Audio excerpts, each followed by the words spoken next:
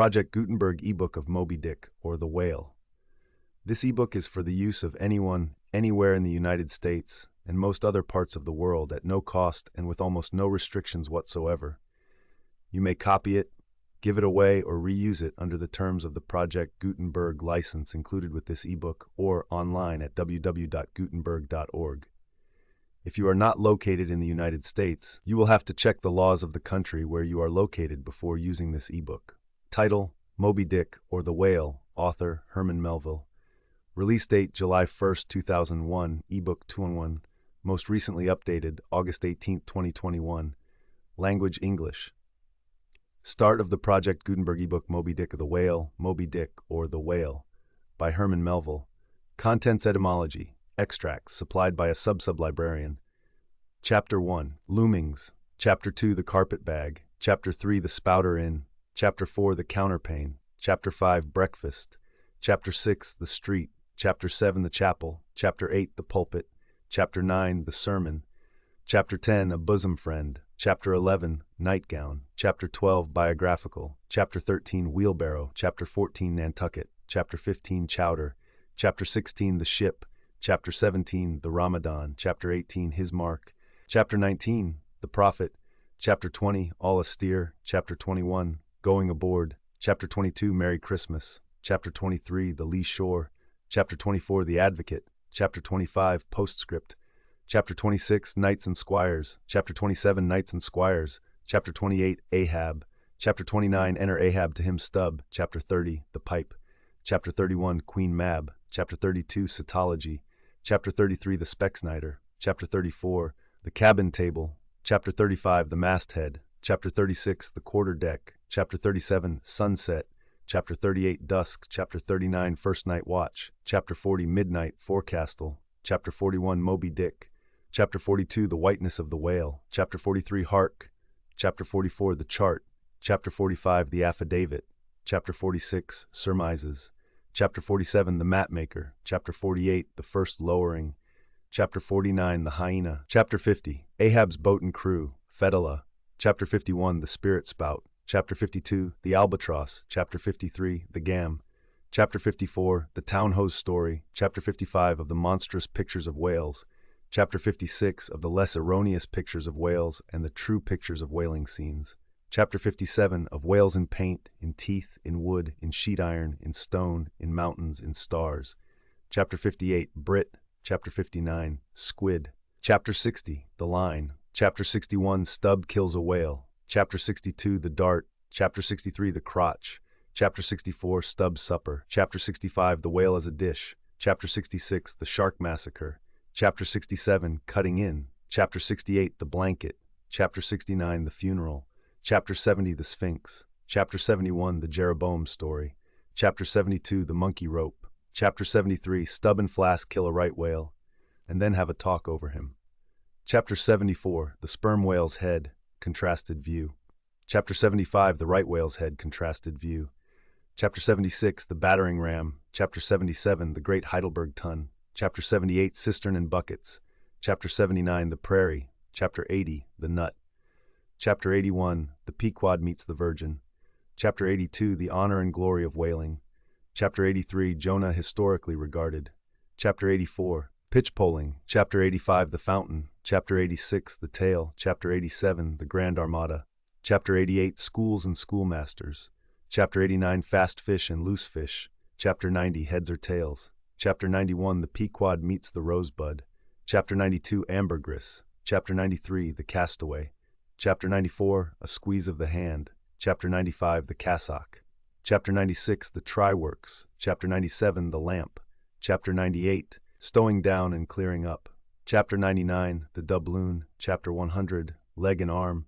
Chapter 101: The Decanter. Chapter 102: A Bower in the Arsacides. Chapter 103: Measurement of the Whale's Skeleton.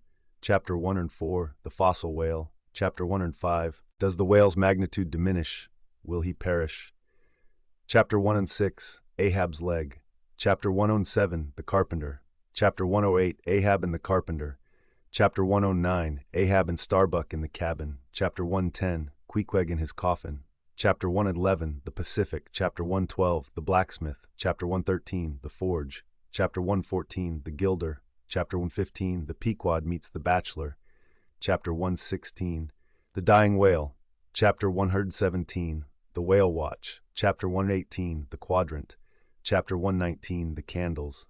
Chapter 120, the deck towards the end of the first night watch. Chapter 121, midnight, the forecastle bulwarks. Chapter 122, midnight aloft, thunder and lightning. Chapter 123, the musket. Chapter 124, the needle. Chapter 125, the log and line. Chapter 126, the life buoy. Chapter 127, the deck. Chapter 128, the Pequod meets the Rachel. Chapter 129, the cabin. Chapter 130, the hat.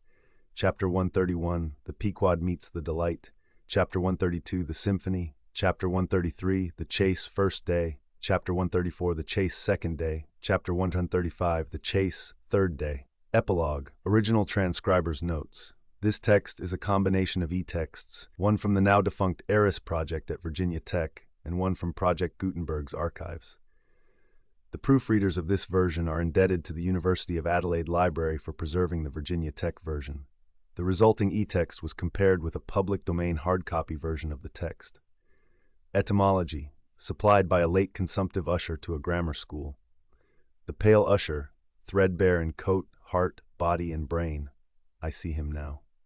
He was ever dusting his old lexicons and grammars with a queer handkerchief, mockingly embellished with all the gay flags of all the known nations of the world. He loved to dust his old grammars. It somehow mildly reminded him of his mortality. While you take in hand to school others, and to teach them by what name a whalefish is to be called in our tongue, leaving out, through ignorance, the letter H, which almost alone maketh up the signification of the word, you deliver that which is not true. Hakluyt. Whale, Stwindan. This animal is named from roundness or rolling, for in Dan, vault is arched or vaulted. Webster's Dictionary. Whale, it is more immediately from the dudut and jer wallen, as walwian, to roll, to wallow. Richardson's Dictionary. Hu, Hebrew, kitos, Greek. Cetus, Latin, wall, Anglo-Saxon. Vault, Danish. Wall, Dutch, Swedish. Velour, Icelandic. Whale, English. Baleine, French. Balena, Spanish. Pequi nui, Fege, Pehe, Aromongoan. Extracts. Supplied by a sub-librarian. It will be seen that this mere painstaking burrower and grubworm of a poor devil of a sub appears to have gone through the long Vaticans and street stalls of the earth, picking up whatever random allusions to whales he could anyways find in any book whatsoever, sacred or profane. Therefore you must not, in every case at least, take the higgledy-piggledy whale statements, however authentic, in these extracts for veritable gospel cetology. Far from it. As touching the ancient authors generally, as well as the poets here appearing, these extracts are solely valuable or entertaining, as affording a glancing bird's-eye view of what has been promiscuously said, thought, fancied, and sung of Leviathan by many nations and generations, including our own. So fare thee well, poor devil of a sub, whose commentator I am. Thou belongest to that hopeless, sallow tribe which no wine of this world will ever warm, and for whom even pale sherry would be too rosy strong, but with whom one sometimes loves to sit and feel poor devilish too, and grow convivial upon tears, and say to them bluntly, with full eyes and empty glasses, and in not altogether unpleasant sadness, give it up, subs, for by how much the more pains ye take to please the world, by so much the more shall ye forever go thankless. Would that I could clear out Hampton Court and the Tuileries for ye, but gulp down your tears and hie aloft to the royal mast with your hearts, for your friends who have gone before are clearing out the 7-storied heavens and making refugees of long-pampered Gabriel, Michael, and Raphael against your coming. Here ye strike but splintered hearts together. There ye shall strike unsplinterable glasses. Extracts. And God created great whales. Genesis. Leviathan maketh a path to shine after him. One would think the deep to be hoary. Job.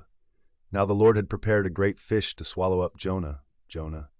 There go the ships, there is that Leviathan whom thou hast made to play therein. Psalms. In that day the Lord with his sore and great and strong sword shall punish Leviathan the piercing serpent, even Leviathan that crooked serpent, and he shall slay the dragon that is in the sea.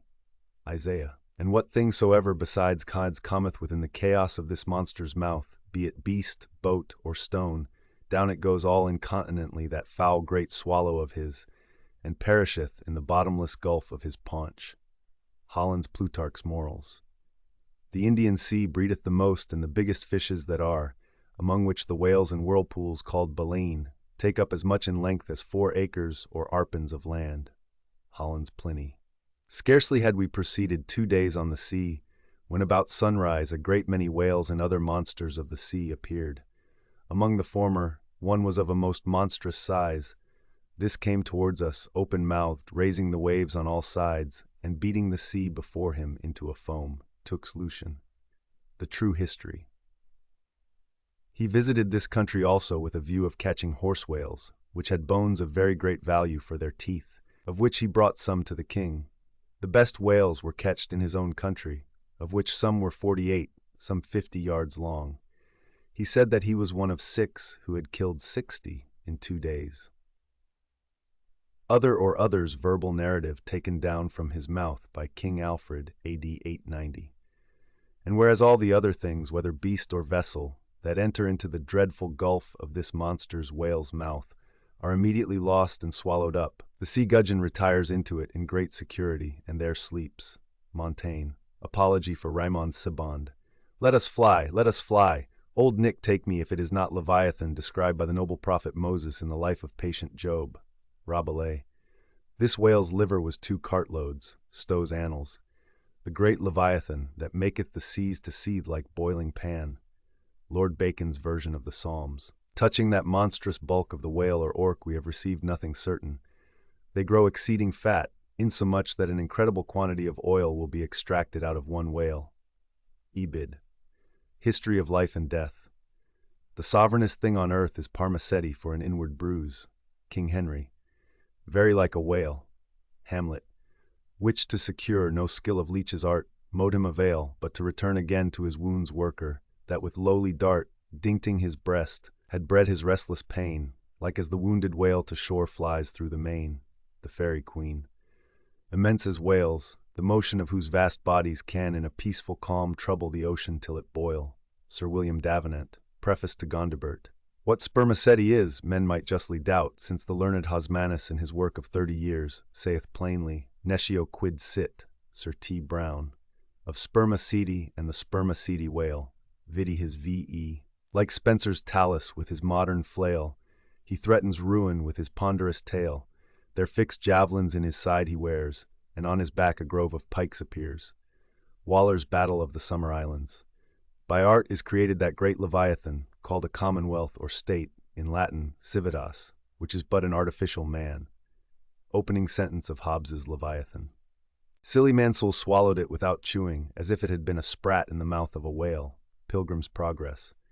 That sea beast Leviathan, which God of all his works created hugest that swim the ocean stream, Paradise Lost. There Leviathan, hugest of living creatures, in the deep, stretched like a promontory sleeps or swims, and seems a moving land, and at his gills draws in, and at his breath spouts out a sea. Ebid. The mighty whales which swim in a sea of water, and have a sea of oil swimming in them. Fuller's Profane and Holy State. So close behind some promontory lie the huge Leviathan to attend their prey, and give no chance but swallow in the fry which through their gaping jaws mistake the way. Dryden's Annus Mirabilis. While the whale is floating at the stern of the ship, they cut off his head and tow it with a boat as near the shore as it will come, but it will be aground in 12 or 13 feet water.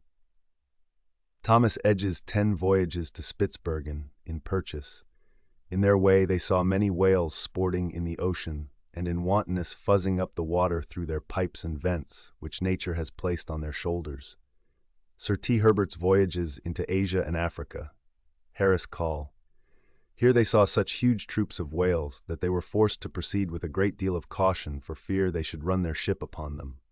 Schouten's 6th Circumnavigation. We set sail from the Elbe, wind NE in the ship called the Jonas in the Whale. Some say the whale can't open his mouth, but that is a fable.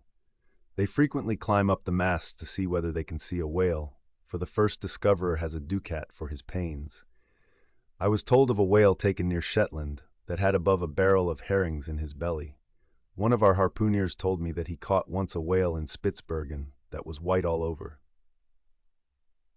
A Voyage to Greenland, A.D. 1671. Harris Call.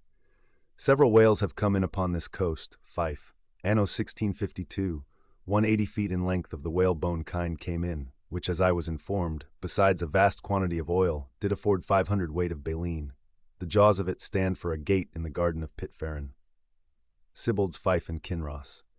Myself have agreed to try whether I can master and kill this spermaceti whale, for I could never hear of any of that sort that was killed by any man, such as his fierceness and swiftness. Richard Strafford's Letter from the Bermudas. Phil Trans, A.D. 1668. Whales in the sea, God's voice obey, N.E. Primer. We saw also abundance of large whales, there being more in those southern seas, as I may say, by 100 to 1, than we have to the northward of us. Captain Cowley's Voyage round the Globe, A.D. 1729. And the breath of the whale is frequently attended with such an insupportable smell as to bring on a disorder of the brain. Ulloa's South America. To 50 chosen sylphs of special note, we trust the important charge, the petticoat. Oft have we known that sevenfold fence to fail, though stuffed with hoops and armed with ribs of whale, rape of the lock. If we compare land animals in respect to magnitude, with those that take up their abode in the deep, we shall find they will appear contemptible in the comparison. The whale is doubtless the largest animal in creation. Goldsmith, Nat. Hist. If you should write a fable for little fishes, you would make them speak like great whales. Goldsmith to Johnson. In the afternoon we saw what was supposed to be a rock, but it was found to be a dead whale, which some Asiatics had killed, and were then towing ashore. They seemed to endeavor to conceal themselves behind the whale, in order to avoid being seen by us. Cook's Voyages. The larger whales, they seldom venture to attack. They stand in so great dread of some of them, that when out at sea they are afraid to mention even their names, and carry dung, limestone, juniper wood, and some other articles of the same nature in their boats, in order to terrify and prevent their too near approach. Uno von Troil's letters on Banks's and Solander's voyage to Iceland in 1772. The spermaceti whale found by the Nantuckois is an active, fierce animal, and requires vast address and boldness in the fishermen. Thomas Jefferson's Whale Memorial to the French Minister in 1778. And pray, sir, what in the world is equal to it? Edmund Burke's reference in Parliament to the Nantucket whale fishery. Spain, a great whale stranded on the shores of Europe. Edmund Burke. Somewhere. A 10th branch of the King's ordinary revenue, said to be grounded on the consideration of his guarding and protecting the seas from pirates and robbers, is the right to royal fish, which are whale and sturgeon. And these, when either thrown ashore or caught near the coast, are the property of the king. Blackstone. Soon to the sport of death the crews repair. Rodmond unerring o'er his head suspends the barbed steel, and every turn attends. Falconer's Shipwreck. Bright shone the roofs, the domes, the spires, and rockets blew self-driven, to hang their momentary fire around the vault of heaven. So fire with water to compare, the ocean serves on high, upspouted by a whale in air, to express unwieldy joy. Cowper on the Queen's visit to London. 10 or 15 gallons of blood are thrown out of the heart at a stroke, with immense velocity. John Hunter's account of the dissection of a whale, a small-sized one. The aorta of a whale is larger in the bore than the main pipe of the waterworks at London Bridge, and the water roaring in its passage through that pipe is inferior in impetus and velocity to the blood gushing from the whale's heart. Paley's Theology. The whale is a mammiferous animal without hind feet. Baron Cuvier. In 40 degrees south, we saw spermaceti whales, but did not take any till the 1st of May, the sea being then covered with them. Colnett's voyage for the purpose of extending the spermaceti whale fishery. In the free element beneath me swam, floundered and dived, in play, in chase, in battle, fishes of every color, form, and kind, which language cannot paint and mariner had never seen, from dread Leviathan, to insect millions peopling every wave, gathered in shoals immense like floating islands, led by mysterious instincts through that waste and trackless region, though on every side assaulted by voracious enemies, Whales, sharks, and monsters, armed in front or jaw, with swords, saws, spiral horns, or hooked fangs. Montgomery's World Before the Flood. Io, Peon Io sing, to the finny people's king, not a mightier whale than this in the vast Atlantic is, not a fatter fish than he, flounders round the polar sea. Charles Lamb's Triumph of the Whale. In the year 1690, some persons were on a high hill observing the whales spouting and sporting with each other, when one observed, there, pointing to the sea, is a green pasture where our children's grandchildren will go for bread. Obed Macy's History of Nantucket.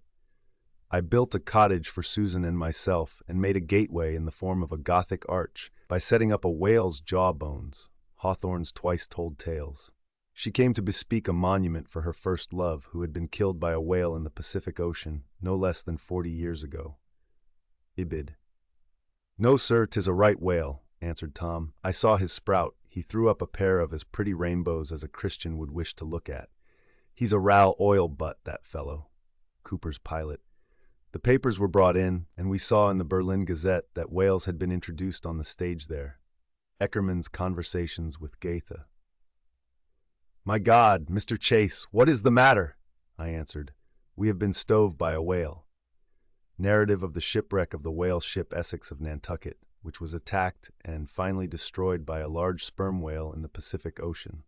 By Owen Chase of Nantucket, first mate of said vessel.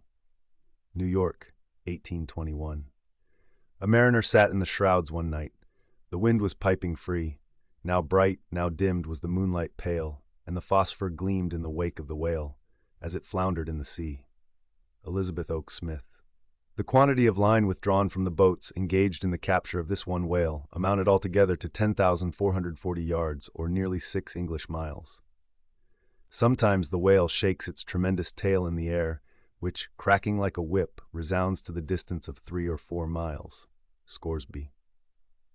Mad with the agonies he endures from these fresh attacks, the infuriated sperm whale rolls over and over.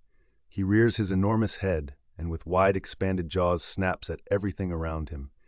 He rushes at the boats with his head. They are propelled before him with vast swiftness, and sometimes utterly destroyed.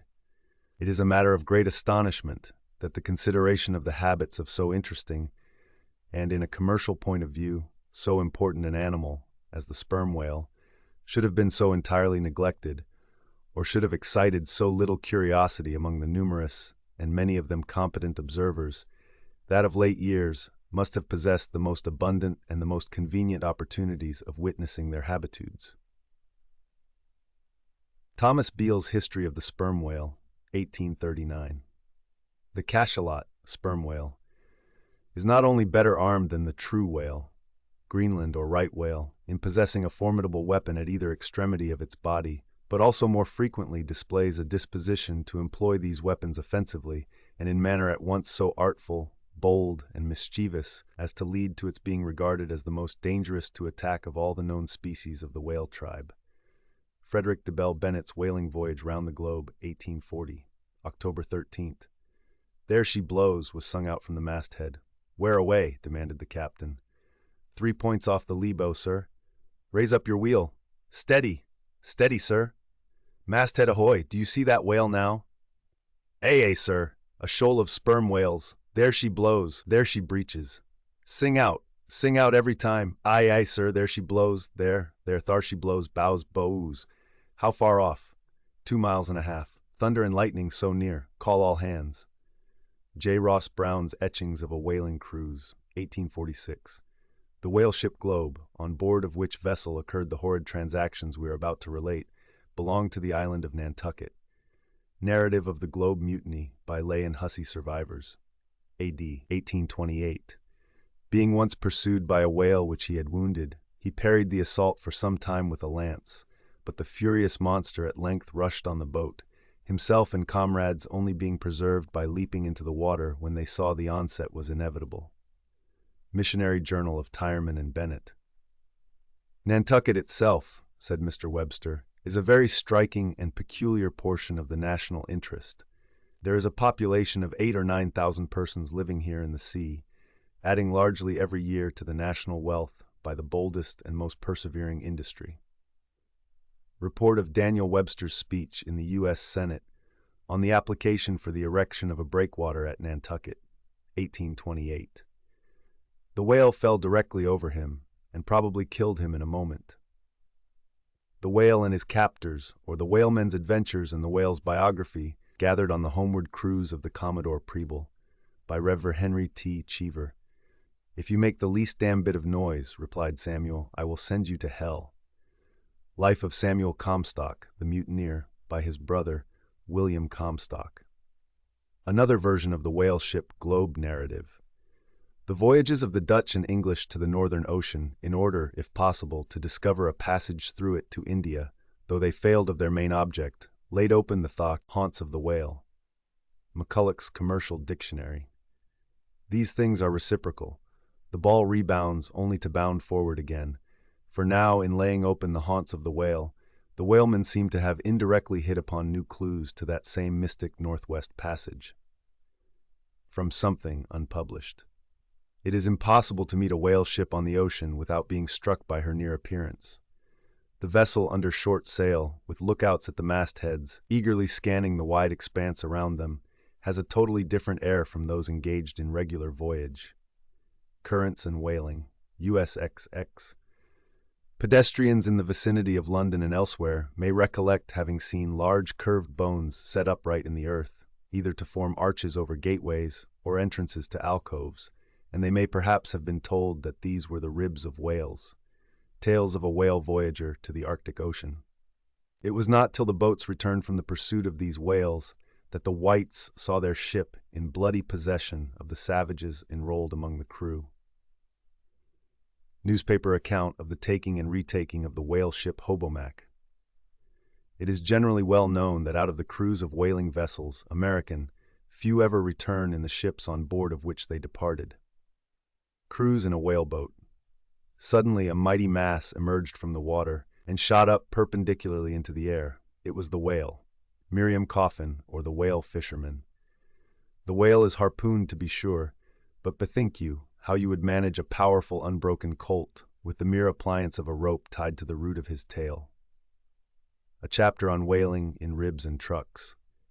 On one occasion I saw two of these monsters, whales, probably male and female, slowly swimming, one after the other, within less than a stone's throw of the shore, Terra del Fuego, over which the beech tree extended its branches. Darwin's Voyage of a Naturalist. Stern all, exclaimed the mate, as upon turning his head, he saw the distended jaws of a large sperm whale close to the head of the boat, threatening it with instant destruction. Stern all, for your lives. Wharton the Whale Killer. So be cheery, my lads, let your hearts never fail, while the bold harpooner is striking the whale. Nantucket Song. Oh, the rare old whale, mid storm and gale, in his ocean home will be a giant in might where might is right, and king of the boundless sea. Whale Song. Chapter 1. Loomings. Call me Ishmael. Some years ago, never mind how long precisely, having little or no money in my purse, and nothing particular to interest me on shore, I thought I would sail about a little and see the watery part of the world. It is a way I have of driving off the spleen and regulating the circulation. Whenever I find myself growing grim about the mouth, whenever it is a damp, drizzly November in my soul, whenever I find myself involuntarily pausing before coffin warehouses and bringing up the rear of every funeral I meet, and especially whenever my hypos get such an upper hand of me that it requires a strong moral principle to prevent me from deliberately stepping into the street and methodically knocking people's hats off, then I account it high time to get to sea as soon as I can. This is my substitute for pistol and ball. With a philosophical flourish, Cato throws himself upon his sword. I quietly take to the ship. There is nothing surprising in this. If they but knew it, almost all men in their degree, some time or other, cherish very nearly the same feelings towards the ocean with me. There now is your insular city of the Manhattoes, belted round by wharves as Indian Isles by coral reefs. Commerce surrounds it with her surf. Right and left, the streets take you waterward. Its extreme downtown is the Battery, where that noble mole is washed by waves and cooled by breezes, which a few hours previous were out of sight of land. Look at the crowds of water-gazers there. Circumambulate, the city of a dreamy Sabbath afternoon. Go from Corlear's Hook to Coenties Slip, and from thence by Whitehall northward. What do you see? Posted like silent sentinels all around the town, stand thousands upon thousands of mortal men fixed in ocean reveries, some leaning against the spiles, some seated upon the pier heads, some looking over the bulwarks of ships from China, some high aloft in the rigging, as if striving to get a still better seaward peep. But these are all landsmen, of weak days pent up in lath and plaster, tied to counters, nailed to benches, clinched to desks. How then is this? Are the green fields gone? What do they hear? But look, here come more crowds, pacing straight for the water and seemingly bound for a dive. Strange, nothing will content them but the extremest limit of the land. Loitering under the shady lee of yonder warehouses will not suffice. No, they must get just as nigh the water as they possibly can without falling in. And there they stand, miles of them, leagues. Inlanders all, they come from lanes and alleys, streets and avenues, north, east, south, and west. Yet here they all unite. Tell me, does the magnetic virtue of the needles of the compasses of all those ships attract them thither? Once more, say you are in the country, in some high land of lakes. Take almost any path you please, and 10 to 1 it carries you down in a dale, and leaves you there by a pool in the stream. There is magic in it. Let the most absent-minded of men be plunged in his deepest reveries. Stand that man on his legs, set his feet a-going, and he will infallibly lead you to water, if water there be in all that region.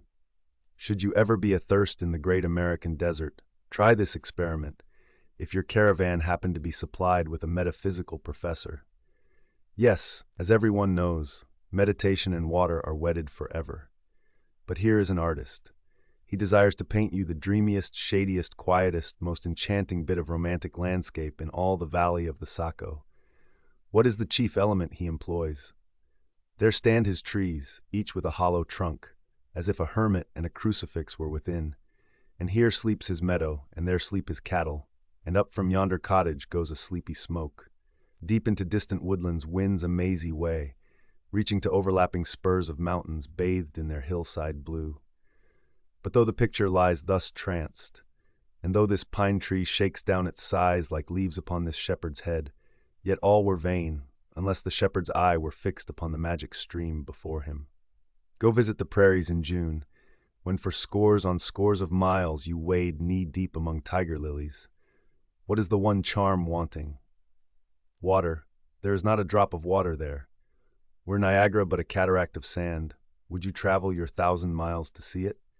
Why did the poor poet of Tennessee, upon suddenly receiving 2 handfuls of silver, deliberate whether to buy him a coat, which he sadly needed, or invest his money in a pedestrian trip to Rockaway Beach? Why is almost every robust, healthy boy with a robust, healthy soul in him, at some time or other, crazy to go to sea?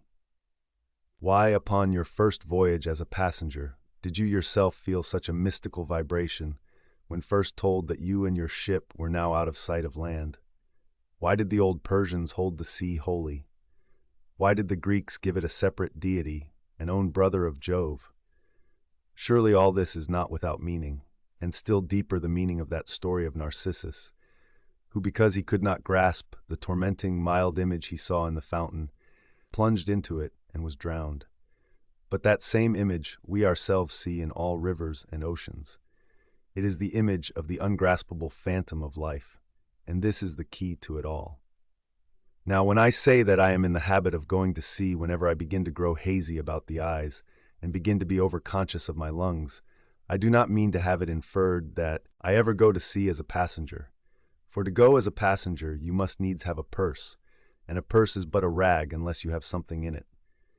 Besides, passengers get seasick, grow quarrelsome, don't sleep of nights, do not enjoy themselves much, as a general thing.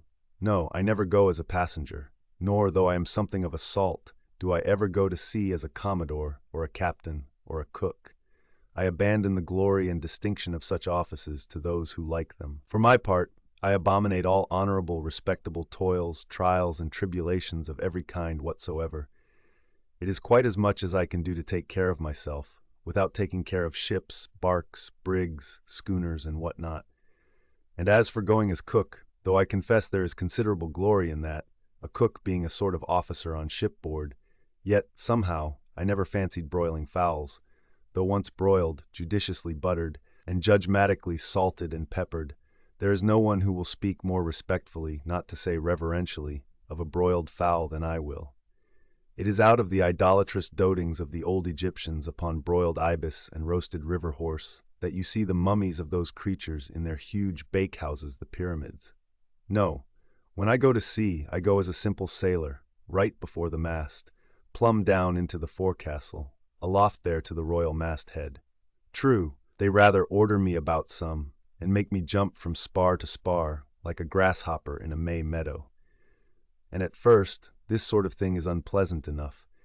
It touches one's sense of honor, particularly if you come of an old established family in the land, the Van Rensselaers, or Randolphs, or Hardicanutes. And more than all, if just previous to putting your hand into the tar pot, you have been lording it as a country schoolmaster, making the tallest boys stand in awe of you. The transition is a keen one, I assure you, from a schoolmaster to a sailor, and requires a strong decoction of Seneca and the Stoics to enable you to grin and bear it. But even this wears off in time. What of it if some old hunks of a sea captain orders me to get a broom and sweep down the decks? What does that indignity amount to, weighed, in the scales of the New Testament? Do you think the Archangel Gabriel thinks anything the less of me because I promptly and respectfully obey that old hunks in that particular instance? Who ain't a slave? Tell me that. Well then, however the old sea captains may order me about, however they may thump and punch me about, I have the satisfaction of knowing that it is all right, that everybody else is one way or other served in much the same way, either in a physical or metaphysical point of view, that is. And so the universal thump is passed round, and all hands should rub each other's shoulder blades and be content. Again, I always go to sea as a sailor, because they make a point of paying me for my trouble, whereas they never pay passengers a single penny that I ever heard of.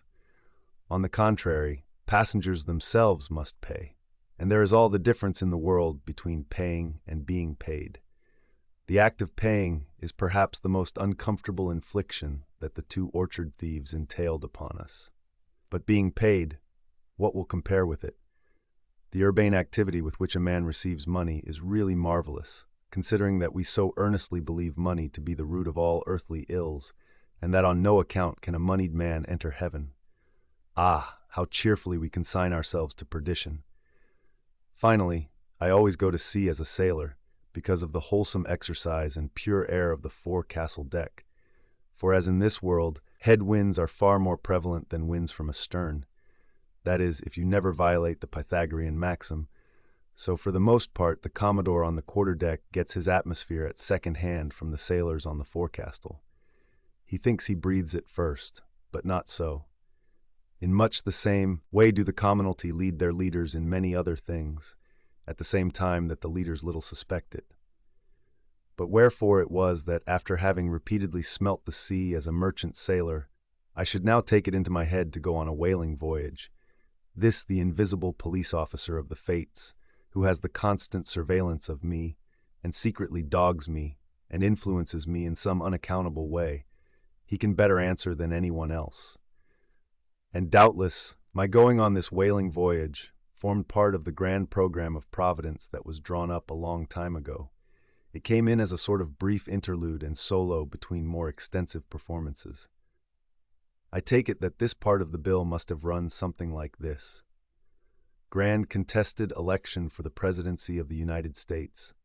Whaling voyage by one Ishmael. Bloody battle in Afghanistan. Though I cannot tell why it was exactly that those stage managers, the fates, put me down for this shabby part of a whaling voyage, when others were set down for magnificent parts in high tragedies, and short and easy parts in genteel comedies, and jolly parts in farces. Though I cannot tell why this was exactly. Yet, now that I recall all the circumstances, I think I can see a little into the springs and motives which, being cunningly presented to me under various disguises, induced me to set about performing the part I did, besides cajoling me into the delusion that it was a choice resulting from my own unbiased free will and discriminating judgment. Chief among these motives was the overwhelming idea of the great whale himself. Such a portentous and mysterious monster roused all my curiosity. Then the wild and distant seas where he rolled his island bulk, the undeliverable, nameless perils of the whale.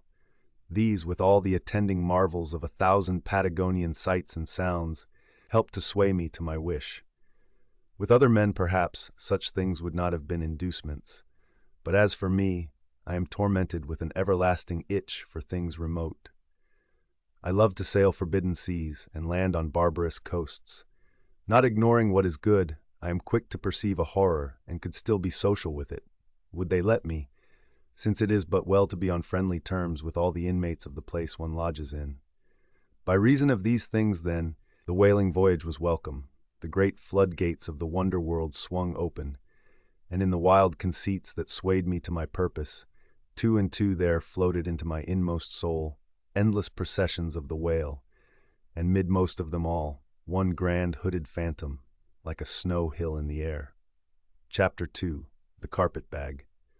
I stuffed a shirt or two into my old carpet bag, tucked it under my arm, and started for Cape Horn in the Pacific. Quitting the good city of Old Manhattan, I duly arrived in New Bedford. It was a Saturday night in December. Much was I disappointed upon learning that the little packet for Nantucket had already sailed, and that no way of reaching that place would offer till the following Monday. As most young candidates for the pains and penalties of whaling stop at this same New Bedford, thence to embark on their voyage, it may as well be related that I, for one, had no idea of so doing. For my mind was made up to sail in no other than a Nantucket craft, because there was a fine, boisterous something about everything connected with that famous old island, which amazingly pleased me. Besides, though New Bedford has of late been gradually monopolizing the business of whaling, and though in this matter poor old Nantucket is now much behind her, yet Nantucket was her great original, the Tyre of this Carthage, the place where the first dead American whale was stranded. Where else but from Nantucket did those aboriginal whalemen, the red men, first sally out in canoes to give chase to the Leviathan? And where but from Nantucket, too, did that first adventurous little sloop put forth, partly laden with imported cobblestones, so goes the story, to throw at the whales, in order to discover when they were nigh enough to risk a harpoon from the bowsprit?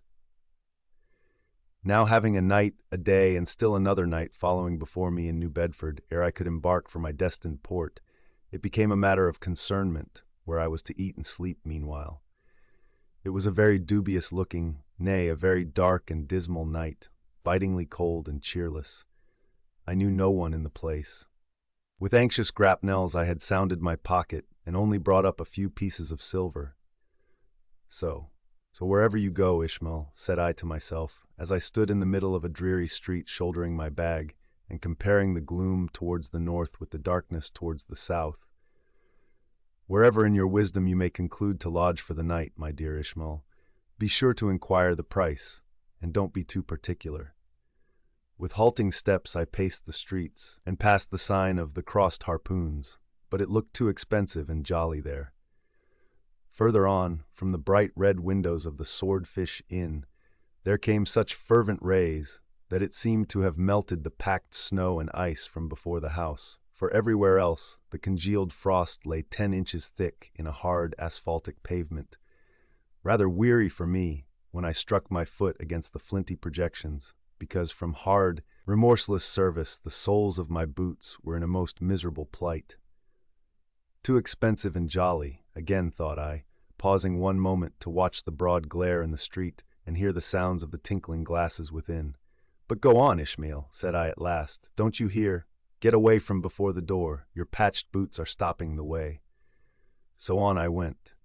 I now by instinct followed the streets that took me waterward, for there, doubtless, were the cheapest, if not the cheeriest inns. Such dreary streets, blocks of blackness, not houses, on either hand, and here and there a candle, like a candle moving about in a tomb. At this hour of the night, of the last day of the week, that quarter of the town proved all but deserted.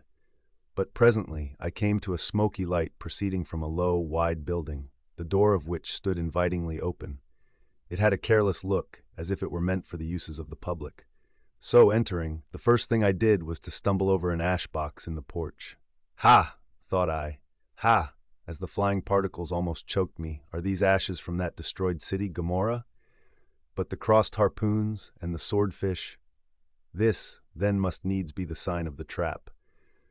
However, I picked myself up and, hearing a loud voice within, pushed on and opened a second, interior door.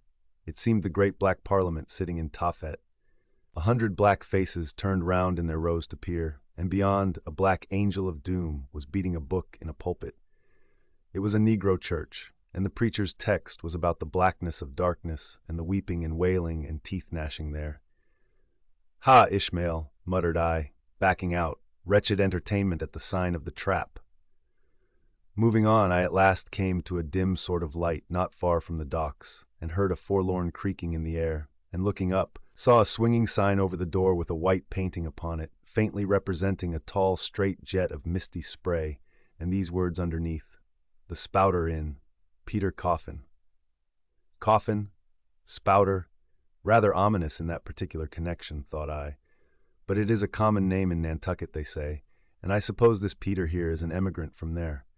As the light looked so dim, and the place for the time looked quiet enough, and the dilapidated little wooden house itself looked as if it might have been carted here from the ruins of some burnt district, and as the swinging sign had a poverty-stricken sort of creak to it, I thought that here was the very spot for cheap lodgings and the best of pea coffee. It was a queer sort of place, a gable-ended old house, one side palsied as it were, and leaning over sadly. It stood on a sharp, bleak corner, where that tempestuous wind Euroclydon kept up a worse howling than ever it did about poor Paul's tossed craft. Euroclydon, nevertheless, is a mighty pleasant zephyr to anyone indoors, with his feet on the hob, quietly toasting for bed. In judging of that tempestuous wind called Euroclydon, says an old writer, of whose works I possess the only copy extant, it maketh a marvelous difference, whether thou lookest out at it from a glass window, where the frost is all on the outside, or whether thou observest it from that sashless window, where the frost is on both sides, and of which the white death is the only glazier. True enough, thought I, as this passage occurred to my mind. Old black letter, thou reasonest well. Yes, these eyes are windows, and this body of mine is the house. What a pity they didn't stop up the chinks and the crannies, though, and thrust in a little lint here and there. But it's too late to make any improvements now. The universe is finished, the copestone is on, and the chips were carted off 1,000,000 years ago. Poor Lazarus there, chattering his teeth against the curbstone for his pillow, and shaking off his tatters with his shiverings. He might plug up both ears with rags, and put a corn cob into his mouth, and yet that would not keep out the tempestuous Euroclydon. Euroclydon, says old Dives in his red silken wrapper. He had a redder one afterwards. Pooh, pooh, what a fine frosty night, how Orion glitters, what northern lights. Let them talk of their oriental summer climes, of everlasting conservatories. Give me the privilege of making my own summer with my own coals. But what thinks Lazarus? Can he warm his blue hands by holding them up to the grand northern lights? Would not Lazarus rather be in Sumatra than here? Would he not far rather lay him down lengthwise along the line of the equator? Yea, ye gods, go down to the fiery pit itself in order to keep out this frost? Now, that Lazarus should lie stranded there on the curbstone before the door of Dives, this is more wonderful than that an iceberg should be moored to one of the Moluccas. Yet Dives himself, he too lives like a czar in an ice palace made of frozen sighs, and being a president of a temperance society, he only drinks the tepid tears of orphans. But no more of this blubbering now, we are going a-whaling, and there is plenty of that yet to come. Let us scrape the ice from our frosted feet, and see what sort of a place this Spouter may be. Chapter 3. The Spouter Inn. Entering that gable-ended Spouter Inn, you found yourself in a wide, low, straggling entry with old-fashioned wainscots, reminding one of the bulwarks of some condemned old craft. On one side hung a very large oil painting so thoroughly besmoked and every way defaced that in the unequal crosslights by which you viewed it, it was only by diligent study and a series of systematic visits to it, and careful inquiry of the neighbors, that you could anyway arrive at an understanding of its purpose. Such unaccountable masses of shades and shadows that at first you almost thought some ambitious young artist, in the time of the New England hags, had endeavored to delineate chaos bewitched. But by dint of much and earnest contemplation and oft-repeated ponderings, and especially by throwing open the little window towards the back of the entry, you at last come to the conclusion that such an idea, however wild, might not be altogether unwarranted. But what most puzzled and confounded you was a long, limber, portentous, black mass of something hovering in the center of the picture over three blue, dim, perpendicular lines floating in a nameless yeast. A boggy, soggy, squitchy picture truly, enough to drive a nervous man distracted. Yet was there a sort of indefinite, half-attained, unimaginable sublimity about it that fairly froze you to it, till you involuntarily took an oath with yourself to find out what that marvelous painting meant. Ever and anon a bright but alas deceptive idea would dart you through. It's the Black Sea in a midnight gale. It's the unnatural combat of the four primal elements. It's a blasted heath. It's a Hyperborean winter scene. It's the breaking up of the ice-bound stream of time.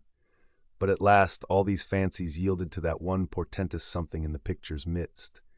That once found out, and all the rest were plain. But stop, does it not bear a faint resemblance to a gigantic fish, even the great Leviathan himself? In fact, the artist's design seemed this: a final theory of my own, partly based upon the aggregated opinions of many aged persons with whom I conversed upon the subject. The picture represents a Cape Horner in a great hurricane, the half-foundered ship weltering there with its three dismantled masts alone visible, and an exasperated whale, purposing to spring clean over the craft, is in the enormous act of impaling himself upon the three mastheads. The opposite wall of this entry was hung all over with a heathenish array of monstrous clubs and spears. Some were thickly set with glittering teeth resembling ivory saws. Others were tufted with knots of human hair, and one was sickle-shaped, with a vast handle sweeping round like the segment made in the new-mown grass by a long-armed mower. You shuddered as you gazed, and wondered what monstrous cannibal and savage could ever have gone a death-harvesting with such a hacking, horrifying implement. Mixed with these were rusty old whaling lances and harpoons all broken and deformed. Some were storied weapons. With this once long lance, now wildly elbowed, 50 years ago did Nathan Swain kill 15 whales between a sunrise and a sunset. And that harpoon, so like a corkscrew now, was flung in Javan seas and run away with by a whale, years afterwards slain off the Cape of Blanco. The original iron entered nigh the tail, and like a restless needle sojourning in the body of a man, traveled full 40 feet, and at last was found embedded in the hump. Crossing this dusky entry, and on through yon low-arched way, cut through what in old times must have been a great central chimney with fireplaces all round, you enter the public room. A still duskier place is this, with such low ponderous beams above, and such old wrinkled planks beneath, that you would almost fancy you trod some old craft's cockpits, especially of such a howling night, when this corner-anchored old ark rocked so furiously. On one side stood a long, low, shelf-like table covered with cracked glass cases, filled with dusty rarities gathered from this wide world's remotest nooks. Projecting from the further angle of the room stands a dark-looking den, the bar, a rude attempt at a right whale's head. Be that how it may, there stands the vast arched bone of the whale's jaw, so wide, a coach might almost drive beneath it. Within are shabby shelves, ranged round with old decanters, bottles, flasks, and in those jaws of swift destruction like another cursed Jonah, by which name indeed they called him, bustles a little withered old man, who for their money dearly sells the sailors deliriums and death. Abominable are the tumblers into which he pours his poison. Though true cylinders within, the villainous green goggling glasses deceitfully tapered downwards to a cheating bottom. Parallel meridians rudely pecked into the glass surround these footpads goblets. Fill to this mark and your charge is but a penny, to this a penny more, and so on to the full glass, the Cape Horn measure, which you may gulp down for a shilling. Upon entering the place I found a number of young seamen gathered about a table, examining by a dim light diverse specimens of scrimshander. I sought the landlord, and telling him I desired to be accommodated with a room, received for answer that his house was full, not a bed unoccupied. But avast, he added, tapping his forehead, you hain't no objections to sharing a harpooner's blanket, have ye? I suppose you are goin' a whalin', so you'd better get used to that sort of thing. I told him that I never liked to sleep two in a bed, that if I should ever do so, it would depend upon who the harpooner might be, and that if he, the landlord, really had no other place for me, and the harpooner was not decidedly objectionable, why rather than wander further about a strange town on so bitter a night, I would put up with the half of any decent man's blanket. I thought so. All right, take a seat. Supper? You want supper? Supper'll be ready directly. I sat down on an old wooden settle, carved all over like a bench on the battery. At one end, a ruminating tar was still further adorning it with his jackknife, stooping over and diligently working away at the space between his legs. He was trying his hand at a ship under full sail, but he didn't make much headway, I thought. At last, some 4 or 5 of us were summoned to our meal in an adjoining room. It was cold as Iceland, no fire at all. The landlord said he couldn't afford it. Nothing but 2 dismal tallow candles, each in a winding sheet. We were fain to button up our monkey jackets and hold to our lips cups of scalding tea with our half-frozen fingers. But the fare was of the most substantial kind, not only meat and potatoes, but dumplings. Good heavens, dumplings for supper. One young fellow in a green box coat addressed himself to these dumplings in a most direful manner. "My boy," said the landlord, "you'll have the nightmare to a dead sartainty." "Landlord," I whispered, "that ain't the harpooner, is it?" "Oh no," said he, looking a sort of diabolically funny. "The harpooner is a dark-complexioned chap. He never eats dumplings, he don't. He eats nothing but steaks, and he likes 'em rare." "The devil he does," says I. "Where is that harpooner? Is he here?" "He'll be here afore long," was the answer. I could not help it, but I began to feel suspicious of this dark-complexioned harpooner. At any rate, I made up my mind that if it so turned out that we should sleep together, he must undress and get into bed before I did. Supper over, the company went back to the bar-room when, knowing not what else to do with myself, I resolved to spend the rest of the evening as a looker-on. Presently a rioting noise was heard without. Starting up, the landlord cried, "That's the Grampus's crew. I seed her reported in the offing this morning, a 3 years' voyage and a full ship. Hurrah, boys, now we'll have the latest news from the Fijis." A tramping of sea boots was heard in the entry. The door was flung open, and in rolled a wild set of mariners enough. Enveloped in their shaggy watch coats, and with their heads muffled in woolen comforters, all bedarned and ragged, and their beards stiff with icicles, they seemed an eruption of bears from Labrador. They had just landed from their boat, and this was the first house they entered. No wonder, then, that they made a straight wake for the whale's mouth, the bar, when the wrinkled little old Jonah, there officiating, soon poured them out brimmers all round. One complained of a bad cold in his head, upon which Jonah mixed him a pitch-like potion of gin and molasses, which he swore was a sovereign cure for all colds and catarrhs whatsoever, never mind of how long standing, or whether caught off the coast of Labrador or on the weather side of an ice island. The liquor soon mounted into their heads, as it generally does even with the errantist topers newly landed from sea, and they began capering about most obstreperously. I observed, however, that one of them held somewhat aloof, and though he seemed desirous not to spoil the hilarity of his shipmates by his own sober face, yet upon the whole he refrained from making as much noise as the rest. This man interested me at once, and since the sea gods had ordained that he should soon become my shipmate, though but a sleeping partner one, so far as this narrative is concerned, I will here venture upon a little description of him. He stood full 6 feet in height, with noble shoulders, and a chest like a cofferdam. I have seldom seen such brawn in a man. His face was deeply brown and burnt, making his white teeth dazzling by the contrast, while in the deep shadows of his eyes floated some reminiscences that did not seem to give him much joy. His voice at once announced that he was a Southerner, and from his fine stature I thought he must be one of those tall mountaineers from the Alleghanian Ridge in Virginia. When the revelry of his companions had mounted to its height, this man slipped away unobserved, and I saw no more of him till he became my comrade on the sea. In a few minutes, however, he was missed by his shipmates, and being, it seems, for some reason a huge favorite with them, they raised a cry of "Bulkington! Bulkington! Where's Bulkington?" and darted out of the house in pursuit of him. It was now about 9 o'clock, and the room seeming almost supernaturally quiet after these orgies, I began to congratulate myself upon a little plan that had occurred to me just previous to the entrance of the seamen. No man prefers to sleep two in a bed. In fact, you would a good deal rather not sleep with your own brother. I don't know how it is, but people like to be private when they are sleeping. And when it comes to sleeping with an unknown stranger in a strange inn in a strange town, and that stranger a harpooner, then your objections indefinitely multiply. Nor was there any earthly reason why I as a sailor should sleep two in a bed more than anybody else, for sailors no more sleep two in a bed at sea than bachelor kings do ashore. To be sure, they all sleep together in one apartment, but you have your own hammock and cover yourself with your own blanket and sleep in your own skin.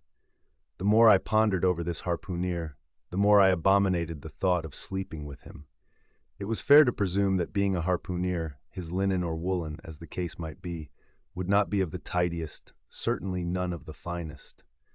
I began to twitch all over. Besides, it was getting late, and my decent harpooner ought to be home and going bedwards. Suppose now he should tumble in upon me at midnight. How could I tell from what vile hole he had been coming? Landlord, I've changed my mind about that harpooner. I shan't sleep with him. I'll try the bench here. Just as you please. I'm sorry I can't spare you a tablecloth for a mattress, and it's a plaguey rough board here, feeling of the knots and notches. But wait a bit, Scrimshander, I've got a carpenter's plane there in the bar. Wait, I say, and I'll make ye snug enough. So saying, he procured the plane, and with his old silk handkerchief, first dusting the bench, vigorously set to planing away at my bed, the while grinning like an ape. The shavings flew right and left, till at last the plain iron came bump against an indestructible knot. The landlord was near spraining his wrist, and I told him for heaven's sake to quit. The bed was soft enough to suit me, and I did not know how all the planing in the world could make eider down of a pine plank. So gathering up the shavings with another grin, and throwing them into the great stove in the middle of the room, he went about his business, and left me in a brown study. I now took the measure of the bench, and found that it was a foot too short, but that could be mended with a chair. But it was a foot too narrow, and the other bench in the room was about 4 inches higher than the planed one, so there was no yoking them. I then placed the first bench lengthwise along the only clear space against the wall, leaving a little interval between for my back to settle down in. But I soon found that there came such a draught of cold air over me from under the sill of the window that this plan would never do at all, especially as another current from the rickety door met the one from the window, and both together formed a series of small whirlwinds in the immediate vicinity of the spot where I had thought to spend the night. The devil fetch that harpooner, thought I, but stop, couldn't I steal a march on him, bolt his door inside, and jump into his bed, not to be wakened by the most violent knockings? It seemed no bad idea, but upon second thoughts I dismissed it. For who could tell but what the next morning, so soon as I popped out of the room, the harpooner might be standing in the entry, all ready to knock me down. Still, looking round me again, and seeing no possible chance of spending a sufferable night unless in some other person's bed, I began to think that after all I might be cherishing unwarrantable prejudices against this unknown harpooner. Thinks I, I'll wait a while. He must be dropping in before long. I'll have a good look at him then, and perhaps we may become jolly good bedfellows after all. There's no telling. But though the other boarders kept coming in by ones, twos, and threes and going to bed, yet no sign of my harpooner. "Landlord," said I, "what sort of a chap is he? Does he always keep such late hours?" It was now hard upon 12 o'clock. The landlord chuckled again with his lean chuckle, and seemed to be mightily tickled at something beyond my comprehension. "No," he answered, "generally he's an early bird, early to bed and early to rise. Yes, he's the bird what catches the worm. But tonight he went out a-peddling, you see, and I don't see what on earth keeps him so late, unless, maybe, he can't sell his head." "Can't sell his head? What sort of a bamboozingly story is this you are telling me?" Getting into a towering rage. "Do you pretend to say, landlord, that this harpooner is actually engaged this blessed Saturday night, or rather Sunday morning, in peddling his head around this town."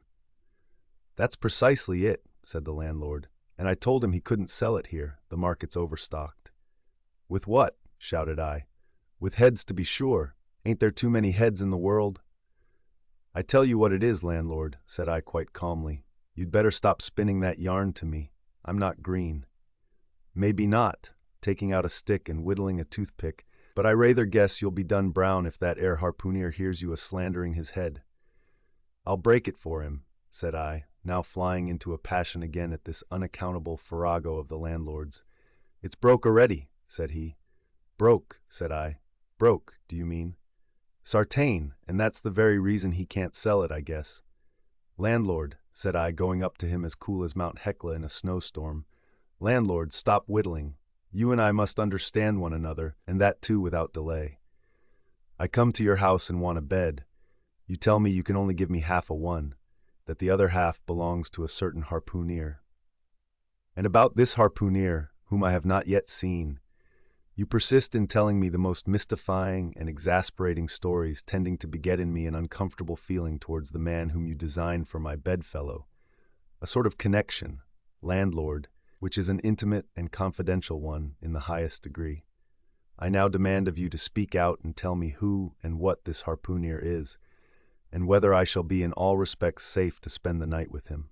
And in the first place, you will be so good as to unsay that story about selling his head, which if true I take to be good evidence that this harpooner is stark mad, and I've no idea of sleeping with a madman.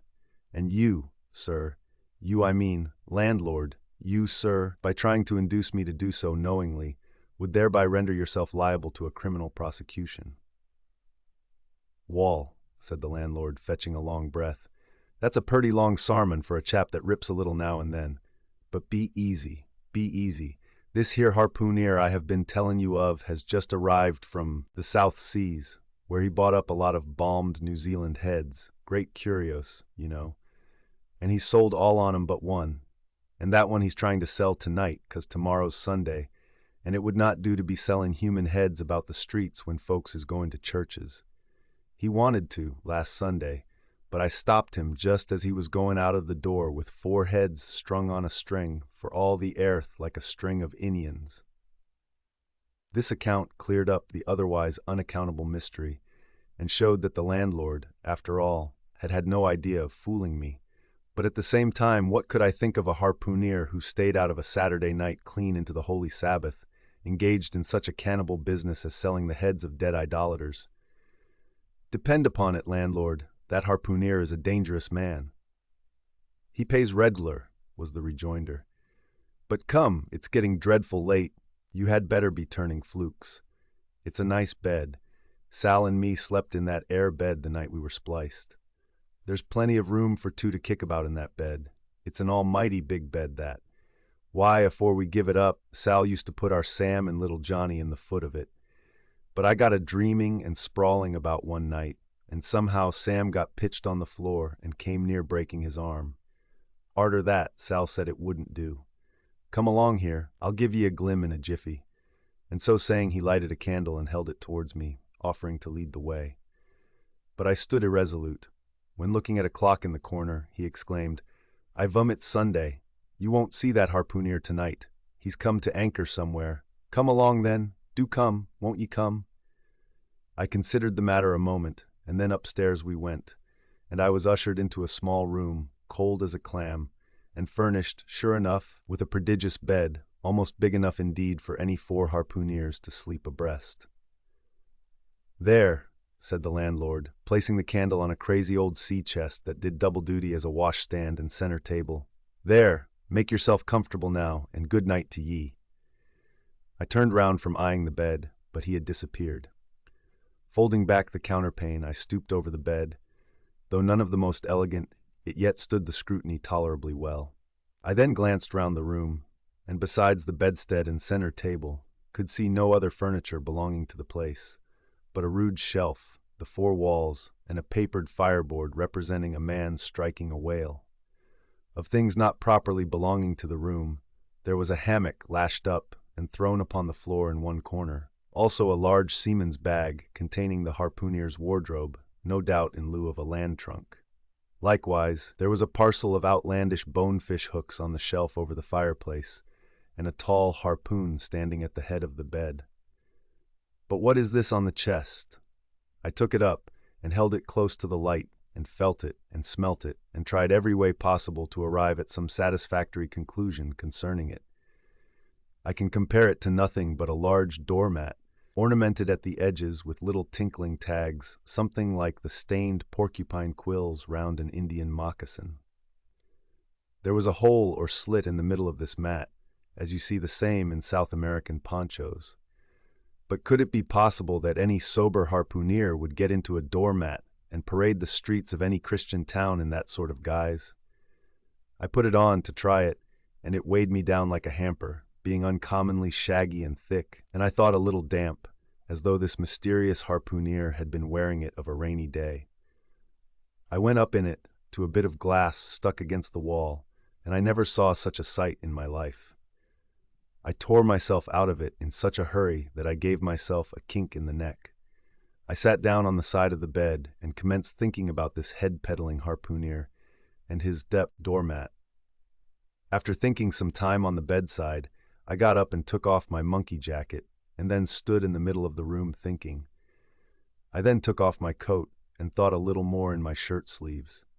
But beginning to feel very cold now, half undressed as I was, and remembering what the landlord said about the harpooneers not coming home at all that night, it being so very late, I made no more ado, but jumped out of my pantaloons and boots, and then, blowing out the light, tumbled into bed, and commended myself to the care of heaven. Whether that mattress was stuffed with corn cobs or broken crockery, there is no telling, but I rolled about a good deal, and could not sleep for a long time. At last I slid off into a light doze, and had pretty nearly made a good offing towards the land of Nod, when I heard a heavy footfall in the passage, and saw a glimmer of light come into the room from under the door. Lord save me, thinks I, that must be the harpooner, the infernal head-peddler. But I lay perfectly still, and resolved not to say a word till spoken to. Holding a light in one hand, and that identical New Zealand head in the other, the stranger entered the room, and without looking towards the bed, placed his candle a good way off from me on the floor in one corner, and then began working away at the knotted cords of the large bag I before spoke of as being in the room. I was all eagerness to see his face, but he kept it averted for some time while employed in unlacing the bag's mouth. This accomplished, however, he turned round, when, good heavens, what a sight! Such a face!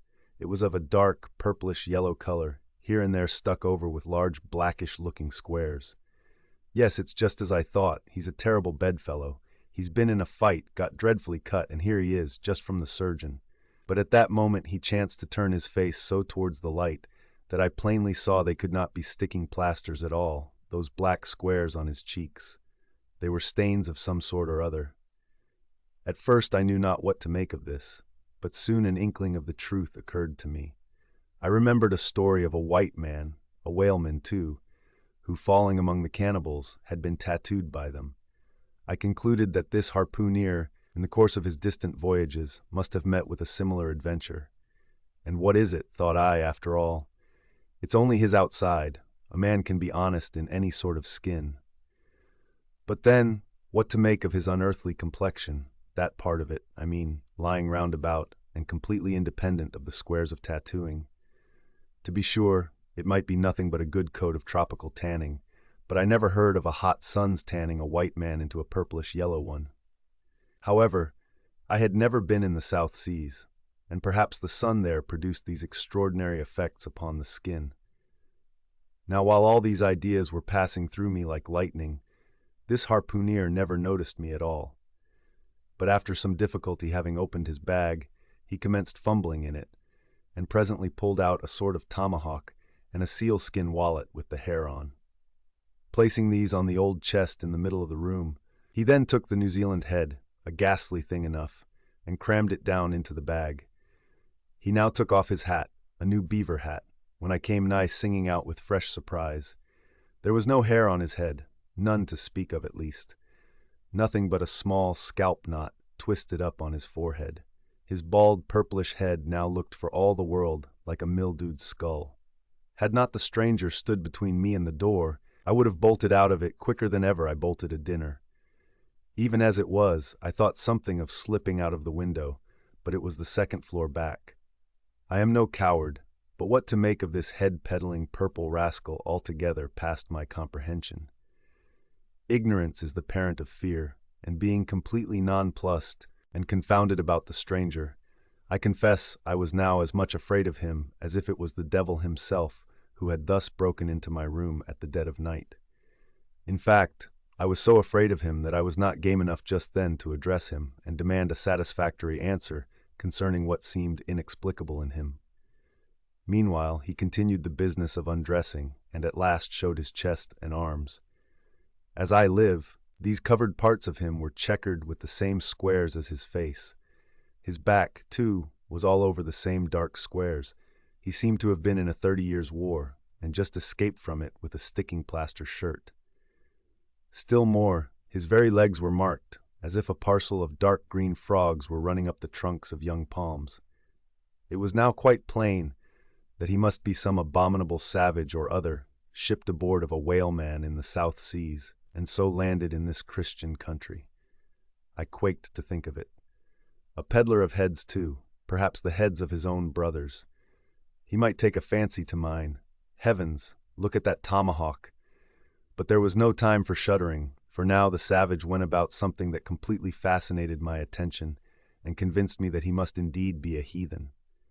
Going to his heavy grego or rapal or dreadnought, which he had previously hung on a chair, he fumbled in the pockets and produced at length a curious little deformed image with a hunch on its back and exactly the color of a 3 days-old Congo baby. Remembering the embalmed head, at first I almost thought that this black mannequin was a real baby preserved in some similar manner. But seeing that it was not at all limber and that it glistened a good deal like polished ebony, I concluded that it must be nothing but a wooden idol, which indeed it proved to be. For now the savage goes up to the empty fireplace and, removing the papered fireboard, sets up this little hunchbacked image like a 10-pin between the andirons. The chimney jambs and all the bricks inside were very sooty, so that I thought this fireplace made a very appropriate little shrine or chapel for his Congo idol. I now screwed my eyes hard towards the half-hidden image, feeling but ill at ease meantime to see what was next to follow. First he takes about a double handful of shavings out of his grego pocket and places them carefully before the idol. Then, laying a bit of ship biscuit on top and applying the flame from the lamp, he kindled the shavings into a sacrificial blaze. Presently, after many hasty snatches into the fire, and still hastier withdrawals of his fingers, whereby he seemed to be scorching them badly, he at last succeeded in drawing out the biscuit. Then, blowing off the heat and ashes a little, he made a polite offer of it to the little negro. But the little devil did not seem to fancy such dry sort of fare at all. He never moved his lips.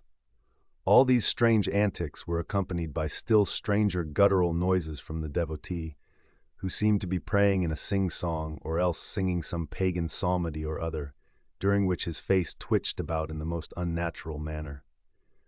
At last, extinguishing the fire, he took the idol up very unceremoniously and bagged it again in his grego pocket as carelessly as if he were a sportsman bagging a dead woodcock.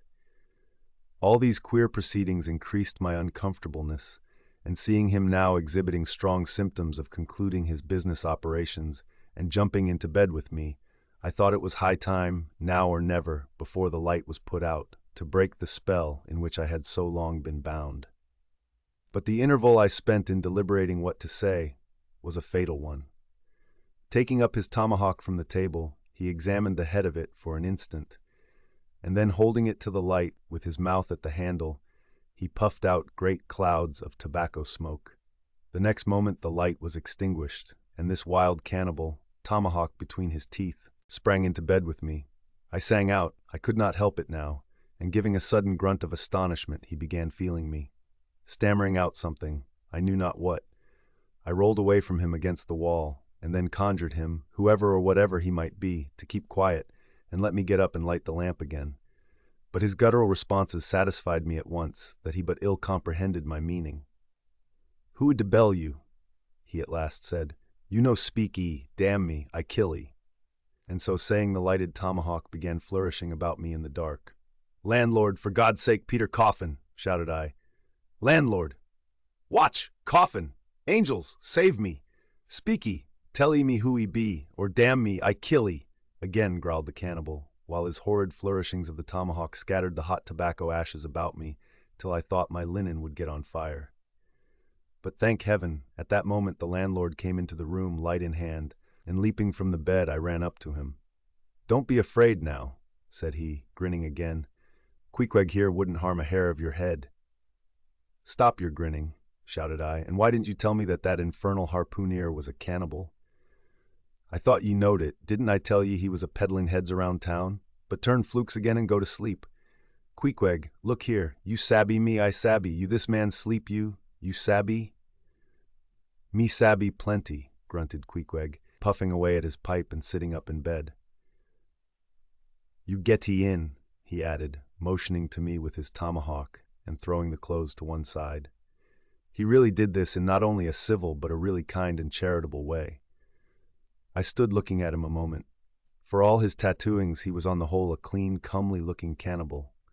"What's all this fuss I have been making about?" thought I to myself. "The man's a human being just as I am. He has just as much reason to fear me as I have to be afraid of him. Better sleep with a sober cannibal than a drunken Christian." "Landlord," said I, "tell him to stash his tomahawk there, or pipe, or whatever you call it. Tell him to stop smoking, in short, and I will turn in with him. But I don't fancy having a man smoking in bed with me. It's dangerous. Besides, I ain't insured." This being told to Queequeg, he at once complied, and again politely motioned me to get into bed, rolling over to one side as much as to say, "I won't touch a leg of ye." "Good night, landlord," said I. "You may go." I turned in, and never slept better in my life. Chapter 4. The Counterpane. Upon waking next morning about daylight, I found Queequeg's arm thrown over me in the most loving and affectionate manner. You had almost thought I had been his wife. The counterpane was of patchwork, full of odd little parti-colored squares and triangles, and this arm of his tattooed all over, with an interminable Cretan labyrinth of a figure, no two parts of which were of one precise shade, owing, I suppose, to his keeping his arm at sea unmethodically in sun and shade, his shirt sleeves irregularly rolled up at various times. This same arm of his, I say, looked for all the world like a strip of that same patchwork quilt. Indeed, partly lying on it, as the arm did when I first awoke, I could hardly tell it from the quilt, they so blended their hues together, and it was only by the sense of weight and pressure that I could tell that Queequeg was hugging me. My sensations were strange. Let me try to explain them. When I was a child, I well remember a somewhat similar circumstance that befell me. Whether it was a reality or a dream, I never could entirely settle. The circumstance was this. I had been cutting up some caper or other.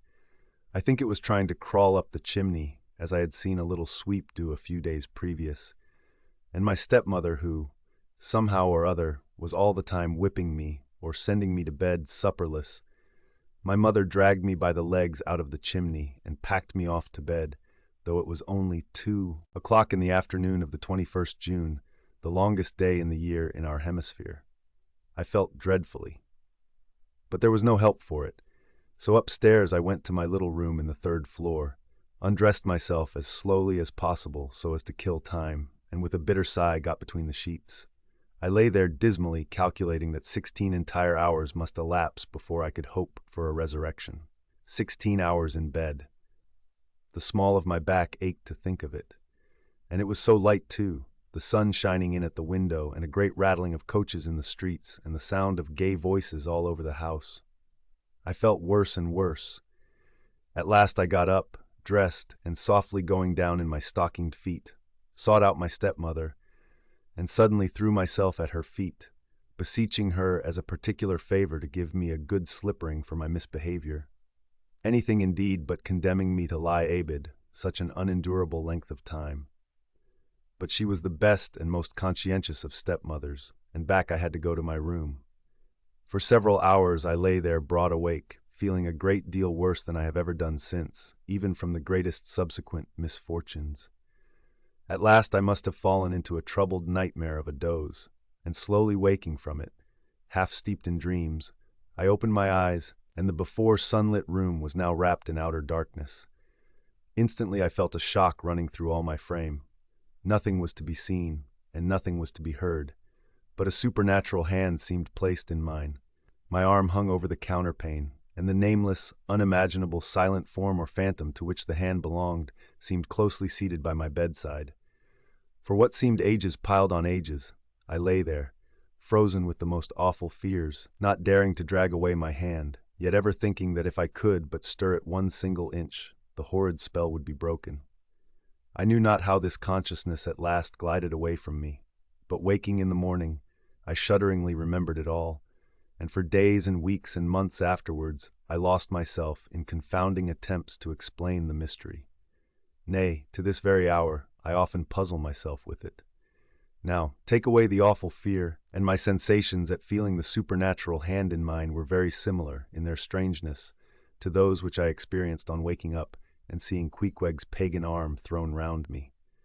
But at length all the past night's events soberly recurred, one by one, in fixed reality, and then I lay only alive to the comical predicament. For though I tried to move his arm, unlock his bridegroom clasp, yet, sleeping as he was, he still hugged me tightly, as though naught but death should part us twain. I now strove to rouse him, Queequeg, but his only answer was a snore. I then rolled over, my neck feeling as if it were in a horse collar, and suddenly felt a slight scratch. Throwing aside the counterpane, there lay the tomahawk sleeping by the savage's side as if it were a hatchet-faced baby. A pretty pickle, truly, thought I, AB'd here in a strange house in the broad day, with a cannibal and a tomahawk. Queequeg, in the name of goodness, Queequeg, wake. At length, by dint of much wriggling and loud and incessant expostulations upon the unbecomingness of his hugging a fellow male in that matrimonial sort of style, I succeeded in extracting a grunt, and presently he drew back his arm, shook himself all over like a Newfoundland dog just from the water, and sat up in bed, stiff as a pikestaff, looking at me, and rubbing his eyes as if he did not altogether remember how I came to be there, though a dim consciousness of knowing something about me seemed slowly dawning over him. Meanwhile, I lay quietly eyeing him, having no serious misgivings now, and bent upon narrowly observing so curious a creature. When at last his mind seemed made up touching the character of his bedfellow, and he became, as it were, reconciled to the fact, he jumped out upon the floor, and by certain signs and sounds gave me to understand that, if it pleased me, he would dress first and then leave me to dress afterwards, leaving the whole apartment to myself. Thinks I, Queequeg, under the circumstances this is a very civilized overture, but the truth is, these savages have an innate sense of delicacy, say what you will. It is marvelous how essentially polite they are. I pay this particular compliment to Queequeg because he treated me with so much civility and consideration while I was guilty of great rudeness, staring at him from the bed and watching all his toilet motions, for the time my curiosity getting the better of my breeding. Nevertheless, a man like Queequeg you don't see every day. He and his ways were well worth unusual regarding. He commenced dressing at top by donning his beaver hat, a very tall one, by the by, and then, still minus his trousers, he hunted up his boots. What under the heavens he did it for, I cannot tell, but his next movement was to crush himself, boots in hand and hat on, under the bed, when, from sundry violent gaspings and strainings, I inferred he was hard at work booting himself, though by no law of propriety that I ever heard of is any man required to be private when putting on his boots. But Queequeg, do you see, was a creature in the transition stage, neither caterpillar nor butterfly. He was just enough civilized to show off his outlandishness in the strangest possible manners. His education was not yet completed. He was an undergraduate. If he had not been a small degree civilized, he very probably would not have troubled himself with boots at all. But then, if he had not been still a savage, he never would have dreamt of getting under the bed to put them on. At last, he emerged with his hat very much dented and crushed down over his eyes, and began creaking and limping about the room, as if, not being much accustomed to boots, his pair of damp, wrinkled, cowhide ones, probably not made to order either, rather pinched and tormented him at the first go off of a bitter cold morning. Seeing now that there were no curtains to the window, and that the street being very narrow, the house opposite commanded a plain view into the room, and observing more and more the indecorous figure that Queequeg made, staving about with little else but his hat and boots on, I begged him as well as I could to accelerate his toilet somewhat, and particularly to get into his pantaloons as soon as possible. He complied, and then proceeded to wash himself. At that time in the morning any Christian would have washed his face, but Queequeg, to my amazement, contented himself with restricting his ablutions to his chest, arms, and hands. He then donned his waistcoat, and taking up a piece of hard soap on the washstand center table, dipped it into water and commenced lathering his face. I was watching to see where he kept his razor, when lo and behold, he takes the harpoon from the bed corner, slips out the long wooden stock, unsheathes the head, wets it a little on his boot, and striding up to the bit of mirror against the wall, begins a vigorous scraping, or rather harpooning of his cheeks. Thinks I, Queequeg, this is using Rogers's best cutlery with a vengeance. Afterwards I wondered the less at this operation, when I came to know of what fine steel the head of a harpoon is made, and how exceedingly sharp the long straight edges are always kept. The rest of his toilet was soon achieved, and he proudly marched out of the room, wrapped up in his great pilot monkey jacket, and sporting his harpoon like a marshal's baton. Chapter 5. Breakfast. I quickly followed suit, and descending into the bar-room accosted the grinning landlord very pleasantly. I cherished no malice towards him, though he had been skylarking with me not a little in the matter of my bedfellow. However, a good laugh is a mighty good thing, and rather too scarce a good thing, the more's the pity. So, if any one man, in his own proper person, affords stuff for a good joke to anybody, let him not be backward, but let him cheerfully allow himself to spend and be spent in that way. And the man that has anything bountifully laughable about him, be sure there is more in that man than you perhaps think for. The bar-room was now full of the boarders who had been dropping in the night previous, and whom I had not as yet had a good look at. They were nearly all whalemen, chief mates, and second mates, and third mates, and sea carpenters, and sea coopers, and sea blacksmiths, and harpooneers, and shipkeepers, a brown and brawny company with bosky beards, an unshorn, shaggy set, all wearing monkey jackets for morning gowns. You could pretty plainly tell how long each one had been ashore. This young fellow's healthy cheek is like a sun-toasted pear in hue, and would seem to smell almost as musky. He cannot have been 3 days landed from his Indian voyage. That man next him looks a few shades lighter. You might say a touch of satin wood is in him. In the complexion of a third still lingers a tropic tawn, but slightly bleached withal. He doubtless has tarried whole weeks ashore. But who could show a cheek like Queequeg, which, barred with various tints, seemed like the Andes' western slope, to show forth in one array, contrasting climates, zone by zone. "Grub! Ho!" now cried the landlord, flinging open a door, and in we went to breakfast. They say that men who have seen the world thereby become quite at ease in manner, quite self-possessed in company. Not always, though. Ledyard, the great New England traveler, and Mungo Park, the Scotch one, of all men, they possessed the least assurance in the parlor. But perhaps the mere crossing of Siberia in a sledge drawn by dogs as Ledyard did, or the taking a long solitary walk on an empty stomach, in the Negro heart of Africa, which was the sum of poor Mungo's performances. This kind of travel, I say, may not be the very best mode of attaining a high social polish. Still, for the most part, that sort of thing is to be had anywhere. These reflections just here are occasioned by the circumstance that after we were all seated at the table, and I was preparing to hear some good stories about whaling, to my no small surprise, nearly every man maintained a profound silence. And not only that, but they looked embarrassed.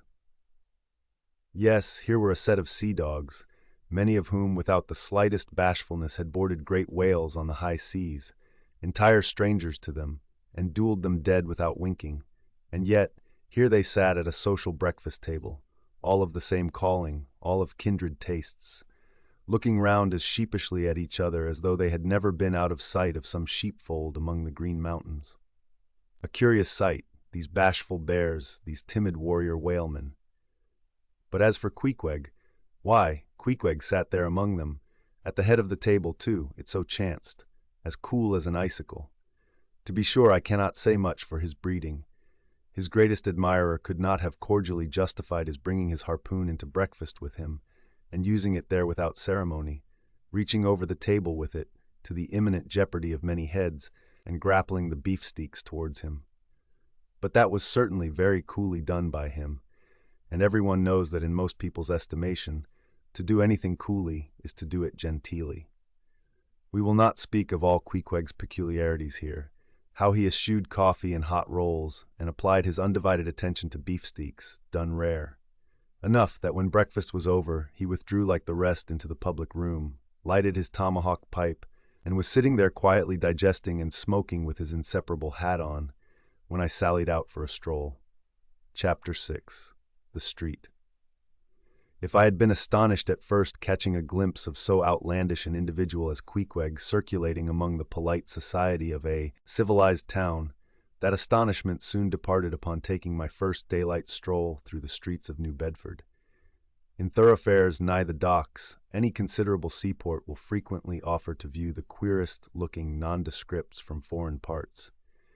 Even in Broadway and Chestnut streets, Mediterranean mariners will sometimes jostle the affrighted ladies. Regent Street is not unknown to Lascars and Malays, and at Bombay in the Apollo Green, live Yankees have often scared the natives. But New Bedford beats all Water Street and Wapping. In these last-mentioned haunts you see only sailors, but in New Bedford, actual cannibals stand chatting at street corners, savages outright, many of whom yet carry on their bones unholy flesh. It makes a stranger stare. But besides the Fijians, Tonga-Toboers, Arromangoans, Penangians, and Brigians, and besides the wild specimens of the whaling craft which unheeded reel about the streets, you will see other sights still more curious, certainly more comical. There weekly arrive in this town scores of green Vermonters and New Hampshire men, all athirst for gain and glory in the fishery. They are mostly young, of stalwart frames, fellows who have felled forests, and now seek to drop the axe and snatch the whale lance. Many are as green as the green mountains whence they came. In some things you would think them but a few hours old. Look there, that chap strutting round the corner. He wears a beaver hat and swallow-tailed coat, girdled with a sailor belt and sheath knife. Here comes another with a sou'wester and a bombazine cloak. No town-bred dandy will compare with a country-bred one. I mean a downright bumpkin dandy. A fellow that, in the dog days, will mow his 2 acres in buckskin gloves for fear of tanning his hands. Now when a country dandy like this takes it into his head to make a distinguished reputation and joins the great whale fishery, you should see the comical things he does upon reaching the seaport. In bespeaking his sea outfit, he orders bell-buttons to his waistcoats, straps to his canvas trousers. Ah, poor hayseed!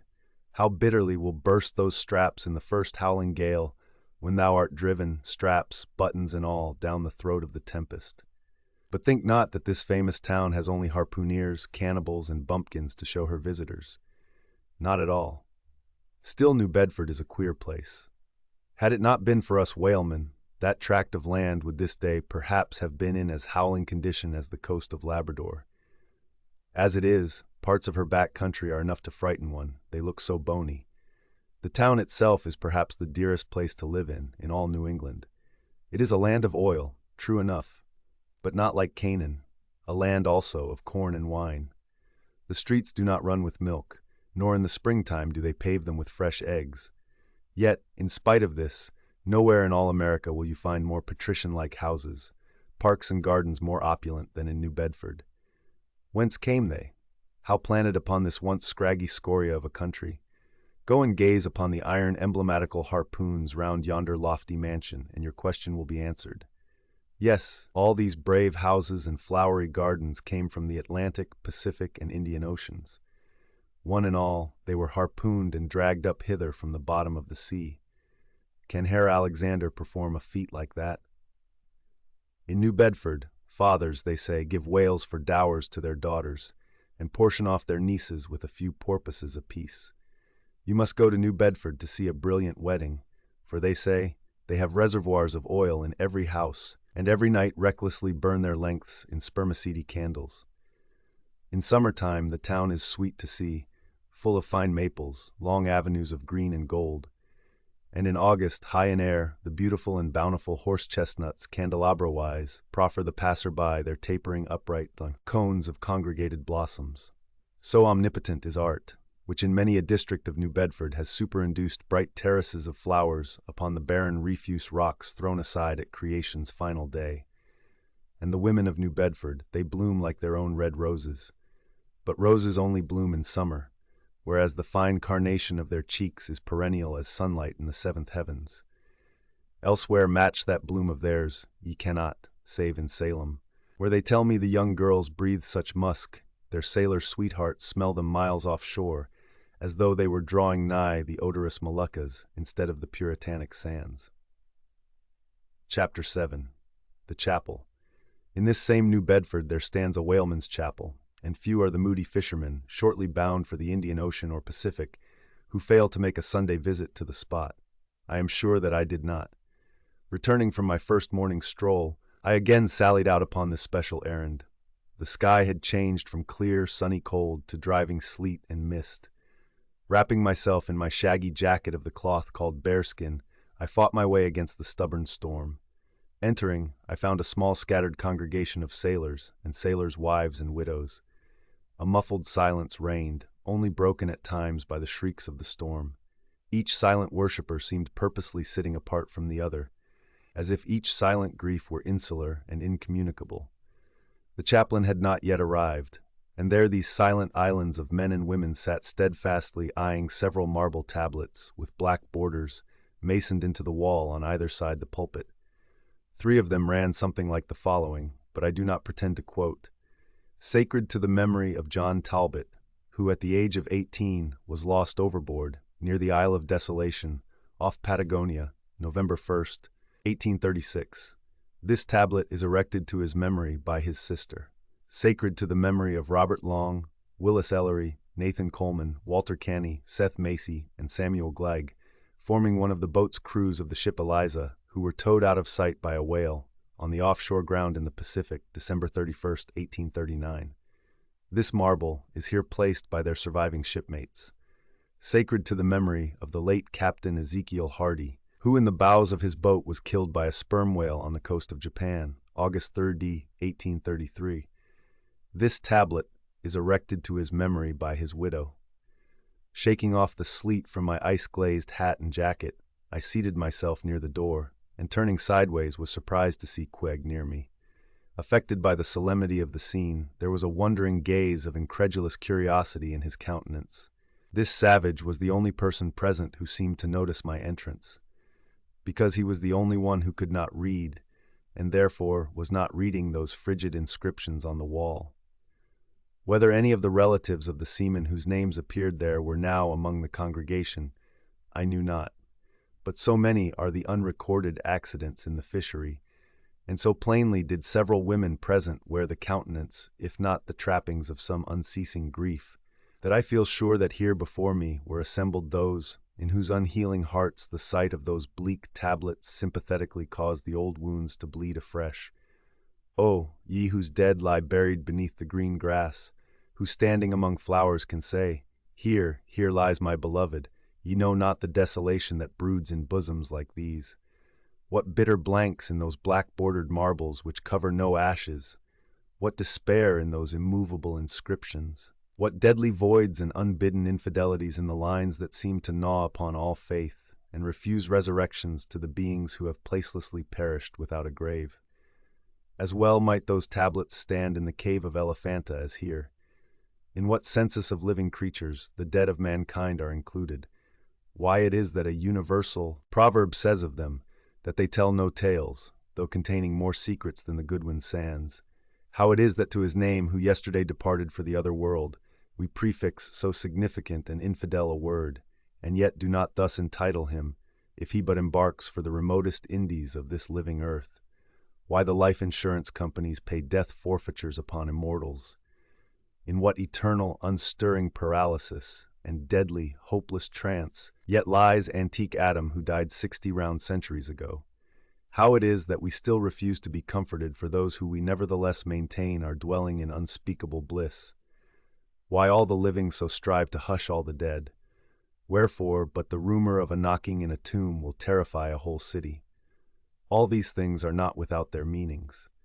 But faith, like a jackal, feeds among the tombs, and even from these dead doubts she gathers her most vital hope. It needs scarcely to be told, with what feelings, on the eve of a Nantucket voyage, I regarded those marble tablets, and by the murky light of that dark and doleful day, read the fate of the whalemen who had gone before me. Yes, Ishmael, the same fate may be thine. But somehow I grew merry again. Delightful inducements to embark, fine chance for promotion, it seems. I, a stove-boat, will make me an immortal by brevet. Yes, there is death in this business of whaling, a speechlessly quick, chaotic bundling of a man into eternity. But what then? Methinks we have hugely mistaken this matter of life and death. Methinks that what they call my shadow here on earth is my true substance. Methinks that in looking at things spiritual, we are too much like oysters observing the sun through the water, and thinking that thick water the thinnest of air. Methinks my body is but the lees of my better being. In fact, take my body who will, take it I say, it is not me. And therefore 3 cheers for Nantucket, and come a stove-boat and stove-body when they will, for stave my soul, Jove himself cannot. Chapter 8. The Pulpit. I had not been seated very long ere a man of a certain venerable robustness entered. Immediately as the storm-pelted door flew back upon admitting him, a quick regardful eyeing of him by all the congregation sufficiently attested that this fine old man was the chaplain. Yes, it was the famous Father Mapple, so called by the whalemen, among whom he was a very great favorite. He had been a sailor and a harpooner in his youth, but for many years past had dedicated his life to the ministry. At the time I now write of, Father Mapple was in the hardy winter of a healthy old age, that sort of old age which seems merging into a second flowering youth. For among all the fissures of his wrinkles, there shone certain mild gleams of a newly developing bloom, the spring verdure peeping forth even beneath February's snow. No one having previously heard his history could for the first time behold Father Mapple without the utmost interest, because there were certain engrafted clerical peculiarities about him, imputable to that adventurous maritime life he had led. When he entered, I observed that he carried no umbrella, and certainly had not come in his carriage, for his tarpaulin hat ran down with melting sleet, and his great pilot cloth jacket seemed almost to drag him to the floor with the weight of the water it had absorbed. However, hat and coat and overshoes were one by one removed, and hung up in a little space in an adjacent corner, when, arrayed in a decent suit, he quietly approached the pulpit. Like most old-fashioned pulpits, it was a very lofty one, and since a regular stairs to such a height would, by its long angle with the floor, seriously contract the already small area of the chapel, the architect, it seemed, had acted upon the hint of Father Mapple, and finished the pulpit without a stairs, substituting a perpendicular side ladder, like those used in mounting a ship from a boat at sea. The wife of a whaling captain had provided the chapel with a handsome pair of red worsted man-ropes for this ladder, which, being itself nicely headed and stained with a mahogany color, the whole contrivance, considering what manner of chapel it was, seemed by no means in bad taste. Halting for an instant at the foot of the ladder, and with both hands grasping the ornamental knobs of the man-ropes, Father Mapple cast a look upwards, and then with a truly sailor-like but still reverential dexterity, hand over hand, mounted the steps as if ascending the main top of his vessel. The perpendicular parts of this side ladder, as is usually the case with swinging ones, were of cloth-covered rope, only the rounds were of wood, so that at every step there was a joint. At my first glimpse of the pulpit, it had not escaped me that, however convenient for a ship, these joints in the present instance seemed unnecessary. For I was not prepared to see Father Mapple, after gaining the height, slowly turn round and, stooping over the pulpit, deliberately drag up the ladder step by step till the whole was deposited within, leaving him impregnable in his little Quebec. I pondered some time without fully comprehending the reason for this. Father Mapple enjoyed such a wide reputation for sincerity and sanctity that I could not suspect him of courting notoriety by any mere tricks of the stage. No, thought I, there must be some sober reason for this thing, Furthermore, it must symbolize something unseen. Can it be, then, that by that act of physical isolation, he signifies his spiritual withdrawal for the time from all outward worldly ties and connections? Yes, for replenished with the meat and wine of the Word, to the faithful man of God, this pulpit, I see, is a self-containing stronghold, a lofty Ehrenbreitstein, with a perennial well of water within the walls. But the side ladder was not the only strange feature of the place, borrowed from the chaplain's former seafarings. Between the marble cenotaphs on either hand of the pulpit, the wall which formed its back was adorned with a large painting representing a gallant ship beating against a terrible storm off a lee coast of black rocks and snowy breakers. But high above the flying scud and dark rolling clouds, there floated a little isle of sunlight, from which beamed forth an angel's face, and this bright face shed a distinct spot of radiance upon the ship's tossed deck, something like that silver plate now inserted into the Victory's plank where Nelson fell. "Ah, noble ship," the angel seemed to say, beat on, thou noble ship, and bear a hardy helm, for lo, the sun is breaking through, the clouds are rolling off, serenest azure is at hand." Nor was the pulpit itself without a trace of the same sea taste that had achieved the ladder and the picture. Its paneled front was in the likeness of a ship's bluff bows, and the Holy Bible rested on a projecting piece of scrollwork fashioned after a ship's fiddle-headed beak. What could be more full of meaning? For the pulpit is ever this earth's foremost part. All the rest comes in its rear. The pulpit leads the world. From thence it is the storm of God's quick wrath is first descried, and the bow must bear the earliest brunt. From thence it is the god of breezes fair or foul is first invoked for favorable winds. Yes, the world's a ship on its passage out, and not a voyage complete, and the pulpit is its prow. Chapter 9, the Sermon. Father Mapple rose and in a mild voice of unassuming authority ordered the scattered people to condense. "Starboard gangway there, side away to larboard. Larboard gangway to starboard. Midships, midships." There was a low rumbling of heavy sea boots among the benches, and a still slighter shuffling of women's shoes, and all was quiet again, and every eye on the preacher. He paused a little, then kneeling in the pulpit's bows, folded his large brown hands across his chest, uplifted his closed eyes, and offered a prayer so deeply devout that he seemed kneeling and praying at the bottom of the sea. This ended in prolonged solemn tones, like the continual tolling of a bell in a ship that is foundering at sea in a fog. In such tones he commenced reading the following hymn, but changing his manner towards the concluding stanzas, burst forth with appealing exultation and joy. "The ribs and terrors in the whale arched over me a dismal gloom, while all God's sunlit waves rolled by, and lift me deepening down to doom. I saw the opening maw of hell, with endless pains and sorrows there, which none but they that feel can tell. Oh, I was plunging to despair. In black distress I called my God, when I could scarce believe him mine. He bowed his ear to my complaints. No more the whale did me confine. With speed he flew to my relief, as on a radiant dolphin borne. Awful yet bright as lightning shone the face of my deliverer God. My song forever shall record that terrible, that joyful hour. I give the glory to my God, his all the mercy and the power." Nearly all joined in singing this hymn, which swelled high above the howling of the storm. A brief pause ensued. The preacher slowly turned over the leaves of the Bible, and at last, folding his hand down upon the proper page, said, "Beloved shipmates, clinch the last verse of the first chapter of Jonah. And God had prepared a great fish to swallow up Jonah." Shipmates, this book, containing only 4 chapters, 4 yarns, is one of the smallest strands in the mighty cable of the Scriptures. Yet what depths of the soul does Jonah's deep sealing sound? What a pregnant lesson to us is this prophet! What a noble thing is that canticle in the fish's belly!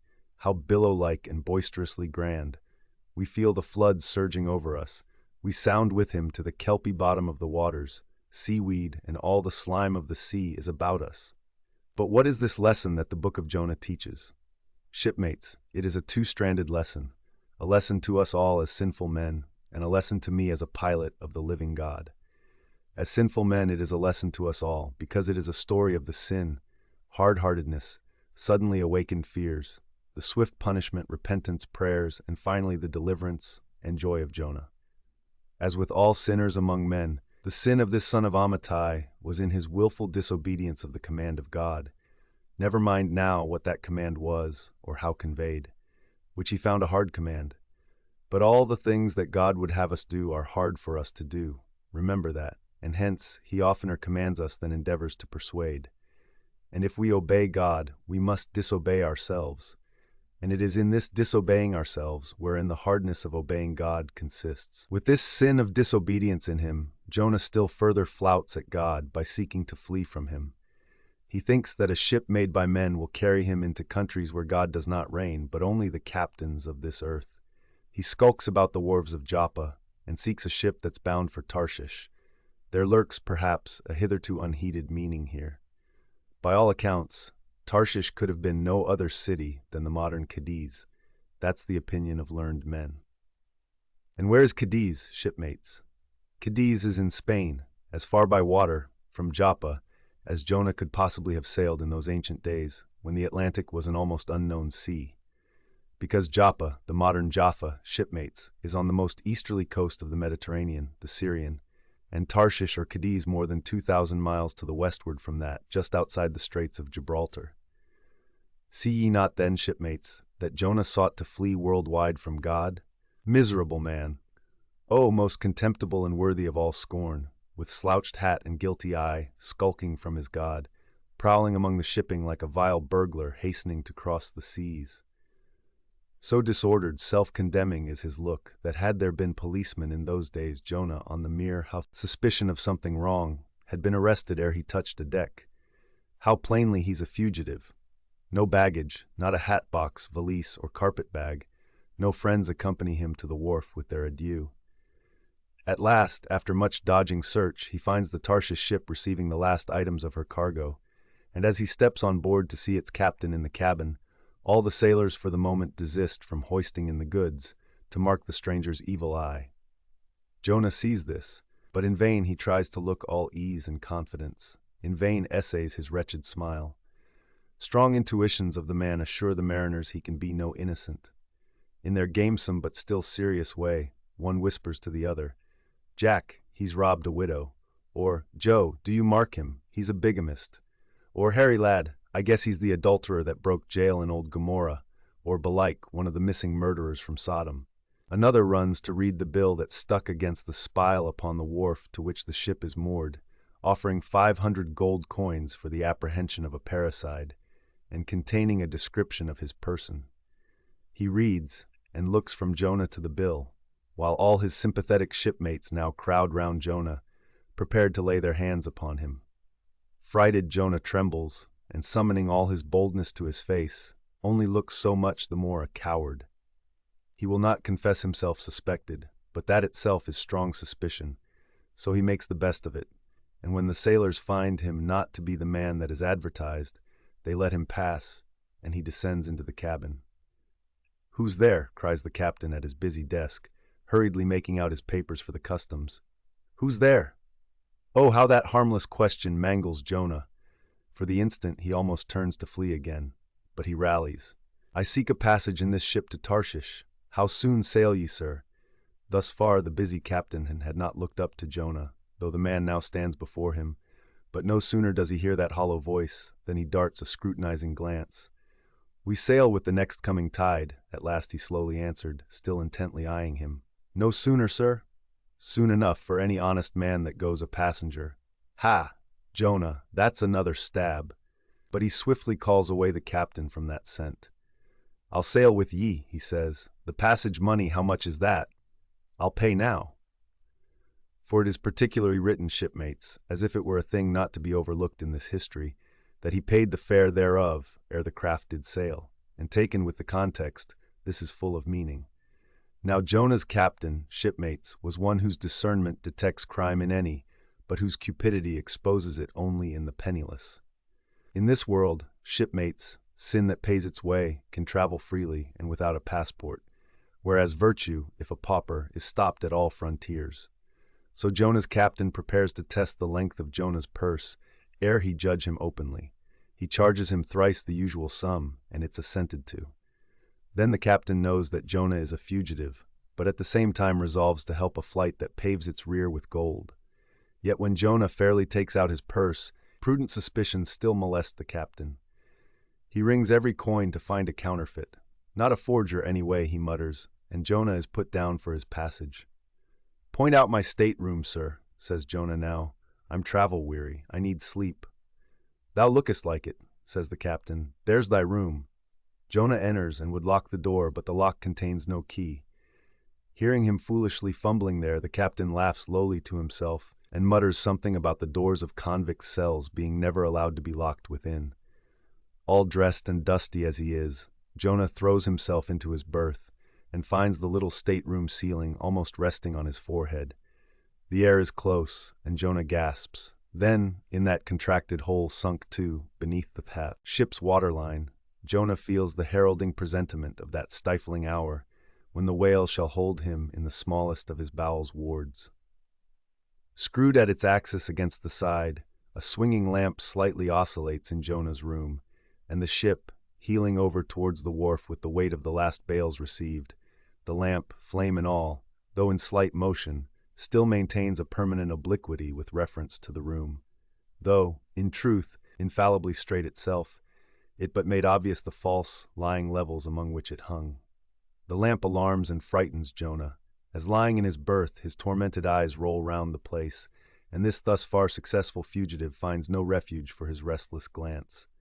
But that contradiction in the lamp more and more appalls him. The floor, the ceiling, and the side are all awry. "Oh, so my conscience hangs in me," he groans, "straight upwards, so it burns.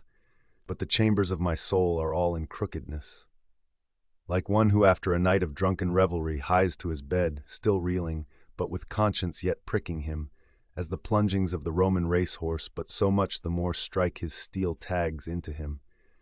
As one who in that miserable plight still turns and turns in giddy anguish, praying God for annihilation until the fit be past. And at last, amid the whirl of woe he feels, a deep stupor steals over him, as over the man who bleeds to death, for conscience is the wound, and there's naught to staunch it. So after sore wrestlings in his berth, Jonah's prodigy of ponderous misery drags him drowning down to sleep. And now the time of tide has come. The ship casts off her cables, and from the deserted wharf, the uncheered ship for Tarshish, all careening, glides to sea. That ship, my friends, was the first of recorded smugglers. The contraband was Jonah. But the sea rebels. He will not bear the wicked burden. A dreadful storm comes on. The ship is like to break. But now when the boatswain calls all hands to lighten her, when boxes, bales, and jars are clattering overboard, when the wind is shrieking and the men are yelling, and every plank thunders with trampling feet right over Jonah's head, in all this raging tumult, Jonah sleeps his hideous sleep. He sees no black sky and raging sea, feels not the reeling timbers, and little hears he or heeds he the far rush of the mighty whale, which even now with open mouth is cleaving the seas after him. Aye, shipmates, Jonah was gone down into the sides of the ship, a berth in the cabin as I have taken it, and was fast asleep. But the frightened master comes to him and shrieks in his dead ear, "What meanest thou, O sleeper? Arise!" Startled from his lethargy by that direful cry, Jonah staggers to his feet, and stumbling to the deck, grasps a shroud to look out upon the sea. But at that moment he is sprung upon by a panther billow leaping over the bulwarks. Wave after wave thus leaps into the ship, and finding no speedy vent runs roaring fore and aft, till the mariners come nigh to drowning while yet afloat. And ever, as the white moon shows her affrighted face from the steep gullies in the blackness overhead, aghast Jonah sees the rearing bowsprit pointing high upward, but soon beat downward again towards the tormented deep. Terrors upon terrors run shouting through his soul. In all his cringing attitudes, the god fugitive is now too plainly known. The sailors mark him. More and more certain grow their suspicions of him, and at last, fully to test the truth, by referring the whole matter to high heaven, they fall to casting lots, to see for whose cause this great tempest was upon them. The lot is Jonah's. That discovered, then how furiously they mob him with their questions. "What is thine occupation? Whence comest thou? Thy country? What people?" But mark now, my shipmates, the behavior of poor Jonah. The eager mariners but ask him who he is and where from.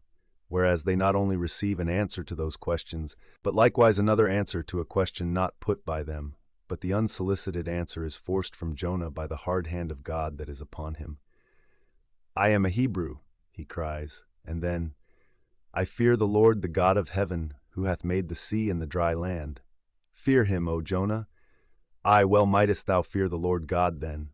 Straightway he now goes on to make a full confession, whereupon the mariners became more and more appalled, but still are pitiful. For when Jonah, not yet supplicating God for mercy, since he but too well knew the darkness of his deserts, when wretched Jonah cries out to them to take him and cast him forth into the sea, for he knew that for his sake this great tempest was upon them, they mercifully turn from him and seek by other means to save the ship. But all in vain. The indignant gale howls louder. Then with one hand raised invokingly to God, with the other they not unreluctantly lay hold of Jonah. And now behold Jonah taken up as an anchor and dropped into the sea, when instantly an oily calmness floats out from the east, and the sea is still, as Jonah carries down the gale with him, leaving smooth water behind. He goes down in the whirling heart of such a masterless commotion that he scarce heeds the moment when he drops seething into the yawning jaws awaiting him, and the whale shoots to all his ivory teeth, like so many white bolts, upon his prison. Then Jonah prayed unto the Lord out of the fish's belly. But observe his prayer and learn a weighty lesson. For sinful as he is, Jonah does not weep and wail for direct deliverance. He feels that his dreadful punishment is just. He leaves all his deliverance to God, contenting himself with this, that spite of all his pains and pangs, he will still look towards his holy temple. And here, shipmates, is true and faithful repentance, not clamorous for pardon, but grateful for punishment. And how pleasing to God was this conduct in Jonah is shown in the eventual deliverance of him from the sea and the whale. Shipmates, I do not place Jonah before you to be copied for his sin, but I do place him before you as a model for repentance. Sin not, but if you do, take heed to repent of it like Jonah. While he was speaking these words, the howling of the shrieking, slanting storm without seemed to add new power to the preacher, who, when describing Jonah's sea storm, seemed tossed by a storm himself. His deep chest heaved as with a groundswell, his tossed arms seemed the warring elements at work, and the thunders that rolled away from off his swarthy brow, and the light leaping from his eye, made all his simple hearers look on him with a quick fear that was strange to them. There now came a lull in his look, as he silently turned over the leaves of the book once more, and at last, standing motionless, with closed eyes for the moment seemed communing with God and himself. But again he leaned over towards the people, and bowing his head lowly, with an aspect of the deepest yet manliest humility, he spake these words: "Shipmates, God has laid but one hand upon you. Both his hands press upon me. I have read ye by what murky light may be mine the lesson that Jonah teaches to all sinners, and therefore to ye, and still more to me, for I am a greater sinner than ye. And now how gladly would I come down from this masthead and sit on the hatches there where you sit, and listen as you listen, while some one of you reads me that other and more awful lesson which Jonah teaches to me as a pilot of the living God. How being an anointed pilot prophet, or speaker of true things, and bidden by the Lord to sound those unwelcome truths in the ears of a wicked Nineveh, Jonah, appalled at the hostility he should raise, fled from his mission, and sought to escape his duty and his God by taking ship at Joppa. But God is everywhere. Tarshish he never reached. As we have seen, God came upon him in the whale and swallowed him down to living gulfs of doom, and with swift slantings tore him along into the midst of the seas, where the eddying depths sucked him 10,000 fathoms down, and the weeds were wrapped about his head, and all the watery world of woe bowled over him. Yet even then, beyond the reach of any plummet, out of the belly of hell, when the whale grounded upon the ocean's utmost bones, even then, God heard the engulfed, repenting prophet when he cried. Then God spake unto the fish, and from the shuddering cold and blackness of the sea, the whale came breaching up towards the warm and pleasant sun, and all the delights of air and earth, and vomited out Jonah upon the dry land, when the word of the Lord came a second time, and Jonah, bruised and beaten, his ears like two seashells, still multitudinously murmuring of the ocean, Jonah did the Almighty's bidding. And what was that, shipmates? To preach the truth to the face of falsehood. That was it. This, shipmates, this is that other lesson, and woe to that pilot of the living God who slights it. Woe to him whom this world charms from gospel duty. Woe to him who seeks to pour oil upon the waters when God has brewed them into a gale. Woe to him who seeks to please rather than to appall. Woe to him whose good name is more to him than goodness. Woe to him who in this world courts not dishonor. Woe to him who would not be true, even though to be false were salvation. Yea, woe to him who, as the great pilot Paul has it, while preaching to others is himself a castaway. He dropped and fell away from himself for a moment, then lifting his face to them again, showed a deep joy in his eyes, as he cried out with a heavenly enthusiasm, "But oh, shipmates, on the starboard hand of every woe there is a sure delight, and higher the top of that delight than the bottom of the woe is deep. Is not the main truck higher than the kelson is low? Delight is to him, a far, far upward and inward delight, who against the proud gods and commodores of this earth ever stands forth his own inexorable self. Delight is to him whose strong arms yet support him when the ship of this base, treacherous world has gone down beneath him. Delight is to him who gives no quarter in the truth, and kills, burns, and destroys all sin, though he pluck it out from under the robes of senators and judges. Delight, top-gallant delight is to him, who acknowledges no law or lord, but the Lord his God, and is only a patriot to heaven. Delight is to him, whom all the waves of the billows of the seas of the boisterous mob can never shake from the sure keel of the ages, and eternal delight and deliciousness will be his, who coming to lay him down, can say with his final breath, O Father, chiefly known to me by thy rod, mortal or immortal, here I die. I have striven to be thine more than to be this world's or mine own. Yet this is nothing. I leave eternity to thee, for what is man that he should live out the lifetime of his God? He said no more, but slowly waving a benediction, covered his face with his hands, and so remained kneeling, till all the people had departed, and he was left alone in the place. Chapter 10. A Bosom Friend. Returning to the Spouter Inn from the chapel, I found Pequod there quite alone, he having left the chapel before the benediction some time. He was sitting on a bench before the fire, with his feet on the stove hearth, and in one hand was holding close up to his face that little Negro idol of his, peering hard into its face, and with a jackknife gently whittling away at its nose, meanwhile humming to himself in his heathenish way.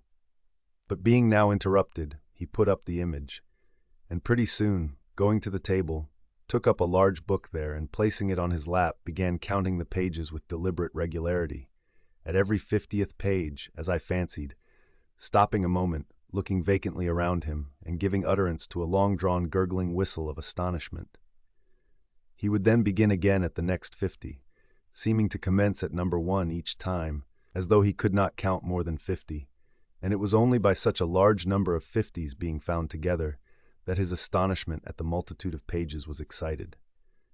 With much interest I sat watching him. Savage though he was, and hideously marred about the face, at least to my taste, his countenance yet had a something in it which was by no means disagreeable. You cannot hide the soul. Through all his unearthly tattooings, I thought I saw the traces of a simple, honest heart, and in his large, deep eyes, fiery black and bold, there seemed tokens of a spirit that would dare 1,000 devils. And besides all this, there was a certain lofty bearing about the pagan, which even his uncouthness could not altogether maim. He looked like a man who had never cringed and never had a creditor. Whether it was, too, that his head being shaved, his forehead was drawn out in freer and brighter relief, and looked more expansive than it otherwise would, this I will not venture to decide, but certain it was his head was phrenologically an excellent one. It may seem ridiculous, but it reminded me of General Washington's head, as seen in the popular busts of him. It had the same long, regularly graded, retreating slope from above the brows, which were likewise very projecting, like 2 long promontories thickly wooded on top. Pequod was George Washington cannibalistically developed. Whilst I was thus closely scanning him, half pretending meanwhile to be looking out at the storm from the casement, he never heeded my presence, never troubled himself with so much as a single glance, but appeared wholly occupied with counting the pages of the marvelous book. Considering how sociably we had been sleeping together the night previous, and especially considering the affectionate arm I had found thrown over me upon waking in the morning, I thought this indifference of his very strange. But savages are strange beings. At times you do not know exactly how to take them. At first they are overawing. Their calm self-collectedness of simplicity seems a Socratic wisdom. I had noticed also that Pequod never consorted at all, or but very little, with the other seamen in the inn. He made no advances whatever, appeared to have no desire to enlarge the circle of his acquaintances. All this struck me as mighty singular, yet, upon second thoughts, there was something almost sublime in it. Here was a man some 20,000 miles from home, by the way of Cape Horn, that is, which was the only way he could get there, thrown among people as strange to him as though he were in the planet Jupiter, and yet he seemed entirely at his ease, preserving the utmost serenity, content with his own companionship, always equal to himself. Surely this was a touch of fine philosophy, though no doubt he had never heard there was such a thing as that. But perhaps to be true philosophers, we mortals should not be conscious of so living or so striving. So soon as I hear that such or such a man gives himself out for a philosopher, I conclude that, like the dyspeptic old woman, he must have broken his digester. As I sat there in that now lonely room, the fire burning low, in that mild stage when, after its first intensity has warmed the air, it then only glows to be looked at, the evening shades and phantoms gathering round the casements and peering in upon us silent, solitary twain, the storm booming without in solemn swells, I began to be sensible of strange feelings. I felt a melting in me. No more my splintered heart and maddened hand were turned against the wolfish world. This soothing savage had redeemed it. There he sat, his very indifference speaking a nature in which there lurked no civilized hypocrisies and bland deceits. Wild he was, a very sight of sights to see, yet I began to feel myself mysteriously drawn towards him. And those same things that would have repelled most others, they were the very magnets that thus drew me. I'll try a pagan friend, thought I, since Christian kindness has proved but hollow courtesy. I drew my bench near him, and made some friendly signs and hints, doing my best to talk with him meanwhile. At first he little noticed these advances, but presently, upon my referring to his last night's hospitalities, he made out to ask me whether we were again to be bedfellows. I told him yes, whereat I thought he looked pleased, perhaps a little complimented. We then turned over the book together, and I endeavored to explain to him the purpose of the printing and the meaning of the few pictures that were in it. Thus I soon engaged his interest, and from that we went to jabbering the best we could about the various outer sights to be seen in this famous town. Soon I proposed a social smoke, and producing his pouch and tomahawk, he quietly offered me a puff. And then we sat exchanging puffs from that wild pipe of his, and keeping it regularly passing between us. If there yet lurked any ice of indifference towards me in the pagan's breast, this pleasant, genial smoke we had soon thawed it out and left us cronies.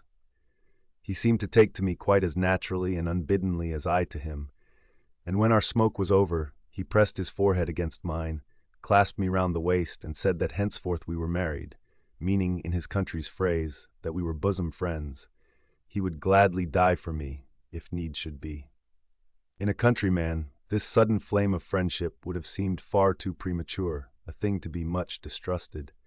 But in this simple savage, those old rules would not apply. After supper and another social chat and smoke, we went to our room together. He made me a present of his embalmed head, took out his enormous tobacco wallet, and groping under the tobacco, drew out some $30 in silver, then spreading them on the table, and mechanically dividing them into 2 equal portions, pushed one of them towards me and said it was mine. I was going to remonstrate, but he silenced me by pouring them into my trousers pockets. I let them stay. He then went about his evening prayers, took out his idol, and removed the paper fireboard. By certain signs and symptoms, I thought he seemed anxious for me to join him, but well knowing what was to follow, I deliberated a moment whether, in case he invited me, I would comply or otherwise. I was a good Christian, born and bred in the bosom of the infallible Presbyterian Church. How then could I unite with this wild idolater in worshipping his piece of wood? But what is worship, thought I? Do you suppose now, Ishmael, that the magnanimous God of heaven and earth, pagans and all included, can possibly be jealous of an insignificant bit of black wood? Impossible. But what is worship? To do the will of God, that is worship. And what is the will of God? To do to my fellow man what I would have my fellow man to do to me. That is the will of God. Now Queequeg is my fellow man, and what do I wish that this Queequeg would do to me? Why, unite with me in my particular Presbyterian form of worship. Consequently, I must then unite with him in his. Ergo, I must turn idolater. So I kindled the shavings, helped prop up the innocent little idol, offered him burnt biscuit with Queequeg, salamed before him twice or thrice, kissed his nose, and that done, we undressed and went to bed at peace with our own consciences and all the world. But we did not go to sleep without some little chat.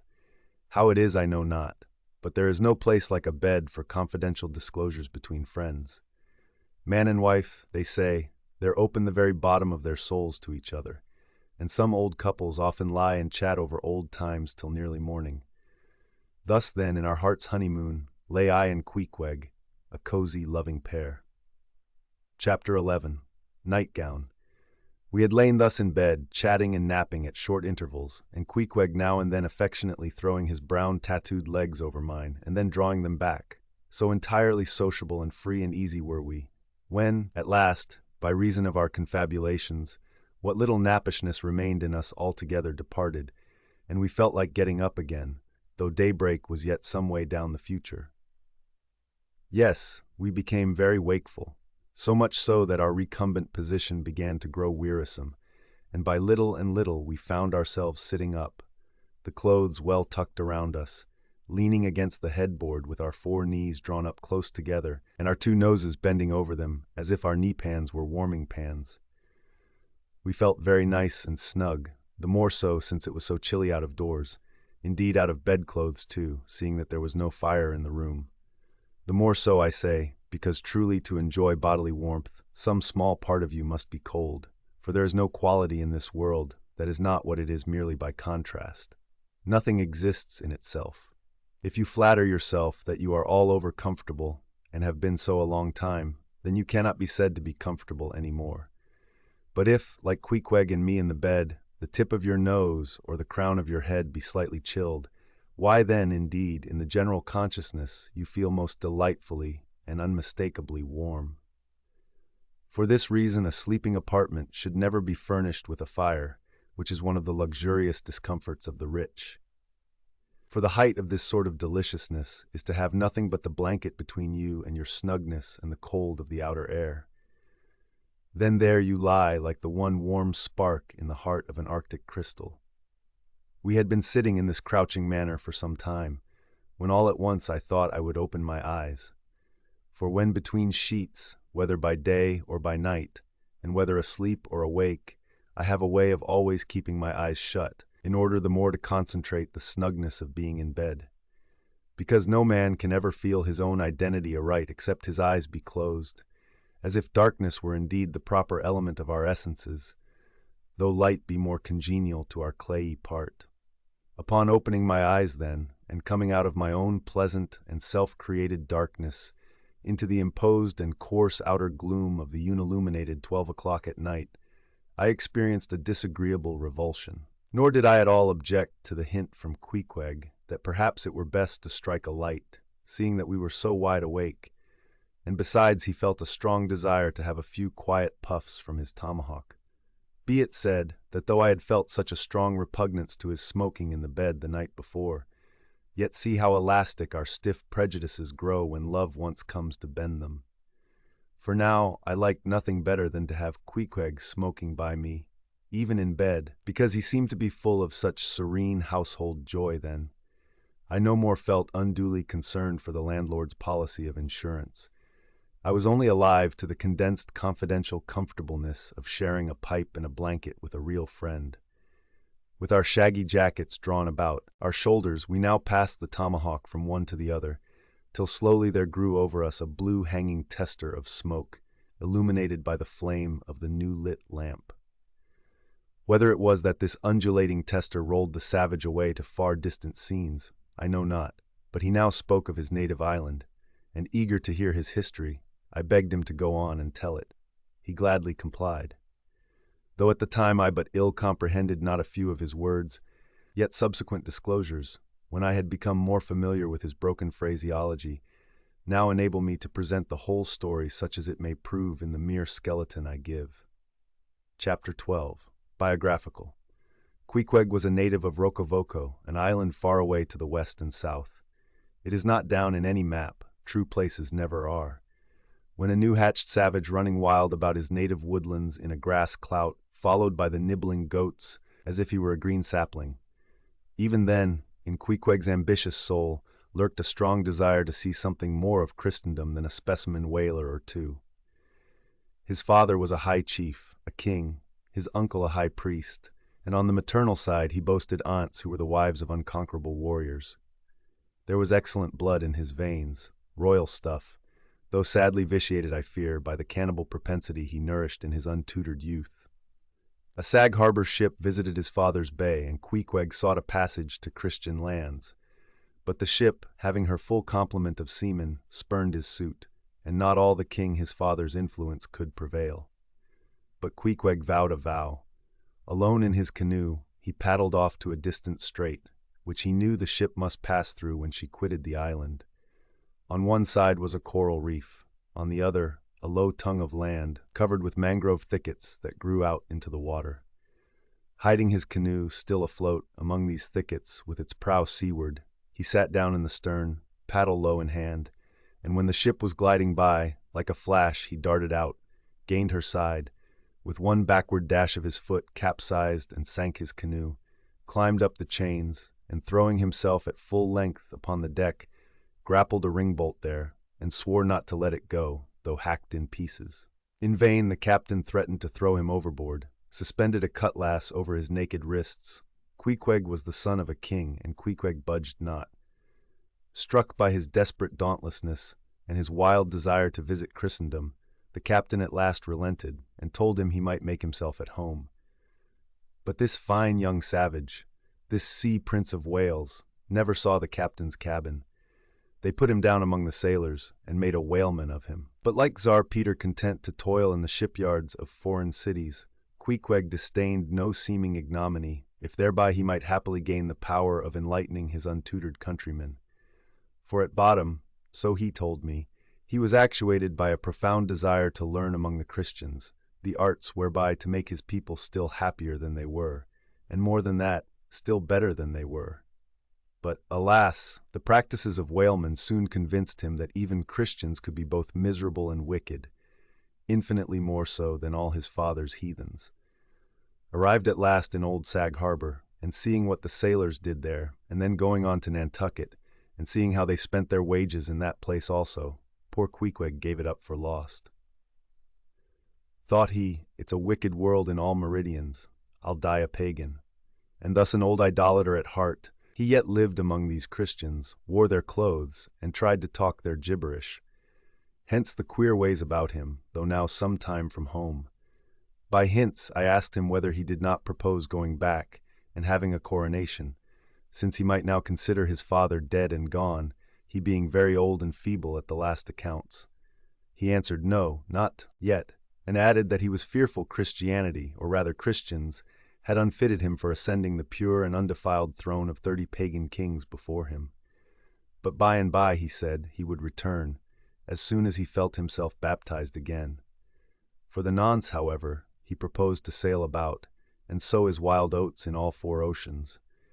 They had made a harpooner of him, and that barbed iron was in lieu of a scepter now. I asked him what might be his immediate purpose, touching his future movements. He answered, to go to sea again, in his old vocation. Upon this, I told him that whaling was my own design, and informed him of my intention to sail out of Nantucket, as being the most promising port for an adventurous whaleman to embark from. He at once resolved to accompany me to that island, ship aboard the same vessel, get into the same watch, the same boat, the same mess with me, in short to share my every hap, with both my hands in his, boldly dip into the potluck of both worlds. To all this I joyously assented, for besides the affection I now felt for Queequeg, he was an experienced harpooner, and as such could not fail to be of great usefulness to one who, like me, was wholly ignorant of the mysteries of whaling, though well acquainted with the sea, as known to merchant seamen. His story being ended with his pipe's last dying puff, Queequeg embraced me, pressed his forehead against mine, and blowing out the light, we rolled over from each other, this way and that, and very soon were sleeping. Chapter 13. Wheelbarrow. Next morning, Monday, after disposing of the embalmed head to a barber for a block, I settled my own and comrade's bill, using, however, my comrade's money. The grinning landlord, as well as the boarders, seemed amazingly tickled at the sudden friendship which had sprung up between me and Queequeg, especially as Peter Coffin's cock and bull stories about him had previously so much alarmed me concerning the very person whom I now companied with. We borrowed a wheelbarrow, and embarking our things, including my own poor carpet-bag and Queequeg's canvas sack and hammock, away we went down to the Moss, the little Nantucket packet schooner moored at the wharf. As we were going along, the people stared, not at Queequeg so much, for they were used to seeing cannibals like him in their streets, but at seeing him and me upon such confidential terms. But we heeded them not, going along wheeling the barrow by turns, and Queequeg now and then stopping to adjust the sheath on his harpoon barbs. I asked him why he carried such a troublesome thing with him ashore, and whether all whaling ships did not find their own harpoons. To this, in substance, he replied, that though what I hinted was true enough, yet he had a particular affection for his own harpoon, because it was of assured stuff, well tried in many a mortal combat, and deeply intimate with the hearts of whales. In short, like many inland reapers and mowers who go into the farmers' meadows armed with their own scythes, though in no wise obliged to furnish them, even so Queequeg, for his own private reasons, preferred his own harpoon.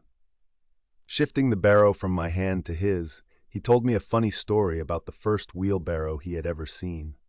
It was in Sag Harbor. The owners of his ship, it seems, had lent him one in which to carry his heavy chest to his boarding-house. Not to seem ignorant about the thing, though in truth he was entirely so, concerning the precise way in which to manage the barrow, Queequeg puts his chest upon it, lashes it fast, and then shoulders the barrow and marches up the wharf. "Why," said I, "Queequeg, you might have known better than that, one would think. Didn't the people laugh?" Upon this he told me another story. The people of his island of Rokovoko, it seems, at their wedding feasts express the fragrant water of young coconuts into a large stained calabash like a punch bowl, and this punch bowl always forms the great central ornament on the braided mat where the feast is held. Now a certain grand merchant ship once touched at Rokovoko, and its commander, from all accounts, a very stately, punctilious gentleman, at least for a sea captain, this commander was invited to the wedding feast of Queequeg's sister, a pretty young princess just turned of 10. Well, when all the wedding guests were assembled at the bride's bamboo cottage, this captain marches in, and being assigned the post of honor, placed himself over against the punch bowl, and between the high priest and his majesty the king, Queequeg's father. Grace being said, for those people have their grace as well as we, though Queequeg told me that unlike us, who at such times look downwards to our platters, they, on the contrary, copying the ducks, glance upwards to the great giver of all feasts. Grace, I say, being said, the high priest opens the banquet by the immemorial ceremony of the island. That is, dipping his consecrated and consecrating fingers into the bowl before the blessed beverage circulates. Seeing himself placed next the priest, and noting the ceremony and thinking himself, being captain of a ship, as having plain precedence over a mere island king, especially in the king's own house, the captain coolly proceeds to wash his hands in the punch bowl, taking it, I suppose, for a huge finger-glass. "Now," said Queequeg, "what you think now? Didn't our people laugh?" At last, passage paid and luggage safe, we stood on board the schooner. Hoisting sail, it glided down the Acushnet River. On one side, New Bedford rose in terraces of streets, their ice-covered trees all glittering in the clear, cold air. Huge hills and mountains of casks on casks were piled upon her wharves, and side by side the world-wandering whale ships lay silent and safely moored at last, while from others came a sound of carpenters and coopers. with blended noises of fires and forges to melt the pitch, all betokening that new cruises were on the start, that one most perilous and long voyage ended, only begins a second, and a second ended, only begins a third, and so on, forever and for aye. Such is the endlessness, yea, the intolerableness of all earthly effort. Gaining the more open water, the bracing breeze waxed fresh. The little moss tossed the quick foam from her bows as a young colt his snortings. How I snuffed that Tartar air! How I spurned that turnpike earth, that common highway all over dented with the marks of slavish heels and hoofs, and turned me to admire the magnanimity of the sea which will permit no records. At the same foam fountain, Queequeg seemed to drink and reel with me. His dusky nostrils swelled apart, he showed his filed and pointed teeth. On we flew, and our offing gained, the moss did homage to the blast, ducked and dived her bows as a slave before the Sultan. Sideways leaning, we sideways darted, every rope yarn tingling like a wire, the two tall masts buckling like Indian canes in land tornadoes. So full of this reeling scene were we, as we stood by the plunging bowsprit, that for some time we did not notice the jeering glances of the passengers, a lubber-like assembly, who marveled that two fellow beings should be so companionable, as though a white man were anything more dignified than a whitewashed Negro. But there were some boobies and bumpkins there, who, by their intense greenness, must have come from the heart and center of all verdure. Queequeg caught one of these young saplings mimicking him behind his back. I thought the bumpkin's hour of doom was come. Dropping his harpoon, the brawny savage caught him in his arms, and by an almost miraculous dexterity and strength, sent him high up bodily into the air. Then, slightly tapping his stern in mid-somerset, the fellow landed with bursting lungs upon his feet, while Queequeg, turning his back upon him, lighted his tomahawk pipe and passed it to me for a puff. "Capting! Capting!" yelled the bumpkin, running towards that officer. "Capting! Capting! Here's the devil!" "Hollo, you sir," cried the captain, a gaunt rib of the sea stalking up to Queequeg. "What in thunder do you mean by that? Don't you know you might have killed that chap?" "What him say?" said Queequeg, as he mildly turned to me. "He say," said I, "that you came near kill that man there," pointing to the still shivering greenhorn. "Kill cried Queequeg, twisting his tattooed face into an unearthly expression of disdain. "Ah! Him bevy smally fishy. Queequeg no killy so smally fishy. Queequeg killy big whale." "Look you," roared the captain, "I'll kill you, you cannibal, if you try any more of your tricks aboard here. So mind your eye." But it so happened just then that it was high time for the captain to mind his own eye. The prodigious strain upon the mainsail had parted the weather sheet, and the tremendous boom was now flying from side to side, completely sweeping the entire after part of the deck. The poor fellow whom Queequeg had handled so roughly was swept overboard. All hands were in a panic, and to attempt snatching at the boom to stay it seemed madness. It flew from right to left and back again, almost in one ticking of a watch, and every instant seemed on the point of snapping into splinters. Nothing was done, and nothing seemed capable of being done. Those on deck rushed towards the bows, and stood eyeing the boom as if it were the lower jaw of an exasperated whale.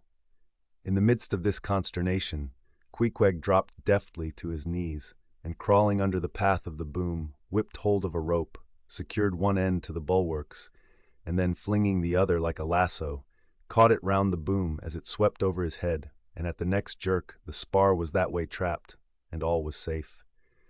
The schooner was run into the wind, and while the hands were clearing away the stern boat, Queequeg, stripped to the waist, darted from the side with a long living arc of a leap. For 3 minutes or more he was seen swimming like a dog, throwing his long arms straight out before him, and by turns revealing his brawny shoulders through the freezing foam. I looked at the grand and glorious fellow, but saw no one to be saved. The greenhorn had gone down. Shooting himself perpendicularly from the water, Queequeg now took an instant's glance around him, and seeming to see just how matters were, dived down and disappeared. A few minutes more, and he rose again, one arm still striking out, and with the other dragging a lifeless form.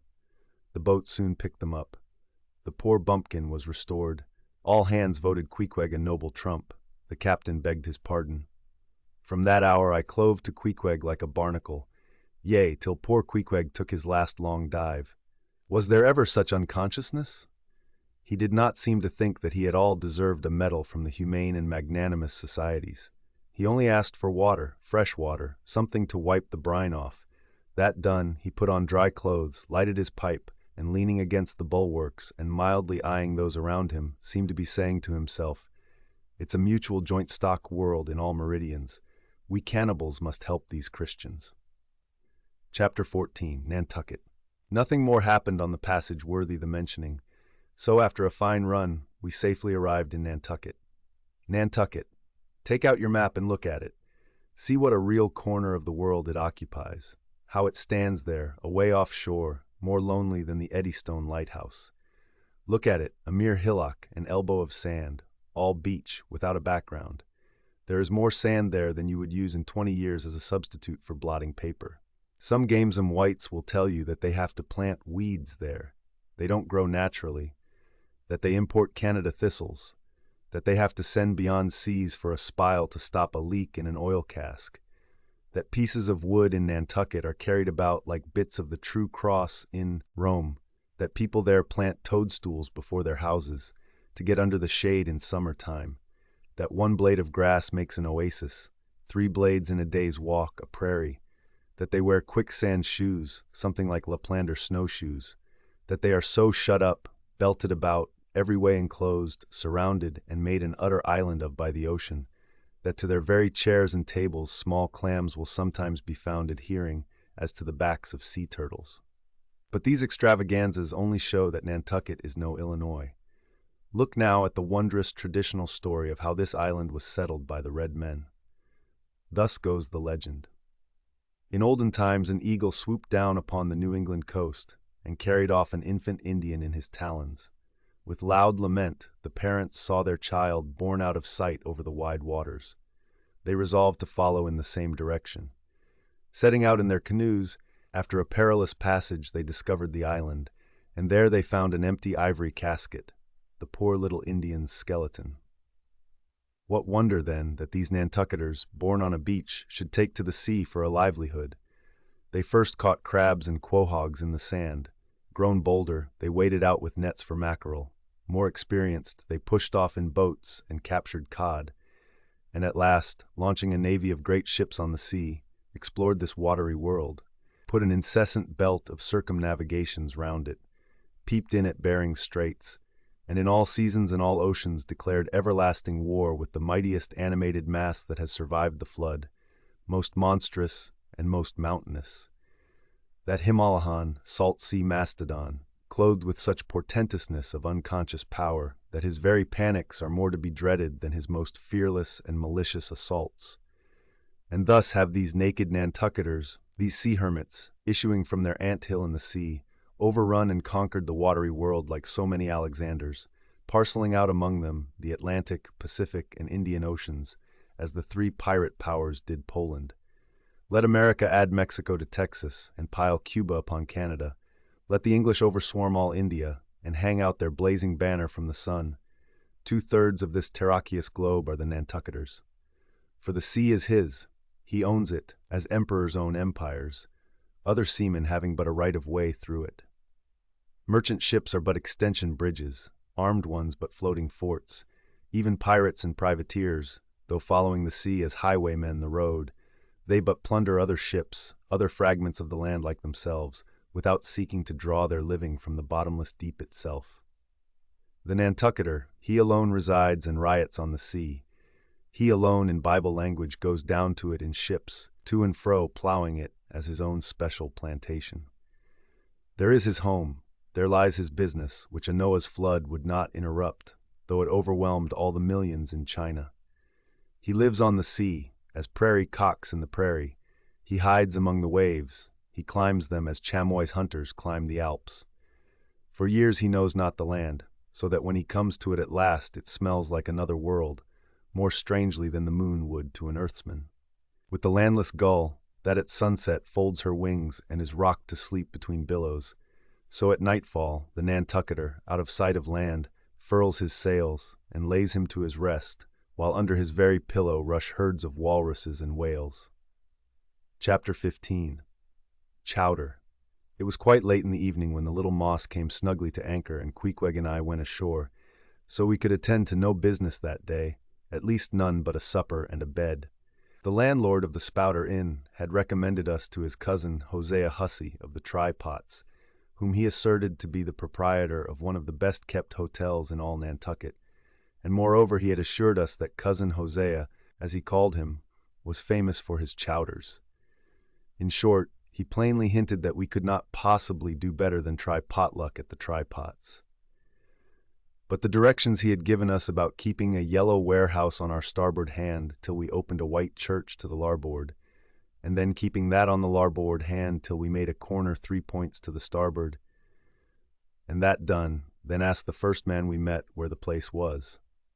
These crooked directions of his very much puzzled us at first, especially as, at the outset, Queequeg insisted that the yellow warehouse, our first point of departure, must be left on the larboard hand, whereas I had understood Peter Coffin to say it was on the starboard. However, by dint of beating about a little in the dark, and now and then knocking up a peaceable inhabitant to inquire the way, we at last came to something which there was no mistaking. 2 enormous wooden pots painted black and suspended by asses' ears swung from the cross-trees of an old topmast planted in front of an old doorway. The horns of the cross-trees were sawed off on the other side, so that this old topmast looked not a little like a gallows. Perhaps I was oversensitive to such impressions at the time, but I could not help staring at this gallows with a vague misgiving. A sort of crick was in my neck as I gazed up to the 2 remaining horns. Yes, 2 of them, one for Queequeg and one for me. It's ominous, thinks I. A coffin my innkeeper upon landing in my first whaling port, tombstones staring at me in the whaleman's chapel, and here a gallows, and a pair of prodigious black pots too. Are these last throwing out oblique hints touching Tophet? I was called from these reflections by the sight of a freckled woman with yellow hair and a yellow gown, standing in the porch of the inn, under a dull red lamp swinging there, that looked much like an injured eye, and carrying on a brisk scolding with a man in a purple woolen shirt. "Get along with ye," said she to the man, "or I'll be combing ye." "Come on, Queequeg," said I. "All right, there's Mrs. Hussey." And so it turned out, Mr. Hosea Hussey being from home, but leaving Mrs. Hussey entirely competent to attend to all his affairs. Upon making known our desires for a supper and a bed, Mrs. Hussey, postponing further scolding for the present, ushered us into a little room, and seating us at a table spread with the relics of a recently concluded repast, turned round to us and said, "Clam or cod?" "What's that about cods, ma'am?" said I, with much politeness. "Clam or cod?" she repeated. "A clam for supper? A cold clam? Is that what you mean, Mrs. Hussey?" Says I, "But that's a rather cold and clammy reception in the winter time, ain't it, Mrs. Hussey?"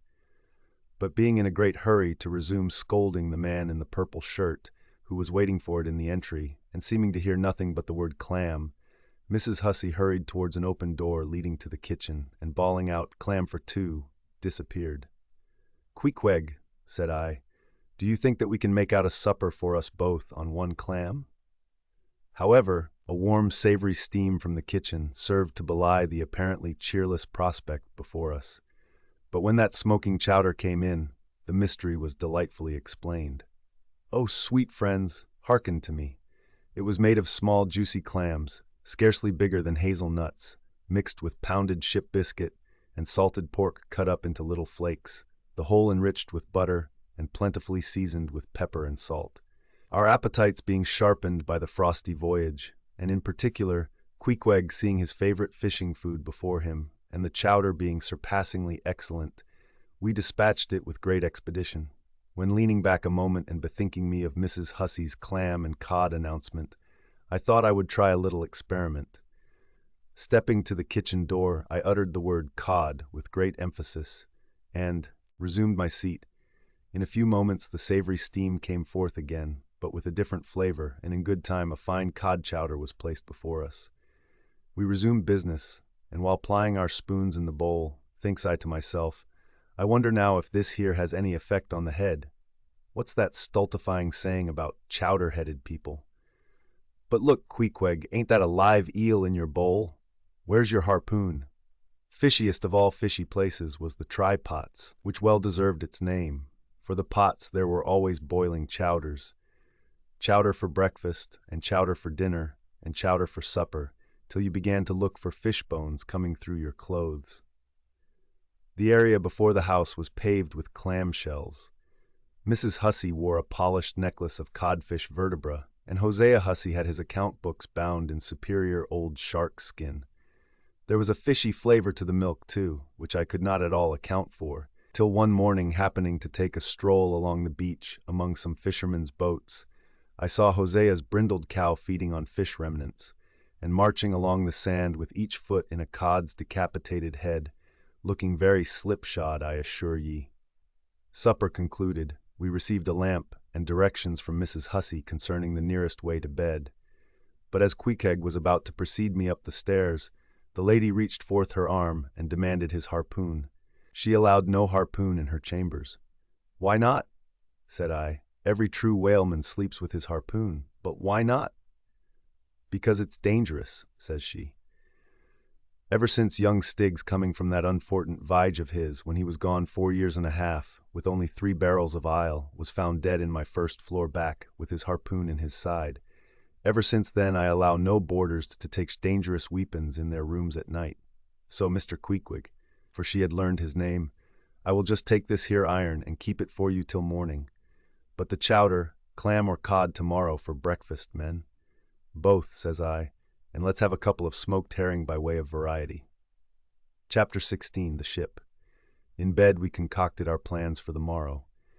But to my surprise and no small concern, Queequeg now gave me to understand that he had been diligently consulting Yojo, the name of his black little god, and Yojo had told him 2 or 3 times over, and strongly insisted upon it every way, that instead of our going together among the whaling fleet in harbor and in concert selecting our craft, instead of this, I say, Yojo earnestly enjoined that the selection of the ship should rest wholly with me, inasmuch as Yojo purposed befriending us, and in order to do so, had already pitched upon a vessel, which, if left to myself, I, Ishmael, should infallibly light upon, for all the world as though it had turned out by chance, and in that vessel I must immediately ship myself, for the present irrespective of Queequeg.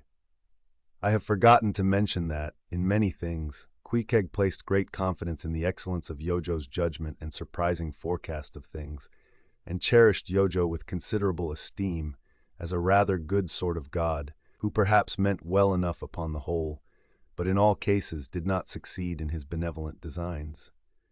Now, this plan of Queequeg's, or rather Yojo's, touching the selection of our craft, I did not like that plan at all. I had not a little relied upon Queequeg's sagacity to point out the whaler best fitted to carry us and our fortunes securely. But as all my remonstrances produced no effect upon Queequeg, I was obliged to acquiesce, and accordingly prepared to set about this business with a determined rushing sort of energy and vigor that should quickly settle that trifling little affair. Next morning early, leaving Queequeg shut up with Yojo in our little bedroom, for it seemed that it was some sort of Lent or Ramadan, or day of fasting, humiliation, and prayer with Queequeg and Yojo that day. How it was I never could find out, for though I applied myself to it several times, I never could master his liturgies and X9 articles.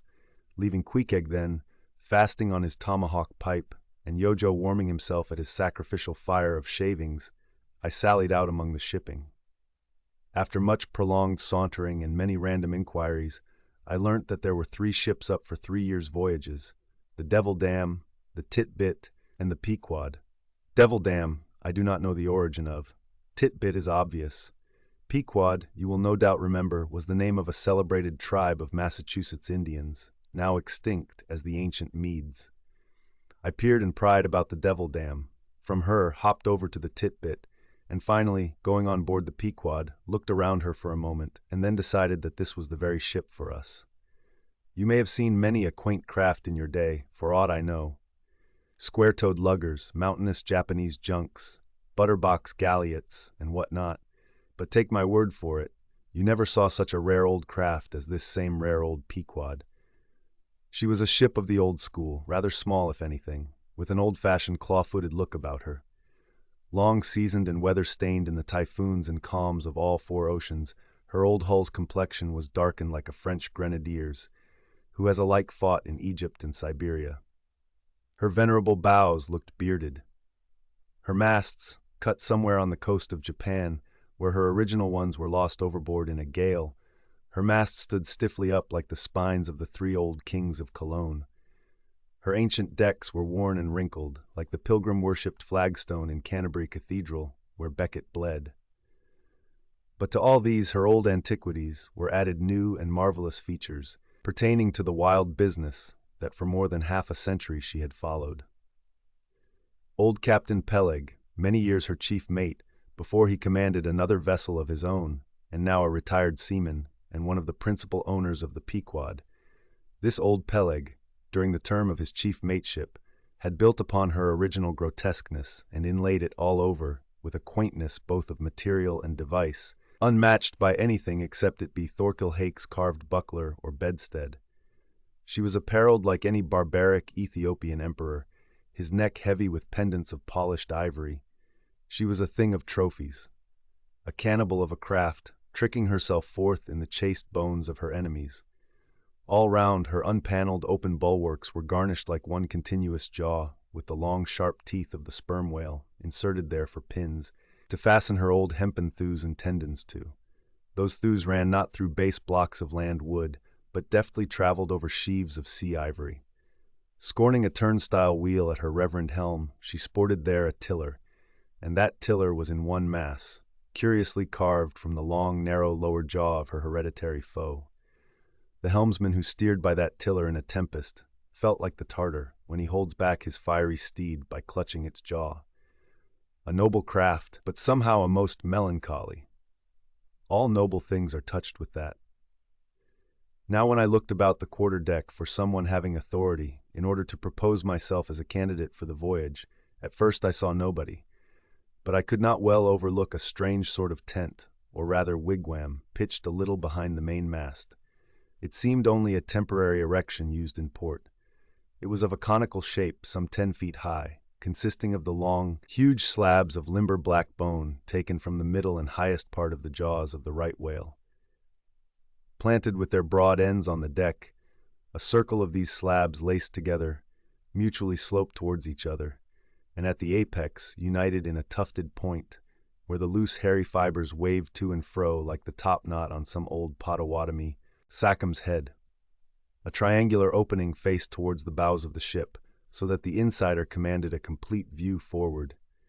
And half concealed in this queer tenement, I at length found one who by his aspect seemed to have authority, and who, it being noon and the ship's work suspended, was now enjoying respite from the burden of command. He was seated on an old-fashioned oaken chair, wriggling all over with curious carving, and the bottom of which was formed of a stout interlacing of the same elastic stuff of which the wigwam was constructed. There was nothing so very particular, perhaps, about the appearance of the elderly man I saw. He was brown and brawny like most old seamen, and heavily rolled up in blue pilot cloth, cut in the Quaker style. Only there was a fine and almost microscopic network of the minutest wrinkles interlacing round his eyes, which must have arisen from his continual sailings in many hard gales, and always looking to windward, for this causes the muscles about the eyes to become pursed together. Such eye wrinkles are very effectual in a scowl. "Is this the captain of the Pequod?" said I, advancing to the door of the tent. "Supposing it be the captain of the Pequod, what dost thou want of him?" he demanded. "I was thinking of shipping." "Thou wast. Wast thou? I see thou art no Nantucketer, ever been in a stove boat." "No, sir, I never have." "Dost know nothing at all about whaling, I dare say, eh?" "Nothing, sir, but I have no doubt I shall soon learn. I've been several voyages in the merchant service, and I think that— "Merchant service be damned. Talk not that lingo to me. Dost see that leg? I'll take that leg away from thy stern if ever thou talkest of the marchant service to me again. Marchant service indeed. I suppose now ye feel considerable proud of having served in those marchant ships. But flukes! Man, what makes thee want to go a-whaling, eh? It looks a little suspicious, don't it, eh? Hast not been a pirate, hast thou? Didst not rob thy last captain, didst thou? Dost not think of murdering the officers when thou gettest to sea?" I protested my innocence of these things. I saw that under the mask of these half-humorous innuendos, this old seaman, as an insulated Quakerish Nantucketer, was full of his insular prejudices and rather distrustful of all aliens unless they hailed from Cape Cod or the Vineyard. "But what takes thee a-whaling? I want to know that before I think of shipping ye." "Well, sir, I want to see what whaling is. I want to see the world." "Want to see what whaling is, eh? Have ye clapped eye on Captain Ahab?" "Who is Captain Ahab, sir?" Aye, I thought so. Captain Ahab is the captain of this ship." "I am mistaken, then. I thought I was speaking to the captain himself." "Thou art speaking to Captain Peleg. That's who y'are speaking to, young man. It belongs to me and Captain Bildad to see the Pequod fitted out for the voyage and supplied with all her needs, including crew. We are part owners and agents. But as I was going to say, if thou wantest to know what whaling is, as thou tellest ye do, I can put ye in a way of finding it out before you bind yourself to it, past backing out. Clap eye on Captain Ahab, young man, and thou wilt find that he has only one leg." "What do you mean, sir? Was the other one lost by a whale?" "Lost by a whale. Young man, come nearer to me. It was devoured, chewed up, crunched by the monstrousest parmacetti that ever chipped a boat." Ah! I was a little alarmed by his energy, perhaps also a little touched at the hearty grief in his concluding exclamation, but said as calmly as I could, "What you say is no doubt true enough, sir. But how could I know there was any peculiar ferocity in that particular whale, though indeed I might have inferred as much from the simple fact of the accident. Look ye now, young man, thy lungs are a sort of soft sea. Thou dost not talk shark a bit. Sure you've been to sea before now, sure of that?" "Sir," said I thought I told you that I had been 4 voyages in the merchant." "Hard down out of that. Mind what I said about the marchant service. Don't aggravate me, I won't have it. But let us understand each other. I have given thee a hint about what whaling is. Do ye yet feel inclined for it?" "I do, sir." "Very good. Now, art thou the man to pitch a harpoon down a live whale's throat and then jump after it? Answer quick." "I am, sir, if it should be positively indispensable to do so. Not to be got rid of, that is, which I don't take to be the fact." "Good again. Now then, thou not only wantest to go a-whaling, to find out by experience what whaling is, but ye also want to go in order to see the world? Was not that what ye said? I thought so. Well then, just step forward there and take a peep over the weather bow, and then back to me and tell me what ye see there." For a moment I stood a little puzzled by this curious request, not knowing exactly how to take it, whether humorously or in earnest. But concentrating all his crow's feet into one scowl, Captain Peleg started me on the errand. Going forward and glancing over the weather bow, I perceived that the ship swinging to her anchor with the flood tide was now obliquely pointing towards the open ocean. The prospect was unlimited, but exceedingly monotonous and forbidding. Not the slightest variety that I could see. "Well, what's the report?" said Peleg when I came back. "What did ye see?" "Not much," I replied. "Nothing but water. Considerable horizon, though, and there's a squall coming up, I think." "Well, what does thou think then of seeing the world? Do you wish to go round Cape Horn to see any more of it, eh? Can't ye see the world where you stand?" I was a little staggered, but go a-whaling I must, and I would, and the Pequod was as good a ship as any. I thought the best. And all this I now repeated to Peleg. Seeing me so determined, he expressed his willingness to ship me. "And thou mayest as well sign the papers right off," he added. "Come along with ye." And so saying, he led the way below deck into the cabin. Seated on the transom was what seemed to me a most uncommon and surprising figure. It turned out to be Captain Bildad, who along with Captain Peleg was one of the largest owners of the vessel. The other shares, as is sometimes the case in these ports, being held by a crowd of old annuitants, widows, fatherless children, and chancery wards, each owning about the value of a timber head or a foot of plank or a nail or two in the ship. People in Nantucket invest their money in whaling vessels, the same way that you do yours in approved state stocks, bringing in good interest. Now, Bildad, like Peleg, and indeed many other Nantucketers, was a Quaker, the island having been originally settled by that sect. And to this day its inhabitants in general retain in an uncommon measure the peculiarities of the Quaker, only variously and anomalously modified by things altogether alien and heterogeneous. For some of these same Quakers are the most sanguinary of all sailors and whale hunters. They are fighting Quakers. They are Quakers with a vengeance. So that there are instances among them of men who, named with scripture names, a singularly common fashion on the island, and in childhood naturally imbibing the stately dramatic thee and thou of the Quaker idiom, still, from the audacious, daring, and boundless adventure of their subsequent lives, strangely blend with these unoutgrown peculiarities, a thousand bold dashes of character not unworthy a Scandinavian sea king or a poetical pagan Roman. And when these things unite in a man of greatly superior natural force, with a globular brain and a ponderous heart, who has also by the stillness and seclusion of many long night watches in the remotest waters and beneath constellations never seen here at the north, been led to think untraditionally and independently, receiving all nature's sweet or savage impressions fresh from her own virgin voluntary and confiding breast, and thereby chiefly, but with some help from accidental advantages, to learn a bold and nervous lofty language, that man makes one in a whole nation's census, a mighty pageant creature, formed for noble tragedies. Nor will it at all detract from him, dramatically regarded, if either by birth or other circumstances he have what seems a half-willful overruling morbidness at the bottom of his nature. For all men tragically great are made so through a certain morbidness. Be sure of this, O young ambition, all mortal greatness is but disease.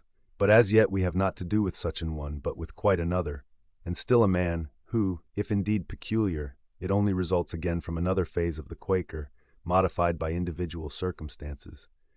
Like Captain Peleg, Captain Bildad was a well-to-do, retired whaleman. But unlike Captain Peleg, who cared not a rush for what are called serious things, and indeed deemed those self-same serious things the veriest of all trifles, Captain Bildad had not only been originally educated according to the strictest sect of Nantucket Quakerism, but all his subsequent ocean life, and the sight of many unclad lovely island creatures round the Horn, all that had not moved this native-born Quaker one single jot, had not so much as altered one angle of his vest. Still, for all this immutableness, was there some lack of common consistency about worthy Captain Bildad. Though refusing, from conscientious scruples, to bear arms against land invaders, yet himself had illimitably invaded the Atlantic and Pacific, and though a sworn foe to human bloodshed, yet had he in his straight-bodied coat spilled tons upon tons of Leviathan gore. How now in the contemplative evening of his days the pious Bildad reconciled these things in the reminiscence, I do not know, but it did not seem to concern him much, and very probably he had long since come to the sage and sensible conclusion that a man's religion is one thing, and this practical world quite another.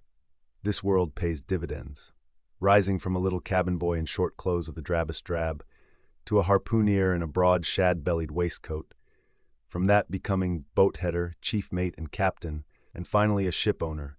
Bildad, as I hinted before, had concluded his adventurous career by wholly retiring from active life at the goodly age of 60, and dedicating his remaining days to the quiet receiving of his well-earned income. Now, Bildad, I am sorry to say, had the reputation of being an incorrigible old hunks, and in his seagoing days a bitter, hard taskmaster. They told me in Nantucket, though it certainly seems a curious story, that when he sailed the old Cattegut whalemen, his crew, upon arriving home, were mostly all carried ashore to the hospital, sore exhausted and worn out. For a pious man, especially for a Quaker, he was certainly rather hard-hearted, to say the least. He never used to swear, though, at his men, they said, but somehow he got an inordinate quantity of cruel, unmitigated hard work out of them. When Bildad was a chief mate, to have his drab-colored eye intently looking at you made you feel completely nervous till you could clutch something, a hammer or a marling spike, and go to work like mad at something or other, never mind what. Indolence and idleness perished before him. His own person was the exact embodiment of his utilitarian character. On his long, gaunt body, he carried no spare flesh, no superfluous beard, his chin having a soft, economical nap to it, like the worn nap of his broad-brimmed hat. Such, then, was the person that I saw seated on the transom when I followed Captain Peleg down into the cabin.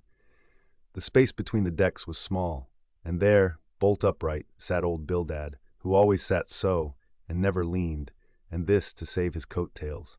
His broad brim was placed beside him, his legs were stiffly crossed, His drab vesture was buttoned up to his chin, and spectacles on nose, he seemed absorbed in reading from a ponderous volume.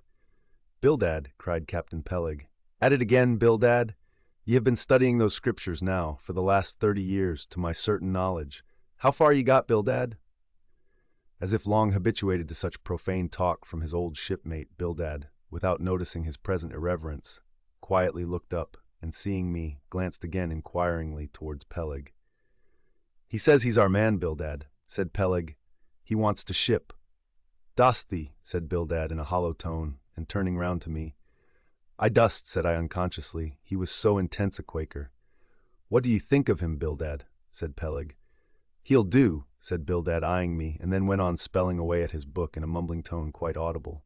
I thought him the queerest old Quaker I ever saw, especially as Peleg, his friend and old shipmate, seemed such a blusterer.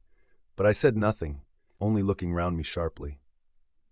Peleg now threw open a chest, and drawing forth the ship's articles, placed pen and ink before him, and seated himself at a little table. I began to think it was high time to settle with myself at what terms I would be willing to engage for the voyage. I was already aware that in the whaling business they paid no wages, but all hands, including the captain, received certain shares of the profits called lays, and that these lays were proportioned to the degree of importance pertaining to the respective duties of the ship's company. I was also aware that being a green hand at whaling, my own lay would not be very large, but considering that I was used to the sea, could steer a ship, splice a rope, and all that, I made no doubt that from all I had heard I should be offered at least the 275th lay. That is, the 275th part of the clear net proceeds of the voyage, whatever that might eventually amount to. And though the 275th lay was what they call a rather long lay, yet it was better than nothing, and if we had a lucky voyage, might pretty nearly pay for the clothing I would wear out on it, not to speak of my 3 years' beef and board, for which I would not have to pay 1 stiver. It might be thought that this was a poor way to accumulate a princely fortune, and so it was, a very poor way indeed. But I am one of those that never take on about princely fortunes, and am quite content if the world is ready to board and lodge me while I am putting up at this grim sign of the thundercloud. Upon the whole, I thought that the 275th lay would be about the fair thing, but would not have been surprised had I been offered the 200th, considering I was of a broad-shouldered make. But one thing, nevertheless, that made me a little distrustful about receiving a generous share of the profits was this. Ashore, I had heard something of both Captain Peleg and his unaccountable old crony Bildad, how that they being the principal proprietors of the Pequod, therefore the other and more inconsiderable and scattered owners, left nearly the whole management of the ship's affairs to these two.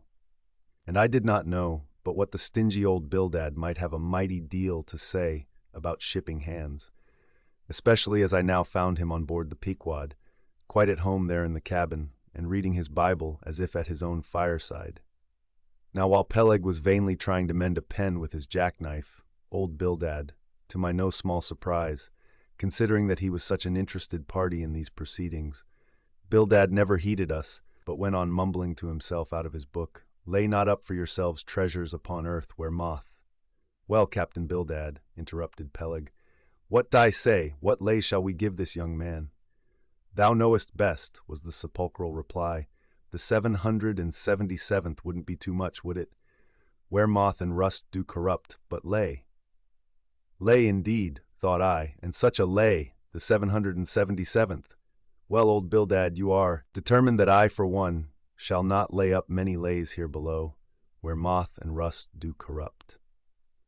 It was an exceedingly long lay that, indeed, and though from the magnitude of the figure it might at first deceive a landsman, yet the slightest consideration will show that though 777 is a pretty large number, yet, when you come to make a tenth of it, you will then see, I say, that the 777th part of a farthing is a good deal less than 777 gold doubloons, and so I thought at the time. "Why, blast your eyes, Bildad," cried Peleg, "thou dost not want to swindle this young man. He must have more than that." 777th, again said Bildad, without lifting his eyes, and then went on mumbling. For where your treasure is, there will your heart be also." "I am going to put him down for the 300th, said Peleg. "Do ye hear that, Bildad? The 300th lay, I say." Bildad laid down his book and turning solemnly towards him said, "Captain Peleg, thou hast a generous heart, but thou must consider the duty thou owest to the other owners of this ship, widows and orphans, many of them, and that if we too abundantly reward the labors of this young man, we may be taking the bread from those widows and those orphans." "The 777th lay, Captain Peleg." "Thou Bildad," roared Peleg, starting up and clattering about the cabin. "Blast ye, Captain Bildad, if I had followed thy advice in these matters, I would afore now had a conscience to lug about that would be heavy enough to founder the largest ship that ever sailed round Cape Horn." "Captain Peleg," said Bildad steadily, "thy conscience may be drawing 10 inches of water, or 10 fathoms, I can't tell. But as thou art still an impenitent man, Captain Peleg, I greatly fear lest thy conscience be but a leaky one, and will in the end sink thee foundering down to the fiery pit, Captain Peleg." Fiery pit, ye insult me, man. Past all natural bearing, ye insult me. It's an all-fired outrage to tell any human creature that he's bound to hell. Flukes and flames. Bildad, say that again to me and start my soul bolts, but I'll swallow a live goat with all his hair and horns on. Out of the cabin, ye canting, drab-colored son of a wooden gun, a straight wake with ye. As he thundered out this, he made a rush at Bildad, but with a marvelous oblique, sliding celerity, Bildad for that time eluded him. Alarmed at this terrible outburst between the two principal and responsible owners of the ship, and feeling half a mind to give up all idea of sailing in a vessel so questionably owned and temporarily commanded, I stepped aside from the door to give egress to Bildad, who, I made no doubt, was all eagerness to vanish from before the awakened wrath of Peleg. But to my astonishment, he sat down again on the transom very quietly, and seemed to have not the slightest intention of withdrawing. He seemed quite used to impenitent Peleg and his ways. As for Peleg, after letting off his rage as he had, there seemed no more left in him, and he too sat down like a lamb, though he twitched a little as if still nervously agitated. "Who?" he whistled at last. "The squall's gone off to leeward, I think. Bildad, thou used to be good at sharpening a lance, mend that pen, will ye? My jackknife here needs the grindstone. That's he. Thank ye, Bildad. Now then, my young man, Ishmael's thy name, didn't ye say? Well then, down ye go here, Ishmael, for the 300th lay." "Captain Peleg," said I have a friend with me who wants to ship too. Shall I bring him down tomorrow?" "To be sure," said Peleg. "Fetch him along, and we'll look at him." "What lay does he want?" groaned Bildad, glancing up from the book in which he had again been burying himself. "Oh, never thee mind about that, Bildad," said Peleg. "Has he ever whaled any?" turning to me. "Killed more whales than I can count, Captain Peleg." "Well, bring him along then." And after signing the papers, off I went, nothing doubting but that I had done a good morning's work, and that the Pequod was the identical ship that Yojo had provided to carry Queequeg and me round the Cape. But I had not proceeded far when I began to bethink me that the captain with whom I was to sail yet remained unseen by me, though, indeed, in many cases, a whale ship will be completely fitted out and receive all her crew on board, ere the captain makes himself visible by arriving to take command. For sometimes these voyages are so prolonged, and the shore intervals at home so exceedingly brief, that if the captain have a family, or any absorbing concernment of that sort, he does not trouble himself much about his ship in port, but leaves her to the owners till all is ready for sea. However, it is always as well to have a look at him before irrevocably committing yourself into his hands. Turning back, I accosted Captain Peleg, inquiring where Captain Ahab was to be found. "And what dost thou want of Captain Ahab? It's all right enough. Thou art shipped."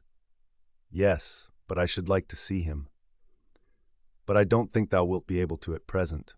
I don't know exactly what's the matter with him, but he keeps close inside the house, a sort of sick, and yet he don't look so. In fact, he ain't sick, but no, he isn't well either. Anyhow, young man, he won't always see me, so I don't suppose he will thee. He's a queer man, Captain Ahab, so some think, but a good one.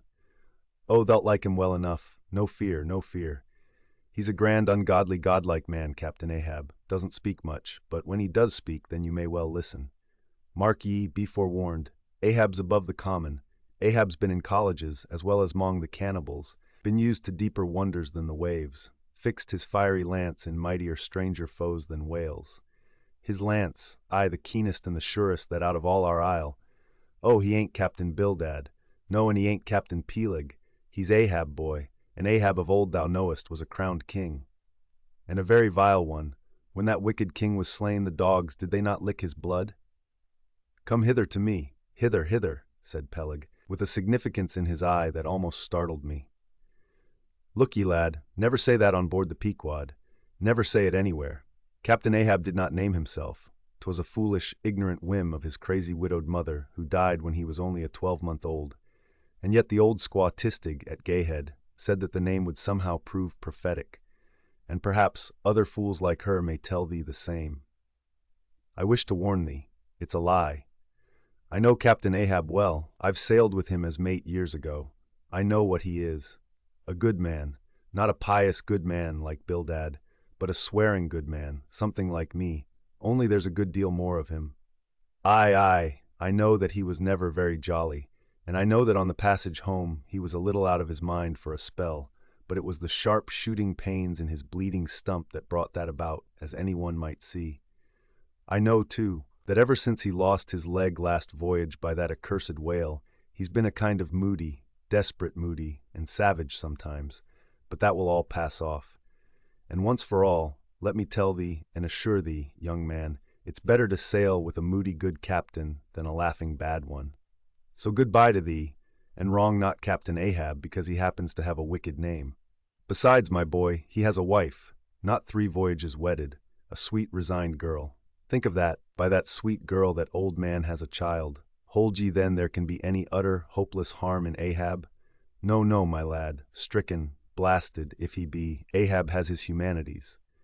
As I walked away, I was full of thoughtfulness. What had been incidentally revealed to me of Captain Ahab filled me with a certain wild vagueness of painfulness concerning him.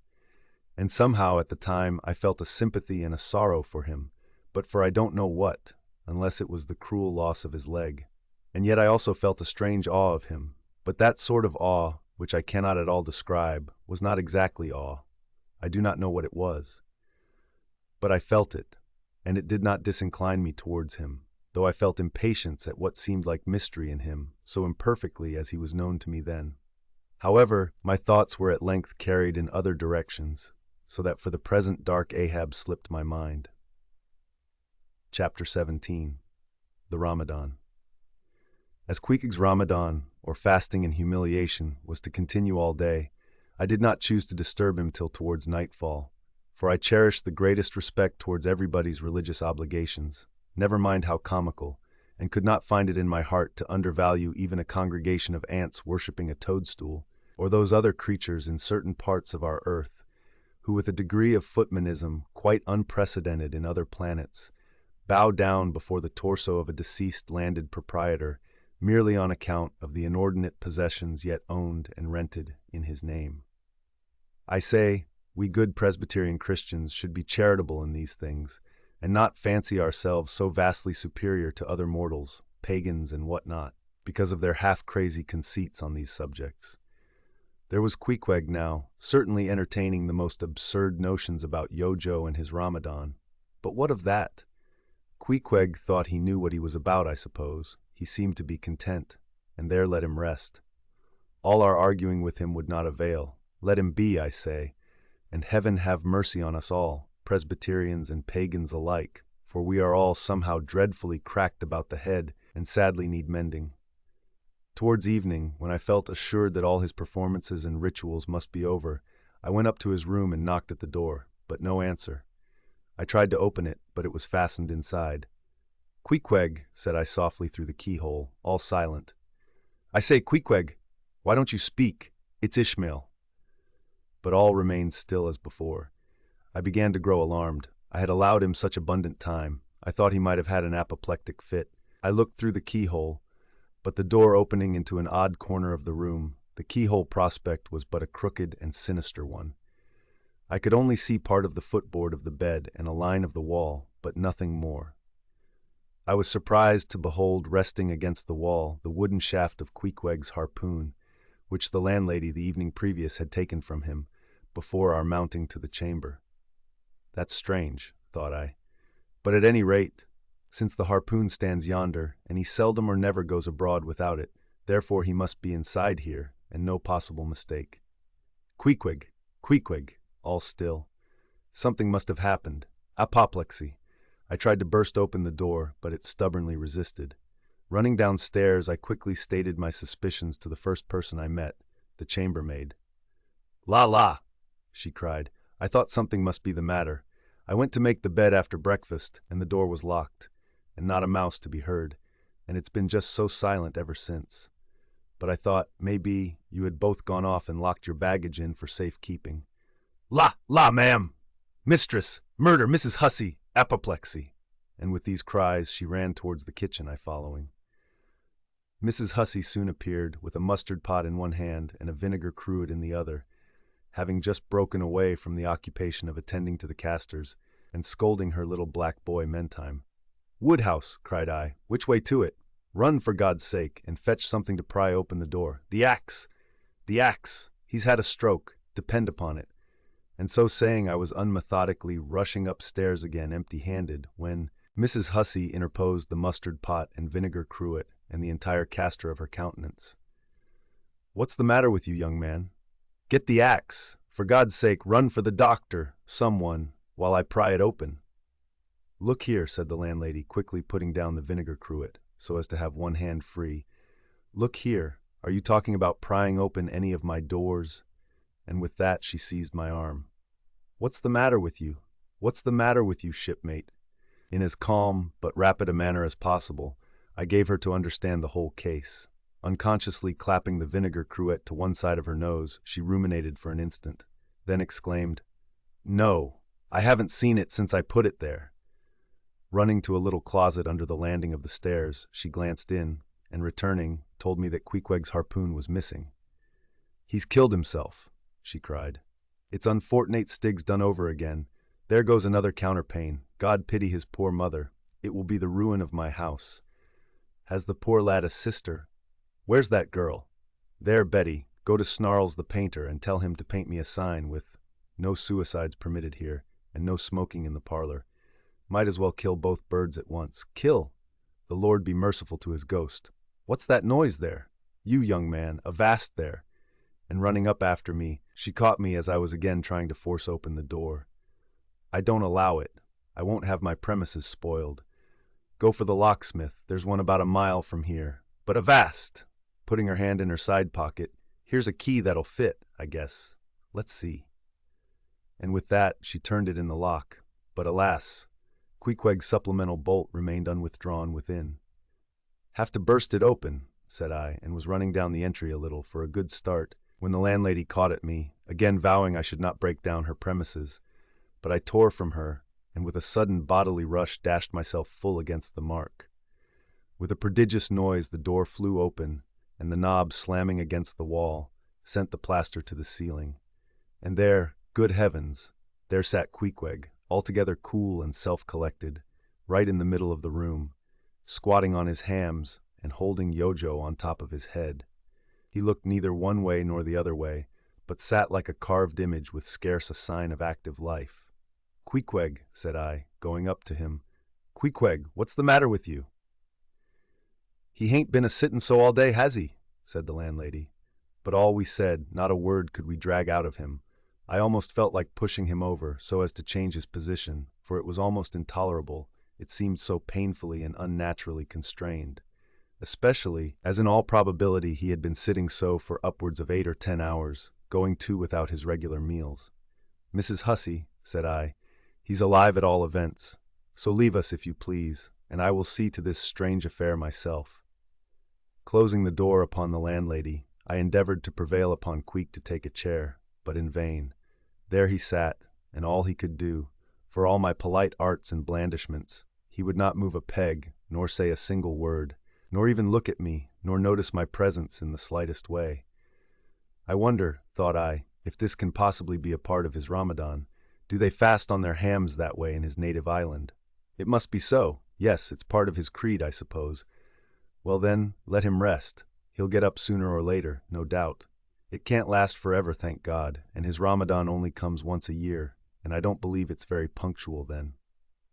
I went down to supper. After sitting a long time listening to the long stories of some sailors who had just come from a plum-pudding voyage, as they called it, that is, a short whaling voyage in a schooner or brig, confined to the north of the line in the Atlantic Ocean only.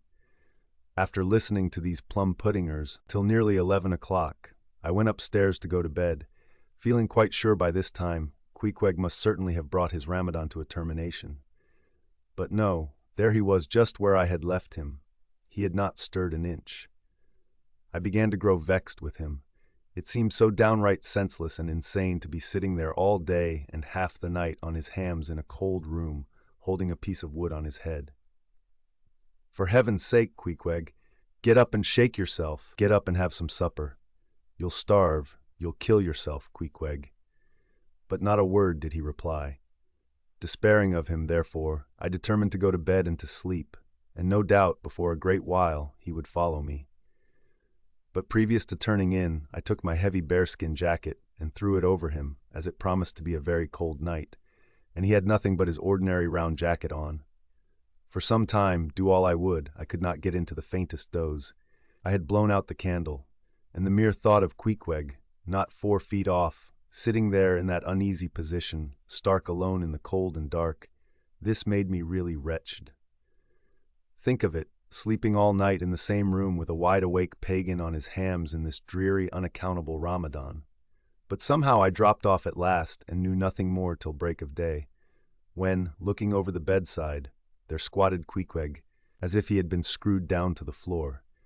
But as soon as the first glimpse of sun entered the window, up he got, with stiff and grating joints, but with a cheerful look, limped towards me where I lay, pressed his forehead again against mine, and said his Ramadan was over. Now, as I before hinted, I have no objection to any person's religion, be it what it may, so long as that person does not kill or insult any other person, because that other person don't believe it also. But when a man's religion becomes really frantic, when it is a positive torment to him, and in fine makes this earth of ours an uncomfortable inn to lodge in, then I think it high time to take that individual aside and argue the point with him. And just so I now did with Queequeg. Queequeg, said I, get into bed now and lie and listen to me. I then went on, beginning with the rise and progress of the primitive religions and coming down to the various religions of the present time, during which time I labored to show Queequeg that all these Lents, Ramadans, and prolonged ham-squattings in cold, cheerless rooms were stark nonsense, bad for the health, useless for the soul, opposed, in short, to the obvious laws of hygiene and common sense. I told him, too, that he being in other things such an extremely sensible and sagacious savage, it pained me, very badly pained me, to see him now so deplorably foolish about this ridiculous Ramadan of his. Besides, argued I, fasting makes the body cave in, hence the spirit caves in, and all thoughts born of a fast must necessarily be half-starved. This is the reason why most dyspeptic religionists cherish such melancholy notions about their hereafters.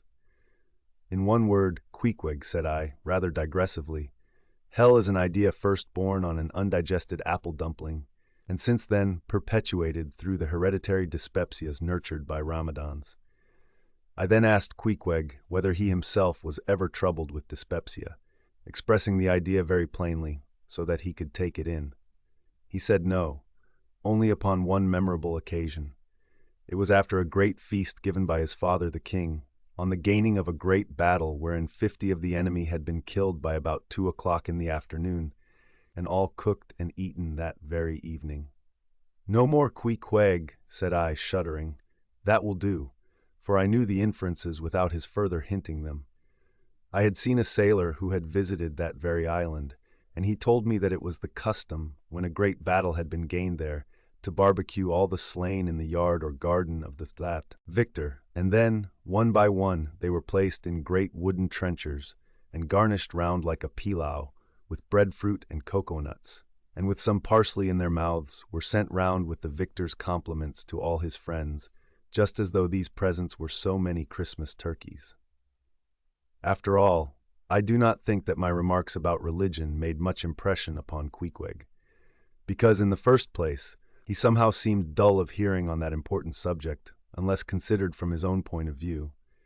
And, in the second place, he did not more than 1/3 understand me, couch my ideas simply as I would. And, finally, he no doubt thought he knew a good deal more about the true religion than I did. He looked at me with a sort of condescending concern and compassion, as though he thought it a great pity that such a sensible young man should be so hopelessly lost to evangelical pagan piety. At last we rose and dressed, and Queequeg, taking a prodigiously hearty breakfast of chowders of all sorts, so that the landlady should not make much profit by reason of his Ramadan, we sallied out to board the Pequod, sauntering along and picking our teeth with halibut bones. Chapter 18. His Mark. As we were walking down the end of the wharf towards the ship, Queequeg carrying his harpoon, Captain Peleg in his gruff voice loudly hailed us from his wigwam, saying he had not suspected my friend was a cannibal, and furthermore announcing that he let no cannibals on board that craft unless they previously produced their papers. "What do you mean by that, Captain Peleg?" said I, now jumping on the bulwarks and leaving my comrade standing on the wharf. "I mean," he replied, "he must show his papers."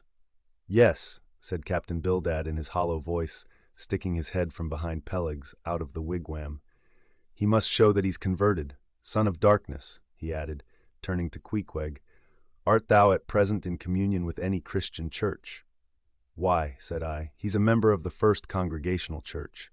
Here be it said that many tattooed savages sailing in Nantucket ships at last come to be converted into the churches." "First Congregational Church," cried Bildad. "What, that worships in Deacon Deuteronomy Coleman's meeting house?" And so saying, taking out his spectacles, he rubbed them with his great yellow bandana handkerchief, and putting them on very carefully, came out of the wigwam, and leaning stiffly over the bulwarks, took a good long look at Queequeg. "How long hath he been a member?" he then said, turning to me. "Not very long, I rather guess, young man." "No," said Peleg, "and he hasn't been baptized right either, or it would have washed some of that devil's blue off his face." "Do tell now," cried Bildad. "Is this Philistine a regular member of Deacon Deuteronomy's meeting? I never saw him going there, and I pass it every Lord's Day." "I don't know anything about Deacon Deuteronomy or his meeting," said I. "All I know is that Queequeg here is a born member of the First Congregational Church. He is a deacon himself, Queequeg is." "Young man," said Bildad sternly, "thou art skylarking with me. Explain thyself, thou young Hittite. What church dost thee mean? Answer me." Finding myself thus hard pushed, I replied, "I mean, sir, the same ancient Catholic church to which you and I, and Captain Peleg there, and Queequeg here, and all of us, and every mother's son and soul of us belong, the great and everlasting first congregation of this whole worshipping world. We all belong to that. Only some of us cherish some queer crotchets, no ways touching the grand belief, in that we all join hands." "Splice! Thou meanst splice hands," cried Peleg, drawing nearer. "Young man, you'd better ship for a missionary, instead of a foremast hand. I never heard a better sermon. Deacon Deuteronomy, why Father Mapple himself couldn't beat it, and he's reckoned something. Come aboard, never mind about the hat papers. I say, tell Quahog there, what's that you call him? Tell Quahog to step along. By the great anchor, what a harpoon he's got there. Looks like good stuff that, and he handles it about right.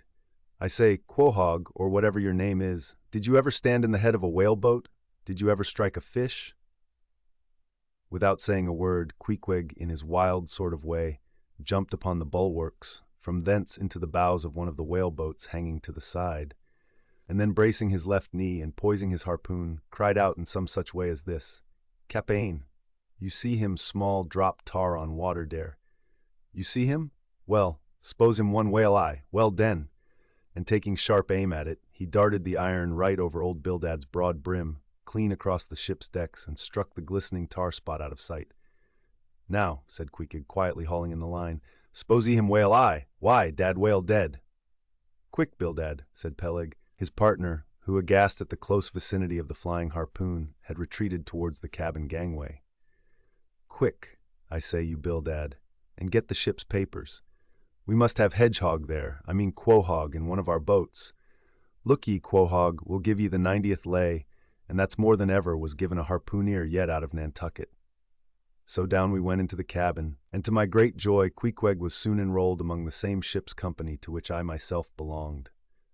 When all preliminaries were over and Peleg had got everything ready for signing, he turned to me and said, I guess, Quahog there don't know how to write, does he? I say, Quahog, blast ye, dost thou sign thy name or make thy mark? But at this question, Queequeg, who had twice or thrice before taken part in similar ceremonies, looked no ways abashed, but taking the offered pen, copied upon the paper in the proper place an exact counterpart of a queer round figure which was tattooed upon his arm, so that through Captain Peleg's obstinate mistake touching his appellative, it stood something like this: Quahog, his X mark. Meanwhile, Captain Bildad sat earnestly and steadfastly eyeing Queequeg, and at last, rising solemnly and fumbling in the huge pockets of his broad-skirted drab coat, took out a bundle of tracts, and selecting one entitled The Latter Day Coming, or No Time to Lose, placed it in Queequeg's hands, and then grasping them and the book with both his, looked earnestly into his eyes, and said, Son of darkness, I must do my duty by thee. I am part owner of this ship, and feel concern for the souls of all its crew. If thou still clingest to thy pagan ways, which I sadly fear, I beseech thee, remain not for I a Belial bondsman. Spurn the idle bell, and the hideous dragon, turn from the wrath to come. Mind thine eye, I say, O goodness gracious, steer clear of the fiery pit. Something of the salt sea yet lingered in old Bildad's language, heterogeneously mixed with scriptural and domestic phrases. Avast there, Bildad, avast now, spoiling our harpooneer, cried Peleg. Pious harpooneers never make good voyagers. It takes the shark out of 'em. No harpooneer is worth a straw who ain't pretty sharkish. There was young Nat Swain, once the bravest boat-header out of all Nantucket and the Vineyard. He joined the meeting and never came to good. He got so frightened about his plaguey soul that he shrinked and sheered away from whales for fear of afterclaps in case he got stove and went to Davy Jones. Peleg, said Bildad, lifting his eyes and hands, thou thyself, as I myself, hast seen many a perilous time. Thou knowest, Peleg, what it is to have the fear of death. How, then, canst thou prate in this ungodly guise? Thou beliest thine own heart, Peleg. Tell me, when this same Pequod here had her 3 masts overboard in that typhoon on Japan, that same voyage when thou went mate with Captain Ahab, didst thou not think of death and the judgment then? Hear him, now, cried Peleg, marching across the cabin and thrusting his hands far down into his pockets. Hear him, all of ye. Think of that, when every moment we thought the ship would sink. Death and the judgment then? What? With all 3 masts making such an everlasting thundering against the side, and every sea breaking over us fore and aft. Think of death and the judgment then? No time to think about death then. Life was what Captain Ahab and I was thinking of, and how to save all hands, how to rig jury masts, how to get into the nearest port. That was what I was thinking of. Bildad said no more, but buttoning up his coat, stalked on deck where we followed him. There he stood, very quietly overlooking some sailmakers who were mending a topsail in the waist. Now and then he stooped to pick up a patch, or save an end of tarred twine, which otherwise might have been wasted. Chapter 19. The Prophet. Shipmates, have ye shipped in that ship? Queequeg and I had just left the Pequod, and were sauntering away from the water, for the moment each occupied with his own thoughts, when the above words were put to us by a stranger, who, pausing before us, leveled his massive forefinger at the vessel in question. He was but shabbily apparelled in faded jacket and patched trousers, a rag of a black handkerchief investing his neck. A confluent smallpox had in all directions flowed over his face, and left it like the complicated ribbed bed of a torrent when the rushing waters have been dried up. "Have ye shipped in her?" he repeated. "You mean the ship Pequod, I suppose," said I, trying to gain a little more time for an uninterrupted look at him. "Aye, the Pequod. That ship there?" he said, drawing back his whole arm, and then rapidly shoving it straight out from him, with the fixed bayonet of his pointed finger darted full at the object. "Yes," said I, "we have just signed the articles. Anything down there about your souls?" About what? Oh, perhaps you haven't got any, he said quickly. No matter, though, I know many chaps that haven't got any. Good luck to 'em, and they are all the better off for it. A soul's a sort of a fifth wheel to a wagon. What are you jabbering about, shipmate? Said I. He's got enough, though, to make up for all deficiencies of that sort in other chaps, abruptly said the stranger, placing a nervous emphasis upon the word he. Queequeg, said I, let's go. This fellow has broken loose from somewhere. He's talking about something and somebody we don't know. Stop, cried the stranger. Ye said true, ye haven't seen Old Thunder yet, have ye? Who's Old Thunder? Said I, again riveted with the insane earnestness of his manner. Captain Ahab. What, the captain of our ship, the Pequod? Aye, among some of us old sailor chaps he goes by that name. Ye haven't seen him yet, have ye? No, we haven't. He's sick, they say, but is getting better and will be all right again before long. All right again before long, laughed the stranger with a solemnly derisive sort of laugh. Look ye, when Captain Ahab is all right, then this left arm of mine will be all right, not before. What do you know about him? What did they tell you about him? Say that. They didn't tell much of anything about him, only I've heard that he's a good whale hunter and a good captain to his crew. That's true. That's true. Yes, both true enough. But you must jump when he gives an order. Step and growl. Growl and go. That's the word with Captain Ahab. But nothing about that thing that happened to him off Cape Horn long ago, when he lay like dead for 3 days and nights. Nothing about that deadly scrimmage with the Spaniard afore the altar in Santa. Heard nothing about that, eh? Nothing about the silver calabash he spat into? And nothing about his losing his leg last voyage, according to the prophecy. Didn't ye hear a word about them matters and something more, eh? No, I don't think ye did. How could ye? Who knows it? Not all. Nantucket, I guess. But howsever, mayhap, ye've heard tell about the leg and how he lost it. Aye, ye have heard of that, I dare say. Oh yes, that everyone knows a most. I mean, they know he's only one leg, and that a Parmacetti took the other off. My friend, said I, what all this gibberish of yours is about, I don't know, and I don't much care, for it seems to me that you must be a little damaged in the head. But if you are speaking of Captain Ahab, of that ship there, the Pequod, then let me tell you that I know all about the loss of his leg.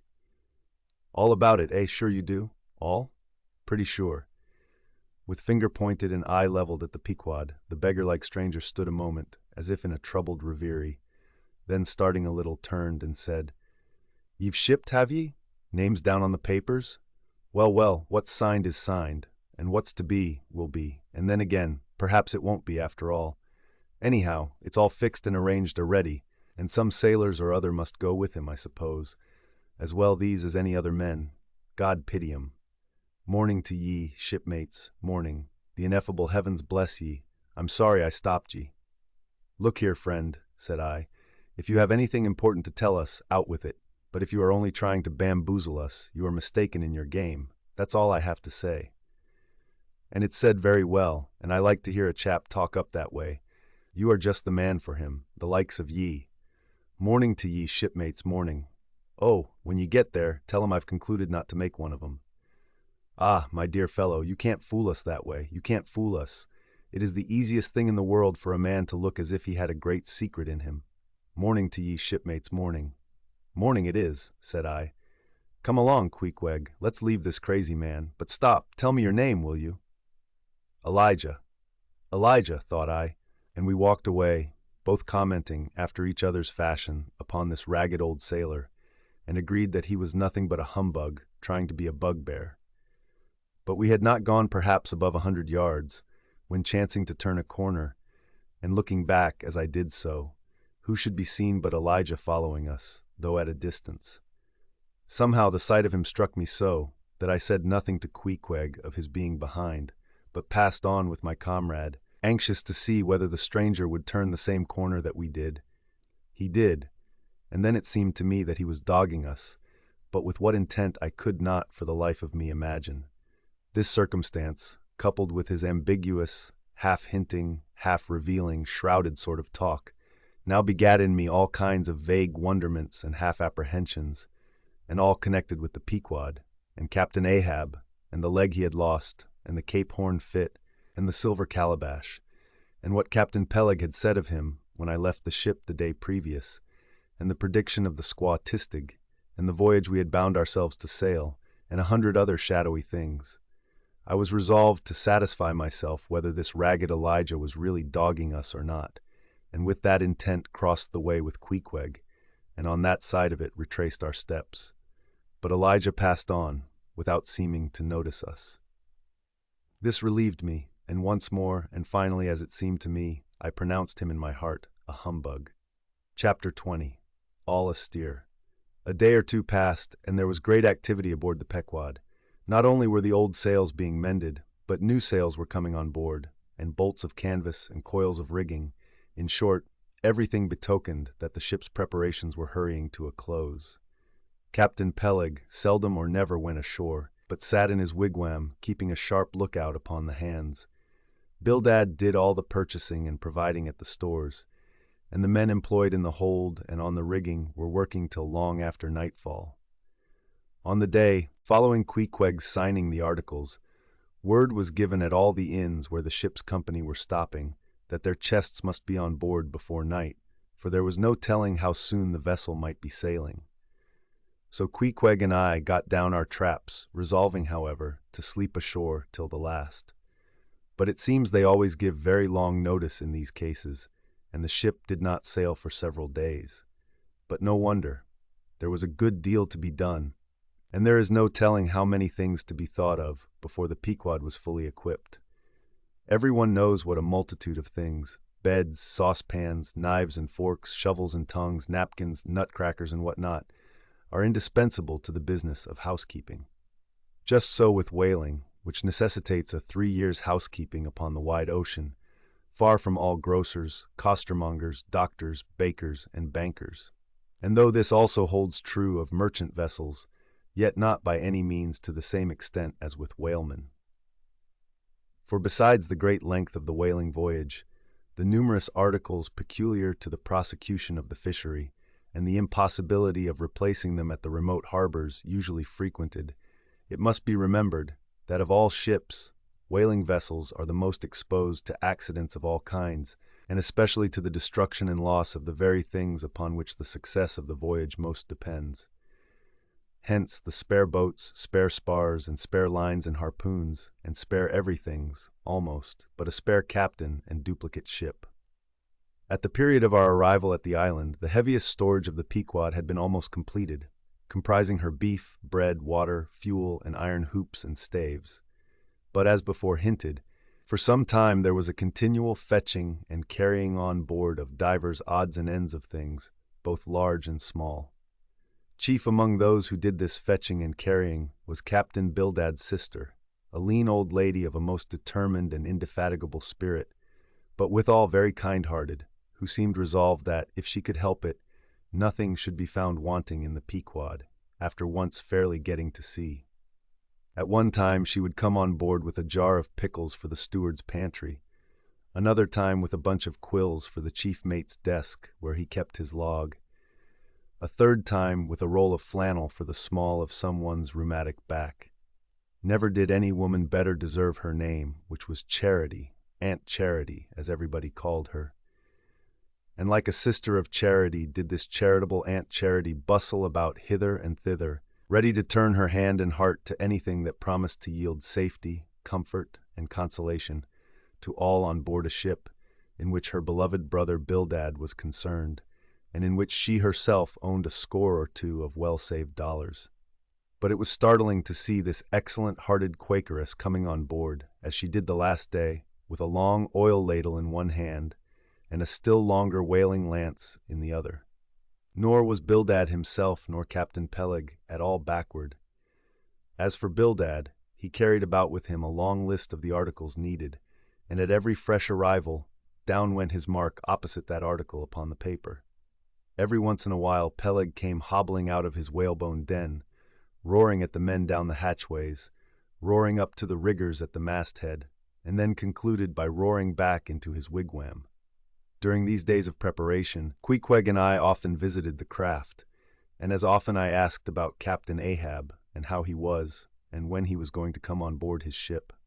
To these questions they would answer, that he was getting better and better, and was expected aboard every day. Meantime, the two captains, Peleg and Bildad, could attend to everything necessary to fit the vessel for the voyage. If I had been downright honest with myself, I would have seen very plainly in my heart that I did but half fancy being committed this way to so long a voyage, without once laying my eyes on the man who was to be the absolute dictator of it, so soon as the ship sailed out upon the open sea. But when a man suspects any wrong, it sometimes happens that if he be already involved in the matter, he insensibly strives to cover up his suspicions even from himself. And much this way it was with me. I said nothing, and tried to think nothing. At last it was given out that sometime next day the ship would certainly sail. So next morning, Queequeg and I took a very early start. Chapter 21. Going aboard. It was nearly 6 o'clock, but only gray, imperfect, misty dawn when we drew nigh the wharf. "There are some sailors running ahead there, if I see right," said I to Queequeg. "It can't be shadows. She's off by sunrise, I guess. Come on." "Avast!" cried a voice, whose owner, at the same time coming close behind us, laid a hand upon both our shoulders, and then insinuating himself between us, stood stooping forward a little in the uncertain twilight, strangely peering from Queequeg to me. It was Elijah. "Going aboard?" "Hands off, will you?" said I. "Looky here," said Queequeg, shaking himself. "Go way. Ain't going aboard, then?" "Yes, we are," said I, "but what business is that of yours? Do you know, Mr. Elijah, that I consider you a little impertinent?" No, I wasn't aware of that," said Elijah, slowly and wonderingly looking from me to Queequeg with the most unaccountable glances. "Elijah," said I, "you will oblige my friend and me by withdrawing. We are going to the Indian and Pacific Oceans and would prefer not to be detained." "Ye be ye? Coming back afore breakfast?" "He's cracked, Queequeg," said I. "Come on." "Hullo!" cried stationary Elijah, hailing us when we had removed a few paces. "Never mind him," said I. "Queequeg, come on." But he stole up to us again, and suddenly clapping his hand on my shoulder, said, "Did ye see anything looking like men going towards that ship a while ago?" Struck by this plain matter-of-fact question, I answered, saying, "Yes, I thought I did see 4 or 5 men, but it was too dim to be sure." Very dim," said Elijah. "Morning to ye." Once more we quitted him, but once more he came softly after us, and touching my shoulder again, said, "See if you can find him now, will ye?" "Find who?" "Morning to ye." "Morning to ye," he rejoined, again moving off. "Oh, I was going to warn ye against, but never mind. It's all one, all in the family, too. Sharp frost this morning, ain't it? Goodbye to ye. Shan't see ye again very soon, I guess, unless it's before the grand jury." And with these cracked words he finally departed, leaving me for the moment in no small wonderment at his frantic impudence. At last, stepping on board the Pequod, we found everything in profound quiet, not a soul moving. The cabin entrance was locked within, the hatches were all on, and lumbered with coils of rigging. Going forward to the forecastle, we found the slide of the scuttle open. Seeing a light, we went down, and found only an old rigger there, wrapped in a tattered pea-jacket. He was thrown at whole length upon 2 chests, his face downwards and enclosed in his folded arms. The profoundest slumber slept upon him. "Those sailors we saw, Queequeg, where can they have gone to?" said I, looking dubiously at the sleeper. But it seemed that, when on the wharf, Queequeg had not at all noticed what I now alluded to. Hence I would have thought myself to have been optically deceived in that matter, were it not for Elijah's otherwise inexplicable question. But I beat the thing down, and again marking the sleeper, jocularly hinted to Queequeg that perhaps we had best sit up with the body, telling him to establish himself accordingly. He put his hand upon the sleeper's rear, as though feeling if it was soft enough, and then, without more ado, sat quietly down there. "Gracious! Queequeg, don't sit there," said I. "Oh, Perry dude's seat," said Queequeg. "My country way, won't hurt him face." "Face," said I, "call that his face. Very benevolent countenance then, but how hard he breathes, he's heaving himself. Get off, Queequeg, you are heavy, it's grinding the face of the poor. Get off, Queequeg, look, he'll twitch you off soon. I wonder he don't wake." Queequeg removed himself to just beyond the head of the sleeper and lighted his tomahawk pipe. I sat at the feet. We kept the pipe passing over the sleeper, from one to the other. Meanwhile, upon questioning him in his broken fashion, Queequeg gave me to understand that, in his land, owing to the absence of settees and sofas of all sorts, the king, chiefs, and great people generally were in the custom of fattening some of the lower orders for ottomans, and to furnish a house comfortably in that respect, you had only to buy up 8 or 10 lazy fellows, and lay them round in the piers and alcoves. Besides, it was very convenient on an excursion, much better than those garden chairs which are convertible into walking sticks. Upon occasion, a chief calling his attendant and desiring him to make a settee of himself under a spreading tree, perhaps in some damp, marshy place. While narrating these things, every time Queequeg received the tomahawk from me, he flourished the hatchet side of it over the sleeper's head. "What's that for, Queequeg?" "Parry easy, kill Oh, parry easy." He was going on with some wild reminiscences about his tomahawk pipe, which it seemed had in its 2 uses both brained his foes and soothed his soul, when we were directly attracted to the sleeping rigger. The strong vapor now completely filling the contracted hole, it began to tell upon him. He breathed with a sort of muffledness, then seemed troubled in the nose, then revolved over once or twice, then sat up and rubbed his eyes. "Hullo," he breathed at last, "who be ye smokers?" "Shipped men," answered I. "When does she sail?" "Aye, aye, you're going in her, be ye? She sails today. The captain came aboard last night." "What captain? Ahab?" Who but him indeed? I was going to ask him some further questions concerning Ahab when we heard a noise on deck. "Hullo, Starbuck's astir," said the rigger. "He's a lively chief mate that, good man and a pious, but all alive now, I must turn to." And so saying he went on deck, and we followed. It was now clear sunrise. Soon the crew came on board in 2s and 3s, the riggers bestirred themselves, the mates were actively engaged, and several of the shore people were busy in bringing various last things on board. Meanwhile, Captain Ahab remained invisibly enshrined within his cabin. Chapter 22. Merry Christmas. At length, towards noon, upon the final dismissal of the ship's riggers, and after the Pequod had been hauled out from the wharf, and after the ever-thoughtful Charity had come off in a whaleboat, with her last gift, a nightcap for Stubb, the second mate, her brother-in-law, and a spare-eyeball for the steward. After all this, the 2 captains, Peleg and Bildad, issued from the cabin, and turning to the chief mate, Peleg said, "Now, Mr. Starbuck, are you sure everything is right? Captain Ahab is all ready, just spoke to him. Nothing more to be got from shore, eh?" "Well, call all hands then. Muster 'em aft here. Blast 'em!" "No need of profane words, however great the hurry, Peleg," said Bildad, "but away with thee, friend Starbuck, and do our bidding." How now? Here, upon the very point of starting for the voyage, Captain Peleg and Captain Bildad were going it with a high hand on the quarter-deck, just as if they were to be joint commanders at sea, as well as to all appearances in port. And as for Captain Ahab, no sign of him was yet to be seen. Only they said he was in the cabin. But then the idea was that his presence was by no means necessary in getting the ship under way and steering her well out to sea. Indeed, as that was not at all his proper business, but the pilot's. And as he was not yet completely recovered, so they said, therefore Captain Ahab stayed below. And all this seemed natural enough, especially as in the merchant service many captains never show themselves on deck for a considerable time after heaving up the anchor, but remain over the cabin table, having a farewell merry-making with their shore friends before they quit the ship for good with the pilot. But there was not much chance to think over the matter, for Captain Peleg was now all alive. He seemed to do most of the talking and commanding, and not Bildad. "Aft here, ye sons of bachelors," he cried, as the sailors lingered at the main-mast. "Mr. Starbuck, drive 'em aft." "Strike the tent there," was the next order. As I hinted before, this whalebone marquee was never pitched except in port, and on board the Pequod for 30 years, the order to strike the tent was well known to be the next thing to heaving up the anchor. "Man the capstan! Blood and thunder! Jump!" was the next command, and the crew sprang for the handspikes.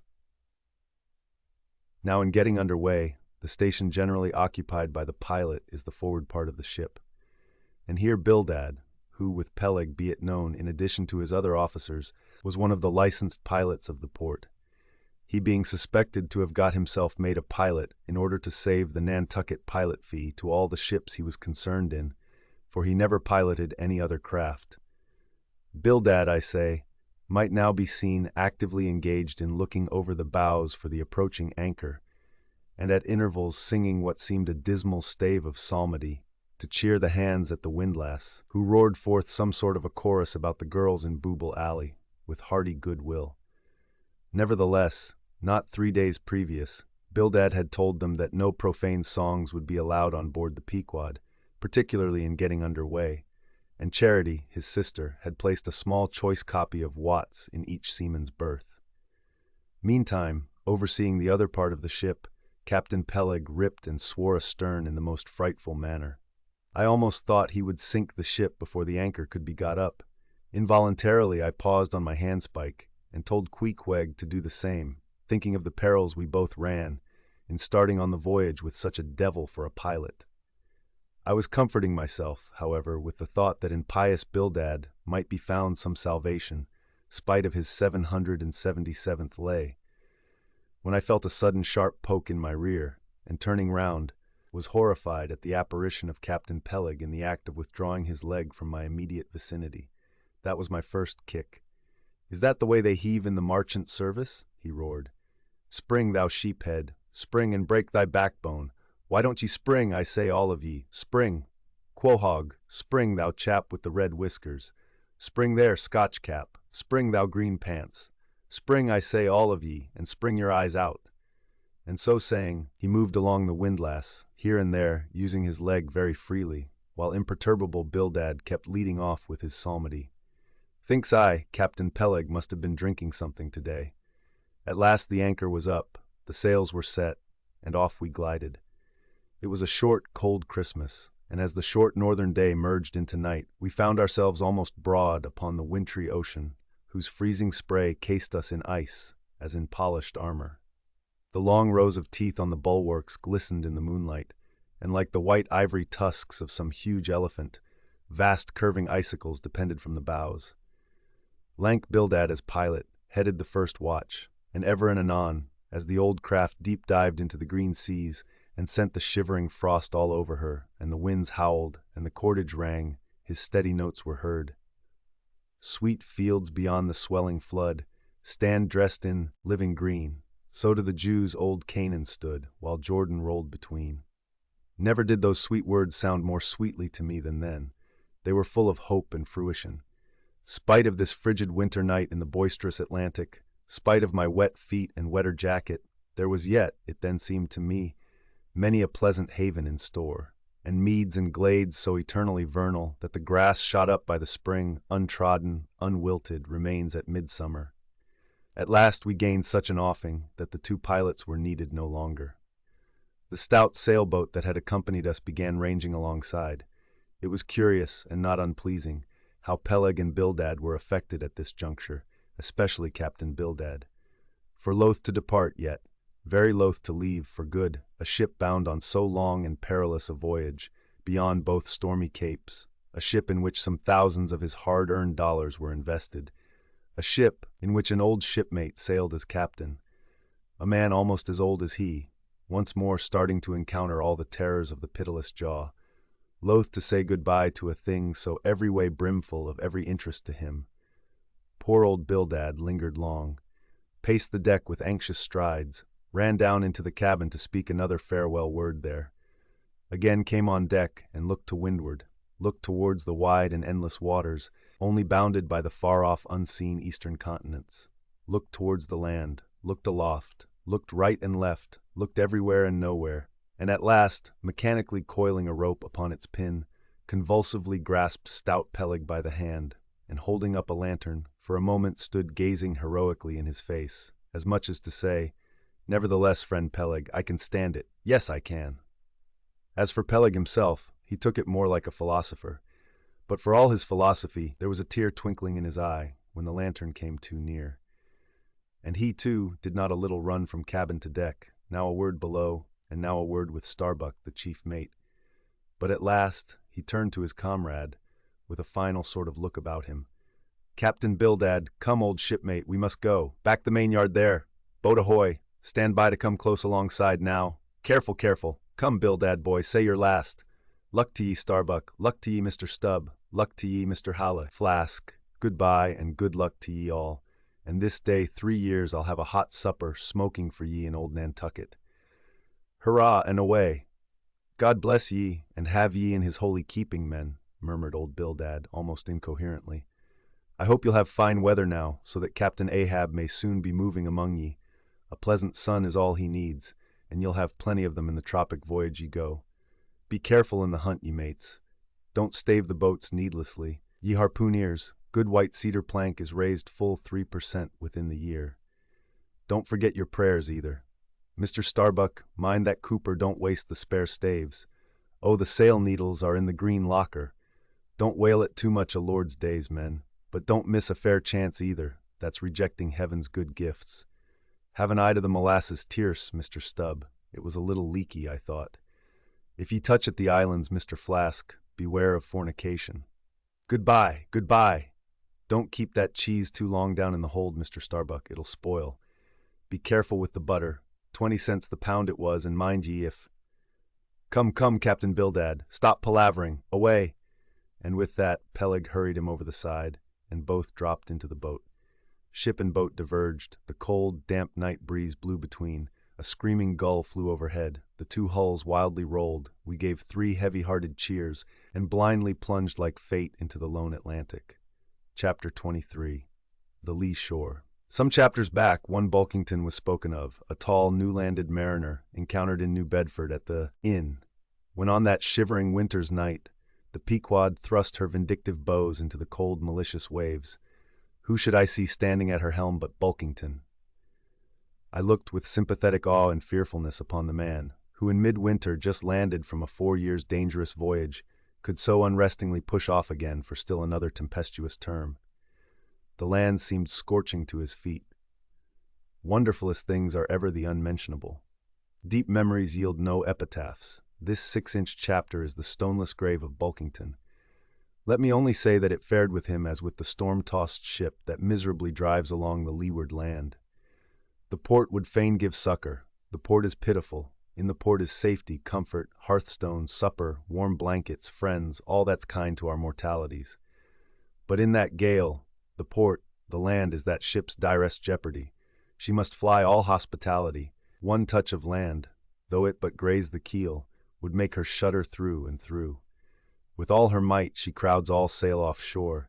In so doing, fights gainst the very winds that fain would blow her homeward, seeks all the lashed sea's landlessness again, for refuge's sake forlornly rushing into peril, her only friend, her bitterest foe. Know ye now, Bulkington?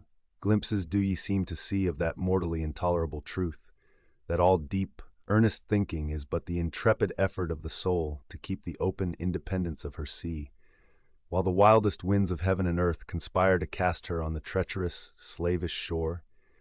But as in landlessness alone resides highest truth, shoreless, indefinite as God, so better is it to perish in that howling infinite than be ingloriously dashed upon the lee, even if that were safety. For worm-like, then, oh, who would craven crawl to land? Terrors of the terrible. Is all this agony so vain? Take heart, O Bulkington. Bear thee grimly, demigod. Up from the spray of thy ocean perishing, straight up leaps thy apotheosis. Chapter 24. The Advocate. As Queequeg and I are now fairly embarked in this business of whaling, and as this business of whaling has somehow come to be regarded among landsmen as a rather unpoetical and disreputable pursuit, therefore, I am all anxiety to convince ye landsmen of the injustice hereby done to us hunters of whales. In the first place, it may be deemed almost superfluous to establish the fact that among people at large, the business of whaling is not accounted on a level with what are called the liberal professions. If a stranger were introduced into any miscellaneous metropolitan society, it would but slightly advance the general opinion of his merits, were he presented to the company as a harpooneer, say, and if in emulation of the naval officers he should append the initials SWF, sperm whale fishery, to his visiting card, such a procedure would be deemed preeminently presuming and ridiculous. Doubtless one leading reason why the world declines honoring us whalemen is this: they think that at best our vocation amounts to a butchering sort of business, and that when actively engaged therein, we are surrounded by all manner of defilements. Butchers we are, that is true, But butchers, also, and butchers of the bloodiest badge, have been all martial commanders whom the world invariably delights to honor. And as for the matter of the alleged uncleanliness of our business, ye shall soon be initiated into certain facts hitherto pretty generally unknown, and which, upon the whole, will triumphantly plant the sperm whale ship at least among the cleanliest things of this tidy earth.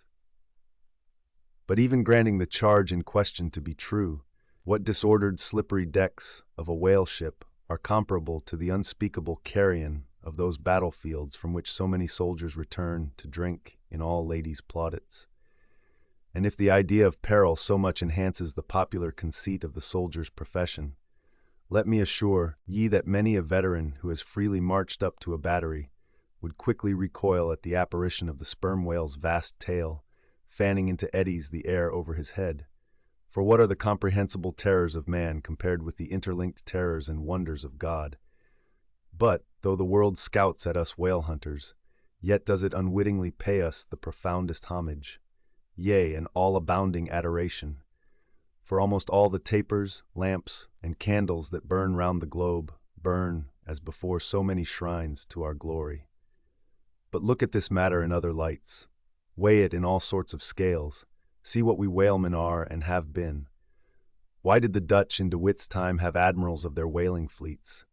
Why did Louis XVI of France, at his own personal expense, fit out whaling ships from Dunkirk, and politely invite to that town some score or two of families from our own island of Nantucket? Why did Britain between the years 1750 and 1788 pay to her whalemen in bounties upwards of £1,000,000? And lastly, how comes it that we whalemen of America now outnumber all the rest of the banded whalemen in the world, sail a navy of upwards of 700 vessels, manned by 18,000 men, yearly consuming $4,000 of dollars, the ship's worth, at the time of sailing, $20,000, and every year importing into our harbors a well-reaped harvest of $7,000? How comes all this if there be not something puissant in whaling? But this is not the half. Look again. I freely assert that the cosmopolite philosopher cannot, for his life, point out one single peaceful influence which within the last 60 years has operated more potentially upon the whole broad world, taken in one aggregate, than the high and mighty business of whaling.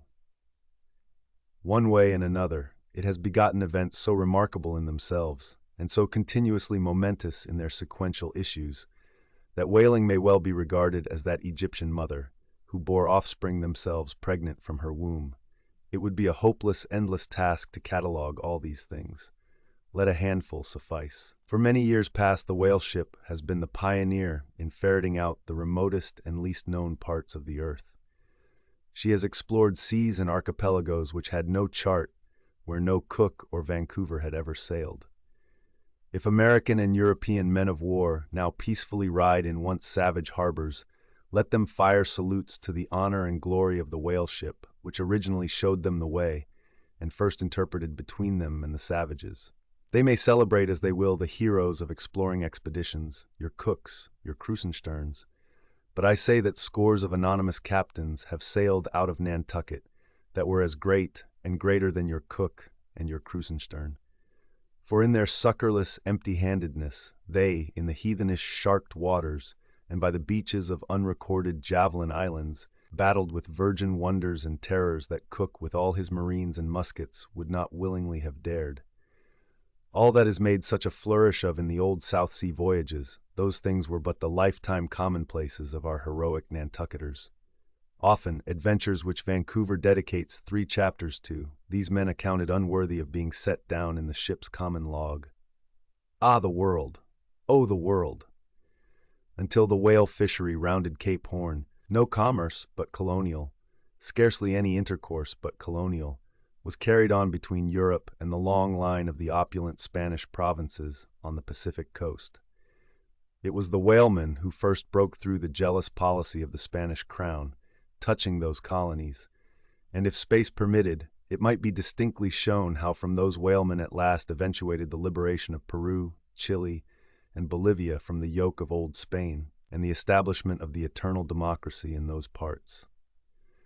That great America on the other side of the sphere, Australia, was given to the enlightened world by the whaleman.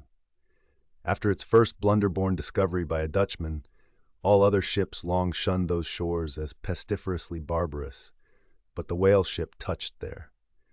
The whale ship is the true mother of that now mighty colony. Moreover, in the infancy of the first Australian settlement, the emigrants were several times saved from starvation by the benevolent biscuit of the whale ship, luckily dropping an anchor in their waters. The uncounted isles of all Polynesia confess the same truth and do commercial homage to the whale ship that cleared the way for the missionary and the merchant, and in many cases carried the primitive missionaries to their first destinations. If that double-bolted land, Japan, is ever to become hospitable, it is the whale ship alone to whom the credit will be due, for already she is on the threshold. But if, in the face of all this, you still declare that whaling has no aesthetically noble associations connected with it, then am I ready to shiver 50 lances with you there, and unhorse you with a split helmet every time. The whale has no famous author, and whaling no famous chronicler, you will say. The whale no famous author, and whaling no famous chronicler? Who wrote the first account of our Leviathan? Who but mighty Job? And who composed the first narrative of a whaling voyage? Who, but no less a prince than Alfred the Great, who, with his own royal pen, took down the words from Other, the Norwegian whale hunter of those times? And who pronounced our glowing eulogy in Parliament? Who but Edmund Burke? True enough, but then whalemen themselves are poor devils. They have no good blood in their veins. No good blood in their veins? They have something better than royal blood there.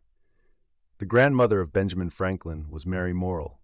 Afterwards, by marriage, Mary Folger, one of the old settlers of Nantucket, and the ancestress to a long line of Folgers and harpooneers, all kith and kin to noble Benjamin, this day darting the barbed iron from one side of the world to the other. Good again, but then all confess that somehow whaling is not respectable. Whaling not respectable? Whaling is imperial. By Old English statutory law, the whale is declared a royal fish. Oh, that's only nominal. The whale himself has never figured in any grand, imposing way. The whale never figured in any grand, imposing way. In one of the mighty triumphs given to a Roman general upon his entering the world's capital, the bones of a whale, brought all the way from the Syrian coast, were the most conspicuous object in the symboled procession. See subsequent chapters for something more on this head. Grant it, since you cite it, but say what you will, there is no real dignity in whaling. No dignity in whaling. The dignity of our calling the very heavens attest. Cetus is a constellation in the south. No more. Drive down your hat in presence of the Tsar and take it off to Queequeg. No more. I know a man that, in his lifetime, has taken 350 whales. I account that man more honorable than that great captain of antiquity who boasted of taking as many walled towns. And as for me, if by any possibility there be any as yet undiscovered prime thing in me, if I shall ever deserve any real repute in that small but high-hushed world which I might not be unreasonably ambitious of, if hereafter I shall do anything that, upon the whole, a man might rather have done than to have left undone, if at my death my executors, or more properly my creditors, find any precious MSS in my desk, then here I prospectively ascribe all the honor and the glory to whaling, for a whale ship was my Yale College and my Harvard. Chapter 25. Postscript. In behalf of the dignity of whaling, I would fain advance naught but substantiated facts. But after embattling his facts, an advocate who should wholly suppress a not unreasonable surmise, which might tell eloquently upon his cause, such an advocate, would he not be blameworthy? It is well known that at the coronation of kings and queens, even modern ones, a certain curious process of seasoning them for their functions is gone through. There is a salt cellar of state, so-called, and there may be a caster of state. How they use the salt precisely, who knows? Certain I am, however, that a king's head is solemnly oiled at his coronation, even as a head of salad. Can it be, though, that they anoint it with a view of making its interior run well, as they anoint machinery? Much might be ruminated here, concerning the essential dignity of this regal process, because in common life we esteem but meanly and contemptibly a fellow who anoints his hair, and palpably smells of that anointing. In truth, a mature man who uses hair oil, unless medicinally, that man has probably got a quaggy spot in him somewhere. As a general rule, he can't amount to much in his totality. But the only thing to be considered here is this: what kind of oil is used at coronations? Certainly it cannot be olive oil, nor Macassar oil, nor castor oil, nor bear's oil, nor train oil, nor cod liver oil. What then can it possibly be but sperm oil in its unmanufactured, unpolluted state, the sweetest of all oils? Think of that, ye loyal Britons. We whalemen supply your kings and queens with coronation stuff. Chapter 26, Knights and Squires. The chief mate of the Pequod was Starbuck, a native of Nantucket, and a Quaker by descent. He was a long, earnest man, and though born on an icy coast, seemed well adapted to endure hot latitudes, his flesh being hard as twice-baked biscuit. Transported to the Indies, his live blood would not spoil like bottled ale. He must have been born in some time of general drought and famine, or upon one of those fast days for which his state is famous. Only some 30 arid summers had he seen. Those summers had dried up all his physical superfluousness. But this, his thinness, so to speak, seemed no more the token of wasting anxieties and cares than it seemed the indication of any bodily blight. It was merely the condensation of the man. He was by no means ill-looking, quite the contrary. His pure, tight skin was an excellent fit, and closely wrapped up in it and embalmed with inner health and strength, like a revivified Egyptian, this Starbuck seemed prepared to endure for long ages to come, and to endure always, as now. For be it polar snow or torrid sun, like a patent chronometer, his interior vitality was warranted to do well in all climates. Looking into his eyes, you seemed to see there the yet lingering images of those thousandfold perils he had calmly confronted through life. A staid, steadfast man, whose life for the most part was a telling pantomime of action, and not a tame chapter of sounds. Yet, for all his hardy sobriety and fortitude, there were certain qualities in him which at times affected, and in some cases seemed well nigh to overbalance all the rest. Uncommonly conscientious for a seaman, and endued with a deep natural reverence, the wild watery loneliness of his life did therefore strongly incline him to superstition, but to that sort of superstition which in some organizations seems rather to spring somehow from intelligence than from ignorance. Outward portents and inward presentiments were his.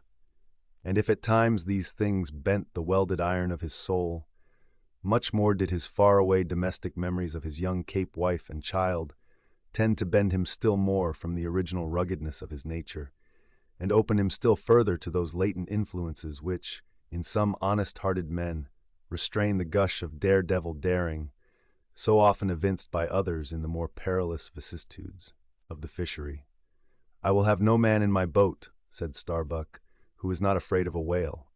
By this he seemed to mean not only that the most reliable and useful courage was that which arises from the fair estimation of the encountered peril, but that an utterly fearless man is a far more dangerous comrade than a coward.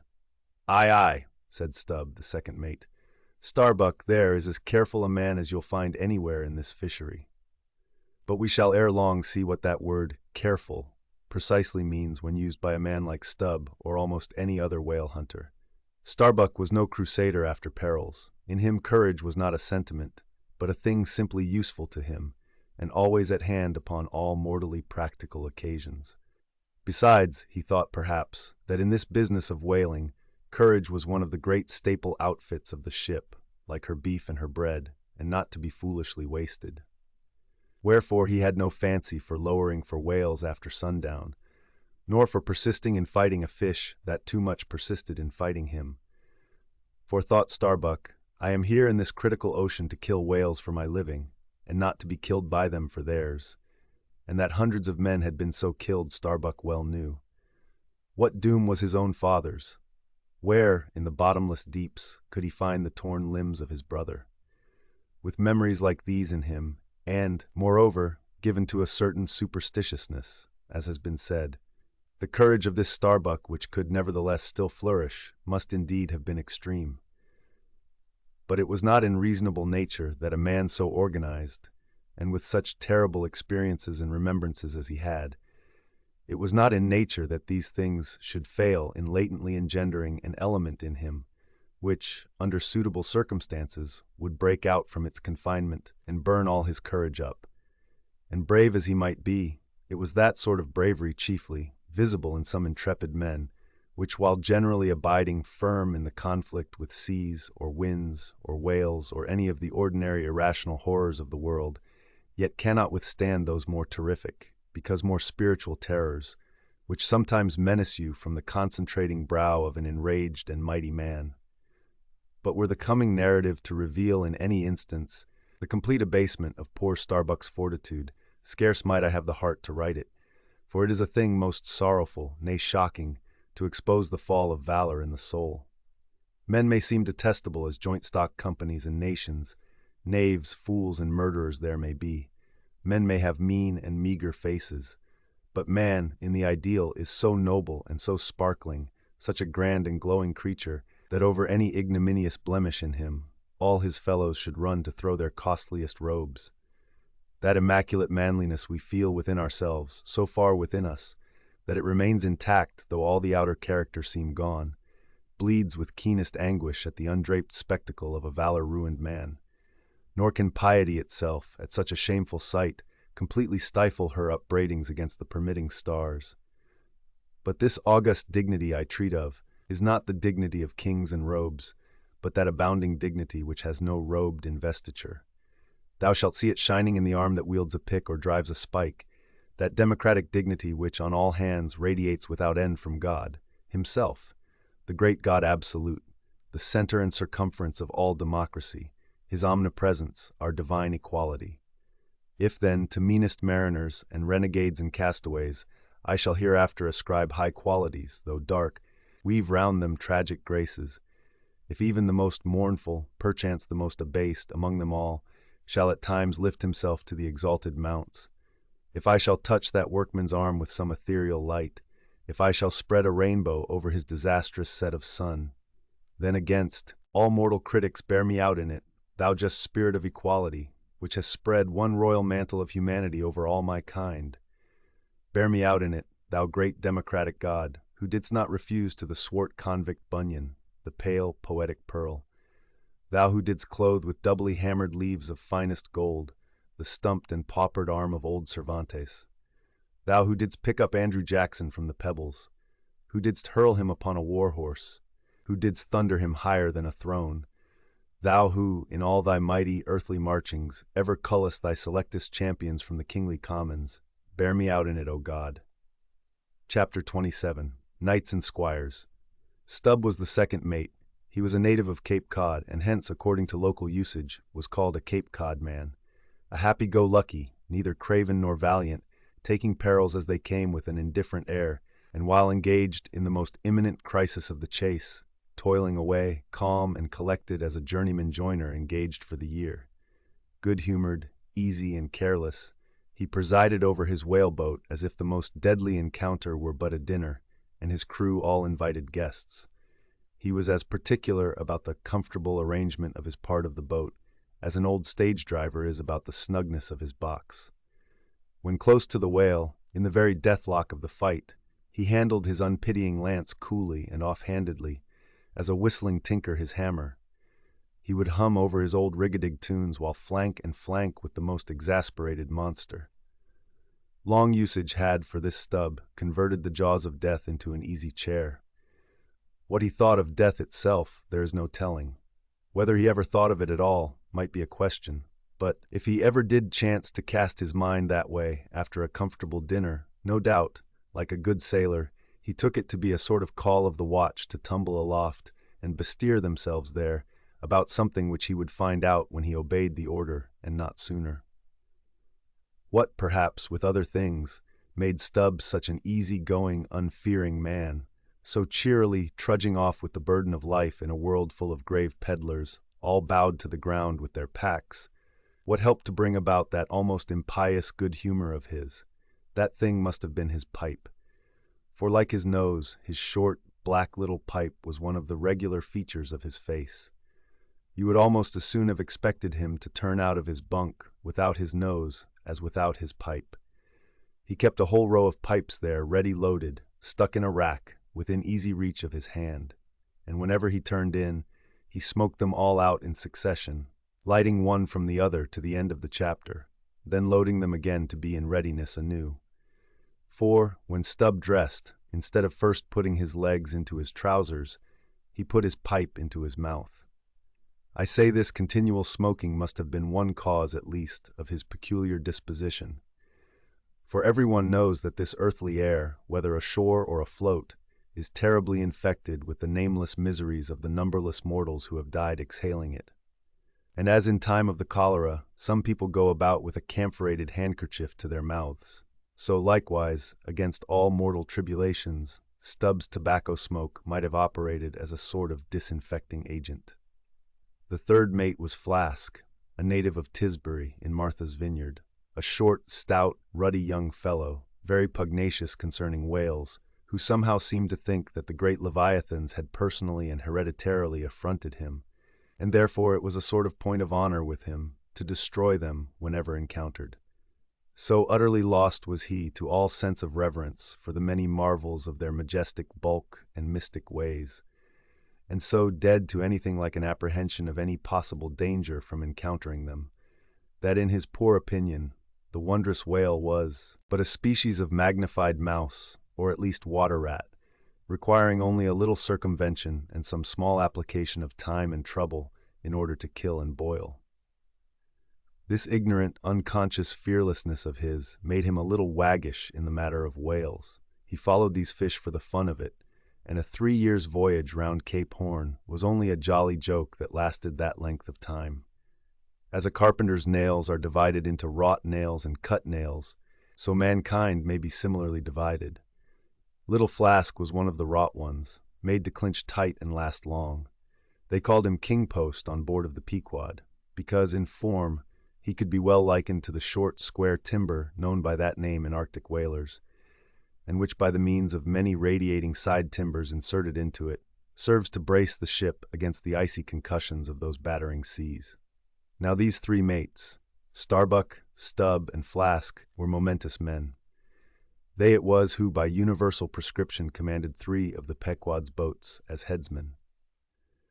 In that grand order of battle, in which Captain Ahab would probably marshal his forces to descend on the whales, these 3 headsmen were as captains of companies, or being armed with their long, keen whaling spears, they were as a picked trio of lancers, even as the harpooneers were flingers of javelins.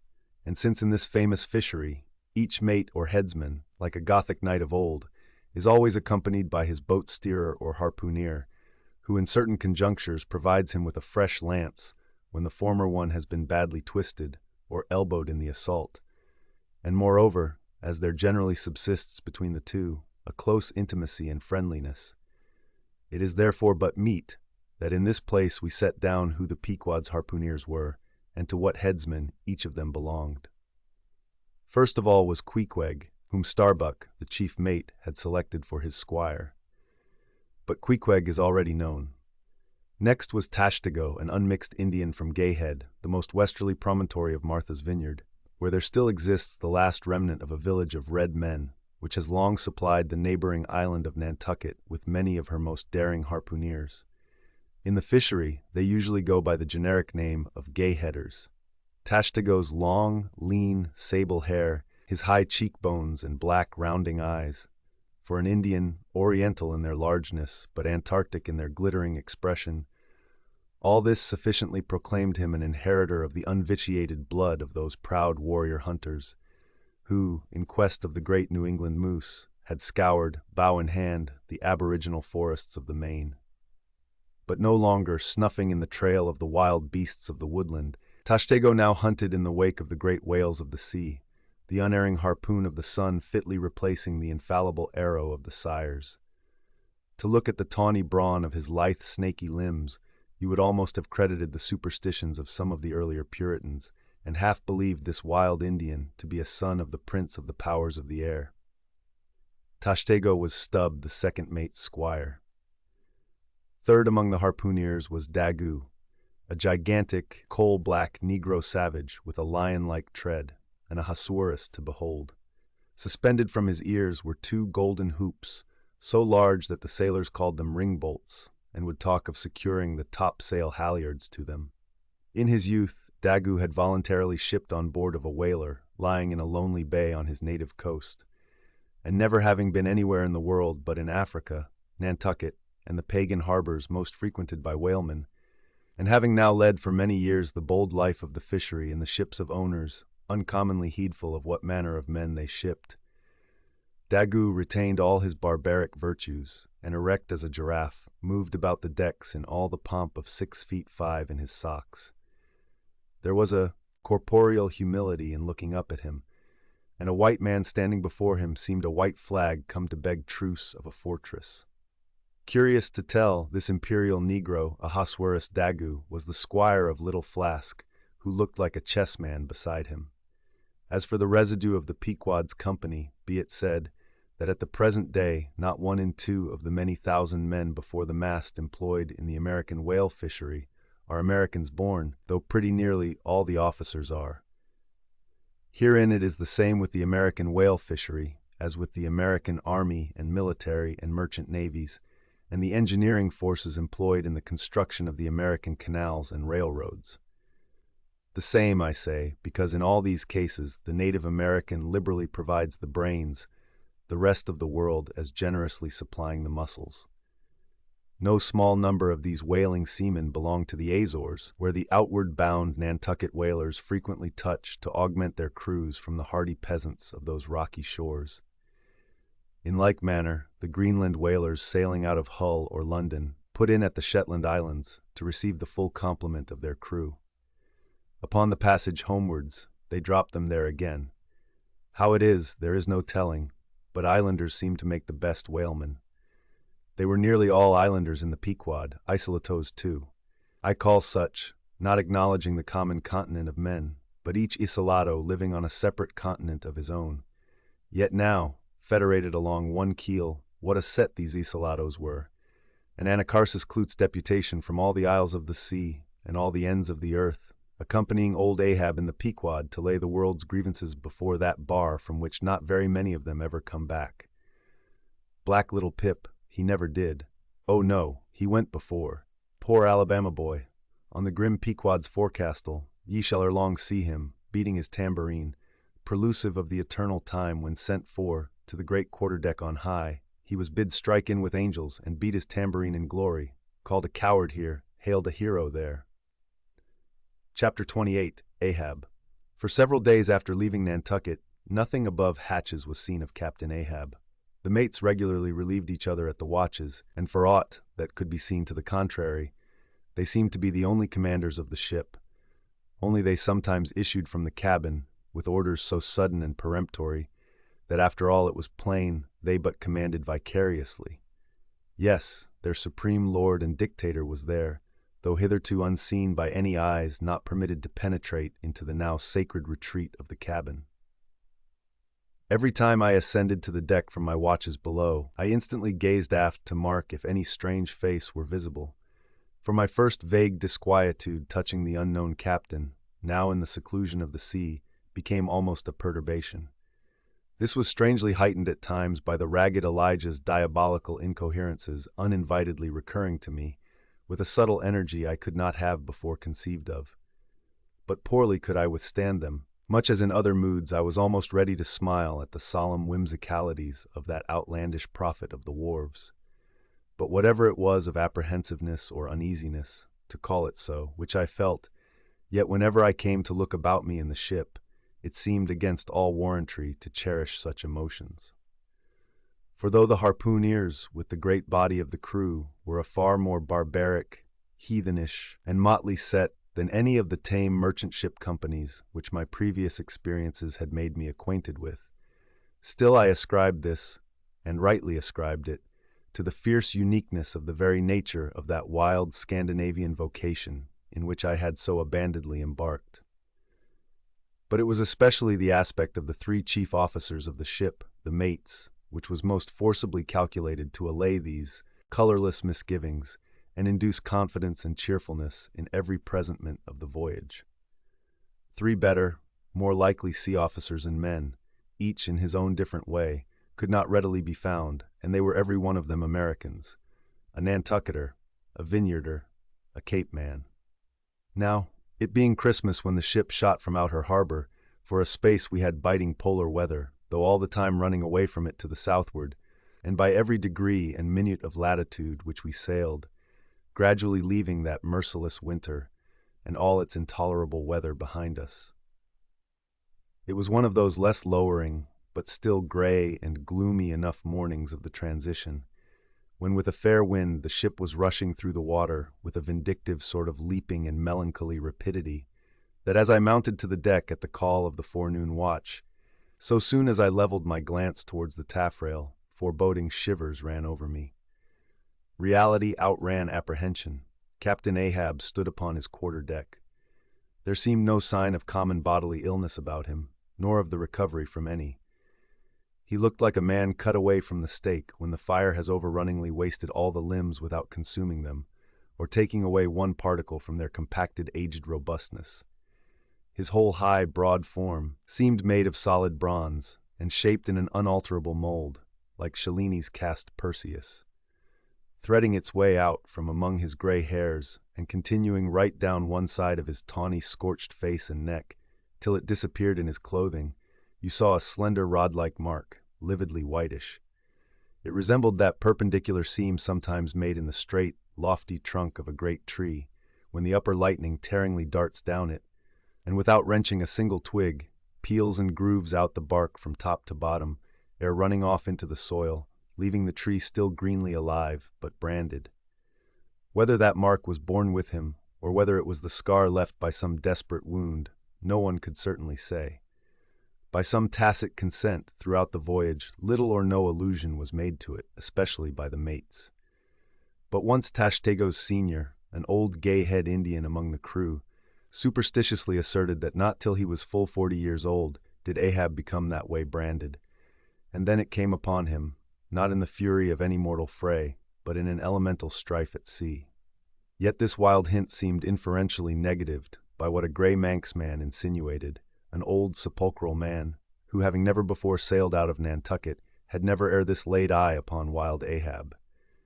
Nevertheless, the old sea traditions, the immemorial credulities, popularly invested this old Manxman with preternatural powers of discernment, so that no white sailor seriously contradicted him when he said that if ever Captain Ahab should be tranquilly laid out, which might hardly come to pass, so he muttered, then whoever should do that last office for the dead would find a birthmark on him from crown to sole. So powerfully did the whole grim aspect of Ahab affect me, and the livid brand which streaked it, that for the first few moments I hardly noted that not a little of this overbearing grimness was owing to the barbaric white leg upon which he partly stood. It had previously come to me that this ivory leg had at sea been fashioned from the polished bone of the sperm whale's jaw. "Aye, he was dismasted off Japan," said the old gay-head Indian once, "but like his dismasted craft, he shipped another mast without coming home for it. He has a quiver of 'em."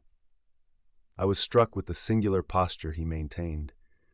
Upon each side of the Pequod's quarter-deck, and pretty close to the mizzen shrouds, there was an auger hole, bored about half an inch or so into the plank. His bone leg steadied in that hole, one arm elevated and holding by a shroud. Captain Ahab stood erect, looking straight out beyond the ship's that ever-pitching prow. There was an infinity of firmest fortitude, a determinate, unsurrenderable willfulness, in the fixed and fearless forward dedication of that glance. Not a word he spoke, nor did his officers say aught to him, though by all their minutest gestures and expressions, they plainly showed the uneasy, if not painful, consciousness of being under a troubled master eye. And not only that, but moody, stricken Ahab stood before them with a crucifixion in his face, in all the nameless, regal, overbearing dignity of some mighty woe. Ere long, from his first visit in the air, he withdrew into his cabin. But after that morning he was every day visible to the crew, either standing in his pivot hole, or seated upon an ivory stool he had, or heavily walking the deck. As the sky grew less gloomy, indeed began to grow a little genial, he became still less and less a recluse, as if, when the ship had sailed from home, nothing but the dead wintry bleakness of the sea had then kept him so secluded. And by it came to pass that he was almost continually in the air, but as yet, for all that he said, or perceptibly did, on the at last sunny deck, he seemed as unnecessary there as another mast. But the Pequod was only making a passage now, not regularly cruising. Nearly all whaling preparatives needing supervision the mates were fully competent to, so that there was little or nothing out of himself to employ or excite Ahab now, and thus chase away for that one interval the clouds that layer upon layer were piled upon his brow, as ever all clouds choose the loftiest peaks to pile themselves upon. Nevertheless, ere long, the warm, warbling persuasiveness of the pleasant holiday weather we came to seemed gradually to charm him from his mood. For, as when the red-cheeked dancing girls April and May trip home to the wintry misanthropic woods, even the barest, ruggedest, most thunder-cloven old oak will at least send forth some few green sprouts to welcome such glad-hearted visitants, so Ahab did, in the end, a little respond to the playful allurings of that girlish air. More than once did he put forth the faint blossom of a look, which, in any other man, would have soon flowered out in a smile. Chapter 29. Enter Ahab, to him Stubb. Some days elapsed, and ice and icebergs all astern. The Pequod now went rolling through the bright Quito spring, which, at sea, almost perpetually reigns on the threshold of the eternal August of the tropic. The warmly cool, clear, ringing, perfumed, overflowing, redundant days were as crystal goblets of Persian sherbet, heaped up, flaked up with rosewater snow. The starred and stately nights seemed haughty dames in jeweled velvets, nursing at home in lonely pride the memory of their absent conquering earls, the golden-helmeted suns. For sleeping man, 'twas hard to choose between such winsome days and such seducing nights. But all the witcheries of that unwaning weather did not merely lend new spells and potencies to the outward world. Inward they turned upon the soul, especially when the still, mild hours of eve came on. Then memory shot her crystals as the clear ice most forms of noiseless twilights. And all these subtle agencies, more and more they wrought on Ahab's texture. Old age is always wakeful, as if, the longer linked with life, the less man has to do with aught that looks like death. Among sea commanders, the old graybeards will oftenest leave their berths to visit the night-cloaked deck. It was so with Ahab, only that now, of late, he seemed so much to live in the open air, that truly speaking, his visits were more to the cabin than from the cabin to the planks. "It feels like going down into one's tomb," he would mutter to himself, "for an old captain like me to be descending this narrow scuttle to go to my grave-dug berth." So almost every 24 hours, when the watches of the night were set, and the band on deck sentineled the slumbers of the band below, and, when if a rope was to be hauled upon the forecastle, the sailors flung it not rudely down, as by day, but with some cautiousness dropped it to its place for fear of disturbing their slumbering shipmates. When this sort of steady quietude would begin to prevail, habitually, the silent steersman would watch the cabin scuttle, and ere long the old man would emerge, gripping at the iron banister, to help his crippled way. Some considering touch of humanity was in him, for at times like these he usually abstained from patrolling the quarter-deck, because to his wearied mates, seeking repose within 6 inches of his ivory heel, such would have been the reverberating crack and din of that bony step, that their dreams would have been on the crunching teeth of sharks. But once, the mood was on him too deep for common regardings, and as with heavy, lumber-like pace he was measuring the ship from taffrail to mainmast, Stubb, the old second mate, came up from below, with a certain unassured, deprecating humorousness, hinted that if Captain Ahab was pleased to walk the planks, then no one could say nay, but there might be some way of muffling the noise, hinting something indistinctly and hesitatingly about a globe of tow, and the insertion into it of the ivory heel. "Ah, Stubb, thou didst not know Ahab, then?" "Am I a cannonball, Stubb," said Ahab, "that thou wouldst wad me that fashion? But go thy ways, I had forgot. Below to thy nightly grave, where such as ye sleep between shrouds, to use ye to the filling one at last. Down, dog, and kennel." Starting at the unforeseen concluding exclamation of the so suddenly scornful old man, Stubb was speechless a moment, then said excitedly, "I am not used to be spoken to that way, sir. I do but less than half like it, sir." "Avast," gritted Ahab between his set teeth, and violently moving away, as if to avoid some passionate temptation. "No, sir, not yet," said Stubb, emboldened. "I will not tamely be called a dog, sir. Then be called 10 times a donkey and a mule and an ass, and begone, or I'll clear the world of thee."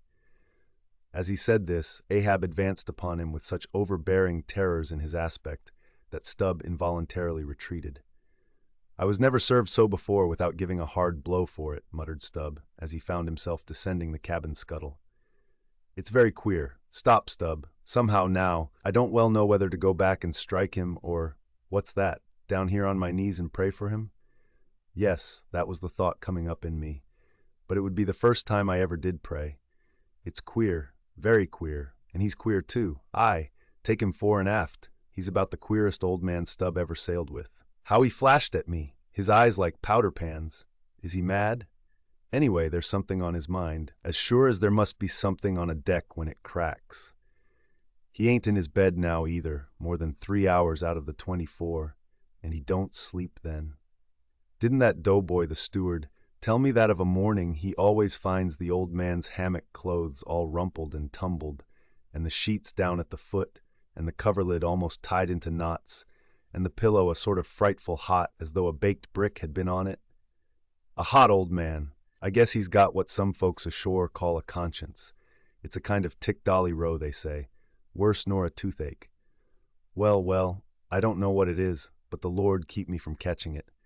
He's full of riddles. I wonder what he goes into the after hold for, every night, as Doughboy tells me he suspects. What's that for, I should like to know? Who's made appointments with him in the hold? Ain't that queer now? But there's no telling, it's the old game. Here goes for a snooze. Damn me, it's worth a fellow's while to be born into the world if only to fall right asleep. And now that I think of it, that's about the first thing babies do, and that's a sort of queer too. Damn me, but all things are queer. Come, to think of 'em. But that's against my principles. Think not is my 11th commandment, and sleep when you can is my 12th, so here goes again. But how's that? Didn't he call me a dog? Blazes. He called me 10 times a donkey, and piled a lot of jackasses on top of that. He might as well have kicked me, and done with it. Maybe he did kick me, and I didn't observe it. I was so taken all aback with his brow somehow. It flashed like a bleached bone. What the devil's the matter with me? I don't stand right on my legs. Coming afoul of that old man has a sort of turned me wrong side out. By the Lord, I must have been dreaming, though. How? But the only way's to stash it, so here goes to hammock again, and in the morning I'll see how this plaguey juggling thinks over by daylight. Chapter 30. The Pipe. When Stubb had departed, Ahab stood for a while leaning over the bulwarks, and then, as had been usual with him of late, calling a sailor of the watch, he sent him below for his ivory stool and also his pipe.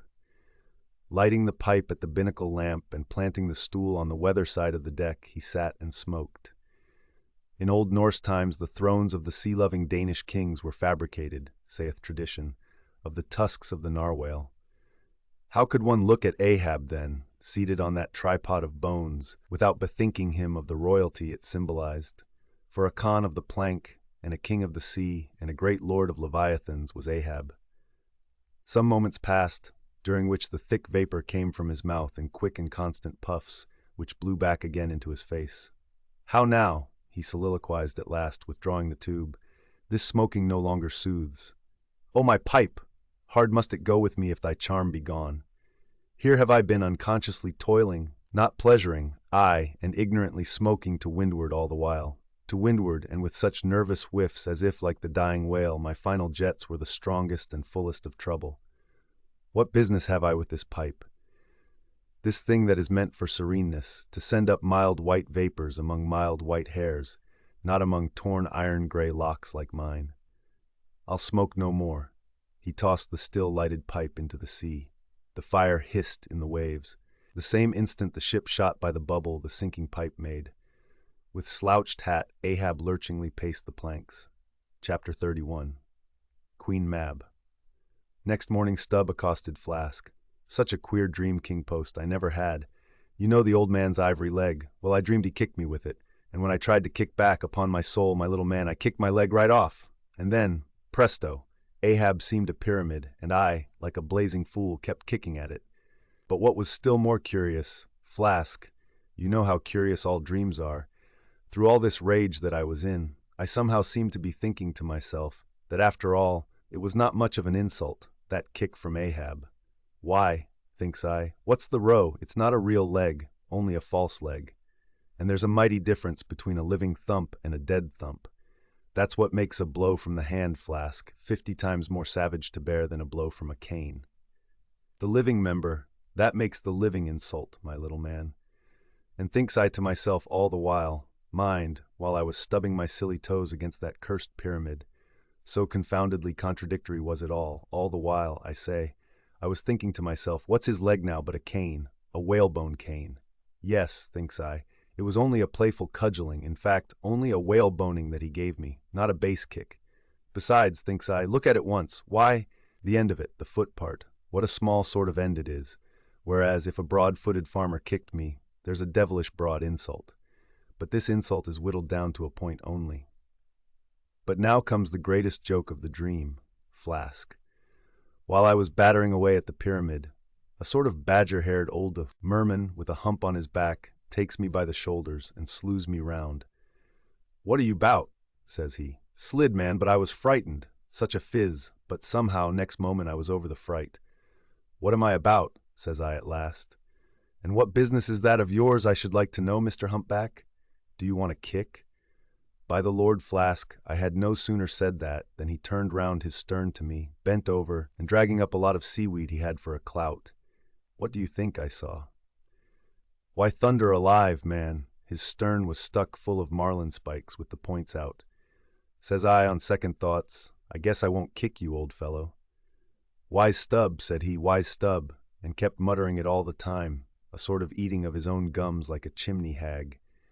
Seeing he wasn't going to stop saying over his wise stub, I thought I might as well fall to kicking the pyramid again. But I had only just lifted my foot for it, when he roared out, "Stop that kicking!" "Hullo," says I, "what's the matter now, old fellow?"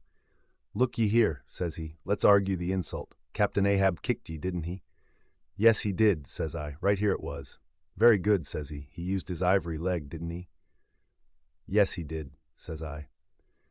"Well then," says he, "wise stub, what have you to complain of? Didn't he kick with right good will? It wasn't a common pitch pine leg he kicked with, was it? No, you were kicked by a great man, and with a beautiful ivory leg, Stub. It's an honor, I consider it an honor.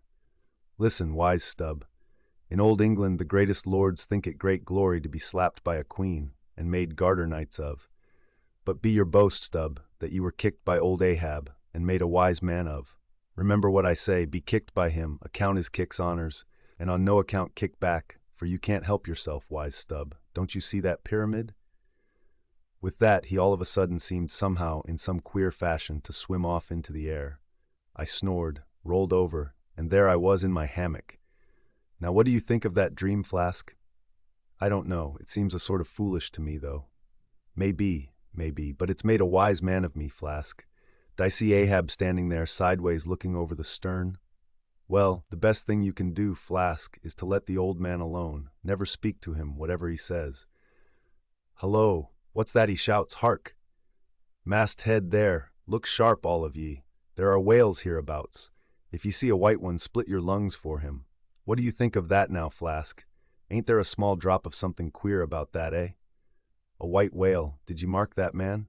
Look ye, there's something special in the wind. Stand by for it, Flask. Ahab has that's bloody on his mind. But mum, he comes this way. Chapter 32, Cetology. Already we are boldly launched upon the deep, but soon we shall be lost in its unshored, harborless immensities. Ere that come to pass, ere the Pequod's weedy hull rolls side by side with the barnacled hulls of the Leviathan, at the outset it is but well to attend to a matter almost indispensable to a thorough appreciative understanding of the more special Leviathanic revelations and allusions of all sorts which are to follow. It is some systematized exhibition of the whale in his broad genera that I would now fain put before you. Yet is it no easy task. The classification of the constituents of a chaos, nothing less, is here essayed. Listen to what the best and latest authorities have laid down. No branch of zoology is so much involved as that which is entitled cetology, says Captain Scoresby, A.D. 1820. It is not my intention, were it in my power, to enter into the inquiry as to the true method of dividing the cetacea into groups and families. Utter confusion exists among the historians of this animal, sperm whale, says Surgeon Beale, A.D. 1839. Unfitness to pursue our research in the unfathomable waters. Impenetrable veil covering our knowledge of the cetacea. A field strewn with thorns. All these incomplete indications but serve to torture us naturalists. Thus speak of the whale, the great Cuvier, and John Hunter, and Lesson, those lights of zoology and anatomy. Nevertheless, though of real knowledge there be little, yet of books there are a plenty, and so in some small degree, with cetology or the science of whales. Many are the men, small and great, old and new, landsmen and seamen, who have at large or in little written of the whale. Run over a few. The authors of the Bible, Aristotle, Pliny, Aldrovandi, Sir Thomas Browne, Gesner, Linnaeus, Rondeletius, Willoughby, Green, Artedi, Sibbald, Brisson, Martin Lassipade, Bonneterre, Desmarest, Baron Cuvier, Frederick Cuvier, John Hunter, Owen, Scoresby, Beale, Bennett, J. Ross Brown, the author of Miriam Coffin, Olmsted, and the Rev. T. Cheever. But to what ultimate generalizing purpose all these have written, the above-cited extracts will show. Of the names in this list of whale authors, only those following Owen ever saw living whales, and but one of them was a real professional harpooner and whaleman. I mean Captain Scoresby. On the separate subject of the Greenland or right whale, he is the best existing authority. But Scoresby knew nothing and says nothing of the great sperm whale, compared with which the Greenland whale is almost unworthy mentioning. And here be it said, that the Greenland whale is an usurper upon the throne of the seas. He is not even by any means the largest of the whales. Yet, owing to the long priority of his claims, and the profound ignorance which, till some 70 years back, invested the then fabulous or utterly unknown sperm whale, and which ignorance to this present day still reigns in all but some few scientific retreats and whale ports, this usurpation has been every way complete. Reference to nearly all the leviathanic allusions in the great poets of past days will satisfy you that the Greenland whale, without one rival, was to them the monarch of the seas. But the time has at last come for a new proclamation. This is Charing Cross. Hear ye, good people all, the Greenland whale is deposed, the great sperm whale now reigneth. There are only two books in being which at all pretend to put the living sperm whale before you, and at the same time, in the remotest degree, succeed in the attempt. Those books are Beale's and Bennett's, both in their time surgeons to English South Sea whale ships, and both exact and reliable men. The original matter touching the sperm whale, to be found in their volumes, is necessarily small, but so far as it goes, it is of excellent quality, though mostly confined to scientific description. As yet, however, the sperm whale, scientific or poetic, lives not complete in any literature. Far above all other hunted whales, his is an unwritten life. Now the various species of whales need some sort of popular comprehensive classification, if only an easy outline one for the present, hereafter to be filled in all its departments by subsequent laborers. As no better man advances to take this matter in hand, I hereupon offer my own poor endeavors.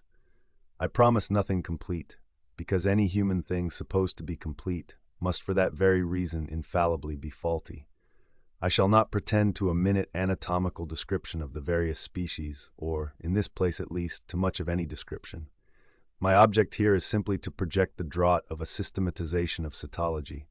I am the architect, not the builder, but it is a ponderous task. No ordinary letter sorter in the post office is equal to it. To grope down into the bottom of the sea after them, to have one's hands among the unspeakable foundations, ribs, and very pelvis of the world, this is a fearful thing. What am I that I should essay to hook the nose of this Leviathan? The awful tauntings in Job might well appall me.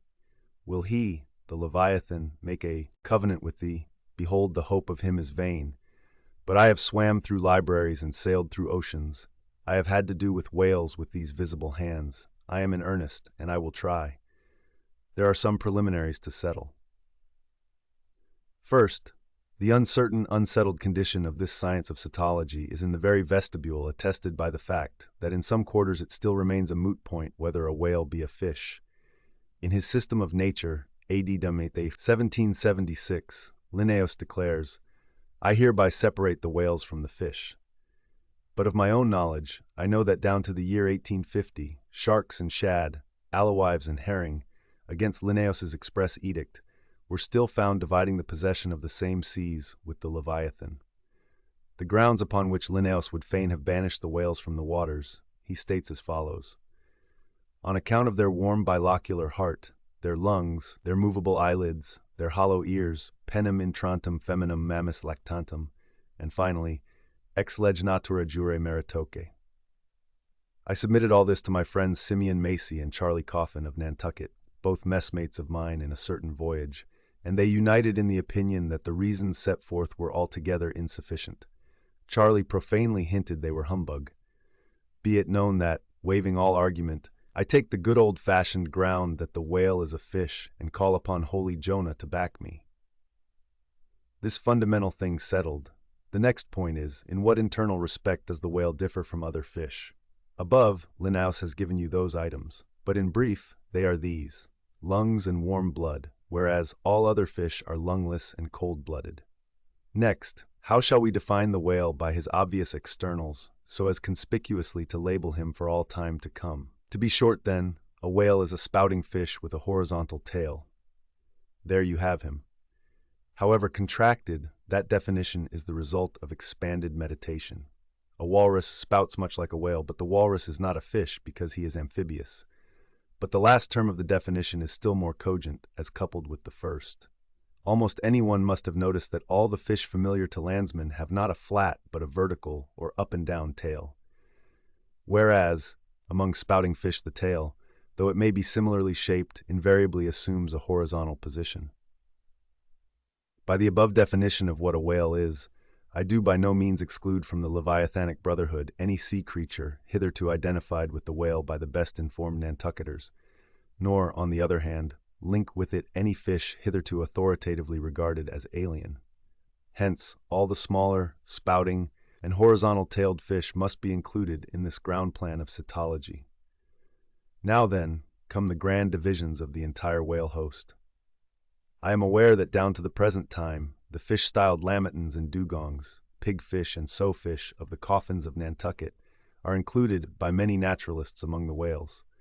But as these pigfish are a noisy, contemptible set, mostly lurking in the mouths of rivers and feeding on wet hay, and especially as they do not spout, I deny their credentials as whales and have presented them with their passports to quit the kingdom of cetology.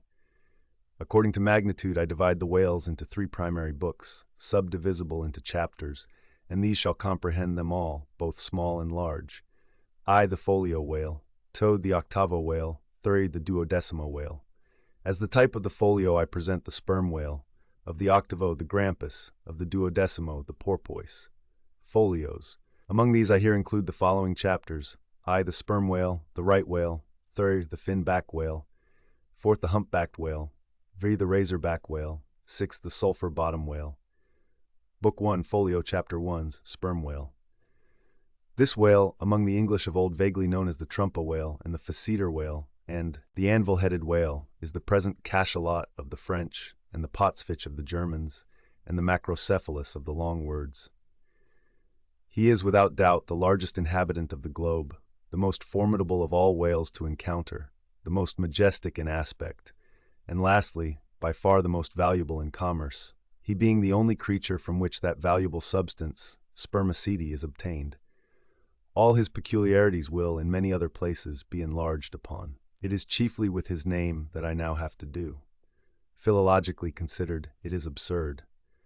Some centuries ago, when the sperm whale was almost wholly unknown in his own proper individuality, and when his oil was only accidentally obtained from the stranded fish, in those days spermaceti, it would seem, was popularly supposed to be derived from a creature identical with the one then known in England as the Greenland or right whale.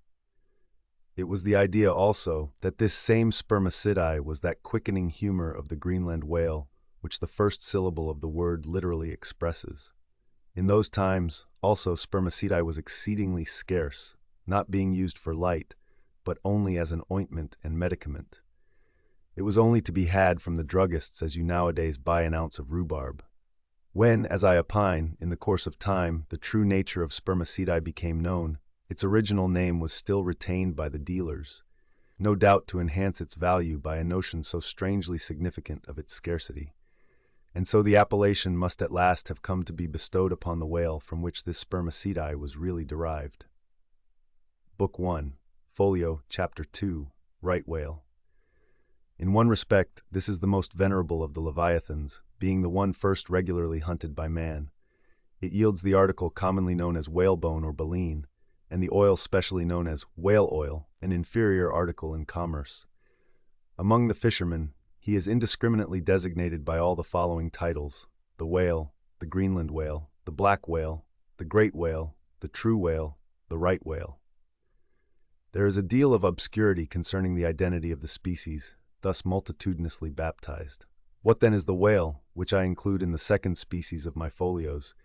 It is the great mysticetus of the English naturalists, the Greenland whale of the English whalemen, the baleine ordinaire of the French whalemen, the Grolland's wallfish of the Swedes. It is the whale which for more than 2 centuries past has been hunted by the Dutch and English in the Arctic seas. It is the whale which the American fishermen have long pursued in the Indian Ocean, on the Brazil banks, on the Northwest coast, and various other parts of the world, designated by them right whale cruising grounds. Some pretend to see a difference between the Greenland whale of the English and the right whale of the Americans, but they precisely agree in all their grand features, nor has there yet been presented a single determinate fact upon which to ground a radical distinction. It is by endless subdivisions based upon the most inconclusive differences that some departments of natural history become so repellingly intricate. The right whale will be elsewhere treated of at some length with reference to elucidating the sperm whale. Book 1, Folio, Chapter 3, Finback. Under this head I reckon a monster which, by the various names of finback, tall spout, and long john, has been seen almost in every sea, and is commonly the whale whose distant jet is so often descried by passengers crossing the Atlantic in the New York packet tracks. In the length he attains, and in his baleen, the finback resembles the right whale, but is of a less portly girth, and a lighter color, approaching to olive. His great lips present a cable-like aspect, formed by the intertwisting, slanting folds of large wrinkles. His grand distinguishing feature, the fin, from which he derives his name, is often a conspicuous object. This fin is some 3 or 4 feet long, growing vertically from the hinder part of the back, of an angular shape, and with a very sharp pointed end. Even if not the slightest other part of the creature be visible, this isolated fin will at times be seen plainly projecting from the surface. When the sea is moderately calm and slightly marked with spherical ripples, and this gnomon-like fin stands up and casts shadows upon the wrinkled surface, it may well be supposed that the watery circle surrounding it somewhat resembles a dial, with its style and wavy hour lines graved on it. On that Ahaz dial, the shadow often goes back. The finback is not gregarious. He seems a whale-hater, as some men are man-haters, very shy, always going solitary, unexpectedly rising to the surface in the remotest and most sullen waters, his straight and single lofty jet rising like a tall misanthropic spear upon a barren plain, gifted with such wondrous power and velocity in swimming as to defy all present pursuit from man. This Leviathan seems the banished and unconquerable Cain of his race, bearing for his mark that style upon his back. From having the baleen in his mouth, the finback is sometimes included with the right whale among a theoretic species denominated whalebone whales, that is, whales with baleen. Of these so-called whalebone whales there would seem to be several varieties, most of which, however, are little known. Broad-nosed whales and beaked whales, pike-headed whales, bunched whales, underjawed whales, and rostrated whales are the fishermen's names for a few sorts. In connection with this appellative of whalebone whales, it is of great importance to mention that however such a nomenclature may be convenient in facilitating allusions to some kind of whales, yet it is in vain to attempt a clear classification of the Leviathan, founded upon either his baleen, or hump, or fin, or teeth, notwithstanding that those marked parts or features very obviously seem better adapted to afford the basis for a regular system of cetology than any other detached bodily distinctions which the whale in his kinds presents. How then? The baleen, hump, back fin, and teeth, These are things whose peculiarities are indiscriminately dispersed among all sorts of whales, without any regard to what may be the nature of their structure in other and more essential particulars. Thus, the sperm whale and the humpbacked whale each has a hump, but there the similitude ceases. Then, this same humpbacked whale and the Greenland whale, each of these has baleen, but there again the similitude ceases. And it is just the same with the other parts above mentioned. In various sorts of whales they form such irregular combinations, or, in the case of any one of them detached, such an irregular isolation, as utterly to defy all general methodization formed upon such a basis. On this rock every one of the whale naturalists has split, but it may possibly be conceived that, in the internal parts of the whale, in his anatomy, there, at least, we shall be able to hit the right classification. Nay, what thing, for example, is there in the Greenland whale's anatomy more striking than his baleen? Yet we have seen that by his baleen it is impossible correctly to classify the Greenland whale. And if you descend into the bowels of the various leviathans, why there you will not find distinctions a 50th part as available to the systematizer as those external ones already enumerated. What then remains? Nothing but to take hold of the whales bodily, in their entire liberal volume, and boldly sort them that way.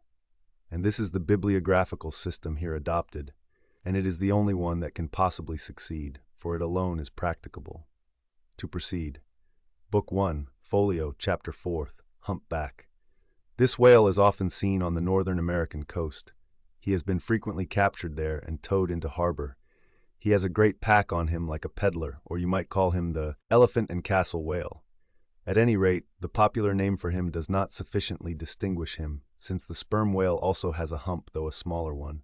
His oil is not very valuable. He has baleen. He is the most gamesome and light-hearted of all the whales, making more gay foam and white water generally than any other of them. Book 1, Folio, Chapter V, Razorback. Of this whale little is known but his name. I have seen him at a distance off Cape Horn.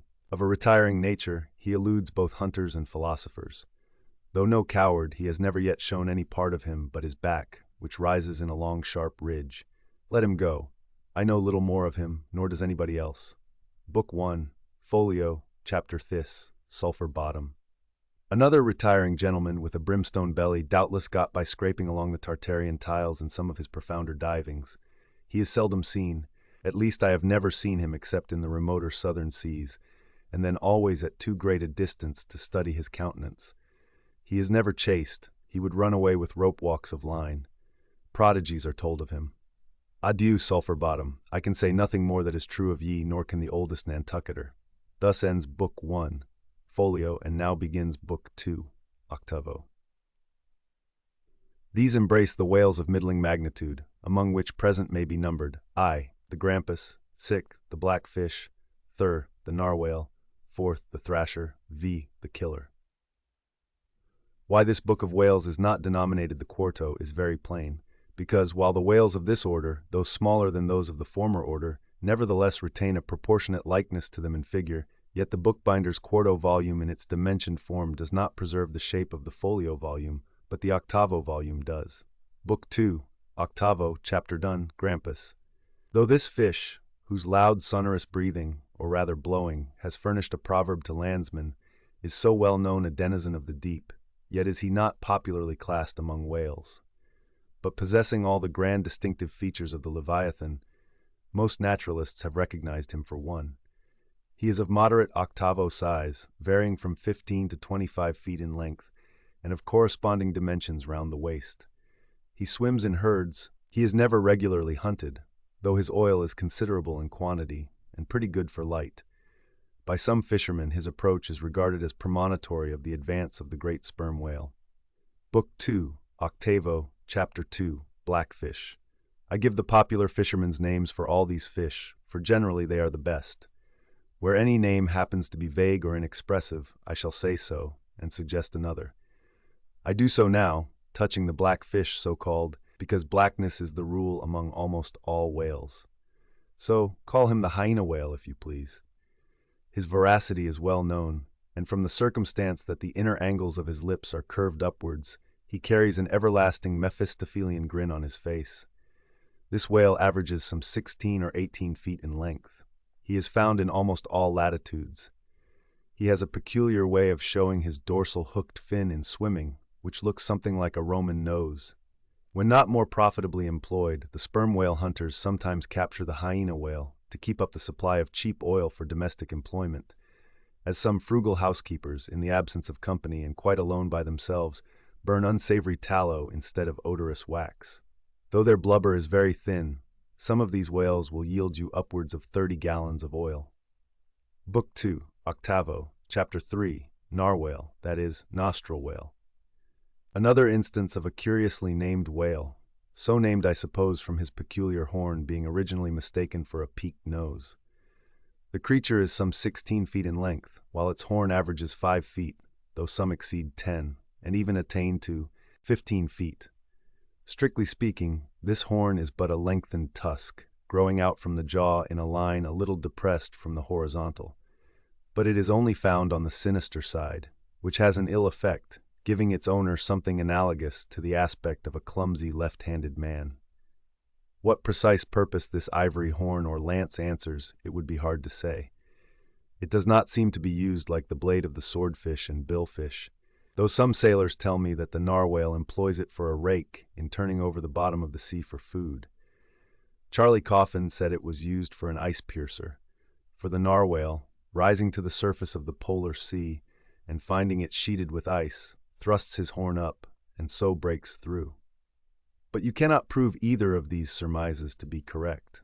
My own opinion is that however this one-sided horn may really be used by the narwhale, however that may be, it would certainly be very convenient to him for a folder in reading pamphlets. The narwhale I have heard called the tusked whale, the horned whale, and the unicorn whale. He is certainly a curious example of the unicornism to be found in almost every kingdom of animated nature. From certain cloistered old authors I have gathered that this same sea unicorn's horn was in ancient days regarded as the great antidote against poison, and as such, preparations of it brought immense prices. It was also distilled to a volatile salts for fainting ladies, the same way that the horns of the male deer are manufactured into hartshorn.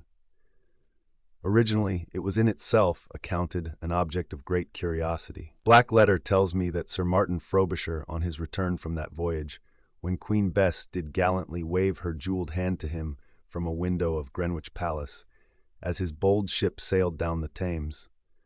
When Sir Martin returned from that voyage, saith Black letter, on bended knees he presented to her Highness a prodigious long horn of the narwhale, which for a long period after hung in the castle at Windsor. An Irish author avers that the Earl of Leicester, on bended knees, did likewise present to her Highness another horn, pertaining to a land beast of the unicorn nature. The narwhale has a very picturesque, leopard-like look, being of a milk-white ground color, dotted with round and oblong spots of black. His oil is very superior, clear and fine, but there is little of it, and he is seldom hunted. He is mostly found in the circumpolar seas. Book 2, Octavo, Chapter 4, Killer. Of this whale little is precisely known to the Nantucketer, and nothing at all to the professed naturalist. From what I have seen of him at a distance, I should say that he was about the bigness of a grampus. He is very savage, a sort of feegy fish. He sometimes takes the great folio whales by the lip, and hangs there like a leech, till the mighty brute is worried to death.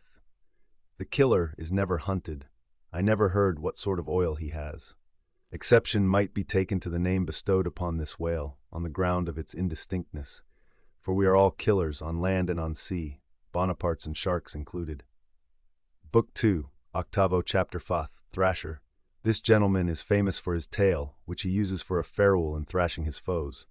He mounts the folio whale's back, and as he swims, he works his passage by flogging him, as some schoolmasters get along in the world by a similar process. Still less is known of the thrasher than of the killer. Both are outlaws even in the lawless seas. Thus ends Book 2, Octavo, and begins Book 3, Duodecimo. Duodecimo es, these include the smaller whales, I, the Huzza porpoise, 2, the Algerine porpoise, 3, the mealy-mouthed porpoise.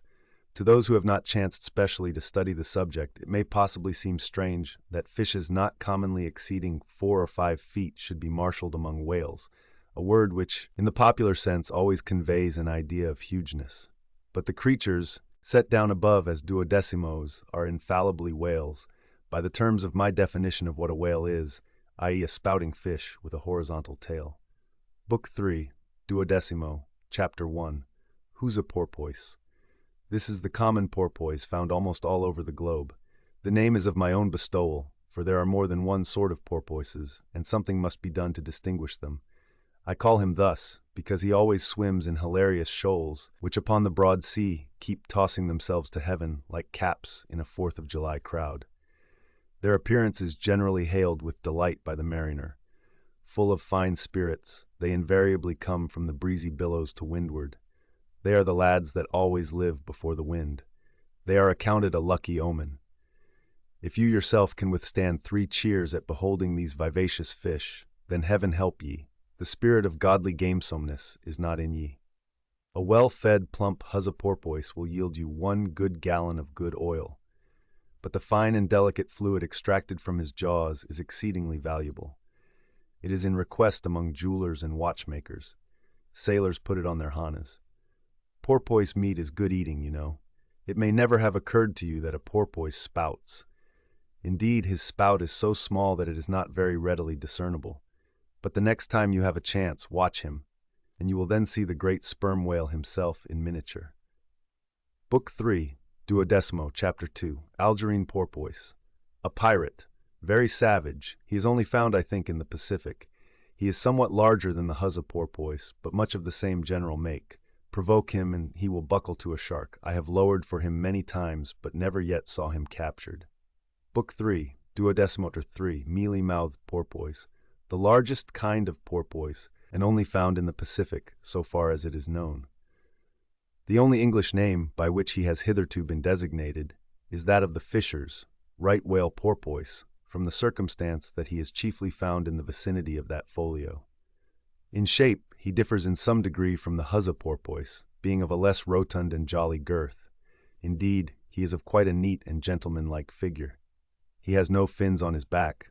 Most other porpoises have. He has a lovely tail, and sentimental Indian eyes of a hazel hue. But his mealy mouth spoils all. Though his entire back down to his side fins is of a deep sable, yet a boundary line, distinct as the mark in a ship's hull, called the bright waist. That line streaks him from stem to stern, with 2 separate colors, black above and white below. The white comprises part of his head and the whole of his mouth, which makes him look as if he had just escaped from a felonious visit to a meal bag. A most mean and mealy aspect. His oil is much like that of the common porpoise.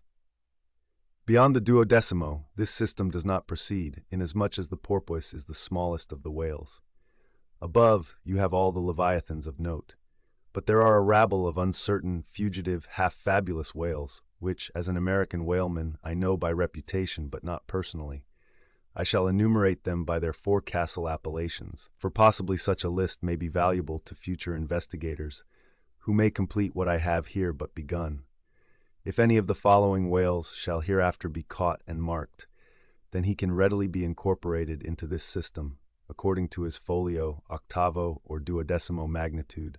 The bottlenose whale, the junk whale, the pudding-headed whale, the cape whale, the leading whale, the cannon whale, the scrag whale, the coppered whale, the elephant whale, the iceberg whale, the quag whale, the blue whale, etc.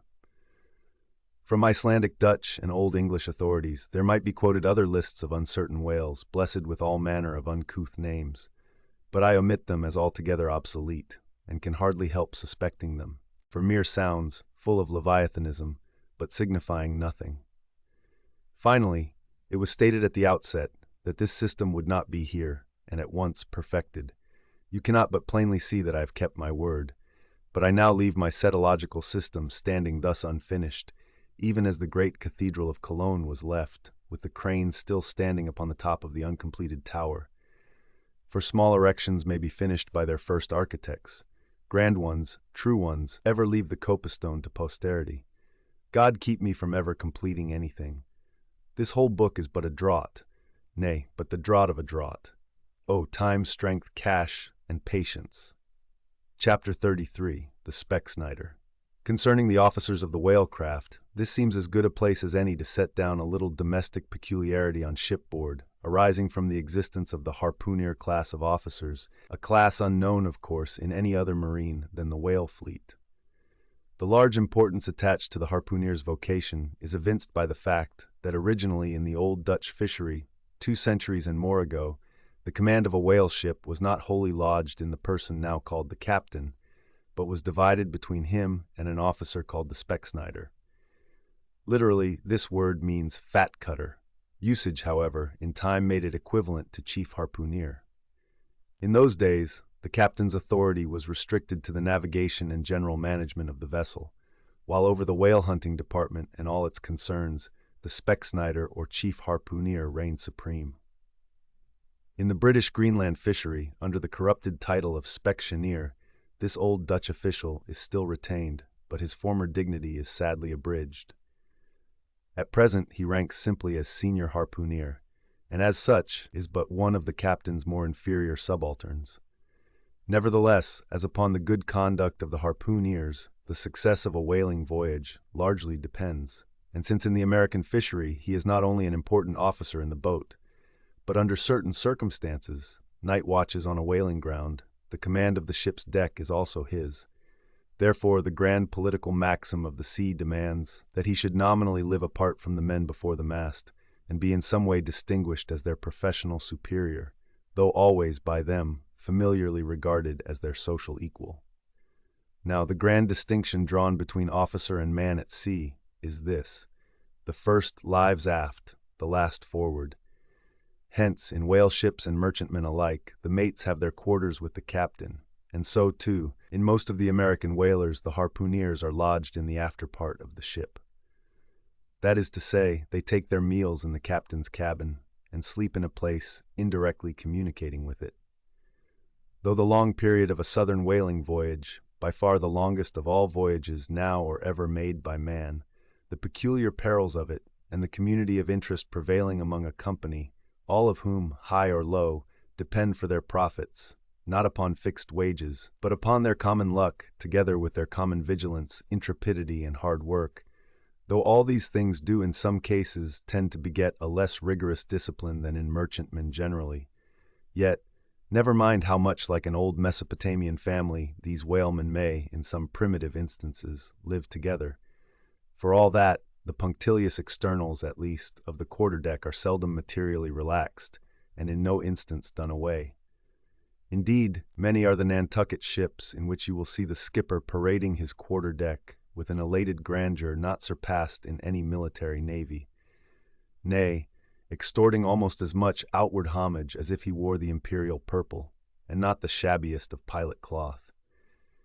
And though of all men the moody captain of the Pequod was the least given to that sort of shallowest assumption, and though the only homage he ever exacted was implicit, instantaneous obedience, though he required no man to remove the shoes from his feet ere stepping upon the quarter-deck, and though there were times when, owing to peculiar circumstances connected with events hereafter to be detailed, he addressed them in unusual terms, whether of condescension or in terrorem or otherwise, yet even Captain Ahab was by no means unobservant of the paramount forms and usages of the sea.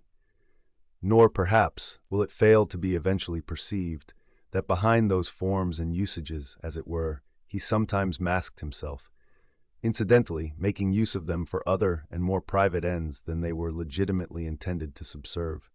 That certain sultanism of his brain, which had otherwise in a good degree remained unmanifested, through those forms that same sultanism became incarnate in an irresistible dictatorship. For be a man's intellectual superiority what it will, it can never assume the practical, available supremacy over other men, without the aid of some sort of external arts and entrenchments, always, in themselves, more or less paltry and base. This it is that forever keeps God's true princes of the empire from the world's hustings, and leaves the highest honors that this air can give to those men who become famous more through their infinite inferiority to the choice hidden handful of the divine inert than through their undoubted superiority over the dead level of the mass. Such large virtue lurks in these small things when extreme political superstitions invest them, that in some royal instances, even to idiot imbecility, they have imparted potency. But when, as in the case of Nicholas the Tsar, the ringed crown of geographical empire encircles an imperial brain, then the plebeian herds crouch abased before the tremendous centralization.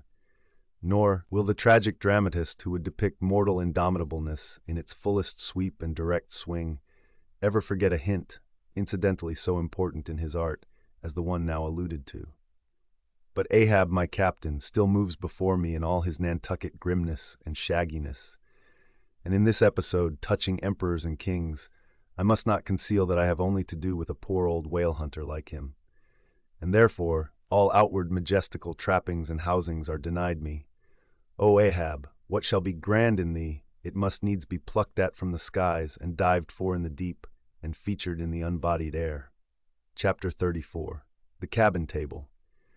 It is noon, and Doughboy, the steward, thrusting his pale loaf of bread face from the cabin scuttle, announces dinner to his lord and master, who, sitting in the lee quarter boat, has just been taking an observation of the sun, and is now mutely reckoning the latitude on the smooth, medallion-shaped tablet, reserved for that daily purpose on the upper part of his ivory leg. From his complete inattention to the tidings, you would think that moody Ahab had not heard his menial. But presently, catching hold of the mizzen shrouds, he swings himself to the deck, and in an even, unexhilarated voice saying, "Dinner, Mr. Starbuck," disappears into the cabin. When the last echo of his sultan's step has died away, and Starbuck, the first emir, has every reason to suppose that he is seated, then Starbuck rouses from his quietude, takes a few turns along the planks, and after a grave peep into the binnacle, says, with some touch of pleasantness, "Dinner, Mr. Stubb," and descends the scuttle. The second emir lounges about the rigging a while, and then slightly shaking the main brace to see whether it will be all right with that important rope, he likewise takes up the old burden, and with a rapid "Dinner, Mr. Flask," follows after his predecessors.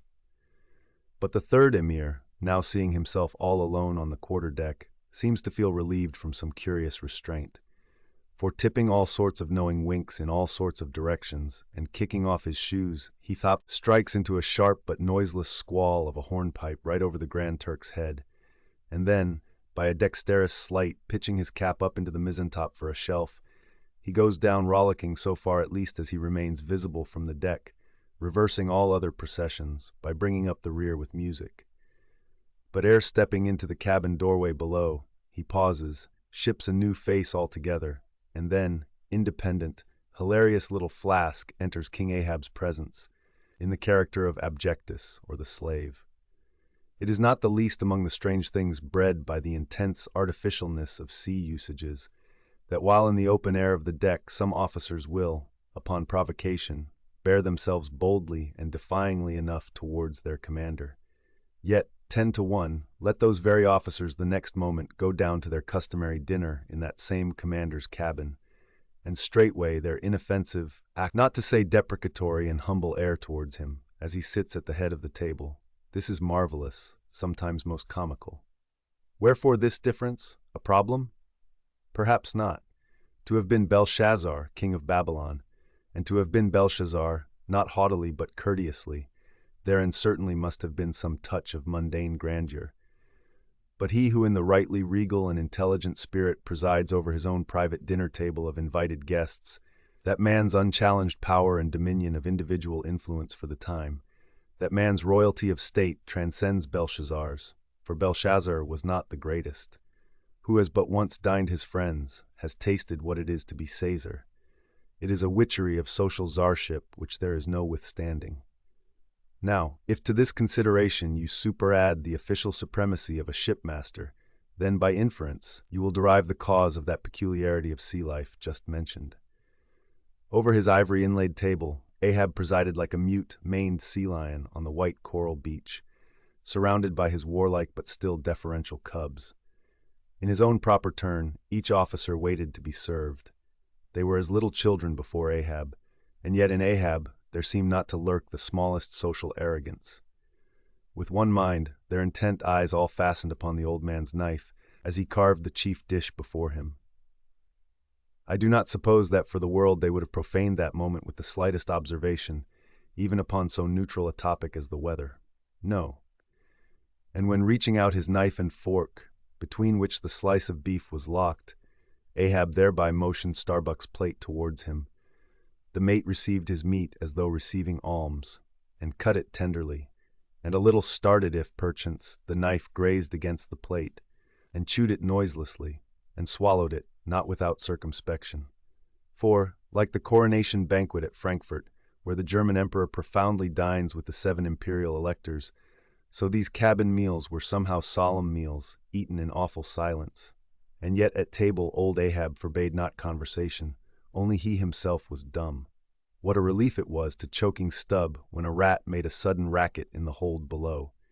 And poor little Flask, he was the youngest son and little boy of this weary family party. His were the shin bones of the saline beef.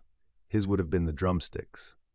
For Flask to have presumed to help himself, this must have seemed to him tantamount to larceny in the first degree.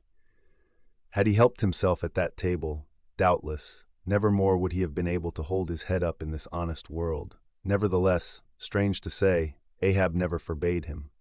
And had Flask helped himself, the chances were Ahab had never so much as noticed it. Least of all, did Flask presume to help himself to butter.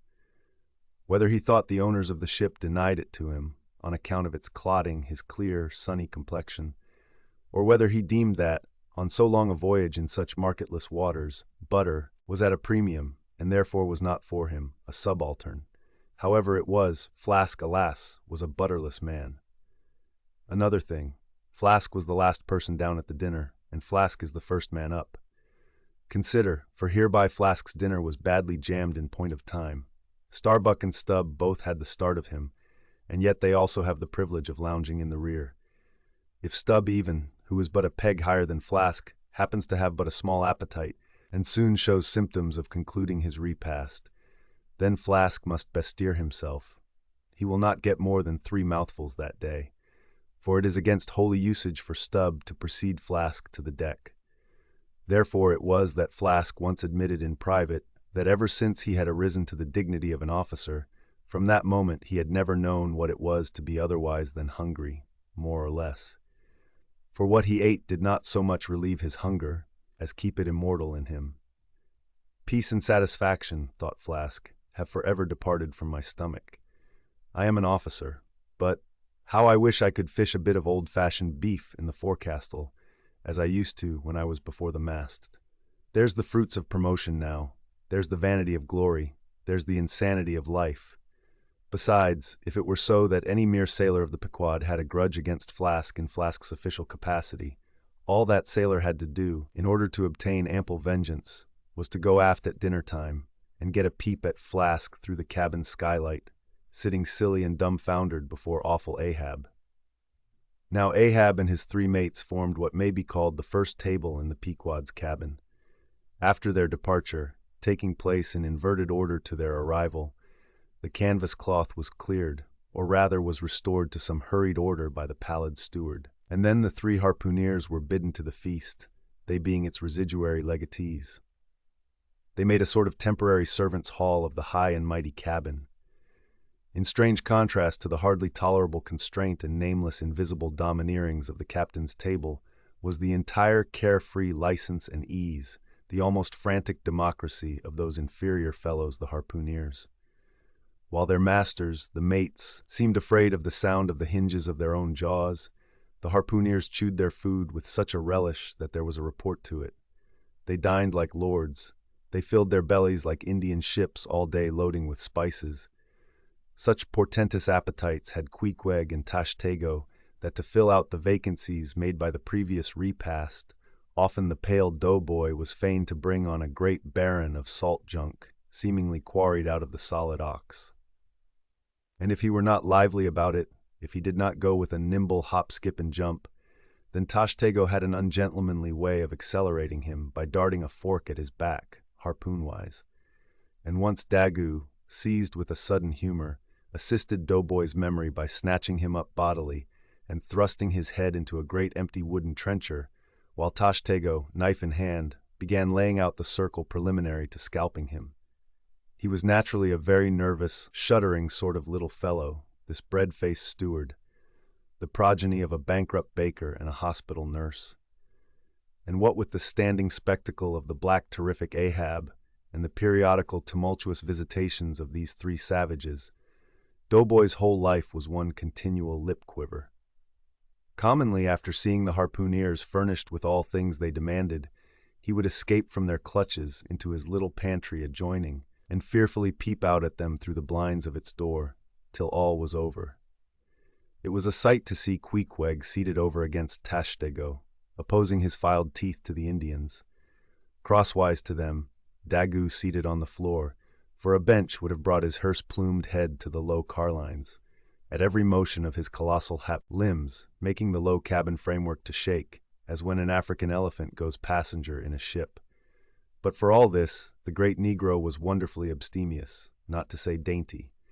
It seemed hardly possible that by such comparatively small mouthfuls he could keep up the vitality diffused through so broad, baronial, and superb a person. But doubtless, this noble savage fed strong and drank deep of the abounding element of air, and through his dilated nostrils snuffed in the sublime life of the worlds. Not by beef or by bread are giants made or nourished. But Queequeg, he had a mortal barbaric smack of the lip in eating, an ugly sound enough, so much so that the trembling doughboy almost looked to see whether any marks of teeth lurked in his own lean arms. And when he would hear Tashtego singing out for him to produce himself, that his bones might be picked, the simple-witted steward all but shattered the crockery hanging round him in the pantry, by his sudden fits of the palsy. Nor did the whetstone which the harpooneers carried in their pockets, for their lances and other weapons, and with which whetstones, at dinner, they would ostentatiously sharpen their knives, that grating sound did not at all tend to tranquilize poor Doughboy. How could he forget that in his island days, Queequeg, for one, must certainly have been guilty of some murderous convivial indiscretions? Alas, Doughboy, hard fares the white waiter who waits upon cannibals. Not a napkin should he carry on his arm, but a buckler. In good time, though, to his great delight, the three salt-sea warriors would rise and depart, to his credulous, fable-mongering ears all their martial bones jingling in them at every step, like Moorish scimitars in scabbards. But, though these barbarians dined in the cabin, and nominally lived there, still, being anything sedentary in their habits, they were scarcely ever in it except at meal-times and just before sleeping time, when they passed through it to their own peculiar quarters. In this one matter, Ahab seemed no exception to most American whale captains, who, as a set, rather incline to the opinion that by rights the ship's cabin belongs to them, and that it is by courtesy alone that anybody else is, at any time, permitted there. So that, in real truth, the mates and harpooneers of the Pequod might more properly be said to have lived out of the cabin than in it. For when they did enter it, it was something as a street door enters a house, turning inwards for a moment, only to be turned out the next, and as a permanent thing, residing in the open air. Nor did they lose much hereby. In the cabin was no companionship. Socially, Ahab was inaccessible. Though nominally included in the census of Christendom, he was still an alien to it. He lived in the world, as the last of the grizzly bears lived in settled Missouri. And as when spring and summer had departed, that wild Logan of the woods, burying himself in the hollow of a tree, lived out the winter there, sucking his own paws. So in his inclement, howling old age, Ahab's soul, shut up in the caved trunk of his body, there fed upon the sullen paws of its gloom. Chapter 35. The Masthead. It was during the more pleasant weather that, in due rotation with the other seamen, my first masthead came round. In most American whalemen, the mastheads are manned almost simultaneously with the vessel's leaving her port, even though she may have 15,000 miles and more to sail ere reaching her proper cruising ground. And if, after a 3, 4, or 5 years' voyage, she is drawing nigh home with anything empty in her, say an empty vial even, then her mastheads are kept manned to the last, and not till her skysail poles sail in among the spires of the port does she altogether relinquish the hope of capturing one whale more. Now, as the business of standing mastheads, ashore or afloat, is a very ancient and interesting one, let us in some measure expatiate here. I take it that the earliest standers of mastheads were the old Egyptians, because, in all my researches, I find none prior to them. For though their progenitors, the builders of Babel, must doubtless, by their tower, have intended to rear the loftiest masthead in all Asia, or Africa either, yet, ere the final truck was put to it, as that great stone mast of theirs may be said to have gone by the board, in the dread gale of God's wrath. Therefore, we cannot give these Babel builders priority over the Egyptians. And that the Egyptians were a nation of masthead standers is an assertion based upon the general belief among archaeologists that the first pyramids were founded for astronomical purposes, a theory singularly supported by the peculiar, stair-like formation of all four sides of those edifices, whereby, with prodigious long upliftings of their legs, those old astronomers were wont to mount to the apex and sing out for new stars, even as the lookouts of a modern ship sing out for a sail or a whale just bearing in sight. In Saint Stylites, the famous Christian hermit of old times, who built him a lofty stone pillar in the desert and spent the whole latter portion of his life on its summit, hoisting his food from the ground with a tackle, in him we have a remarkable instance of a dauntless stander of mastheads, who was not to be driven from his place by fogs or frosts, rain, hail, or sleet, but valiantly facing everything out to the last, literally died at his post. Of modern standers of mastheads we have but a lifeless set, mere stone, iron, and bronze men, who, though well capable of facing out a stiff gale, are still entirely incompetent to the business of singing out upon discovering any strange sight. There is Napoleon, who upon the top of the column of Vendôme stands with arms folded, some 150 feet in the air, careless, now, who rules the decks below, whether Louis Philippe, Louis Blanc, or Louis the Devil.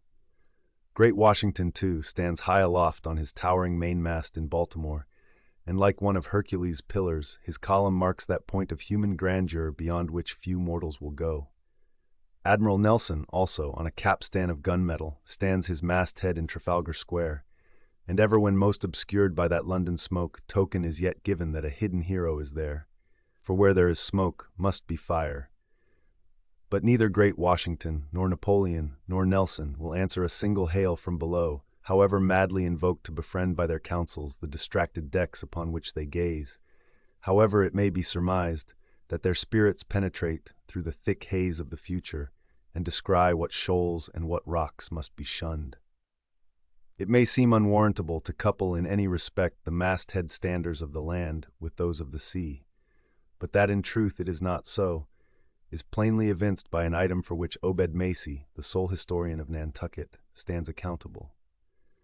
The worthy Obed tells us that in the early times of the whale fishery, ere ships were regularly launched in pursuit of the game, the people of that island erected lofty spars along the sea-coast, to which the lookouts ascended by means of nailed cleats, something as fowls go upstairs in a hen-house.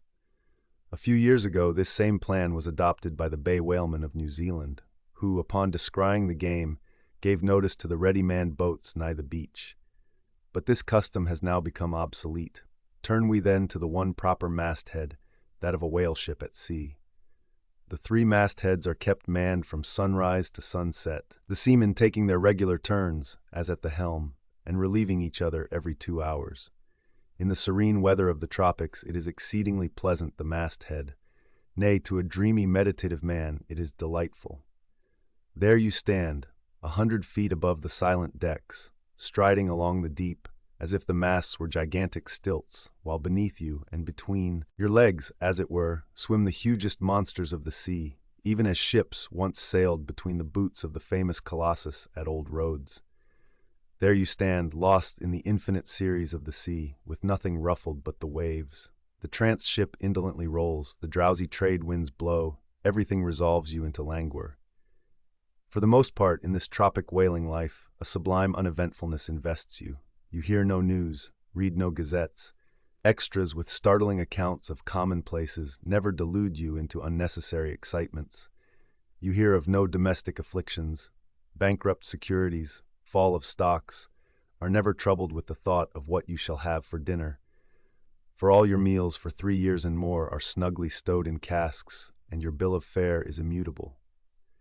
In one of those southern whalesmen, on a long 3 or 4 years' voyage, as often happens, the The sum of the various hours you spend at the masthead would amount to several entire months.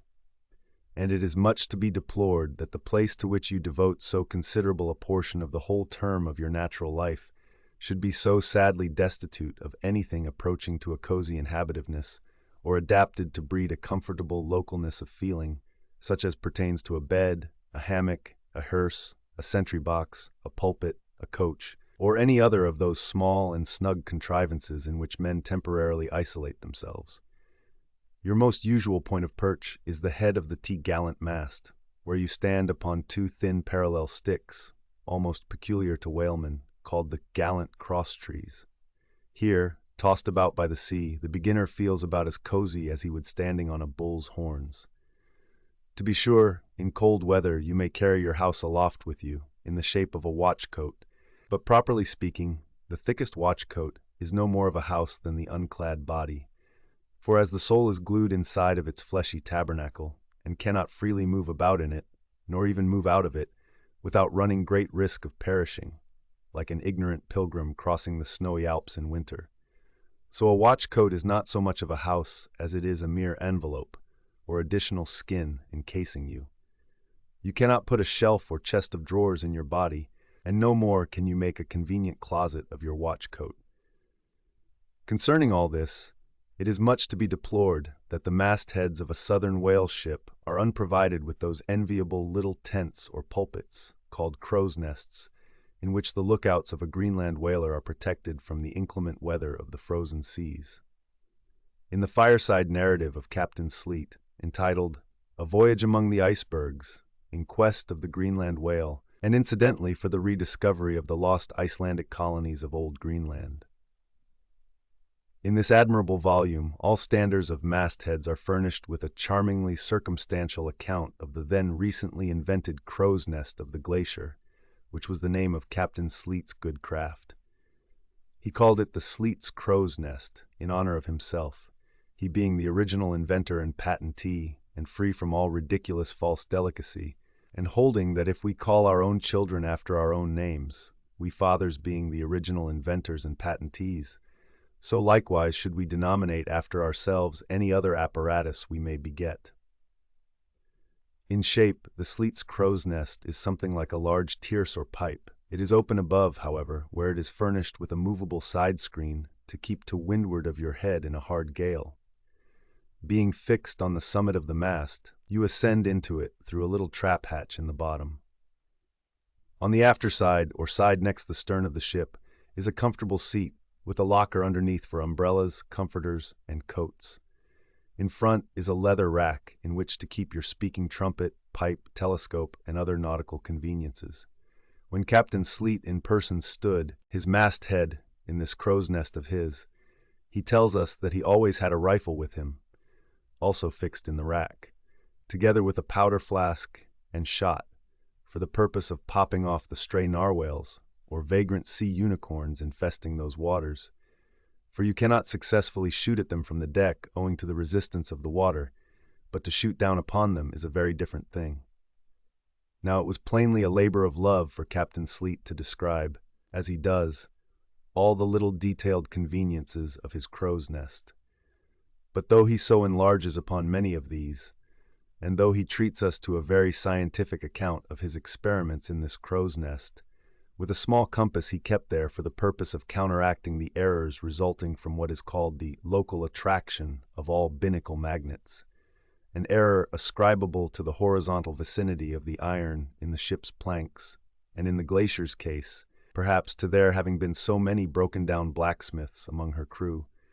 I say that though the captain is very discreet and scientific here, yet for all his learned binnacle deviations, azimuth compass observations, and approximate errors, he knows very well, Captain Sleet, that he was not so much immersed in those profound magnetic meditations as to fail being attracted occasionally towards that well-replenished little case bottle, so nicely tucked in on one side of his crow's nest, within easy reach of his hand. Though upon the whole I greatly admire and even love the brave, the honest, and learned captain, yet I take it very ill of him that he should so utterly ignore that case bottle, seeing what a faithful friend and comforter it must have been, while with mittened fingers and hooded head he was studying the mathematics aloft there in that bird's nest within 3 or 4 perches of the pole. But if we southern whale fishers are not so snugly housed aloft as Captain Sleet and his Greenlandmen were, yet that disadvantage is greatly counterbalanced by the widely contrasting serenity of those seductive seas in which we south fishers mostly float. For one, I used to lounge up the rigging very leisurely, resting in the top to have a chat with Queequeg or anyone else off duty whom I might find there, then ascending a little way further and throwing a lazy leg over the topsail yard, take a preliminary view of the watery pastures, and so at last mount to my ultimate destination. Let me make a clean breast of it here, and frankly admit that I kept but sorry guard. With the problem of the universe revolving in me, how could I, being left completely to myself at such a thought-engendering altitude, how could I but lightly hold my obligations to observe all whale ships' standing orders, keep your weather eye open, and sing out every time? And let me in this place movingly admonish you, ye ship owners of Nantucket. Beware of enlisting in your vigilant fisheries any lad with lean brow and hollow eye, given to unseasonable meditativeness, and who offers to ship with the Phaedon instead of Bowditch in his head. Beware of such an one, I say. Your whales must be seen before they can be killed, and this sunken-eyed young Platonist will tow you 10 wakes round the world, and never make you 1 pint of sperm the richer.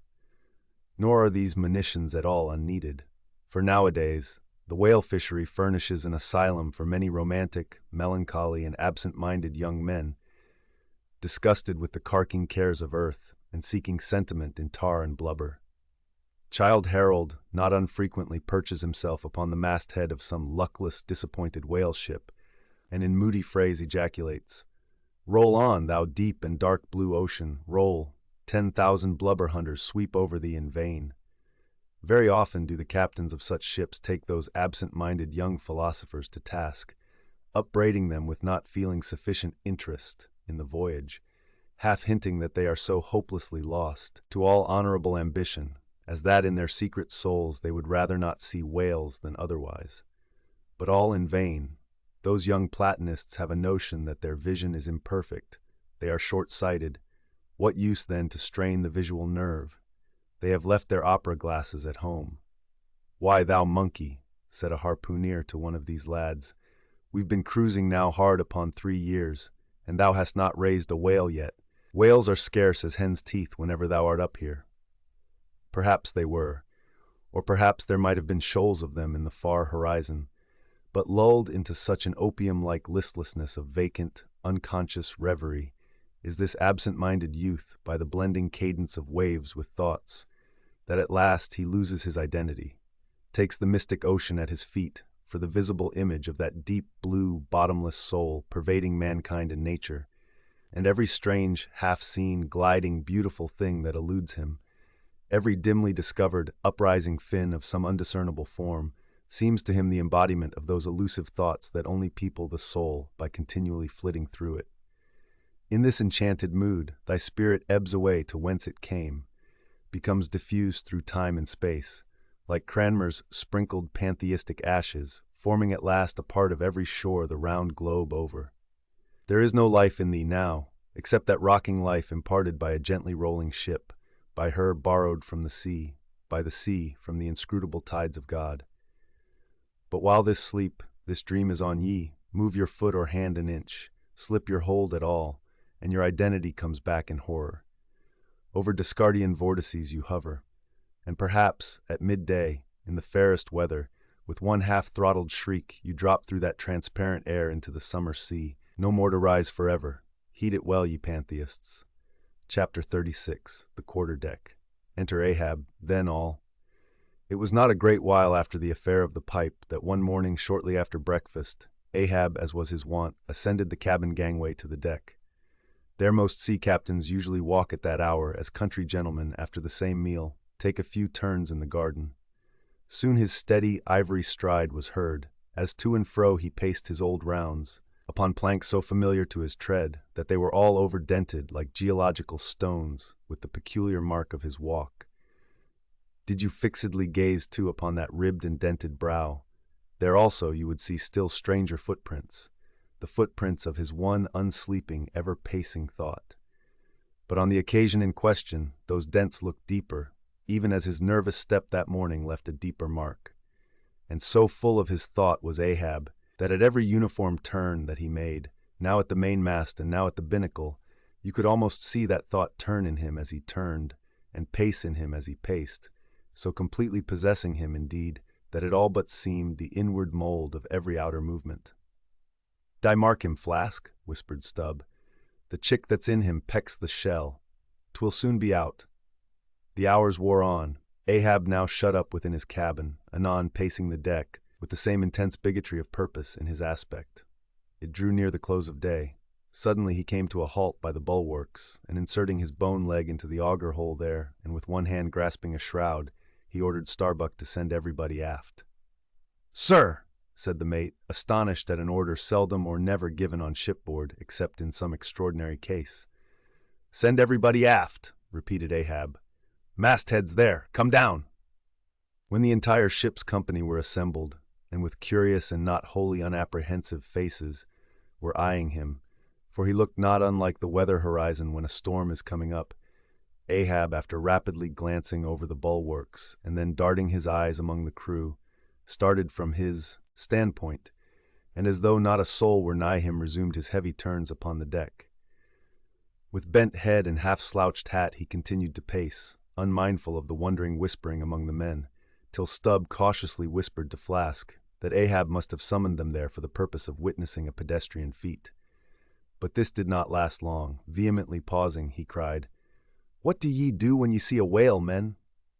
"Sing out for him," was the impulsive rejoinder from a score of clubbed voices. "Good!" cried Ahab with a wild approval in his tones, observing the hearty animation into which his unexpected question had so magnetically thrown them. "And what do ye next, men?" "Lower away and after him." "And what tune is it ye pull to, men? A dead whale or a stove-boat?" More and more strangely and fiercely glad and approving grew the countenance of the old man at every shout, while the mariners began to gaze curiously at each other, as if marveling how it was that they themselves became so excited at such seemingly purposeless questions. But they were all eagerness again, as Ahab, now half revolving in his pivot hole, with one hand reaching high up a shroud and tightly, almost convulsively grasping it, addressed them thus: "All ye mastheaders have before now heard me give orders about a white whale. Look ye, d'ye see this Spanish ounce of gold?" Holding up a broad, bright coin to the sun. "It is a $16 piece, men. D'ye see it? Mr. Starbuck, hand me on top-maul." While the mate was getting the hammer, Ahab, without speaking, was slowly rubbing the gold piece against the skirts of his jacket, as if to heighten its luster, and without using any words, was meanwhile lowly humming to himself, producing a sound so strangely muffled and inarticulate that it seemed the mechanical humming of the wheels of his vitality in him. Receiving the top-maul from Starbuck, he advanced towards the mainmast with the hammer uplifted in one hand, exhibiting the gold with the other, and with a high-raised voice exclaiming, "Whosoever of ye raises me a white-headed whale with a wrinkled brow and a crooked jaw, whosoever of ye raises me that white-headed whale with 3 holes punctured in his starboard fluke, look ye, whosoever of ye raises me that same white whale, he shall have this gold ounce, my boys." "Huzza, huzza!" cried the seamen, as with swinging tarpaulins they hailed the act of nailing the gold to the mast. "It's a white whale, I say," resumed Ahab, as he threw down the top-maul. "A white whale. Skin your eyes for him, men. Look sharp for white water. If ye see but a bubble, sing out." All this while Tashtego, Daggoo, and Queequeg had looked on with even more intense interest and surprise than the rest, and at the mention of the wrinkled brow and crooked jaw they had started as if each was separately touched by some specific recollection. "Captain Ahab," said Tashtego, "that white whale must be the same that some call Moby-Dick." "Moby-Dick?" shouted Ahab. "Do you know the white whale, then, Tash? Does he fantail a little curious, sir, before he goes down?" said the gay-header deliberately. "And has he a curious spout, too?" said Daggoo. "Very bushy, even for a parmacetti, and mighty quick, Captain Ahab." "And he have 1, 2, 3. Oh, good many iron in him hide, too, Captain," cried Queequeg disjointedly. "All twisk-tee be twisk, like him." faltering hard for a word and screwing his hand round and round as though uncorking a bottle. Like him. Corkscrew, cried Ahab. I queequeg, the harpoons lie all twisted and wrenched in him. I daggoo, his spout is a big one, like a whole shock of wheat, and white as a pile of our Nantucket wool after the great annual sheep shearing. I tashtego, and he fantails like a split jib in a squall. Death and devils, men, it is Moby-Dick ye have seen. Moby-Dick, Moby-Dick. Captain Ahab, said Starbuck, who with stub and flask had thus far been eyeing his superior with increasing surprise, but at last seemed struck with a thought which somewhat explained all the wonder. Captain Ahab, I have heard of Moby-Dick, but it was not Moby-Dick that took off thy leg. Who told thee that? Cried Ahab.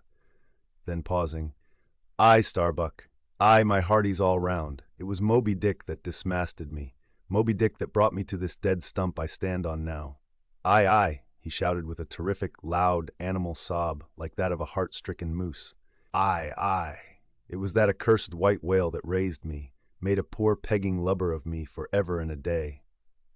Then tossing both arms, with measureless imprecations he shouted out, Aye, and I'll chase him round Good Hope, and round the Horn, and round the Norway maelstrom, and round perdition's flames before I give him up. And this is what ye have shipped for, men, to chase that white whale on both sides of land, and over all sides of earth, till he spouts black blood and rolls fin out. What say ye, men, will ye splice hands on it now? I think ye do look brave. Aye, shouted the harpooneers and seamen, running closer to the excited old man. A sharp eye for the white whale, a sharp lance for Moby-Dick. God bless ye, he seemed to half sob and half shout. God bless ye, men. Steward, go draw the great measure of grog. But what's this long face about, Mr. Starbuck? Wilt thou not chase the white whale? Art not game for Moby-Dick? I am game for his crooked jaw, and for the jaws of death too, Captain Ahab, if it fairly comes in the way of the business we follow. But I came here to hunt whales, not my commander's vengeance. How many barrels will thy vengeance yield thee, even if thou gettest it, Captain Ahab? It will not fetch thee much in our Nantucket market. Nantucket market, hoot, but come closer, Starbuck. Thou requirest a little lower layer. If money's to be the measurer, man, and the accountants have computed their great counting house the globe, by girdling it with guineas, 1 to every 3 parts of an inch, then let me tell thee that my vengeance will fetch a great premium here. He smites his chest, whispered Stubb. What's that for? Methinks it rings most vast but hollow. Vengeance on a dumb brute, cried Starbuck. That simply smote thee from blindest instinct. Madness. To be enraged with a dumb thing, Captain Ahab, seems blasphemous. Hark ye yet again, the little lower layer. All visible objects, man, are but as pasteboard masks. But in each event, in the living act, the undoubted deed, there some unknown but still reasoning thing puts forth the mouldings of its features from behind the unreasoning mask. If man will strike, strike through the mask. How can the prisoner reach outside except by thrusting through the wall? To me, the white whale is that wall, shoved near to me. Sometimes I think there's naught beyond. But 'tis enough. He tasks me, he heaps me. I see in him outrageous strength, with an inscrutable malice sinewing it. That inscrutable thing is chiefly what I hate, and be the white whale agent, or be the white whale principal, I will wreak that hate upon him. Talk not to me of blasphemy, man. I'd strike the sun if it insulted me. For could the sun do that, then could I do the other, since there is ever a sort of fair play herein, jealousy presiding over all creations. But not my master, man, is even that fair play. Who's over me? Truth hath no confines. Take off thine eye. More intolerable than fiends' glarings is a doltish stare. So, thou reddenest and palest, my heat has melted thee to anger glow. But look ye, Starbuck, what is said in heat, that thing unsays itself. There are men from whom warm words are small in dignity. I meant not to incense thee. Let it go, look. See yonder Turkish cheeks of spotted tawn, living, breathing pictures painted by the sun. The pagan leopards, the unrecking and unworshipping things that live, and seek and give no reasons for the torrid life they feel. The crew, man, the crew, are they not one and all with Ahab in this matter of the whale? See Stubb, he laughs. See yonder Chilean.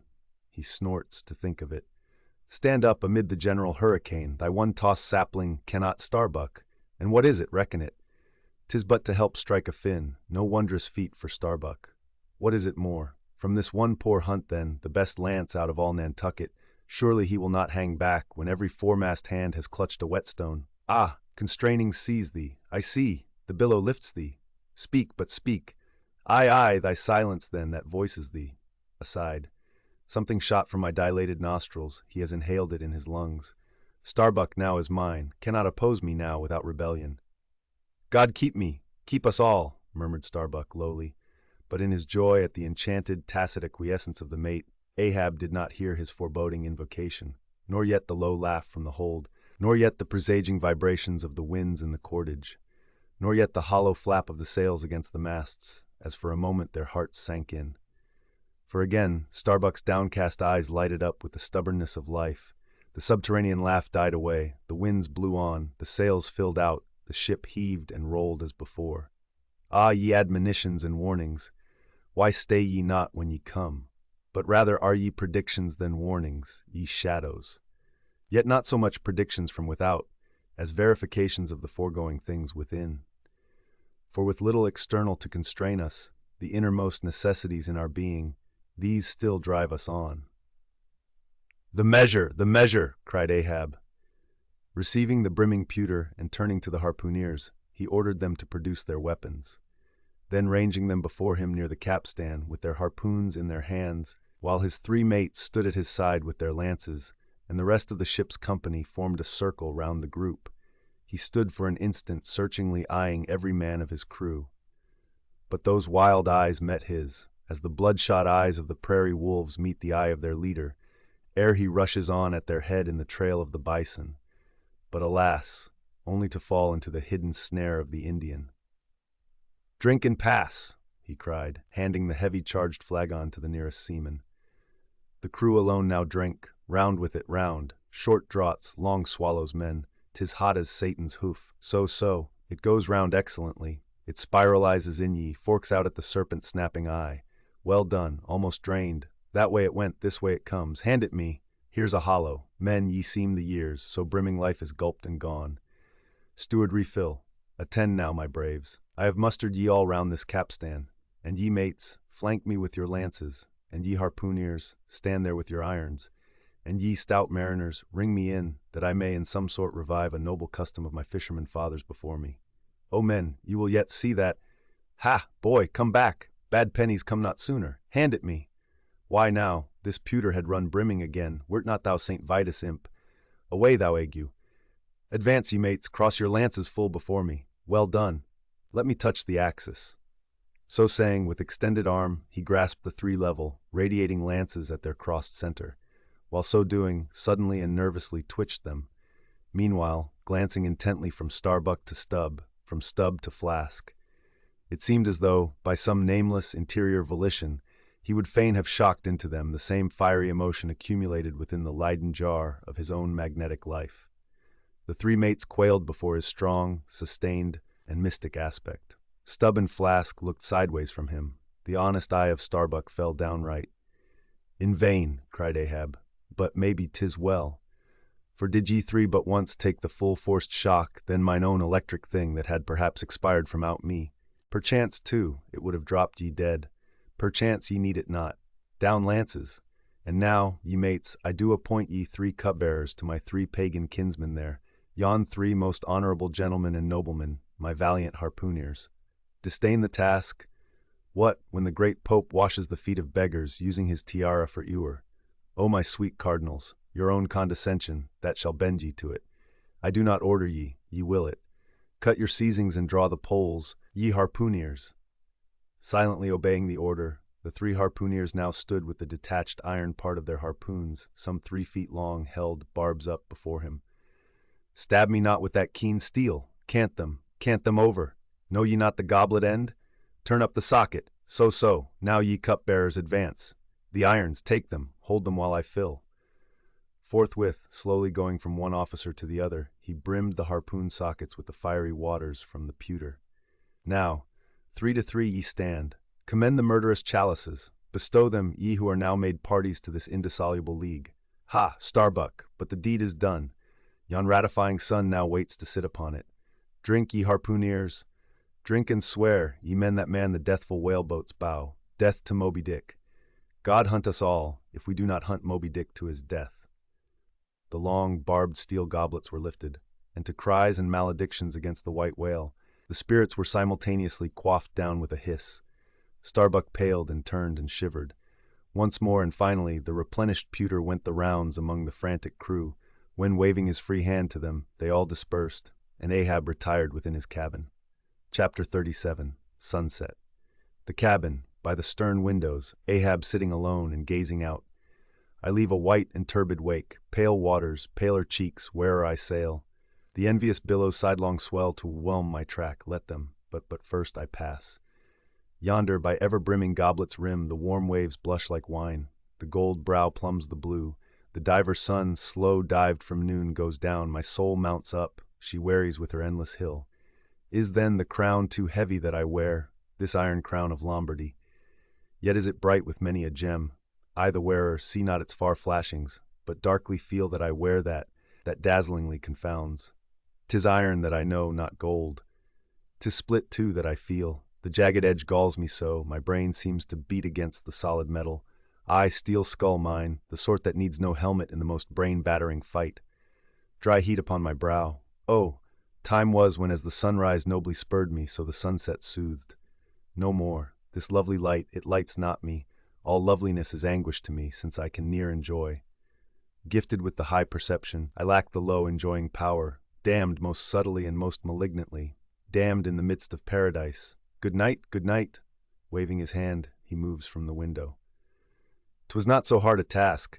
I thought to find one stubborn at the least, but my one cogged circle fits into all their various wheels, and they revolve. Or, if you will, like so many ant-hills of powder, they all stand before me, and I their match.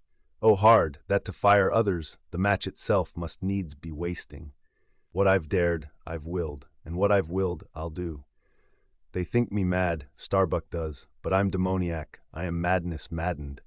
That wild madness that's only calm to comprehend itself.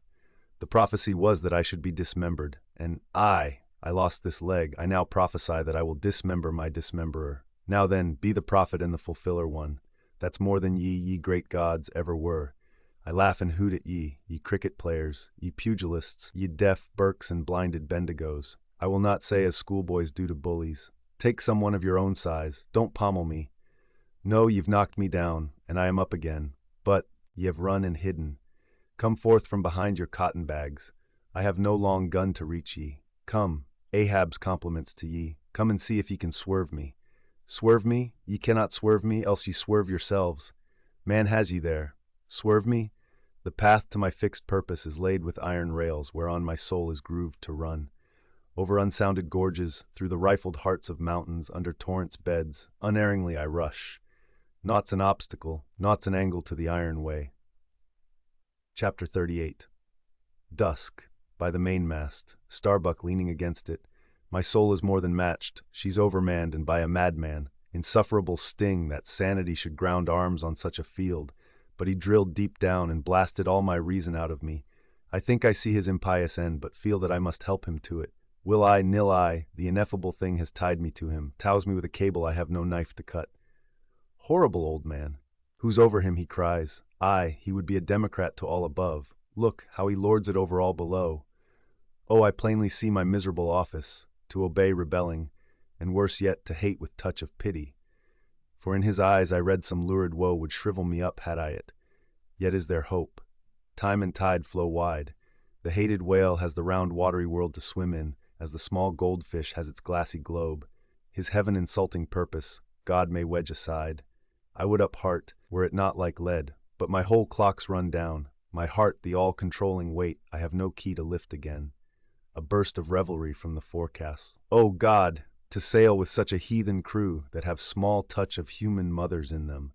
Whelped somewhere by the sharkish sea, the white whale is their demigorgon. Hark, the infernal orgies, that revelry is forward. Mark the unfaltering silence aft. Methinks it pictures life. Foremost through the sparkling sea shoots on the gay, embattled, bantering bow, but only to drag dark Ahab after it, where he broods within his sternward cabin, builded over the dead water of the wake, and further on, hunted by its wolfish gurglings. The long howl thrills me through. Peace, ye revelers, and set the watch. O life, 'tis in an hour like this, with soul beat down and held to knowledge, as wild, untutored things are forced to feed. O life, 'tis now that I do feel the latent horror in thee. But 'tis not me, that horror's out of me, and with the soft feeling of the human in me, yet will I try to fight ye grim phantom futures. Stand by me, hold me, bind me, O ye blessed influences.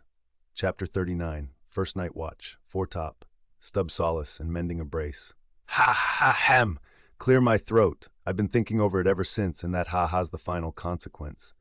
Why so? Because a laugh's the wisest, easiest answer to all that's queer, and come what will, one comfort's always left. That unfailing comfort is, it's all predestinated. I heard not all his talk with Starbuck, but to my poor eye Starbuck then looked something as I the other evening felt. Be sure the old mogul has fixed him too.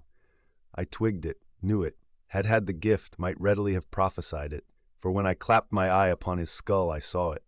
Well, Stub, wise Stub, that's my title. Well, Stub, what of it? Stub, here's a carcass. I know not all that may be coming, but be it what it will, I'll go to it laughing. Such a waggish leering as lurks in all your horribles. I feel funny. Fa la, lira skira. What's my juicy little parrot home doing now? Crying its eyes out? Giving a party to the last arrived harpooneers, I dare say, gay as a frigate's pennant, and so am I. Fa, lira skira. Oh, we'll drink tonight with hearts as light, to love as gay and fleeting as bubbles that swim on the beaker's brim and break on the lips while meeting. A brave stave that, who calls? Mr. Starbuck. Aye, aye, sir. He's my superior. He has his too, if I'm not mistaken. Aye, aye, sir. Just through with this job. Coming. Chapter 40. Midnight forecastle. Harpooneers and sailors. Foresail rises and discovers the watch standing, lounging, leaning, and lying in various attitudes, all singing in chorus. Farewell and adieu to you, Spanish ladies. Farewell and adieu to you, ladies of Spain. Our captains commanded. First Nantucket sailor. Oh, boys, don't be sentimental. It's bad for the digestion. Take a tonic. Follow me. Sings and all follow. Our captain stood upon the deck, a spy-glass in his hand, a viewing of those gallant whales that blew at every strand. Oh, your tubs and your boats, my boys, and by your braces stand, and we'll have one of those fine whales, hand, boys, overhand. So be cheery, my lads. May your hearts never fail, while the bold harpooner is striking the whale. Mate's voice from the quarterdeck. 8 bells there forward, sec Nantucket sailor. Avast the chorus. 8 bells there, d'ye hear, bellboy? Strike the bell 8, thou pip, thou blackling, and let me call the watch. I've the sort of mouth for that, the hogshed mouth. So, thrusts his head down the scuttle. Starbowly ends, ahoy! 8 bells there below. Tumble up, Dutch sailor. Grand snoozing tonight, matey. Fat night for that. I mark this in our old mogul's wine. It's quite as deadening to some as filliping to others. We sing, they sleep. I lie down there like ground to your butts. At 'em again. There, take this copper pump and hail 'em through it. Tell 'em to avast dreaming of their lasses. Tell 'em it's the resurrection. They must kiss their last and come to judgment. That's the way. That's it. Thy throat ain't spoiled with eating Amsterdam butter. French sailor. Hist, boys. Let's have a jig or two before we ride to anchor in Blanket Bay. What say ye? There comes the other watch. Stand by, all legs. Pip, little Pip, hurrah with your tambourine. Pip, sulky and sleepy. Don't know where it is. French sailor, beat thy belly then and wag thy ears. Jig it, men, I say, marry's the word. Hurrah, damn me, won't you dance? Form now, Indian file, and gallop into the double shuffle. Throw yourselves. Legs, legs, Iceland. I don't like your floor, matey. It's too springy to my taste. I'm used to ice floors. I'm sorry to throw cold water on the subject, but excuse me. Maltese sailor. Me too. Where's your girls? Who but a fool would take his left hand by his right and say to himself, how'd I do? Partners! I must have partners! Sicilian sailor. Aye, girls in a green, then I'll hop with ye. Yea, turn grasshopper. Long Island sailor. Well, ye sulkies, there's plenty more of us. Hoe corn when you may, say I. All legs go to harvest soon. Ah, here comes the music. Now for it. Azore sailor. Ascending and pitching the tambourine up the scuttle. Here you are, Pip, and there's the windlass bits. Up you mount. Now, boys.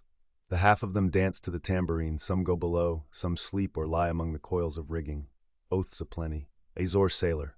Go it, Pip. Bang it, bellboy. Rig it, dig it, stig it, quig it, bellboy. Make fireflies. Break the jinglers. Pip.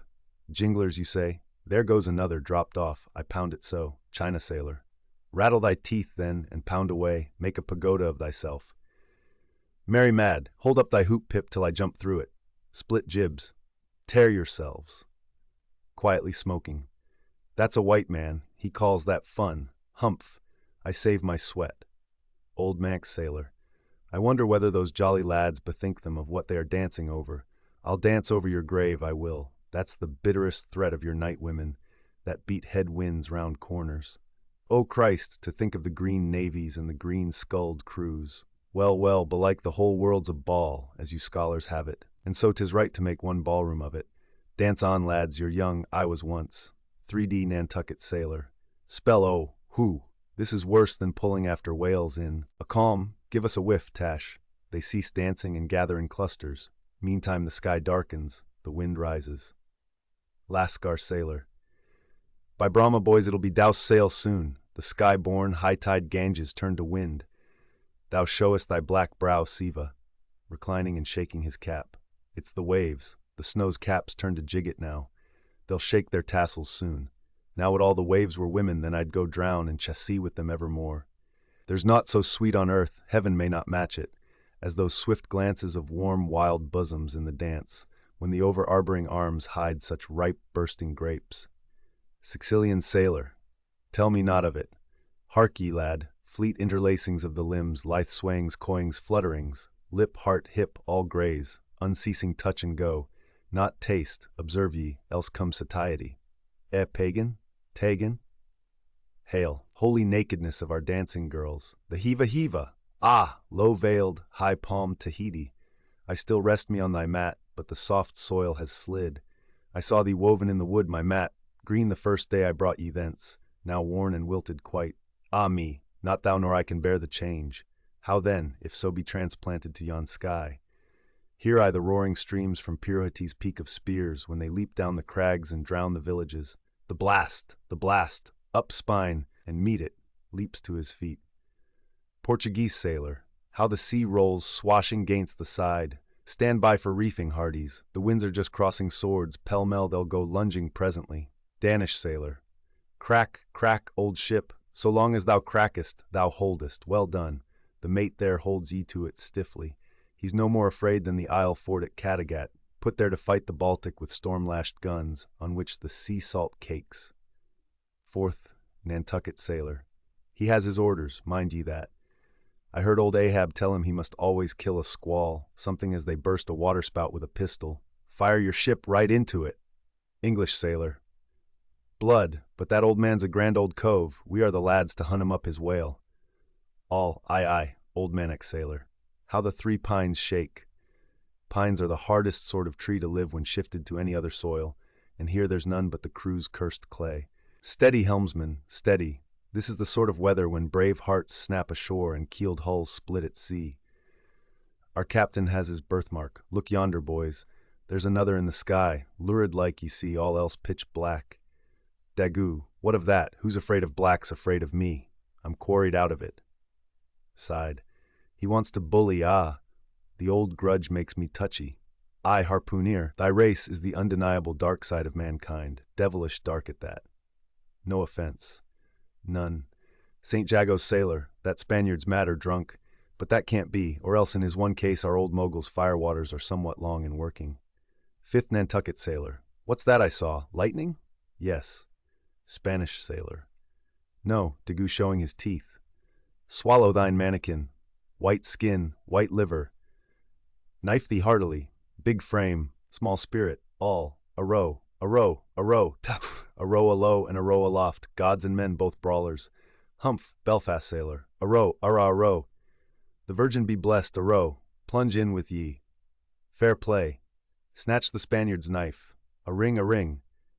Old Manic sailor, ready formed. There, the ringed horizon. In that ring Cain struck Abel. Sweet work, right work. No, why then, God, madst thou the ring? Mate's voice from the quarter-deck. Hands by the halyards. In top-gallant sails. Stand by to reef topsails. All the squall, jump my jollies. They scatter. Pip shrinking under the windlass. Jollies, Lord help such jollies. Crish crash there, goes the jib-stay. Blang wang, God, duck lower, Pip, here comes the royal yard. It's worse than being in the world woods the last day of the year. Who'd go climbing after chestnuts now? But there they go all cursing, and here I don't. Fine prospects to 'em, they're on the road to heaven. Hold on hard. Jiminy, what a squall. But those chaps there are worse yet. They are your white squalls, they. White squalls, white whale, sure, sure. Here have I heard all their chat just now, and the white whale, sure, but spoken of once, and only this evening. It makes me jingle all over like my tambourine. That anaconda of an old man swore 'em in to hunt him. O thou big white God aloft there somewhere in yon darkness, have mercy on this small black boy down here. Preserve him from all men that have no bowels to feel fear. Chapter 41. Moby-Dick. I, Ishmael, was one of that crew. My shouts had gone up with the rest. My oath had been welded with theirs. And stronger I shouted, and more did I hammer and clinch my oath because of the dread in my soul. A wild, mystical, sympathetical feeling was in me. Ahab's quenchless feud seemed mine. With greedy ears I learned the history of that murderous monster against whom I and all the others had taken our oaths of violence and revenge. For some time past, though at intervals only, the unaccompanied, secluded white whale had haunted those uncivilized seas, mostly frequented by the sperm whale fishermen. But not all of them knew of his existence. Only a few of them, comparatively, had knowingly seen him, while the number who as yet had actually and knowingly given battle to him was small indeed. For owing to the large number of whale cruisers, the disorderly way they were sprinkled over the entire watery circumference, many of them adventurously pushing their quest along solitary latitudes, so as seldom or never for a whole 12-month or more on a stretch, to encounter a single news-telling sail of any sort, the inordinate length of each separate voyage, the irregularity of the times of sailing from home. All these, with other circumstances, direct and indirect, long obstructed the spread through the whole worldwide whaling fleet of the special individualizing tidings concerning Moby-Dick. It was hardly to be doubted that several vessels reported to have encountered, at such or such a time, or on such or such a meridian, a sperm whale of uncommon magnitude and malignity, which whale, after doing great mischief to his assailants, had completely escaped them. To some minds it was not an unfair presumption, I say, that the whale in question must have been no other than Moby-Dick. Yet as of late, the sperm whale fishery had been marked by various and not unfrequent instances of great ferocity, cunning, and malice in the monster attacked. Therefore it was that those who by accident ignorantly gave battle to Moby-Dick, such hunters, perhaps for the most part, were content to ascribe the peculiar terror he bred, more, as it were, to the perils of the sperm whale fishery at large, than to the individual cause. In that way, mostly, the disastrous encounter between Ahab and the whale had hitherto been popularly regarded. And as for those who, previously hearing of the white whale, by chance caught sight of him, in the beginning of the thing they had every one of them, almost, as boldly and fearlessly lowered for him as for any other whale of that species. But at length, such calamities did ensue in these assaults, not restricted to sprained wrists and ankles, broken limbs, or devouring amputations, but fatal to the last degree of fatality, those repeated disastrous repulses, all accumulating and piling their terrors upon Moby-Dick. Those things had gone far to shake the fortitude of many brave hunters, to whom the story of the white whale had eventually come. Nor did wild rumors of all sorts fail to exaggerate, and still the more horrify, the true histories of these deadly encounters. For not only do fabulous rumors naturally grow out of the very body of all surprising terrible events, as the smitten tree gives birth to its fungi, but in maritime life, far more than in that of terra firma, wild rumors abound, wherever there is any adequate reality for them to cling to. And as the sea surpasses the land in this matter, so the whale fishery surpasses every other sort of maritime life, in the wonderfulness and fearfulness of the rumors which sometimes circulate there. For not only are whalemen as a body unexempt from that ignorance and superstitiousness hereditary to all sailors, but of all sailors, they are by all odds the most directly brought into contact with whatever is appallingly astonishing in the sea. Face to face they not only eye its greatest marvels, but, hand to jaw, give battle to them alone in such remotest waters, that though you sailed 1,000 miles and passed 1,000 shores, you would not come to any chiseled hearthstone or aught hospitable beneath that part of the sun, in such latitudes and longitudes, pursuing to such a calling as he does, the whaleman is wrapped by influences all tending to make his fancy pregnant with many a mighty birth. No wonder, then, that ever-gathering volume from the mere transit over the widest watery spaces, the outblown rumors of the white whale did in the end incorporate with themselves all manner of morbid hints and half-formed futile suggestions of supernatural agencies, which eventually invested Moby-Dick with new terrors unborrowed from anything that visibly appears. So that in many cases such a panic did he finally strike, that few who by those rumors, at least, had heard of the white whale, few of those hunters were willing to encounter the perils of his jaw. But there were still other and more vital practical influences at work. Not even at the present day has the original prestige of the sperm whale, as fearfully distinguished from all other species of the Leviathan, died out of the minds of the whalemen as a body.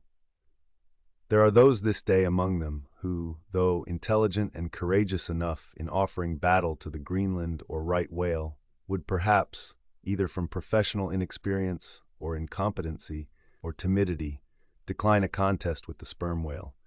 At any rate, there are plenty of whalemen, especially among those whaling nations not sailing under the American flag, who have never hostilely encountered the sperm whale, but whose sole knowledge of the Leviathan is restricted to the ignoble monster primitively pursued in the north. Seated on their hatches, these men will hearken with a childish fireside interest and awe to the wild, strange tales of southern whaling.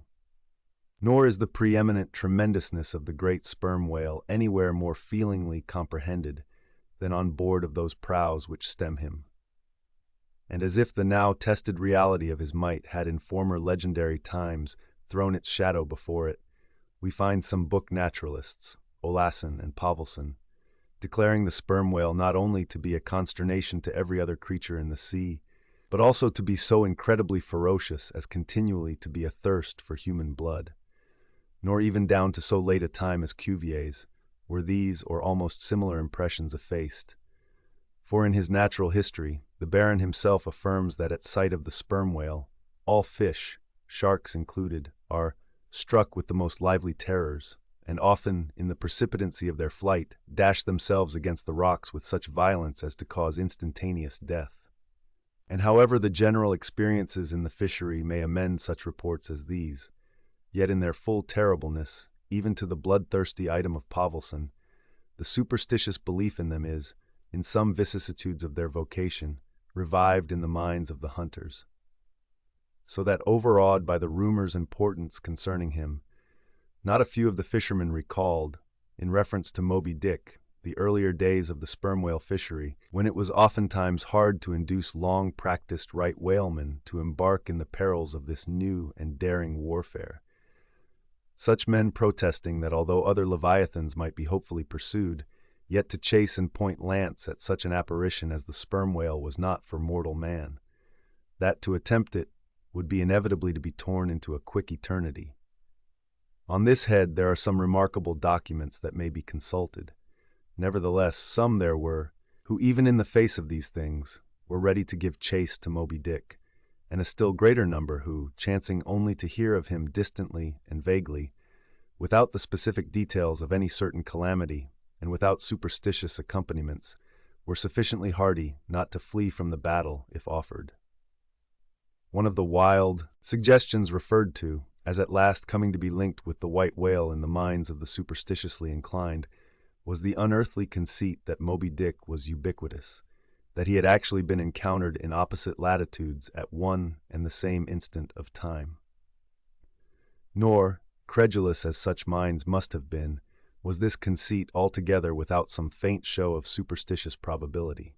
For as the secrets of the currents in the seas have never yet been divulged, even to the most erudite research, so the hidden ways of the sperm whale, when beneath the surface, remain, in great part, unaccountable to his pursuers, and from time to time have originated the most curious and contradictory speculations regarding them, especially concerning the mystic modes whereby, after sounding to a great depth, he transports himself with such vast swiftness to the most widely distant points. It is a thing well known to both American and English whale ships, and as well a thing placed upon authoritative record years ago by Scoresby, that some whales have been captured far north in the Pacific, in whose bodies have been found the barbs of harpoons darted in the Greenland seas. Nor is it to be gainsaid that in some of these instances it has been declared that the interval of time between the two assaults could not have exceeded very many days. Hence, by inference, it has been believed by some whalemen that the Northwest Passage, so long a problem to man, was never a problem to the whale. So that here, in the real living experience of living men, the prodigies related in old times of the inland Strelo mountain in Portugal, near whose top there was said to be a lake in which the wrecks of ships floated up to the surface, and that still more wonderful story of the Arethusa fountain near Syracuse, whose waters were believed to have come from the Holy Land by an underground passage. These fabulous narrations are almost fully equaled by the realities of the whalemen. Forced into familiarity, then, with such prodigies as these, and knowing that after repeated, intrepid assaults, the white whale had escaped alive, it cannot be much matter of surprise that some whalemen should go still further in their superstitions, declaring Moby-Dick not only ubiquitous, but immortal, for immortality is but ubiquity in time. That though groves of spears should be planted in his flanks, he would still swim away unharmed, or if indeed he should ever be made to spout thick blood, such a sight would be but a ghastly deception. For again, in unensanguined billows, hundreds of leagues away, his unsullied jet would once more be seen.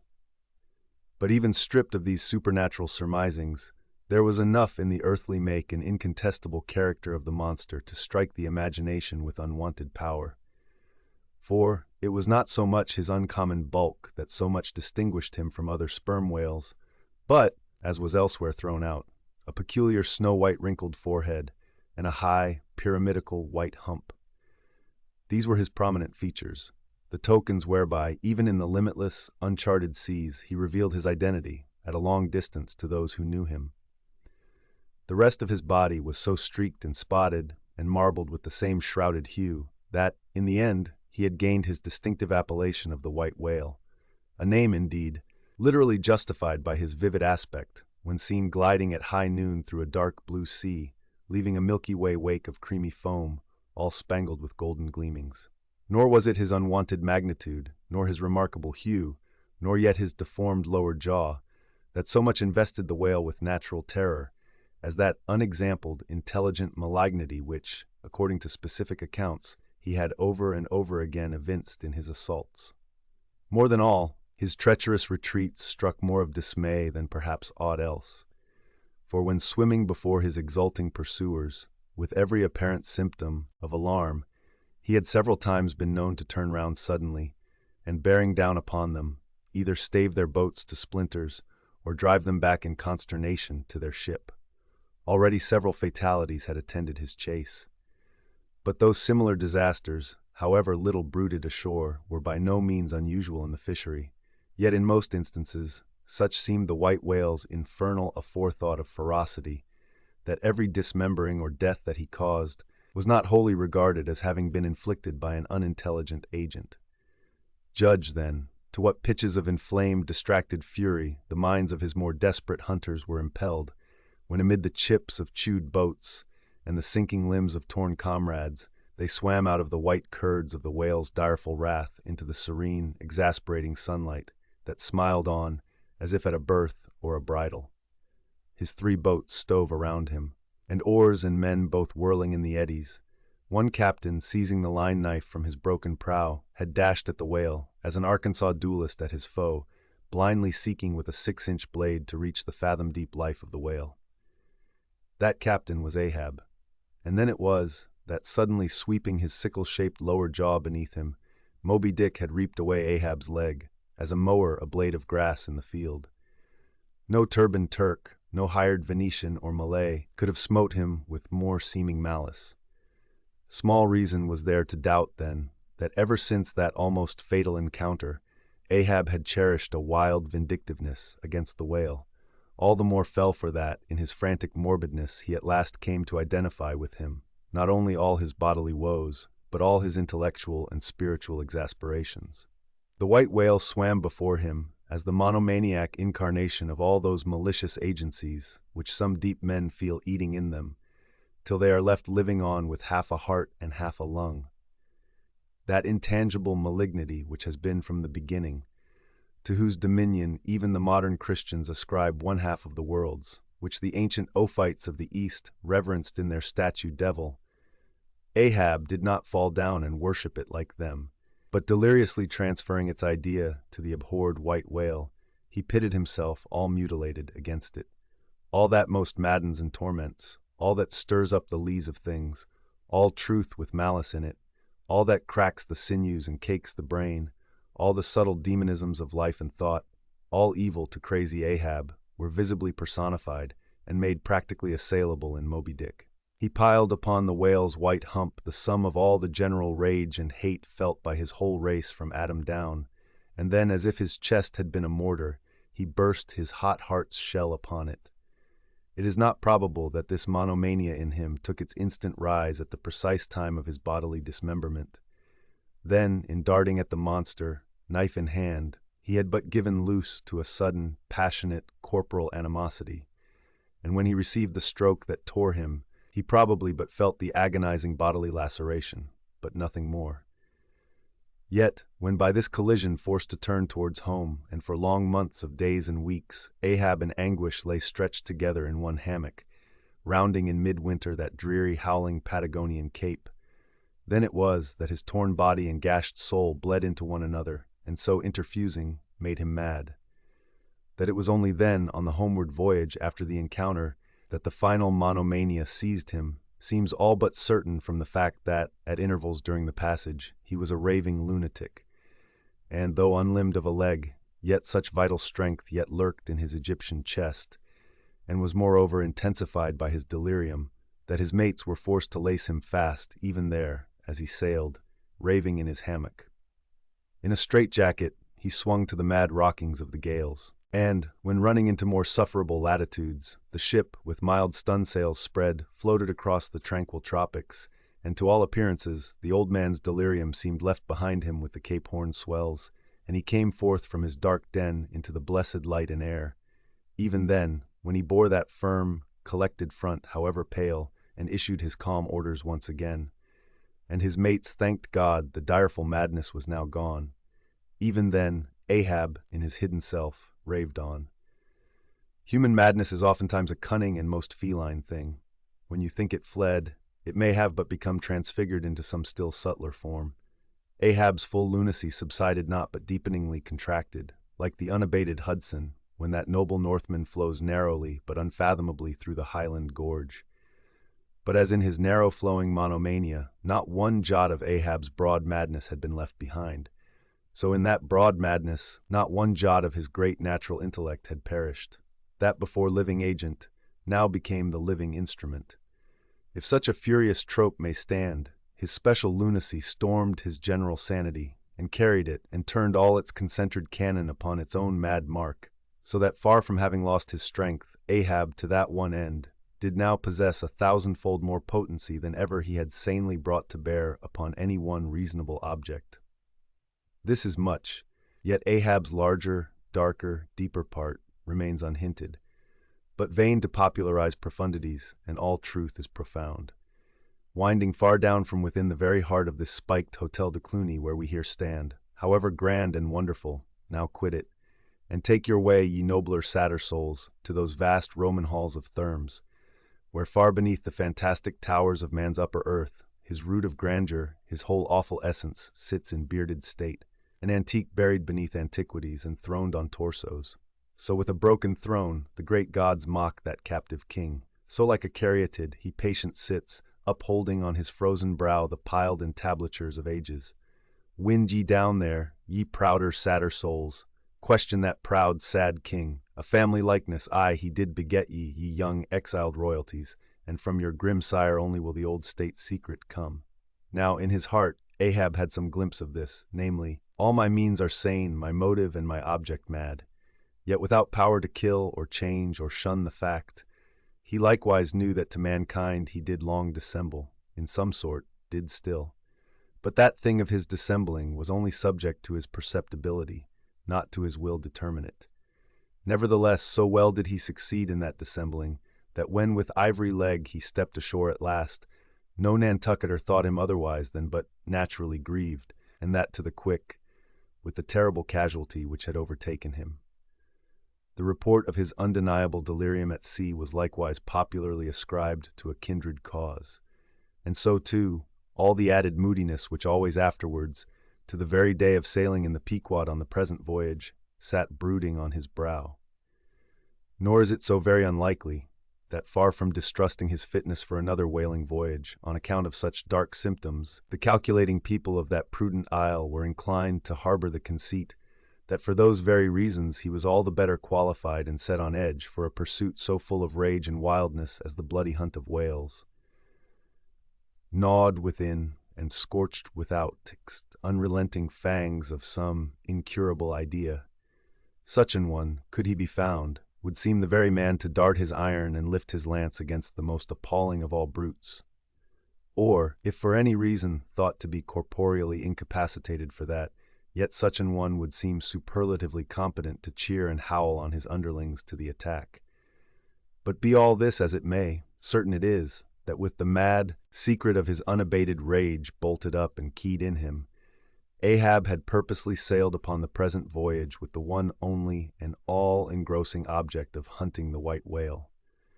Had any one of his old acquaintances on shore but half dreamed of what was lurking in him then, how soon would their aghast and righteous souls have wrenched the ship from such a fiendish man? They were bent on profitable cruises, the profit to be counted down in dollars from the mint. He was intent on an audacious, immitigable, and supernatural revenge. Here, then, was this gray-headed, ungodly old man, chasing with curses a Job's whale round the world, at the head of a crew, too, chiefly made up of mongrel renegades and castaways and cannibals, morally enfeebled also by the incompetence of mere unaided virtue or right-mindedness in Starbuck, the invulnerable jollity of indifference and recklessness in Stubb, and the pervading mediocrity in Flask. Such a crew, so officered, seemed specially picked and packed by some infernal fatality to help him to his monomaniac revenge. How it was that they so aboundingly responded to the old man's ire, by what evil magic their souls were possessed, that at times his hate seemed almost theirs, the white whale as much their insufferable foe as his. How all this came to be, what the white whale was to them, or how to their unconscious understandings, also, in some dim, unsuspected way, he might have seemed the gliding great demon of the seas of life. All this to explain would be to dive deeper than Ishmael can go. The subterranean miner that works in us all, how can one tell whither leads his shaft by the ever-shifting, muffled sound of his pick? Who does not feel the irresistible arm drag? What skiff in tow of a 74 can stand still? For one, I gave myself up to the abandonment of the time and the place, but while yet all a rush to encounter the whale, could see naught in that brute but the deadliest ill. Chapter 42. The Whiteness of the Whale. What the white whale was to Ahab has been hinted. What at times he was to me, as yet remains unsaid. Aside from those more obvious considerations touching Moby-Dick, which could not but occasionally awaken in any man's soul some alarm, there was another thought, or rather vague, nameless horror concerning him, which at times by its intensity completely overpowered all the rest. And yet so mystical and well-nigh ineffable was it, that I almost despair of putting it in a comprehensible form. It was the whiteness of the whale that above all things appalled me. But how can I hope to explain myself here, and yet in some dim random way explain myself I must, else all these chapters might be naught. Though in many natural objects, whiteness refiningly enhances beauty, as if imparting some special virtue of its own, as in marbles, japonicas, and pearls. And though various nations have in some way recognized a certain royal preeminence in this hue, even the barbaric, grand old kings of Pegu placing the title Lord of the White Elephants above all their other magniloquent ascriptions of dominion, and the modern kings of Siam unfurling the same snow-white quadruped in the royal standard, and the Hanoverian flag bearing the one figure of a snow-white charger, and the great Austrian Empire, Caesarian, heir to overlording Rome, having for the imperial color the same imperial hue, and though this preeminence in it applies to the human race itself, giving the white man ideal mastership over every dusky tribe.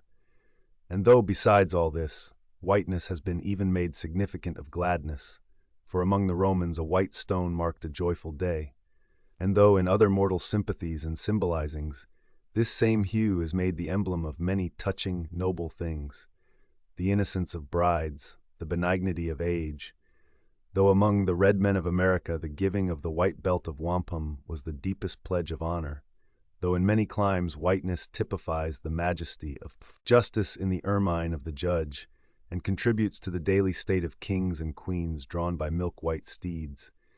Though even in the higher mysteries of the most august religions, it has been made the symbol of the divine spotlessness and power.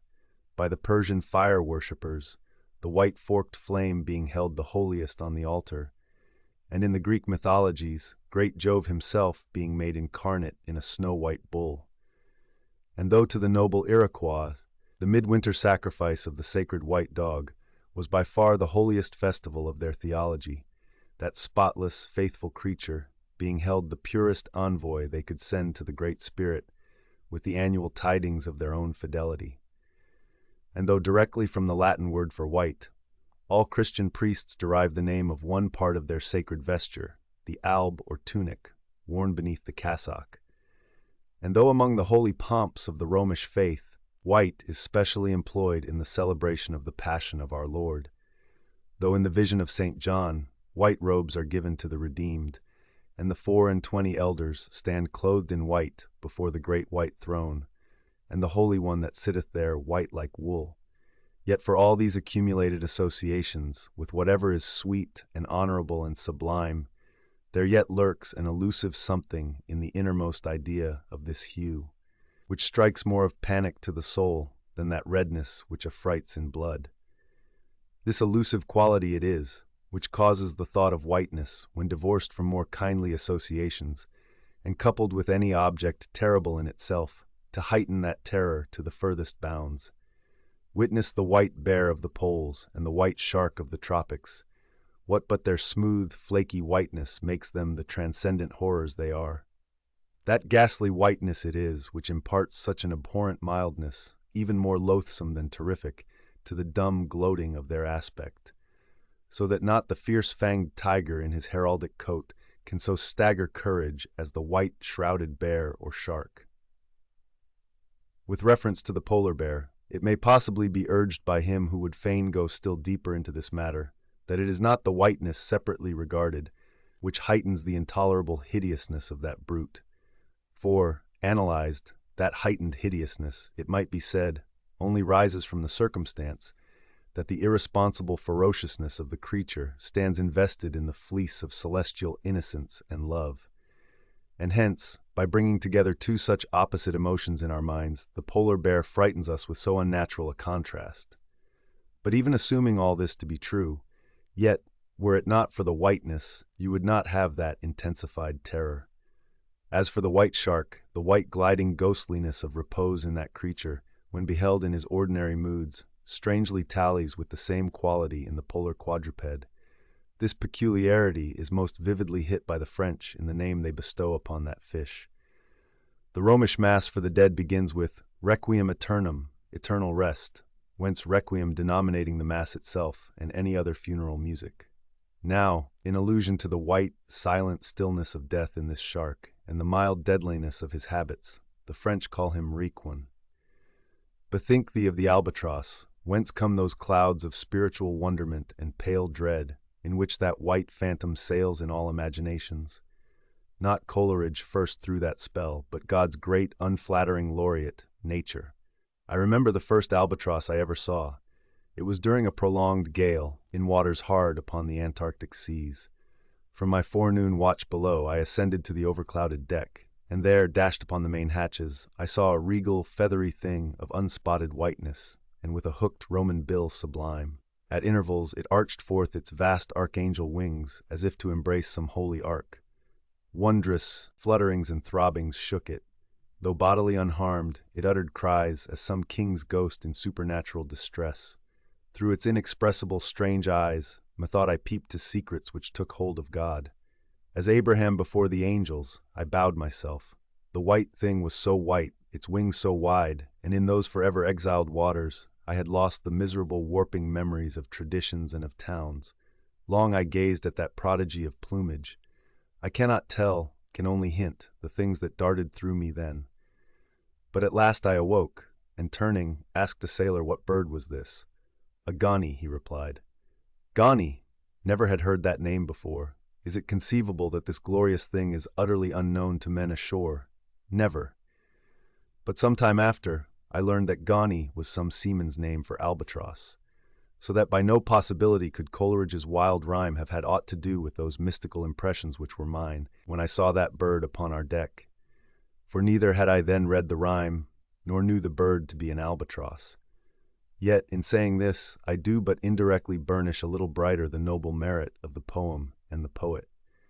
I assert, then, that in the wondrous bodily whiteness of the bird chiefly lurks the secret of the spell, a truth the more evinced in this, that by a solecism of terms there are birds called gray albatrosses, and these I have frequently seen, but never with such emotions as when I beheld the Antarctic fowl. But how had the mystic thing been caught? Whisper it not, and I will tell, with a treacherous hook and line, as the fowl floated on the sea.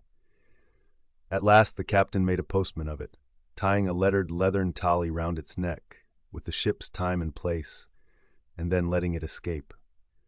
But I doubt not that leathern tally meant for man was taken off in heaven when the white fowl flew to join the wing-folding, the invoking and adoring cherubim.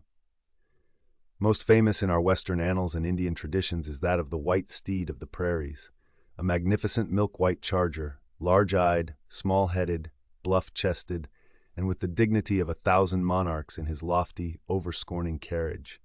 He was the elected Xerxes of vast herds of wild horses, whose pastures in those days were only fenced by the Rocky Mountains and the Alleghanies. At their flaming head he westward trooped it like that chosen star which every evening leads on the hosts of light. The flashing cascade of his mane, the curving comet of his tail, invested him with housings more resplendent than gold and silver beaters could have furnished him. A most imperial and archangelical apparition of that unfallen western world, which to the eyes of the old trappers and hunters revived the glories of those primeval times when Adam walked majestic as a god, bluff-browed and fearless as this mighty steed. Whether marching amid his aides and marshals in the van of countless cohorts that endlessly streamed it over the plains like an Ohio, or whether with his circumambient subjects browsing all around at the horizon, the white steed gallopingly reviewed them with warm nostrils reddening through his cool milkiness. In whatever aspect he presented himself, always to the bravest Indians he was the object of trembling reverence and awe. Nor can it be questioned from what stands on legendary record of this noble horse, that it was his spiritual whiteness chiefly, which so clothed him with divineness, and that this divineness had that in it which, though commanding worship, at the same time enforced a certain nameless terror. But there are other instances where this whiteness loses all that accessory and strange glory which invests it in the white steed and albatross. What is it that in the albino man so peculiarly repels and often shocks the eye, as that sometimes he is loathed by his own kith and kin? It is that whiteness which invests him, a thing expressed by the name he bears. The albino is as well made as other men, has no substantive deformity, and yet this mere aspect of all-pervading whiteness makes him more strangely hideous than the ugliest abortion. Why should this be so? Nor, in quite other aspects, does nature in her least palpable but not the less malicious agencies fail to enlist among her forces this crowning attribute of the terrible. From its snowy aspect, the gauntleted ghost of the southern seas has been denominated the white squall. Nor, in some historic instances, has the art of human malice omitted so potent an auxiliary. How wildly it heightens the effect of that passage in Froissart, when, masked in the snowy symbol of their faction, the desperate White Hoods of Ghent murder their bailiff in the marketplace. Nor, in some things, does the common, hereditary experience of all mankind fail to bear witness to the supernaturalism of this hue. It cannot well be doubted that the one visible quality in the aspect of the dead which most appalls the gazer is the marble pallor lingering there, as if indeed that pallor were as much like the badge of consternation in the other world as of mortal trepidation here. And from that pallor of the dead, we borrow the expressive hue of the shroud in which we wrap them. Nor even in our superstitions do we fail to throw the same snowy mantle round our phantoms, all ghosts rising in a milk-white fog. Yea, while these terrors seize us, let us add that even the King of Terrors, when personified by the evangelist, rides on his pallid horse. Therefore, in his other moods, symbolize whatever grand or gracious thing he will by whiteness. No man can deny that in its profoundest idealized significance it calls up a peculiar apparition to the soul. But though without dissent this point be fixed, how is mortal man to account for it? To analyze it would seem impossible. Can we, then, by the citation of some of those instances wherein this thing of whiteness, though for the time either wholly or in great part stripped of all direct associations calculated to impart to it aught fearful, but nevertheless is found to exert over us the same sorcery, however modified, can we thus hope to light upon some chance clue to conduct us to the hidden cause we seek? Let us try. But in a matter like this, subtlety appeals to subtlety, and without imagination no man can follow another into these halls. And though, doubtless, some at least of the imaginative impressions about to be presented may have been shared by most men, yet few perhaps were entirely conscious of them at the time, and therefore may not be able to recall them now. Why to the man of untutored ideality, who happens to be but loosely acquainted with the peculiar character of the day, does the bare mention of Whitsuntide Marshall and the fancy such long, dreary, speechless processions of slow-pacing pilgrims, downcast and hooded with new-fallen snow? Or to the unread, unsophisticated Protestant of the Middle American states, why does the passing mention of a white friar or a white nun evoke such an eyeless statue in the soul? Or what is there apart from the traditions of dungeoned warriors and kings, which will not wholly account for it, that makes the White Tower of London tell so much more strongly on the imagination of an untraveled American than those other storied structures, its neighbors, the Byward Tower, or even the Bloody? And those sublimer towers, the White Mountains of New Hampshire, whence in peculiar moods comes that gigantic ghostliness over the soul at the bare mention of that name, while the thought of Virginia's Blue Ridge is full of a soft, dewy, distant dreaminess? Or why, irrespective of all latitudes and longitudes, does the name of the White Sea exert such a spectralness over the fancy, while that of the Yellow Sea lulls us with mortal thoughts of long lacquered mild afternoons on the waves, followed by the gaudiest and yet sleepiest of sunsets? Or, to choose a wholly unsubstantial instance, purely addressed to the fancy, why, in reading the old fairy tales of Central Europe, does the tall, pale man of the Hartz forests, whose changeless pallor unrustlingly glides through the green of the groves, why is this phantom more terrible than all the whooping imps of the Blocksberg? Nor is it, altogether, the remembrance of her cathedral-toppling earthquakes, nor the stampedos of her frantic seas, nor the tearlessness of arid skies that never rain, nor the sight of her wide field of leaning spires, wrenched copestones, and crosses all adroop, like canted yards of anchored fleets, and her suburban avenues of house walls lying over upon each other as a tossed pack of cards. It is not these things alone which make tearless Lima the strangest, saddest city thou canst see, for Lima has taken the white veil, and there is a higher horror in this whiteness of her woe.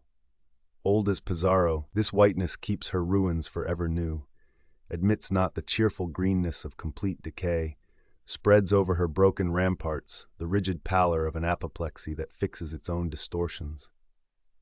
I know that, to the common apprehension, this phenomenon of whiteness is not confessed to be the prime agent in exaggerating the terror of objects otherwise terrible, nor to the unimaginative mind is there aught of terror in those appearances, whose awfulness to another mind almost solely consists in this one phenomenon, especially when exhibited under any form at all, approaching to muteness or universality. What I mean by these two statements may perhaps be respectively elucidated by the following examples. First, the mariner, when drawing nigh the coasts of foreign lands, if by night he hear the roar of breakers, starts to vigilance, and feels just enough of trepidation to sharpen all his faculties. But under precisely similar circumstances, let him be called from his hammock to view his ship sailing through a midnight sea of milky whiteness. As if from encircling headlands shoals of combed white bears were swimming round him. Then he feels a silent, superstitious dread. The shrouded phantom of the whitened waters is horrible to him as a real ghost. In vain the lead assures him he is still off soundings. Heart and helm they both go down. He never rests till blue water is under him again. Yet where is the mariner who will tell thee, Sir, it was not so much the fear of striking hidden rocks, as the fear of that hideous whiteness that so stirred me. Second, to the native Indian of Peru, the continual sight of the snow-hooded Andes conveys naught of dread, except, perhaps, in the mere fancying of the eternal frosted desolateness reigning at such vast altitudes, and the natural conceit of what a fearfulness it would be to lose oneself in such inhuman solitudes. Much the same is it with the backwoodsman of the West, who with comparative indifference views an unbounded prairie sheeted with driven snow, no shadow of tree or twig to break the fixed trance of whiteness. Not so the sailor, beholding the scenery of the Antarctic seas, where at times, by some infernal trick of legerdemain in the powers of frost and air, he, shivering and half shipwrecked, instead of rainbows speaking hope and solace to his misery, views what seems a boundless churchyard grinning upon him with its lean ice monuments and splintered crosses. But thou sayest, methinks that white lead chapter about whiteness is but a white flag hung out from a craven soul. Thou surrenderest to a hypo, Ishmael. Tell me, why this strong young colt, foaled in some peaceful valley of Vermont, far removed from all beasts of prey? Why is it that upon the sunniest day, if you but shake a fresh buffalo robe behind him, so that he cannot even see it but only smells its wild animal muskiness, why will he start, snort, and with bursting eyes paw the ground in frenzies of affright? There is no remembrance in him of any gorings of wild creatures in his green northern home, so that the strange muskiness he smells cannot recall to him anything associated with the experience of former perils. For what knows he, this New England colt, of the black bisons of distant Oregon? No, but here thou beholdest, even in a dumb brute, the instinct of the knowledge of the demonism in the world. Though thousands of miles from Oregon, still when he smells that savage musk, the rending, goring bison herds are as present as to the deserted wild foal of the prairies, which this instant they may be trampling into dust. Thus, then, the muffled rollings of a milky sea, the bleak rustlings of the festooned frosts of mountains, the desolate shiftings of the windrowed snows of prairies, all these, to Ishmael, are as the shaking of that buffalo robe to the frightened colt. Though neither knows where lie the nameless things of which the mystic sign gives forth such hints, yet with me, as with the colt, somewhere those things must exist. Though in many of its aspects this visible world seems formed in love, the invisible spheres were formed in fright. But not yet have we solved the incantation of this whiteness, and learned why it appeals with such power to the soul, and more strange and far more portentous, why, as we have seen, it is at once the most meaning symbol of spiritual things, nay, the very veil of the Christian's deity, and yet should be, as it is, the intensifying agent in things the most appalling to mankind. Is it that by its indefiniteness it shadows forth the heartless voids and immensities of the universe, and thus stabs us from behind with the thought of annihilation when beholding the white depths of the Milky Way? Or is it that as in essence whiteness is not so much a color as the visible absence of color, and at the same time the concrete of all colors? Is it for these reasons that there is such a dumb blankness, full of meaning, in a wide landscape of snows, a colorless all-color of atheism from which we shrink? And when we consider that other theory of the natural philosophers, that all other earthly hues, every stately or lovely emblazoning, the sweet tinges of sunset skies and woods, yea, and the gilded velvets of butterflies and the butterfly cheeks of young girls, all these are but subtile deceits, not actually inherent in substances, but only laid on from without, so that all deified nature absolutely paints like the harlot, whose allurements cover nothing but the charnel house within. And when we proceed further, and consider that the mystical cosmetic which produces every one of her hues, the great principle of light, forever remains white or colorless in itself, and if operating without medium upon matter, would touch all objects, even tulips and roses, with its own blank tinge. Pondering all this, the palsied universe lies before us a leper, and like willful travelers in Lapland, who refuse to wear colored and coloring glasses upon their eyes, so the wretched infidel gazes himself blind at the monumental white shroud that wraps all the prospect around him. And of all these things, the albino whale was the symbol. Wonder ye then at the fiery hunt? Chapter 43. Hark! Hist! Did you hear that noise, Cabaco? It was the middle watch, a fair moonlight. The seamen were standing in a cordon, extending from one of the freshwater butts in the waist to the scuttle-butt near the taffrail. In this manner, they passed the buckets to fill the scuttle-butt. Standing, for the most part, on the hallowed precincts of the quarter-deck, they were careful not to speak or rustle their feet. From hand to hand, the buckets went in the deepest silence, only broken by the occasional flap of a sail and the steady hum of the unceasingly advancing keel. It was in the midst of this repose that Archie, one of the cordon, whose post was near the after hatches, whispered to his neighbor, Acolo, the words above. Hist! Did you hear that noise, Cabaco? Take the bucket, will ye, Archie? What noise do I mean?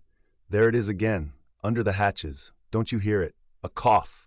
It sounded like a cough. Cough be damned. Pass along that return bucket. There again, there it is. It sounds like 2 or 3 sleepers turning over now. Caramba, have done, shipmate, will ye? It's the 3 soaked biscuits ye eat for supper turning over inside of ye. Nothing else. Look to the bucket. Say what ye will, shipmate. I've sharp ears. Aye, you are the chap, ain't ye, that heard the hum of the old Quakeress's knitting needles 50 miles at sea from Nantucket? You're the chap. Grin away. We'll see what turns up. Hark ye, Cabaco, there is somebody down in the afterhold that has not yet been seen on deck, and I suspect our old mogul knows something of it too. I heard Stubb tell Flask one morning watch that there was something of that sort in the wind. Tish, the bucket.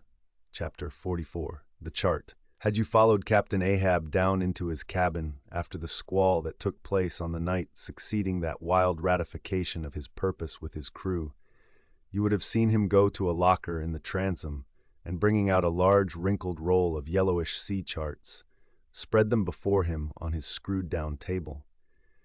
Then, seating himself before it, you would have seen him intently study the various lines and shadings which there met his eye, and with slow but steady pencil trace, additional courses over spaces that before were blank. At intervals, he would refer to piles of old logbooks beside him, wherein were set down the seasons and places in which, on various former voyages of various ships, sperm whales had been captured or seen. While thus employed, the heavy pewter lamp suspended in chains over his head continually rocked with the motion of the ship, and forever threw shifting gleams and shadows of lines upon his wrinkled brow, till it almost seemed that while he himself was marking out lines and courses on the wrinkled charts, some invisible pencil was also tracing lines and courses upon the deeply marked chart of his forehead. But it was not this night in particular that, in the solitude of his cabin, Ahab thus pondered over his charts. Almost every night they were brought out. Almost every night some pencil marks were effaced, and others were substituted. For with the charts of all 4 oceans before him, Ahab was threading a maze of currents and eddies, with a view to the more certain accomplishment of that monomaniac thought of his soul.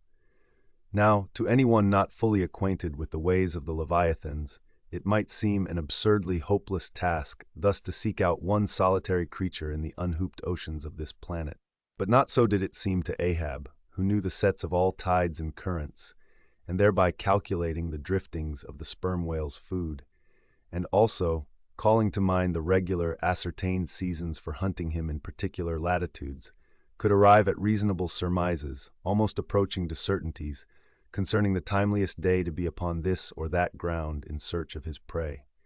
So assured, indeed, is the fact concerning the periodicalness of the sperm whale's resorting to given waters, that many hunters believe that, could he be closely observed and studied throughout the world, were the logs for one voyage of the entire whale fleet carefully collated, then the migrations of the sperm whale would be found to correspond in invariability to those of the herring shoals or the flights of swallows. On this hint, attempts have been made to construct elaborate migratory charts of the sperm whale. Since the above was written, the statement is happily borne out by an official circular issued by Lieutenant Maury of the National Observatory, Washington, April 16, 1851. By that circular, it appears that precisely such a chart is in course of completion, and portions of it are presented in the circular.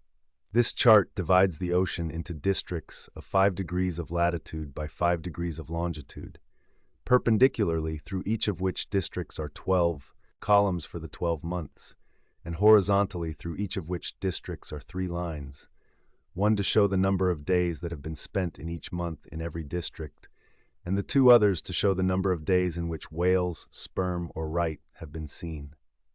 Besides, when making a passage from one feeding ground to another, the sperm whales, guided by some infallible instinct, say, rather, secret intelligence from the deity, mostly swim in veins, as they are called, continuing their way along a given ocean line with such undeviating exactitude that no ship ever sailed her course by any chart with 1/10 of such marvelous precision.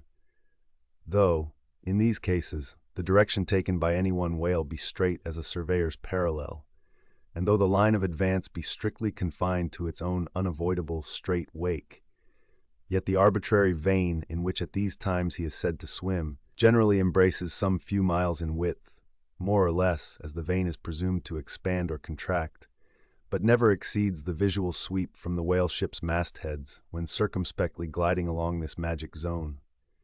The sum is that at particular seasons within that breadth and along that path, migrating whales may with great confidence be looked for, and hence not only at substantiated times, upon well-known separate feeding grounds, could Ahab hope to encounter his prey, but in crossing the widest expanses of water between those grounds he could, by his art, so place and time himself on his way, as even then not to be wholly without prospect of a meeting. There was a circumstance which at first sight seemed to entangle his delirious but still methodical scheme, but not so in the reality, perhaps. Though the gregarious sperm whales have their regular seasons for particular grounds, yet in general you cannot conclude that the herds which haunted such and such a latitude or longitude this year, say, will turn out to be identically the same with those that were found there the preceding season, though there are peculiar and unquestionable instances where the contrary of this has proved true. In general, the same remark, only within a less wide limit, applies to the solitaries and hermits among the matured, aged sperm whales. So that though Moby-Dick had in a former year been seen, for example, on what is called the Seychelles Ground in the Indian Ocean, or Volcano Bay on the Japanese coast, yet it did not follow that were the Pequod to visit either of those spots at any subsequent corresponding season, she would infallibly encounter him there. So, too, with some other feeding grounds where he had at times revealed himself. But all these seemed only his casual stopping places and ocean inns, so to speak, not his places of prolonged abode. And where Ahab's chances of accomplishing his object have hitherto been spoken of, allusion has only been made to whatever wayside, antecedent, extra prospects were his, ere a particular set time or place were attained, when all possibilities would become probabilities, and as Ahab fondly thought, every possibility the next thing to a certainty. That particular set time and place were conjoined in the one technical phrase, the season on the line. For there and then, for several consecutive years, Moby-Dick had been periodically descried, lingering in those waters for a while, as the sun, in its annual round, loiters for a predicted interval in any one sign of the zodiac. There it was, too, that most of the deadly encounters with the white whale had taken place. There the waves were storied with his deeds. There also was that tragic spot where the monomaniac old man had found the awful motive to his vengeance. But in the cautious comprehensiveness and unloitering vigilance with which Ahab threw his brooding soul into this unfaltering hunt, he would not permit himself to rest all his hopes upon the one crowning fact above mentioned, however flattering it might be to those hopes. Nor, in the sleeplessness of his vow, could he so tranquilize his unquiet heart as to postpone all intervening quest. Now, the Pequod had sailed from Nantucket at the very beginning of the season on the line. No possible endeavor then could enable her commander to make the great passage southwards, double Cape Horn, and then running down 60 degrees of latitude, arrive in the equatorial Pacific in time to cruise there. Therefore, he must wait for the next ensuing season. Yet the premature hour of the Pequod's sailing had perhaps been correctly selected by Ahab with a view to this very complexion of things. Because an interval of 365 days and nights was before him, an interval which, instead of impatiently enduring ashore, he would spend in a miscellaneous hunt.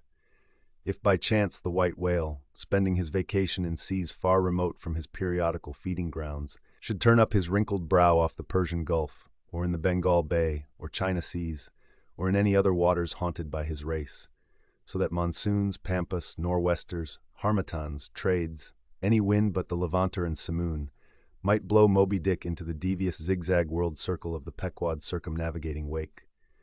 But granting all this, yet regarded discreetly and coolly, seems it not but a mad idea, this, that in the broad, boundless ocean, one solitary whale, even if encountered, should be thought capable of individual recognition from his hunter, even as a white-bearded mufti in the thronged thoroughfares of Constantinople? Yes, for the peculiar snow-white brow of Moby-Dick and his snow-white hump could not but be unmistakable. And have I not tallied the whale, Ahab would mutter to himself, as after poring over his charts till long after midnight he would throw himself back in reveries, tallied him, and shall he escape? His broad fins are bored, and scalloped out like a lost sheep's ear. And here his mad mind would run on in a breathless race, till a weariness and faintness of pondering came over him, and in the open air of the deck he would seek to recover his strength. Ah God! What trances of torments does that man endure who is consumed with one unachieved revengeful desire? He sleeps with clenched hands, and wakes with his own bloody nails in his palms. Often, when forced from his hammock by exhausting and intolerably vivid dreams of the night, which, resuming his own intense thoughts through the day, carried them on amid a clashing of frenzies, and whirled them round and round and round in his blazing brain, till the very throbbing of his life-spot became insufferable anguish. And when, as was sometimes the case, these spiritual throes in him heaved his being up from its base, and a chasm seemed opening in him, from which forked flames and lightnings shot up, and accursed fiends beckoned him to leap down among them, when this hell in himself yawned beneath him, a wild cry would be heard through the ship, and with glaring eyes Ahab would burst from his stateroom, as though escaping from a bed that was on fire. Yet these, perhaps, instead of being the unsuppressible symptoms of some latent weakness, or fright at his own resolve, were but the plainest tokens of its intensity. For, at such times, crazy Ahab, the scheming, unappeasedly steadfast hunter of the white whale, this Ahab that had gone to his hammock, was not the agent that so caused him to burst from it in horror again. The latter was the eternal, living principle or soul in him, and in sleep, being for the time dissociated from the characterizing mind, which at other times employed it for its outer vehicle or agent, it spontaneously sought escape from the scorching contiguity of the frantic thing, of which, for the time, it was no longer an integral. But as the mind does not exist unless leagued with the soul, therefore it must have been that, in Ahab's case, yielding up all his thoughts and fancies to his one supreme purpose, that purpose, by its own sheer inveteracy of will, forced itself against gods and devils into a kind of self-assumed, independent being of its own. Nay, could grimly live and burn, while the common vitality to which it was conjoined fled horror-stricken from the unbidden and unfathered birth. Therefore, the tormented spirit that glared out of bodily eyes when what seemed Ahab rushed from his room was for the time but a vacated thing, a formless, somnambulistic being, a ray of living light, to be sure, but without an object to color, and therefore a blankness in itself. God help thee, old man, thy thoughts have created a creature in thee, and he whose intense thinking thus makes him a Prometheus, a vulture feeds upon that heart forever, that vulture the very creature he creates. Chapter 45. The Affidavit. So far as what there may be of a narrative in this book, and indeed, as indirectly touching one or two very interesting and curious particulars in the habits of sperm whales, the foregoing chapter, in its earlier part, is as important a one as will be found in this volume. But the leading matter of it requires to be still further and more familiarly enlarged upon, in order to be adequately understood, and moreover to take away any incredulity which a profound ignorance of the entire subject may induce in some minds as to the natural verity of the main points of this affair. I care not to perform this part of my task methodically, but shall be content to produce the desired impression by separate citations of items, practically or reliably known to me as a whaleman, and from these citations, I take it, the conclusion aimed at will naturally follow of itself. First, I have personally known 3 instances where a whale, after receiving a harpoon, has effected a complete escape, and, after an interval, in one instance of 3 years, has been again struck by the same hand and slain, when the 2 irons, both marked by the same private cipher, have been taken from the body. In the instance where 3 years intervened between the flinging of the 2 harpoons, and I think it may have been something more than that, the man who darted them happening, in the interval, to go in a trading ship on a voyage to Africa, went ashore there, joined a discovery party, and penetrated far into the interior, where he traveled for a period of nearly 2 years, often endangered by serpents, savages, tigers, poisonous miasmas, with all the other common perils incident to wandering in the heart of unknown regions. Meanwhile, the whale he had struck must also have been on its travels. No doubt it had thrice circumnavigated the globe, brushing with its flanks all the coasts of Africa, but to no purpose. This man and this whale again came together, and the one vanquished the other. I say I, myself, have known 3 instances similar to this. That is, in 2 of them I saw the whales struck, and upon the second attack saw the 2 irons with the respective marks cut in them, afterwards taken from the dead fish. In the 3-year instance, it so fell out that I was in the boat both times, first and last, and the last time distinctly recognized a peculiar sort of huge mole under the whale's eye, which I had observed there 3 years previous. I say 3 years, but I am pretty sure it was more than that. Here are 3 instances, then, which I personally know the truth of, but I have heard of many other instances from persons whose veracity in the matter there is no good ground to impeach. Secondly, it is well known in the sperm whale fishery, however ignorant the world ashore may be of it, that there have been several memorable historical instances where a particular whale in the ocean has been at distant times and places popularly cognizable. Why such a whale became thus marked was not altogether and originally owing to his bodily peculiarities as distinguished from other whales, for however peculiar in that respect any chance whale may be, they soon put an end to his peculiarities by killing him and boiling him down into a peculiarly valuable oil. No, the reason was this, that from the fatal experiences of the fishery there hung a terrible prestige of perilousness about such a whale as there did about Rinaldo Rinaldini, insomuch that most fishermen were content to recognize him by merely touching their tarpaulins when he would be discovered lounging by them on the sea, without seeking to cultivate a more intimate acquaintance. Like some poor devils ashore that happen to know an irascible great man, they make distant, unobtrusive salutations to him in the street, lest if they pursued the acquaintance further, they might receive a summary thump for their presumption. But not only did each of these famous whales enjoy great individual celebrity, nay, you may call it an ocean-wide renown. Not only was he famous in life, and now is immortal in forecastle stories after death, but he was admitted into all the rights, privileges, and distinctions of a name, had as much a name indeed as Cambyses or Caesar. Was it not so, O Timor Tom, thou famed Leviathan, scarred like an iceberg, who so long didst lurk in the oriental straits of that name, whose spout was oft seen from the palmy beach of Ombay? Was it not so, O New Zealand Jack, thou terror of all cruisers that crossed their wakes in the vicinity of the Tattoo Land? Was it not so, O Morkan, King of Japan, whose lofty jet they say at times assumed the semblance of a snow-white cross against the sky? Was it not so, O Don Miguel, thou Chilean whale, marked like an old tortoise with mystic hieroglyphics upon the back? In plain prose, here are 4 whales as well known to the students of cetacean history as Marius or Scylla to the classic scholar. But this is not all. New Zealand Tom and Don Miguel, after at various times creating great havoc among the boats of different vessels, were finally gone in quest of, systematically hunted out, chased and killed by valiant whaling captains, who heaved up their anchors with that express object as much in view as in setting out through the Narragansett woods. Captain Butler of old had it in his mind to capture that notorious, murderous savage Anawan, the headmost warrior of the Indian King Philip.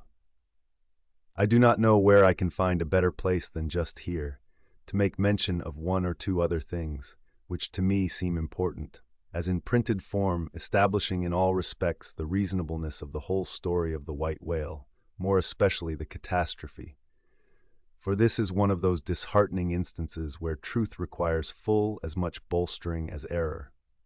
So ignorant are most landsmen of some of the plainest and most palpable wonders of the world, that without some hints touching the plain facts, historical and otherwise, of the fishery, they might scout at Moby-Dick as a monstrous fable, or still worse and more detestable, a hideous and intolerable allegory. First, though most men have some vague flitting ideas of the general perils of the grand fishery, yet they have nothing like a fixed, vivid conception of those perils and the frequency with which they recur. One reason, perhaps, is that not 1 in 50 of the actual disasters and deaths by casualties in the fishery ever finds a public record at home, however transient and immediately forgotten that record.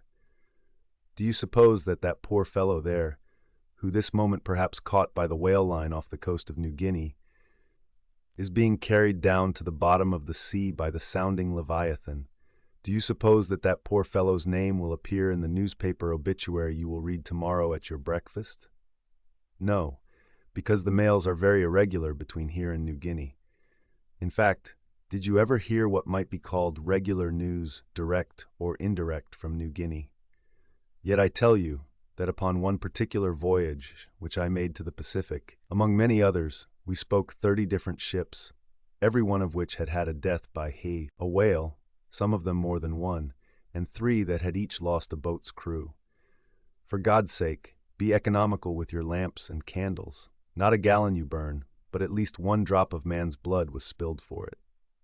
Secondly, people ashore have indeed some indefinite idea that a whale is an enormous creature of enormous power, but I have ever found that when narrating to them some specific example of this twofold enormousness, they have significantly complimented me upon my facetiousness, when, I declare upon my soul, I had no more idea of being facetious than Moses when he wrote the history of the plagues of Egypt.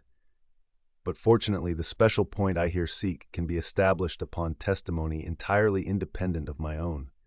That point is this: the sperm whale is in some cases sufficiently powerful, knowing, and judiciously malicious, as with direct aforethought to stave in, utterly destroy, and sink a large ship, and what is more, the sperm whale has done it.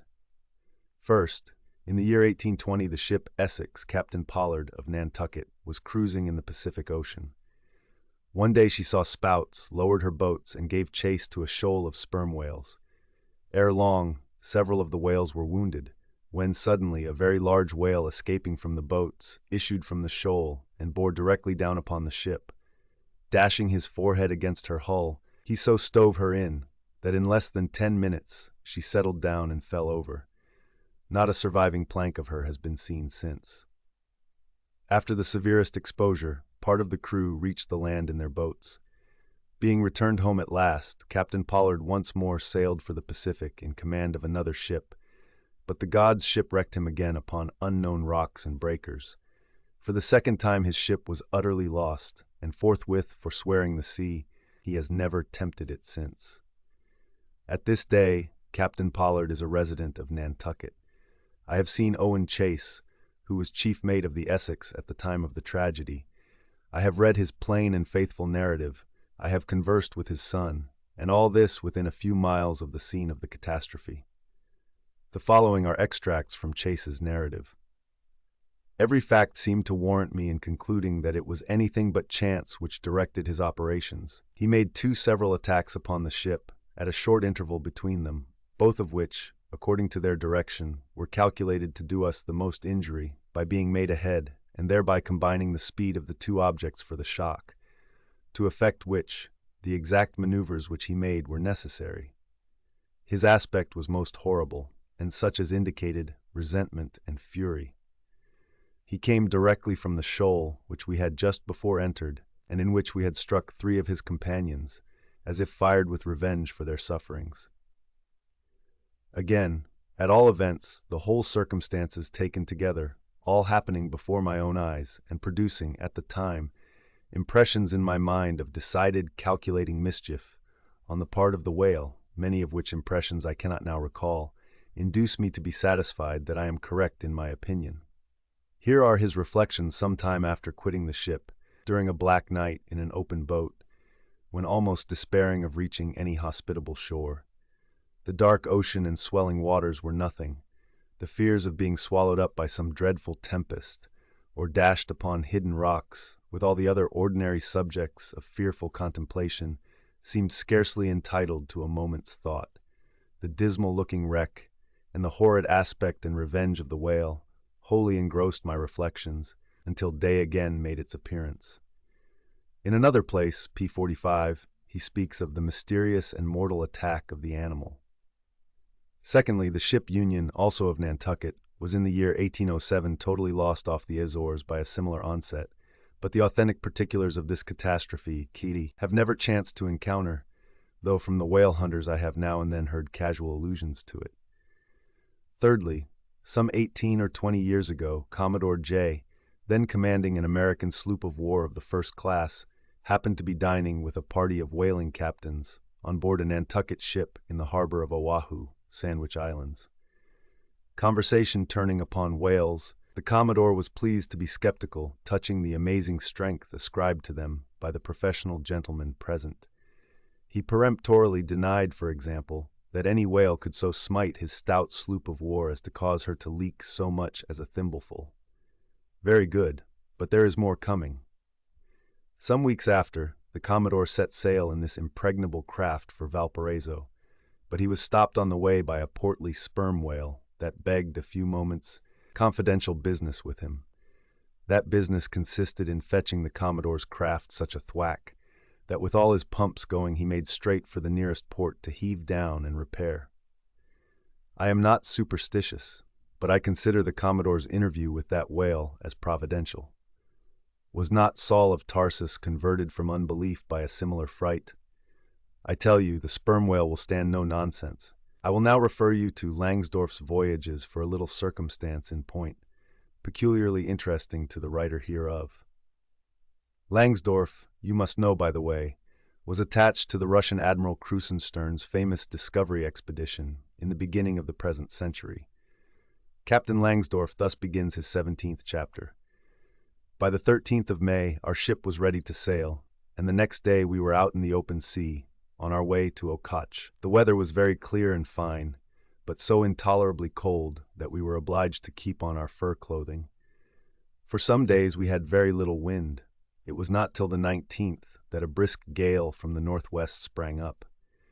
An uncommon large whale, the body of which was larger than the ship itself, lay almost at the surface of the water, but was not perceived by anyone on board till the moment when the ship, which was in full sail, was almost upon him, so that it was impossible to prevent its striking against him. We were thus placed in the most imminent danger, as this gigantic creature, setting up its back, raised the ship 3 feet at least out of the water.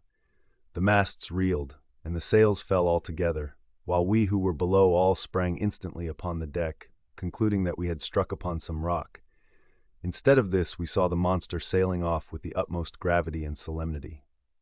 Captain De Wolf applied immediately to the pumps to examine whether or not the vessel had received any damage from the shock, but we found that very happily it had escaped entirely uninjured.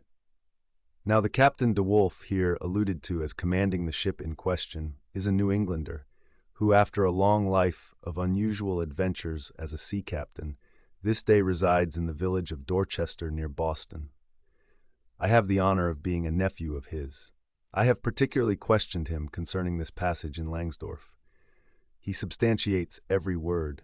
The ship, however, was by no means a large one, a Russian craft built on the Siberian coast, and purchased by my uncle after bartering away the vessel in which he sailed from home.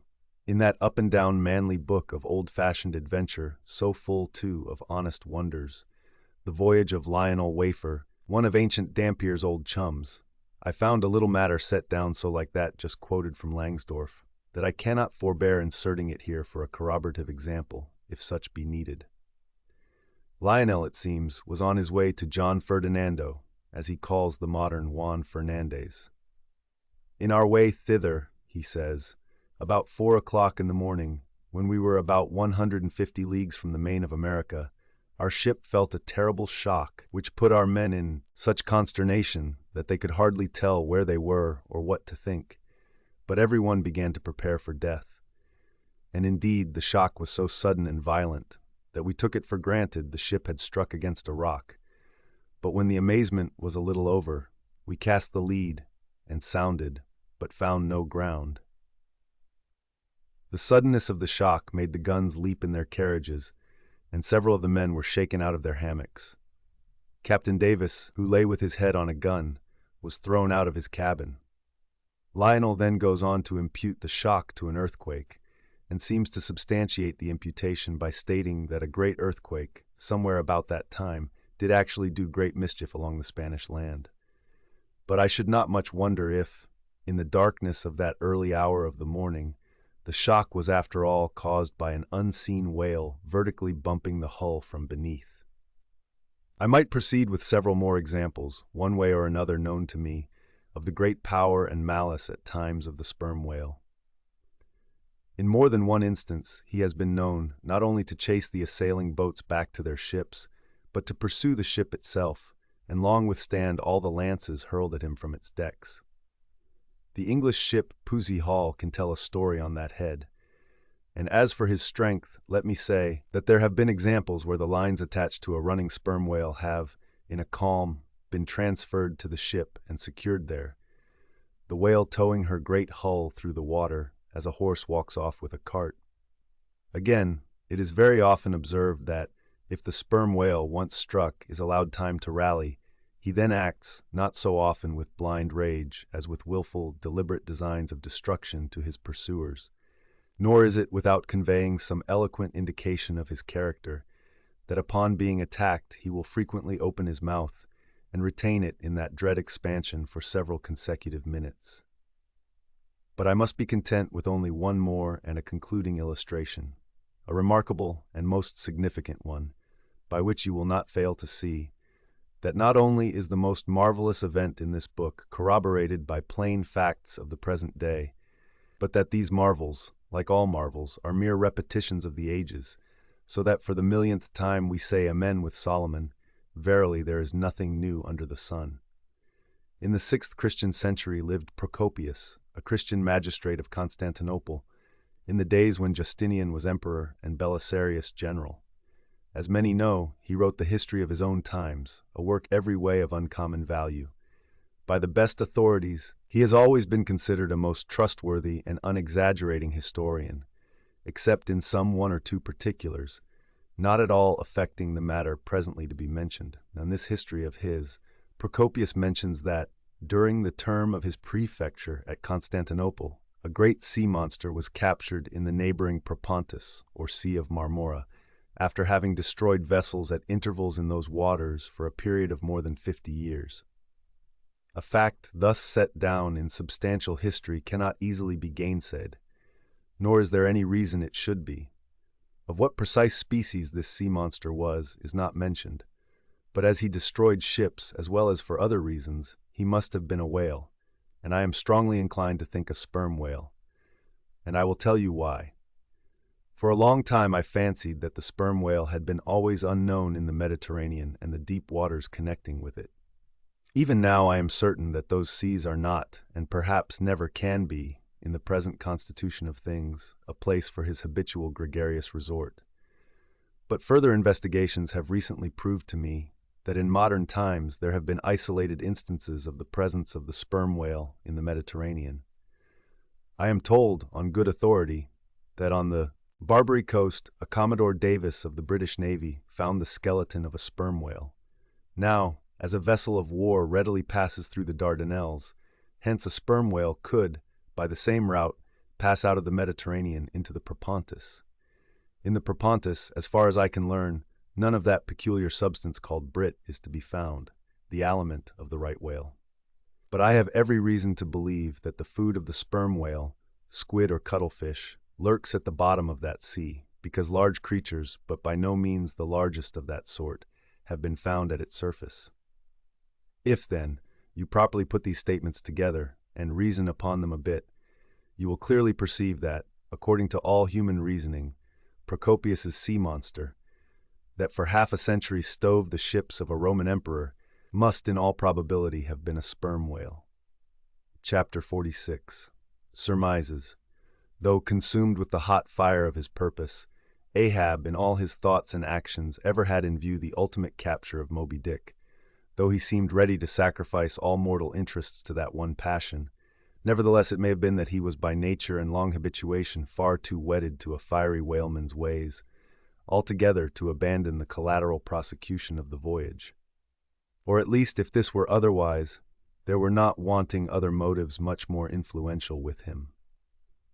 It would be refining too much, perhaps, even considering his monomania, to hint that his vindictiveness towards the white whale might have possibly extended itself in some degree to all sperm whales, and that the more monsters he slew by so much, the more he multiplied the chances that each subsequently encountered whale would prove to be the hated one he hunted. But if such an hypothesis be indeed exceptionable, there were still additional considerations which, though not so strictly according with the wildness of his ruling passion, yet were by no means incapable of swaying him. To accomplish his object, Ahab must use tools, and of all tools used in the shadow of the moon, men are most apt to get out of order. He knew, for example, that however magnetic his ascendancy in some respects was over Starbuck, yet that ascendancy did not cover the complete spiritual man any more than mere corporeal superiority involves intellectual mastership. For to the purely spiritual, the intellectual, but stand in a sort of corporeal relation. Starbuck's body and Starbuck's coerced will were Ahab's, so long as Ahab kept his magnet at Starbuck's brain. Still, he knew that for all this the chief mate, in his soul, abhorred his captain's quest, and would joyfully disintegrate himself from it, or even frustrate it. It might be that a long interval would elapse ere the white whale was seen. During that long interval, Starbuck would ever be apt to fall into open relapses of rebellion against his captain's leadership, unless some ordinary, prudential, circumstantial influences were brought to bear upon him. Not only that, but the subtle insanity of Ahab respecting Moby-Dick was nowadays more significantly manifested than in his superlative sense and shrewdness in foreseeing that, for the present, the hunt should in some way be stripped of that strange imaginative impiousness which naturally invested it, that the full terror of the voyage must be kept withdrawn into the obscure background, for few men's courage is proof against protracted meditation unrelieved by action, that when they stood their long night watches, his officers and men must have some nearer things to think of than Moby-Dick. For however eagerly and impetuously the savage crew had hailed the announcement of his quest, yet all sailors of all sorts are more or less capricious and unreliable.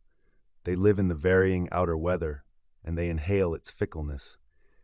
And when retained for any object remote and blank in the pursuit, however promissory of life and passion, in the end, it is above all things requisite that temporary interests and employments should intervene and hold them healthily suspended for the final dash. Nor was Ahab unmindful of another thing. In times of strong emotion, mankind disdain all base considerations, but such times are evanescent. The permanent constitutional condition of the manufactured man, thought Ahab, is sordidness. Granting that the white whale fully incites the hearts of this my savage crew, and playing round their savageness even breeds a certain generous knight-errantism in them, still, while for the love of it they give chase to Moby-Dick, they must also have food for their more common, daily appetites. For even the high-lifted and chivalric crusaders of old times were not content to traverse 2,000 miles of land to fight for their holy sepulchre, without committing burglaries, picking pockets, and gaining other pious perquisites by the way. Had they been strictly held to their one final and romantic object, that final and romantic object, too many would have turned from in disgust. I will not strip these men, thought Ahab, of all hopes of cash. Cash. They may scorn cash now, but let some months go by, and no prospective promise of it to them, and then this same quiescent cache all at once mutinying in them. This same cache would soon cashier Ahab. Nor was there wanting still another precautionary motive more related to Ahab personally. Having impulsively, it is probable, and perhaps somewhat prematurely revealed the prime but private purpose of the Pequod's voyage, Ahab was now entirely conscious that, in so doing, he had indirectly laid himself open to the unanswerable charge of usurpation. And with perfect impunity, both moral and legal, his crew, if so disposed, and to that end competent, could refuse all further obedience to him, and even violently wrest from him the command.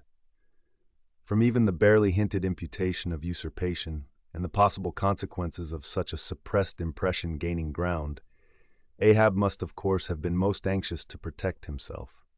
That protection could only consist in his own predominating brain and heart and hand, backed by a heedful, closely calculating attention to every minute atmospheric influence which it was possible for his crew to be subjected to.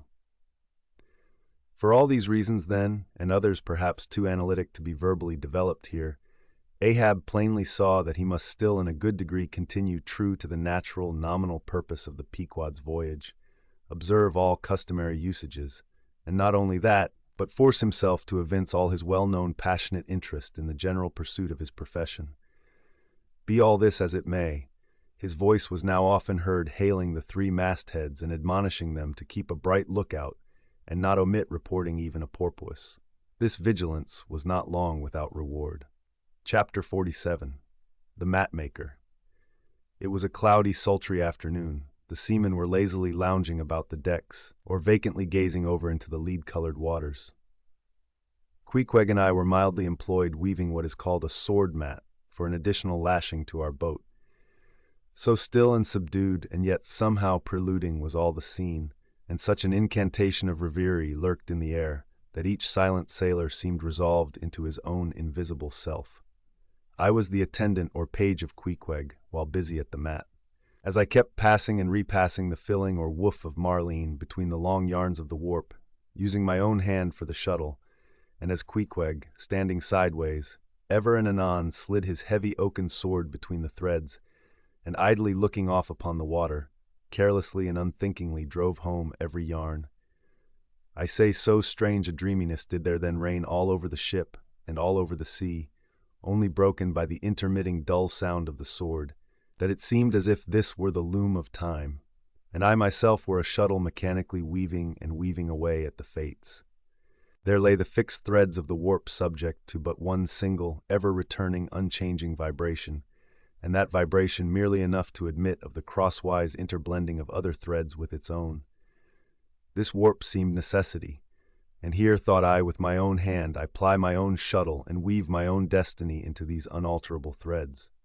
Meantime, Queequeg's impulsive, indifferent sword, sometimes hitting the woof slantingly, or crookedly, or strongly, or weakly, as the case might be, and by this difference in the concluding blow producing a corresponding contrast in the final aspect of the completed fabric. This savage's sword, thought I, which thus finally shapes and fashions both warp and woof. This easy, indifferent sword must be chance. Aye, chance, free will, and necessity, nowise incompatible, all interweavingly working together. The straight warp of necessity, not to be swerved from its ultimate course, its every alternating vibration, indeed, only tending to that.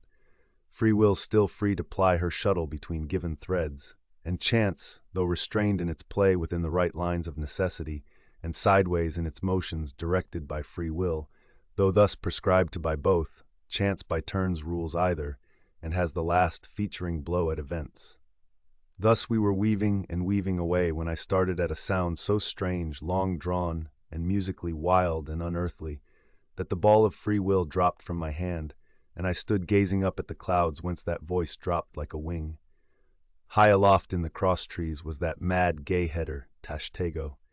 His body was reaching eagerly forward, his hand stretched out like a wand, and at brief sudden intervals he continued his cries. To be sure, the same sound was that very moment perhaps being heard all over the seas, from hundreds of whalemen's lookouts perched as high in the air. But from few of those lungs could that accustomed old cry have derived such a marvelous cadence as from Tashtego the Indians.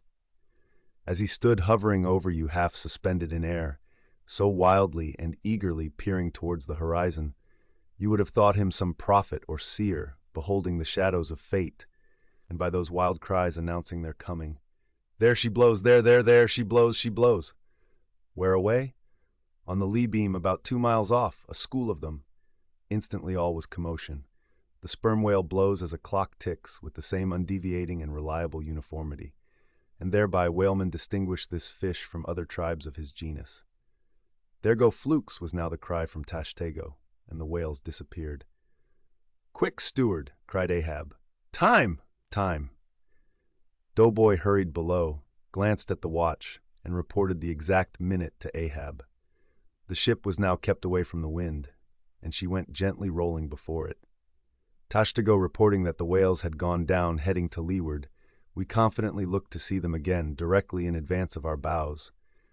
For that singular craft at times evinced by the sperm whale when, sounding with his head in one direction, he nevertheless, while concealed beneath the surface, mills round and swiftly swims off in the opposite quarter. This deceitfulness of his could not now be in action, for there was no reason to suppose that the fish seen by Tashtego had been in any way alarmed, or indeed knew at all of our vicinity.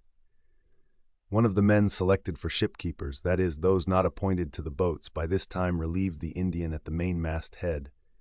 The sailors at the fore and mizzen had come down, the line tubs were fixed in their places, the cranes were thrust out, the mainyard was backed, and the 3 boats swung over the sea like 3 samphire baskets over high cliffs.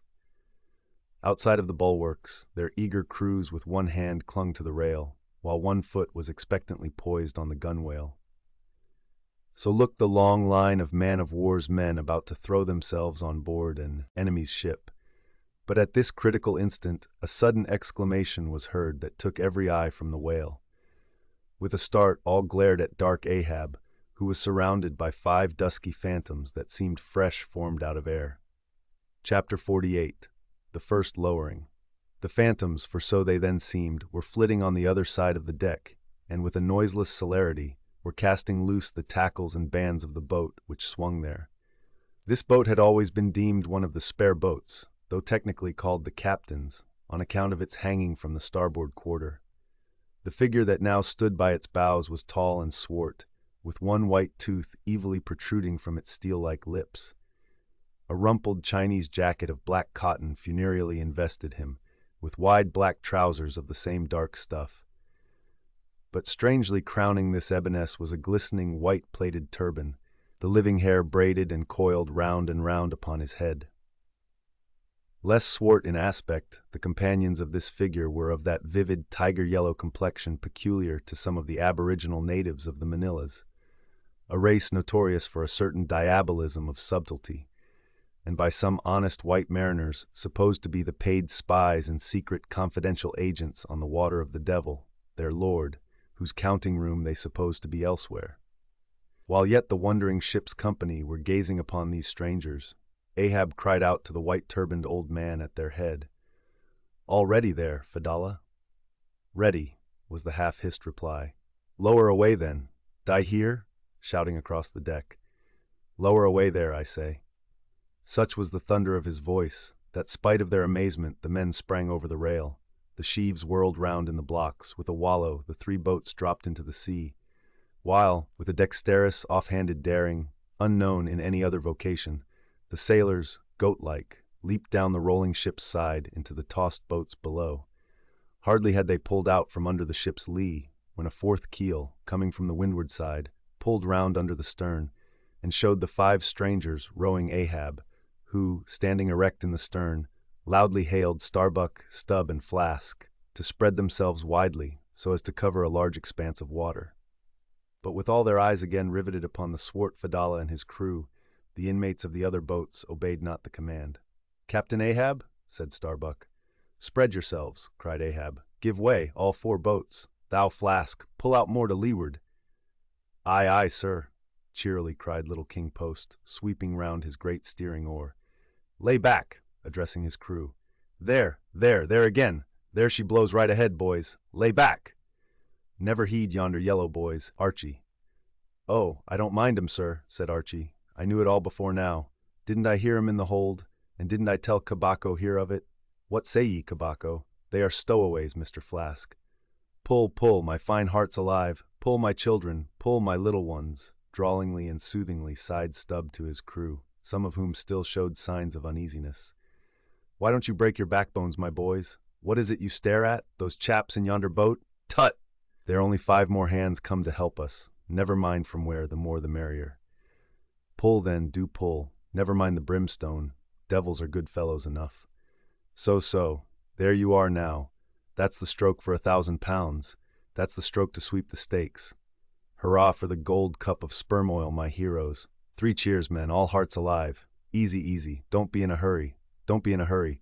Why don't you snap your oars, you rascals? Bite something, you dogs. So. Then, softly, softly. That's it, long and strong. Give way there, give way. The devil fetch ye ragamuffin rapscallions, ye are all asleep. Stop snoring, ye sleepers, and pull. Pull, will ye? Pull, can't ye? Pull, won't ye? Why in the name of gudgeons and gingercakes don't ye pull? Pull and break something. Pull and start your eyes out. Here! Whipping out the sharp knife from his girdle. Every mother's son of ye draw his knife, and pull with the blade between his teeth. That's it. Now ye do something. That looks like it, my steel bits. Start her, my silver spoons. Start her, marling spikes. Stubb's exordium to his crew is given here at large, because he had rather a peculiar way of talking to them in general, and especially in inculcating the religion of rowing. But you must not suppose from this specimen of his sermonizings that he ever flew into downright passions with his congregation. Not at all, and therein consisted his chief peculiarity. He would say the most terrific things to his crew, in a tone so strangely compounded of fun and fury, and the fury seemed so calculated merely as a spice to the fun, that no oarsman could hear such queer invocations without pulling for dear life, and yet pulling for the mere joke of the thing. Besides, he all the time looked so easy and indolent himself, so loungingly managed his steering oar, and so broadly gaped, open-mouthed at times, that the mere sight of such a yawning commander, by sheer force of contrast, acted like a charm upon the crew. Then again, Stubb was one of those odd sort of humorists, whose jollity is sometimes so curiously ambiguous as to put all inferiors on their guard in the matter of obeying them. In obedience to a sign from Ahab, Starbuck was now pulling obliquely across Stubb's bow, and when for a minute or so the 2 boats were pretty near to each other, Stubb hailed the mate. "Mr. Starbuck, larboard boat there. Ahoy, a word with ye, sir, if ye please." "Hullo," returned Starbuck, turning round not a single inch as he spoke, still earnestly but whisperingly urging his crew, his face set like a flint from Stubb's. "What think ye of those yellow boys, sir? Smuggled on board somehow before the ship sailed. Strong, boys," in a whisper to his crew, then speaking out loud again. "A sad business, Mr. Stubb. Seethe her, my lads. But never mind, Mr. Stubb, all for the best. Let all your crew pull strong, come what will. Spring, my men, spring. There's hogsheads of sperm ahead, Mr. Stubb, and that's what ye came for. Pull, my boys. Sperm's the play. This at least is duty and profit, hand in hand." Aye, I thought as much," soliloquized Stubb, when the boats diverged. "As soon as I clapped eye on 'em, I thought so. Aye, and that's what he went into the after hold for so often, as Doughboy long suspected. They were hidden down there. The white whale's at the bottom of it. Well, so be it. Can't be helped. All right, give way, men. It ain't the white whale today. Give way." Now the advent of these outlandish strangers at such a critical instant as the lowering of the boats from the deck, this had not unreasonably awakened a sort of superstitious amazement in some of the ship's company. But Archie's fancied discovery having some time previous got abroad among them, though indeed not credited then, this had in some small measure prepared them for the event. It took off the extreme edge of their wonder, and so what with all this and Stubb's confident way of accounting for their appearance, they were for the time freed from superstitious surmisings, though the affair still left abundant room for all manner of wild conjectures as to dark Ahab's precise agency in the matter from the beginning. For me, I silently recalled the mysterious shadows I had seen creeping on board the Pequod during the dim Nantucket dawn, as well as the enigmatical hintings of the unaccountable Elijah. Meantime, Ahab, out of hearing of his officers, having sighted the furthest to windward, was still ranging ahead of the other boats, a circumstance bespeaking how potent a crew was pulling him. Those tiger-yellow creatures of his seemed all steel and whalebone. Like 5 trip hammers, they rose and fell with regular strokes of strength, which periodically started the boat along the water like a horizontal burst boiler out of a Mississippi steamer. As for Fedallah, who was seen pulling the harpooner oar, he had thrown aside his black jacket and displayed his naked chest with the whole part of his body above the gunwale, clearly cut against the alternating depressions of the watery horizon. While at the other end of the boat, Ahab, with one arm like a fencer's, thrown half backward into the air, as if to counterbalance any tendency to trip, Ahab was seen steadily managing his steering oar as in 1,000 boat lowerings ere the white whale had torn him. All at once the outstretched arm gave a peculiar motion, and then remained fixed, while the boat's 5 oars were seen simultaneously peaked. Boat and crew sat motionless on the sea. Instantly the 3 spread boats in the rear paused on their way. The whales had irregularly settled bodily down into the blue, thus giving no distantly discernible token of the movement, though from his closer vicinity Ahab had observed it. "Every man look out along his oars," cried Starbuck. "Thou, Queequeg, stand up!" Nimbly springing up on the triangular, raised box in the bow, the savage stood erect there, and with intensely eager eyes gazed off towards the spot where the chase had last been descried.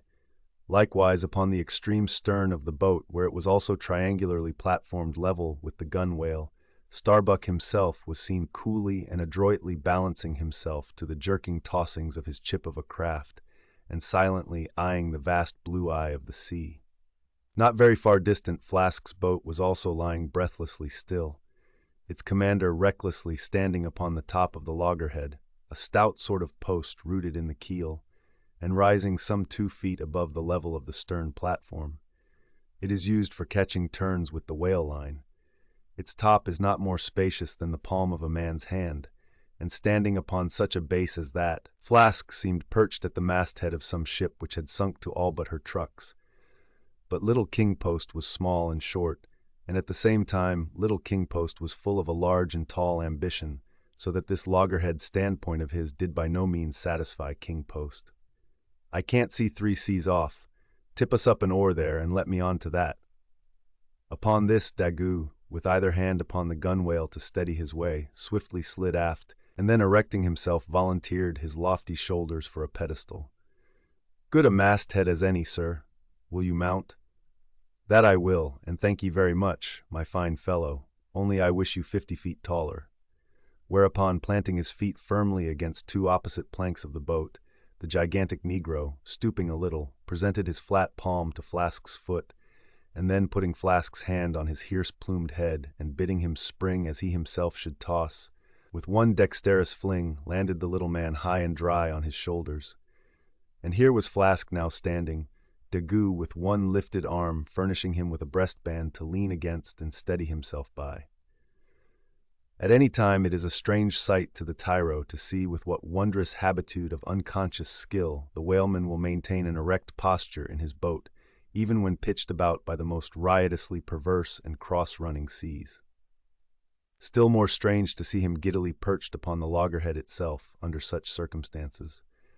But the sight of little Flask mounted upon gigantic Daggoo was yet more curious, for sustaining himself with a cool, indifferent, easy, unthought-of, barbaric majesty, the noble Negro to every roll of the sea harmoniously rolled his fine form. On his broad back, flaxen-haired Flask seemed a snowflake. The bearer looked nobler than the rider. Though truly vivacious, tumultuous, ostentatious little Flask would now and then stamp with impatience, but not one added heave did he thereby give to the Negro's lordly chest. So have I seen passion and vanity stamping the living magnanimous earth, but the earth did not alter her tides and her seasons for that. Meanwhile Stubb, the third mate, betrayed no such far-gazing solicitudes.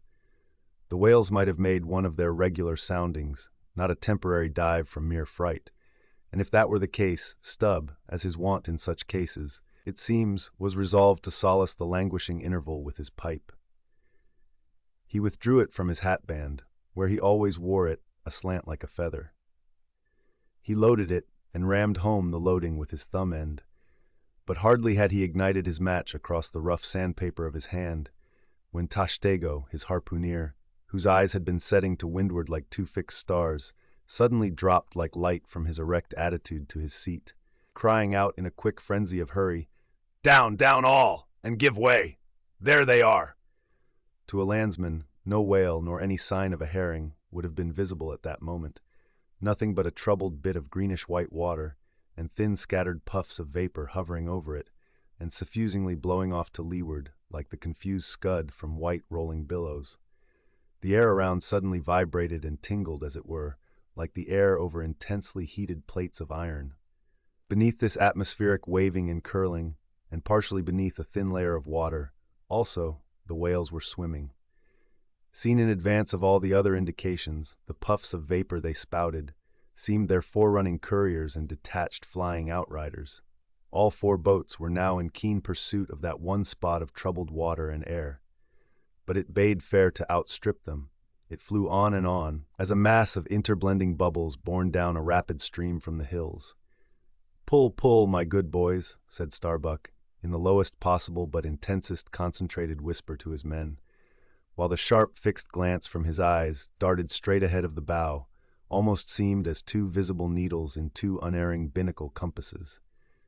He did not say much to his crew, though, nor did his crew say anything to him. Only the silence of the boat was at intervals startlingly pierced by one of his peculiar whispers, now harsh with command, now soft with entreaty. How different the loud little king-post.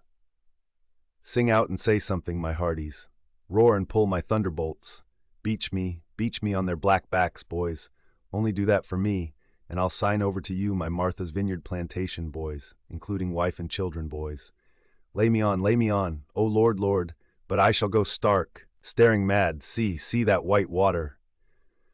And so shouting, he pulled his hat from his head and stamped up and down on it, then picking it up, flirted it far off upon the sea, and finally fell to rearing and plunging in the boat's stern like a crazed colt from the prairie. "Look at that chap now," philosophically drawled Stubb, who, with his unlighted short pipe mechanically retained between his teeth, at a short distance followed after. "He's got fits, that Flask has. Fits? Yes, give him fits, that's the very word. Pitch fits into him. Merrily, hearts alive, pudding for supper, you know, merry's the word. Pull, babes, pull, sucklings, pull all. But what the devil are you hurrying about? Softly and steadily, my men. Only pull and keep pulling, nothing more.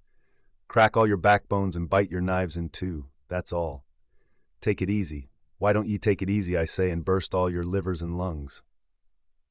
But what it was that inscrutable Ahab said to that tiger-yellow crew of his, these were words best omitted here, for you live under the blessed light of the evangelical land. Only the infidel sharks in the audacious seas may give ear to such words, when, with tornado brow and eyes of red murder and foam-glued lips, Ahab leaped after his prey. Meanwhile, all the boats tore on. The repeated specific allusions of Flask to "that whale," as he called the fictitious monster which he declared to be incessantly tantalizing his boat's bow with its tail, these allusions of his were at times so vivid and lifelike that they would cause some one or two of his men to snatch a fearful look over the shoulder. But this was against all rule, for the oarsmen must put out their eyes and ram a skewer through their necks, usage pronouncing that they must have no organs but ears and no limbs but arms in these critical moments. It was a sight full of quick wonder and awe. The vast swells of the omnipotent sea, the surging, hollow roar they made as they rolled along the 8 gunwales, like gigantic bowls in a boundless bowling green, the brief suspended agony of the boat as it would tip for an instant on the knife-like edge of the sharper waves that almost seemed threatening to cut it in two, the sudden profound dip into the watery glens and hollows, the keen spurrings and goadings to gain the top of the opposite hill, the headlong, sled-like slide down its other side. All these, with the cries of the headsmen and harpooneers, and the shuddering gasps of the oarsmen, with the wondrous sight of the ivory Pequod bearing down upon her boats with outstretched sails, like a wild hen after her screaming brood. All this was thrilling. Not the raw recruit, marching from the bosom of his wife into the fever heat of his first battle, not the dead man's ghost encountering the first unknown phantom in the other world. Neither of these can feel stranger and stronger emotions than that man does, who for the first time finds himself pulling into the charmed, churned circle of the hunted sperm whale. The dancing white water made by the chase was now becoming more and more visible, owing to the increasing darkness of the dun cloud shadows flung upon the sea. The jets of vapor no longer blended, but tilted everywhere to right and left. The whales seemed separating their wakes. The boats were pulled more apart, Starbuck giving chase to 3 whales running dead to leeward.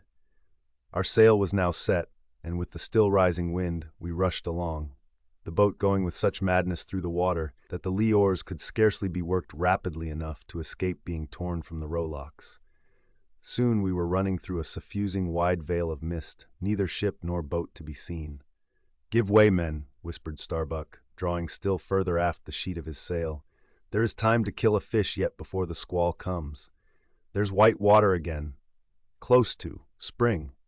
Soon after, 2 cries in quick succession on each side of us denoted that the other boats had got fast.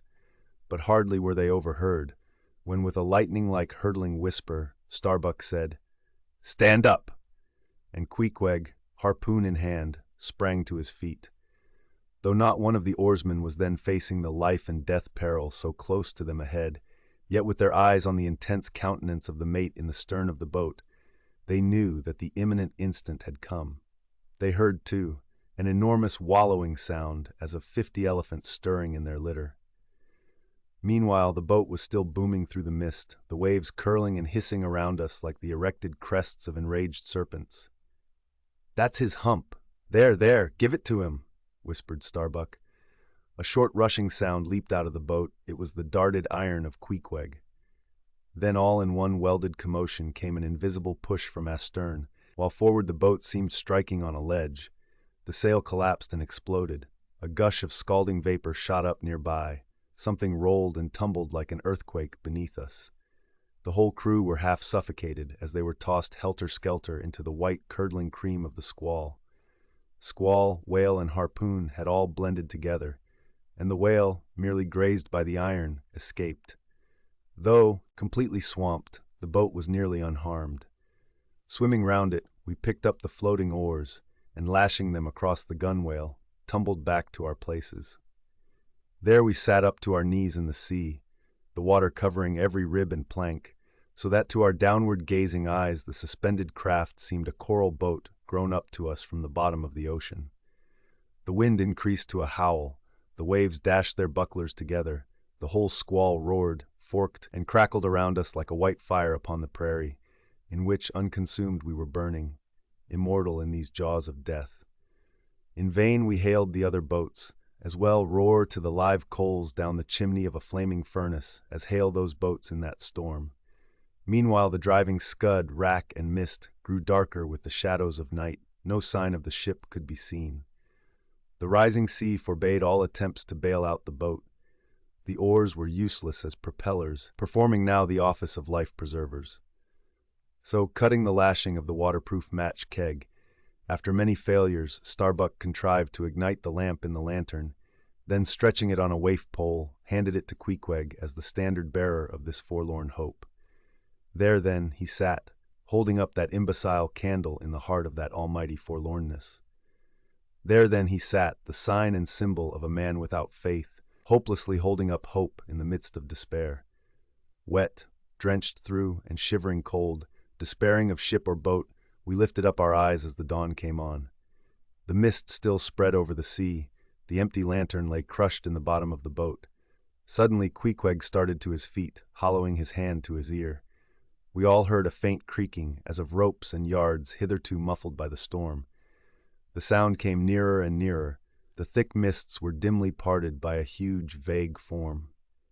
Affrighted, we all sprang into the sea as the ship at last loomed into view, bearing right down upon us within a distance of not much more than its length. Floating on the waves we saw the abandoned boat, as for one instant it tossed and gaped beneath the ship's bows like a chip at the base of a cataract. And then the vast hull rolled over it, and it was seen no more till it came up weltering astern. Again we swam for it, were dashed against it by the seas, and were at last taken up and safely landed on board. Ere the squall came close to, the other boats had cut loose from their fish and returned to the ship in good time. The ship had given us up, but was still cruising, if haply it might light upon some token of our perishing, an oar or a lance pole. Chapter 49. The Hyena. There are certain queer times and occasions in this strange mixed affair we call life, when a man takes this whole universe for a vast practical joke, though the wit thereof he but dimly discerns, and more than suspects that the joke is at nobody's expense but his own. However, nothing dispirits, and nothing seems worthwhile disputing. He bolts down all events, all creeds and beliefs and persuasions, all hard things visible and invisible, never mind how knobby, as an ostrich of potent digestion gobbles down bullets and gun flints. And as for small difficulties and worryings, prospects of sudden disaster, peril of life and limb, all these, and death itself, seem to him only sly, good-natured hits and jolly punches in the side bestowed by the unseen and unaccountable old joker.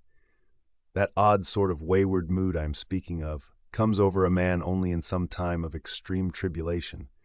It comes in the very midst of his earnestness, so that what just before might have seemed to him a thing most momentous, now seems but a part of the general joke. There is nothing like the perils of whaling to breed this free and easy sort of genial desperado philosophy, and with it I now regarded this whole voyage of the Pequod, and the great white whale its object. "Queequeg," said I, when they had dragged me, the last man, to the deck, and I was still shaking myself in my jacket to fling off the water. "Queequeg, my fine friend, does this sort of thing often happen?" Without much emotion, though soaked through just like me, he gave me to understand that such things did often happen. "Mr. Stubb," said I, turning to that worthy, who, buttoned up in his oil jacket, was now calmly smoking his pipe in the rain. "Mr. Stubb, I think I have heard you say that of all whalemen you ever met, our chief mate, Mr. Starbuck, is by far the most careful and prudent. I suppose, then, that going plump on a flying whale with your sail set in a foggy squall is the height of a whaleman's discretion?" "Certain. I've lowered for whales from a leaking ship in a gale off Cape Horn." "Mr. Flask," said I, turning to little King Post, who was standing close by, "you are experienced in these things, and I am not. Will you tell me whether it is an unalterable law in this fishery, Mr. Flask, for an oarsman to break his own back, pulling himself back foremost into death's jaws?" "Can't you twist that smaller?" said Flask. "Yes, that's the law. I should like to see a boat's crew backing water up to a whale face foremost. Ha! Ha! The whale would give them squint for squint. Mind that." Here, then, from 3 impartial witnesses, I had a deliberate statement of the entire case.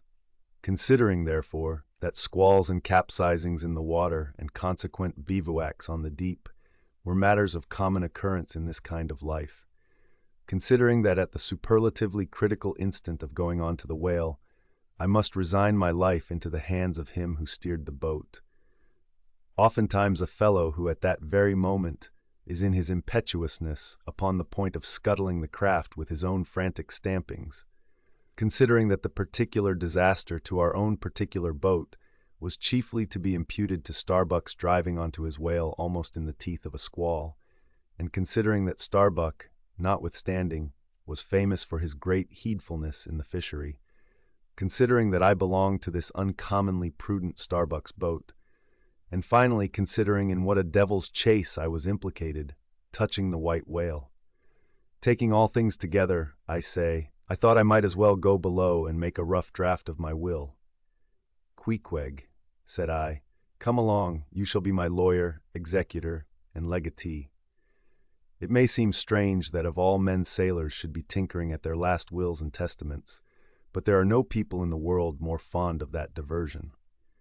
This was the 4th time in my nautical life that I had done the same thing. After the ceremony was concluded upon the present occasion, I felt all the easier. A stone was rolled away from my heart. Besides, all the days I should now live would be as good as the days that Lazarus lived after his resurrection, a supplementary clean gain of so many months or weeks as the case might be. I survived myself. My death and burial were locked up in my chest. I looked round me tranquilly and contentedly, like a quiet ghost with a clean conscience sitting inside the bars of a snug family vault. Now then, thought I, unconsciously rolling up the sleeves of my frock, here goes for a cool, collected dive at death and destruction, and the devil fetch the hindmost. Chapter 50. Ahab's Boat and Crew. Fedallah. "Who would have thought it, Flask?" cried Stubb. "If I had but one leg, you would not catch me in a boat, unless maybe to stop the plug hole with my timber toe." "Oh, he's a wonderful old man. I don't think it so strange after all on that account," said Flask. "If his leg were off at the hip now, it would be a different thing. That would disable him. But he has one knee, and good part of the other left, you know." "I don't know that, my little man. I never yet saw him kneel."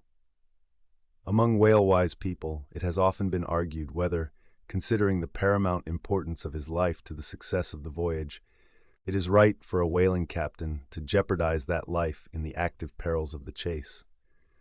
So Tamerlane's soldiers often argued with tears in their eyes whether that invaluable life of his ought to be carried into the thickest of the fight. But with Ahab the question assumed a modified aspect. Considering that with 2 legs man is but a hobbling wight in all times of danger, considering that the pursuit of whales is always under great and extraordinary difficulties, that every individual moment, indeed, then comprises a peril, under these circumstances is it wise for any maimed man to enter a whale-boat in the hunt? As a general thing, the joint owners of the Pequod must have plainly thought not. Ahab well knew that although his friends at home would think little of his entering a boat in certain comparatively harmless vicissitudes of the chase, for the sake of being near the scene of action and giving his orders in person, yet for Captain Ahab to have a boat actually apportioned to him as a regular headsman in the hunt, above all for Captain Ahab to be supplied with 5 extra men as that same boat's crew, he well knew that such generous conceits never entered the heads of the owners of the Pequod. Therefore, he had not solicited a boat's crew from them, nor had he in any way hinted his desires on that head. Nevertheless, he had taken private measures of his own touching all that matter. Until Caboco's published discovery, the sailors had little foreseen it, though to be sure when, after being a little while out of port, all hands had concluded the customary business of fitting the whaleboats for service. When some time after this, Ahab was now and then found bestirring himself in the matter of making thole-pins with his own hands for what was thought to be one of the spare boats, and even solicitously cutting the small wooden skewers, which when the line is running out are pinned over the groove in the bow. When all this was observed in him, and particularly his solicitude in having an extra coat of sheathing in the bottom of the boat, as if to make it better withstand the pointed pressure of his ivory limb, and also the anxiety he evinced in exactly shaping the thigh-board, or clumsy cleat, as it is sometimes called, the horizontal piece in the boat's bow for bracing the knee against, in darting or stabbing at the whale. When it was observed how often he stood up in that boat with his solitary knee fixed in the semicircular depression in the cleat, and with the carpenter's chisel gouged out a little here and straightened it a little there. All these things, I say, had awakened much interest and curiosity at the time. But almost everybody supposed that this particular preparative heedfulness in Ahab must only be with a view to the ultimate chase of Moby-Dick, for he had already revealed his intention to hunt that mortal monster in person. But such a supposition did by no means involve the remotest suspicion as to any boat's crew being assigned to that boat. Now, with the subordinate phantoms, what wonder remained soon waned away, for in a whaler, wonders soon wane. Besides, now and then such unaccountable odds and ends of strange nations come up from the unknown nooks and ash-holes of the earth to man these floating outlaws of whalers, and the ships themselves often pick up such queer castaway creatures found tossing about the open sea on planks, bits of wreck, oars, whaleboats, canoes, blown-off Japanese junks and what not, that Beelzebub himself might climb up the side and step down into the cabin to chat with the captain, and it would not create any unsubduable excitement in the forecastle. But be all this as it may, certain it is that while the subordinate phantoms soon found their place among the crew, though still, as it were, somehow distinct from them, yet that hair-turbaned Fedallah remained a muffled mystery to the last. Whence he came in a mannerly world like this, by what sort of unaccountable tie he soon evinced himself to be linked with Ahab's peculiar fortunes, nay, so far as to have some sort of a half-hinted influence. Heaven knows, but it might have been even authority over him. All this none knew. But one cannot sustain an indifferent air concerning Fedallah. He was such a creature as civilized domestic people in the temperate zone only see in their dreams, and that but dimly, but the like of whom now and then glide among the unchanging Asiatic communities, especially the Oriental Isles to the east of the continent, those insulated, immemorial, unalterable countries, which even in these modern days still preserve much of the ghostly aboriginalness of Earth's primal generations, when the memory of the first man was a distinct recollection, and all men his descendants, unknowing whence he came, eyed each other as real phantoms, and asked of the sun and the moon why they were created and to what end. When though, according to Genesis, the angels indeed consorted with the daughters of men, the devils also, add the uncanonical rabbins, indulged in mundane amours. Chapter 51. The Spirit Spout. Days, weeks passed, and under easy sail, the ivory Pequod had slowly swept across 4 several cruising grounds, that off the Azores, off the Cape de Verdes, on the Plate, so-called, being off the mouth of the Rio de la Plata, and the Carroll Ground, an unstaked, watery locality, southerly from St. Helena. It was while gliding through these latter waters that one serene and moonlight night, when all the waves rolled by like scrolls of silver, and by their soft, suffusing seethings, made what seemed a silvery silence, not a solitude. On such a silent night, a silvery jet was seen far in advance of the white bubbles at the bow. Lit up by the moon, it looked celestial, seemed some plumed and glittering god uprising from the sea. Fedallah first descried this jet, for of these moonlight nights, it was his wont to mount to the mainmast head and stand a lookout there with the same precision as if it had been day. And yet, though herds of whales were seen by night, not one whaleman in 100 would venture a lowering for them. You may think with what emotions, then, the seaman beheld this old Oriental perched aloft at such unusual hours, his turban and the moon, companions in one sky. But when, after spending his uniform interval there for several successive nights without uttering a single sound, when, after all this silence, his unearthly voice was heard announcing that silvery moonlit jet, every reclining mariner started to his feet as if some winged spirit had lighted in the rigging and hailed the mortal crew. There she blows! Had the trump of judgment blown, they could not have quivered more, yet still they felt no terror, rather pleasure. For though it was a most unwonted hour, yet so impressive was the cry, and so deliriously exciting, that almost every soul on board instinctively desired a lowering. Walking the deck with quick, side-lunging strides, Ahab commanded the gallant sails and royals to be set, and every stunsail spread. The best man in the ship must take the helm. Then, with every masthead manned, the piled-up craft rolled down before the wind. The strange, upheaving, lifting tendency of the taffrail breeze filling the hollows of so many sails made the buoyant, hovering deck to feel like air beneath the feet, while still she rushed along, as if 2 antagonistic influences were struggling in her, one to mount direct to heaven, the other to drive yawingly to some horizontal goal. And had you watched Ahab's face that night, you would have thought that in him also 2 different things were warring. While his one live leg made lively echoes along the deck, every stroke of his dead limb sounded like a coffin tap. On life and death this old man walked. But though the ship so swiftly sped, and though from every eye, like arrows, the eager glances shot, yet the silvery jet was no more seen that night. Every sailor swore he saw it, once, but not a second time. This midnight spout had almost grown a forgotten thing, when, some days after, lo, at the same silent hour, it was again announced. Again it was descried by all, but upon making sail to overtake it, once more it disappeared as if it had never been. And so it served us night after night, till no one heeded it but to wonder at it. Mysteriously jetted into the clear moonlight, or starlight, as the case might be, disappearing again for 1 whole day, or 2 days, or 3, and somehow seeming, at every distinct repetition, to be advancing still further and further in our van, this solitary jet seemed forever alluring us on.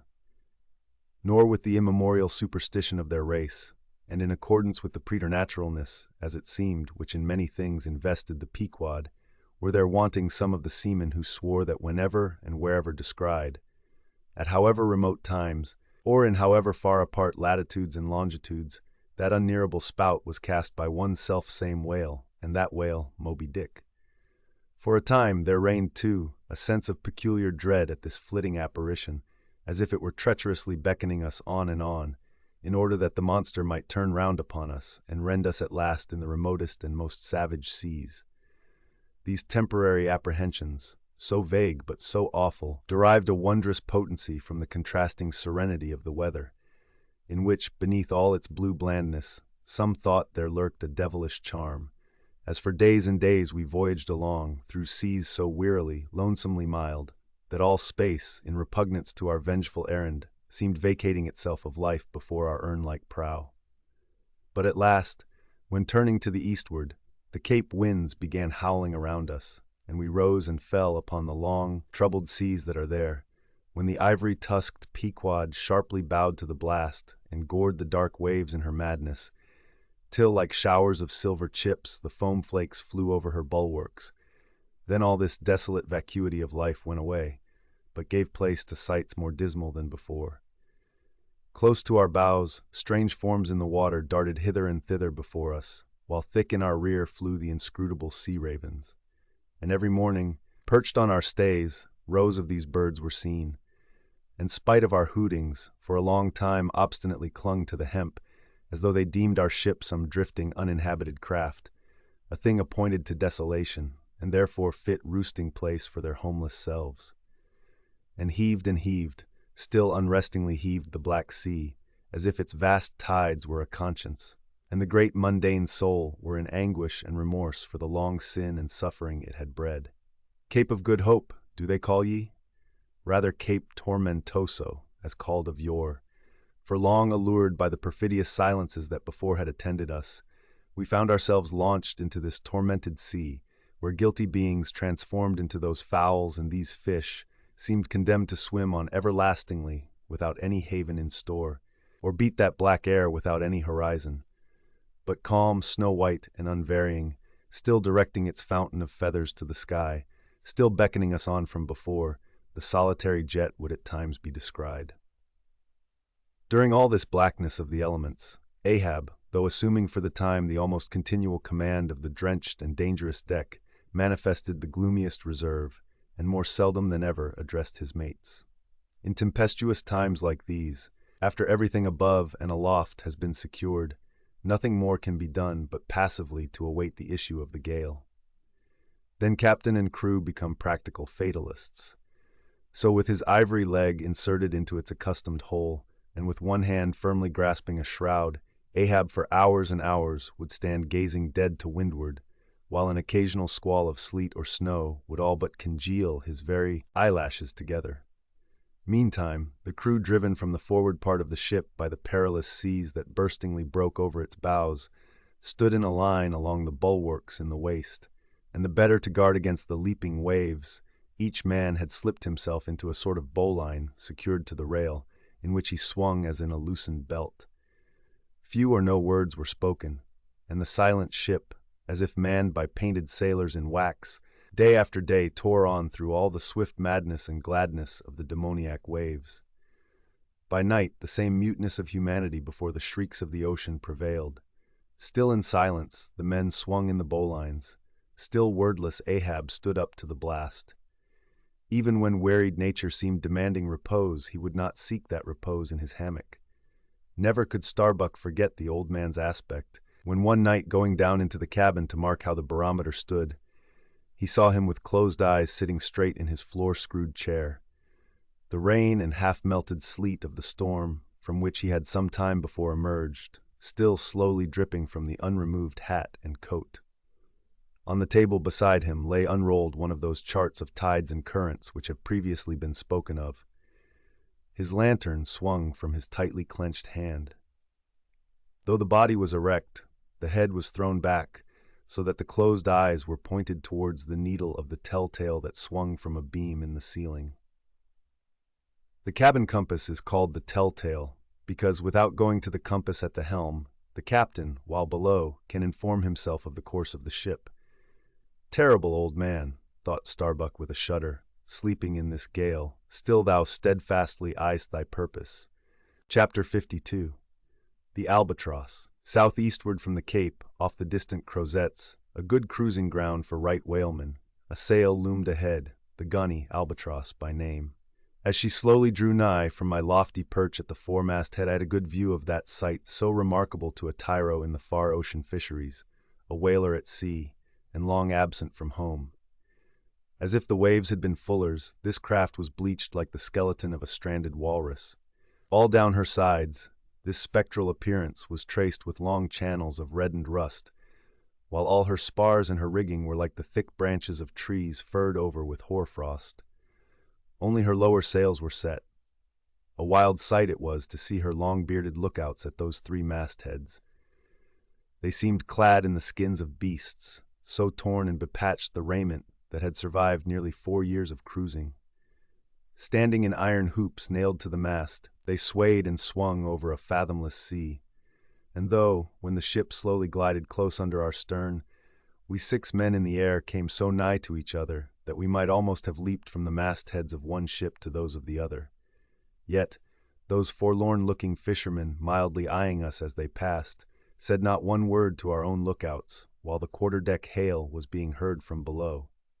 "Ship ahoy! Have ye seen the white whale?" But as the strange captain, leaning over the pallid bulwarks, was in the act of putting his trumpet to his mouth, it somehow fell from his hand into the sea, and the wind now rising amain, he in vain strove to make himself heard without it. Meantime his ship was still increasing the distance between, while in various silent ways the seamen of the Pequod were evincing their observance of this ominous incident.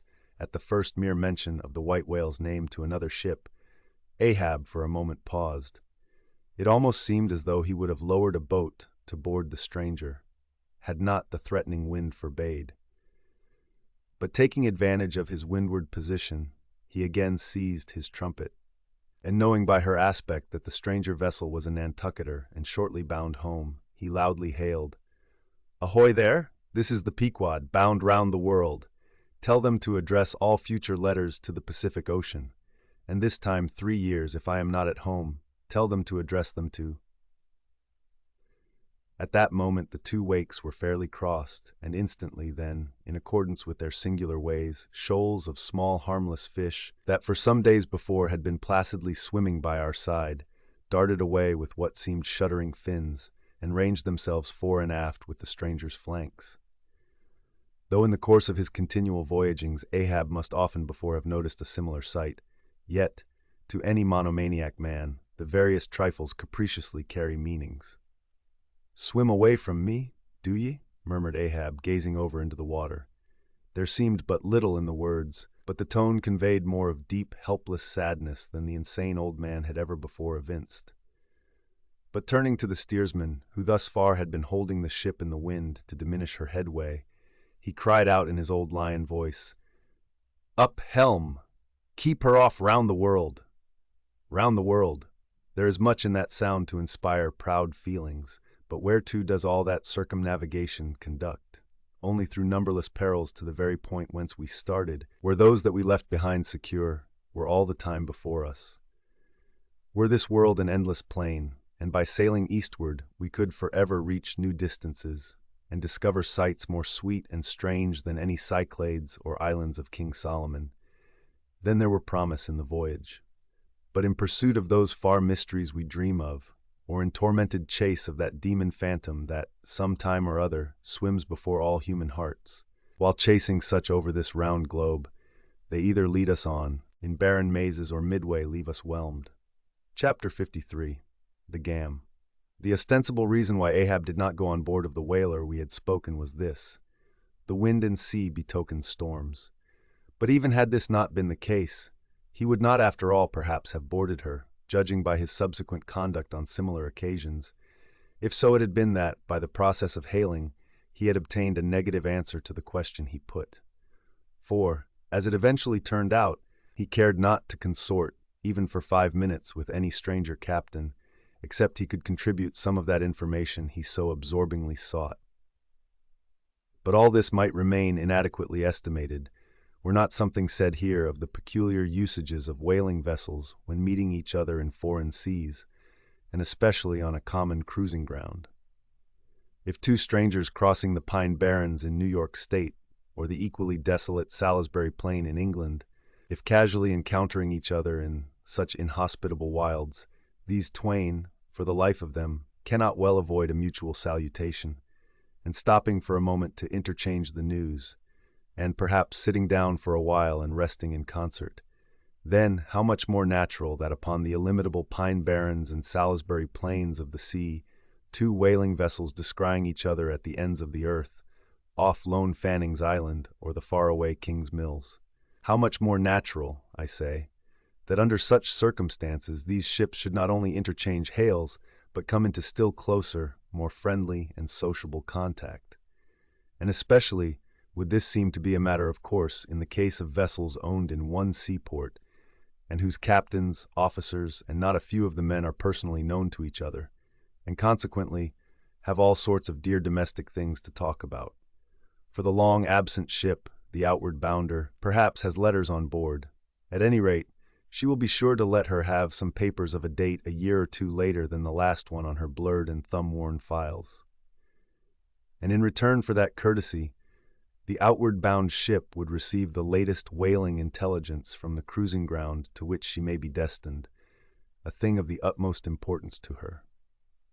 And in degree, all this will hold true concerning whaling vessels crossing each other's track on the cruising ground itself, even though they are equally long absent from home. For one of them may have received a transfer of letters from some third, and now far remote vessel, and some of those letters may be for the people of the ship she now meets.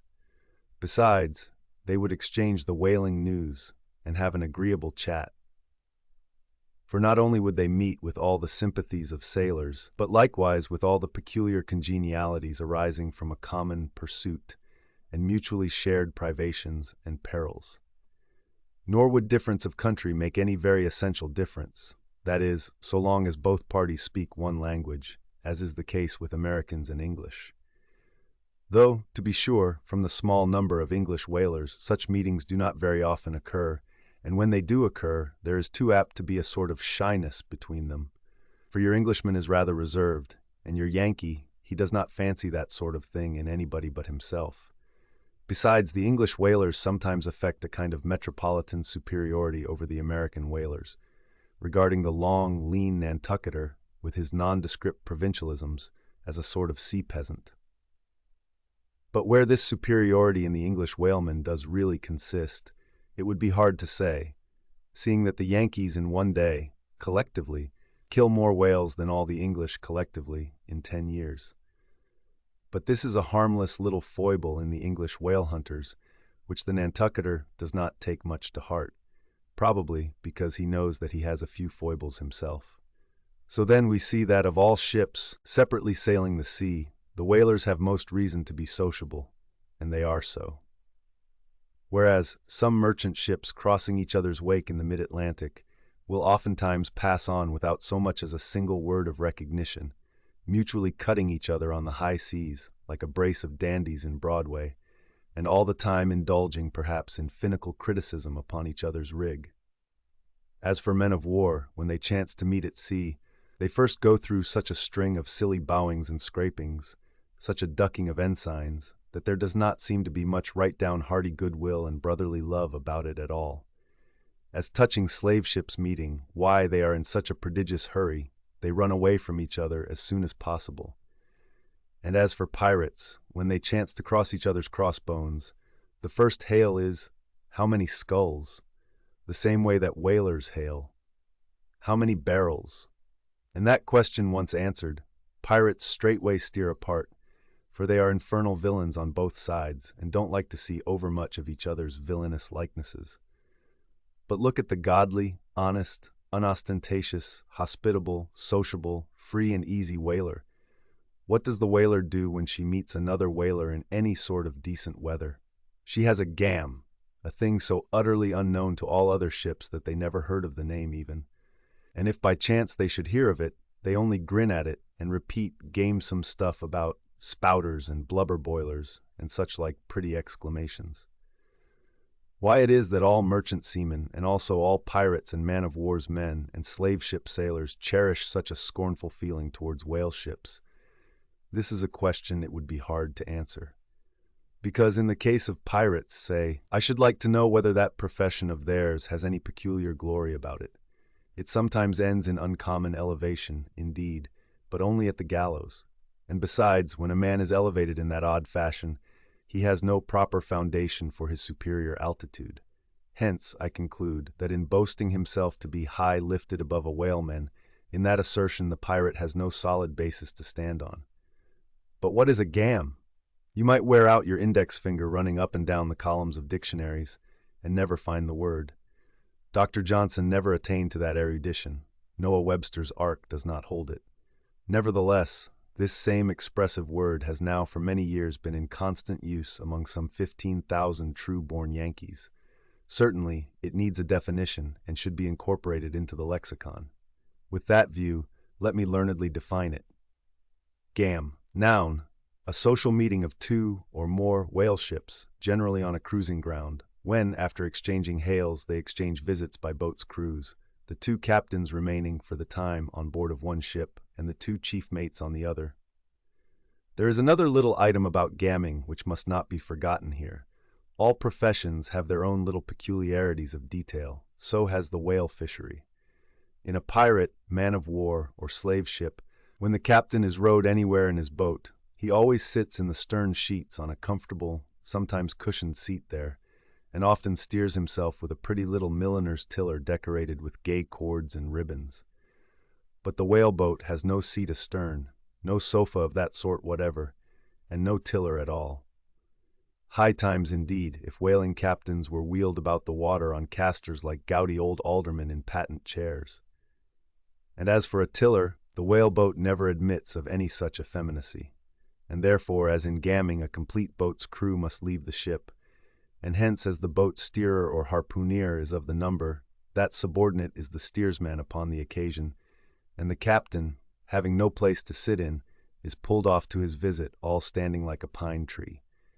And often you will notice that being conscious of the eyes of the whole visible world resting on him from the sides of the two ships, this standing captain is all alive to the importance of sustaining his dignity by maintaining his legs. Nor is this any very easy matter, for in his rear is the immense projecting steering oar hitting him now and then in the small of his back, the after oar reciprocating by rapping his knees in front. He is thus completely wedged before and behind, and can only expand himself sideways by settling down on his stretched legs. But a sudden, violent pitch of the boat will often go far to topple him, because length of foundation is nothing without corresponding breadth. Merely make a spread angle of two poles, and you cannot stand them up. Then again, it would never do in plain sight of the world's riveted eyes. It would never do, I say, for this straddling captain to be seen steadying himself the slightest particle by catching hold of anything with his hands. Indeed, as token of his entire buoyant self-command, he generally carries his hands in his trousers pockets, but perhaps being generally very large, heavy hands, he carries them there for ballast.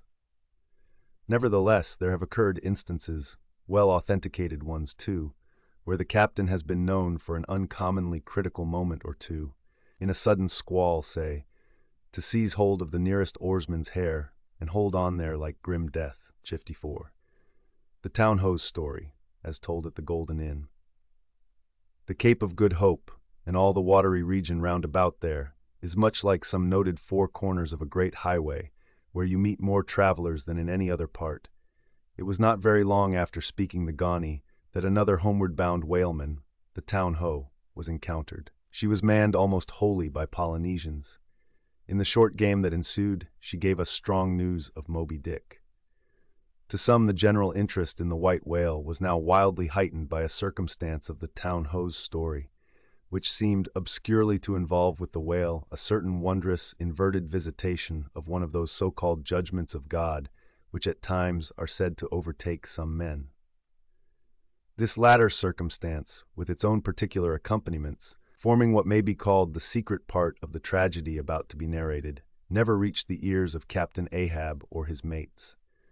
For that secret part of the story was unknown to the captain of the town-ho himself. It was the private property of 3 Confederate white seamen of that ship, one of whom, it seems, communicated it to Tashtego with Romish injunctions of secrecy. But the following night, Tashtego rambled in his sleep, and revealed so much of it in that way that when he was wakened, he could not well withhold the rest. Nevertheless, so potent an influence did this thing have on those seamen in the Pequod who came to the full knowledge of it, and by such a strange delicacy, to call it so, were they governed in this matter, that they kept the secret among themselves, so that it never transpired abaft the Pequod's main mast. Interweaving in its proper place this darker thread with the story as publicly narrated on the ship, the whole of this strange affair I now proceed to put on lasting record. The ancient whale cry upon first sighting a whale from the masthead, still used by whalemen in hunting the famous Galapagos terrapin.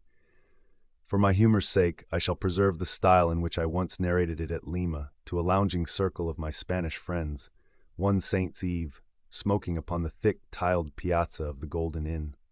Of those fine cavaliers, the young Dons, Pedro and Sebastian, were on the closer terms with me, and hence the interluding questions they occasionally put, and which are duly answered at the time. Some 2 years prior to my first learning the events which I am about rehearsing to you, gentlemen, the town-ho, sperm whaler of Nantucket, was cruising in your Pacific here, not very many days, sail eastward from the eaves of this good Golden Inn. She was somewhere to the northward of the line. One morning upon handling the pumps, according to daily usage, it was observed that she made more water in her hold than common. They supposed a swordfish had stabbed her, gentlemen. But the captain, having some unusual reason for believing that rare good luck awaited him in those latitudes, and therefore being very averse to quit them, and the leak not being then considered at all dangerous, though, indeed, they could not find it after searching the hold as low down as was possible in rather heavy weather, the ship still continued her cruisings, the mariners working at the pumps at wide and easy intervals.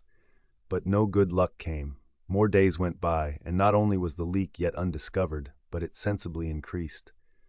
So much so that now, taking some alarm, the captain, making all sail, stood away for the nearest harbor among the islands, there to have his hull hove out and repaired.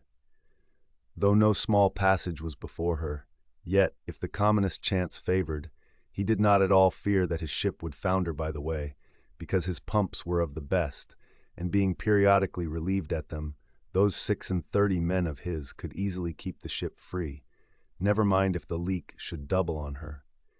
In truth, well nigh the whole of this passage being attended by very prosperous breezes, the town-ho had all but certainly arrived in perfect safety at her port without the occurrence of the least fatality. Had it not been for the brutal overbearing of Radney, the mate, a vineyarder, and the bitterly provoked vengeance of Steelkilt, a lakeman and desperado from Buffalo. "Lakeman! Buffalo, pray, what is a lakeman, and where is Buffalo?" said Don Sebastian, rising in his swinging mat of grass. "On the eastern shore of our Lake Erie, Don, but, I crave your courtesy, may be you shall soon hear further of all that. Now, gentlemen, in square-sail brigs and 3-masted ships, well nigh as large and stout as any that ever sailed out of your old Callao to far Manila, this lakeman, in the landlocked heart of our America, had yet been nurtured by all those agrarian freebooting impressions popularly connected with the open ocean. For in their interflowing aggregate, those grand freshwater seas of ours, Erie and Ontario and Huron and Superior and Michigan, possess an ocean-like expansiveness with many of the ocean's noblest traits, with many of its rimmed varieties of races and of climes. They contain round archipelagos of romantic isles, even as the Polynesian waters do. In large part are shored by 2 great contrasting nations, as the Atlantic is. They furnish long maritime approaches to our numerous territorial colonies from the east, dotted all round their banks. Here and there are frowned upon by batteries, and by the goat-like craggy guns of lofty Mackinaw. They have heard the fleet thunderings of naval victories. At intervals, they yield their beaches to wild barbarians, whose red-painted faces flash from out their peltry wigwams. for leagues and leagues are flanked by ancient and unentered forests, where the gaunt pines stand like serried lines of kings in Gothic genealogies. Those same woods harboring wild Afric beasts of prey, and silken creatures whose exported furs give robes to Tartar emperors. They mirror the paved capitals of Buffalo and Cleveland, as well as Winnebago villages. They float alike the full-rigged merchant ship, the armed cruiser of the state, the steamer, and the beach canoe. They are swept by borean and dismasting blasts as deriful as any that lash the salted wave. They know what shipwrecks are, for out of sight of land, however inland, they have drowned full many a midnight ship with all its shrieking crew. Thus, gentlemen, though an inlander, Steelkilt was wild ocean born, and wild ocean nurtured, as much of an audacious mariner as any. And for Radney, though in his infancy he may have laid him down on the lone Nantucket beach, to nurse at his maternal sea, though in after life he had long followed our austere Atlantic and your contemplative Pacific, yet was he quite as vengeful and full of social quarrel as the backwoods seaman, fresh from the latitudes of buckhorn-handled bowie knives. Yet was this Nantucketer a man with some good-hearted traits, and this Lakeman a mariner, who, though a sort of devil indeed, might yet by inflexible firmness, only tempered by that common decency of human recognition which is the meanest slave's right. Thus treated, this Steelkilt had long been retained harmless and docile. At all events, he had proved so thus far, but Radney was doomed and made mad, and Steelkilt. But, gentlemen, you shall hear. It was not more than a day or two at the furthest after pointing her prow for her island haven, that the town-ho's leak seemed again increasing, but only so as to require an hour or more at the pumps every day. You must know that in a settled and civilized ocean like our Atlantic, for example, some skippers think little of pumping their whole way across it, though of a still, sleepy night, should the officer of the deck happen to forget his duty in that respect, the probability would be that he and his shipmates would never again remember it, on account of all hands gently subsiding to the bottom. Nor in the solitary and savage seas far from you to the westward, gentlemen, is it altogether unusual for ships to keep clanging at their pump handles in full chorus, even for a voyage of considerable length. That is, if it lie along a tolerably accessible coast, or if any other reasonable retreat is afforded them. It is only when a leaky vessel is in some very out-of-the-way part of those waters, some really landless latitude, that her captain begins to feel a little anxious. Much this way had it been with the town-ho, so when her leak was found gaining once more, there was in truth some small concern manifested by several of her company, especially by Radney the mate. He commanded the upper sails to be well hoisted, sheeted home anew, and every way expanded to the breeze. Now this Radney, I suppose, was as little of a coward, and as little inclined to any sort of nervous apprehensiveness touching his own person, as any fearless, unthinking creature on land or on sea that you can conveniently imagine, gentlemen. Therefore, when he betrayed this solicitude about the safety of the ship, some of the seamen declared that it was only on account of his being a part owner in her. So when they were working that evening at the pumps, there was on this head no small gamesomeness slily going on among them, as they stood with their feet continually overflowed by the rippling clear water, clear as any mountain spring, gentlemen, that bubbling from the pumps ran across the deck and poured itself out in steady spouts at the lee scupper holes. Now, as you well know, it is not seldom the case in this conventional world of ours, watery or otherwise, that when a person placed in command over his fellow men finds one of them to be very significantly his superior in general pride of manhood, straightway against that man he conceives an unconquerable dislike and bitterness. And if he have a chance, he will pull down and pulverize that subaltern's tower, and make a little heap of dust of it. Be this conceit of mine as it may, gentlemen, at all events, Steelkilt was a tall and noble animal with a head like a Roman, and a flowing golden beard like the tasseled housings of your last viceroy's snorting charger, and a brain, and a heart, and a soul in him, gentlemen, which had made Steelkilt Charlemagne had he been born son to Charlemagne's father. But Radney, the mate, was ugly as a mule, yet as hardy, as stubborn, as malicious. He did not love Steelkilt, and Steelkilt knew it. Espying the mate drawing near as he was toiling at the pump with the rest, the lakeman affected not to notice him, but unawed went on with his gay banterings. "Aye, aye, my merry lads, it's a lively leak this. Hold a cannikin, one of ye, and let's have a taste. By the Lord, it's worth bottling. I tell you what, men, old Rad's investment must go for it. He had best cut away his part of the hull and tow it home. The fact is, boys, that swordfish only began the job. He's come back again with a gang of ship carpenters, sawfish, and filefish, and what not. And the whole posse of 'em are now hard at work cutting and slashing at the bottom, making improvements, I suppose. If old Rad were here now, I'd tell him to jump overboard and scatter 'em. They're playing the devil with his estate, I can tell him. But he's a simple old soul, Rad, and a beauty too. Boys, they say the rest of his property is invested in looking-glasses. I wonder if he'd give a poor devil like me the model of his nose." "Damn your eyes! What's that pump stopping for?" roared Radney, pretending not to have heard the sailors talk. "Thunder away at it." "Aye, aye, sir," said Steelkilt, merry as a cricket. "Lively, boys, lively now!" And with that the pump clanged like 50 fire engines. The men tossed their hats off to it, and ere long that peculiar gasping of the lungs was heard which denotes the fullest tension of life's utmost energies. Quitting the pump at last with the rest of his band, the lakeman went forward all panting, and sat himself down on the windlass, his face fiery red, his eyes bloodshot, and wiping the profuse sweat from his brow. Now what cozening fiend it was, gentlemen, that possessed Radney to meddle with such a man in that corporeally exasperated state, I know not, but so it happened. Intolerably striding along the deck, the mate commanded him to get a broom and sweep down the planks, and also a shovel, and remove some offensive matters consequent upon allowing a pig to run at large. Now, gentlemen, sweeping a ship's deck at sea is a piece of household work, which in all times but raging gales is regularly attended to every evening. It has been known to be done in the case of ships actually foundering at the time. Such, gentlemen, is the inflexibility of sea usages and the instinctive love of neatness in seamen, some of whom would not willingly drown without first washing their faces. But in all vessels this broom business is the prescriptive province of the boys, if boys there be aboard. Besides, it was the stronger men in the town ho that had been divided into gangs, taking turns at the pumps, and being the most athletic seaman of them all, Steelkilt had been regularly assigned captain of one of the gangs.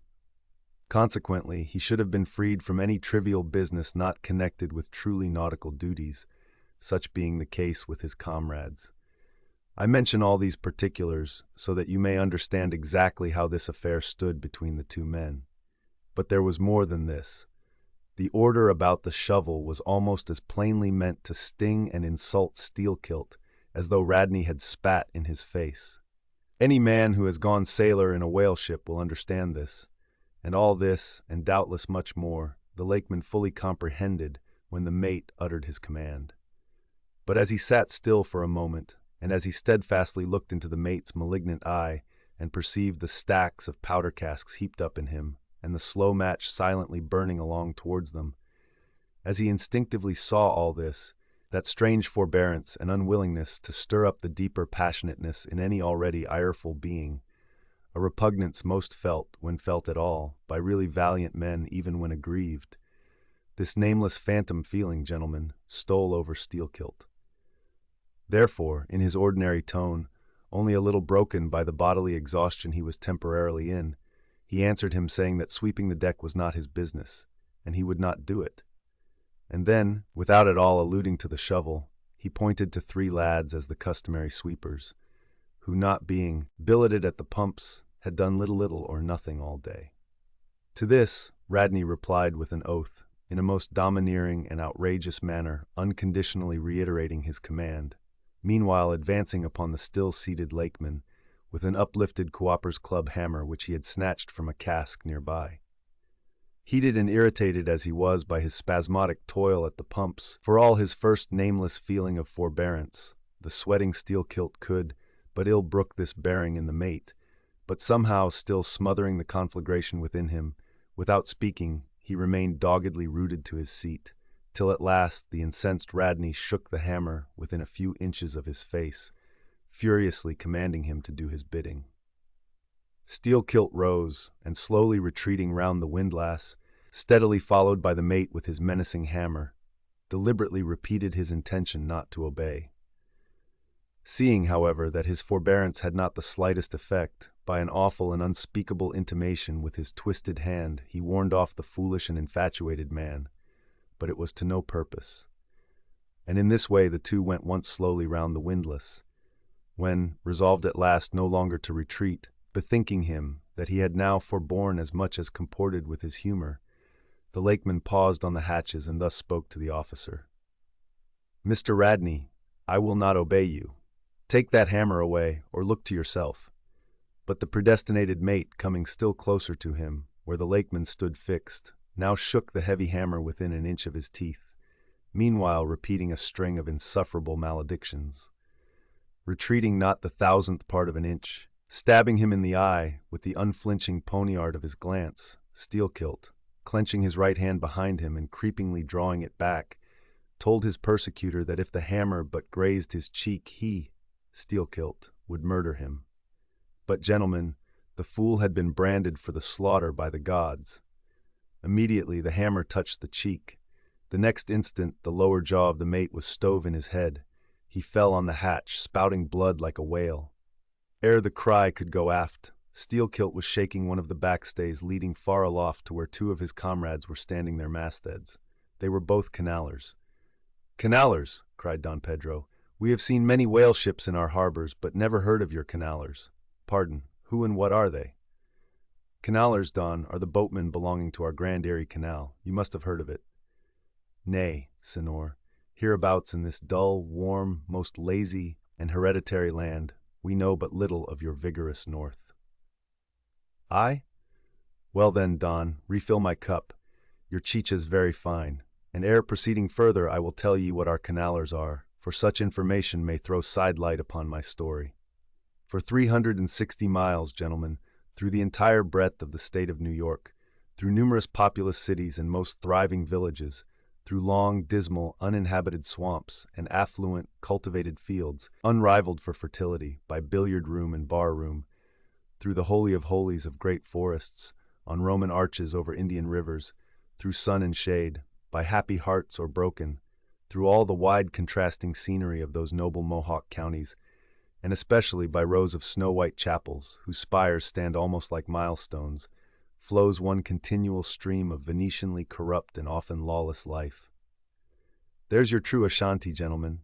There howl your pagans, where you ever find them, next door to you, under the long-flung shadow and the snug patronizing lee of churches. For by some curious fatality, as it is often noted of your metropolitan freebooters, that they ever encamp around the halls of justice, so sinners, gentlemen, most abound in holiest vicinities.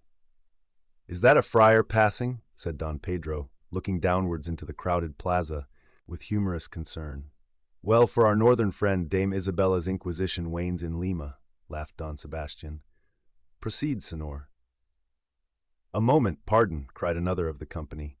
"In the name of all us Limmese, I but desire to express to you, Sir Sailor, that we have by no means overlooked your delicacy in not substituting present Lima for distant Venice in your corrupt comparison. Oh, do not bow and look surprised. You know the proverb all along this coast. Corrupt as Lima.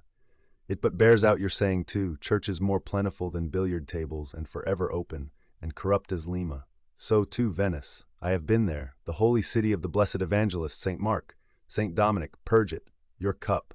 Thanks. Here I refill. Now you pour out again."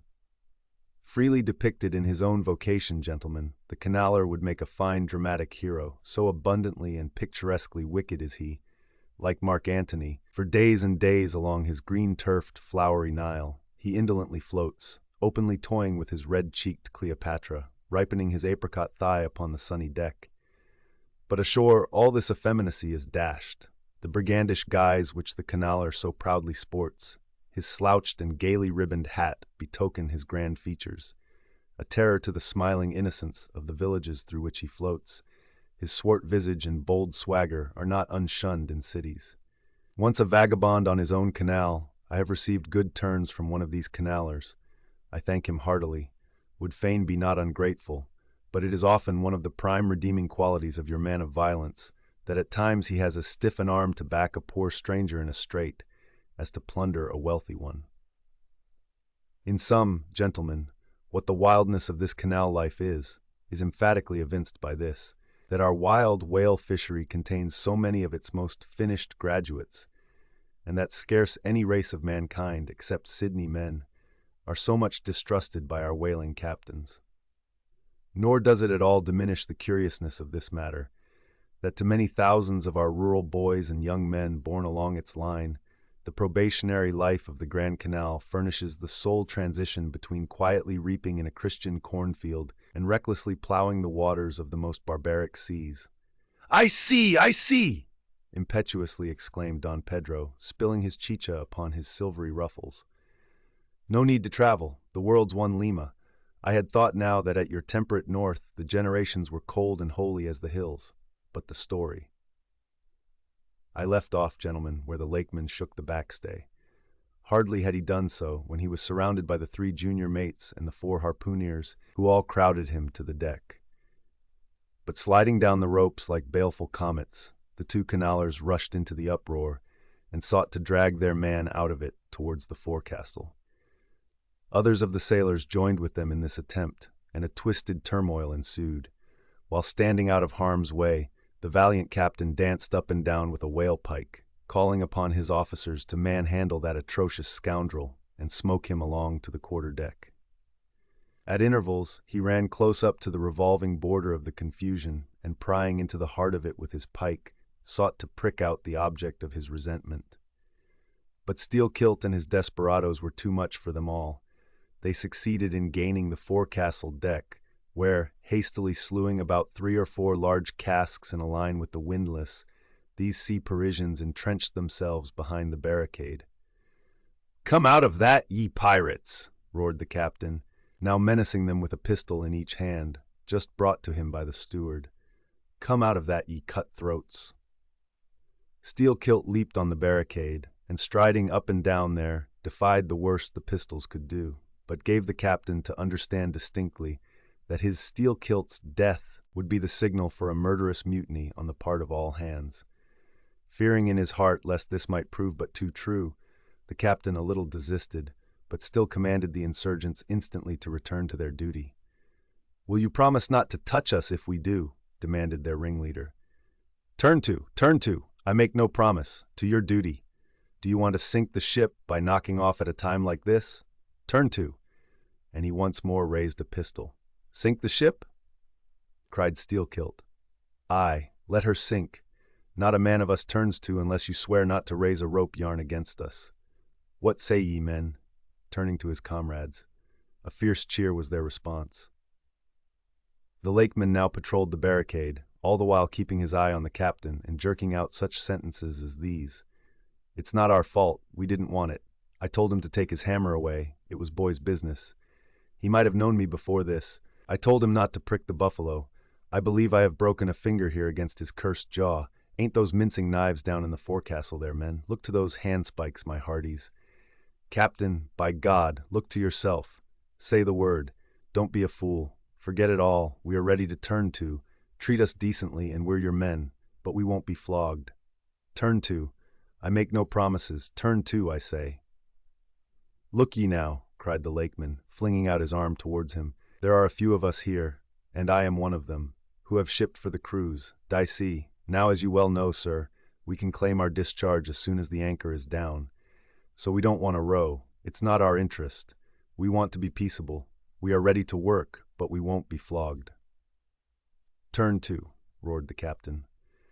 Steelkilt glanced round him a moment, and then said, "I tell you what it is now, captain. Rather than kill ye and be hung for such a shabby rascal, we won't lift a hand against ye unless ye attack us, but till you say the word about not flogging us, we don't do a hand's turn. Down into the forecastle, then. Down with ye. I'll keep ye there till you're sick of it. Down ye go." "Shall we?" cried the ringleader to his men. Most of them were against it, but at length, in obedience to Steelkilt, they preceded him down into their dark den, growlingly disappearing like bears into a cave. As the lakeman's bare head was just level with the planks, the captain and his posse leaped the barricade, and rapidly drawing over the slide of the scuttle, planted their group of hands upon it, and loudly called for the steward to bring the heavy brass padlock belonging to the companionway. Then, opening the slide a little, the captain whispered something down the crack, closed it, and turned the key upon them, 10 in number, leaving on deck some 20 or more, who thus far had remained neutral. All night a wide-awake watch was kept by all the officers, forward and aft, especially about the forecastle scuttle and fore hatchway, at which last place it was feared the insurgents might emerge after breaking through the bulkhead below. But the hours of darkness passed in peace. The men who still remained at their duty, toiling hard at the pumps, whose clinking and clanking at intervals through the dreary night dismally resounded through the ship. At sunrise, the captain went forward, and knocking on the deck, summoned the prisoners to work, but with a yell they refused. Water was then lowered down to them, and a couple of handfuls of biscuit were tossed after it, when again, turning the key upon them and pocketing it, the captain returned to the quarter-deck. Twice every day for 3 days this was repeated, but on the 4th morning a confused wrangling, and then a scuffling was heard as the customary summons was delivered, and suddenly 4 men burst up from the forecastle, saying they were ready to turn to. The fetid closeness of the air and a famishing diet, united perhaps to some fears of ultimate retribution, had constrained them to surrender at discretion. Emboldened by this, the captain reiterated his demand to the rest, but Steelkilt shouted up to him a terrific hint to stop his babbling and betake himself where he belonged. On the 5th morning, 3 others of the mutineers bolted up into the air from the desperate arms below that sought to restrain them. Only 3 were left. "Better turn to now?" said the captain with a heartless jeer. "Shut us up again, will ye?" cried Steelkilt. "Oh, certainly," said the captain, and the key clicked. It was at this point, gentlemen, that, enraged by the defection of 7 of his former associates, and stung by the mocking voice that had last hailed him, and maddened by his long entombment in a place as black as the bowels of despair, it was then that Steelkilt proposed to the 2 canallers, thus far apparently of one mind with him, to burst out of their hole at the next summoning of the garrison, and armed with their keen mincing knives, long, crescentic, heavy implements with a handle at each end, run amuck from the bowsprit to the taffrail, and if by any devilishness of desperation possible, seize the ship. For himself he would do this, he said, whether they joined him or not. That was the last night he should spend in that den. But the scheme met with no opposition on the part of the other 2. They swore they were ready for that, or for any other mad thing, for anything in short but a surrender. And what was more, they each insisted upon being the first man on deck when the time to make the rush should come. But to this their leader as fiercely objected, reserving that priority for himself, particularly as his 2 comrades would not yield, the one to the other, in the matter, and both of them could not be first, for the latter would but admit 1 man at a time. And here, gentlemen, the foul play of these miscreants must come out. Upon hearing the frantic project of their leader, each in his own separate soul had suddenly lighted, it would seem, upon the same piece of treachery, namely, to be foremost in breaking out, in order to be the first of the 3, though the last of the 10, to surrender, and thereby secure whatever small chance of pardon such conduct might merit. But when Steelkilt made known his determination still to lead them to the last, they in some way, by some subtle chemistry of villainy, mixed their before secret treacheries together, and when their leader fell into a doze, verbally opened their souls to each other in 3 sentences, and bound the sleeper with cords, and gagged him with cords, and shrieked out for the captain at midnight. Thinking murder at hand, and smelling in the dark for the blood, he and all his armed mates and harpooneers rushed for the forecastle. In a few minutes the scuttle was opened, and, bound hand and foot, the still struggling ringleader was shoved up into the air by his perfidious allies, who at once claimed the honor of securing a man who had been fully ripe for murder. But all these were collared, and dragged along the deck like dead cattle, and side by side were seized up into the mizzen rigging, like 3 quarters of meat, and there they hung till morning. "Damn ye," cried the captain, pacing to and fro before them, "the vultures would not touch ye, ye villains." At sunrise he summoned all hands, and separating those who had rebelled from those who had taken no part in the mutiny, he told the former that he had a good mind to flog them all round. Thought, upon the whole, he would do so. He ought to, justice demanded it, but for the present, considering their timely surrender, he would let them go with a reprimand, which he accordingly administered in the vernacular. But as for you, ye carrion rogues, turning to the 3 men in the rigging, for you, I mean to mince ye up for the trypots. And, seizing a rope, he applied it with all his might to the backs of the 2 traitors, till they yelled no more, but lifelessly hung their puffed heads sideways as the 2 crucified thieves are drawn. My wrist is sprained with ye, he cried at last, but there is still rope enough left for you, my fine bantam, that wouldn't give up. Take that gag from his mouth, and let us hear what he can say for himself. For a moment the exhausted mutineer made a tremulous motion of his cramped jaws, and then painfully twisting round his head, said in a sort of hiss, "What I say is this, and mind it well. If you flog me, I murder you. Say ye so? Then see how ye frighten me." And the captain drew off with the rope to strike. "Best not," hissed the lakeman. "But I must," and the rope was once more drawn back for the stroke. Steelkilt here hissed out something, inaudible to all but the captain, who, to the amazement of all hands, started back, paced the deck rapidly 2 or 3 times, and then suddenly throwing down his rope, said, "I won't do it. Let him go. Cut him down. D'ye hear?" But as the junior mates were hurrying to execute the order, a pale man, with a bandaged head, arrested them. Radney, the chief mate. Ever since the blow, he had lain in his berth, but that morning, hearing the tumult on the deck, he had crept out, and thus far had watched the whole scene. Such was the state of his mouth that he could hardly speak, but mumbling something about his being willing and able to do what the captain dared not attempt, he snatched the rope and advanced to his pinioned foe. "You are a coward," hissed the lakeman. "So I am, but take that." The mate was in the very act of striking, when another hiss stayed his uplifted arm. He paused, and then pausing no more, made good his word, spite of Steelkilt's threat, whatever that might have been. The 3 men were then cut down, all hands were turned to, and sullenly worked by the moody seamen, the iron pumps clanged as before. Just after dark that day, when one watch had retired below, a clamor was heard in the forecastle, and the 2 trembling traitors running up, besieged the cabin door, saying they durst not consort with the crew. Entreaties, cuffs, and kicks could not drive them back, so at their own instance they were put down in the ship's run for salvation. Still, no sign of mutiny reappeared among the rest. On the contrary, it seemed that mainly at Steelkilt's instigation, they had resolved to maintain the strictest peacefulness, obey all orders to the last, and, when the ship reached port, desert her in a body. But in order to ensure the speediest end to the voyage, they all agreed to another thing, namely, not to sing out for whales, in case any should be discovered.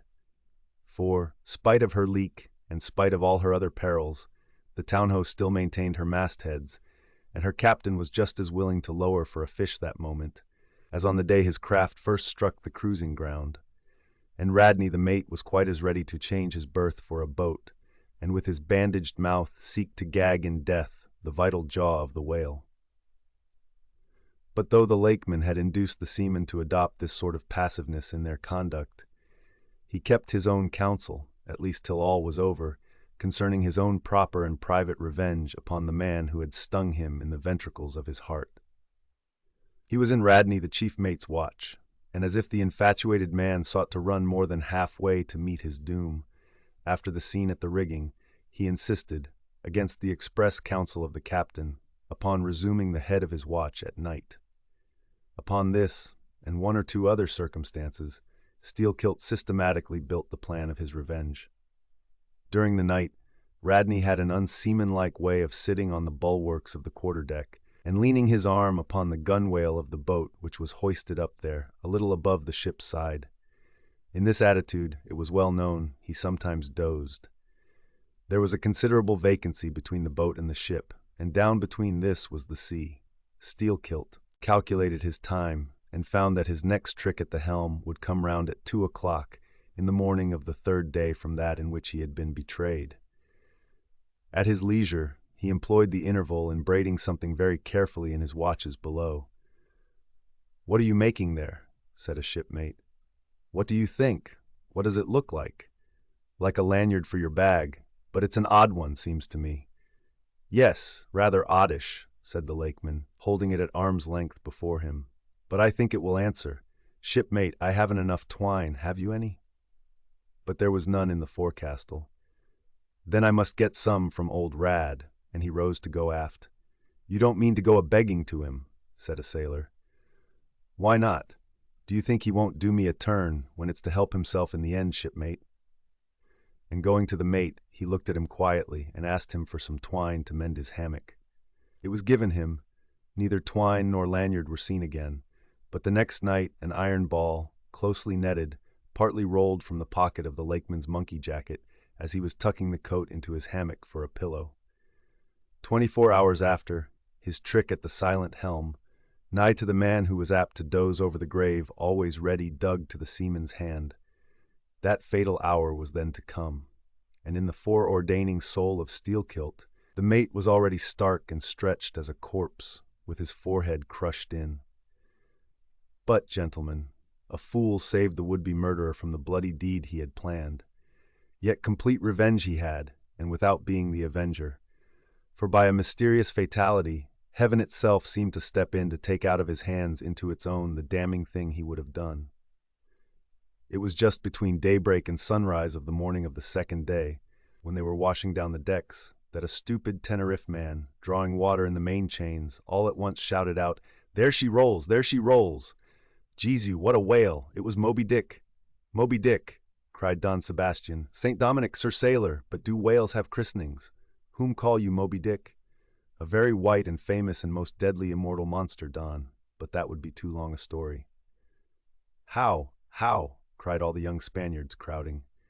"Nay, Dons, nay, nay, I cannot rehearse that now. Let me get more into the air, sirs." The chicha, cried Don Pedro. "Our vigorous friend looks faint. Fill up his empty glass."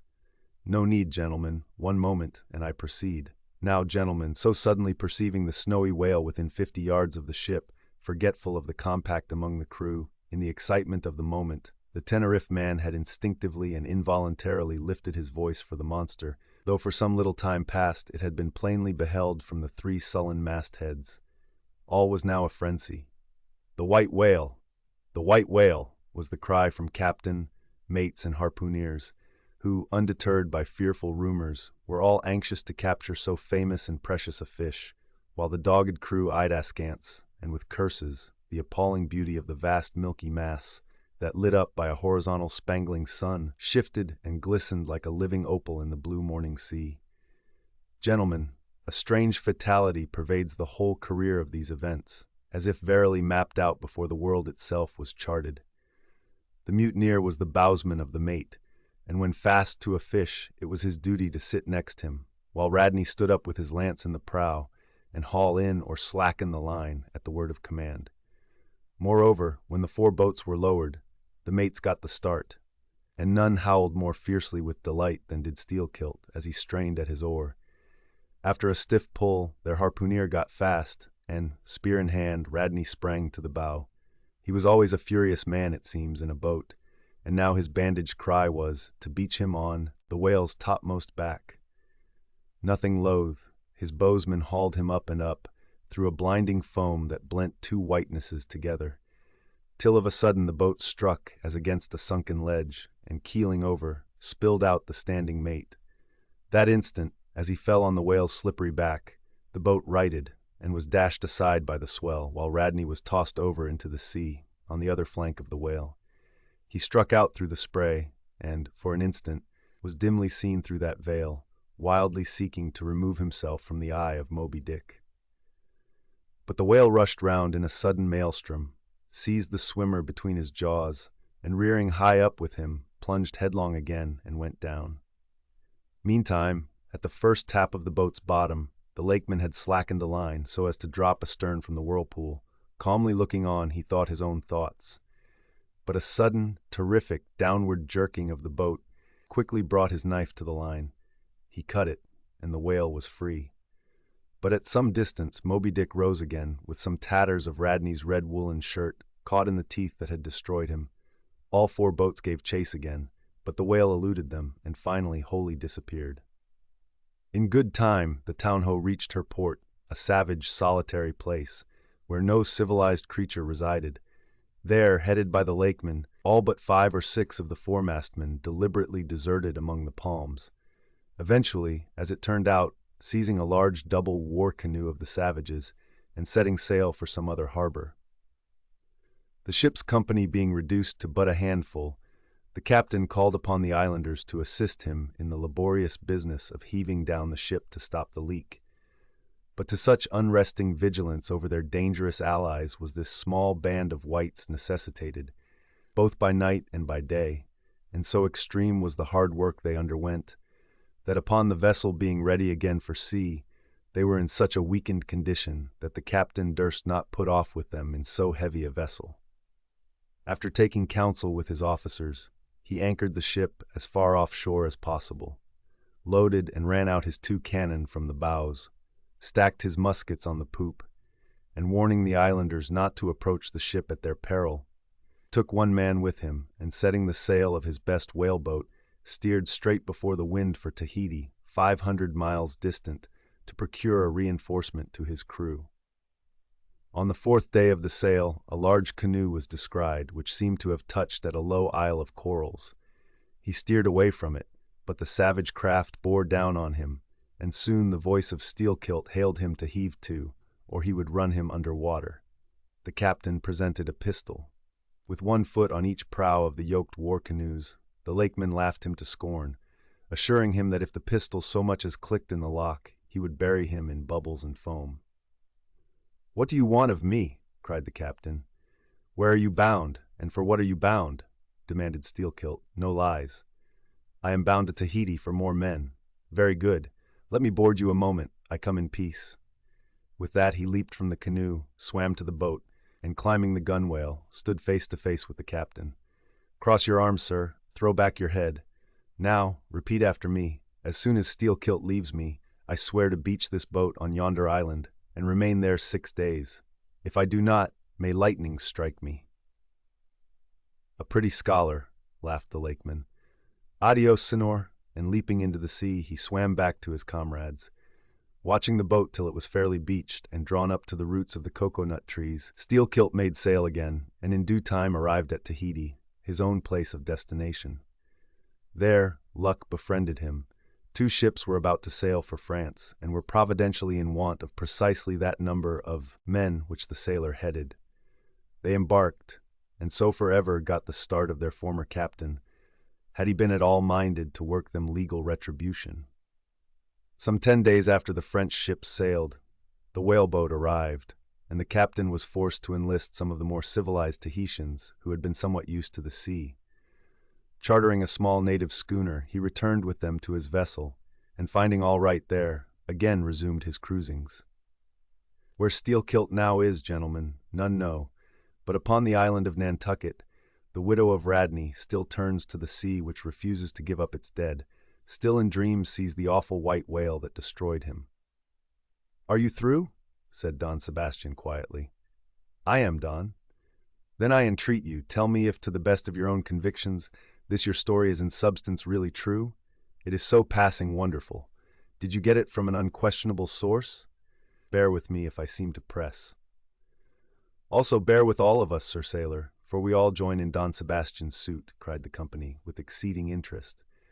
"Is there a copy of the Holy Evangelists in the Golden Inn, gentlemen?" "Nay," said Don Sebastian, "but I know a worthy priest nearby, who will quickly procure one for me." "I go for it, but are you well advised? This may grow too serious." "Will you be so good as to bring the priest also, Don?" "Though there are no auto da fes in Lima now," said one of the company to another, "I fear our sailor friend runs risk of the archiepiscopacy. Let us withdraw more out of the moonlight. I see no need of this." "Excuse me for running after you, Don Sebastian, but may I also beg that you will be particular in procuring the largest-sized evangelists you can?" "This is the priest. He brings you the evangelists," said Don Sebastian gravely, returning with a tall and solemn figure. "Let me remove my hat. Now, venerable priest, further into the light, and hold the holy book before me that I may touch it. So help me heaven, and on my honor the story I have told ye, gentlemen, is in substance and its great items true. I know it to be true. It happened on this ball. I trod the ship. I knew the crew. I have seen and talked with Steelkilt since the death of Radney. Chapter 55 of the monstrous pictures of whales. I shall ere long paint to you, as well as one can without canvas, something like the true form of the whale, as he actually appears to the eye of the whaleman, when in his own absolute body. The whale is moored alongside the whale ship, so that he can be fairly stepped upon there. It may be worthwhile, therefore, previously to advert to those curious imaginary portraits of him, which even down to the present day confidently challenge the faith of the landsman. It is time to set the world right in this matter, by proving such pictures of the whale all wrong. It may be that the primal source of all those pictorial delusions will be found among the oldest Hindu, Egyptian, and Grecian sculptures. For ever since those inventive but unscrupulous times when on the marble panelings of temples, the pedestals of statues, and on shields, medallions, cups, and coins, the dolphin was drawn in scales of chain armor like Saladin's, and a helmeted head like St. George's. Ever since then has something of the same sort of license prevailed, not only in most popular pictures of the whale, but in many scientific presentations of him. Now, by all odds, the most ancient extant portrait anyways purporting to be the whale's is to be found in the famous cavern pagoda of Elephanta in India.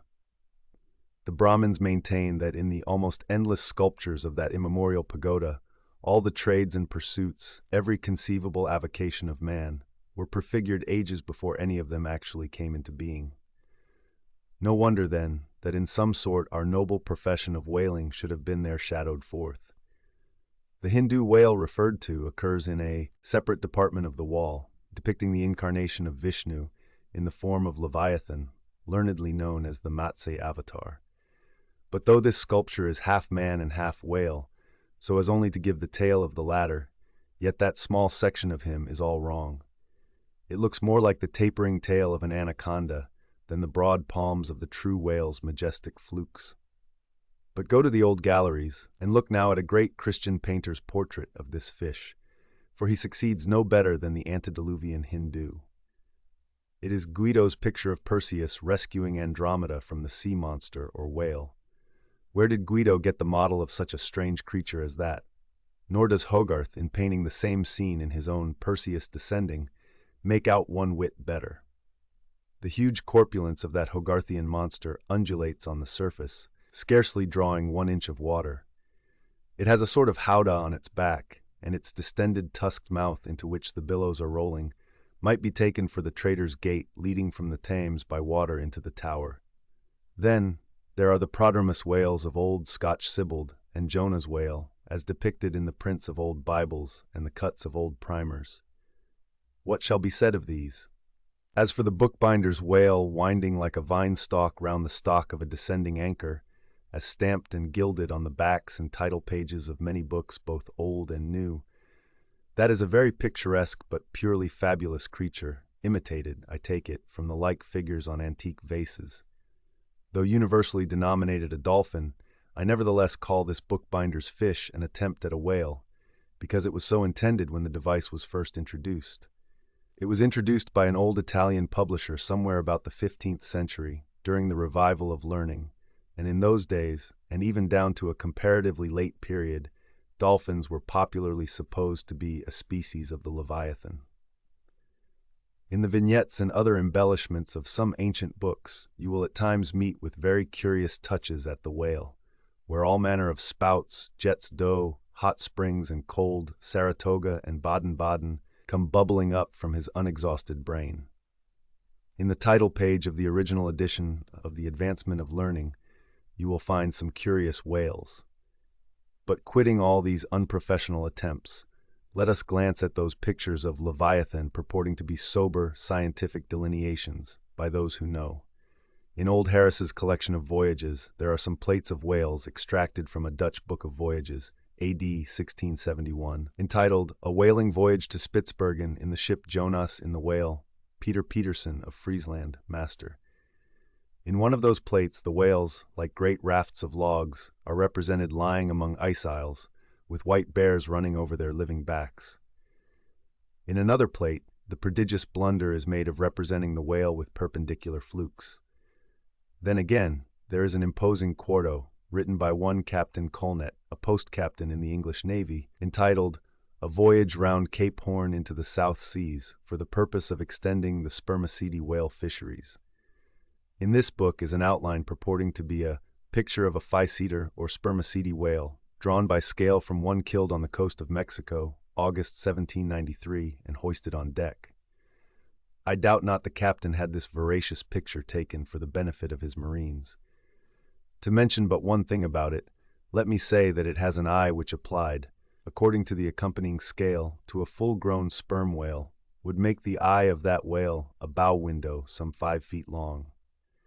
Ah, my gallant captain, why did ye not give us Jonah looking out of that eye?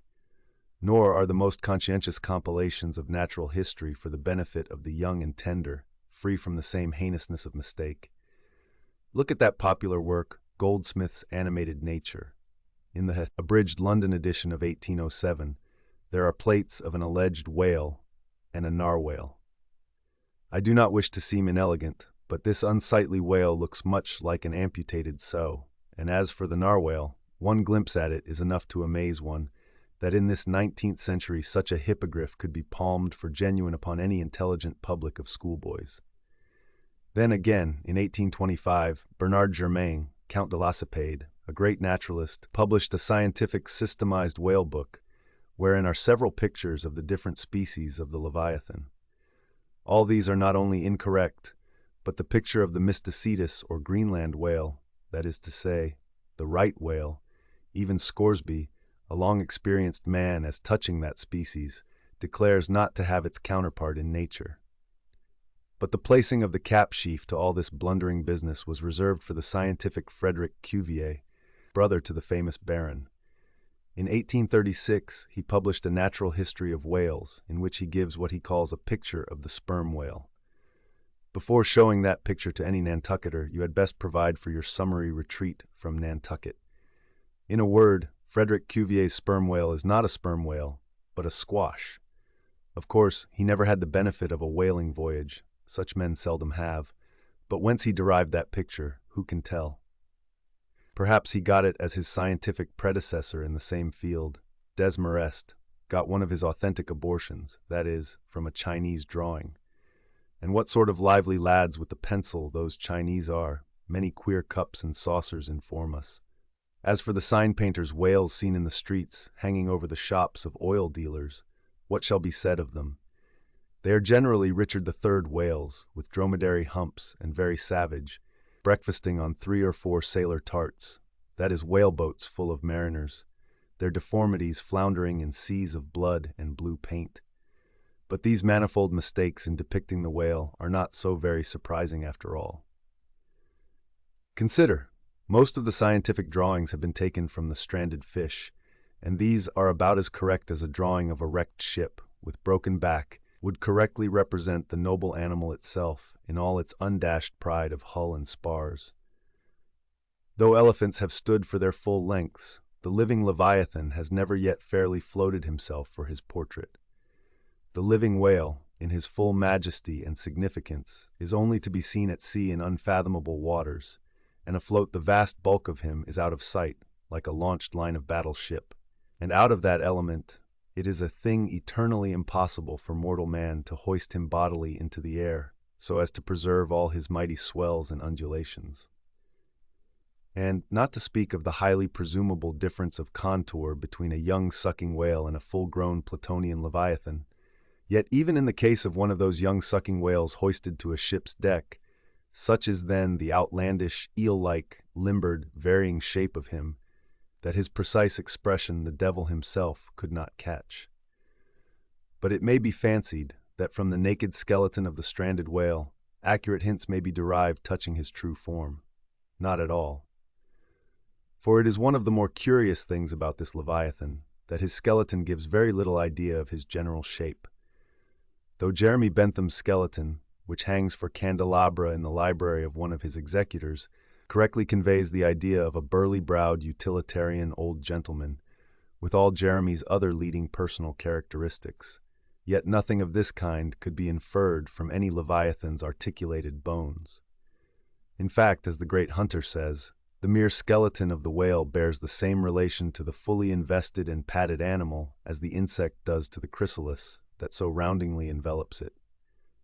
This peculiarity is strikingly evinced in the head, as in some part of this book will be incidentally shown. It is also very curiously displayed in the side fin, the bones of which almost exactly answer to the bones of the human hand, minus only the thumb. This fin has 4 regular bone fingers, the index, middle, ring, and little finger, but all these are permanently lodged in their fleshy covering, as the human fingers in an artificial covering. However recklessly the whale may sometimes serve us, said humorous Stubb one day, he can never be truly said to handle us without mittens. For all these reasons, then, any way you may look at it, you must needs conclude that the great Leviathan is that one creature in the world which must remain unpainted to the last. True, one portrait may hit the mark much nearer than another, but none can hit it with any very considerable degree of exactness. So there is no earthly way of finding out precisely what the whale really looks like. And the only mode in which you can derive even a tolerable idea of his living contour is by going a-whaling yourself, but by so doing you run no small risk of being eternally stove and sunk by him. Wherefore it seems to me you had best not be too fastidious in your curiosity touching this Leviathan. Chapter 56. Of the less erroneous pictures of whales and the true pictures of whaling scenes. In connection with the monstrous pictures of whales, I am strongly tempted here to enter upon those still more monstrous stories of them which are to be found in certain books, both ancient and modern, especially in Pliny, Purchas, Hakluyt, Harris, Cuvier, etc. But I pass that matter by. I know of only 4 published outlines of the great sperm whale, Colnett's, Huggins's, Frederick Cuvier's, and Beale's. In the previous chapter, Colnett and Cuvier have been referred to. Huggins's is far better than theirs, but by great odds, Beale's is the best. All Beale's drawings of this whale are good, excepting the middle figure in the picture of 3 whales in various attitudes, capping his 2nd chapter. His frontispiece, boats attacking sperm whales, though no doubt calculated to excite the civil scepticism of some parlor-men, is admirably correct and lifelike in its general effect. Some of the sperm whale drawings in J. Ross Brown are pretty correct in contour, but they are wretchedly engraved. That is not his fault, though. Of the right whale, the best outline pictures are in Scoresby, but they are drawn on too small a scale to convey a desirable impression. He has but one picture of whaling scenes, and this is a sad deficiency, because it is by such pictures only, when at all well done, that you can derive anything like a truthful idea of the living whale as seen by his living hunters. But, taken for all in all, by far the finest, though in some details not the most correct, presentations of whales and whaling scenes to be anywhere found, are 2 large French engravings, well executed, and taken from paintings by one Garnery. Respectively, they represent attacks on the sperm and right whale. In the first engraving, a noble sperm whale is depicted in full majesty of might, just risen beneath the boat from the profundities of the ocean, and bearing high in the air upon his back the terrific wreck of the stoven planks. The prow of the boat is partially unbroken, and is drawn just balancing upon the monster's spine, and standing in that prow, for that one single incomputable flash of time, you behold an oarsman, half shrouded by the incensed boiling spout of the whale, and in the act of leaping, as if from a precipice. The action of the whole thing is wonderfully good and true. The half-emptied line tub floats on the whitened sea. The wooden poles of the spilled harpoons obliquely bob in it. The heads of the swimming crew are scattered about the whale in contrasting expressions of affright, while in the black stormy distance the ship is bearing down upon the scene. Serious fault might be found with the anatomical details of this whale, but let that pass, since for the life of me I could not draw so good a one. In the second engraving, the boat is in the act of drawing alongside the barnacled flank of a large running right whale that rolls his black weedy bulk in the sea like some mossy rock slide from the Patagonian cliffs. His jets are erect, full, and black like soot, so that from so abounding a smoke in the chimney, you would think there must be a brave supper cooking in the great bowels below. Seafowls are pecking at the small crabs, shellfish, and other sea candies and macaroni, which the right whale sometimes carries on his pestilent back. And all the while, the thick-lipped leviathan is rushing through the deep, leaving tons of tumultuous white curds in his wake, and causing the slight boat to rock in the swells like a skiff caught nigh the paddle wheels of an ocean steamer. Thus, the foreground is all raging commotion, but behind, in admirable artistic contrast, is the glassy level of a sea becalmed, the drooping unstarched sails of the powerless ship, and the inert mass of a dead whale, a conquered fortress, with the flag of capture lazily hanging from the whale pole inserted into his spout hole. Who Garnery the painter is or was, I know not, but my life for it he was either practically conversant with his subject, or else marvelously tutored by some experienced whaleman. The French are the lads for painting action. Go and gaze upon all the paintings of Europe, and where will you find such a gallery of living and breathing commotion on canvas as in that triumphal hall at Versailles, where the beholder fights his way pell-mell through the consecutive great battles of France, where every sword seems a flash of the northern lights, and the successive armed kings and emperors dash by like a charge of crowned centaurs. Not wholly unworthy of a place in that gallery are these sea battle pieces of Garnery.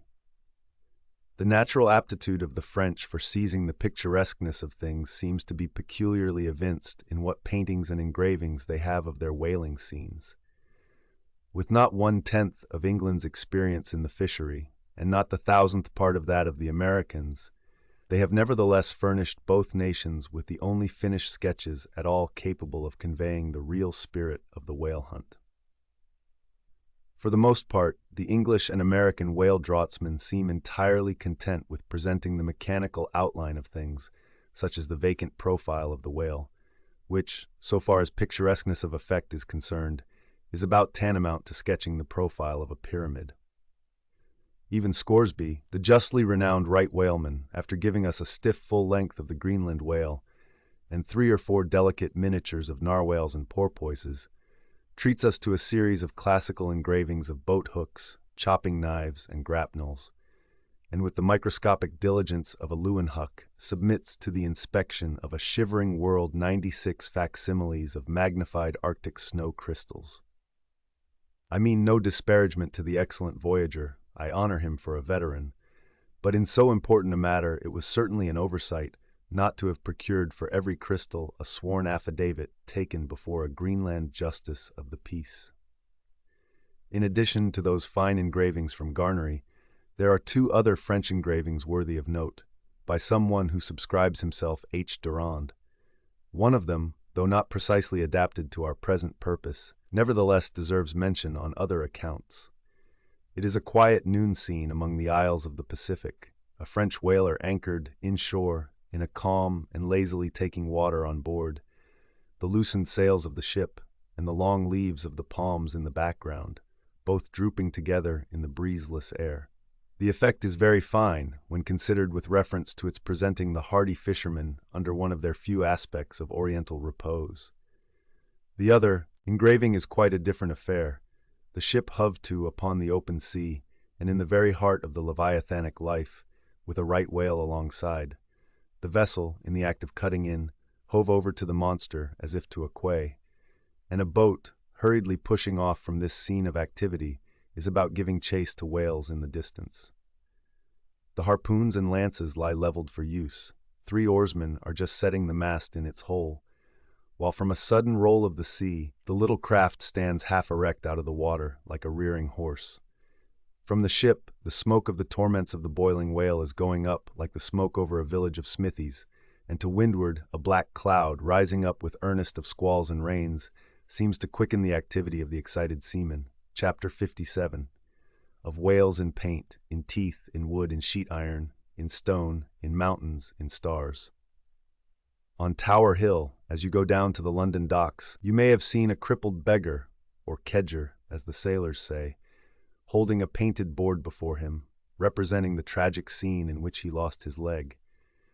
There are 3 whales and 3 boats, and one of the boats, presumed to contain the missing leg in all its original integrity, is being crunched by the jaws of the foremost whale. Any time these 10 years, they tell me, has that man held up that picture and exhibited that stump to an incredulous world. But the time of his justification has now come. His 3 whales are as good whales as were ever published in Wapping at any rate, and his stump as unquestionable a stump as any you will find in the western clearings. But though forever mounted on that stump, never a stump speech does the poor whaleman make, but with downcast eyes stands ruefully contemplating his own amputation.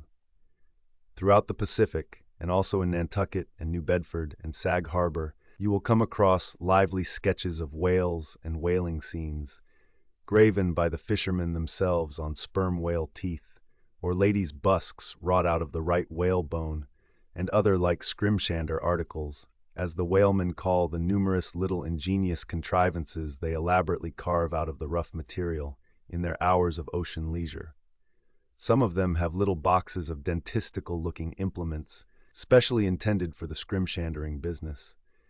But in general, they toil with their jackknives alone, and with that almost omnipotent tool of the sailor, they will turn you out anything you please in the way of a mariner's fancy. Long exile from Christendom and civilization inevitably restores a man to that condition in which God placed him, i.e., what is called savagery. Your true whale hunter is as much a savage as an Iroquois. I myself am a savage, owning no allegiance but to the king of the cannibals, and ready at any moment to rebel against him. Now, one of the peculiar characteristics of the savage in his domestic hours is his wonderful patience of industry. An ancient Hawaiian war club or spear paddle, in its full multiplicity and elaboration of carving, is as great a trophy of human perseverance as a Latin lexicon. For, with but a bit of broken seashell or a shark's tooth, that miraculous intricacy of wooden network has been achieved, and it has cost steady years of steady application. As with the Hawaiian savage, so with the white sailor savage. With the same marvelous patience, and with the same single shark's tooth of his one poor jackknife, he will carve you a bit of bone sculpture, not quite as workmanlike, but as close-packed in its maziness of design as the Greek savage Achilles' shield, and full of barbaric spirit and suggestiveness as the prints of that fine old Dutch savage, Albert Dürer. Wooden whales, or whales cut in profile out of the small dark slabs of the noble South Sea warwood, are frequently met with in the forecastles of American whalers. Some of them are done with much accuracy. At some old gable-roofed country houses you will see brass whales hung by the tail for knockers to the roadside door. When the porter is sleepy, the anvil-headed whale would be best, but these knocking whales are seldom remarkable as faithful essays. On the spires of some old-fashioned churches you will see sheet-iron whales placed there for weathercocks, but they are so elevated, and besides that are to all intents and purposes so labeled with "hands off." You cannot examine them closely enough to decide upon their merit. In bony, ribby regions of the earth, where at the base of high broken cliffs masses of rock lie strewn in fantastic groupings upon the plain, you will often discover images as of the petrified forms of the Leviathan, partly merged in grass, which of a windy day breaks against them in a surf of green surges.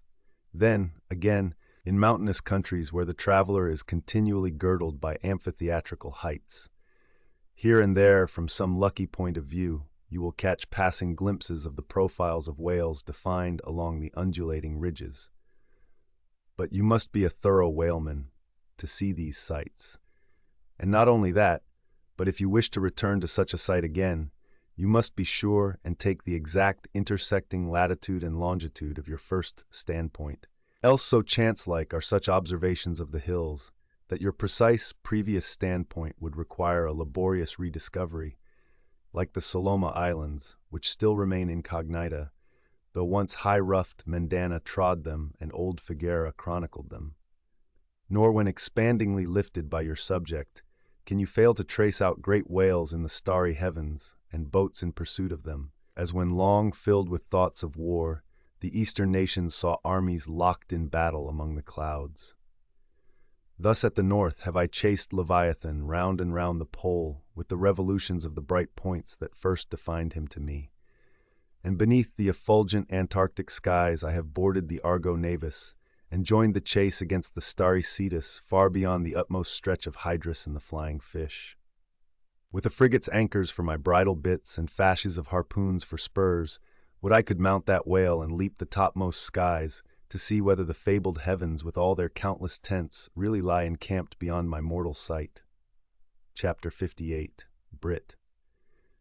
Steering northeastward from the Crozettes, we fell in with vast meadows of brit, the minute, yellow substance upon which the right whale largely feeds.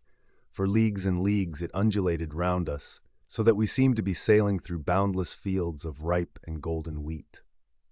On the second day, numbers of right whales were seen, who, secure from the attack of a sperm whaler like the Pequod, with open jaws sluggishly swam through the brit, which, adhering to the fringing fibers of that wondrous Venetian blind in their mouths, was in that manner separated from the water that escaped at the lip. As morning mowers, who side by side slowly and seethingly advanced their scythes through the long wet grass of marshy meads, even so these monsters swam, making a strange, grassy, cutting sound, and leaving behind them endless swaths of blue upon the yellow sea. That part of the sea known among whalemen as the Brazil Banks does not bear that name as the banks of Newfoundland do, because of there being shallows and soundings there, but because of this remarkable meadow-like appearance, caused by the vast drifts of brit continually floating in those latitudes, where the right whale is often chased. But it was only the sound they made as they parted the brit which at all reminded one of mowers. Seen from the mastheads, especially when they paused and were stationary for a while, their vast black forms looked more like lifeless masses of rock than anything else. And as in the great hunting countries of India, the stranger at a distance will sometimes pass on the plains recumbent elephants, without knowing them to be such, taking them for bare, blackened elevations of the soil. Even so, often with him, who for the first time beholds this species of the leviathans of the sea. And even when recognized at last, their immense magnitude renders it very hard really to believe that such bulky masses of overgrowth can possibly be instinct, in all parts, with the same sort of life that lives in a dog or a horse. Indeed, in other respects, you can hardly regard any creatures of the deep with the same feelings that you do those of the shore. For though some old naturalists have maintained that all creatures of the land are of their kind in the sea, and though taking a broad general view of the thing, this may very well be, yet coming to specialties, where, for example, does the ocean furnish any fish that in disposition answers to the sagacious kindness of the dog? The accursed shark alone can in any generic respect be said to bear comparative analogy to him. But though to landsmen in general, the native inhabitants of the seas have ever been regarded with emotions unspeakably unsocial and repelling, though we know the sea to be an everlasting terra incognita, so that Columbus sailed over numberless unknown worlds to discover his one superficial western one, though by vast odds, the most terrific of all mortal disasters have immemorially and indiscriminately befallen tens and hundreds of thousands of those who have gone upon the waters. Though but a moment's consideration will teach that however baby man may brag of his science and skill, and however much in a flattering future that science and skill may augment, yet forever and forever, to the crack of doom, the sea will insult and murder him, and pulverize the stateliest, stiffest frigate he can make. Nevertheless, by the continual repetition of these very impressions, man has lost that sense of the full awfulness of the sea which aboriginally belongs to it. The first boat we read of floated on an ocean that with Portuguese vengeance had whelmed a whole world without leaving so much as a widow. That same ocean rolls now. That same ocean destroyed the wrecked ships of last year. Yea, foolish mortals, Noah's flood is not yet subsided. 2/3 of the fair world it yet covers. Wherein differ the sea and the land, that a miracle upon one is not a miracle upon the other? Preternatural terrors rested upon the Hebrews, when under the feet of Korah and his company the live ground opened and swallowed them up forever. Yet not a modern sun ever sets, but in precisely the same manner the live sea swallows up ships and crews. But not only is the sea such a foe to man who is an alien to it, but it is also a fiend to its own offspring. worse than the Persian host who murdered his own guests, sparing not the creatures which itself hath spawned. Like a savage tigress that tossing in the jungle overlays her own cubs, so the sea dashes even the mightiest whales against the rocks, and leaves them there side by side with the split wrecks of ships. No mercy, no power but its own controls it. Panting and snorting like a mad battle steed that has lost its rider, the masterless ocean overruns the globe. Consider the subtleness of the sea, how its most dreaded creatures glide under water, unapparent for the most part, and treacherously hidden beneath the loveliest tints of azure. Consider also the devilish brilliance and beauty of many of its most remorseless tribes, as the dainty embellished shape of many species of sharks.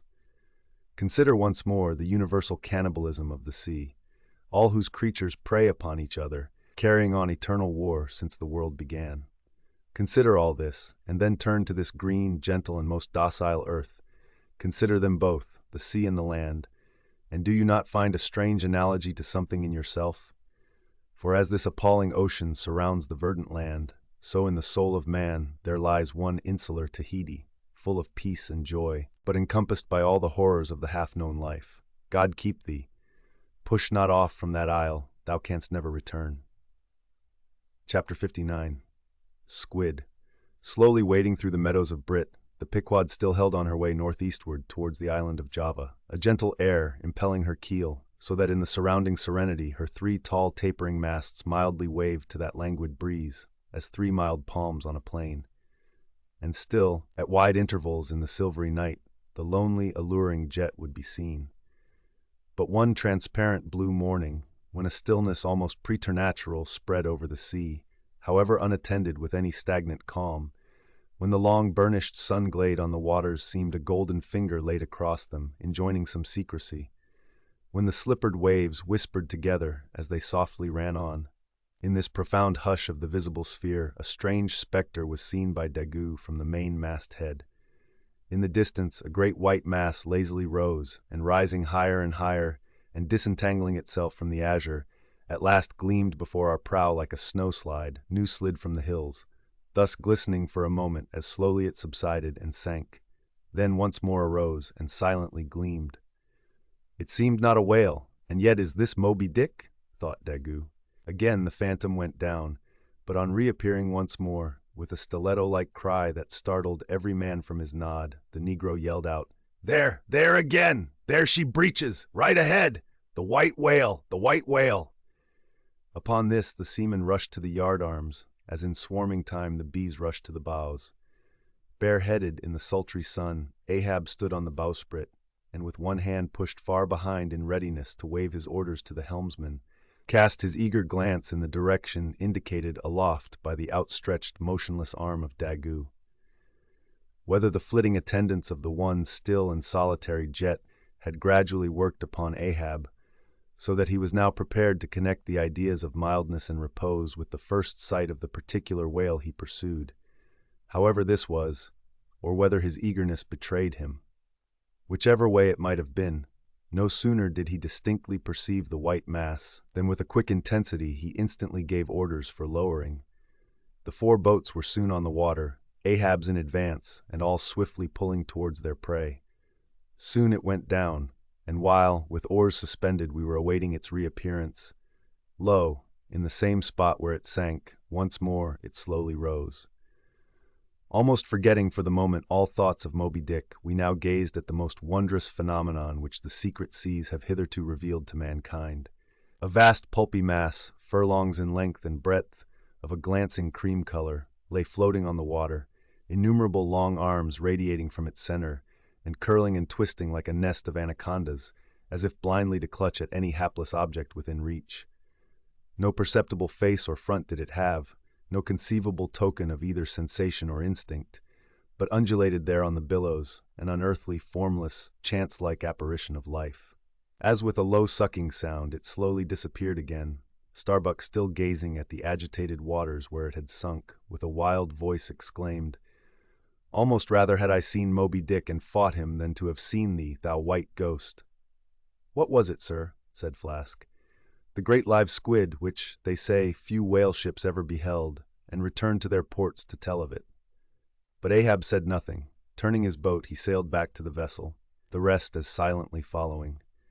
Whatever superstitions the sperm whalemen in general have connected with the sight of this object, certain it is that a glimpse of it being so very unusual, that circumstance has gone far to invest it with portentousness. So rarely is it beheld, that though one and all of them declare it to be the largest animated thing in the ocean, yet very few of them have any but the most vague ideas concerning its true nature and form. Notwithstanding, they believe it to furnish to the sperm whale his only food.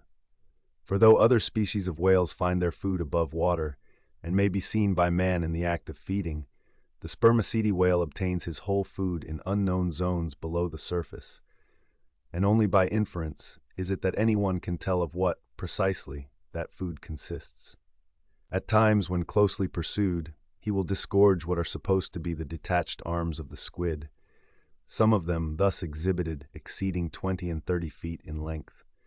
They fancy that the monster to which these arms belonged ordinarily clings by them to the bed of the ocean, and that the sperm whale, unlike other species, is supplied with teeth in order to attack and tear it. There seems some ground to imagine that the great kraken of Bishop Pontopodon may ultimately resolve itself into squid. The manner in which the bishop describes it, as alternately rising and sinking, with some other particulars he narrates, in all this the two correspond. But much abatement is necessary with respect to the incredible bulk he assigns it.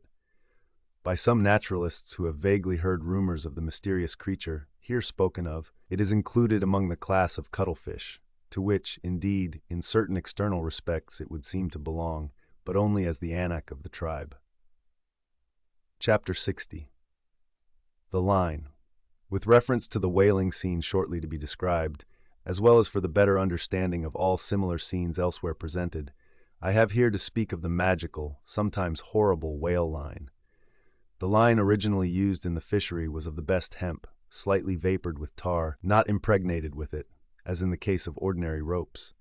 For while tar, as ordinarily used, makes the hemp more pliable to the rope maker, and also renders the rope itself more convenient to the sailor for common ship use, yet, not only would the ordinary quantity too much stiffen the whale line for the close coiling to which it must be subjected, but as most seamen are beginning to learn, tar in general by no means adds to the rope's durability or strength, however much it may give it compactness and gloss.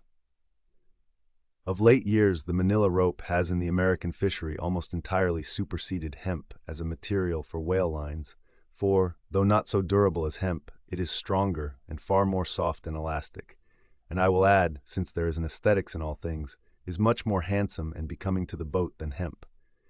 Hemp is a dusky, dark fellow, a sort of Indian, but manila is as a golden-haired Circassian to behold. The whale line is only 2/3 of an inch in thickness. At first sight, you would not think it so strong as it really is. By experiment, its 1 in 50 yarns will each suspend a weight of 120 pounds, so that the whole rope will bear a strain nearly equal to 3 tons. In length, the common sperm whale line measures something over 200 fathoms. Towards the stern of the boat, it is spirally coiled away in the tub, not like the worm pipe of a still though, but so as to form one round, cheese-shaped mass of densely bedded sheaves or layers of concentric spiralizations, without any hollow but the heart, or minute vertical tube formed at the axis of the cheese.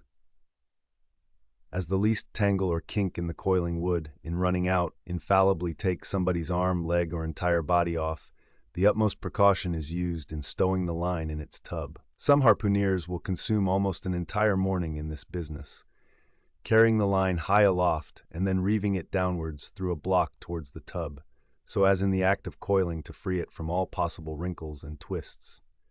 In the English boats, 2 tubs are used instead of 1, the same line being continuously coiled in both tubs.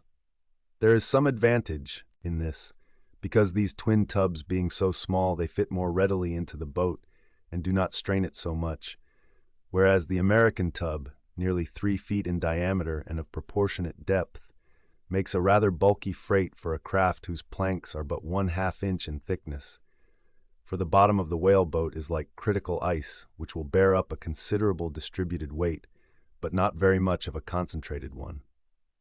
When the painted canvas cover is clapped on the American line tub, the boat looks as if it were pulling off with a prodigious great wedding cake to present to the whales. Both ends of the line are exposed, the lower end terminating in an eye splice or loop coming up from the bottom against the side of the tub and hanging over its edge completely disengaged from everything. This arrangement of the lower end is necessary on two accounts. First, in order to facilitate the fastening to it of an additional line from a neighboring boat, in case the stricken whale should sound so deep as to threaten to carry off the entire line originally attached to the harpoon. In these instances, the whale of course is shifted like a mug of ale, as it were, from the one boat to the other, though the first boat always hovers at hand to assist its consort. Second, this arrangement is indispensable for common safety's sake, for were the lower end of the line in any way attached to the boat, and were the whale then to run the line out to the end almost in a single, smoking minute as he sometimes does, he would not stop there, for the doomed boat would infallibly be dragged down after him into the profundity of the sea, and in that case no town crier would ever find her again.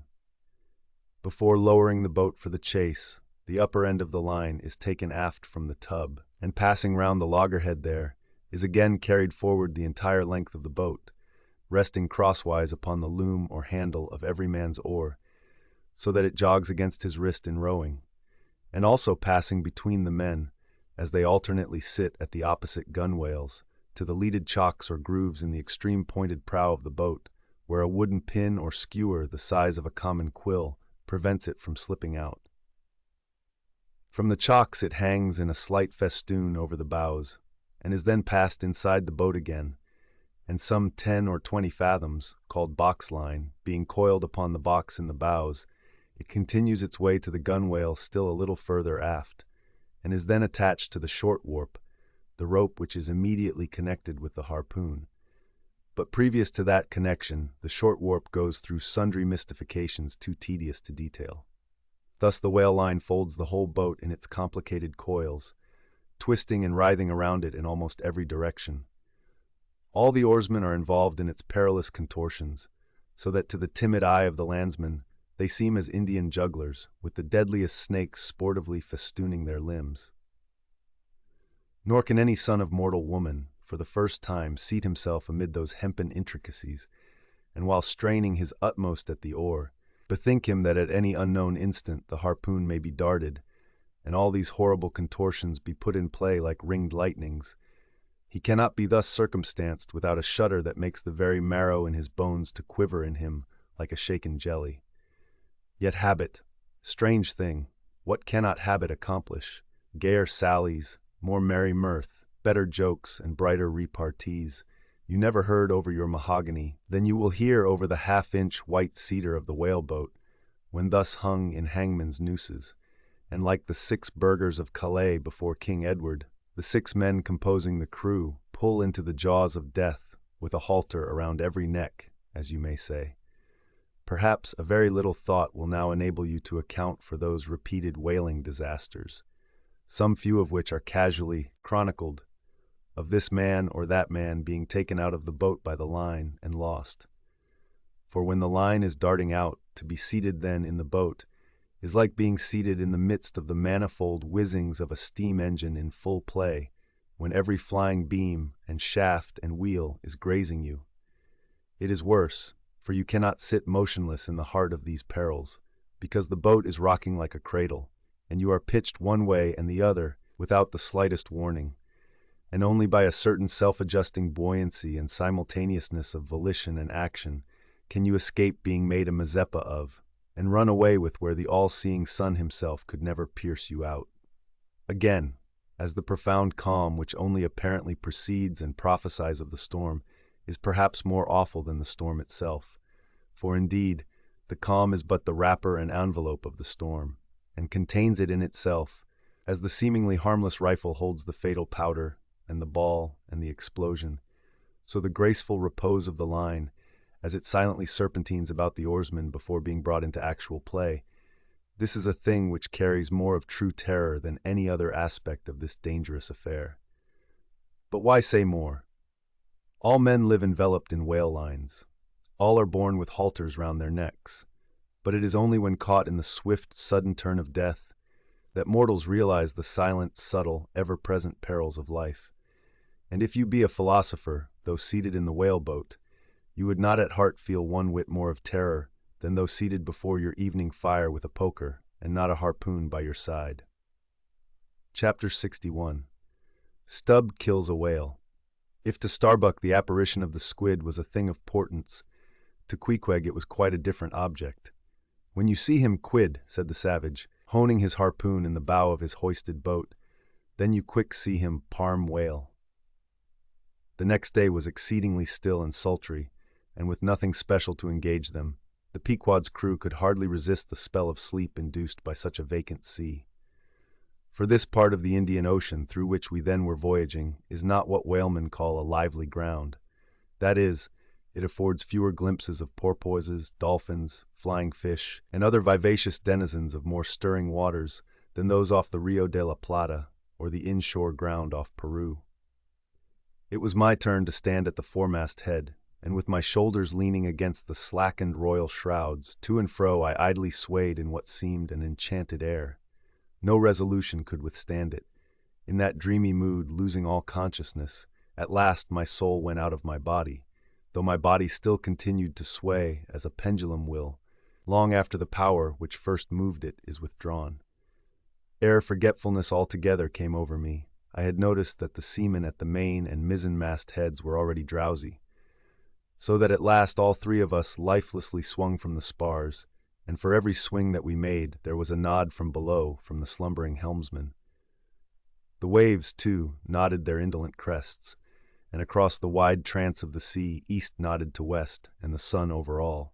Suddenly bubbles seemed bursting beneath my closed eyes. Like vices my hands grasped the shrouds. Some invisible, gracious agency preserved me. With a shock I came back to life. And lo, close under our lee, not 40 fathoms off, a gigantic sperm whale lay rolling in the water like the capsized hull of a frigate, his broad, glossy back of an Ethiopian hue glistening in the sun's rays like a mirror, but lazily undulating in the trough of the sea, and ever and anon tranquilly spouting his vapory jet. The whale looked like a portly burgher smoking his pipe of a warm afternoon. But that pipe, poor whale, was thy last. As if struck by some enchanter's wand, the sleepy ship and every sleeper in it all at once started into wakefulness, and more than a score of voices from all parts of the vessel, simultaneously with the 3 notes from aloft, shouted forth the accustomed cry, as the great fish slowly and regularly spouted the sparkling brine into the air. "Clear away the boats! Luff!" cried Ahab, and obeying his own order, he dashed the helm down before the helmsman could handle the spokes. The sudden exclamations of the crew must have alarmed the whale, and ere the boats were down, majestically turning, he swam away to the leeward, but with such a steady tranquillity, and making so few ripples as he swam, that thinking after all he might not as yet be alarmed, Ahab gave orders that not an oar should be used, and no man must speak but in whispers.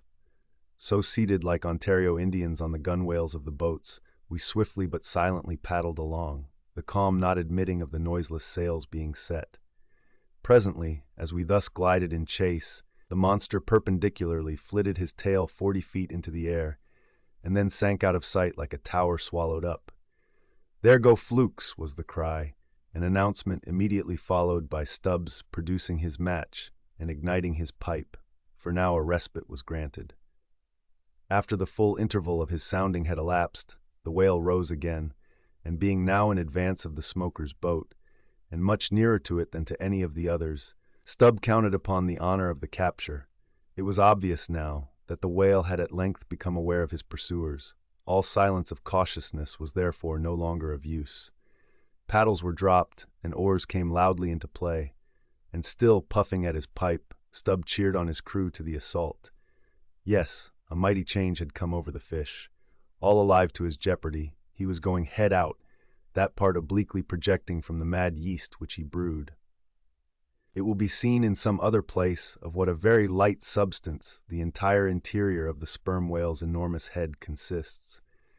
Though apparently the most massive, it is by far the most buoyant part about him, so that with ease he elevates it in the air, and invariably does so when going at his utmost speed. Besides, such is the breadth of the upper part of the front of his head, and such the tapering cut-water formation of the lower part, that by obliquely elevating his head, he thereby may be said to transform himself from a bluff-bowed sluggish galliot into a sharp-pointed New York pilot boat. Start her, my men. Don't hurry yourselves. Take plenty of time, but start her like thunderclaps, that's all, cried Stubb, spluttering out the smoke as he spoke. Start her now. Give 'em the long and strong stroke, Tashtego. Start her, Tash, my boy. Start her all, but keep cool, keep cool. Cucumbers is the word, easy, easy. Only start her like grim death and grinning devils, and raise the buried dead perpendicular out of their graves. Boys, that's all! Start her! Woohoo! Wahee! Screamed the gay-header in reply, raising some old war-whoop to the skies, as every oarsman in the strained boat involuntarily bounced forward with the one tremendous leading stroke which the eager Indian gave. But his wild screams were answered by others quite as wild. "Ki-hee! Ki-hee!" yelled Daggoo, straining forwards and backwards on his seat, like a pacing tiger in his cage. "Kala! Kulu!" howled Queequeg, as if smacking his lips over a mouthful of grenadier's steak, and thus with oars and yells the keels cut the sea. Meanwhile, Stubb, retaining his place in the van, still encouraged his men to the onset, all the while puffing the smoke from his mouth. Like desperadoes they tugged and they strained, till the welcome cry was heard. "Stand up, Tashtego! Give it to him!" The harpoon was hurled. Stern all! The oarsmen backed water. The same moment something went hot and hissing along every one of their wrists. It was the magical line.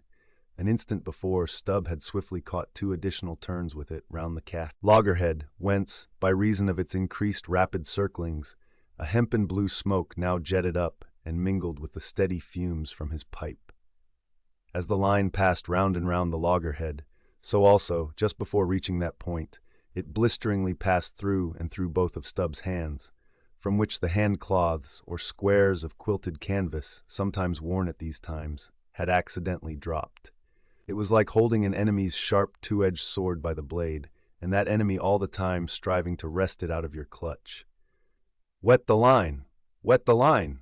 cried Stubb to the tub oarsman, him seated by the tub, who, snatching off his hat, dashed sea-water into it. More turns were taken, so that the line began holding its place. The boat now flew through the boiling water like a shark, all fins. Stubb and Tashtego here changed places, stem for stern. A staggering business truly in that rocking commotion. Partly to show the indispensableness of this act, it may here be stated that in the old Dutch fishery, a mop was used to dash the running line with water. In many other ships, a wooden piggin, or bailer, is set apart for that purpose. Your hat, however, is the most convenient.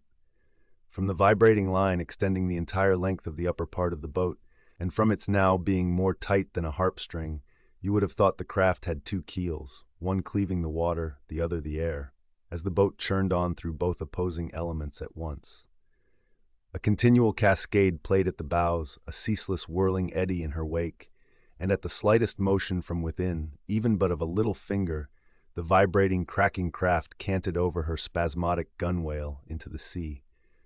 Thus they rushed, each man with might and main clinging to his seat, to prevent being tossed to the foam, and the tall form of Tashtego at the steering oar crouching almost double, in order to bring down his center of gravity. Whole Atlantics and Pacifics seemed passed as they shot on their way, till at length the whale somewhat slackened his flight. Haul in!" cried Stubb to the bowsman, and facing round towards the whale, all hands began pulling the boat up to him, while yet the boat was being towed on. Soon ranging up by his flank, Stubb, firmly planting his knee in the clumsy cleat, darted dart after dart into the flying fish. At the word of command, the boat alternately sterning out of the way of the whale's horrible wallow, and then ranging up for another fling. The red tide now poured from all sides of the monster like brooks down a hill. His tormented body rolled not in brine but in blood, which bubbled and seethed for furlongs behind in their wake. The slanting sun playing upon this crimson pond in the sea sent back its reflection into every face, so that they all glowed to each other like red men.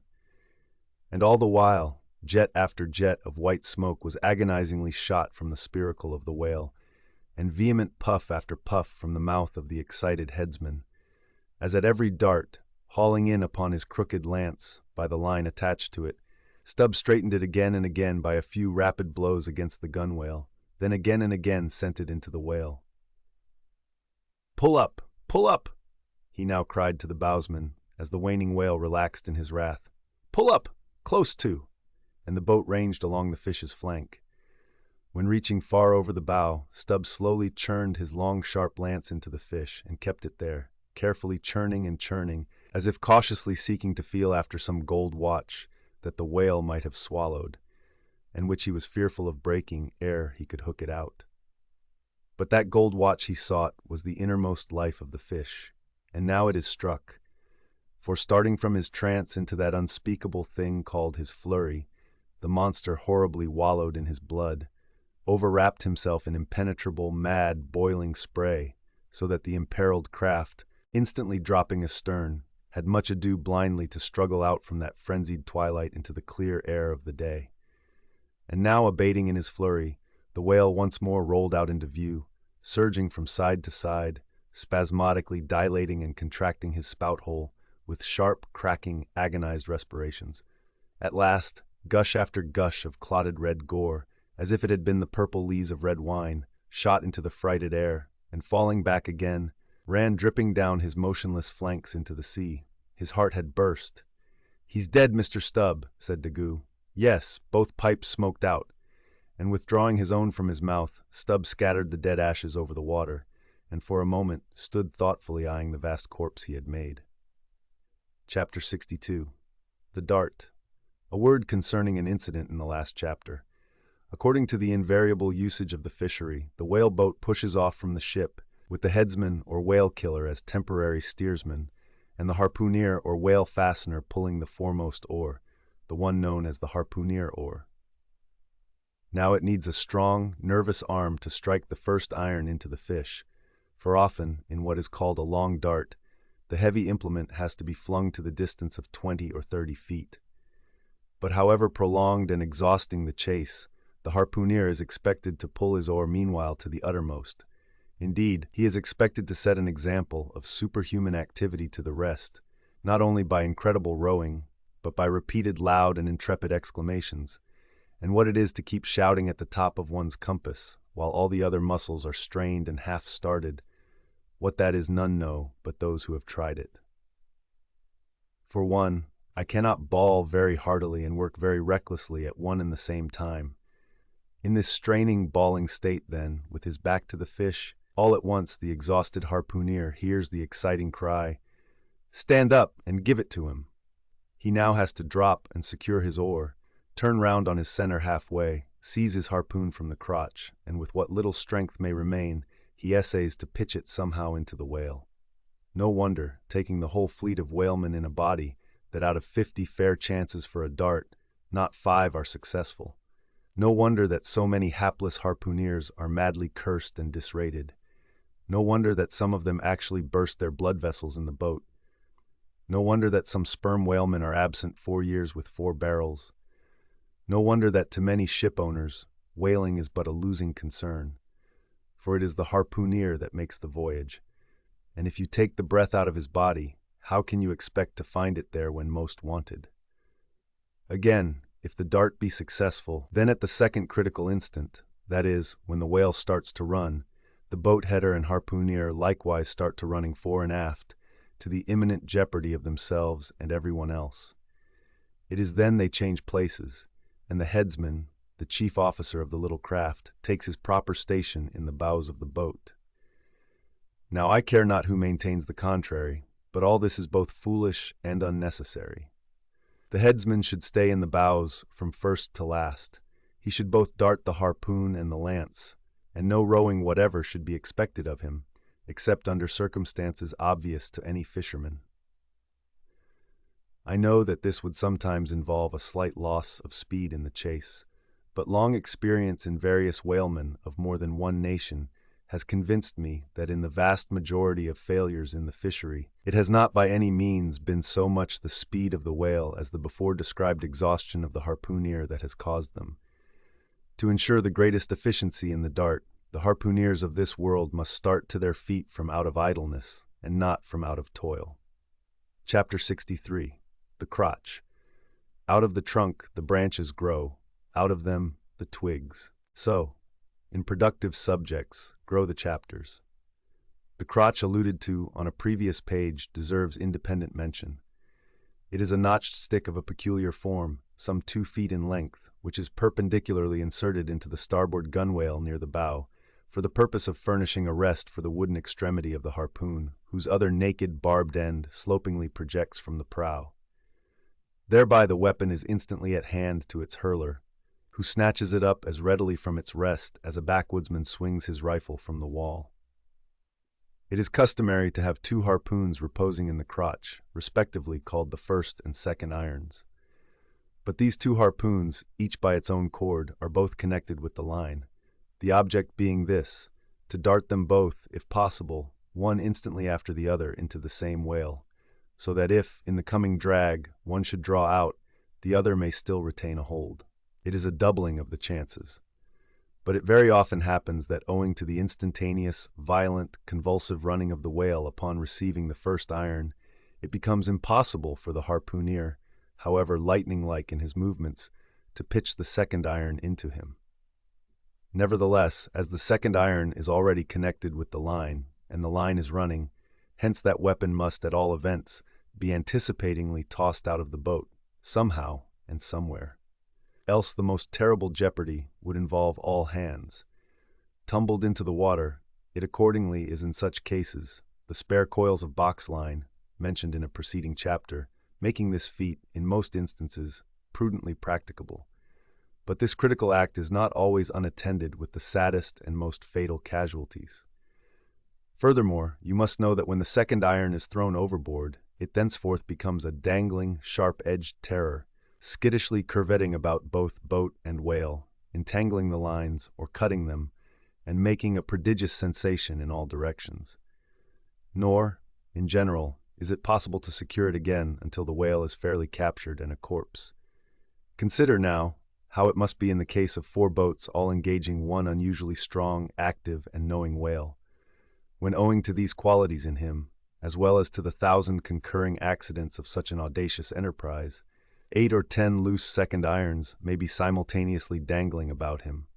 For, of course, each boat is supplied with several harpoons to bend on to the line should the first one be ineffectually darted without recovery. All these particulars are faithfully narrated here, as they will not fail to elucidate several most important, however intricate passages in scenes hereafter to be painted. Chapter 64. Stubb's Supper. Stubb's whale had been killed some distance from the ship. It was a calm, so, forming a tandem of 3 boats, we commenced the slow business of towing the trophy to the Pequod.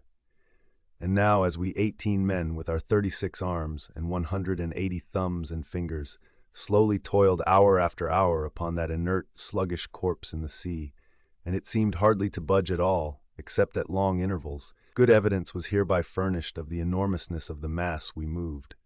For, upon the great canal of Hangho, or whatever they call it, in China, 4 or 5 laborers on the footpath will draw a bulky freighted junk at the rate of a mile an hour, but this grand argosy we towed heavily forged along, as if laden with pig-lead in bulk. Darkness came on, but 3 lights up and down in the Pequod's main rigging dimly guided our way, till drawing nearer we saw Ahab dropping one of several more lanterns over the bulwarks. Vacantly eyeing the heaving whale for a moment, he issued the usual orders for securing it for the night, and then handing his lantern to a seaman, went his way into the cabin, and did not come forward again until morning. Though, in overseeing the pursuit of this whale, Captain Ahab had evinced his customary activity, to call it so, yet now that the creature was dead, some vague dissatisfaction, or impatience, or despair seemed working in him, as if the sight of that dead body reminded him that Moby-Dick was yet to be slain, and though 1,000 other whales were brought to his ship, all that would not one jot advance his grand monomaniac object. Very soon you would have thought from the sound on the Pequod's decks that all hands were preparing to cast anchor in the deep, for heavy chains are being dragged along the deck and thrust rattling out of the portholes. But by those clanking links, the vast corpse itself, not the ship, is to be moored.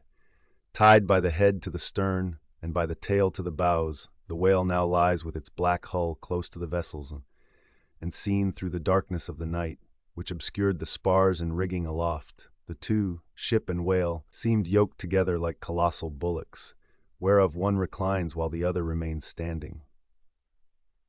A little item may as well be related here. The strongest and most reliable hold which the ship has upon the whale when moored alongside is by the flukes or tail, and as from its greater density, that part is relatively heavier than any other, excepting the side fins. Its flexibility, even in death, causes it to sink low beneath the surface, so that with the hand you cannot get at it from the boat in order to put the chain round it. But this difficulty is ingeniously overcome. A small, strong line is prepared with a wooden float at its outer end and a weight in its middle, while the other end is secured to the ship. By adroit management, the wooden float is made to rise on the other side of the mass, so that now, having girdled the whale, the chain is readily made to follow suit, and being slipped along the body, is at last locked fast round the smallest part of the tail, at the point of junction with its broad flukes or lobes. If moody Ahab was now all quiescence, at least so far as could be known on deck, Stubb, his second mate, flushed with conquest, betrayed an unusual but still good-natured excitement. Such an unwonted bustle was he in that the staid Starbuck, his official superior, quietly resigned to him for the time the sole management of affairs. One small helping cause of all this liveliness in Stubb was soon made strangely manifest. Stubb was a high liver. He was somewhat intemperately fond of the whale as a flavorish thing to his palate. A steak, ere I sleep, you dagoo, overboard you go, and cut me one from his small. Here be it known, that though these wild fishermen do not, as a general thing, and according to the great military maxim, make the enemy defray the current expenses of the war, at least before realizing the proceeds of the voyage, yet now and then you find some of these Nantucketers who have a genuine relish for that particular part of the sperm whale designated by Stubb, comprising the tapering extremity of the body. About midnight that steak was cut and cooked, and lighted by 2 lanterns of sperm oil, Stubb stoutly stood up to his spermaceti supper at the capstan head, as if that capstan were a sideboard. Nor was Stubb the only banqueter on whale's flesh that night. Mingling their mumblings with his own mastications, thousands on thousands of sharks, swarming round the dead leviathan, smackingly feasted on its fatness. The few sleepers below in their bunks were often startled by the sharp slapping of their tails against the hull, within a few inches of the sleepers' hearts. Peering over the side, you could just see them, as before you heard them, wallowing in the sullen black waters, and turning over on their backs as they scooped out huge globular pieces of the whale of the bigness of a human head. This particular feat of the shark seems all but miraculous. How at such an apparently unassailable surface they contrive to gouge out such symmetrical mouthfuls remains a part of the universal problem of all things. The mark they thus leave on the whale may best be likened to the hollow made by a carpenter in countersinking for a screw. Though amid all the smoking horror and diabolism of a sea fight, sharks will be seen longingly gazing up to the ship's decks, like hungry dogs round a table where red meat is being carved, ready to bolt down every killed man that is tossed to them. And though, while the valiant butchers over the deck table are thus cannibally carving each other's live meat, with carving knives all gilded and tasseled, the sharks also, with their jewel-hilted mouths, are quarrelsomely carving away under the table at the dead meat. And though, were you to turn the whole affair upside down, it would still be pretty much the same thing, that is to say, a shocking sharkish business enough for all parties. And though sharks also are the invariable outriders of all slave ships crossing the Atlantic, systematically trotting alongside to be handy in case a parcel is to be carried anywhere, or a dead slave to be decently buried, and though 1 or 2 other like instances might be set down, touching the set terms, places, and occasions when sharks do most socially congregate, and most hilariously feast. Yet is there no conceivable time or occasion when you will find them in such countless numbers, and in gayer or more jovial spirits, than around a dead sperm whale moored by night to a whale ship at sea. If you have never seen that sight, then suspend your decision about the propriety of devil worship and the expediency of conciliating the devil. But as yet, Stubb heeded not the mumblings of the banquet that was going on so nigh him, no more than the sharks heeded the smacking of his own Epicurean lips. "Cook, cook! Where's that old fleece?" he cried at length, widening his legs still further, as if to form a more secure base for his supper, and at the same time darting his fork into the dish, as if stabbing with his lance. "Cook, you cook! Sail this way, cook!" The old black, not in any very high glee at having been previously roused from his warm hammock at a most unseasonable hour, came shambling along from his galley, for, like many old blacks, there was something the matter with his knee-pans, which he did not keep well scoured like his other pans. This old fleece, as they called him, came shuffling and limping along, assisting his step with his tongs, which, after a clumsy fashion, were made of straightened iron hoops. This old ebony floundered along, and in obedience to the word of command, came to a dead stop on the opposite side of Stubb's sideboard. When, with both hands folded before him and resting on his two-legged cane, he bowed his arched back still further over, at the same time sideways inclining his head so as to bring his best ear into play. "Cook," said Stubb, rapidly lifting a rather reddish morsel to his mouth, "don't you think this steak is rather overdone? You've been beating this steak too much, cook. It's too tender. Don't I always say that to be good? A whale steak must be tough. There are those sharks now over the side. Don't you see they prefer it tough and rare? What a shindy they are kicking up. Cook, go and talk to 'em. Tell 'em they are welcome to help themselves civilly and in moderation, but they must keep quiet. Blast me if I can hear my own voice. Away, cook, and deliver my message. Here, take this lantern," snatching one from his sideboard. "Now then, go and preach to 'em." Sullenly taking the offered lantern, old Fleece limped across the deck to the bulwarks, and then with one hand dropping his light low over the sea so as to get a good view of his congregation, with the other hand he solemnly flourished his tongues, and leaning far over the side in a mumbling voice began addressing the sharks, while Stubb, softly crawling behind, overheard all that was said. "Fellow critters, I's ordered here to say dat you must stop dat damn noise dere. You hear? Stop, dat damn smacking ob de lip. Massa Stubb say dat you can fill your damn bellies up to the hatchings, but by gore, you must stop dat damn racket." "Cook," here interposed Stubb, accompanying the word with a sudden slap on the shoulder. "Cook, why damn your eyes, you mustn't swear that way when you're preaching. That's no way to convert sinners, cook." "Who dat? Then preach to him yourself," sullenly turning to go. "No, cook, go on, go on." "Well den, Bilubed, fellow critters, right!" exclaimed Stubb, approvingly. "Coax 'em to it, try that," and Fleece continued.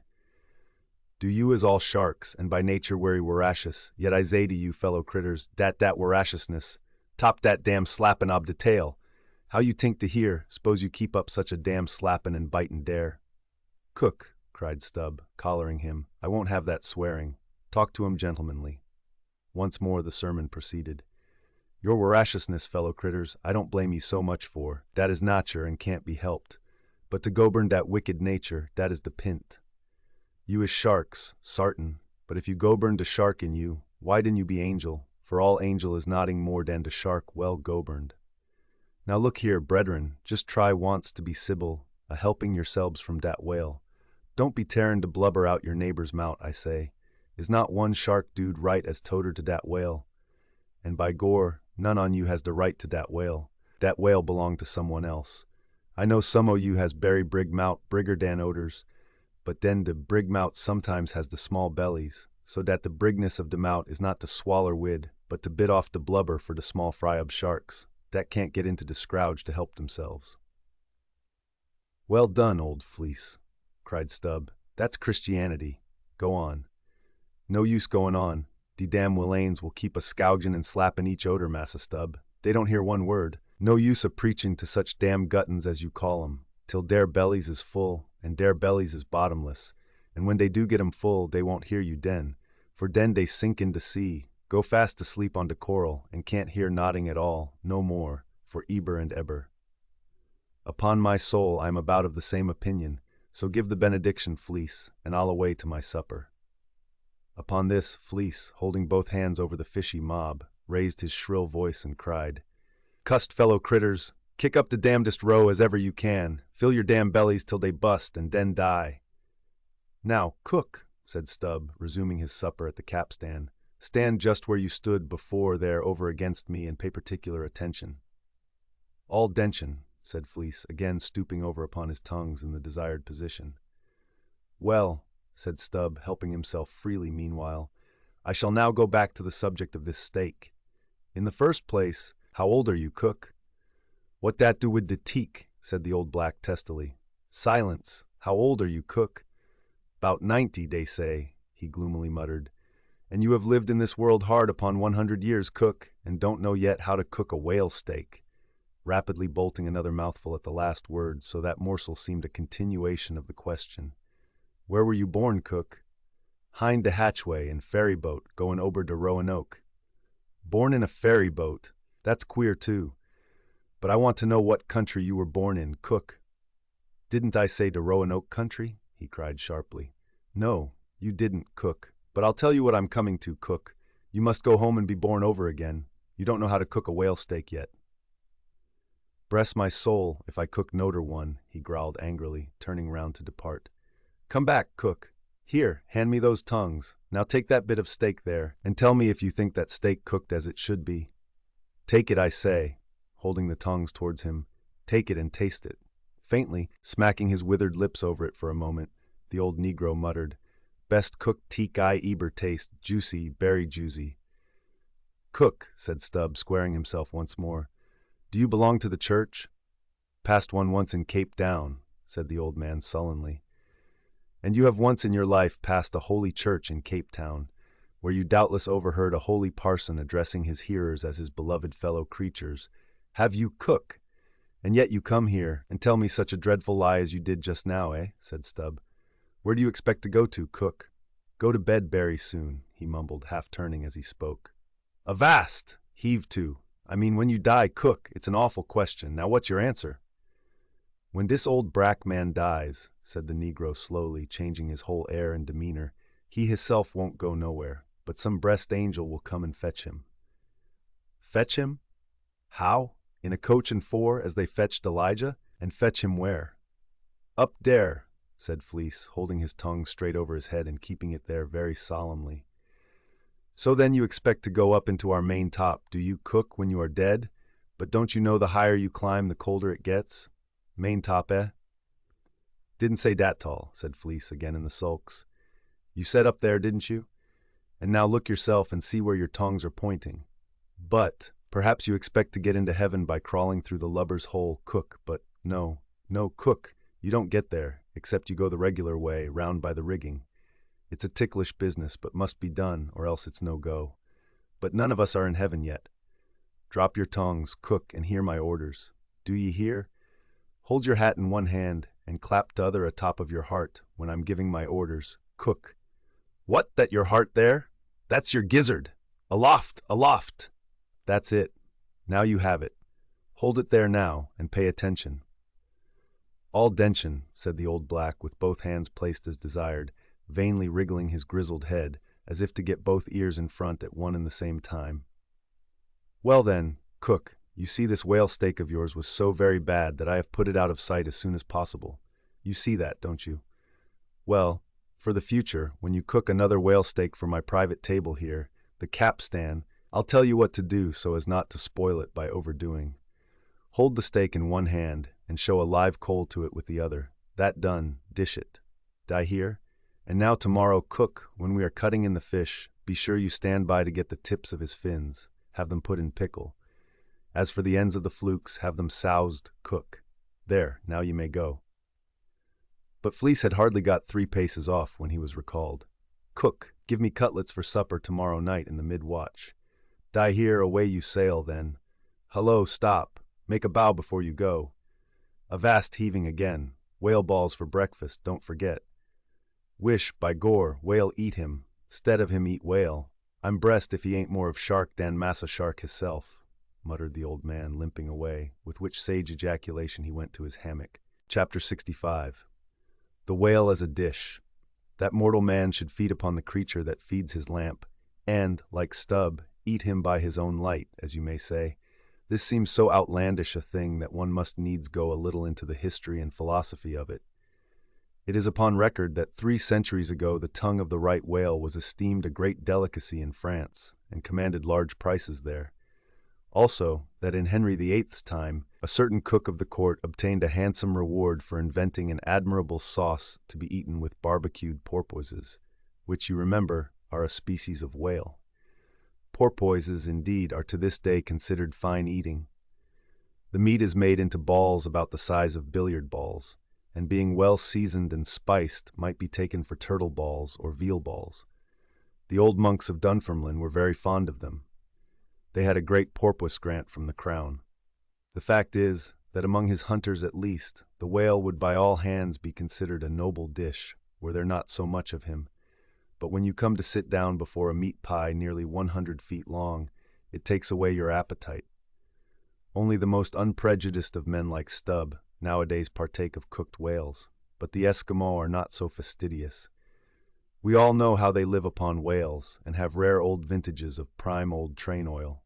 Zogranda, one of their most famous doctors, recommends strips of blubber for infants as being exceedingly juicy and nourishing. And this reminds me that certain Englishmen, who long ago were accidentally left in Greenland by a whaling vessel, that these men actually lived for several months on the mouldy scraps of whales which had been left ashore after trying out the blubber. Among the Dutch whalemen these scraps are called fritters, which, indeed, they greatly resemble, being brown and crisp and smelling something like old Amsterdam housewives' doughnuts or olie-koeks when fresh. They have such an eatable look that the most self-denying stranger can hardly keep his hands off. But what further depreciates the whale as a civilized dish is his exceeding richness. He is the great prize ox of the sea, too fat to be delicately good. Look at his hump, which would be as fine eating as the buffalo's, which is esteemed a rare dish, were it not such a solid pyramid of fat.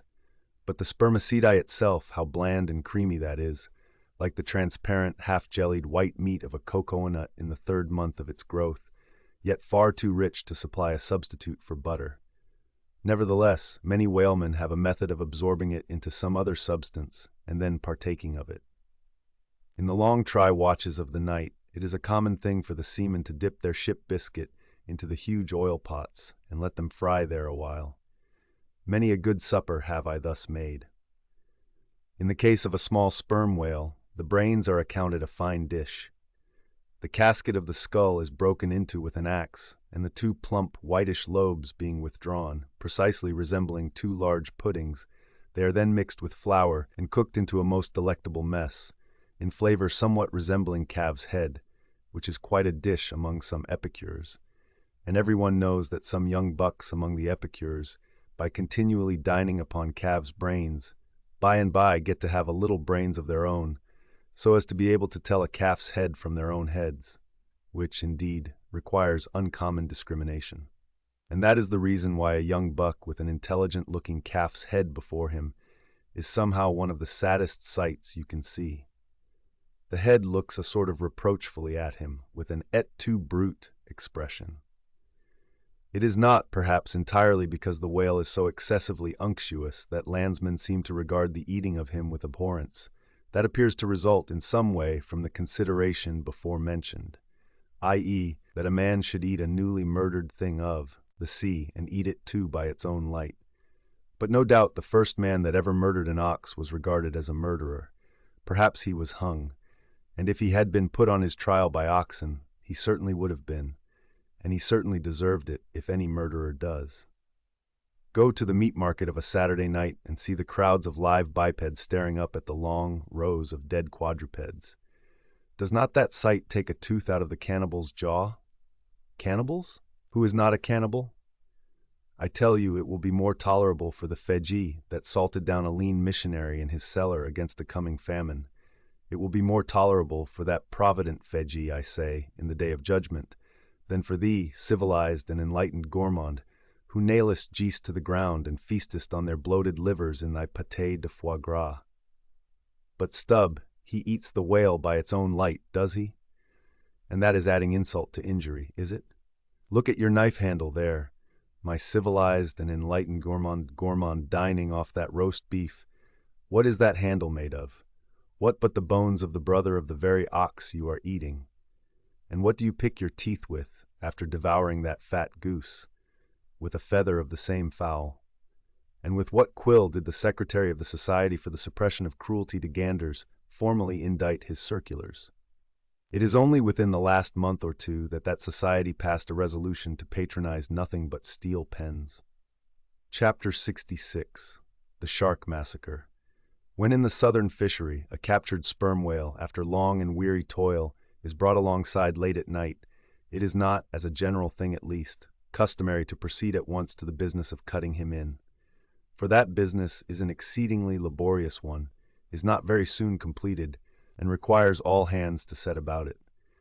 Therefore, the common usage is to take in all sail, lash the helm a lee, and then send every one below to his hammock till daylight, with the reservation that, until that time, anchor watches shall be kept. That is, 2 and 2 for an hour, each couple. The crew in rotation shall mount the deck to see that all goes well. But sometimes, especially upon the line in the Pacific, this plan will not answer at all, because such incalculable hosts of sharks gather round the moored carcass, that were he left so for 6 hours, say, on a stretch, little more than the skeleton would be visible by morning. In most other parts of the ocean, however, where these fish do not so largely abound, their wondrous voracity can be at times considerably diminished by vigorously stirring them up with sharp whaling spades, a procedure notwithstanding, which in some instances only seems to tickle them into still greater activity. But it was not thus in the present case with the Pequod's sharks, though to be sure, any man unaccustomed to such sights, to have looked over her side that night, would have almost thought the whole round sea was one huge cheese, and those sharks the maggots in it. Nevertheless, upon Stubb setting the anchor watch after his supper was concluded, and when, accordingly, Queequeg and a forecastle seaman came on deck, no small excitement was created among the sharks, for immediately suspending the cutting stages over the side, and lowering 3 lanterns, so that they cast long gleams of light over the turbid sea, these 2 mariners, darting their long whaling spades, kept up an incessant murdering of the sharks, by striking the keen steel deep into their skulls, seemingly their only vital part. But in the foamy confusion of their mixed and struggling hosts, the marksmen could not always hit their mark, and this brought about new revelations of the incredible ferocity of the foe. They viciously snapped, not only at each other's disembowelments, but like flexible bows bent round and bit their own, till those entrails seemed swallowed over and over again by the same mouth, to be oppositely voided by the gaping wound. Nor was this all. It was unsafe to meddle with the corpses and ghosts of these creatures. A sort of generic or pantheistic vitality seemed to lurk in their very joints and bones, after what might be called the individual life had departed. Killed and hoisted on deck for the sake of his skin, one of these sharks almost took poor Queequeg's hand off when he tried to shut down the dead lid of his murderous jaw. The whaling spade used for cutting in is made of the very best steel, is about the bigness of a man's spread hand, and in general shape corresponds to the garden implement after which it is named. Only its sides are perfectly flat, and its upper end considerably narrower than the lower. This weapon is always kept as sharp as possible, and when being used is occasionally honed, just like a razor. In its socket, a stiff pole, from 20 to 30 feet long, is inserted for a handle. "Queequeg no care what God made him shark," said the savage, agonizingly lifting his hand up and down. "Whether Fiji God or Nantucket God, but de God what made shark must be one damn Injun." Chapter 67. Cutting in. It was a Saturday night, and such a Sabbath as followed. Ex officio professors of Sabbath breaking are all whalemen. The ivory Pequod was turned into what seemed a shamble, every sailor a butcher. You would have thought we were offering up 10,000 red oxen to the sea gods. In the first place, the enormous cutting tackles, among other ponderous things, comprising a cluster of blocks generally painted green, and which no single man can possibly lift, this vast bunch of grapes was swayed up to the main top and firmly lashed to the lower masthead, the strongest point anywhere above a ship's deck. The end of the hawser-like rope winding through these intricacies was then conducted to the windlass, and the huge lower block of the tackles was swung over the whale. To this block, the great blubber hook, weighing some 100 pounds, was attached. And now suspended in stages over the side, Starbuck and Stubb, the mates, armed with their long spades, began cutting a hole in the body for the insertion of the hook just above the nearest of the two side fins. This done, a broad, semicircular line is cut round the hole. The hook is inserted, and the main body of the crew, striking up a wild chorus, now commence heaving in one dense crowd at the windlass. When instantly, the entire ship careens over on her side. Every bolt in her starts like the nail heads of an old house in frosty weather. She trembles, quivers, and nods her frighted mastheads to the sky. More and more she leans over to the whale, while every gasping heave of the windlass is answered by a helping heave from the billows, till at last a swift, startling snap is heard. With a great swash, the ship rolls upwards and backwards from the whale, and the triumphant tackle rises into sight, dragging after it the disengaged semicircular end of the first strip of blubber. Now, as the blubber envelops the whale precisely as the rind does an orange, so is it stripped off from the body, precisely as an orange is sometimes stripped by spiralizing it. For the strain constantly kept up by the windlass continually keeps the whale rolling over and over in the water, and as the blubber in one strip uniformly peels off along the scarf, simultaneously cut by the spades of Starbuck and Stubb, the mates, and just as fast as it is thus peeled off, and indeed by that very act itself, it is all the time being hoisted higher and higher aloft till its upper end grazes the main top. The men at the windlass then cease heaving, and for a moment or two the prodigious blood-dripping mass sways to and fro as if let down from the sky, and every one present must take good heed to dodge it when it swings, else it may box his ears and pitch him headlong overboard. One of the attending harpooneers now advances with a long, keen weapon called a boarding sword, and watching his chance, he dexterously slices out a considerable hole in the lower part of the swaying mass. Into this hole, the end of the second alternating great tackle is then hooked so as to retain a hold upon the blubber in order to prepare for what follows. Whereupon this accomplished swordsman, warning all hands to stand off, once more makes a scientific dash at the mass, and with a few sidelong, desperate lunging slicings severs it completely in twain, so that while the short lower part is still fast, the long upper strip, called a blanket piece, swings clear and is all ready for lowering. The heavers forward now resume their song, and while the one tackle is peeling and hoisting a second strip from the whale, the other is slowly slackened away, and down goes the first strip through the main hatchway right beneath into an unfurnished parlor called the blubber room. Into this twilight apartment sundry nimble hands keep coiling away the long blanket piece as if it were a great live mass of plaited serpents, and thus the work proceeds, the two tackles hoisting and lowering simultaneously, both whale and windlass heaving, the heavers singing, the blubber room gentlemen coiling, the mates scarfing, the ship straining, and all hands swearing occasionally by way of assuaging the general friction. Chapter 68. The Blanket. I have given no small attention to that not unvexed subject, the skin of the whale. I have had controversies about it with experienced whalemen afloat and learned naturalists ashore.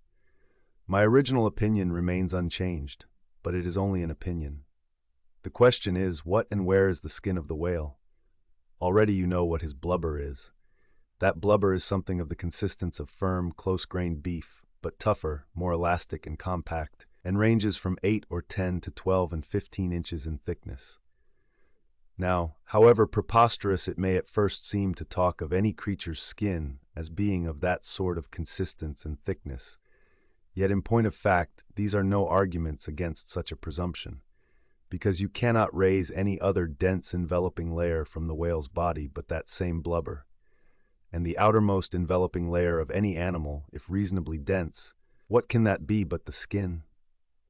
True, from the unmarred dead body of the whale, you may scrape off with your hand an infinitely thin, transparent substance, somewhat resembling the thinnest shreds of isinglass, only it is almost as flexible and soft as satin. That is, previous to being dried, when it not only contracts and thickens, but becomes rather hard and brittle. I have several such dried bits which I use for marks in my whale books. It is transparent, as I said before, and being laid upon the printed page, I have sometimes pleased myself with fancying it exerted a magnifying influence. At any rate, it is pleasant to read about whales through their own spectacles, as you may say. But what I am driving at here is this. That same infinitely thin isinglass substance, which, I admit, invests the entire body of the whale, is not so much to be regarded as the skin of the creature, as the skin of the skin, so to speak. For it were simply ridiculous to say that the proper skin of the tremendous whale is thinner and more tender than the skin of a newborn child. But no more of this. Assuming the blubber to be the skin of the whale, then, when this skin, as in the case of a very large sperm whale, will yield the bulk of 100 barrels of oil, and when it is considered that, in quantity, or rather weight, that oil, in its express state, is only 3/4, and not the entire substance of the coat, some idea may hence be had of the enormousness of that animated mass, a mere part of whose mere integument yields such a lake of liquid as that. Reckoning 10 barrels to the ton, you have 10 tons for the net weight of only 3/4 of the stuff of the whale's skin. In life, the visible surface of the sperm whale is not the least among the many marvels he presents.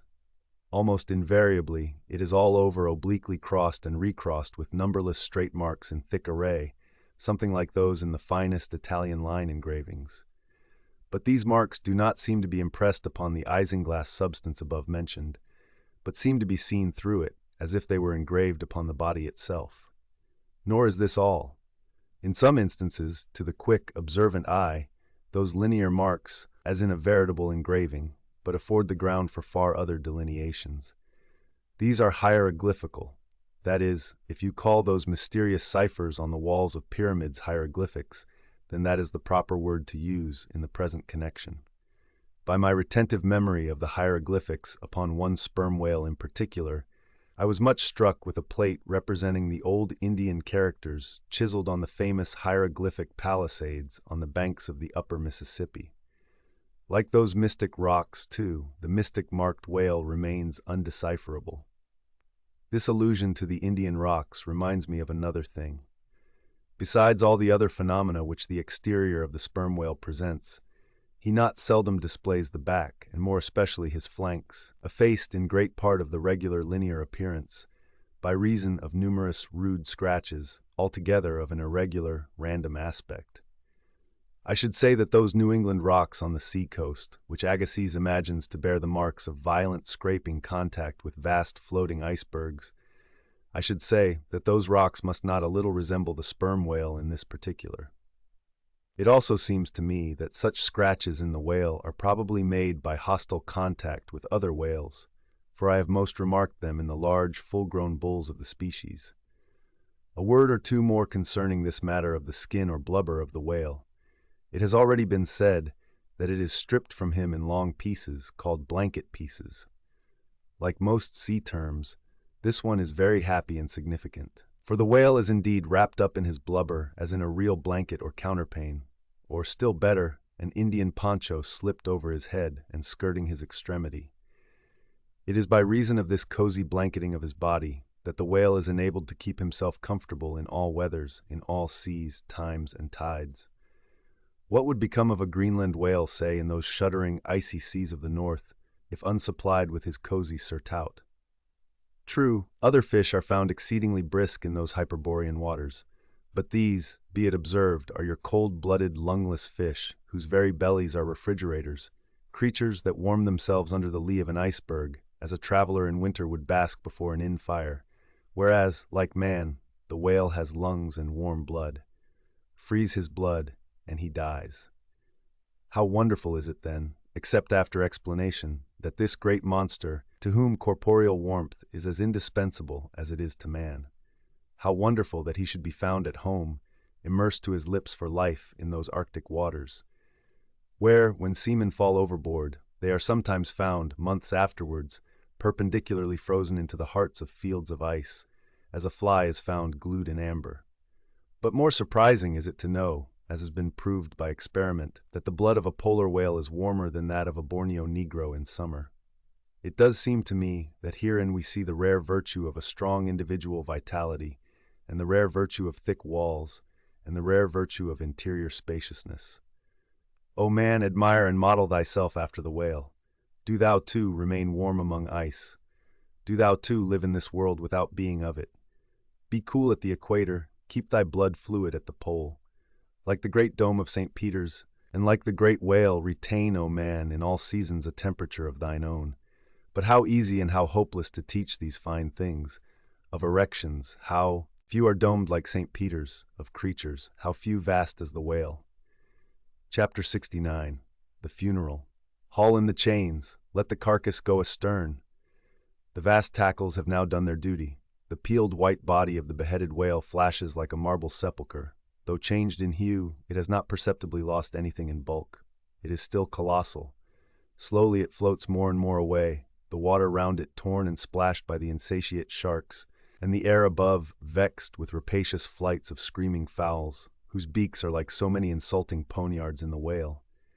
The vast white headless phantom floats further and further from the ship, and every rod that it so floats, what seems square roods of sharks and cubic roods of fowls augment the murderous din. For hours and hours from the almost stationary ship that hideous sight is seen. Beneath the unclouded and mild azure sky, upon the fair face of the pleasant sea, wafted by the joyous breezes, that great mass of death floats on till lost in infinite perspectives. There's a most doleful and most mocking funeral. The sea vultures all in pious mourning, the air sharks all punctiliously in black or speckled. In life but few of them would have helped the whale, I ween, if peradventure he had needed it, but upon the banquet of his funeral they most piously do pounce. O horrible vulturism of earth, from which not the mightiest whale is free. Nor is this the end. Desecrated as the body is, a vengeful ghost survives and hovers over it to scare. Espied by some timid man of war or blundering discovery vessel from afar, when the distance obscuring the swarming fowls, nevertheless still shows the white mass floating in the sun, and the white spray heaving high against it. Straightway the whale's unharming corpse, with trembling fingers, is set down in the log. Shoals, rocks, and breakers hereabouts, beware! And for years afterwards, perhaps, ships shun the place, leaping over it as silly sheep leap over a vacuum, because their leader originally leaped there when a stick was held. There's your law of precedents, there's your utility of traditions, there's the story of your obstinate survival of old beliefs, never bottomed on the earth, and now not even hovering in the air. There's orthodoxy. Thus, while in life the great whale's body may have been a real terror to his foes, in his death his ghost becomes a powerless panic to a world. Are you a believer in ghosts, my friend? There are other ghosts than the Cock Lane one, and far deeper men than Dr. Johnson who believe in them. Chapter 70. The Sphinx. It should not have been omitted that previous to completely stripping the body of the Leviathan, he was beheaded. Now, the beheading of the sperm whale is a scientific anatomical feat, upon which experienced whale surgeons very much pride themselves, and not without reason. Consider that the whale has nothing that can properly be called a neck.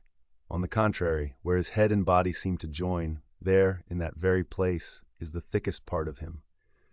Remember also that the surgeon must operate from above, some 8 or 10 feet intervening between him and his subject, and that subject almost hidden in a discolored, rolling, and oftentimes tumultuous and bursting sea. Bear in mind, too, that under these untoward circumstances he has to cut many feet deep in the flesh, and in that subterraneous manner, without so much as getting one single peep into the ever-contracting gash thus made, he must skillfully steer clear of all adjacent, interdicted parts, and exactly divide the spine at a critical point hard by its insertion into the skull. Do you not marvel, then, at Stubbs' boast that he demanded but 10 minutes to behead a sperm whale? When first severed, the head is dropped astern and held there by a cable till the body is stripped. That done, if it belong to a small whale, it is hoisted on deck to be deliberately disposed of. but with a full-grown leviathan, this is impossible, for the sperm whale's head embraces nearly one-third of his entire bulk, and completely to suspend such a burden as that, even by the immense tackles of a whaler, this were as vain a thing as to attempt weighing a Dutch barn in jeweler's scales. The Pequod's whale being decapitated and the body stripped, the head was hoisted against the ship's side, about halfway out of the sea, so that it might yet in great part be buoyed up by its native element. And there, with the strained craft steeply leaning over to it, by reason of the enormous downward drag from the lower masthead, and every yardarm on that side projecting like a crane over the waves, there that blood-dripping head hung to the Pequod's waist like the giant Holoferneses from the girdle of Judith. When this last task was accomplished, it was noon, and the seamen went below to their dinner. Silence reigned over the before tumultuous but now deserted deck. An intense copper calm, like a universal yellow lotus, was more and more unfolding its noiseless, measureless leaves upon the sea. A short space elapsed, and up into this noiselessness came Ahab alone from his cabin. Taking a few turns on the quarter-deck, he paused to gaze over the side.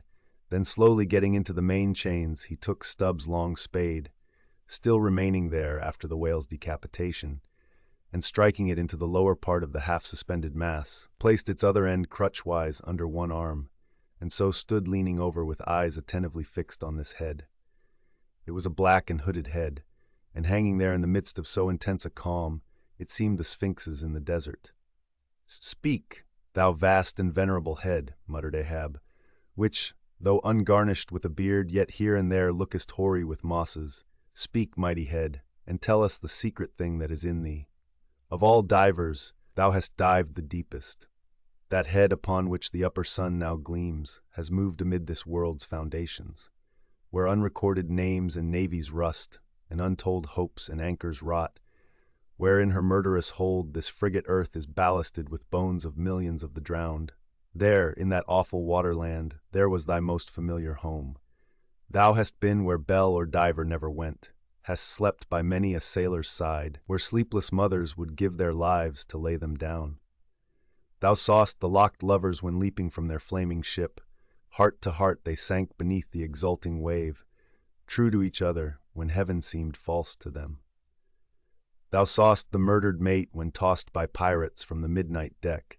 For hours he fell into the deeper midnight of the insatiate maw, and his murderers still sailed on unharmed, while swift lightnings shivered the neighboring ship that would have borne a righteous husband to outstretched, longing arms. O head, thou hast seen enough to split the planets and make an infidel of Abraham, and not one syllable is thine. "Sail ho!" cried a triumphant voice from the main masthead. "Aye? Well, now that's cheering!" cried Ahab, suddenly erecting himself, while whole thunderclouds swept aside from his brow. That lively cry upon this deadly calm might almost convert a better man. "Where away?" "3 points on the starboard bow, sir, and bringing down her breeze to us. Better and better, man.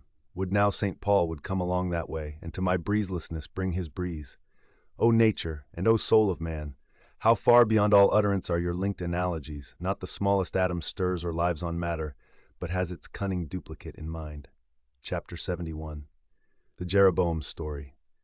Hand in hand, ship and breeze blew on, but the breeze came faster than the ship, and soon the Pequod began to rock. By and by, through the glass, the strangers' boats and manned mastheads proved her a whale ship. But as she was so far to windward and shooting by, apparently making a passage to some other ground, the Pequod could not hope to reach her. So the signal was set to see what response would be made. Here be it said that, like the vessels of military marines, the ships of the American whale fleet have each a private signal, all which signals being collected in a book with the names of the respective vessels attached. Every captain is provided with it. Thereby the whale commanders are enabled to recognize each other upon the ocean, even at considerable distances and with no small facility. The Pequod's signal was at last responded to by the strangers setting her own, which proved the ship to be the Jeroboam of Nantucket.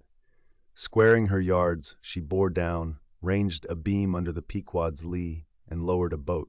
It soon drew nigh, But as the side ladder was being rigged by Starbuck's order to accommodate the visiting captain, the stranger in question waved his hand from his boat's stern, in token of that proceeding being entirely unnecessary.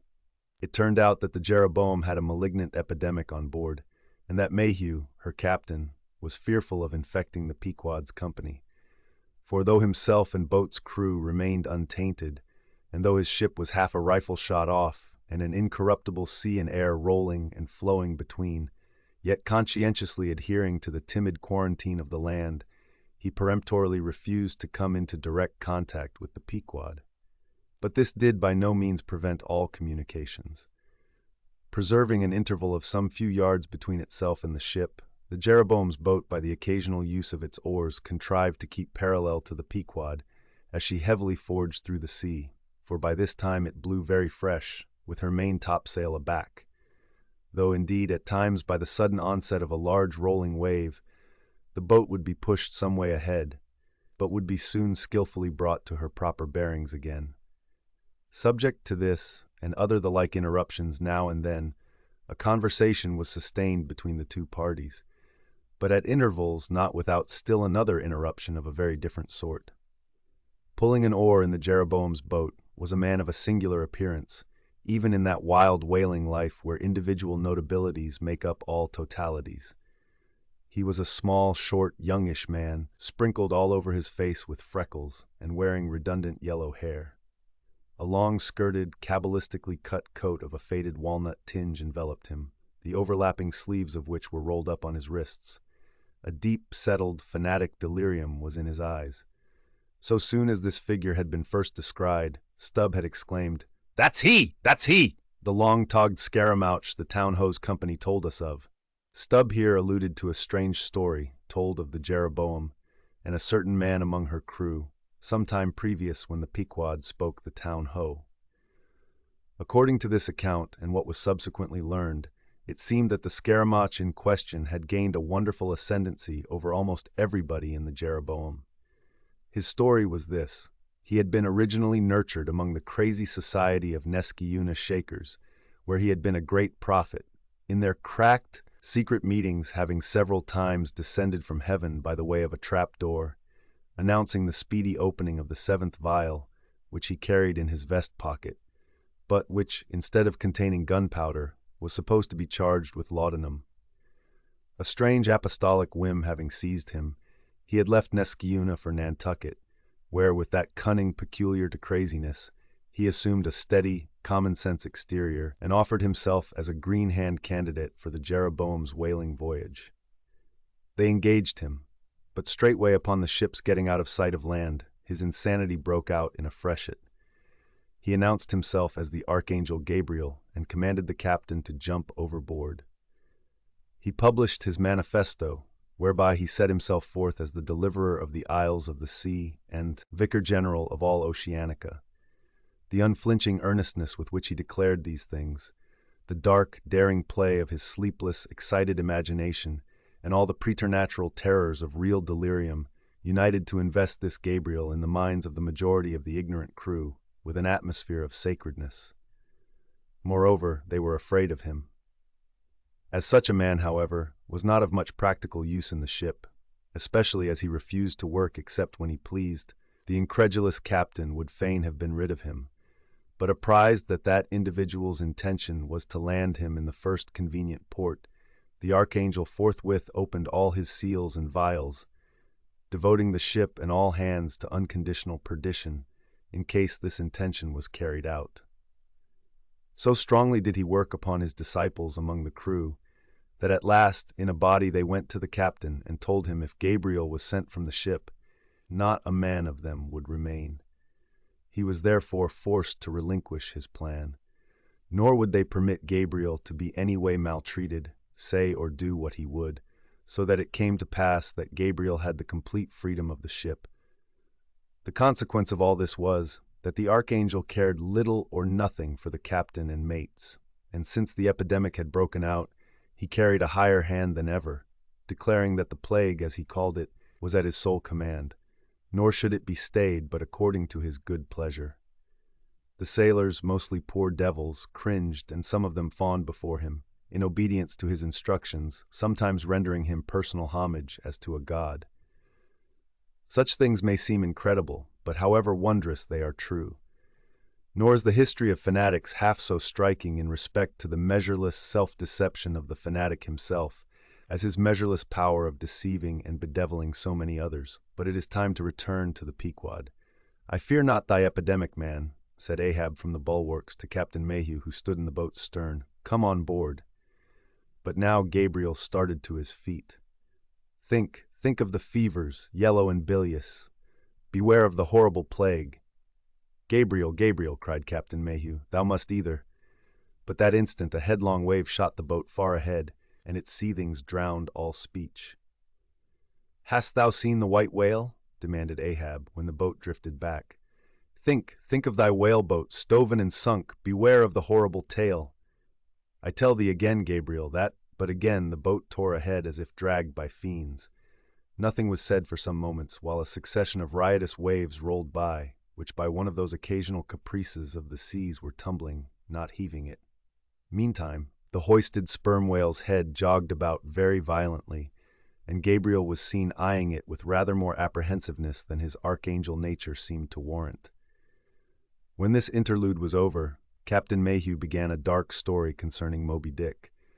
Not, however, without frequent interruptions from Gabriel, whenever his name was mentioned, and the crazy sea that seemed leagued with him. It seemed that the Jeroboam had not long left home, when upon speaking a whale ship, her people were reliably apprised of the existence of Moby-Dick and the havoc he had made. Greedily sucking in this intelligence, Gabriel solemnly warned the captain against attacking the white whale, in case the monster should be seen. In his gibbering insanity, pronouncing the white whale to be no less a being than the Shaker god incarnated, the Shakers receiving the Bible. But when, some year or two afterwards, Moby-Dick was fairly sighted from the mastheads, Macy, the chief mate, burned with ardor to encounter him, and the captain himself being not unwilling to let him have the opportunity, despite all the archangel's denunciations and forewarnings, Macy succeeded in persuading 5 men to man his boat. With them, he pushed off, and after much weary pulling and many perilous, unsuccessful onsets, he at last succeeded in getting one iron fast. Meantime, Gabriel, ascending to the main royal masthead, was tossing one arm in frantic gestures and hurling forth prophecies of speedy doom to the sacrilegious assailants of his divinity. Now, while Macy, the mate, was standing up in his boat's bow, and with all the reckless energy of his tribe was venting his wild exclamations upon the whale, and essaying to get a fair chance for his poised lance, lo, a broad white shadow rose from the sea. By its quick fanning motion, temporarily taking the breath out of the bodies of the oarsmen. Next instant, the luckless mate, so full of furious life, was smitten bodily into the air, and making a long arc in his descent, fell into the sea at the distance of about 50 yards. Not a chip of the boat was harmed, nor a hair of any oarsman's head, but the mate forever sank. It is well to parenthesize here that of the fatal accidents in the sperm whale fishery, this kind is perhaps almost as frequent as any. Sometimes nothing is injured but the man who is thus annihilated. Oftener the boat's bow is knocked off, or the thigh-board, in which the headsman stands, is torn from its place and accompanies the body. But strangest of all is the circumstance that in more instances than one, when the body has been recovered, not a single mark of violence is discernible, the man being stark dead. The whole calamity, with the falling form of Macy, was plainly descried from the ship. Raising a piercing shriek, "The vial! The vial!" Gabriel called off the terror-stricken crew from the further hunting of the whale. This terrible event clothed the archangel with added influence, because his credulous disciples believed that he had specifically foreannounced it, instead of only making a general prophecy, which anyone might have done, and so have chanced to hit one of many marks in the wide margin allowed. He became a nameless terror to the ship. Mayhew having concluded his narration, Ahab put such questions to him that the stranger captain could not forbear inquiring whether he intended to hunt the white whale, if opportunity should offer. To which Ahab answered, "Aye." Straightway, then, Gabriel once more started to his feet, glaring upon the old man, and vehemently exclaimed with downward-pointed finger, Think of the blasphemer, dead and down there. Beware of the blasphemer's end. Ahab stolidly turned aside, then said to Mayhew, Captain, I've just bethought me of my letter bag. There is a letter for one of thy officers, if I mistake not. Starbuck, look over the bag. Every whale ship takes out a goodly number of letters for various ships, whose delivery to the persons to whom they may be addressed depends upon the mere chance of encountering them in the four oceans. Thus, most letters never reach their mark, and many are only received after attaining an age of 2 or 3 years or more. Soon Starbuck returned with a letter in his hand. It was sorely tumbled, damp, and covered with a dull, spotted green mold, in consequence of being kept in a dark locker of the cabin. Of such a letter, Death himself might well have been the postboy. "Canst not read it?" cried Ahab. "Give it me, man. Aye, it's but a dim scrawl. What's this?" As he was studying it out, Starbuck took a long cutting spade pole and with his knife slightly split the end to insert the letter there, and in that way hand it to the boat, without its coming any closer to the ship. Meantime, Ahab, holding the letter, muttered, "Mr. Har, yes, Mr. Harry, a woman's pinny hand, the man's wife, I'll wager. Aye, Mr. Harry Macy, ship Jeroboam. Why, it's Macy, and he's dead. Poor fellow, and from his wife," sighed Mayhew. "But let me have it." "Nay, keep it thyself," cried Gabriel to Ahab. "Thou art soon going that way." "Curses throttle thee," yelled Ahab. "Captain Mayhew, stand by now to receive it." And taking the fatal missive from Starbuck's hands, he caught it in the slit of the pole and reached it over towards the boat.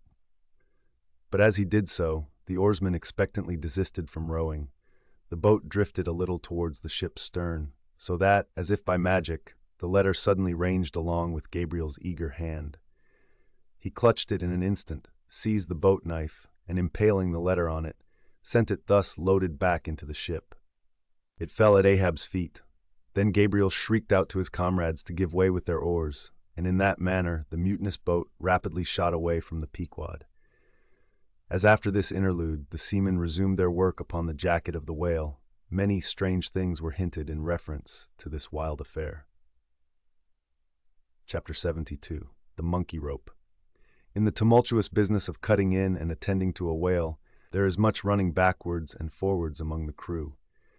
Now hands are wanted here, and then again hands are wanted there. There is no staying in any one place, for at one and the same time everything has to be done everywhere. It is much the same with him who endeavors the description of the scene. We must now retrace our way a little. It was mentioned that upon first breaking ground in the whale's back, the blubber hook was inserted into the original hole there cut by the spades of the mates. But how did so clumsy and weighty a mass as that same hook get fixed in that hole? It was inserted there by my particular friend Pequod, whose duty it was, as harpooner, to descend upon the monster's back for the special purpose referred to. But in very many cases, circumstances require that the harpooner shall remain on the whale till the whole flensing or stripping operation is concluded. The whale, be it observed, lies almost entirely submerged, excepting the immediate parts operated upon. So down there, some 10 feet below the level of the deck, the poor harpooner flounders about, half on the whale and half in the water, as the vast mass revolves like a treadmill beneath him. On the occasion in question, Pequod figured in the Highland costume, a shirt and socks, in which to my eyes at least, he appeared to uncommon advantage, and no one had a better chance to observe him, as will presently be seen. Being the savage's bowsman, that is, the person who pulled the bow-oar in his boat, the second one from forward, it was my cheerful duty to attend upon him while taking that hard scramble upon the dead whale's back. You have seen Italian organ boys holding a dancing ape by a long cord. Just so, from the ship's steep side, did I hold Pequod down there in the sea, by what is technically called in the fishery a monkey rope, attached to a strong strip of canvas belted round his waist. It was a humorously perilous business for both of us. For, before we proceed further, it must be said that the monkey rope was fast at both ends, fast to Pequod's broad canvas belt, and fast to my narrow leather one. So that for better or for worse, we two, for the time, were wedded, and should poor Pequod sink to rise no more, then both usage and honor demanded that instead of cutting the cord, it should drag me down in his wake.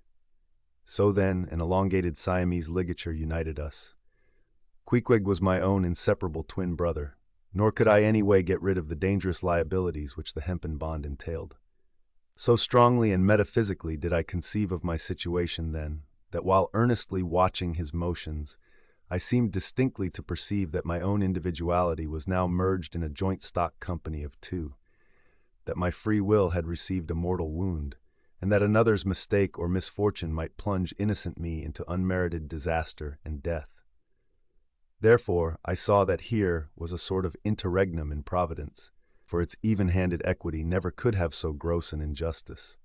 And yet still further pondering, while I jerked him now and then from between the whale and ship, which would threaten to jam him, still further pondering, I say, I saw that this situation of mine was the precise situation of every mortal that breathes. Only, in most cases, he, one way or other, has this Siamese connection with a plurality of other mortals. If your banker breaks, you snap. If your apothecary by mistake sends you poison in your pills, you die. True, you may say that, by exceeding caution, you may possibly escape these and the multitudinous other evil chances of life. But handle Queequeg's monkey rope heedfully as I would, sometimes he jerked it so that I came very near sliding overboard. Nor could I possibly forget that, do what I would, I only had the management of one end of it. The monkey rope is found in all whalers, but it was only in the Pequod that the monkey and his holder were ever tied together. This improvement upon the original usage was introduced by no less a man than Stubb, in order to afford the imperiled harpooner the strongest possible guarantee for the faithfulness and vigilance of his monkey rope holder. I have hinted that I would often jerk poor Queequeg from between the whale and the ship, where he would occasionally fall from the incessant rolling and swaying of both. But this was not the only jamming jeopardy he was exposed to. Unappalled by the massacre made upon them during the night, the sharks now freshly and more keenly allured by the before-pent blood which began to flow from the carcass, the rabid creatures swarmed round it like bees in a beehive, and right in among those sharks was Queequeg, who often pushed them aside with his floundering feet. A thing altogether incredible were it not that attracted by such prey as a dead whale, the otherwise miscellaneously carnivorous shark will seldom touch a man. Nevertheless, it may well be believed that since they have such a ravenous finger in the pie, it is deemed but wise to look sharp to them. Accordingly, besides the monkey rope, with which I now and then jerked the poor fellow from too close a vicinity to the maw of what seemed a peculiarly ferocious shark, he was provided with still another protection. Suspended over the side in one of the stages, Tashtago and Dagu continually flourished over his head a couple of keen whale spades, wherewith they slaughtered as many sharks as they could reach. This procedure of theirs, to be sure, was very disinterested and benevolent of them. They meant Queequeg's best happiness, I admit, but in their hasty zeal to befriend him, and from the circumstance that both he and the sharks were at times half hidden by the blood-muddled water, those indiscreet spades of theirs would come nearer amputating a leg than a tail. But poor Queequeg, I suppose, straining and gasping there with that great iron hook, poor Queequeg, I suppose, only prayed to his Yojo, and gave up his life into the hands of his gods. Well, well, my dear comrade and twin brother, thought I, as I drew in and then slacked off the rope to every swell of the sea, what matters it, after all? Are you not the precious image of each and all of us men in this whaling world? That unsounded ocean you gasp in is life, those sharks your foes, those spades your friends, and what between sharks and spades you are in a sad pickle and peril, poor lad. But courage, there is good cheer in store for you, Queequeg. For now, as with blue lips and bloodshot eyes the exhausted savage at last climbs up the chains and stands all dripping and involuntarily trembling over the side, the steward advances and with a benevolent, consolatory glance hands him, "What? Some hot cognac?" "No, hands him, ye gods. Hands him a cup of tepid ginger and water." "Ginger? Do I smell ginger?" suspiciously asked Stubb, coming near. Yes, this must be ginger, peering into the as yet untasted cup. Then, standing as if incredulous for a while, he calmly walked towards the astonished steward, slowly saying, "Ginger? Ginger? And will you have the goodness to tell me, Mr. Doughboy, where lies the virtue of ginger? Ginger, is ginger the sort of fuel you use, doughboy, to kindle a fire in this shivering cannibal? Ginger. What the devil is ginger? Sea coal? Firewood? Lucifer matches? Tinder? Gunpowder? What the devil is ginger, I say, that you offer this cup to our poor Queequeg here? There is some sneaking temperance society movement about this business, he suddenly added, now approaching Starbuck, who had just come from forward. Will you look at that cannikin, sir? Smell of it, if you please. Then, watching the mate's countenance, he added, the steward, Mr. Starbuck, had the face to offer that calomel and jalap to Queequeg there, this instant off the whale. Is the steward an apothecary, sir? And may I ask whether this is the sort of bitters by which he blows back the life into a half-drowned man? I trust not, said Starbuck. It is poor stuff enough. Aye, aye, steward, cried Stubb. We'll teach you to drug a harpooneer. None of your apothecary's medicine here. You want to poison us, do ye? You have got out insurances on our lives and want to murder us all, and pocket the proceeds, do ye? It was not me, cried Doughboy. It was Aunt Charity that brought the ginger on board, and bade me never give the harpooneers any spirits, but only this ginger jub, so she called it. Ginger jub, you jingerly rascal, take that, and run along with ye to the lockers, and get something better. I hope I do no wrong, Mr. Starbuck. It is the captain's orders, grog for the harpooneer on a whale. Enough, replied Starbuck. Only don't hit him again, but... Oh, I never hurt when I hit, except when I hit a whale or something of that sort, and this fellow's a weasel. What were you about saying, sir? Only this, go down with him, and get what thou wantest thyself. When Stubb reappeared, he came with a dark flask in one hand, and a sort of tea-caddy in the other. The first contained strong spirits, and was handed to Queequeg. The second was Aunt Charity's gift, and that was freely given to the waves. Chapter 73. Stubb and Flask kill a right whale, and then have a talk over him. It must be borne in mind that all this time we have a sperm whale's prodigious head hanging to the Pequod's side. But we must let it continue hanging there a while till we can get a chance to attend to it. For the present, other matters press, and the best we can do now for the head is to pray heaven the tackles may hold. Now, during the past night and forenoon, the Pequod had gradually drifted into a sea, which, by its occasional patches of yellow brit, gave unusual tokens of the vicinity of right whales, a species of the leviathan that but few supposed to be at this particular time lurking anywhere near. And though all hands commonly disdained the capture of those inferior creatures, and though the Pequod was not commissioned to cruise for them at all, and though she had passed numbers of them near the Crozettes without lowering a boat, yet now that a sperm whale had been brought alongside and beheaded, to the surprise of all, the announcement was made that a right whale should be captured that day, if opportunity offered. Nor was this long wanting. Tall spouts were seen to leeward, and two boats, Stubbs and Flasks, were detached in pursuit. Pulling further and further away, they at last became almost invisible to the men at the masthead. But suddenly in the distance they saw a great heap of tumultuous white water, and soon after news came from aloft that one or both the boats must be fast. An interval passed, and the boats were in plain sight, in the act of being dragged right towards the ship by the towing whale. So close did the monster come to the hull, that at first it seemed as if he meant it malice, but suddenly going down in a maelstrom within 3 rods of the planks, he wholly disappeared from view, as if diving under the keel. "Cut! Cut!" was the cry from the ship to the boats, which, for one instant, seemed on the point of being brought with a deadly dash against the vessel's side.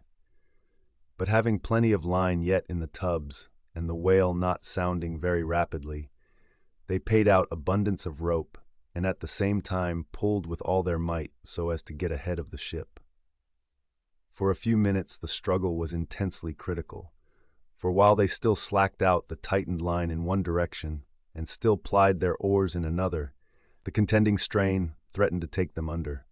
But it was only a few feet advance they sought to gain, and they stuck to it till they did gain it, when instantly a swift tremor was felt running like lightning along the keel, as the strained line, scraping beneath the ship, suddenly rose to view under her bows, snapping and quivering, and so flinging off its drippings that the drops fell like bits of broken glass on the water, while the whale beyond also rose to sight, and once more the boats were free to fly. But the fagged whale abated his speed, and blindly altering his course, went round the stern of the ship, towing the two boats after him, so that they performed a complete circuit. Meantime, they hauled more and more upon their lines, till close flanking him on both sides, Stubb answered Flask with lance for lance, and thus round and round the Pequod the battle went, while the multitudes of sharks that had before swum round the sperm whale's body rushed to the fresh blood that was spilled, thirstily drinking at every new gash, as the eager Israelites did at the new bursting fountains that poured from the smitten rock. At last his spout grew thick, and with a frightful roll and vomit, he turned upon his back a corpse. While the two headsmen were engaged in making fast cords to his flukes, and in other ways getting the mass in readiness for towing, some conversation ensued between them.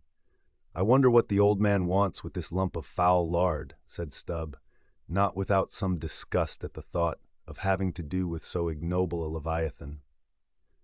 "Wants with it?" said Flask, coiling some spare line in the boat's bow. "Did you never hear that the ship which but once has a sperm whale's head hoisted on her starboard side, and at the same time a right whale's on the larboard, did you never hear, Stubb, that that ship can never afterwards capsize?" "Why not?" "I don't know, but I heard that gamboge ghost of a fedallah saying so, and he seems to know all about ship's charms.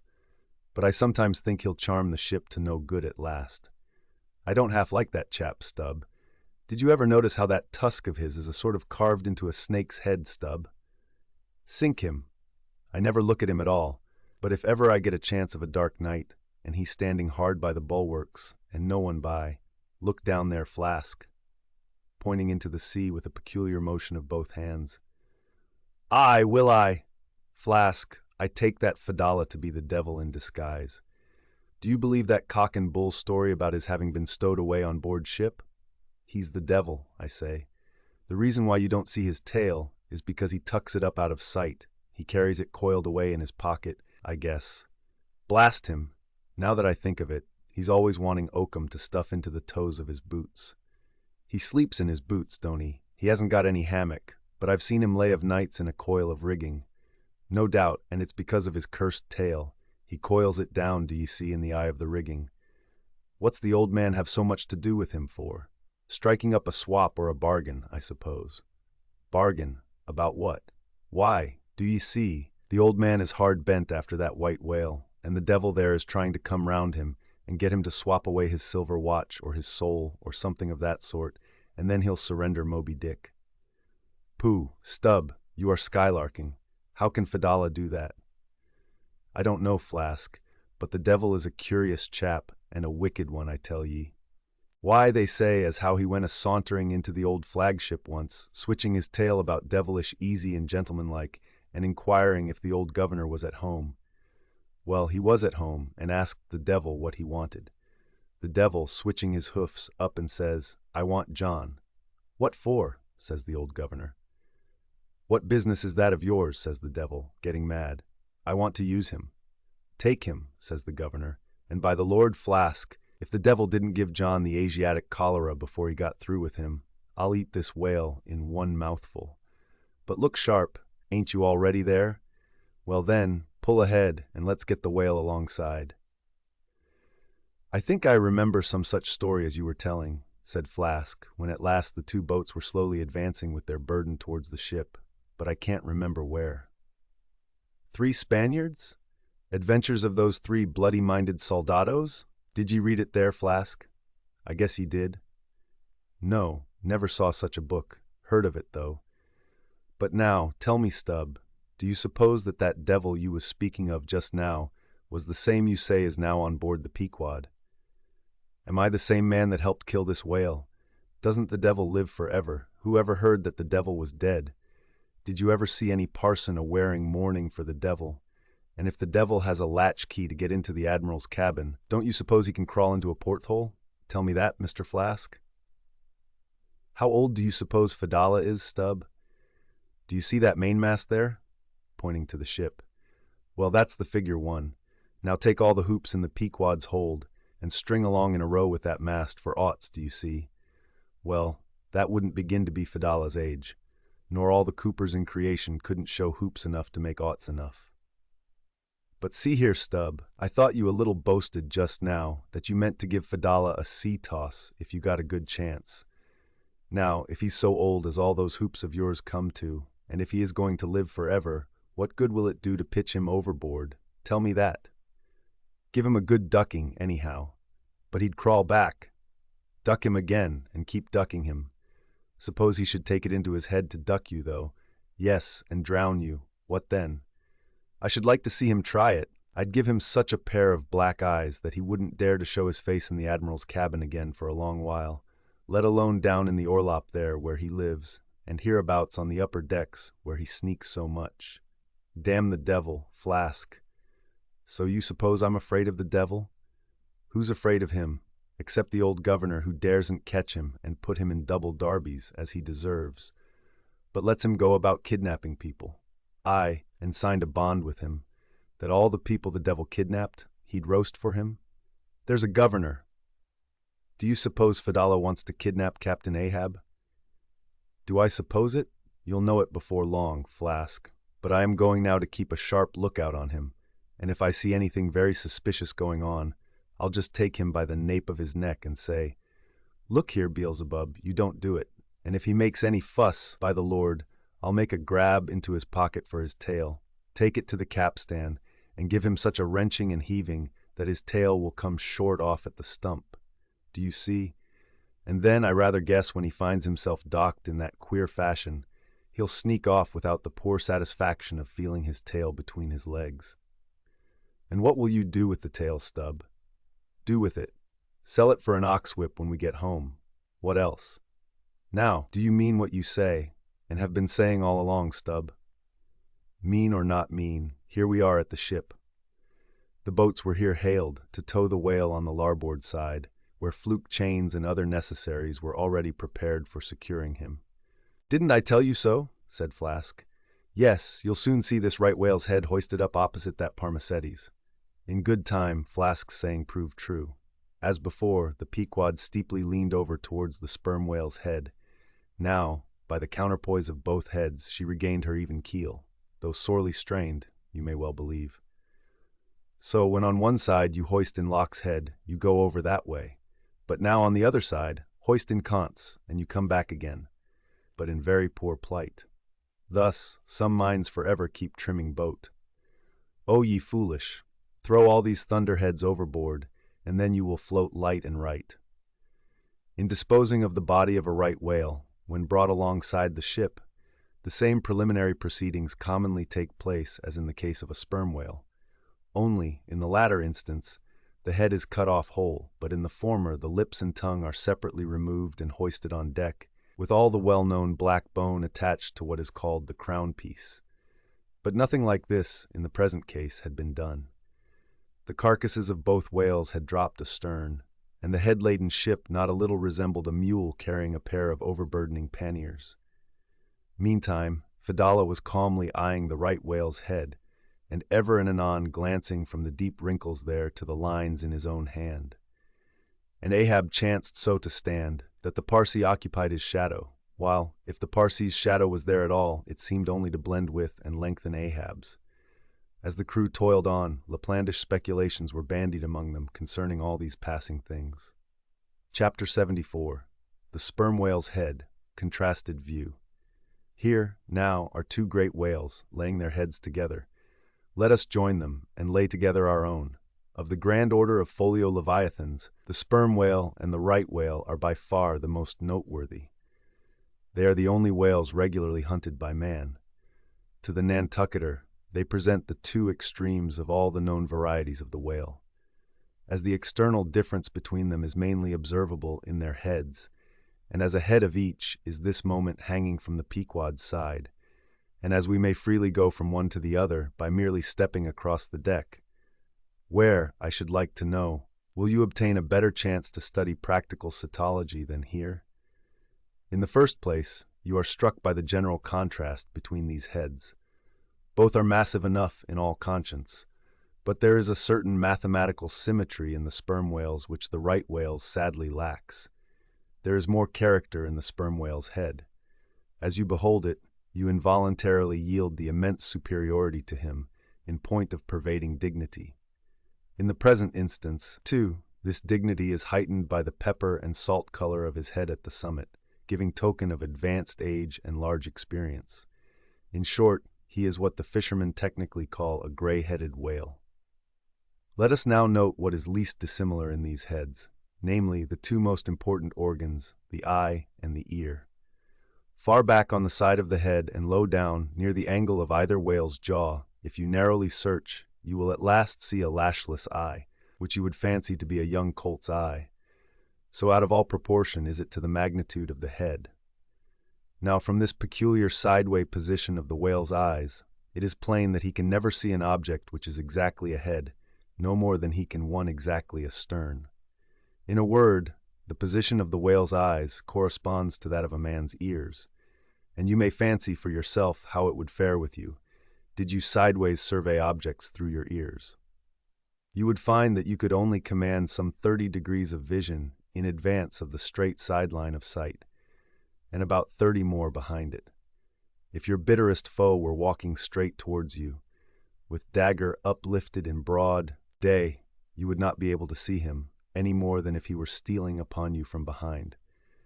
In a word, you would have two backs, so to speak, but at the same time also two fronts, side fronts. For what is it that makes the front of a man, what indeed but his eyes? Moreover, while in most other animals that I can now think of, the eyes are so planted as imperceptibly to blend their visual power, so as to produce one picture and not two to the brain, the peculiar position of the whale's eyes, effectually divided as they are by many cubic feet of solid head, which towers between them like a great mountain separating two lakes and valleys. This, of course, must wholly separate the impressions which each independent organ imparts. The whale, therefore, must see one distinct picture on this side, and another distinct picture on that side, while all between must be profound darkness and nothingness to him. Man may, in effect, be said to look out on the world from a sentry box with two joined sashes for his window. But with the whale, these two sashes are separately inserted, making two distinct windows, but sadly impairing the view.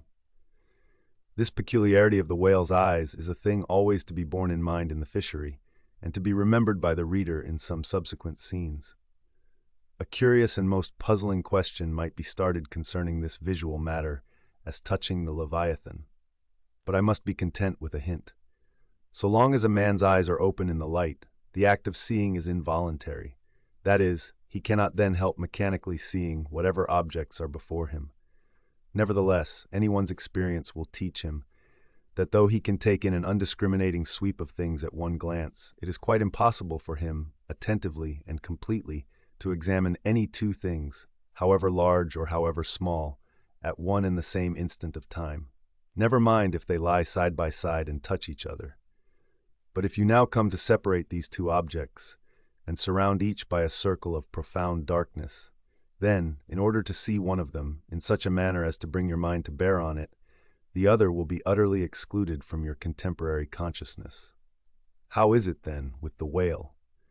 True, both his eyes in themselves must simultaneously act, but is his brain so much more comprehensive, combining, and subtle than man's, that he can at the same moment of time attentively examine two distinct prospects, one on one side of him, and the other in an exactly opposite direction? If he can, then is it as marvelous a thing in him as if a man were able simultaneously to go through the demonstrations of two distinct problems in Euclid. Nor, strictly investigated, is there any incongruity in this comparison. It may be but an idle whim, but it has always seemed to me that the extraordinary vacillations of movement displayed by some whales when beset by 3 or 4 boats, the timidity and liability to queer frights so common to such whales, I think that all this indirectly proceeds from the helpless perplexity of volition in which their divided and diametrically opposite powers of vision must involve them. But the ear of the whale is full as curious as the eye. If you are an entire stranger to their race, you might hunt over these two heads for hours and never discover that organ. The ear has no external leaf whatever, and into the hole itself you can hardly insert a quill, so wondrously minute is it. It is lodged a little behind the eye. With respect to their ears, this important difference is to be observed between the sperm whale and the right. While the ear of the former has an external opening, that of the latter is entirely and evenly covered over with a membrane, so as to be quite imperceptible from without. Is it not curious that so vast a being as the whale should see the world through so small an eye, and hear the thunder through an ear which is smaller than a hare's? But if his eyes were broad as the lens of Herschel's great telescope, and his ears capacious as the porches of cathedrals, would that make him any longer of sight or sharper of hearing? Not at all. Why then do you try to enlarge your mind, subtilize it? Let us now, with whatever levers and steam engines we have at hand, cant over the sperm whale's head, that it may lie bottom up. Then, ascending by a ladder to the summit, have a peep down the mouth, and were it not that the body is now completely separated from it, with a lantern we might descend into the great Kentucky mammoth cave of his stomach. But let us hold on here by this tooth, and look about us where we are. What a really beautiful and chaste-looking mouth! From floor to ceiling, lined, or rather papered, with a glistening white membrane, glossy as bridal satins. But come out now, and look at this portentous lower jaw, which seems like the long, narrow lid of an immense snuff-box, with the hinge at one end, instead of one side. If you pry it up so as to get it overhead and expose its rows of teeth, it seems a terrific portcullis. And such, alas, it proves to many a poor wight in the fishery, upon whom these spikes fall with impaling force. But far more terrible is it to behold, when fathoms down in the sea you see some sulky whale, floating there suspended, with his prodigious jaw, some 15 feet long, hanging straight down at right angles with his body, for all the world like a ship's jib boom. This whale is not dead, he is only dispirited, out of sorts perhaps, hypochondriac, and so supine that the hinges of his jaw have relaxed, leaving him there in that ungainly sort of plight, a reproach to all his tribe, who must no doubt imprecate lockjaws upon him. In most cases this lower jaw, being easily unhinged by a practiced artist, is disengaged and hoisted on deck for the purpose of extracting the ivory teeth, and furnishing a supply of that hard white whalebone with which the fishermen fashion all sorts of curious articles, including canes, umbrella stocks, and handles to riding whips. With a long, weary hoist, the jaw is dragged on board, as if it were an anchor, and when the proper time comes, some few days after the other work, Queequeg, Daggoo, and Tashtego, being all accomplished dentists, are set to drawing teeth. With a keen cutting spade, Queequeg lances the gums. Then the jaw is lashed down to ring bolts, and a tackle being rigged from aloft, they drag out these teeth, as Michigan oxen drag stumps of old oaks out of wild wood lands.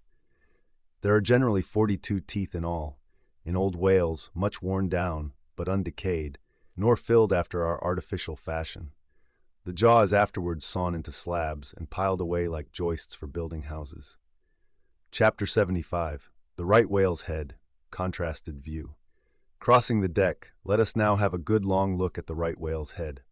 As in general shape, the noble sperm whale's head may be compared to a Roman war chariot, especially in front, where it is so broadly rounded. So, at a broad view, the right whale's head bears a rather inelegant resemblance to a gigantic galliot-toed shoe. 200 years ago, an old Dutch voyager likened its shape to that of a shoemaker's last. And in this same last, or shoe, that old woman of the nursery tale, with the swarming brood, might very comfortably be lodged, she and all her progeny. But as you come nearer to this great head, it begins to assume different aspects, according to your point of view. If you stand on its summit and look at these two F-shaped spout holes, you would take the whole head for an enormous bass viol, and these spiracles, the apertures in its sounding board. Then again, if you fix your eye upon this strange crested comb-like incrustation on the top of the mass, this green barnacled thing which the Greenlanders call the crown, and the southern fishers the bonnet of the right whale. Fixing your eyes solely on this, you would take the head for the trunk of some huge oak with a bird's nest in its crotch. At any rate, when you watch those live crabs that nestle here on this bonnet, such an idea will be almost sure to occur to you, unless, indeed, your fancy has been fixed by the technical term crown also bestowed upon it, in which case you will take great interest in thinking how this mighty monster is actually a diademed king of the sea, whose green crown has been put together for him in this marvelous manner. But if this whale be a king, he is a very sulky-looking fellow to grace a diadem. Look at that hanging lower lip. What a huge sulk and pout is there. A sulk and pout, by carpenter's measurement, about 20 feet long and 5 feet deep. A sulk and pout that will yield you some 500 gallons of oil and more. A great pity, now, that this unfortunate whale should be hair-lipped. The fissure is about a foot across. Probably the mother, during an important interval, was sailing down the Peruvian coast, when earthquakes caused the beach to gape. Over this lip, as over a slippery threshold, we now slide into the mouth. Upon my word, were I at Mackinac, I should take this to be the inside of an Indian wigwam. Good Lord, is this the road that Jonah went? The roof is about 12 feet high, and runs to a pretty sharp angle, as if there were a regular ridgepole there, while these ribbed, arched, hairy sides present us with those wondrous, half-vertical, scimitar-shaped slats of whalebone, say 300 on a side, which, depending from the upper part of the head or crown bone, form those Venetian blinds which have elsewhere been cursorily mentioned. The edges of these bones are fringed with hairy fibers, through which the right whale strains the water, and in whose intricacies he retains the small fish. When open-mouthed, he goes through the seas of brit in feeding time. In the central blinds of bone, as they stand in their natural order, there are certain curious marks, curves, hollows, and ridges, whereby some whalemen calculate the creature's age as the age of an oak by its circular rings. Though the certainty of this criterion is far from demonstrable, yet it has the savor of analogical probability. At any rate, if we yield to it, we must grant a far greater age to the right whale than at first glance will seem reasonable. In old times there seem to have prevailed the most curious fancies concerning these blinds. One voyager in Purchas calls them the wondrous whiskers inside of the whale's mouth, another, hog's bristles. A third old gentleman in Hakluyt uses the following elegant language: there are about 250 fins growing on each side of his upper chop, which arch over his tongue on each side of his mouth. This reminds us that the right whale really has a sort of whisker, or rather a moustache, consisting of a few scattered white hairs on the upper part of the outer end of the lower jaw. Sometimes these tufts impart a rather brigandish expression to his otherwise solemn countenance. As everyone knows, these same hog's bristles, fins, whiskers, blinds, or whatever you please, furnish to the ladies their busks and other stiffening contrivances. But in this particular, the demand has long been on the decline. It was in Queen Anne's time that the bone was in its glory, the farthingale being then all the fashion. And as those ancient dames moved about gaily, though in the jaws of the whale, as you may say, even so, in a shower, with the like thoughtlessness, do we nowadays fly under the same jaws for protection, the umbrella being a tent spread over the same bone. But now forget all about blinds and whiskers for a moment, and standing in the right whale's mouth, look around you afresh. Seeing all these colonnades of bones so methodically ranged about, would you not think you were inside of the great Harlem organ and gazing upon its 1,000 pipes? For a carpet to the organ we have a rug of the softest turkey, the tongue, which is glued, as it were, to the floor of the mouth. It is very fat and tender, and apt to tear in pieces in hoisting it on deck. This particular tongue now before us, at a passing glance I should say it was a 6-barreler. That is, it will yield you about that amount of oil. Ere this, you must have plainly seen the truth of what I started with, that the sperm whale and the right whale have almost entirely different heads. To sum up, then, in the right whales there is no great well of sperm, no ivory teeth at all, no long, slender mandible of a lower jaw like the sperm whales. Nor in the sperm whale are there any of those blinds of bone, no huge lower lip, and scarcely anything of a tongue. Again, the right whale has 2 external spout holes, the sperm whale only 1. Look your last now on these venerable hooded heads while they yet lie together, for one will soon sink unrecorded in the sea, the other will not be very long in following. Can you catch the expression of the sperm whales there? It is the same he died with, only some of the longer wrinkles in the forehead seem now faded away. I think his broad brow to be full of a prairie-like placidity, born of a speculative indifference as to death. But mark the other head's expression. See that amazing lower lip, pressed by accident against the vessel's side, so as firmly to embrace the jaw. Does not this whole head seem to speak of an enormous practical resolution in facing death? This right whale I take to have been a Stoic, the sperm whale, a Platonian, who might have taken up Spinoza in his latter years. Chapter 76. The Battering Ram. Ere quitting for the nonce the sperm whale's head, I would have you, as a sensible physiologist, simply, particularly remark its front aspect in all its compacted collectedness. I would have you investigate it now, with the sole view of forming to yourself some unexaggerated, intelligent estimate of whatever battering ram power may be lodged there. Here is a vital point, for you must either satisfactorily settle this matter with yourself, or forever remain an infidel as to one of the most appalling, but not the less true events, perhaps anywhere to be found in all recorded history. You observe that in the ordinary swimming position of the sperm whale, the front of his head presents an almost wholly vertical plane to the water. You observe that the lower part of that front slopes considerably backwards, so as to furnish more of a retreat for the long socket which receives the boom-like lower jaw. You observe that the mouth is entirely under the head, much in the same way, indeed, as though your own mouth were entirely under your chin. Moreover, you observe that the whale has no external nose, and that what nose he has, his spout hole, is on the top of his head. You observe that his eyes and ears are at the sides of his head, nearly 1/3 of his entire length from the front. Wherefore, you must now have perceived that the front of the sperm whale's head is a dead, blind wall, without a single organ or tender prominence of any sort whatsoever. Furthermore, you are now to consider that only in the extreme, lower, backward sloping part of the front of the head is there the slightest vestige of bone, and not till you get near 20 feet from the forehead do you come to the full cranial development, so that this whole enormous boneless mass is as one wad. Finally, though, as will soon be revealed, its contents partly comprise the most delicate oil. Yet, you are now to be apprised of the nature of the substance which so impregnably invests all that apparent effeminacy. In some previous place I have described to you how the blubber wraps the body of the whale, as the rind wraps an orange. Just so with the head, but with this difference. About the head this envelope, though not so thick, is of a boneless toughness, inestimable by any man who has not handled it. The severest pointed harpoon, the sharpest lance darted by the strongest human arm, impotently rebounds from it. It is as though the forehead of the sperm whale were paved with horses' hoofs.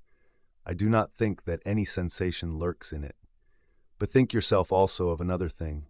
When two large, loaded Indiamen chance to crowd and crush towards each other in the docks, what do the sailors do? They do not suspend between them, at the point of coming contact, any merely hard substance, like iron or wood.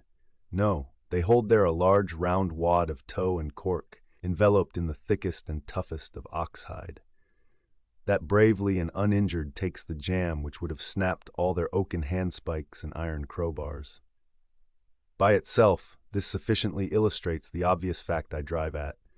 But supplementary to this, it has hypothetically occurred to me that as ordinary fish possess what is called a swimming bladder in them, capable, at will, of distension or contraction, and as the sperm whale, as far as I know, has no such provision in him.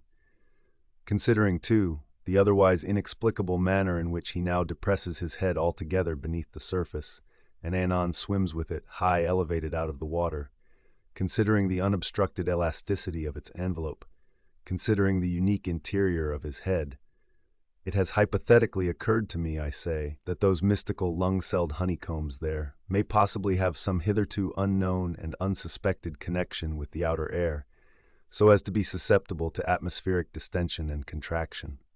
If this be so, fancy the irresistibleness of that might, to which the most impalpable and destructive of all elements contributes.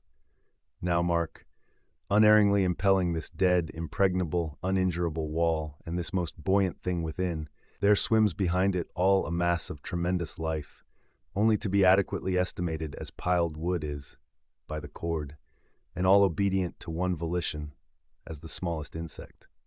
So that when I shall hereafter detail to you all the specialities and concentrations of potency everywhere lurking in this expansive monster, when I shall show you some of his more inconsiderable braining feats, I trust you will have renounced all ignorant incredulity, and be ready to abide by this, that though the sperm whale stove a passage through the Isthmus of Darien, and mixed the Atlantic with the Pacific, you would not elevate one hair of your eyebrow.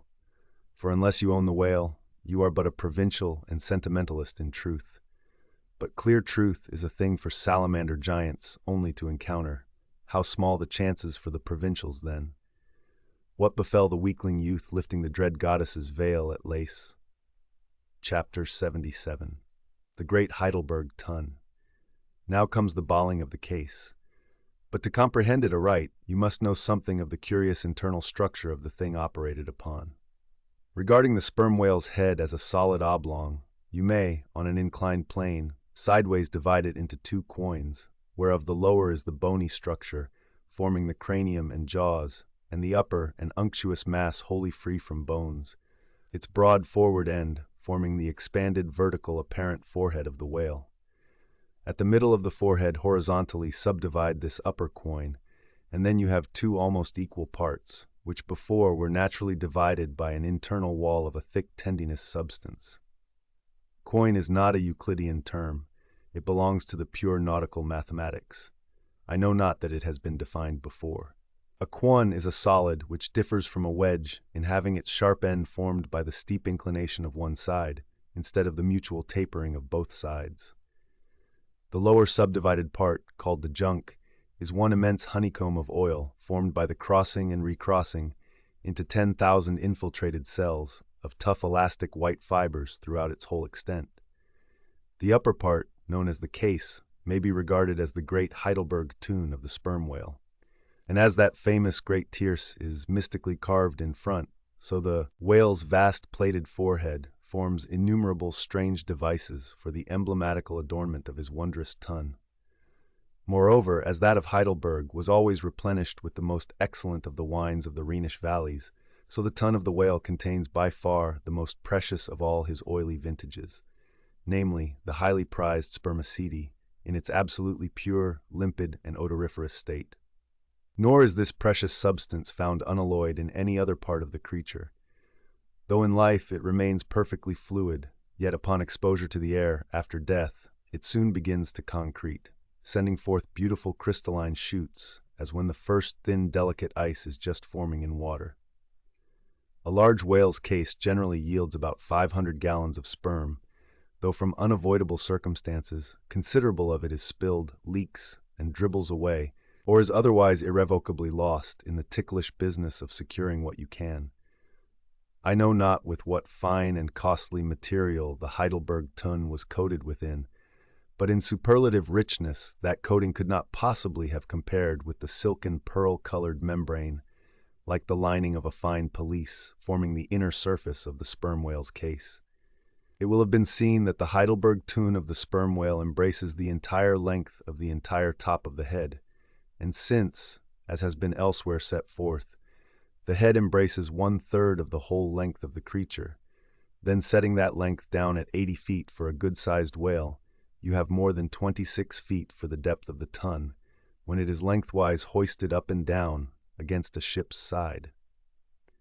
As in decapitating the whale, the operator's instrument is brought close to the spot where an entrance is subsequently forced into the spermaceti magazine.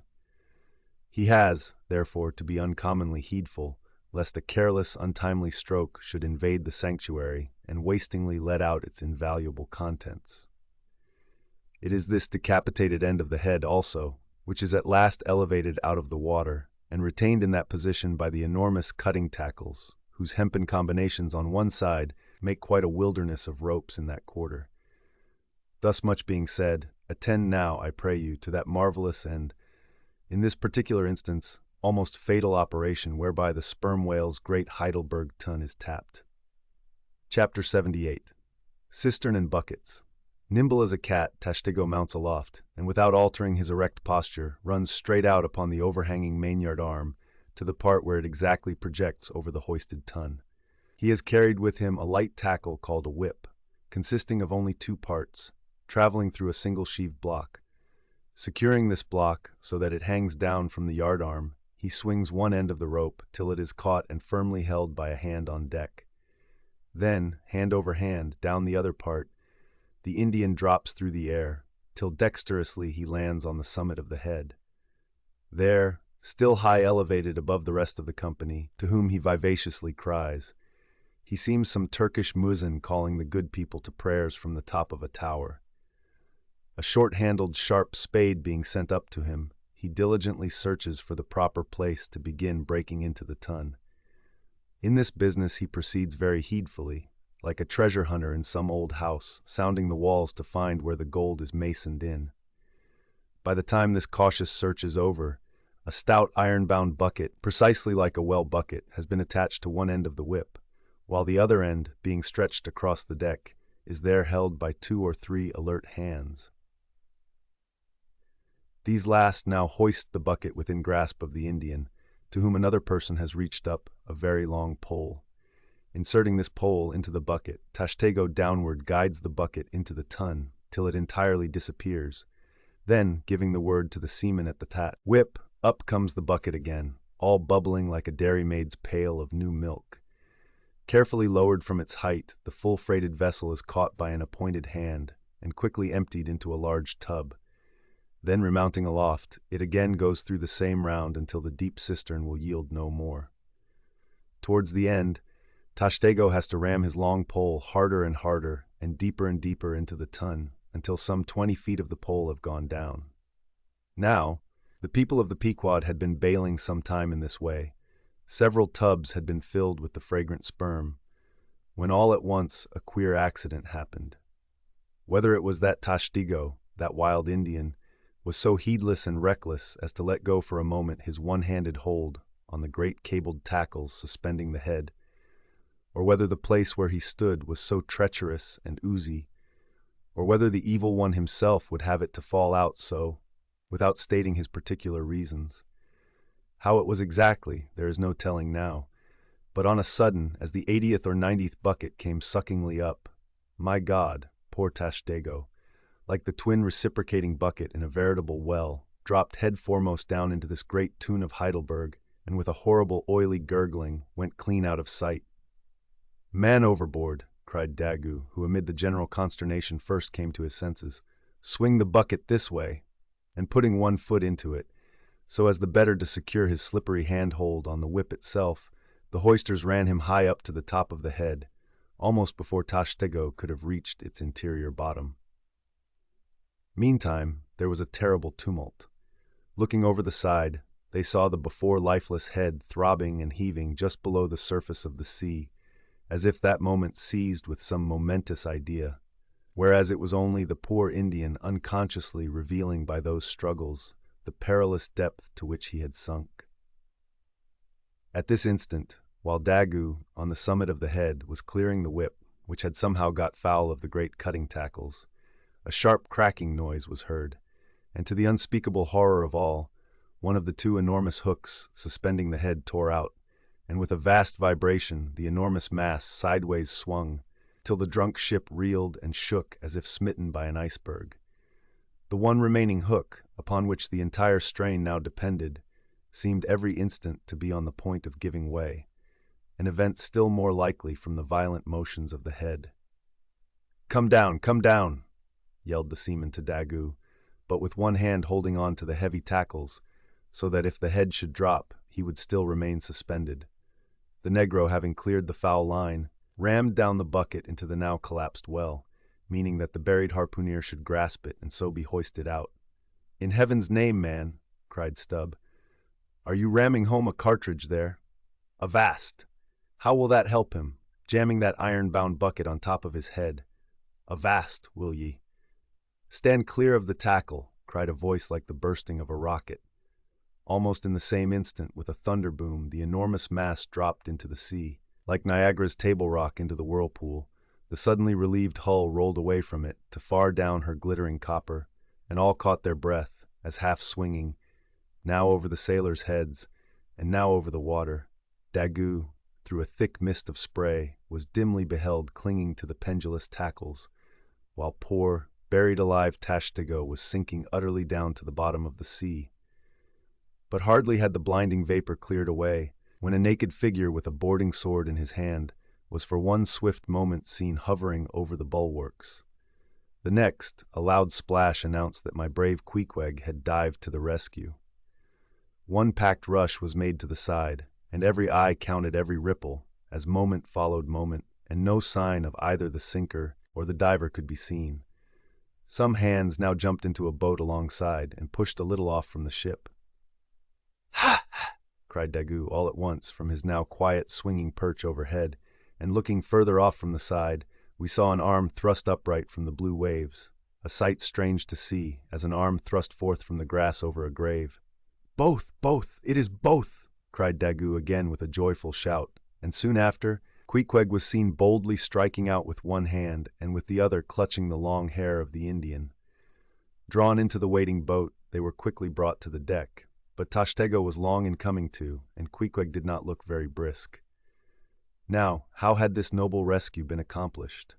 Why, diving after the slowly descending head, Queequeg with his keen sword had made side lunges near its bottom, so as to scuttle a large hole there. Then dropping his sword, had thrust his long arm far inwards and upwards, and so hauled out poor Tash by the head.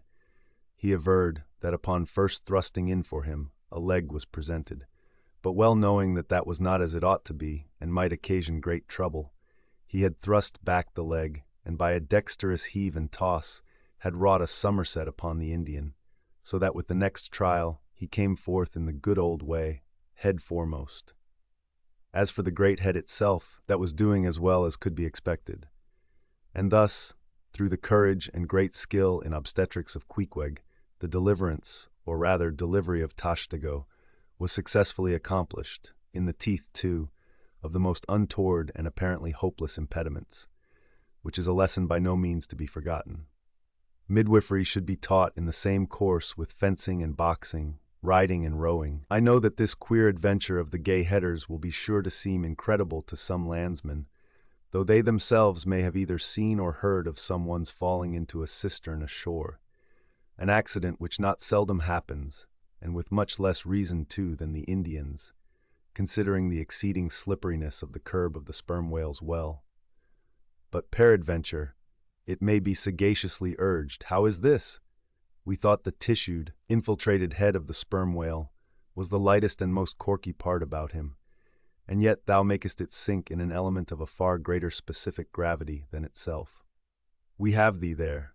Not at all, but I have ye, for at the time poor Tash fell in, the case had been nearly emptied of its lighter contents, leaving little but the dense tendinous wall of the well, a double-welded, hammered substance, as I have before said, much heavier than the sea water, and a lump of which sinks in it like lead almost. But the tendency to rapid sinking in this substance was in the present instance materially counteracted by the other parts of the head remaining undetached from it, so that it sank very slowly and deliberately indeed, affording Queequeg a fair chance for performing his agile obstetrics on the run, as you may say. Yes, it was a running delivery, so it was. Now had Tashtego perished in that head, it had been a very precious perishing, smothered in the very whitest and daintiest of fragrant spermaceti, coffined, hearsed, and tombed in the secret inner chamber and sanctum sanctorum of the whale. Only one sweeter end can readily be recalled, the delicious death of an Ohio honey hunter, who, seeking honey in the crotch of a hollow tree, found such exceeding store of it that, leaning too far over, it sucked him in so that he died embalmed. How many, think ye, have likewise fallen into Plato's honey head, and sweetly perished there? Chapter 79. The Prairie. To scan the lines of his face, or feel the bumps on the head of this Leviathan, this is a thing which no physiognomist or phrenologist has as yet undertaken. Such an enterprise would seem almost as hopeful as for Lavater to have scrutinized the wrinkles on the rock of Gibraltar, or for Gaul to have mounted a ladder and manipulated the dome of the Pantheon. Still, in that famous work of his, Lavater not only treats of the various faces of men, but also attentively studies the faces of horses, birds, serpents, and fish, and dwells in detail upon the modifications of expression discernible therein. Nor have Gall and his disciple Spurzheim failed to throw out some hints touching the phrenological characteristics of other beings than man. Therefore, though I am but ill qualified for a pioneer, In the application of these two semi-sciences to the whale, I will do my endeavor. I try all things, I achieve what I can. Physiognomically regarded, the sperm whale is an anomalous creature. He has no proper nose. And since the nose is the central and most conspicuous of the features, and since it perhaps most modifies and finally controls their combined expression, hence it would seem that its entire absence, as an external appendage, must very largely affect the countenance of the whale. For as in landscape gardening, a spire, cupola, monument, or tower of some sort is deemed almost indispensable to the completion of the scene, so no face can be physiognomically in keeping without the elevated open-work belfry of the nose. Dash the nose from Phidias's marble Jove, and what a sorry remainder! Nevertheless, Leviathan is of so mighty a magnitude, all his proportions are so stately, that the same deficiency which in the sculptured Jove were hideous, in him is no blemish at all. Nay, it is an added grandeur. A nose to the whale would have been impertinent. As on your physiognomical voyage you sail round his vast head in your jolly boat, your noble conceptions of him are never insulted by the reflection that he has a nose to be pulled. A pestilent conceit, which so often will insist upon obtruding, even when beholding the mightiest royal beetle on his throne. In some particulars, perhaps the most imposing physiognomical view to be had of the sperm whale is that of the full front of his head. This aspect is sublime. In thought, a fine human brow is like the east when troubled with the morning. In the repose of the pasture, the curled brow of the bull has a touch of the grand in it. Pushing heavy cannon up mountain defiles, the elephant's brow is majestic. Human or animal, the mystical brow is as that great golden seal affixed by the German emperors to their decrees. It signifies, God done this day by my hand. But in most creatures, nay, in man himself, very often the brow is but a mere strip of alpine land lying along the snow line. Few are the foreheads which, like Shakespeare's or Melanchthon's, rise so high and descend so low that the eyes themselves seem clear, eternal, tideless mountain lakes, and all above them in the forehead's wrinkles you seem to track the antlered thoughts descending there to drink, as the highland hunters track the snow prints of the deer. But in the great sperm whale, this high and mighty godlike dignity inherent in the brow is so immensely amplified that gazing on it, in that full front view, you feel the deity and the dread powers more forcibly than in beholding any other object in living nature. For you see no one point precisely, not one distinct feature is revealed, no nose, eyes, ears, or mouth, no face, he has none proper, nothing but that one broad firmament of a forehead, pleated with riddles, dumbly lowering with the doom of boats and ships and men. Nor in profile does this wondrous brow diminish, though that way viewed its grandeur does not domineer upon you so. In profile, you plainly perceive that horizontal, semi-crescentic depression in the forehead's middle, which in man is Lavater's mark of genius. But how? Genius in the sperm whale? Has the sperm whale ever written a book, spoken a speech? No, his great genius is declared in his doing nothing particular to prove it. It is moreover declared in his pyramidical silence. And this reminds me that had the great sperm whale been known to the young Orient world, he would have been deified by their child-Magian thoughts. They deified the crocodile of the Nile, because the crocodile is tongueless, and the sperm whale has no tongue, or at least it is so exceedingly small as to be incapable of protrusion. If hereafter any highly cultured poetical nation shall lure back to their birthright the merry May-Day gods of old, and livingly enthrone them again in the now egotistical sky, in the now unhaunted hill, then be sure, exalted to Jove's high seat, the great sperm whale shall lord it. Champollion deciphered the wrinkled granite hieroglyphics. But there is no Champollion to decipher the Egypt of every man's and every being's face. Physiognomy, like every other human science, is but a passing fable. If then Sir William Jones, who read in 30 languages, could not read the simplest peasant's face in its profounder and more subtle meanings, how may unlettered Ishmael hope to read the awful Chaldee of the sperm whale's brow? I but put that brow before you. Read it if you can. Chapter 80. The Nut. If the sperm whale be physiognomically a sphinx, to the phrenologist his brain seems that geometrical circle which it is impossible to square. In the full-grown creature the skull will measure at least 20 feet in length. Unhinge the lower jaw, and the side view of this skull is as the side of a moderately inclined plane resting throughout on a level base. But in life, as we have elsewhere seen, this inclined plane is angularly filled up and almost squared by the enormous superincumbent mass of the junk and sperm. At the high end, the skull forms a crater to bed that part of the mass, while under the long floor of this crater, in another cavity seldom exceeding 10 inches in length and as many in depth, reposes the mere handful of this monster's brain. The brain is at least 20 feet from his apparent forehead in life. It is hidden away behind its vast outworks, like the innermost citadel within the amplified fortifications of Quebec. So like a choice casket is it secreted in him, that I have known some whalemen who peremptorily deny that the sperm whale has any other brain than that palpable semblance of one formed by the cubic yards of his sperm magazine. Lying in strange folds, courses, and convolutions, to their apprehensions, it seems more in keeping with the idea of his general might to regard that mystic part of him as the seat of his intelligence. It is plain, then, that phrenologically the head of this leviathan, in the creature's living intact state, is an entire delusion. As for his true brain, you can then see no indications of it, nor feel any. The whale, like all things that are mighty, wears a false brow to the common world.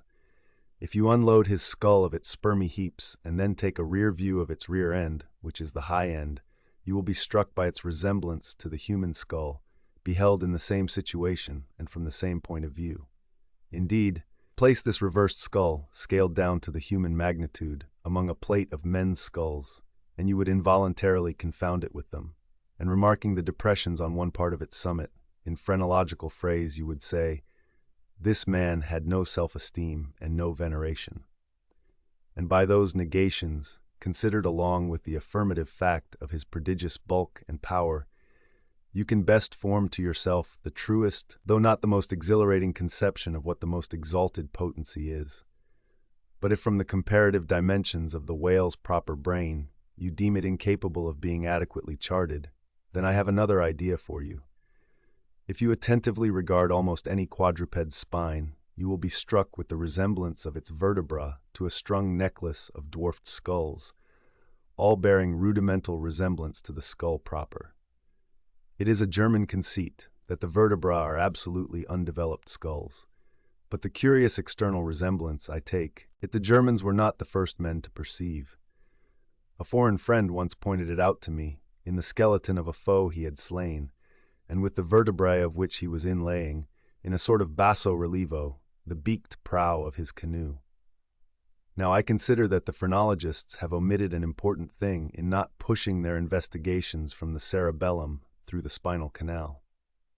For I believe that much of a man's character will be found betokened in his backbone. I would rather feel your spine than your skull, whoever you are. A thin joist of a spine never yet upheld a full and noble soul. I rejoice in my spine, as in the firm, audacious staff of that flag which I fling half out to the world. Apply this spinal branch of phrenology to the sperm whale. His cranial cavity is continuous with the first neck vertebra, and in that vertebra the bottom of the spinal canal will measure 10 inches across, being 8 in height, and of a triangular figure with the base downwards. As it passes through the remaining vertebra, the canal tapers in size, but for a considerable distance remains of large capacity. Now, of course, this canal is filled with much the same strangely fibrous substance, the spinal cord, as the brain, and directly communicates with the brain. And what is still more, for many feet after emerging from the brain's cavity, the spinal cord remains of an undecreasing girth, almost equal to that of the brain. Under all these circumstances, would it be unreasonable to survey and map out the whale's spine phrenologically?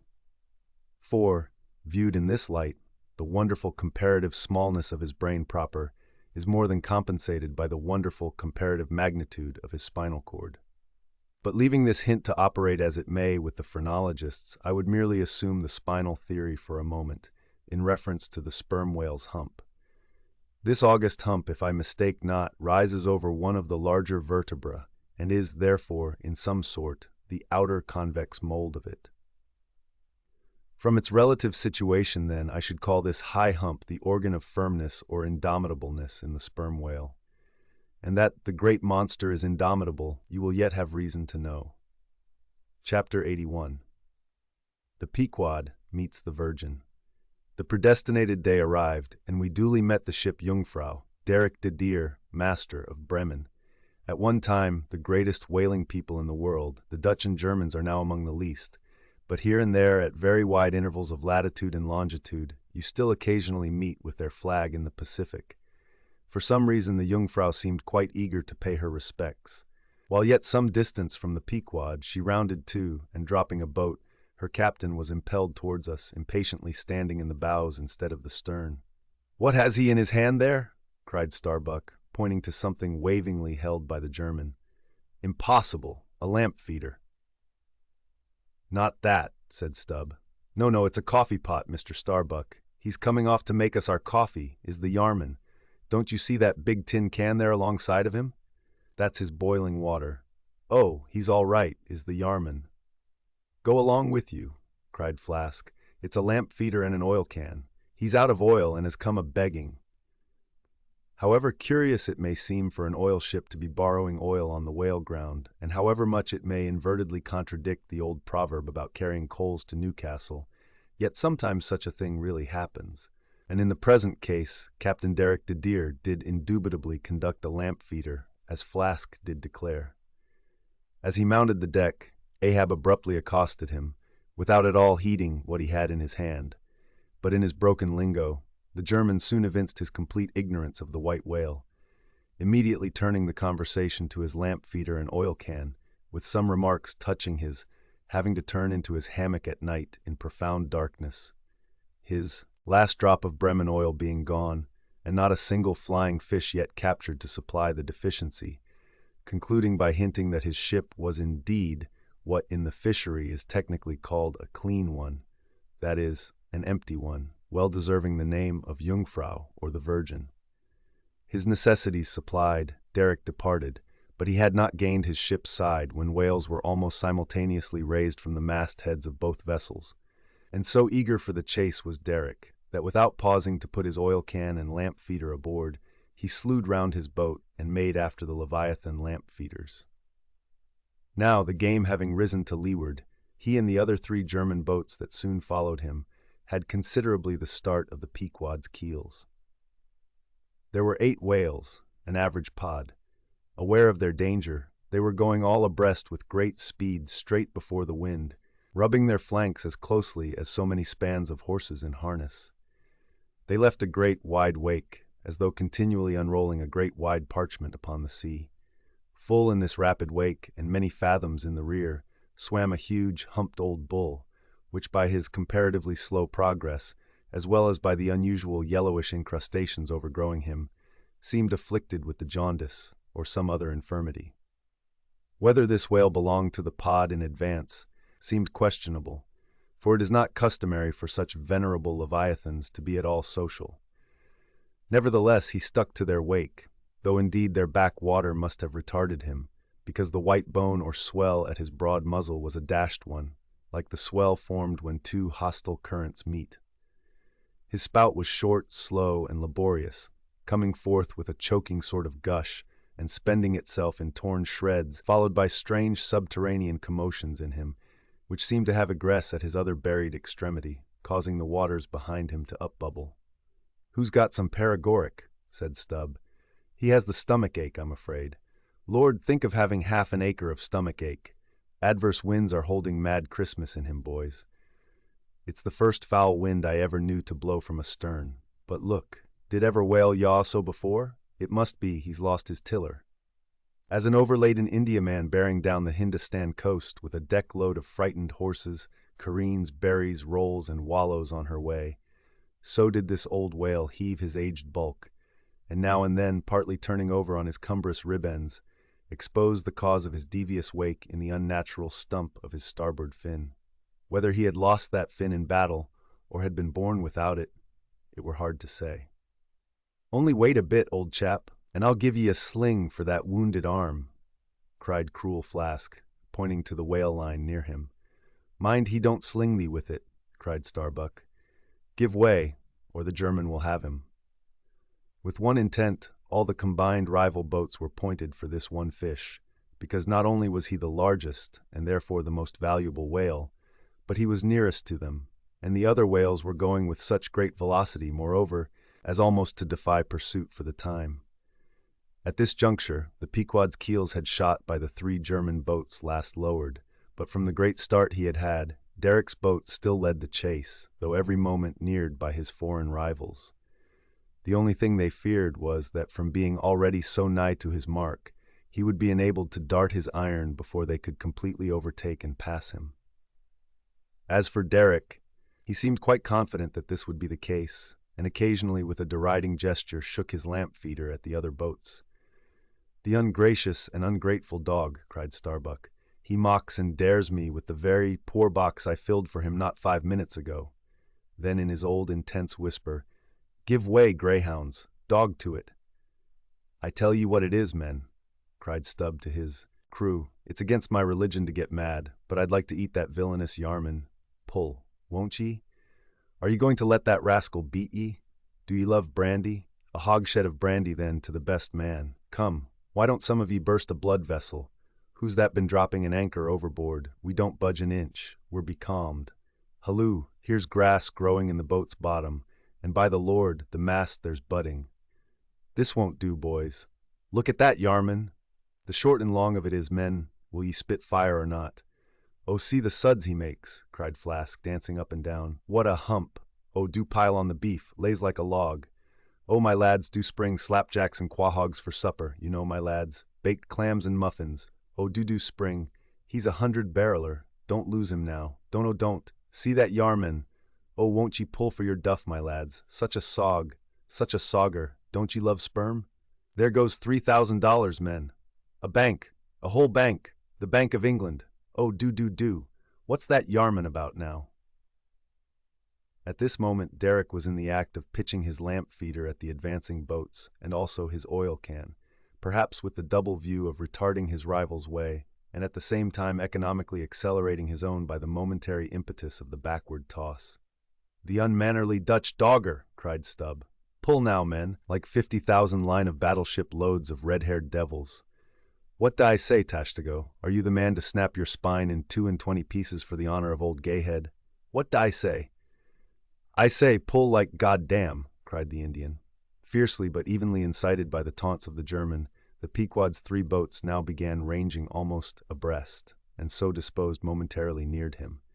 In that fine, loose, chivalrous attitude of the headsman when drawing near to his prey, the 3 mates stood up proudly, occasionally backing the after oarsman with an exhilarating cry of, "There she slides now! Hurrah for the white ash breeze! Down with the Yarman! Sail over him!" But so decided an original start had Derek had, that spite of all their gallantry, he would have proved the victor in this race, had not a righteous judgment descended upon him in a crab which caught the blade of his midship oarsman. While this clumsy lubber was striving to free his white ash, and while, in consequence, Derek's boat was nigh to capsizing and he thundering away at his men in a mighty rage, that was a good time for Starbuck, Stubb, and Flask. With a shout, they took a mortal start forwards and slantingly ranged up on the German's quarter.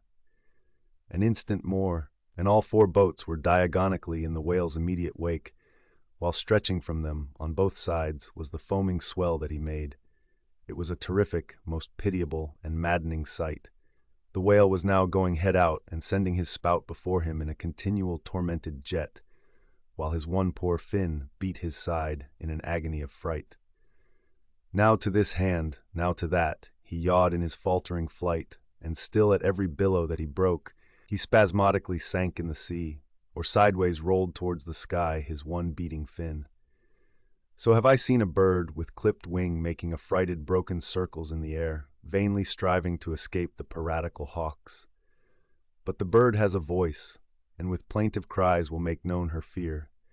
But the fear of this vast dumb brute of the sea was chained up and enchanted in him.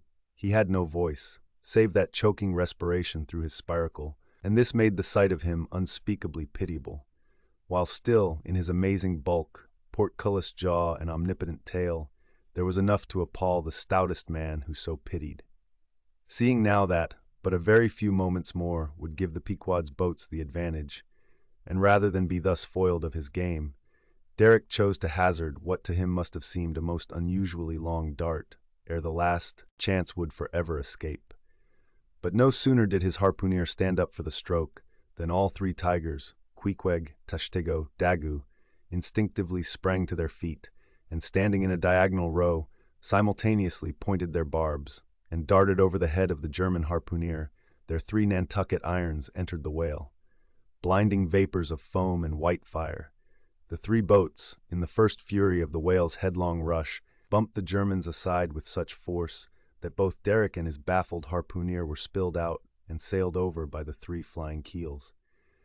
"Don't be afraid, my butterboxes," cried Stubb, casting a passing glance upon them as he shot by. "You'll be picked up presently, all right. I saw some sharks astern. St. Bernard's dogs, you know. Relieve distressed travelers. Hurrah! This is the way to sail now. Every keel a sunbeam. Hurrah! Here we go like three tin kettles at the tail of a mad cougar. This puts me in mind of fastening to an elephant in a tilbury on a plain. Makes the wheel spokes fly, boys, when you fasten to him that way. And there's danger of being pitched out, too, when you strike a hill. Hurrah! This is the way a fellow feels when he's going to Davy Jones, all a rush down an endless inclined plane. Hurrah! This whale carries the everlasting mail." But the monster's run was a brief one. Giving a sudden gasp, he tumultuously sounded. With a grating rush, the three lines flew round the loggerheads with such a force as to gouge deep grooves in them, while so fearful were the harpooneers that this rapid sounding would soon exhaust the lines, that using all their dexterous might, they caught repeated smoking turns with the rope to hold on, till at last, owing to the perpendicular strain from the lead-lined chocks of the boats, whence the three ropes went straight down into the blue, the gunwales of the bows were almost even with the water, while the three sterns tilted high in the air. And the whale soon ceasing to sound, for some time they remained in that attitude, fearful of expending more line, though the position was a little ticklish. But though boats have been taken down and lost in this way, yet it is this holding on, as it is called, this hooking up by the sharp barbs of his live flesh from the back, this it is that often torments the Leviathan into soon rising again to meet the sharp lance of his foes. Yet not to speak of the peril of the thing, it is to be doubted whether this course is always the best, for it is but reasonable to presume that the longer the stricken whale stays under water, the more he is exhausted. Because, owing to the enormous surface of him, in a full-grown sperm whale something less than 2,000 square feet, the pressure of the water is immense. We all know what an astonishing atmospheric weight we ourselves stand up under, even here above ground in the air. How vast, then, the burden of a whale, bearing on his back a column of 200 fathoms of ocean. It must at least equal the weight of 50 atmospheres. One whaleman has estimated it at the weight of 20 line-of-battle ships, with all their guns and stores and men on board. As the three boats lay there on that gently rolling sea, gazing down into its eternal blue noon, and as not a single groan or cry of any sort, nay, not so much as a ripple or a bubble came up from its depths, what landsman would have thought that beneath all that silence and placidity, the utmost monster of the seas was writhing and wrenching in agony? Not 8 inches of perpendicular rope were visible at the bows. Seems it credible that by 3 such thin threads the great Leviathan was suspended like the big weight to an 8-day clock. Suspended, and to what? To 3 bits of board. Is this the creature of whom it was once so triumphantly said, "Canst thou fill his skin with barbed irons, or his head with fish spears? The sword of him that layeth at him cannot hold, the spear, the dart, nor the habergeon. He esteemeth iron as straw, the arrow cannot make him flee, darts are counted as stubble, he laugheth at the shaking of a spear." This the creature? This he? Oh, that unfulfillments should follow the prophets. For with the strength of 1,000 thighs in his tail, Leviathan had run his head under the mountains of the sea, to hide him from the Pequod's fish spears. In that sloping afternoon sunlight, the shadows that the 3 boats sent down beneath the surface must have been long enough and broad enough to shade half Xerxes' army. Who can tell how appalling to the wounded whale must have been such huge phantoms flitting over his head? "Stand by, men! He stirs!" cried Starbuck, as the 3 lines suddenly vibrated in the water, distinctly conducting upwards to them, as by magnetic wires, the life and death throbs of the whale, so that every oarsman felt them in his seat. The next moment, relieved in great part from the downward strain at the bows, the boats gave a sudden bounce upwards, as a small ice field will, when a dense herd of white bears are scared from it into the sea. "Haul in! Haul in!" cried Starbuck again. "He's rising." The lines of which, hardly an instant before, not one hand's breadth could have been gained, were now in long, quick coils flung back all dripping into the boats, and soon the whale broke water within 2 ships' lengths of the hunters. His motions plainly denoted his extreme exhaustion. In most land animals there are certain valves or floodgates in many of their veins, whereby when wounded, the blood is in some degree at least instantly shut off in certain directions.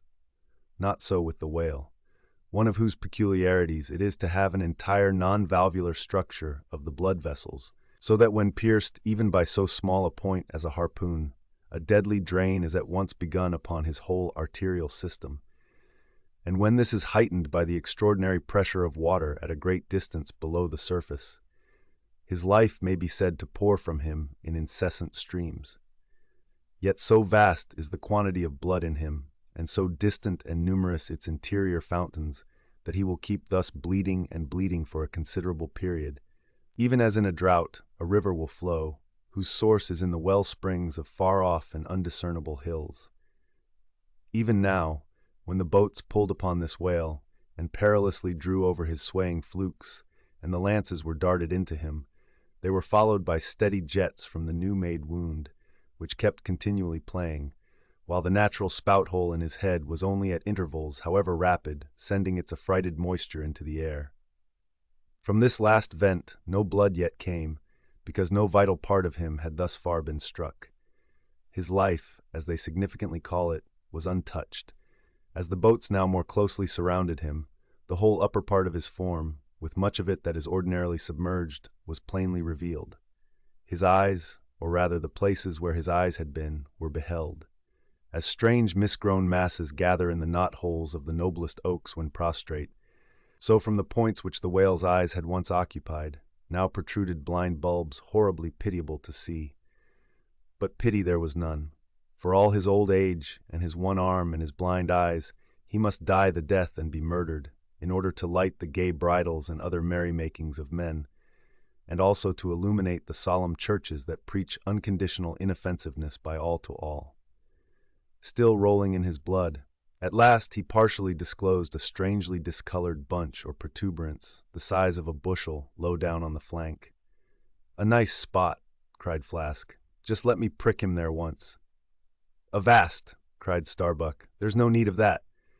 But humane Starbuck was too late. At the instant of the dart, an ulcerous jet shot from this cruel wound, and goaded by it into more than sufferable anguish, the whale, now spouting thick blood, with swift fury blindly darted at the craft, bespattering them and their glorying crews all over with showers of gore, capsizing Flask's boat and marring the bows. It was his death stroke, for by this time, so spent was he by loss of blood, that he helplessly rolled away from the wreck he had made, lay panting on his side, impotently flapped with his stumped fin, then over and over slowly revolved like a waning world, turned up the white secrets of his belly, lay like a log, and died. It was most piteous, that last expiring spout. As when by unseen hands the water is gradually drawn off from some mighty fountain, and with half-stifled melancholy gurglings the spray column lowers and lowers to the ground, so the last long dying spout of the whale. Soon, while the crews were awaiting the arrival of the ship, the body showed symptoms of sinking with all its treasures unrifled.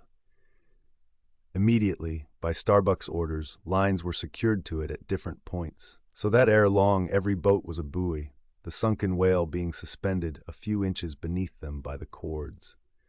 By very heedful management, when the ship drew nigh, the whale was transferred to her side, and was strongly secured there by the stiffest fluke chains, for it was plain that unless artificially upheld, the body would at once sink to the bottom.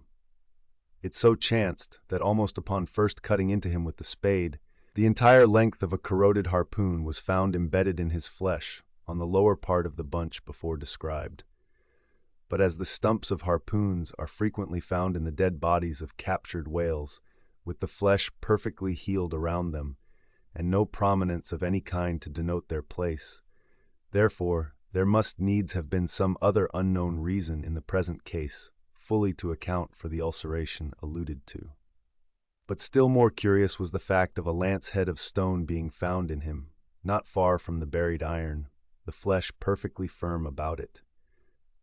Who had darted that stone lance, and when? It might have been darted by some Norwest Indian long before America was discovered.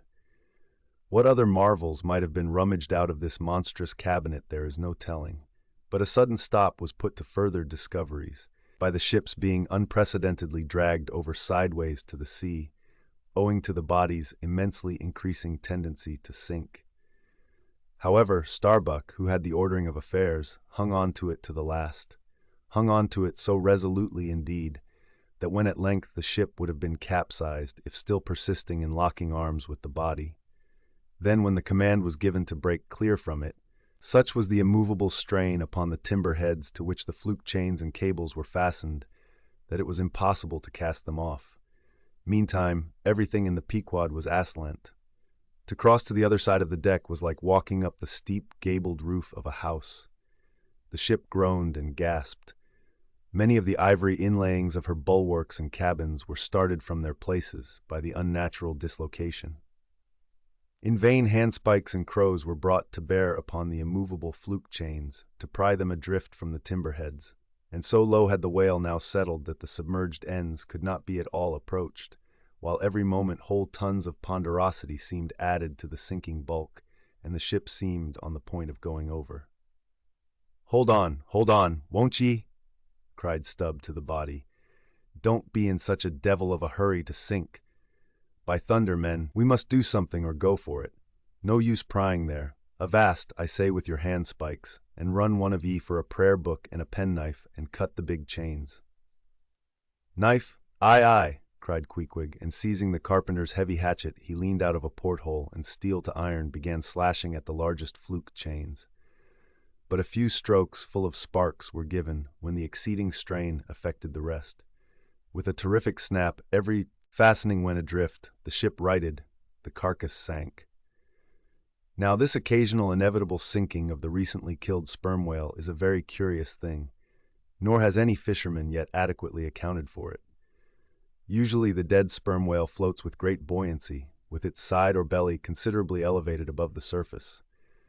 If the only whales that thus sank were old, meager, and broken-hearted creatures, their pads of lard diminished and all their bones heavy and rheumatic, then you might with some reason assert that this sinking is caused by an uncommon specific gravity in the fish, so sinking, consequent upon this absence of buoyant matter in him. But it is not so. For young whales in the highest health, and swelling with noble aspirations, prematurely cut off in the warm flush and May of life, with all their panting lard about them, even these brawny, buoyant heroes do sometimes sink. Be it said, however, that the sperm whale is far less liable to this accident than any other species. Where one of that sort go down, 20 right whales do. This difference in the species is no doubt imputable in no small degree to the greater quantity of bone in the right whale, his Venetian blinds alone sometimes weighing more than a ton. From this encumbrance the sperm whale is wholly free. But there are instances where, after the lapse of many hours or several days, the sunken whale again rises more buoyant than in life. But the reason of this is obvious. Gases are generated in him, he swells to a prodigious magnitude, becomes a sort of animal balloon. A line of battle ship could hardly keep him under then. In the shore whaling, on soundings, among the bays of New Zealand, when a right whale gives token of sinking, they fasten buoys to him, with plenty of rope, so that when the body has gone down, they know where to look for it when it shall have ascended again. It was not long after the sinking of the body that a cry was heard from the Pequod's mastheads, announcing that the Jungfrau was again lowering her boats, though the only spout in sight was that of a finback, belonging to the species of uncapturable whales, because of its incredible power of swimming. Nevertheless, The finback spout is so similar to the sperm whale's that by unskillful fishermen it is often mistaken for it, and consequently Derrick and all his host were now in valiant chase of this unnearable brute. The Virgin crowding all sail, made after her 4 young keels, and thus they all disappeared far to leeward, still in bold, hopeful chase. Oh, many are the finbacks, and many are the derricks, my friend. Chapter 82. The Honor and Glory of Whaling. There are some enterprises in which a careful disorderliness is the true method. The more I dive into this matter of whaling, and push my researches up to the very spring head of it, so much the more am I impressed with its great honorableness and antiquity, and especially when I find so many great demigods and heroes, prophets of all sorts, who one way or other have shed distinction upon it. I am transported with the reflection that I myself belong, though but subordinately, to so emblazoned a fraternity. The gallant Perseus, a son of Jupiter, was the first whaleman, and to the eternal honor of our calling be it said, that the first whale attacked by our brotherhood was not killed with any sordid intent. Those were the nightly days of our profession, when we only bore arms to succor the distressed and not to fill men's lamp feeders.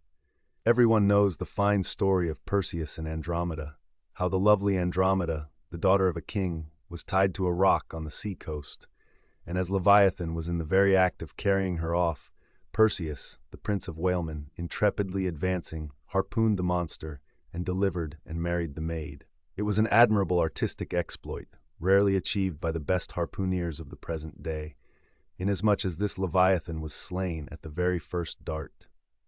And let no man doubt this archite story, for in the ancient Joppa, now Jaffa, on the Syrian coast, in one of the pagan temples, there stood for many ages the vast skeleton of a whale, which the city's legends and all the inhabitants asserted to be the identical bones of the monster that Perseus slew. When the Romans took Joppa, the same skeleton was carried to Italy in triumph. What seems most singular and suggestively important in this story is this: it was from Joppa that Jonah set sail. Akin to the adventure of Perseus and Andromeda, indeed by some supposed to be indirectly derived from it, is that famous story of St. George and the dragon, which dragon I maintain to have been a whale, for in many old chronicles whales and dragons are strangely jumbled together, and often stand for each other. Thou art as a lion of the waters, and as a dragon of the sea, saith Ezekiel, hereby plainly meaning a whale. In truth, some versions of the Bible use that word itself. Besides, it would much subtract from the glory of the exploit had St. George but encountered a crawling reptile of the land, instead of doing battle with the great monster of the deep. Any man may kill a snake, but only a Perseus, a St. George, a coffin, have the heart in them to march boldly up to a whale. Let not the modern paintings of this scene mislead us, for though the creature encountered by that valiant whaleman of old is vaguely represented of a griffin-like shape, and though the battle is depicted on land and the saint on horseback, yet, considering the great ignorance of those times, when the true form of the whale was unknown to artists, and considering that, as in Perseus' case, St. George's whale might have crawled up out of the sea on the beach, and considering that the animal ridden by St. George might have been only a large seal or seahorse, bearing all this in mind, it will not appear altogether incompatible with the sacred legend and the ancientest draughts of the scene to hold this so-called dragon no other than the great Leviathan himself.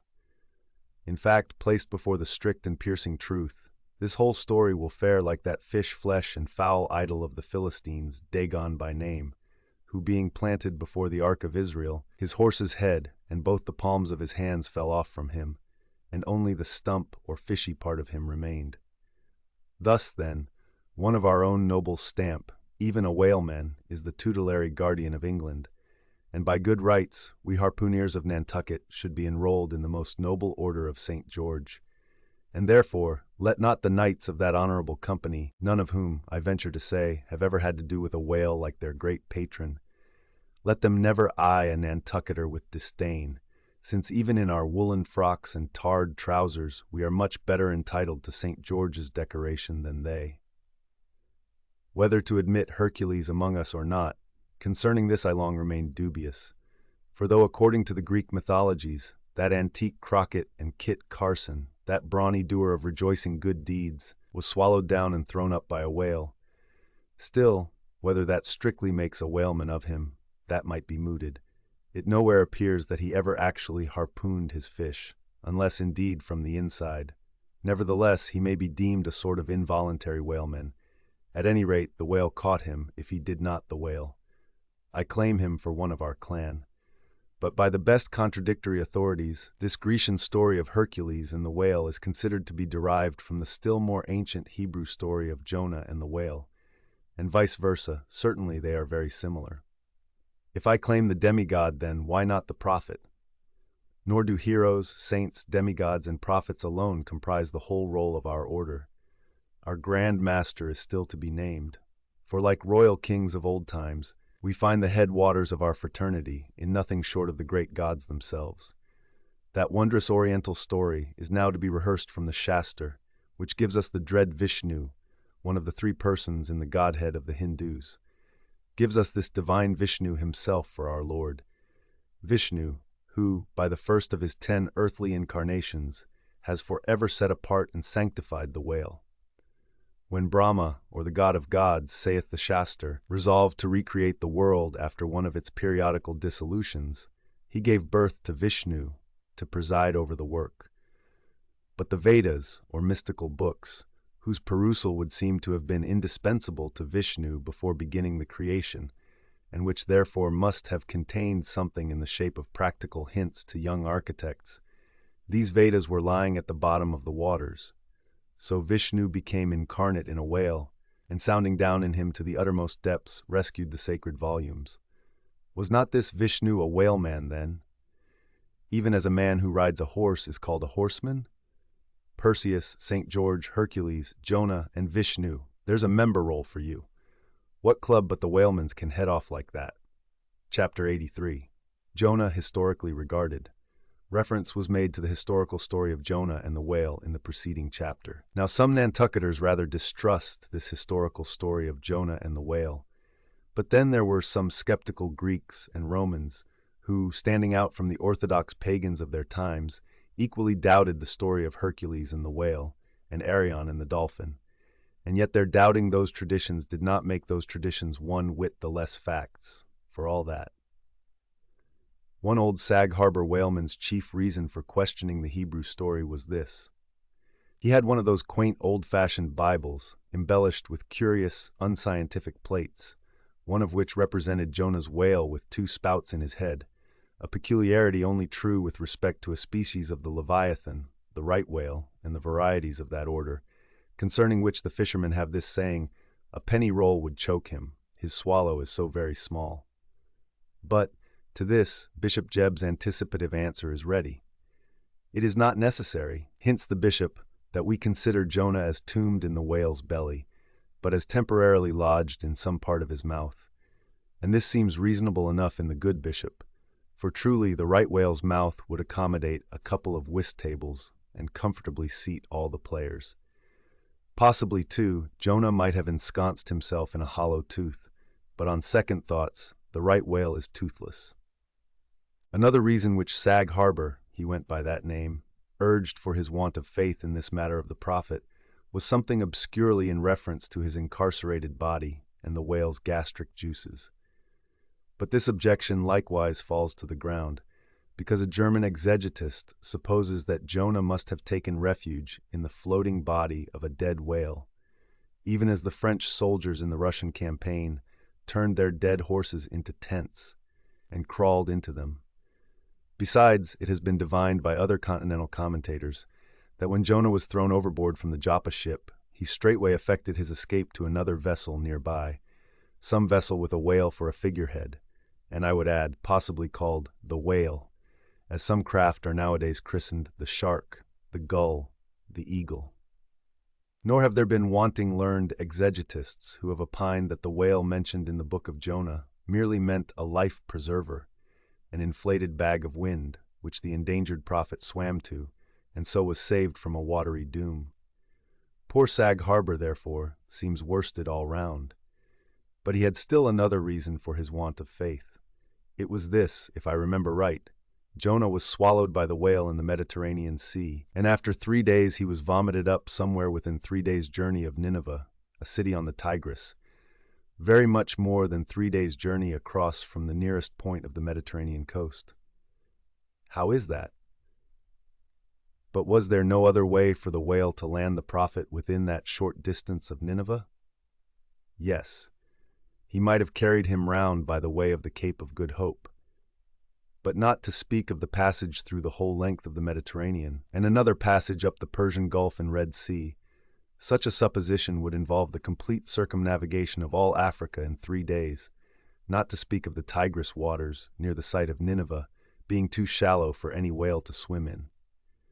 Besides, this idea of Jonah's weathering the Cape of Good Hope at so early a day would wrest the honor of the discovery of that great headland from Bartholomew Diaz, its reputed discoverer, and so make modern history a liar. But all these foolish arguments of old Sag Harbor only evinced his foolish pride of reason, a thing still more reprehensible in him, seeing that he had but little learning except what he had picked up from the sun and the sea. I say it only shows his foolish, impious pride, an abominable, devilish rebellion against the reverend clergy. For by a Portuguese Catholic priest, this very idea of Jonah's going to Nineveh via the Cape of Good Hope was advanced as a signal magnification of the general miracle, and so it was. Besides, to this day, the highly enlightened Turks devoutly believe in the historical story of Jonah, and some 3 centuries ago, an English traveler in Old Harris's Voyages speaks of a Turkish mosque built in honor of Jonah, in which mosque was a miraculous lamp that burnt without any oil. Chapter 84. Pitch poling. To make them run easily and swiftly, the axles of carriages are anointed, and for much the same purpose, some whalers perform an analogous operation upon their boat. They grease the bottom. Nor is it to be doubted that as such a procedure can do no harm, it may possibly be of no contemptible advantage, considering that oil and water are hostile, that oil is a sliding thing, and that the object in view is to make the boat slide bravely. Pequod believed strongly in anointing his boat, and one morning not long after the German ship Jungfrau disappeared, took more than customary pains in that occupation, crawling under its bottom, where it hung over the side, and rubbing in the unctuousness as though diligently seeking to ensure a crop of hair from the craft's bald keel. He seemed to be working in obedience to some particular presentiment. Nor did it remain unwarranted by the event. Towards noon whales were raised, but so soon as the ship sailed down to them, they turned and fled with swift precipitancy, a disordered flight as of Cleopatra's barges from Actium. Nevertheless, the boats pursued, and Stubbs was foremost. By great exertion, Tashtego at last succeeded in planting one iron, but the stricken whale, without at all sounding, still continued his horizontal flight with added fleetness. Such unintermitted strainings upon the planted iron must sooner or later inevitably extract it. It became imperative to lance the flying whale, or be content to lose him. But to haul the boat up to his flank was impossible. He swam so fast and furious. What then remained?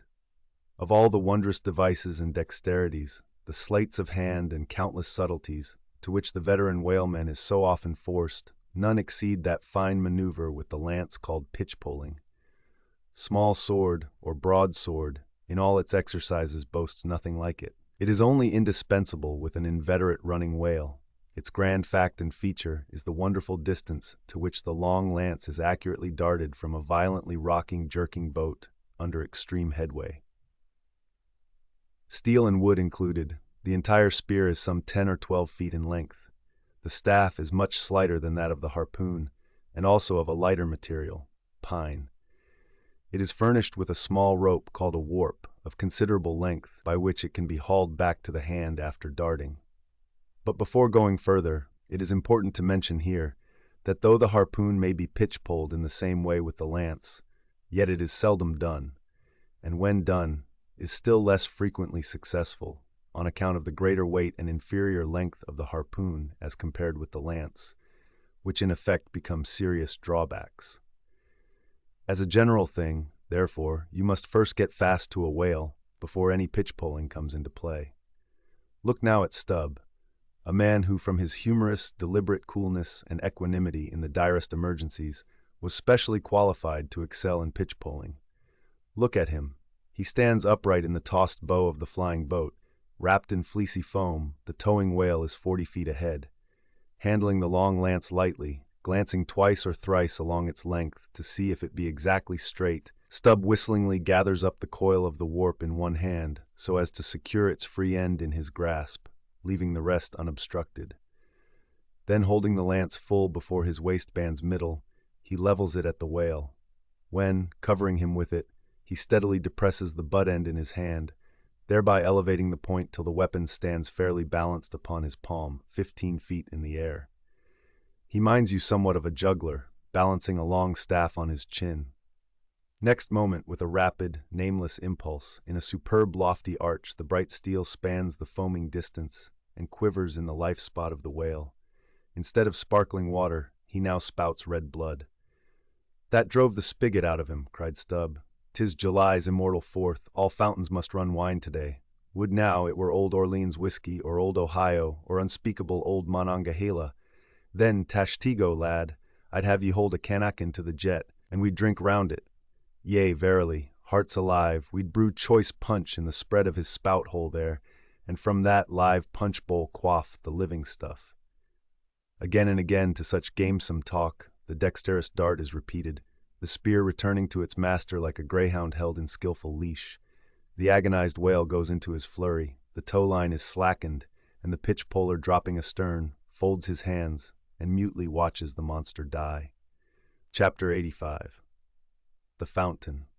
That for 6,000 years, and no one knows how many millions of ages before, the great whales should have been spouting all over the sea, and sprinkling and mystifying the gardens of the deep, as with so many sprinkling or mystifying pots, and that for some centuries back, thousands of hunters should have been close by the fountain of the whale, watching these sprinklings and spoutings, that all this should be, and yet that down to this blessed minute, 15 1/4 minutes past 1 o'clock p.m. of this 16th day of December, A.D. 1851, it should still remain a problem whether these spoutings are, after all, really water or nothing but vapor.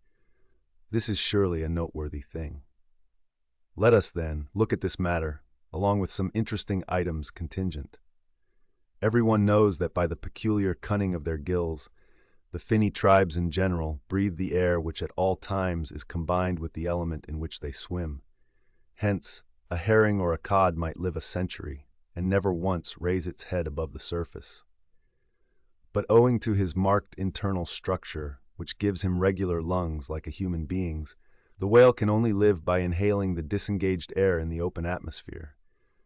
Wherefore the necessity for his periodical visits to the upper world. But he cannot in any degree breathe through his mouth, for in his ordinary attitude, the sperm whale's mouth is buried at least 8 feet beneath the surface, and what is still more, his windpipe has no connection with his mouth. No, he breathes through his spiracle alone, and this is on the top of his head. If I say that in any creature breathing is only a function indispensable to vitality, inasmuch as it withdraws from the air a certain element, which being subsequently brought into contact with the blood, imparts to the blood its vivifying principle, I do not think I shall err, though I may possibly use some superfluous scientific words. Assume it, and it follows that if all the blood in a man could be aerated with one breath, he might then seal up his nostrils and not fetch another for a considerable time. That is to say, he would then live without breathing. Anomalous as it may seem, this is precisely the case with the whale, who systematically lives by intervals his full hour and more, when at the bottom, without drawing a single breath, or so much as in any way inhaling a particle of air, for remember, he has no gills. How is this? Between his ribs and on each side of his spine, he is supplied with a remarkable involved Cretan labyrinth of vermicelli-like vessels, which vessels, when he quits the surface, are completely distended with oxygenated blood, so that for an hour or more, 1,000 fathoms in the sea, he carries a surplus stock of vitality in him, just as the camel crossing the waterless desert carries a surplus supply of drink for future use in its 4 supplementary stomachs. The anatomical fact of this labyrinth is indisputable, and that the supposition founded upon it is reasonable and true seems the more cogent to me when I consider the otherwise inexplicable obstinacy of that Leviathan in having his spoutings out, as the fishermen phrase it. This is what I mean. If unmolested, upon rising to the surface, the sperm whale will continue there for a period of time exactly uniform with all his other unmolested risings. Say he stays 11 minutes and jets 70 times, that is, respires 70 breaths. Then whenever he rises again, he will be sure to have his 70 breaths over again, to a minute. Now, if after he fetches a few breaths you alarm him, so that he sounds, he will be always dodging up again to make good his regular allowance of air. And not till those 70 breaths are told will he finally go down to stay out his full term below. Remark, however, that in different individuals these rates are different, but in any one they are alike. Now, why should the whale thus insist upon having his spoutings out, unless it be to replenish his reservoir of air ere descending for good? How obvious is it, too, that this necessity for the whale's rising exposes him to all the fatal hazards of the chase. For not by hook or by net could this vast Leviathan be caught, when sailing 1,000 fathoms beneath the sunlight.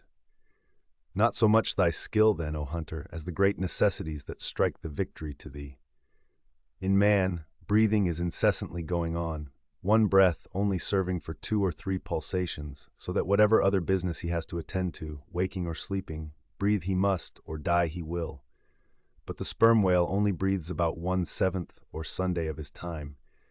It has been said that the whale only breathes through his spout hole. If it could truthfully be added that his spouts are mixed with water, then I opine we should be furnished with the reason why his sense of smell seems obliterated in him. For the only thing about him that at all answers to his nose is that identical spout hole, and being so clogged with 2 elements, it could not be expected to have the power of smelling. But owing to the mystery of the spout, whether it be water or whether it be vapor, no absolute certainty can as yet be arrived at on this head. Sure it is, nevertheless, that the sperm whale has no proper olfactories. But what does he want of them? No roses, no violets, no cologne water in the sea. Furthermore, as his windpipe solely opens into the tube of his spouting canal, and as that long canal, like the Grand Erie Canal, is furnished with a sort of locks that open and shut, for the downward retention of air or the upward exclusion of water, therefore the whale has no voice, unless you insult him by saying that when he so strangely rumbles, he talks through his nose. But then again, what has the whale to say? Seldom have I known any profound being that had anything to say to this world, unless forced to stammer out something by way of getting a living. Oh, happy that the world is such an excellent listener. Now, the spouting canal of the sperm whale, chiefly intended as it is for the conveyance of air, and for several feet laid along horizontally just beneath the upper surface of his head and a little to one side. This curious canal is very much like a gas pipe laid down in a city on one side of a street. But the question returns whether this gas pipe is also a water pipe. In other words, whether the spout of the sperm whale is the mere vapor of the exhaled breath, or whether that exhaled breath is mixed with water taken in at the mouth and discharged through the spiracle. It is certain that the mouth indirectly communicates with the spouting canal, but it cannot be proved that this is for the purpose of discharging water through the spiracle, because the greatest necessity for so doing would seem to be when in feeding he accidentally takes in water. But the sperm whale's food is far beneath the surface, and there he cannot spout even if he would. Besides, if you regard him very closely and time him with your watch, you will find that when unmolested, there is an undeviating rhyme between the periods of his jets and the ordinary periods of respiration.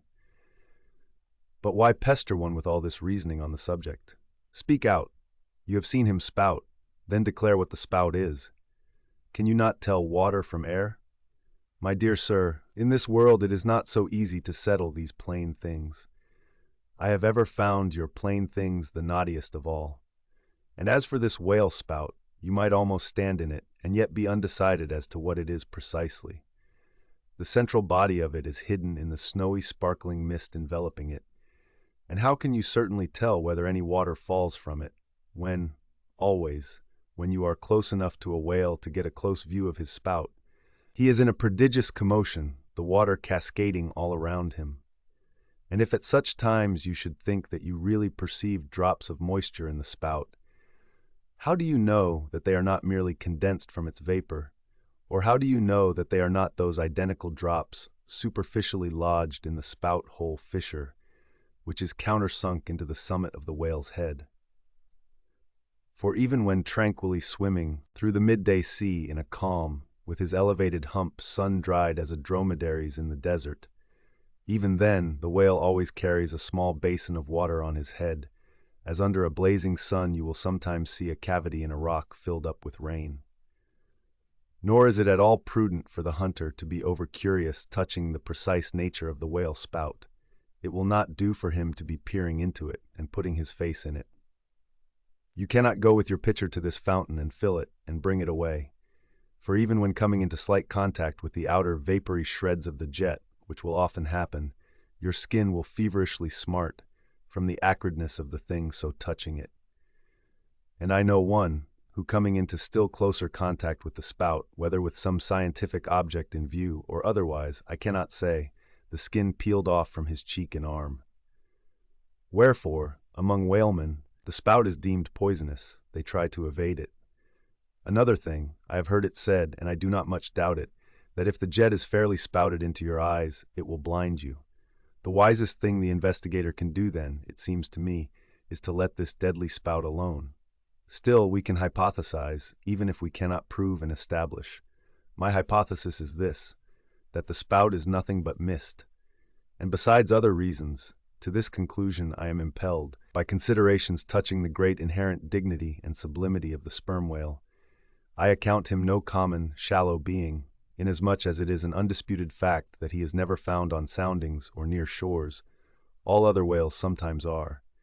He is both ponderous and profound, and I am convinced that from the heads of all ponderous, profound beings, such as Plato, Pyrrho, the devil, Jupiter, Dante, and so on, there always goes up a certain semi-visible steam while in the act of thinking deep thoughts.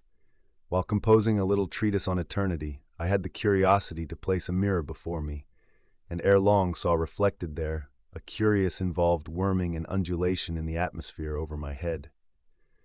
The invariable moisture of my hair, while plunged in deep thought, after 6 cups of hot tea in my thin shingled attic of an August noon, this seems an additional argument for the above supposition. And how nobly it raises our conceit of the mighty misty monster, to behold him solemnly sailing through a calm tropical sea, his vast mild head overhung by a canopy of vapor, engendered by his incommunicable contemplations, and that vapor, as you will sometimes see it, glorified by a rainbow, as if heaven itself had put its seal upon his thoughts. For see, rainbows do not visit the clear air, they only irradiate vapor. And so, through all the thick mists of the dim doubts in my mind, divine intuitions now and then shoot, enkindling my fog with a heavenly ray. And for this I thank God, for all have doubts, many deny, but doubts or denials, few along with them, have intuitions. Doubts of all things earthly, and intuitions of some things heavenly. This combination makes neither believer nor infidel, but makes a man who regards them both with equal eye. Chapter 86. The Tail. Other poets have warbled the praises of the soft eye of the antelope and the lovely plumage of the bird that never alights. Less celestial, I celebrate a tail.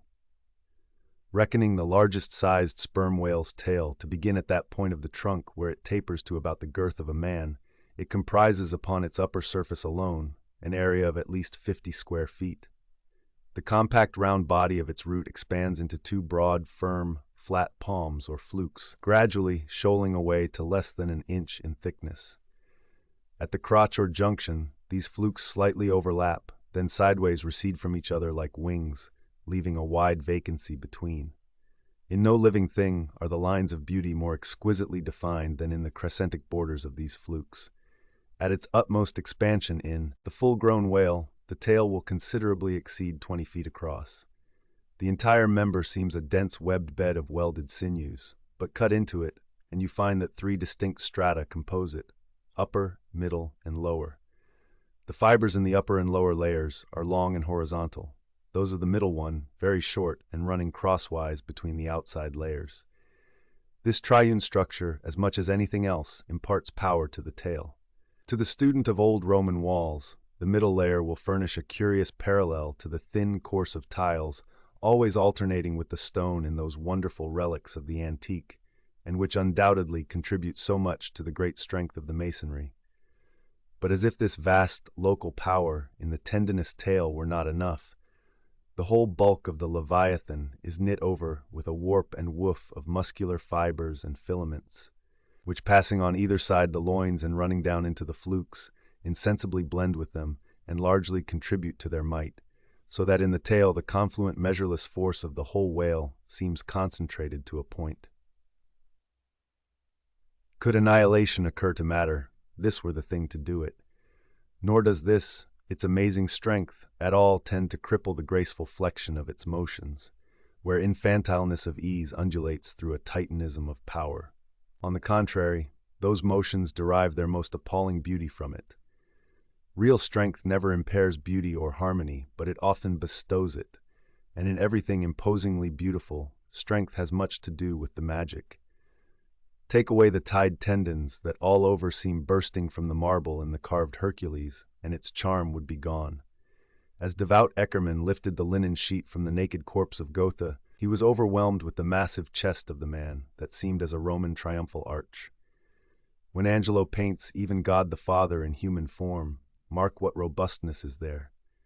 And whatever they may reveal of the divine love in the Son, the soft, curled, hermaphroditical Italian pictures, in which his idea has been most successfully embodied, these pictures, so destitute as they are of all brawniness, hint nothing of any power, but the mere negative, feminine one of submission and endurance, which on all hands, it is conceded, form the peculiar practical virtues of his teachings. Such is the subtle elasticity of the organ I treat of, that whether wielded in sport, or in earnest, or in anger, whatever be the mood it be in, its flexions are invariably marked by exceeding grace. Therein no fairy's arm can transcend it. 5 great motions are peculiar to it. First, when used as a fin for progression. Second, when used as a mace in battle. Third, in sweeping. Fourth, in lobtailing. Fifth, in peaking flukes. First, being horizontal in its position, the Leviathan's tail acts in a different manner from the tails of all other sea creatures. It never wriggles. In man or fish, wriggling is a sign of inferiority. To the whale, his tail is the sole means of propulsion. Scroll-wise coiled forwards beneath the body, and then rapidly sprung backwards, it is this which gives that singular darting, leaping motion to the monster when furiously swimming. His side fins only serve to steer by. Second, it is a little significant that while one sperm whale only fights another sperm whale with his head and jaw, nevertheless, in his conflicts with man, he chiefly and contemptuously uses his tail. In striking at a boat, he swiftly curves away his flukes from it, and the blow is only inflicted by the recoil. If it be made in the unobstructed air, especially if it descend to its mark, the stroke is then simply irresistible. No ribs of man or boat can withstand it. Your only salvation lies in eluding it. But if it comes sideways through the opposing water, then partly owing to the light buoyancy of the whaleboat and the elasticity of its materials, a cracked rib or a dashed plank or two, a sort of stitch in the side, is generally the most serious result. These submerged side blows are so often received in the fishery that they are accounted mere child's play. Someone strips off a frock and the hole is stopped. Third, I cannot demonstrate it, but it seems to me that in the whale the sense of touch is concentrated in the tail, for in this respect there is a delicacy in it only equaled by the daintiness of the elephant's trunk. This delicacy is chiefly evinced in the action of sweeping, when in maidenly gentleness the whale with a certain soft slowness moves his immense flukes from side to side upon the surface of the sea. And if he feel but a sailor's whisker, woe to that sailor, whiskers and all. What tenderness there is in that preliminary touch! Had this tale any prehensile power, I should straightway bethink me of Darminode's elephant that so frequented the flower market, and with low salutations presented nosegays to damsels, and then caressed their zones.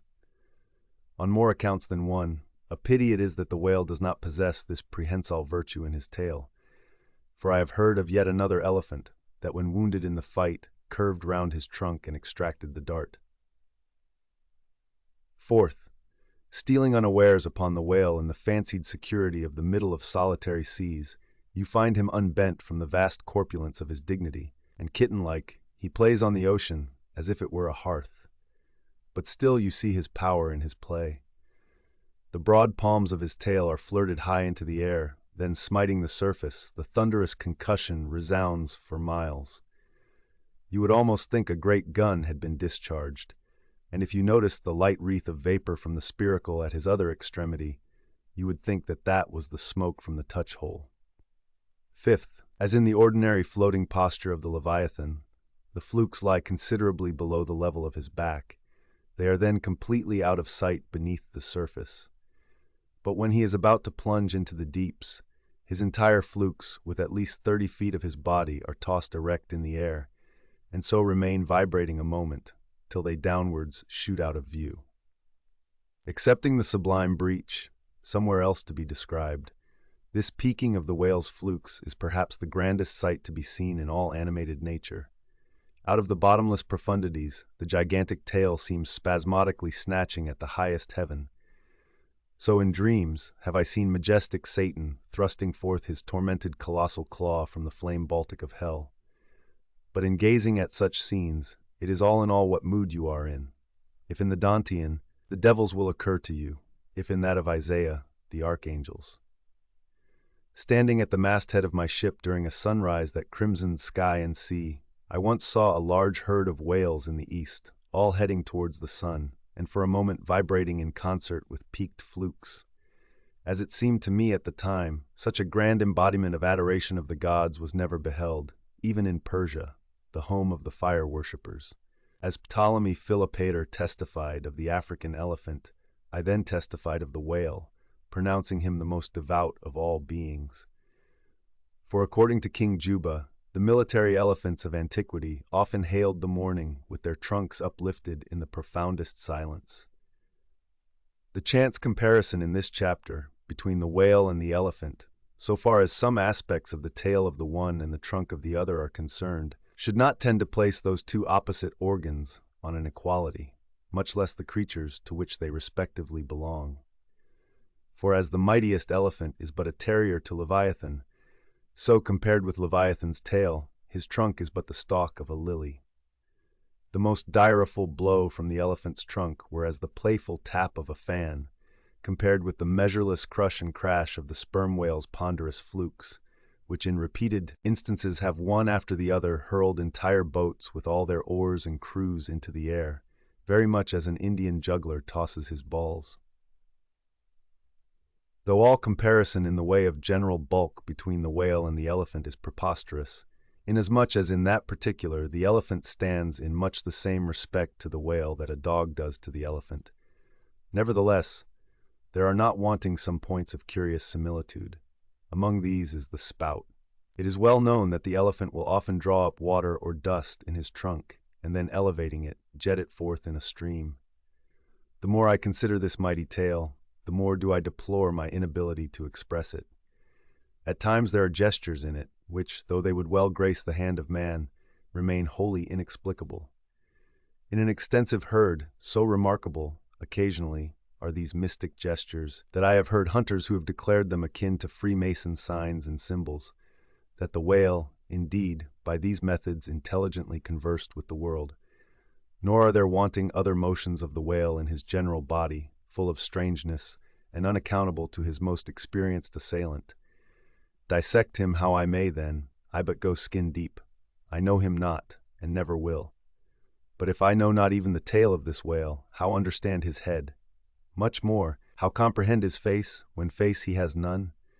Thou shalt see my back parts, my tail, he seems to say, but my face shall not be seen. But I cannot completely make out his back parts, and hint what he will about his face, I say again, he has no face. Chapter 87. The Grand Armada. The long and narrow peninsula of Malacca, extending southeastward from the territories of Burma, forms the most southerly point of all Asia. In a continuous line from that peninsula stretch the long islands of Sumatra, Java, Bali, and Timor, which, with many others, form a vast mole or rampart, lengthwise connecting Asia with Australia, and dividing the long unbroken Indian Ocean from the thickly studded Oriental archipelagos. This rampart is pierced by several sally ports for the convenience of ships and whales, conspicuous among which are the Straits of Sunda and Malacca. By the Straits of Sunda, chiefly, vessels bound to China from the west emerge into the China seas. Those narrow Straits of Sunda divide Sumatra from Java, and standing midway in that vast rampart of islands, buttressed by that bold green promontory, known to seamen as Java Head, they not a little correspond to the central gateway opening into some vast walled empire. And considering the inexhaustible wealth of spices and silks and jewels and gold and ivory with which the 1,000 islands of that oriental sea are enriched, it seems a significant provision of nature that such treasures, by the very formation of the land, should at least bear the appearance, however ineffectual, of being guarded from the all-grasping Western world. The shores of the Straits of Sunda are unsupplied with those domineering fortresses which guard the entrances to the Mediterranean, the Baltic, and the Propontis. Unlike the Danes, these Orientals do not demand the obsequious homage of lowered topsails from the endless procession of ships before the wind, which for centuries past, by night and by day, have passed between the islands of Sumatra and Java, freighted with the costliest cargoes of the East. But while they freely waive a ceremonial like this, they do by no means renounce their claim to more solid tribute. Time out of mind, the piratical proas of the Malays, lurking among the low-shaded coves and islets of Sumatra, have sallied out upon the vessels sailing through the straits, fiercely demanding tribute at the point of their spears. Though by the repeated bloody chastisements they have received at the hands of European cruisers, the audacity of these corsairs has of late been somewhat repressed. Yet, even at the present day, we occasionally hear of English and American vessels, which in those waters have been remorselessly boarded and pillaged.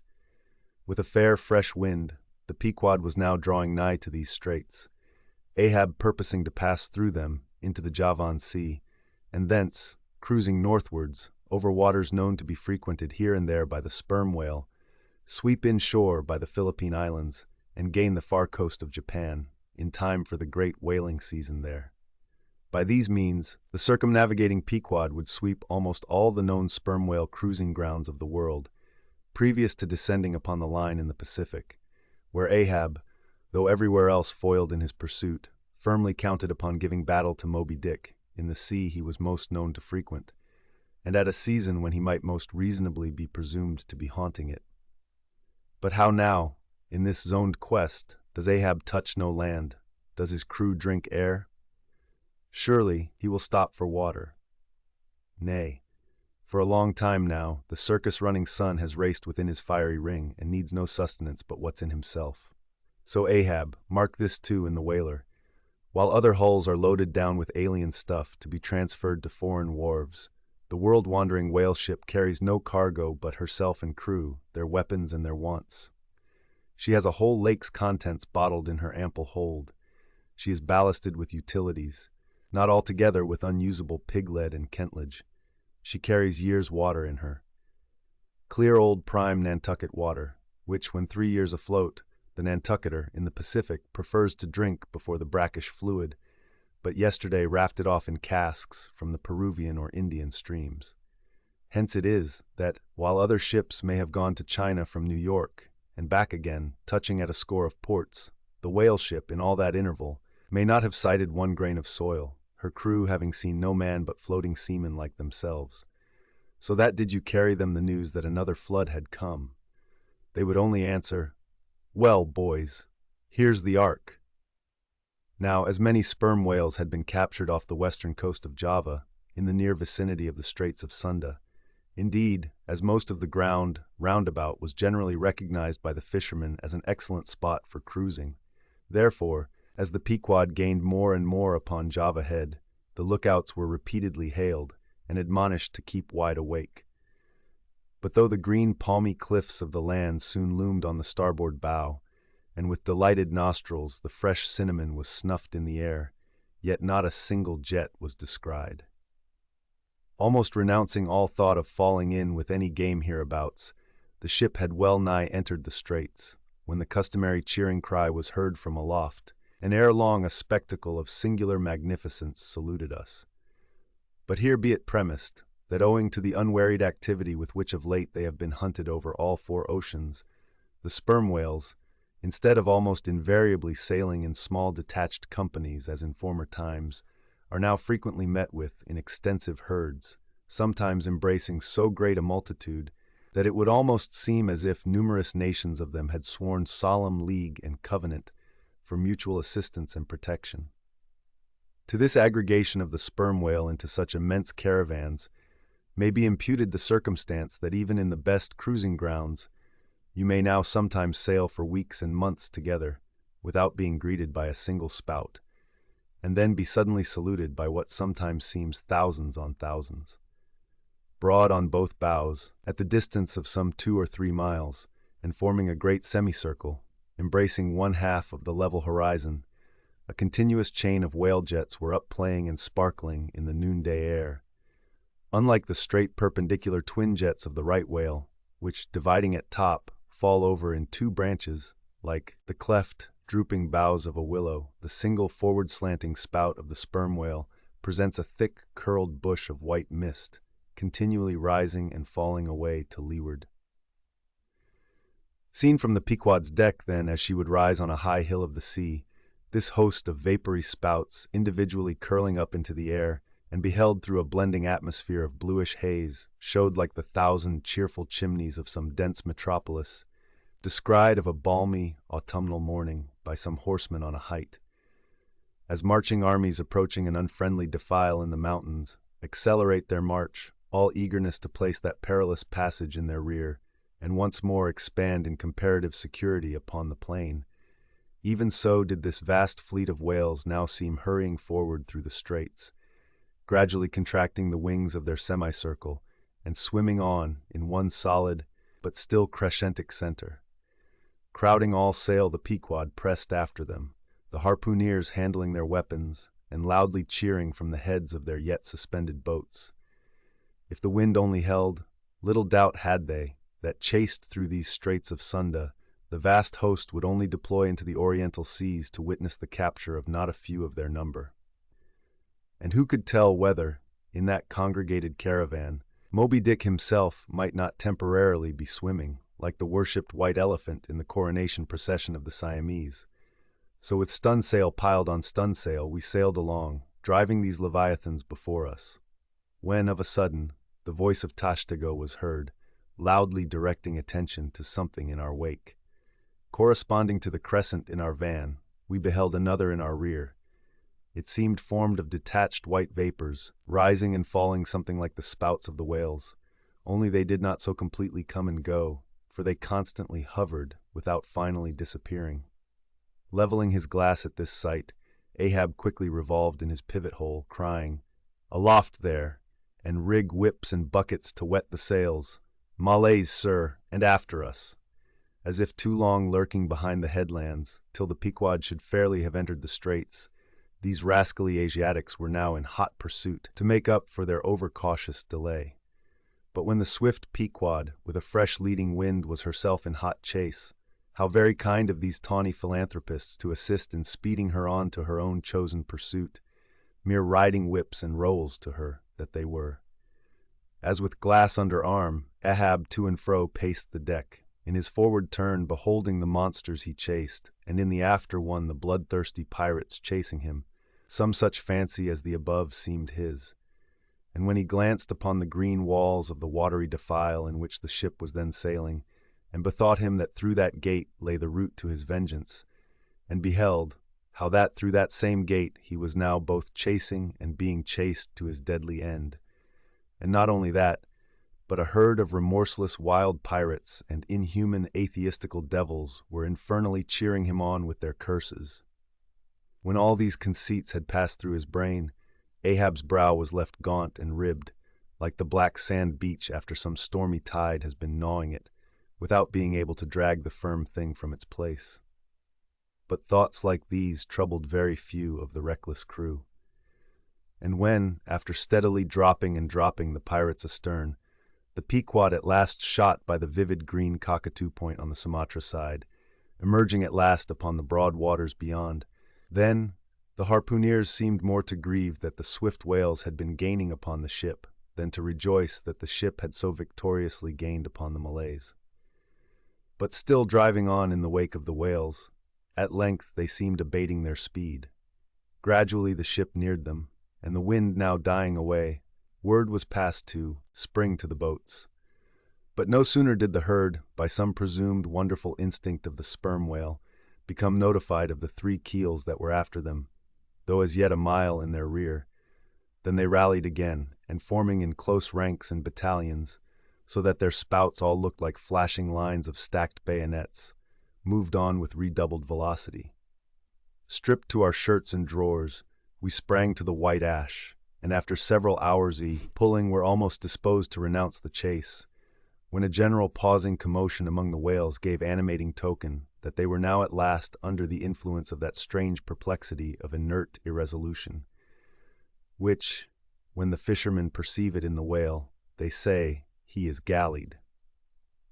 The compact martial columns in which they had been hitherto rapidly and steadily swimming were now broken up in one measureless rout, and like King Porus's elephants in the Indian battle with Alexander, they seemed going mad with consternation.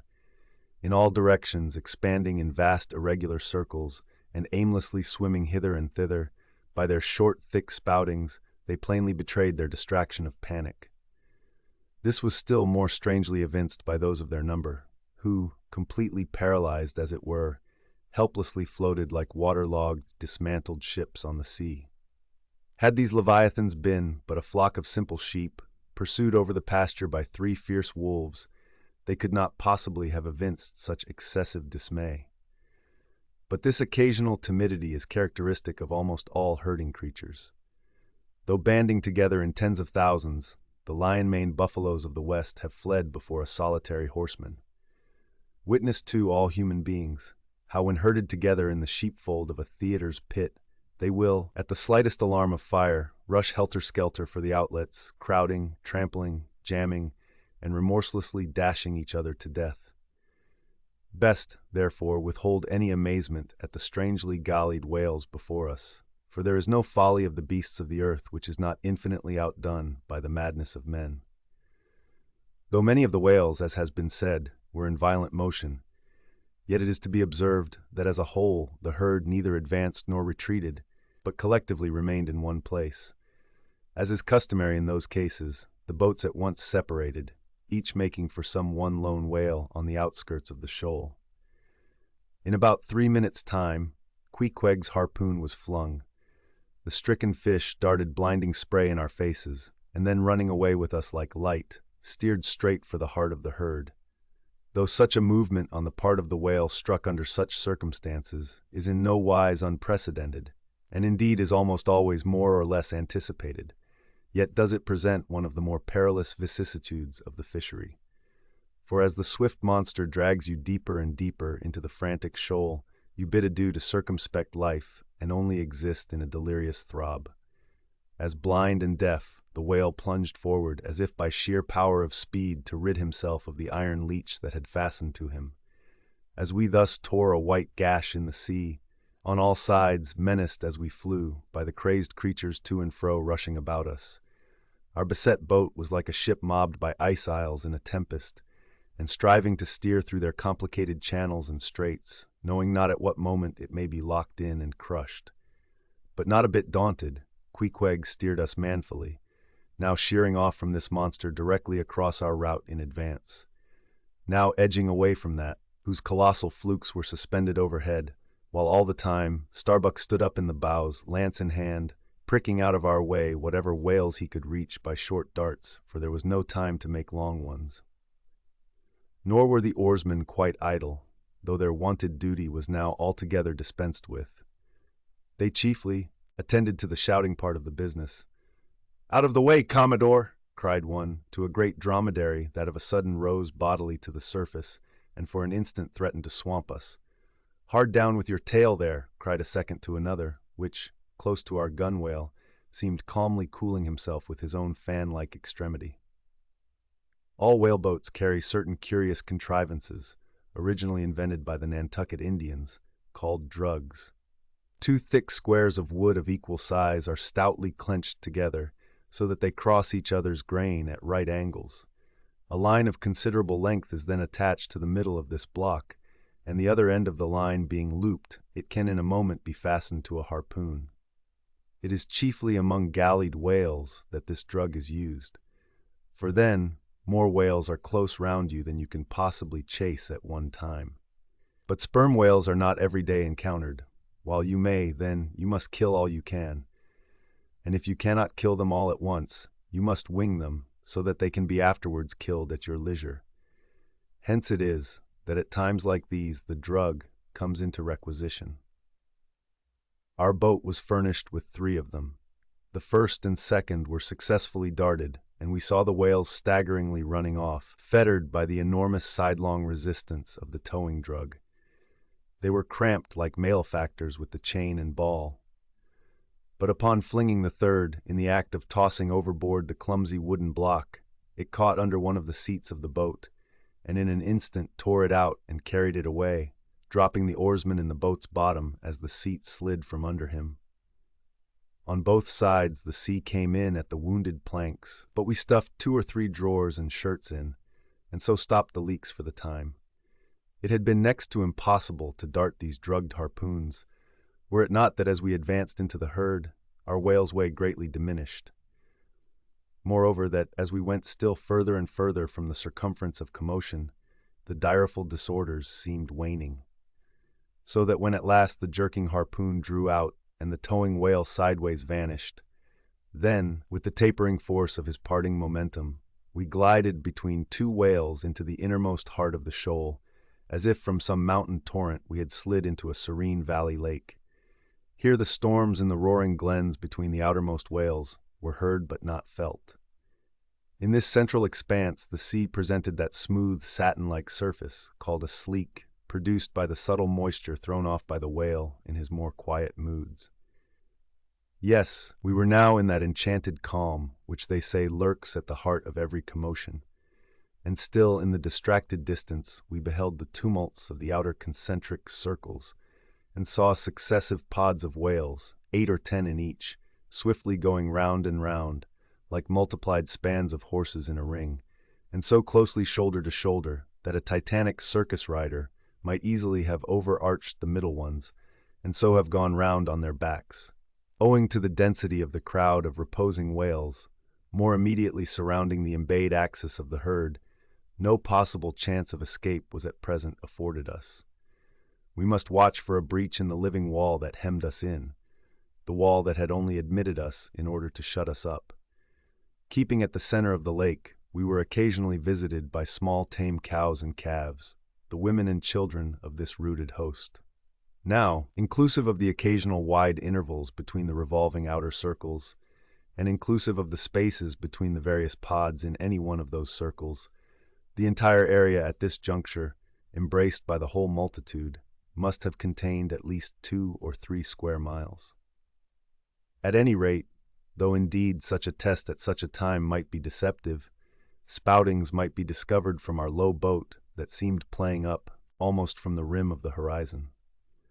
I mention this circumstance because, as if the cows and calves had been purposely locked up in this innermost fold, and as if the wide extent of the herd had hitherto prevented them from learning the precise cause of its stopping, or possibly, being so young, unsophisticated, and every way innocent and inexperienced, however it may have been, these smaller whales, now and then visiting our becalmed boat from the margin of the lake, evinced a wondrous fearlessness and confidence, or else a still becharmed panic, which it was impossible not to marvel at.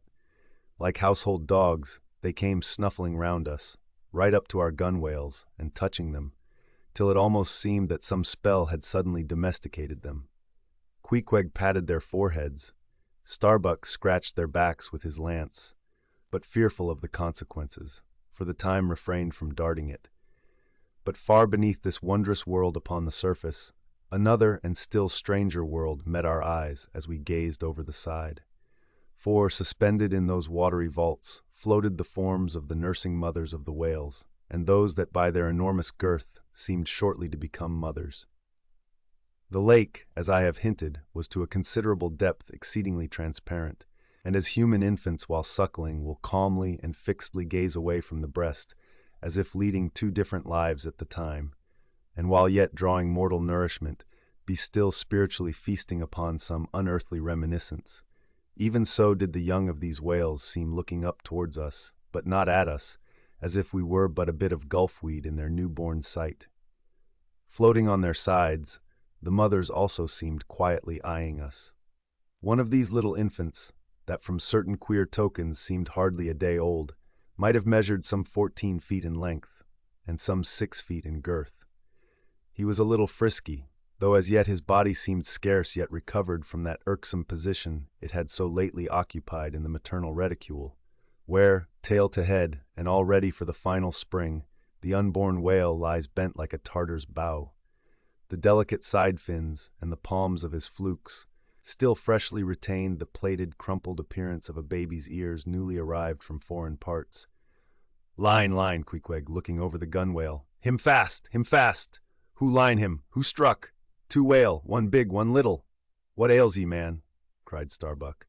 "Looky here," said Queequeg, pointing down, as when the stricken whale that from the tub has reeled out hundreds of fathoms of rope, as, after deep sounding, he floats up again and shows the slackened curling line, buoyantly rising and spiraling towards the air. So now, Starbuck saw long coils of the umbilical cord of Madame Leviathan, by which the young cub seemed still tethered to its dam.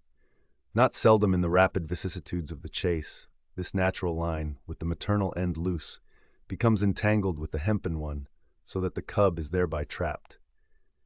Some of the subtlest secrets of the seas seemed divulged to us in this enchanted pond. We saw young Leviathan amours in the deep. The sperm whale, as with all other species of the Leviathan, but unlike most other fish, breeds indifferently at all seasons, after a gestation which may probably be set down at 9 months, producing but one at a time, though in some few known instances giving birth to an Esau and Jacob, a contingency provided for in suckling by 2 teats, curiously situated, one on each side of the anus, but the breasts themselves extend upwards from that. When by chance these precious parts in a nursing whale are cut by the hunter's lance, the mothers pouring milk and blood rivalingly discolor the sea for rods. The milk is very sweet and rich. It has been tasted by man. It might do well with strawberries.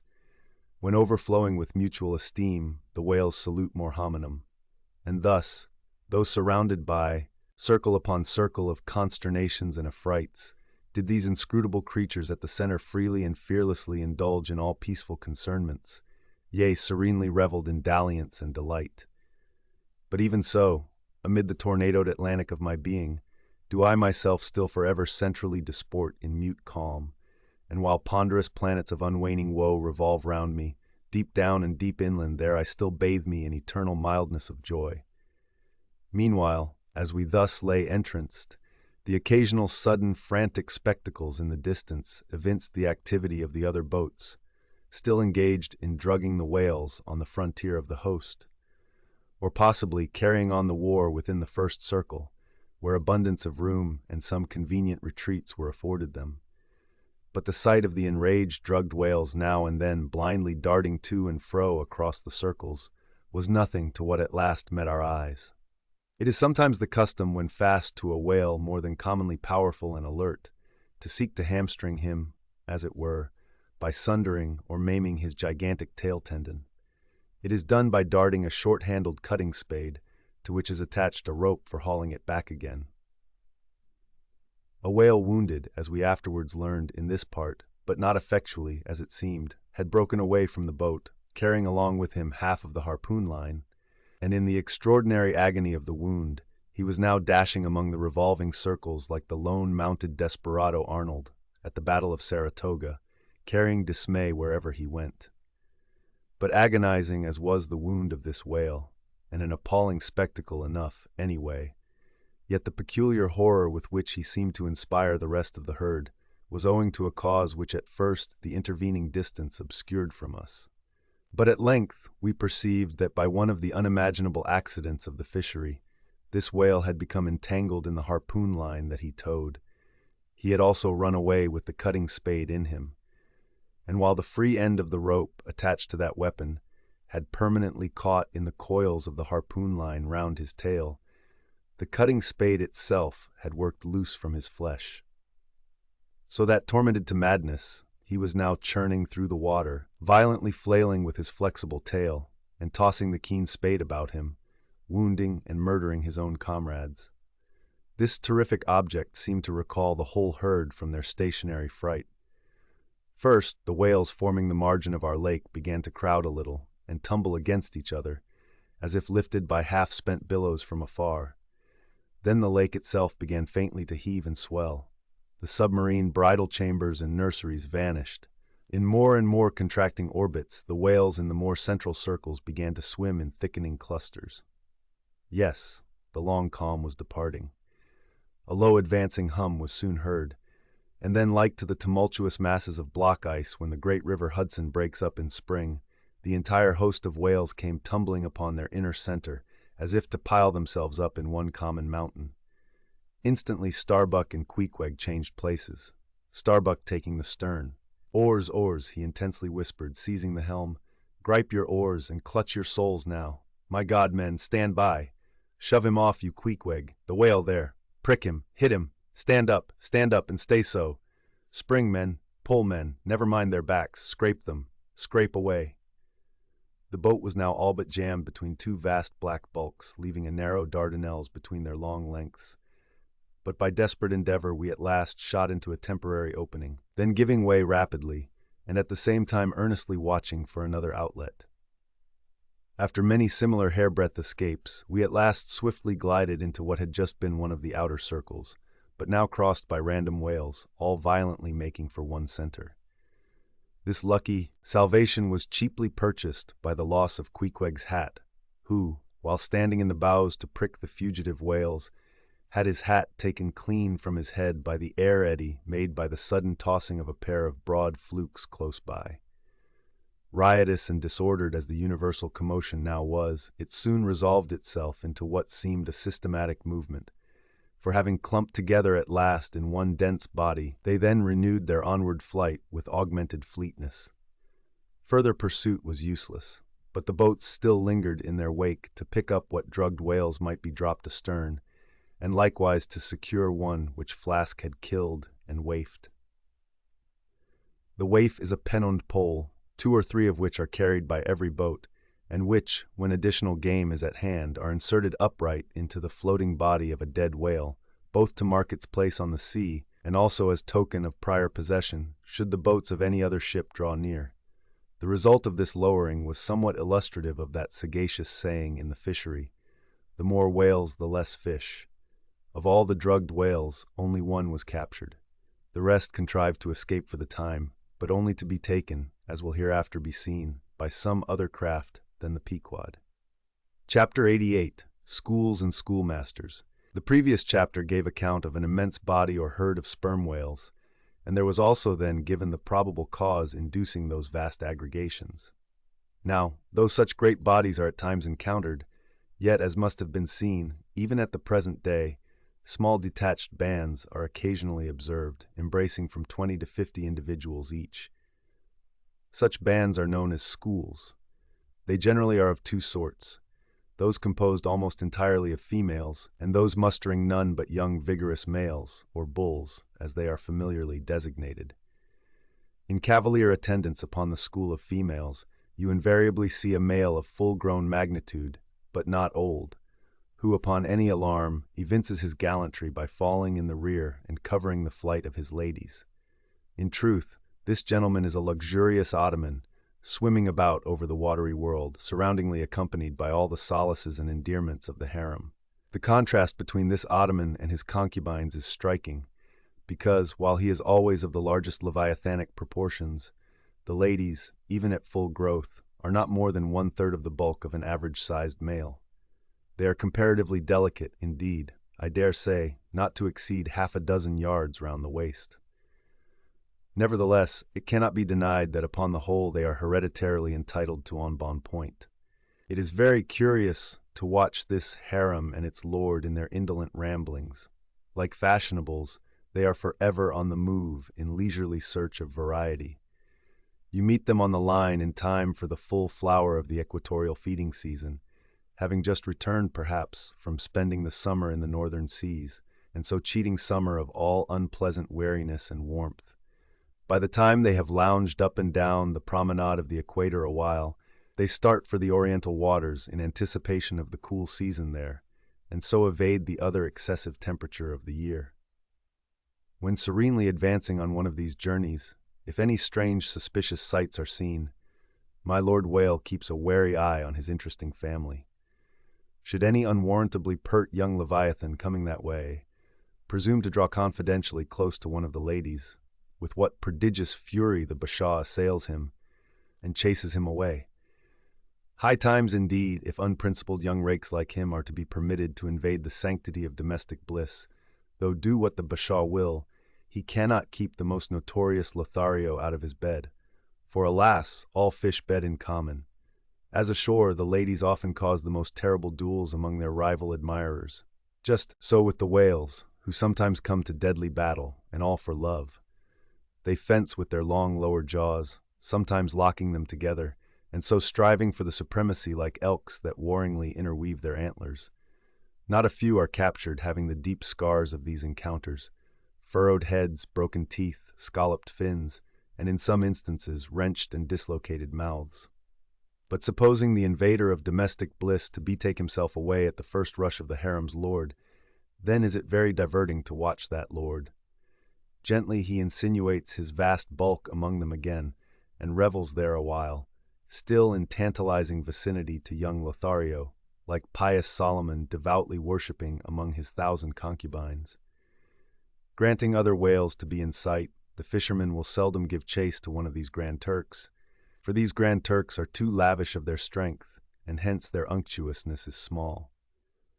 As for the sons and the daughters they beget, why, those sons and daughters must take care of themselves, at least with only the maternal help. For like certain other omnivorous roving lovers that might be named, my Lord Whale has no taste for the nursery, however much for the bower, and so, being a great traveler, he leaves his anonymous babies all over the world, every baby an exotic. In good time, nevertheless, as the ardor of youth declines, as years and dumps increase, as reflection lends her solemn pauses, in short, as a general lassitude overtakes the sated Turk, then a love of ease and virtue supplants the love for maidens.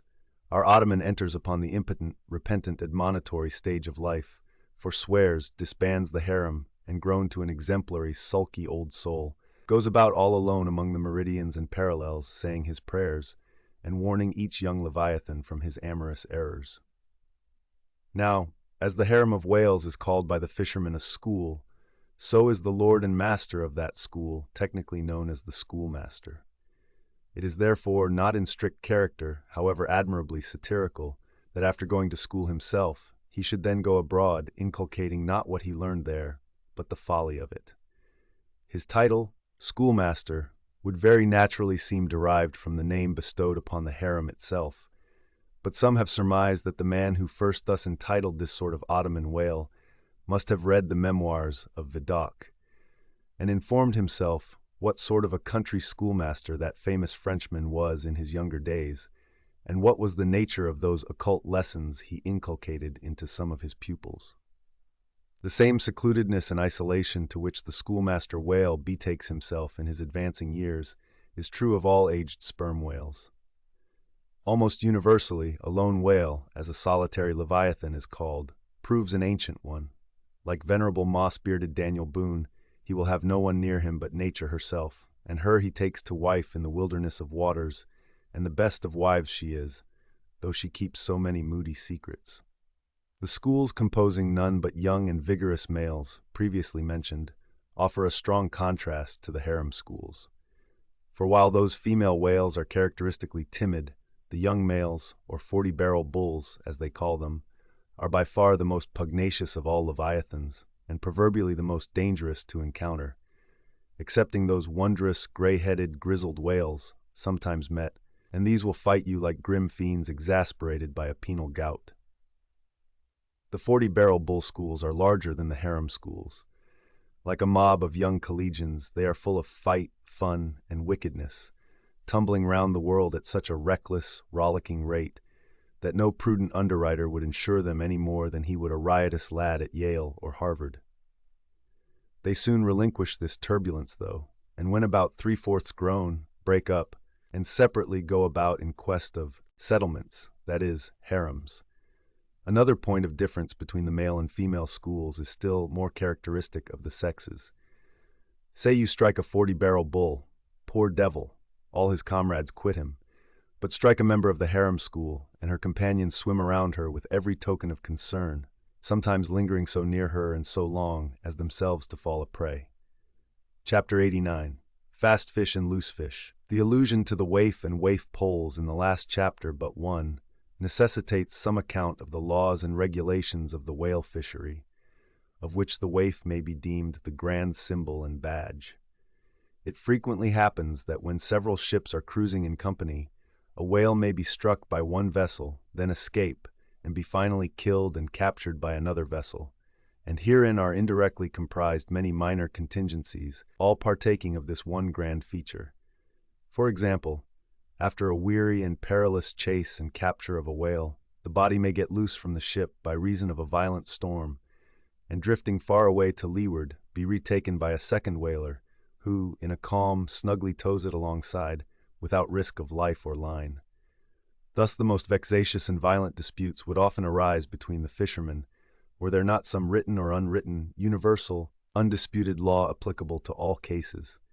Perhaps the only formal whaling code authorized by legislative enactment was that of Holland. It was decreed by the States General in A.D. 1695. But though no other nation has ever had any written whaling law, yet the American fishermen have been their own legislators and lawyers in this matter.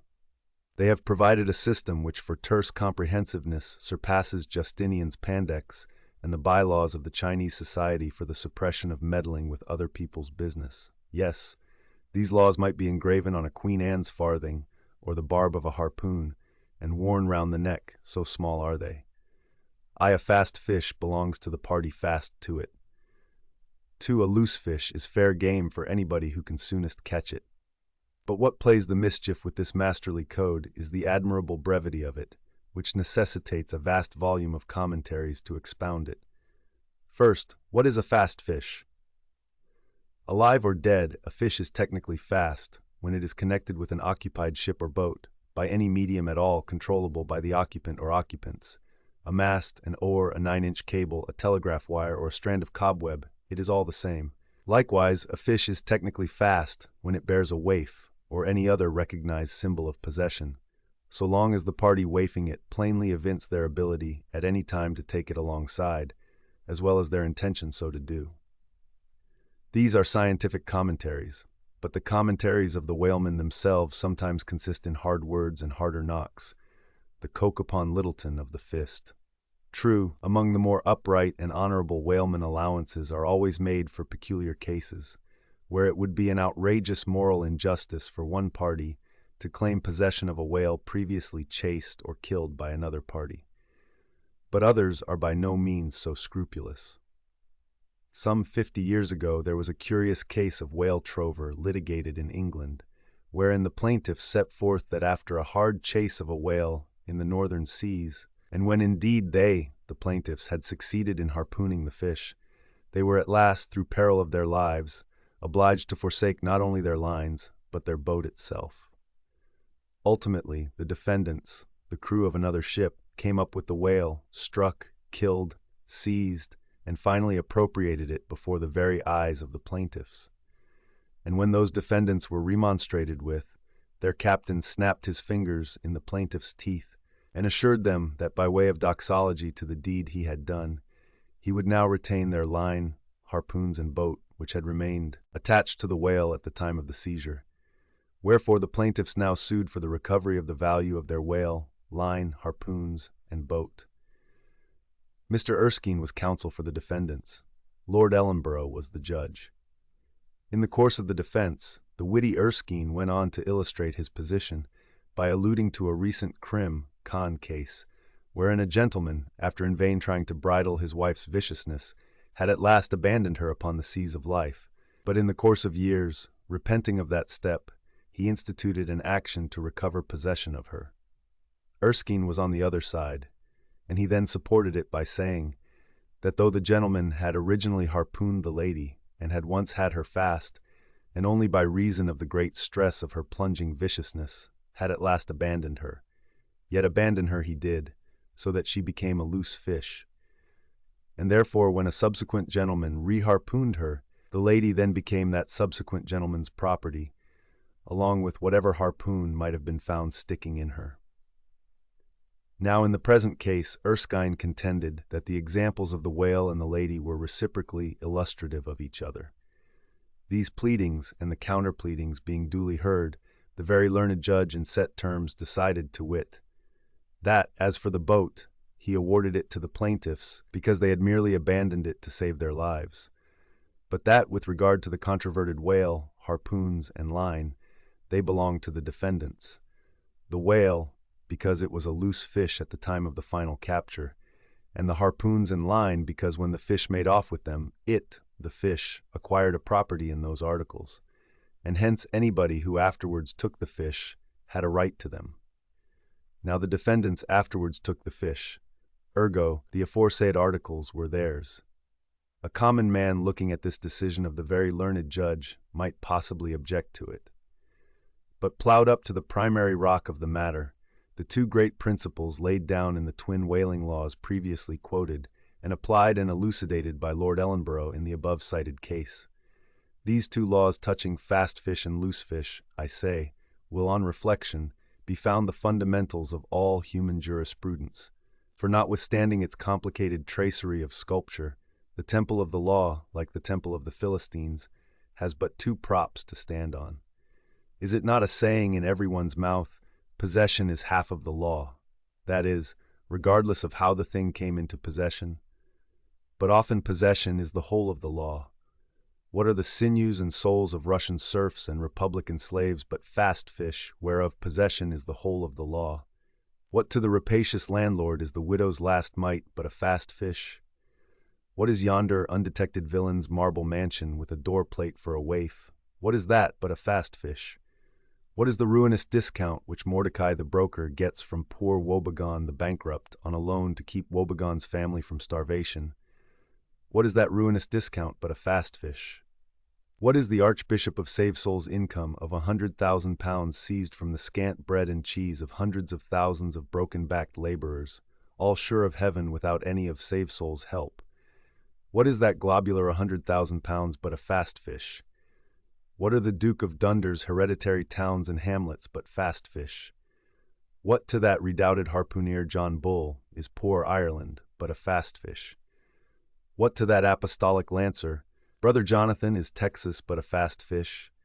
And concerning all these, is not possession the whole of the law? But if the doctrine of fast fish be pretty generally applicable, the kindred doctrine of loose fish is still more widely so, that is, internationally and universally applicable. What was America in 1492 but a loose fish, in which Columbus struck the Spanish standard by way of waifing it for his royal master and mistress? What was Poland to the jar? What Greece to the Turk? What India to England? What at last will Mexico be to the United States? All loose fish. What are the rights of man and the liberties of the world but loose fish? What all men's minds and opinions but loose fish? What is the principle of religious belief in them but a loose fish? What to the ostentatious smuggling verbalists are the thoughts of thinkers but loose fish? What is the great globe itself but a loose fish? And what are you, reader, but a loose fish and a fast fish too? Chapter 90. Heads or Tails. De bellina vero sufficit, si rex habeat cap et regina caudam. Bracton L3C3. Latin from the Books of the Laws of England, which taken along with the context, means that of all whales captured by anybody on the coast of that land, the king, as honorary grand harpooner, must have the head, and the queen be respectfully presented with the tail. A division which, in the whale, is much like having an apple. There is no intermediate remainder. Now, as this law, under a modified form, is to this day in force in England, and as it offers in various respects a strange anomaly touching the general law of fast and loose fish, it is here treated of in a separate chapter, on the same courteous principle that prompts the English railways to be at the expense of a separate car, specially reserved for the accommodation of royalty. In the first place, in curious proof of the fact that the above-mentioned law is still in force, I proceed to lay before you a circumstance that happened within the last 2 years. It seems that some honest mariners of Dover, or Sandwich, or some one of the Cinque Ports, had after a hard chase succeeded in killing and beaching a fine whale which they had originally descried afar off from the shore. Now the Cinque Ports are partially or somehow under the jurisdiction of a sort of policeman or beadle, called a Lord Warden. Holding the office directly from the Crown, I believe, all the royal emoluments incident to the Cinque Port territories become by assignment his. By some writers this office is called a sinecure, but not so, because the Lord Warden is busily employed at times in fobbing his perquisites, which are his chiefly by virtue of that same fobbing of them. Now when these poor sunburnt mariners, barefooted, and with their trousers rolled high up on their eely legs, had warily hauled their fat fish high and dry, promising themselves a good 150 pounds from the precious oil and bone, and in fantasy sipping rare tea with their wives, and good ale with their cronies, upon the strength of their respective shares, up steps a very learned and most Christian and charitable gentleman, with a copy of Blackstone under his arm, and laying it upon the whale's head, he says, "Hands off, this fish, my masters, is a fast fish. I seize it as the Lord Warden's." Upon this the poor mariners, in their respectful consternation, so truly English, knowing not what to say, fall to vigorously scratching their heads all round, meanwhile ruefully glancing from the whale to the stranger. But that did in nowise mend the matter, or at all soften the hard heart of the learned gentleman with the copy of Blackstone. At length one of them, after long scratching about for his ideas, made bold to speak. "Please, sir, who is the Lord Warden?" "The Duke." "But the Duke had nothing to do with taking this fish. It is his. We have been at great trouble and peril and some expense, and is all that to go to the Duke's benefit, we getting nothing at all for our pains but our blisters? It is his. Is the Duke so very poor as to be forced to this desperate mode of getting a livelihood? It is his. I thought to relieve my old bedridden mother by part of my share of this whale. It is his. Won't the Duke be content with a quarter or a half? It is his. In a word, the whale was seized and sold, and His Grace the Duke of Wellington received the money, thinking that viewed in some particular lights, the case might by a bare possibility in some small degree be deemed, under the circumstances, a rather hard one. An honest clergyman of the town respectfully addressed a note to His Grace, begging him to take the case of those unfortunate mariners into full consideration. To which my Lord Duke in substance replied, both letters were published, that he had already done so, and received the money, and would be obliged to the reverend gentleman if for the future he, the reverend gentleman, would decline meddling with other people's business. Is this the still militant old man, standing at the corners of the 3 kingdoms, on all hands coercing alms of beggars? It will readily be seen that in this case the alleged right of the Duke to the whale was a delegated one from the sovereign. We must needs inquire, then, on what principle the sovereign is originally invested with that right. The law itself has already been set forth, but Plowden gives us the reason for it. Says Plowden, "The whale so caught belongs to the king and queen because of its superior excellence." And by the soundest commentators, this has ever been held a cogent argument in such matters. But why should the king have the head and the queen the tail? A reason for that, ye lawyers. In his treatise on Queen Gold, or Queen Pin Money, an old King's Bench author, one William Prynne, thus discourseth, "Ye tail is ye queen's, that ye queen's wardrobe may be supplied with ye whalebone." Now this was written at a time when the black limber bone of the Greenland or right whale was largely used in ladies' bodices. But this same bone is not in the tail, it is in the head, which is a sad mistake for a sagacious lawyer like Prynne. But is the queen a mermaid to be presented with a tail? An allegorical meaning may lurk here. There are 2 royal fish so styled by the English law writers, the whale and the sturgeon, both royal property under certain limitations, and nominally supplying the 10th branch of the Crown's ordinary revenue. I know not that any other author has hinted of the matter, but by inference it seems to me that the sturgeon must be divided in the same way as the whale, the king receiving the highly dense and elastic head peculiar to that fish, which, symbolically regarded, may possibly be humorously grounded upon some presumed congeniality, and thus there seems a reason in all things, even in law. Chapter 91. The Pequod meets the rosebud. In vain it was to rake for ambergris in the paunch of this leviathan, insufferable feeder, denying not inquiry. Sir T. Brown, V.E. It was a week or two after the last whaling scene recounted, and when we were slowly sailing over a sleepy, vapory, midday sea, that the many noses on the Pequod's deck proved more vigilant discoverers than the 3 pairs of eyes aloft. A peculiar and not very pleasant smell was smelt in the sea. "I will bet something now," said Stubb, "that somewhere hereabouts are some of those drugged whales we tickled the other day. I thought they would keel up before long." Presently, the vapors in advance slid aside, and there in the distance lay a ship, whose furled sails betokened that some sort of whale must be alongside.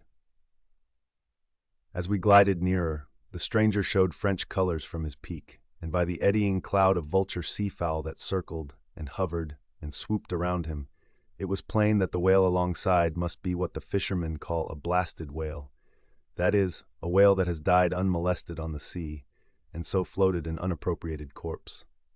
It may well be conceived what an unsavory odor such a mass must exhale, worse than an Assyrian city in the plague when the living are incompetent to bury the departed.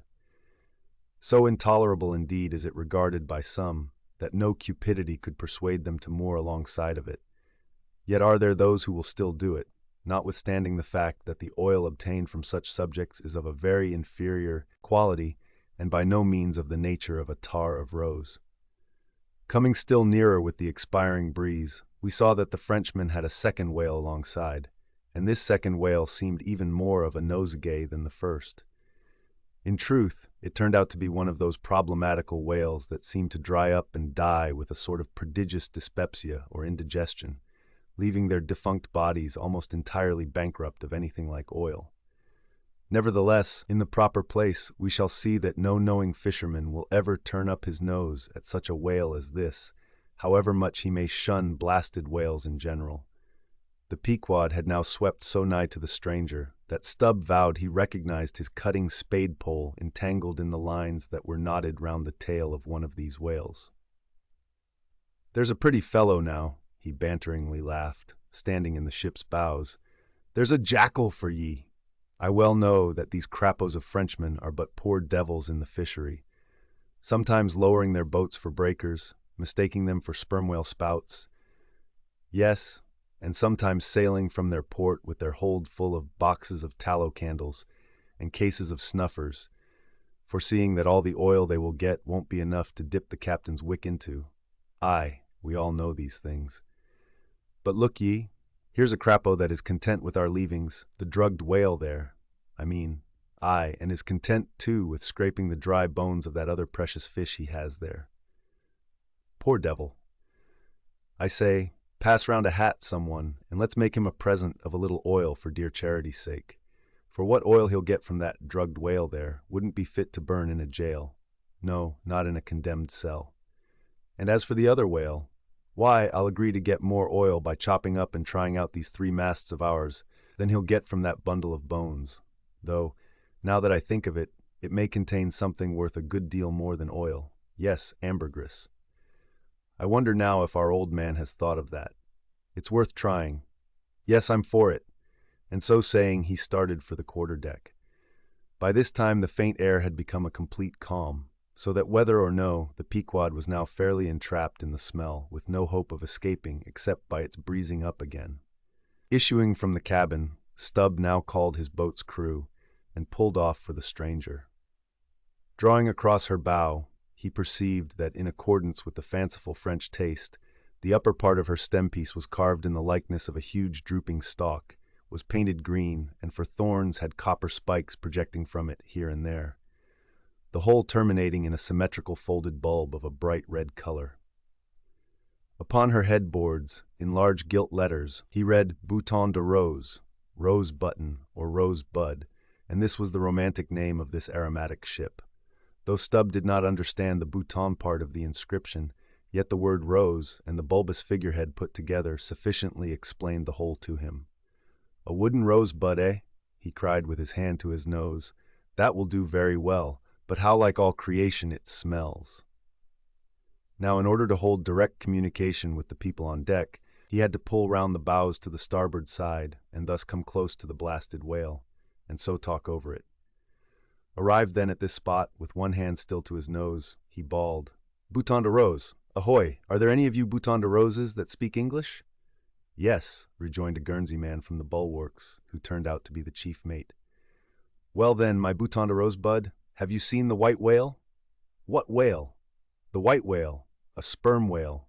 Moby-Dick, have ye seen him?" "Never heard of such a whale. Cachalot blanche. White whale, no." "Very good then. Goodbye now, and I'll call again in a minute." Then rapidly pulling back towards the Pequod, and seeing Ahab leaning over the quarter-deck rail, awaiting his report, he molded his two hands into a trumpet and shouted, "No, sir, no!" Upon which Ahab retired, and Stubb returned to the Frenchman. He now perceived that the Guernsey man, who had just got into the chains and was using a cutting spade, had slung his nose in a sort of bag. "What's the matter with your nose there?" said Stubb. "Broke it?" "I wish it was broken, or that I didn't have any nose at all," answered the Guernsey man, who did not seem to relish the job he was at very much. "But what are you holding yours for?" "Oh, nothing. It's a wax nose. I have to hold it on. Fine day, ain't it? Air rather gardeny, I should say. Throw us a bunch of posies, will ye, Bouton de Rose?" "What in the devil's name do you want here?" roared the Guernseyman, flying into a sudden passion. "Oh, keep cool, cool, yes, that's the word. Why don't you pack those whales in ice while you're working at 'em? But joking aside, though, do you know, Rosebud, that it's all nonsense trying to get any oil out of such whales? As for that dried-up one, there, he hasn't a gill in his whole carcass." "I know that well enough, but, Dicey, the captain here won't believe it. This is his first voyage. He was a cologne manufacturer before. But come aboard, and mayhap he'll believe you if he won't me, and so I'll get out of this dirty scrape." "Anything to oblige ye, my sweet and pleasant fellow," rejoined Stubb, and with that he soon mounted to the deck. There a queer scene presented itself. The sailors, in tasseled caps of red worsted, were getting the heavy tackles in readiness for the whales. But they worked rather slow and talked very fast, and seemed in anything but a good humor, all their noses upwardly projected from their faces like so many jib-booms. Now and then pairs of them would drop their work and run up to the masthead to get some fresh air. Some, thinking they would catch the plague, dipped oakum in coal tar, and at intervals held it to their nostrils. Others, having broken the stems of their pipes almost short off at the bowl, were vigorously puffing tobacco smoke, so that it constantly filled their olfactories. Stubb was struck by a shower of outcries and anathemas proceeding from the captain's roundhouse abaft, and looking in that direction saw a fiery face thrust from behind the door, which was held ajar from within. This was the tormented surgeon, who, after in vain remonstrating against the proceedings of the day, had betaken himself to the captain's roundhouse, cabinet he called it, to avoid the pest, but still could not help yelling out his entreaties and indignations at times. Marking all this, Stubb argued well for his scheme, and turning to the Guernsey man had a little chat with him, during which the stranger mate expressed his detestation of his captain as a conceited ignoramus, who had brought them all into so unsavory and unprofitable a pickle. Sounding him carefully, Stubb further perceived that the Guernsey man had not the slightest suspicion concerning the ambergris. He therefore held his peace on that head, but otherwise was quite frank and confidential with him, so that the two quickly concocted a little plan for both circumventing and satirizing the captain, without his at all dreaming of distrusting their sincerity.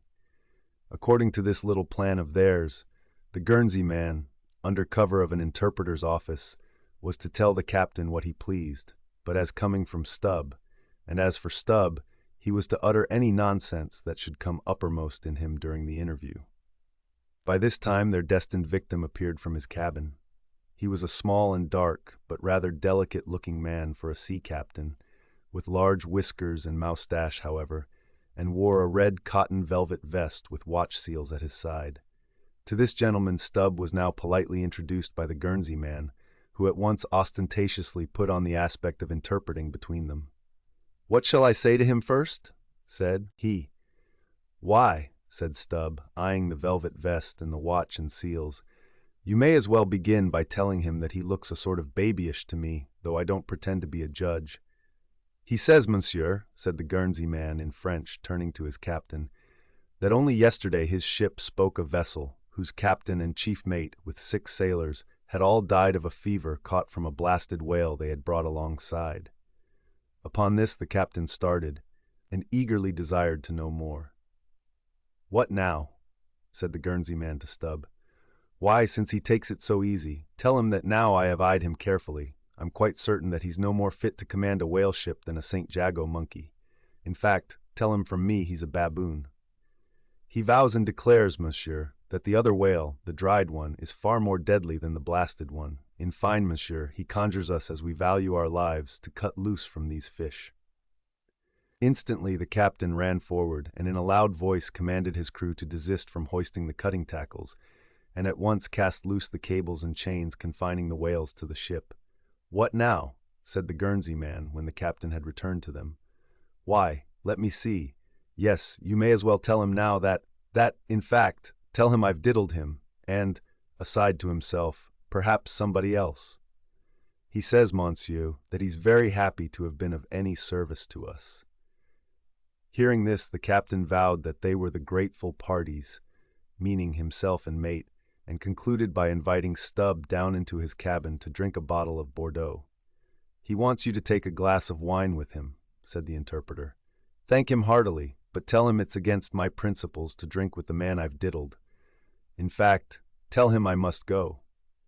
He says, monsieur, that his principles won't admit of his drinking, but that if monsieur wants to live another day to drink, then monsieur had best drop all 4 boats, and pull the ship away from these whales, for it's so calm they won't drift." By this time Stubb was over the side, and getting into his boat, hailed the Guernsey man to this effect, that having a long tow line in his boat, he would do what he could to help them, by pulling out the lighter whale of the 2 from the ship's side. While the Frenchmen's boats, then, were engaged in towing the ship one way, Stubb benevolently towed away at his whale the other way, ostentatiously slacking out a most unusually long tow line. Presently a breeze sprang up. Stubb feigned to cast off from the whale. Hoisting his boats, the Frenchman soon increased his distance, while the Pequod slid in between him and Stubb's whale. Whereupon Stubb quickly pulled to the floating body, and hailing the Pequod to give notice of his intentions, at once proceeded to reap the fruit of his unrighteous cunning. Seizing his sharp boat spade, he commenced an excavation in the body, a little behind the side fin. You would almost have thought he was digging a cellar there in the sea, and when at length his spade struck against the gaunt ribs, it was like turning up old Roman tiles and pottery buried in fat English loam. His boat's crew were all in high excitement, eagerly helping their chief and looking as anxious as gold hunters. And all the time numberless fowls were diving and ducking and screaming and yelling and fighting around them. Stubb was beginning to look disappointed, especially as the horrible nosegay increased, when suddenly from out the very heart of this plague there stole a faint stream of perfume which flowed through the tide of bad smells without being absorbed by it, as one river will flow into and then along with another, without at all blending with it for a time. "I have it! I have it!" cried Stubb with delight, striking something in the subterranean regions. "A purse! A purse!" Dropping his spade, he thrust both hands in and drew out handfuls of something that looked like ripe Windsor soap or rich mottled old cheese, very unctuous and savory withal. You might easily dent it with your thumb. It is of a hue between yellow and ash color. And this, good friends, is ambergris, worth a gold guinea an ounce to any druggist. Some 6 handfuls were obtained, but more was unavoidably lost in the sea, and still more, perhaps, might have been secured were it not for impatient Ahab's loud command to Stubb to desist and come on board, else the ship would bid them goodbye. Chapter 92. Ambergris. Now this ambergris is a very curious substance, and so important as an article of commerce, that in 1791 a certain Nantucket-born Captain Coffin was examined at the bar of the English House of Commons on that subject. For at that time, and indeed until a comparatively late day, the precise origin of ambergris remained, like amber itself, a problem to the learned. Though the word ambergris is but the French compound for gray amber, yet the two substances are quite distinct. For amber, though at times found on the sea-coast, is also dug up in some far inland soils, whereas ambergris is never found except upon the sea. Besides, amber is a hard, transparent, brittle, odorless substance, used for mouthpieces to pipes, for beads and ornaments. But ambergris is soft, waxy, and so highly fragrant and spicy that it is largely used in perfumery, in pastils, precious candles, hair powders, and pomatum. The Turks use it in cooking and also carry it to Mecca, for the same purpose that frankincense is carried to St. Peter's in Rome. Some wine merchants drop a few grains into claret to flavor it. Who would think, then, that such fine ladies and gentlemen should regale themselves with an essence found in the inglorious bowels of a sick whale? Yet so it is. By some, ambergris is supposed to be the cause, and by others the effect, of the dyspepsia in the whale. How to cure such a dyspepsia it were hard to say, unless by administering 3 or 4 boatloads of Brandreth's pills and then running out of harm's way, as laborers do in blasting rocks. I have forgotten to say that there were found in this ambergris certain hard, round, bony plates, which at first Stubb thought might be sailors' trousers buttons, but it afterwards turned out that they were nothing more than pieces of small squid bones, embalmed in that manner. Now that the incorruption of this most fragrant ambergris should be found in the heart of such decay, is this nothing? Bethink thee of that saying of St. Paul in Corinthians about corruption and incorruption, how that we are sown in dishonor, but raised in glory. And likewise call to mind that saying of Paracelsus about what it is that maketh the best musk. Also forget not the strange fact that of all things of ill savor, cologne water, in its rudimental manufacturing stages, is the worst. I should like to conclude the chapter with the above appeal, but cannot, owing to my anxiety to repel a charge often made against whalemen, and which, in the estimation of some already biased minds, might be considered as indirectly substantiated by what has been said of the Frenchman's 2 whales. Elsewhere in this volume the slanderous aspersion has been disproved, that the vocation of whaling is throughout a slatternly, untidy business. But there is another thing to rebut. They hint that all whales always smell bad. Now how did this odious stigma originate? I opine that it is plainly traceable to the first arrival of the Greenland whaling ships in London more than 2 centuries ago, because those whalemen did not then, and do not now, try out their oil at sea, as the southern ships have always done, but cutting up the fresh blubber in small bits, thrust it through the bungholes of large casks, and carry it home in that manner, the shortness of the season in those icy seas, and the sudden and violent storms to which they are exposed, forbidding any other course. The consequence is that upon breaking into the hold and unloading one of these whale cemeteries in the Greenland dock, a savor is given forth somewhat similar to that arising from excavating an old city graveyard for the foundations of a lying-in hospital. I partly surmise also that this wicked charge against whalers may be likewise imputed to the existence on the coast of Greenland in former times of a Dutch village called Schmerenberg or Smerenberg, which latter name is the one used by the learned Fogo von Slack in his great work on smells, a textbook on that subject. As its name imports, smir, fat, berg, to put up, this village was founded in order to afford a place for the blubber of the Dutch whale fleet to be tried out, without being taken home to Holland for that purpose. It was a collection of furnaces, fat kettles, and oil sheds, and when the works were in full operation, certainly gave forth no very pleasant savor. But all this is quite different with a South Sea sperm whaler, which in a voyage of 4 years perhaps, after completely filling her hold with oil, does not perhaps consume 50 days in the business of boiling out, and in the state that it is casked, the oil is nearly scentless. The truth is that living or dead, if but decently treated, whales as a species are by no means creatures of ill odor, nor can whalemen be recognized, as the people of the Middle Ages affected to detect a Jew in the company by the nose. Nor indeed can the whale possibly be otherwise than fragrant, when, as a general thing, he enjoys such high health, taking abundance of exercise, always out of doors, though it is true, seldom in the open air. I say that the motion of a sperm whale's flukes above water dispenses a perfume, as when a musk-scented lady rustles her dress in a warm parlor. What then shall I liken the sperm whale to for fragrance, considering his magnitude?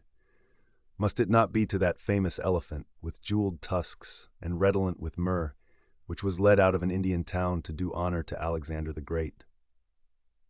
Chapter 93, The Castaway. It was but some few days after encountering the Frenchman that a most significant event befell the most insignificant of the Pequod's crew, an event most lamentable, and which ended in providing the sometimes madly merry and predestinated craft with a living and ever-accompanying prophecy of whatever shattered sequel might prove her own. Now, in the whale ship, it is not every one that goes in the boats. Some few hands are reserved called shipkeepers, whose province it is to work the vessel while the boats are pursuing the whale. As a general thing, these shipkeepers are as hardy fellows as the men comprising the boat's crews. But if there happen to be an unduly slender, clumsy, or timorous wight in the ship, that wight is certain to be made a shipkeeper. It was so in the Pequod with the little Negro Pippin by nickname, Pip by abbreviation. Poor Pip, ye have heard of him before. Ye must remember his tambourine on that dramatic midnight, so gloomy jolly. In outer aspect, Pip and Doughboy made a match, like a black pony and a white one, of equal developments, though of dissimilar color, driven in one eccentric span. But while hapless Doughboy was by nature dull and torpid in his intellects, Pip, though over-tender-hearted, was at bottom very bright, with that pleasant, genial, jolly brightness peculiar to his tribe, a tribe which ever enjoy all holidays and festivities with finer, freer relish than any other race.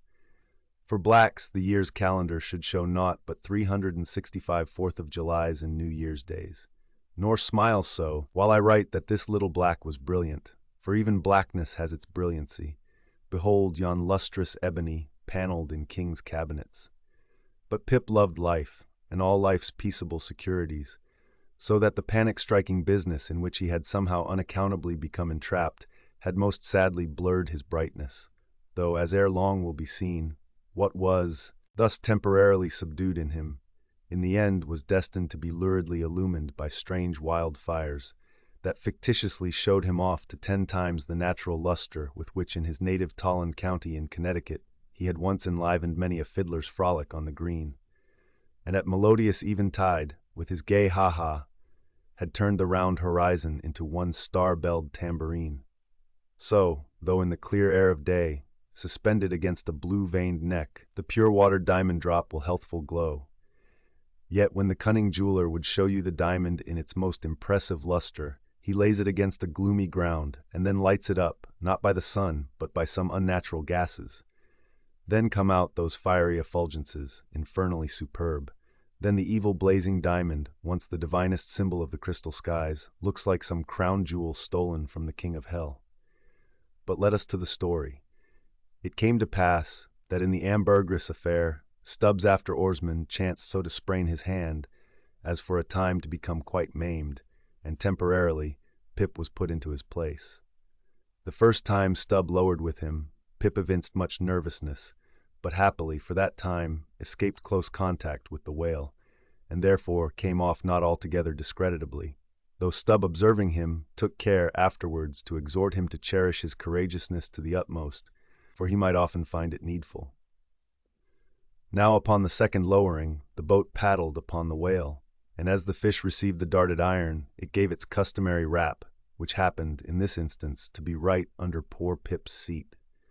The involuntary consternation of the moment caused him to leap, paddle in hand, out of the boat, and in such a way, that part of the slack whale line coming against his chest, he breasted it overboard with him, so as to become entangled in it, when at last plumping into the water. That instant the stricken whale started on a fierce run, the line swiftly straightened, and presto! Poor Pip came all foaming up to the chocks of the boat, remorselessly dragged there by the line, which had taken several turns around his chest and neck. Tashtego stood in the bows. He was full of the fire of the hunt. He hated Pip for a poltroon. Snatching the boat knife from its sheath, he suspended its sharp edge over the line, and turning towards Stubb, exclaimed interrogatively, "Cut!"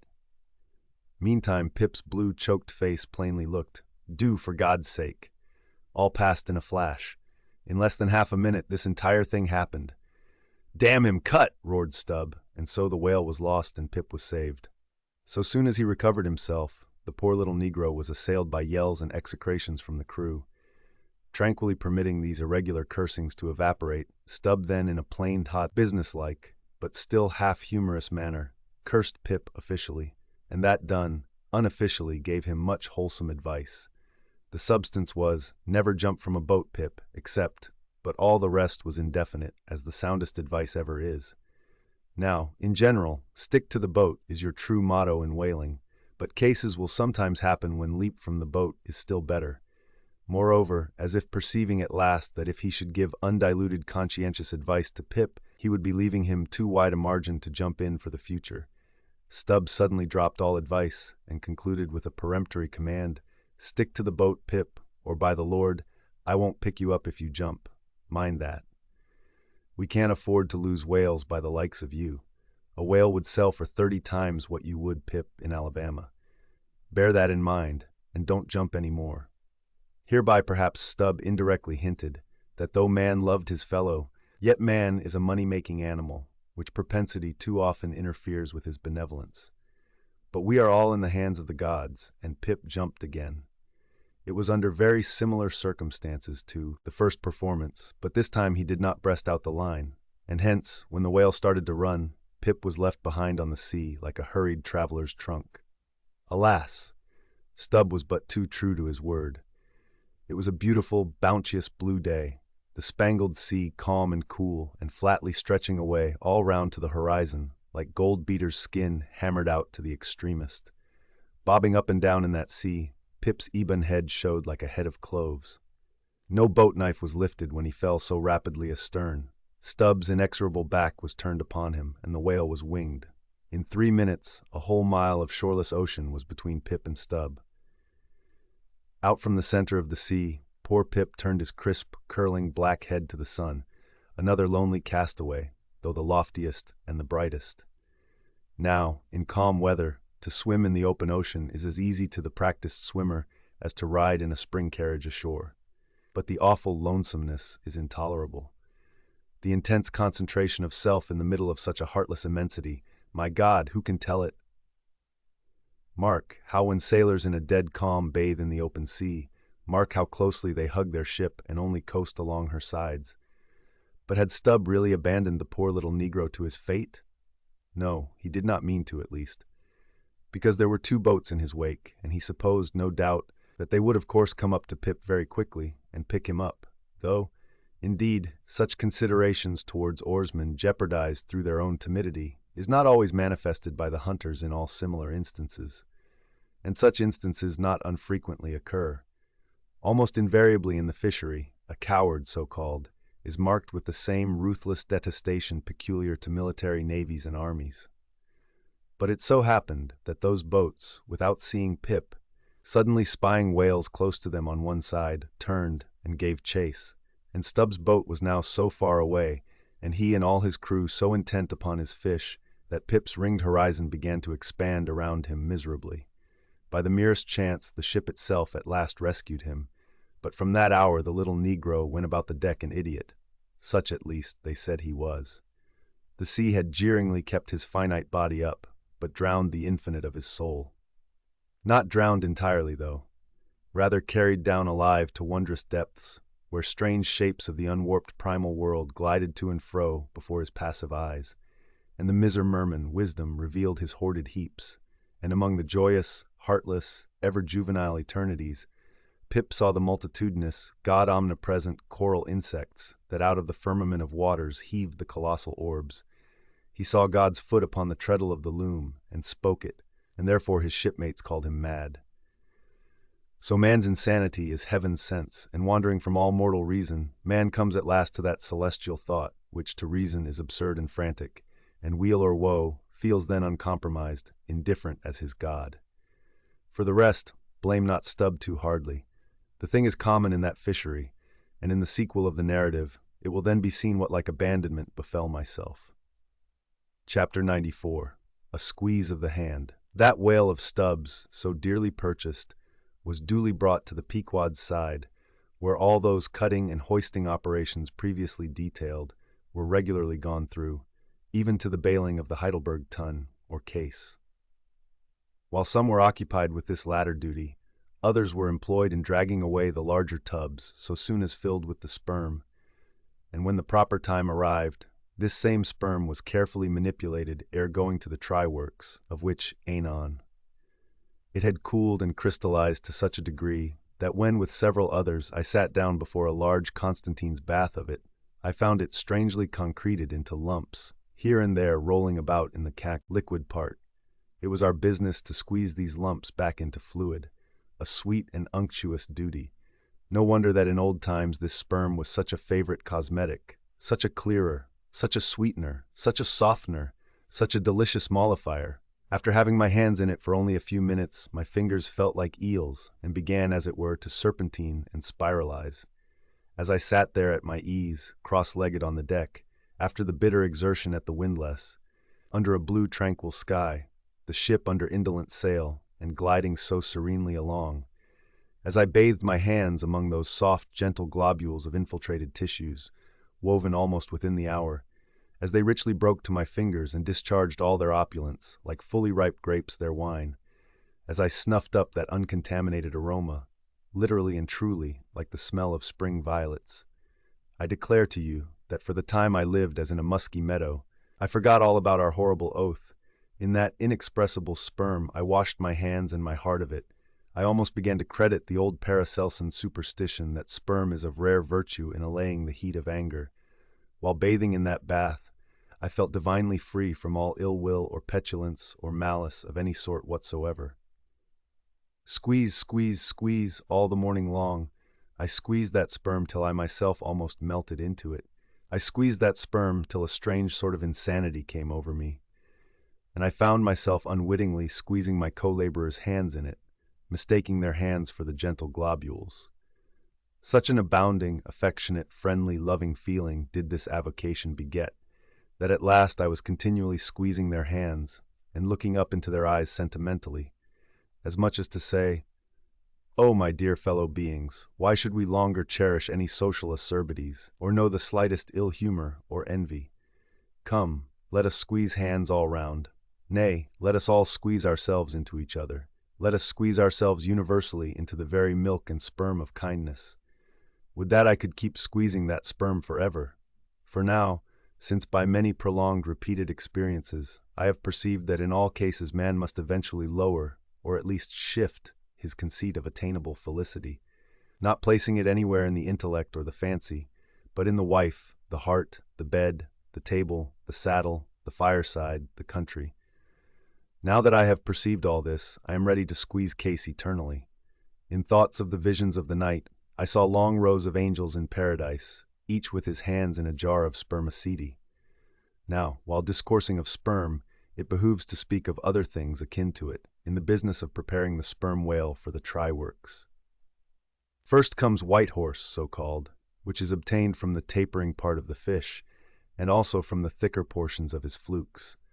It is tough with congealed tendons, a wad of muscle, but still contains some oil. After being severed from the whale, the white horse is first cut into portable oblongs ere going to the mincer. They look much like blocks of Berkshire marble. Plum pudding is the term bestowed upon certain fragmentary parts of the whale's flesh, here and there adhering to the blanket of blubber, and often participating to a considerable degree in its unctuousness. It is a most refreshing, convivial, beautiful object to behold.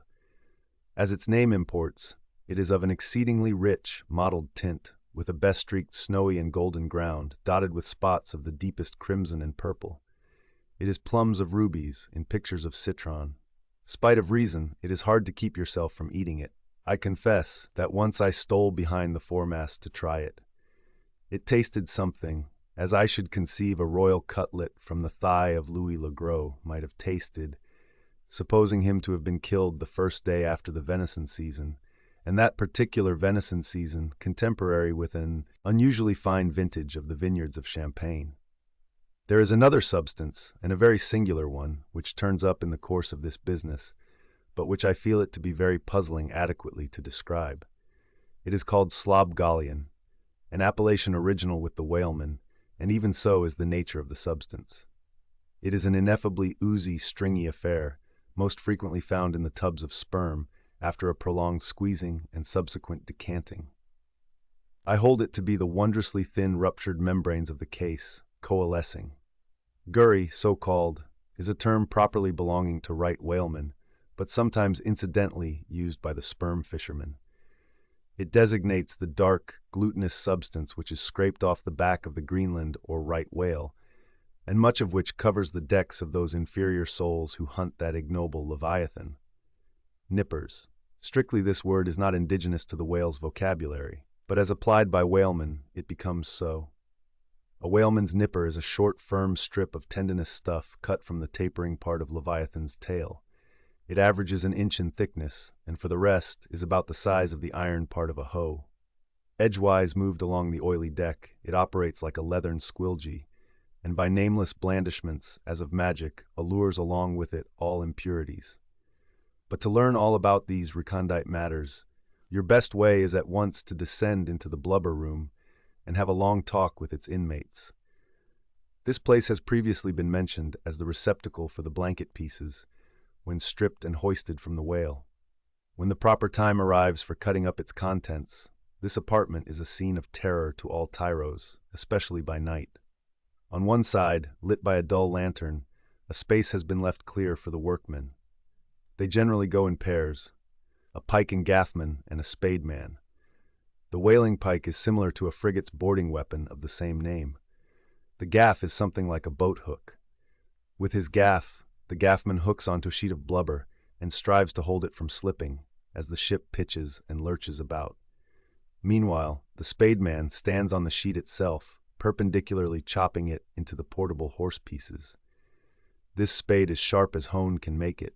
The spademan's feet are shoeless. The thing he stands on will sometimes irresistibly slide away from him like a sledge. If he cuts off one of his own toes or one of his assistants, would you be very much astonished? Toes are scarce among veteran blubber room men. Chapter 95. The Cassack.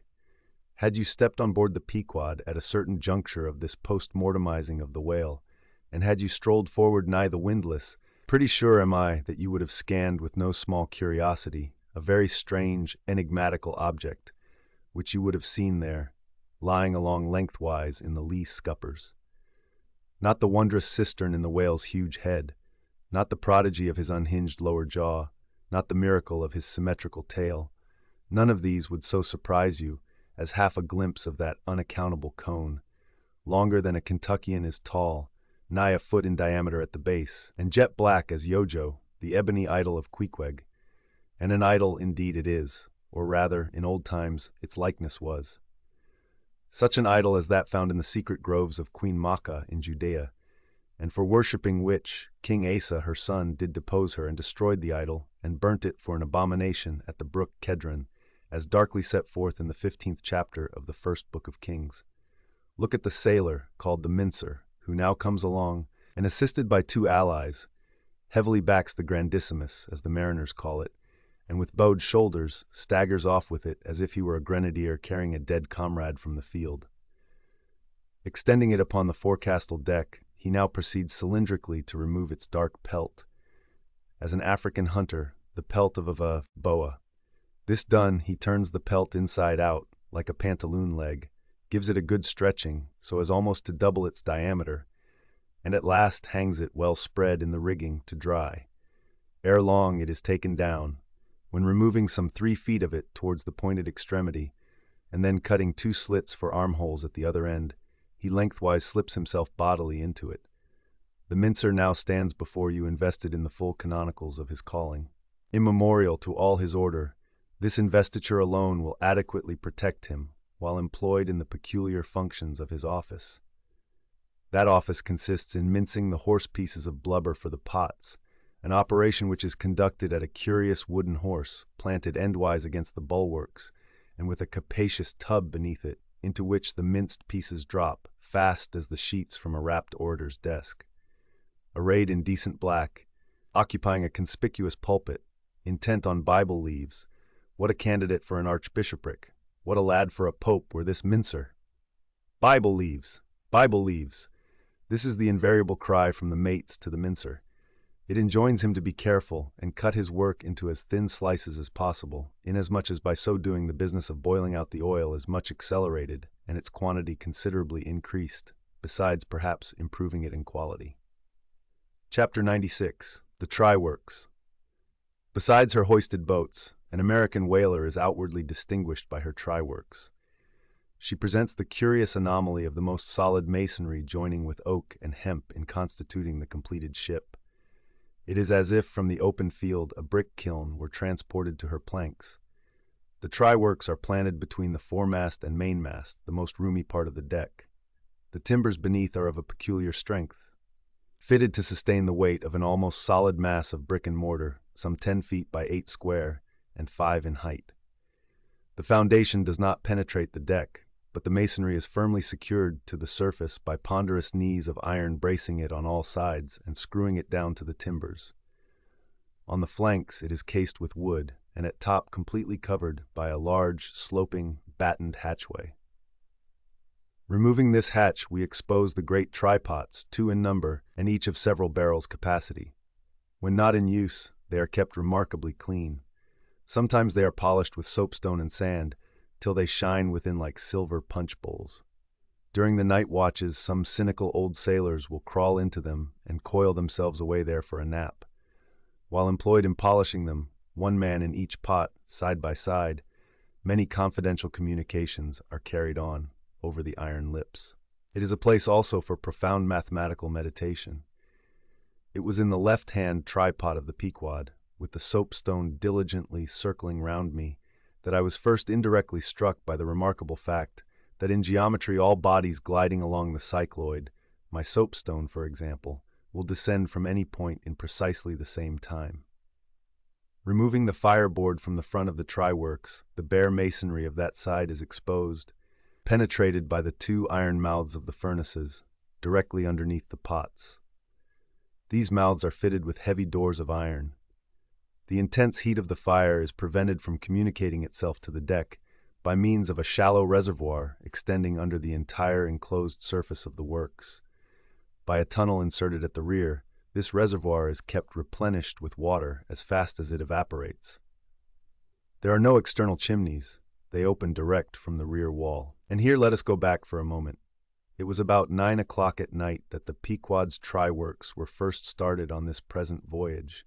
It belonged to Stubb to oversee the business. All ready there, off hatch then and start her. You cook, fire the works.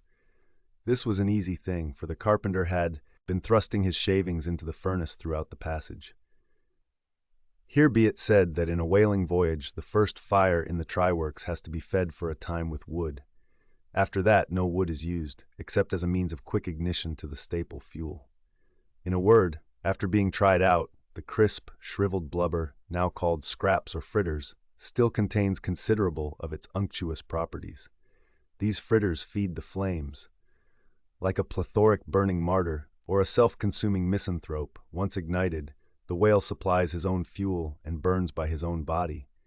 Would that he consumed his own smoke, for his smoke is horrible to inhale, and inhale it you must, and not only that, but you must live in it for the time.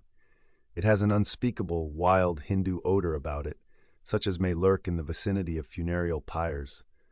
It smells like the left wing of the Day of Judgment. It is an argument for the pit. By midnight the works were in full operation.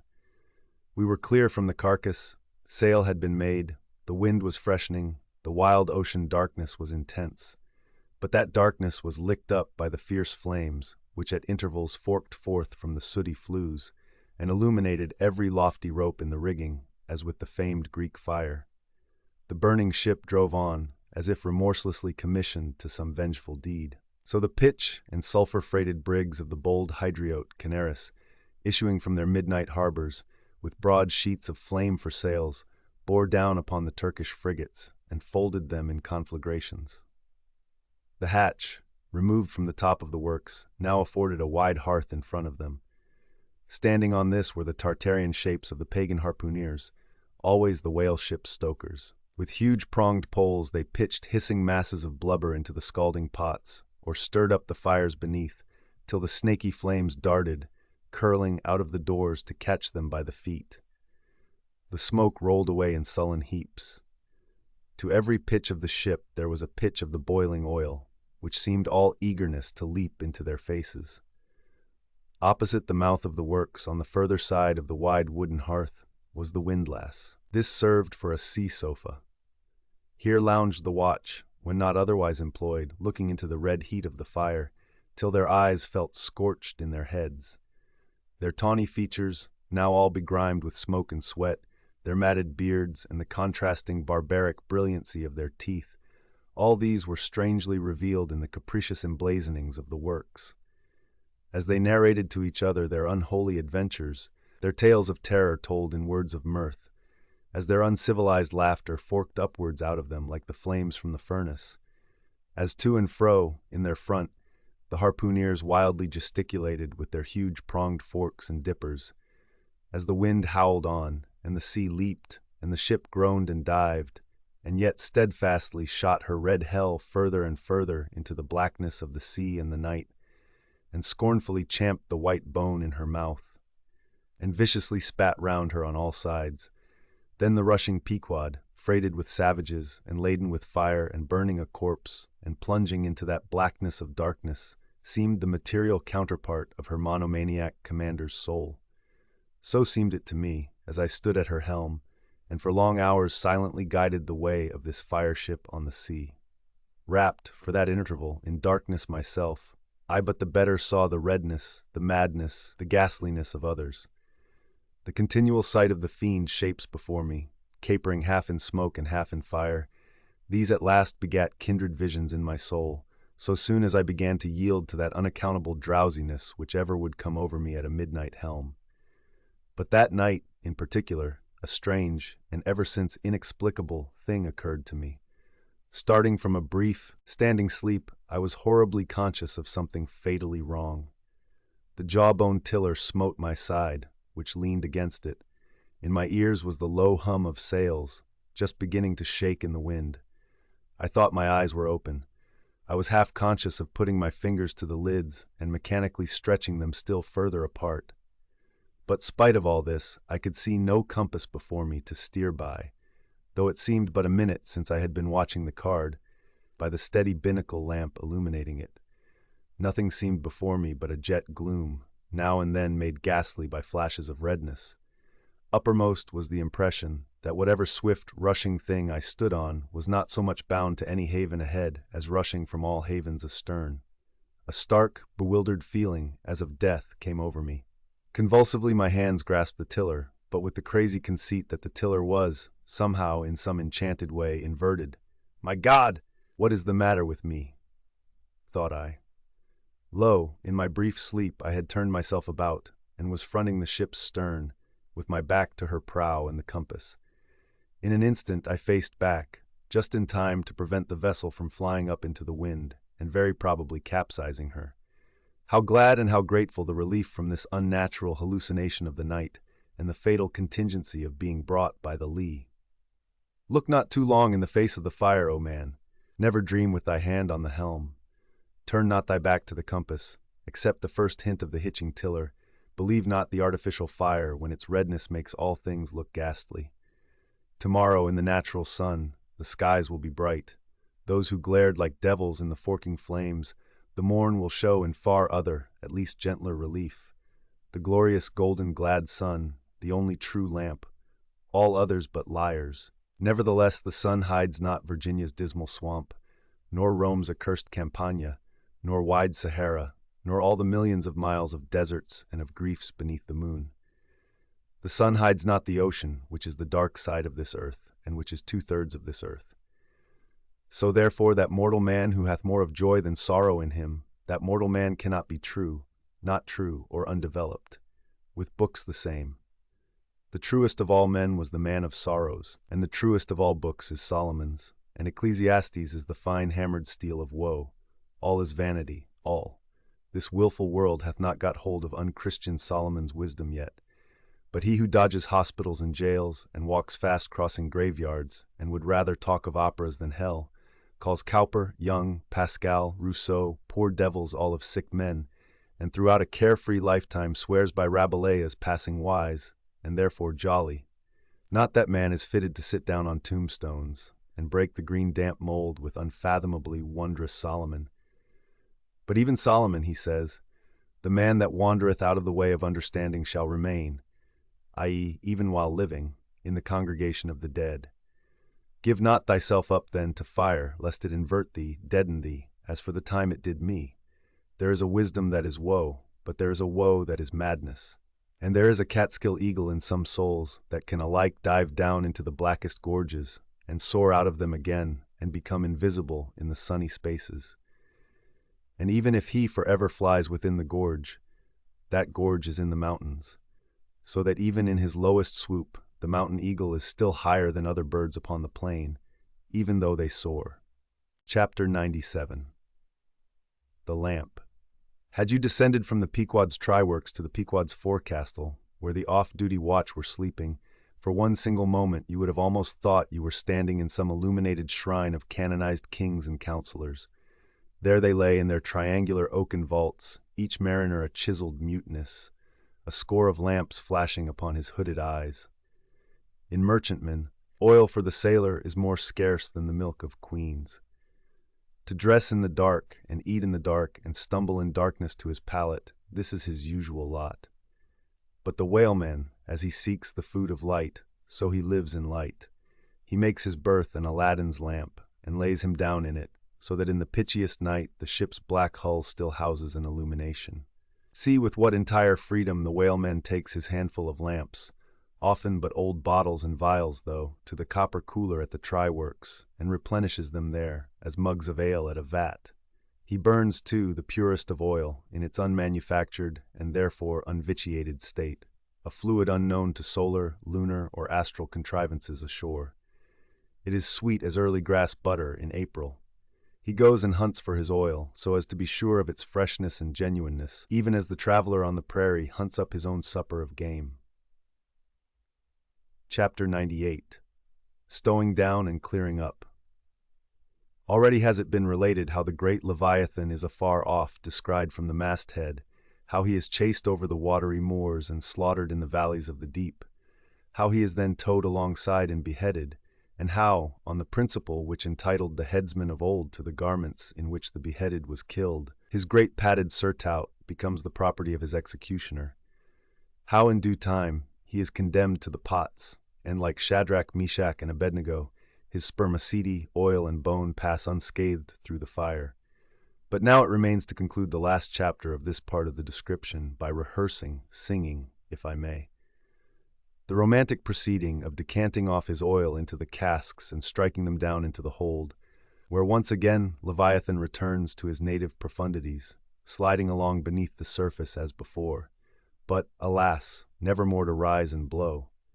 While still warm, the oil, like hot punch, is received into the 6-barrel casks, and while, perhaps, the ship is pitching and rolling this way and that in the midnight sea, the enormous casks are slewed round and headed over, end for end, and sometimes perilously scoot across the slippery deck, like so many landslides, till at last manhandled and stayed in their course, and all round the hoops, rap, rap, go as many hammers as can play upon them, for now, ex officio, every sailor is a cooper.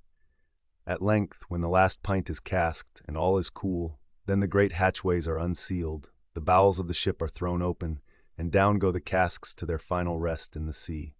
This done, the hatches are replaced and hermetically closed like a closet walled up. In the sperm fishery, this is perhaps one of the most remarkable incidents in all the business of whaling. One day the planks stream with freshets of blood and oil. On the sacred quarterdeck, enormous masses of the whale's head are profanely piled. Great rusty casks lie about, as in a brewery yard. The smoke from the try-works has besooted all the bulwarks. The mariners go about suffused with unctuousness. The entire ship seems great Leviathan himself, while on all hands the din is deafening. But a day or two after, you look about you and prick your ears in this self-same ship, and were it not for the telltale boats and try-works, you would all but swear you trod some silent merchant vessel, with a most scrupulously neat commander. The unmanufactured sperm oil possesses a singularly cleansing virtue. This is the reason why the decks never look so white as just after what they call an affair of oil. Besides, from the ashes of the burned scraps of the whale, a potent lye is readily made, and whenever any adhesiveness from the back of the whale remains clinging to the side, that lye quickly exterminates it. Hands go diligently along the bulwarks, and with buckets of water and rags restore them to their full tidiness. The soot is brushed from the lower rigging. All the numerous implements which have been in use are likewise faithfully cleansed and put away. The great hatch is scrubbed and placed upon the try-works, completely hiding the pots. Every cask is out of sight. All tackles are coiled in unseen nooks. And when by the combined and simultaneous industry of almost the entire ship's company, the whole of this conscientious duty is at last concluded, then the crew themselves proceed to their own ablutions, shift themselves from top to toe, and finally issue to the immaculate deck, fresh and all aglow, as bridegrooms new leaped from out the daintiest Holland. Now, with elated step, they pace the planks in twos and threes, and humorously discourse of parlors, sofas, carpets, and fine cambrics. Propose to mat the deck, think of having hanging to the top, object not to taking tea by moonlight on the piazza of the forecastle. To hint to such musked mariners of oil and bone and blubber were little short of audacity. They know not the thing you distantly allude to. Away, and bring us napkins. But mark, aloft there at the three-mast heads, stand three men intent on spying out more whales, which, if caught, infallibly will again soil the old oaken furniture and drop at least one small grease spot somewhere. Yes, and many is the time when, after the severest uninterrupted labors which know no night, continuing straight through for 96 hours, when from the boat, where they have swelled their wrists with all day rowing on the line, they only step to the deck to carry vast chains, and heave the heavy windlass, and cut and slash, yea, and in their very sweatings to be smoked and burned anew by the combined fires of the equatorial sun and the equatorial try-works, when on the heel of all this, they have finally bestirred themselves to cleanse the ship and make a spotless dairy-room of it. Many is the time the poor fellows, just buttoning the necks of their clean frocks, are startled by the cry of "There she blows," and away they fly to fight another whale and go through the whole weary thing again. Oh, my friends, but this is man-killing, yet this is life. For hardly have we mortals by long toilings extracted from this world's vast bulk its small but valuable sperm, and then, with weary patience, cleansed ourselves from its defilements, and learned to live here in clean tabernacles of the soul. Hardly is this done when, there she blows! The ghost is spouted up, and away we sail to fight some other world, and go through young life's old routine again. Oh, the metempsychosis! O Pythagoras, that in bright Greece 2,000 years ago did die, so good, so wise, so mild. I sailed with thee along the Peruvian coast last voyage, and foolish as I am, taught thee, a green simple boy, how to splice a rope. Chapter 99. The Doubloon. Ere now it has been related how Ahab was wont to pace his quarter-deck, taking regular turns at either limit, the binnacle and mainmast. But in the multiplicity of other things requiring narration, it has not been added, how that sometimes in these walks, when most plunged in his mood, he was wont to pause in turn at each spot, and stand there, strangely eyeing the particular object before him. When he halted before the binnacle, with his glance fastened on the pointed needle in the compass, that glance shot like a javelin with the pointed intensity of his purpose, and when resuming his walk, he again paused before the mainmast. Then, as the same riveted glance fastened upon the riveted gold coin there, he still wore the same aspect of nailed firmness, only dashed with a certain wild longing, if not hopefulness. But one morning, turning to pass the doubloon, he seemed to be newly attracted by the strange figures and inscriptions stamped on it, as though now for the first time beginning to interpret for himself in some monomaniac way whatever significance might lurk in them. And some certain significance lurks in all things, else all things are little worth, and the round world itself but an empty cipher, except to sell by the cartload, as they do hills about Boston, to fill up some morass in the Milky Way. Now this doubloon was of purest virgin gold, raked somewhere out of the heart of gorgeous hills, whence, east and west, over golden sands, the headwaters of many a Pactolus flows. and though now nailed amidst all the rustiness of iron bolts and the verdigris of copper spikes, yet untouchable and immaculate to any foulness, it still preserved its Quito glow. Nor, though placed amongst a ruthless crew, and every hour passed by ruthless hands, and through the livelong nights shrouded with thick darkness which might cover any pilfering approach, nevertheless every sunrise found the doubloon where the sunset left it last. For it was set apart and sanctified to one awe-striking end, and however wanton in their sailor ways, one and all, the mariners revered it as the white whale's talisman. Sometimes they talked it over in the weary watch by night, wondering whose it was to be at last, and whether he would ever live to spend it. Now those noble golden coins of South America are as medals of the sun and tropic token pieces. Here palms, alpacas, and volcanoes, sun's discs and stars, ecliptics, horns of plenty, and rich banners waving, are in luxuriant profusion stamped, so that the precious gold seems almost to derive an added preciousness and enhancing glories by passing through those fancy mints, so Spanishly poetic. It so chanced that the doubloon of the Pequod was a most wealthy example of these things. On its round border it bore the letters República del Ecuador, Quito. So this bright coin came from a country planted in the middle of the world and beneath the great equator, and named after it, and it had been cast midway up the Andes, in the unwaning clime that knows no autumn.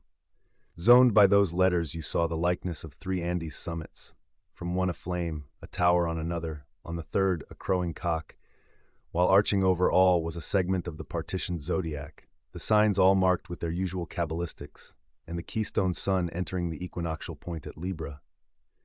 Before this equatorial coin, Ahab, not unobserved by others, was now pausing. There's something ever egotistical in mountain tops and towers, and all other grand and lofty things. Look here, 3 peaks as proud as Lucifer. The firm tower, that is Ahab. The volcano, that is Ahab. The courageous, the undaunted, and victorious fowl, that too is Ahab. All are Ahab. And this round gold is but the image of the rounder globe, which like a magician's glass, to each and every man in turn but mirrors back his own mysterious self. Great pains, small gains for those who ask the world to solve them. It cannot solve itself. Methinks now this coined sun wears a ruddy face. But see, he enters the sign of storms, the equinox, and but 6 months before he wheeled out of a former equinox at Aries, from storm to storm. So be it then. Born in throes, 'tis fit that man should live in pains and die in pangs. So be it then. Here's stout stuff for woe to work on. So be it then. No fairy fingers can have pressed the gold, but devil's claws must have left their moldings there since yesterday, murmured Starbuck to himself, leaning against the bulwarks. The old man seems to read Belshazzar's awful writing. I have never marked the coin inspectingly. He goes below, let me read. A dark valley between 3 mighty, heaven-abiding peaks that almost seem the Trinity in some faint earthly symbol. So in this vale of death, God girds us round, and over all our gloom, the sun of righteousness still shines a beacon and a hope. If we bend down our eyes, the dark veil shows her moldy soil, but if we lift them, the bright sun meets our glance halfway to cheer. Yet, oh, the great sun is no fixture, and if at midnight we would fain snatch some sweet solace from him, we gaze for him in vain. This coin speaks wisely, mildly, truly, but still sadly to me. I will quit it, lest truth shake me falsely. There now's the old mogul, soliloquized Stubb by the try-works. He's been twigging it, and there goes Starbuck from the same, and both with faces which I should say might be somewhere within 9 fathoms long. And all from looking at a piece of gold, which did I have it now on Negro Hill or in Corlaer's Hook, I'd not look at it very long ere spending it. Humph, in my poor, insignificant opinion, I regard this as queer. I have seen doubloons before now in my voyagings.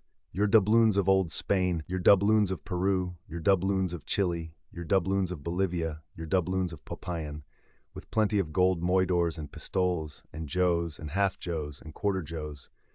What then should there be in this doubloon of the equator that is so killing wonderful? By Golconda. Let me read it once. Hello, here's signs and wonders truly.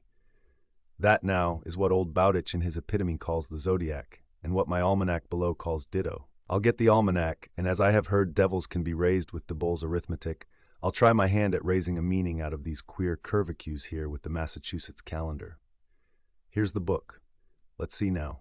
Signs and wonders, and the sun, he's always among 'em. Hem, hem, hem, here they are, here they go, all alive. Aries, or the ram, Taurus, or the bull and Gemini. Here's Gemini himself, or the twins. Well, the sun he wheels among 'em. Aye, here on the coin, he's just crossing the threshold between 2 of 12 sitting rooms, all in a ring. Book, you lie there. The fact is, you books must know your places. You'll do to give us the bare words and facts, but we come in to supply the thoughts. That's my small experience, so far as the Massachusetts calendar, and Bowditch's navigator, and Daboll's arithmetic go. Signs and wonders, eh? Pity if there is nothing wonderful in signs and significant in wonders. There's a clue somewhere. Wait a bit. Hist, hark! By Jove, I have it! Look you, doubloon, your zodiac here is the life of man in one round chapter, and now I'll read it off, straight out of the book. Come, almanac. To begin, there's Aries, or the ram, lecherous dog, he begets us. Then Taurus, or the bull, he bumps us the first thing. Then Gemini, or the twins, that is, virtue and vice. We try to reach virtue when low comes Cancer the crab and drags us back. And here, going from virtue, Leo, a roaring lion, lies in the path. He gives a few fierce bites and surly dabs with his paw. We escape and hail Virgo, the virgin. That's our first love. We marry and think to be happy for aye, when pop comes Libra, or the scales. Happiness weighed and found wanting. And while we are very sad about that, Lord, how we suddenly jump as Scorpio, or the scorpion, stings us in the rear. We are curing the wound when wang come the arrows all round. Sagittarius, or the archer, is amusing himself. As we pluck out the shafts, stand aside. Here's the battering ram, Capricornus, or the goat. Full tilt he comes rushing, and headlong we are tossed, when Aquarius, or the water-bearer, pours out his whole deluge and drowns us, and to wind up with Pisces, or the fishes, we sleep. There's a sermon now, writ in high heaven, and the sun goes through it every year, and yet comes out of it all alive and hearty. Jollily he, aloft there, wheels through toil and trouble, and so, allow here, does jolly Stub. Oh, jolly's the word for aye. Adieu, doubloon. But stop, here comes little King Post. Dodge round the try-works now, and let's hear what he'll have to say. There, he's before it. He'll out with something presently. So, he's beginning. I see nothing here but a round thing made of gold, and whoever raises a certain whale, this round thing belongs to him. So, what's all this staring been about?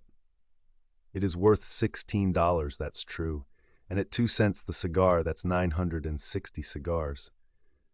I won't smoke dirty pipes like Stub, but I like cigars, and here's 960 of them, so here goes flask aloft to spy 'em out. Shall I call that wise or foolish now? If it be really wise, it has a foolish look to it. Yet, if it be really foolish, then has it a sort of wisish look to it. But avast, here comes our old Manxman, the old hearse-driver, he must have been, that is, before he took to the sea. He luffs up before the doubloon, hullo, and goes round on the other side of the mast. Why, there's a horseshoe nailed on that side, and now he's back again. What does that mean? Hark, he's muttering, voice like an old worn-out coffee mill. Prick ears and listen. If the white whale be raised, it must be in a month and a day when the sun stands in some one of these signs. I've studied signs and know their marks. They were taught me 20 years ago by the old witch in Copenhagen. Now, in what sign will the sun then be? The horseshoe sign, for there it is, right opposite the gold. And what's the horseshoe sign? The lion is the horseshoe sign, the roaring and devouring lion. Ship, old ship, my old head shakes to think of thee. There's another rendering now, but still one text. All sorts of men in one kind of world, you see. Dodge again. Here comes Queequeg, all tattooing, looks like the signs of the zodiac himself. What says the cannibal? As I live, he's comparing notes, looking at his thigh bone, thinks the sun is in the thigh, or in the calf, or in the bowels, I suppose, as the old women talk surgeon's astronomy in the back country. And by Jove, he's found something there in the vicinity of his thigh. I guess it's Sagittarius, or the archer. No, he don't know what to make of the doubloon. He takes it for an old button off some king's trousers.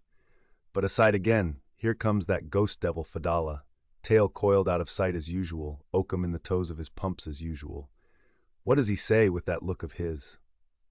Ah! Only makes a sign to the sign and bows himself. There is a sun on the coin, fire worshipper, depend upon it. Ho, more and more.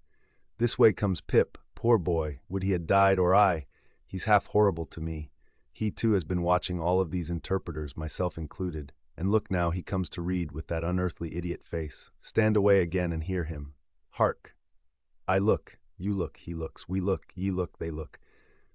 Upon my soul, he's been studying Murray's grammar, improving his mind, poor fellow, but what's that he says now? Hist!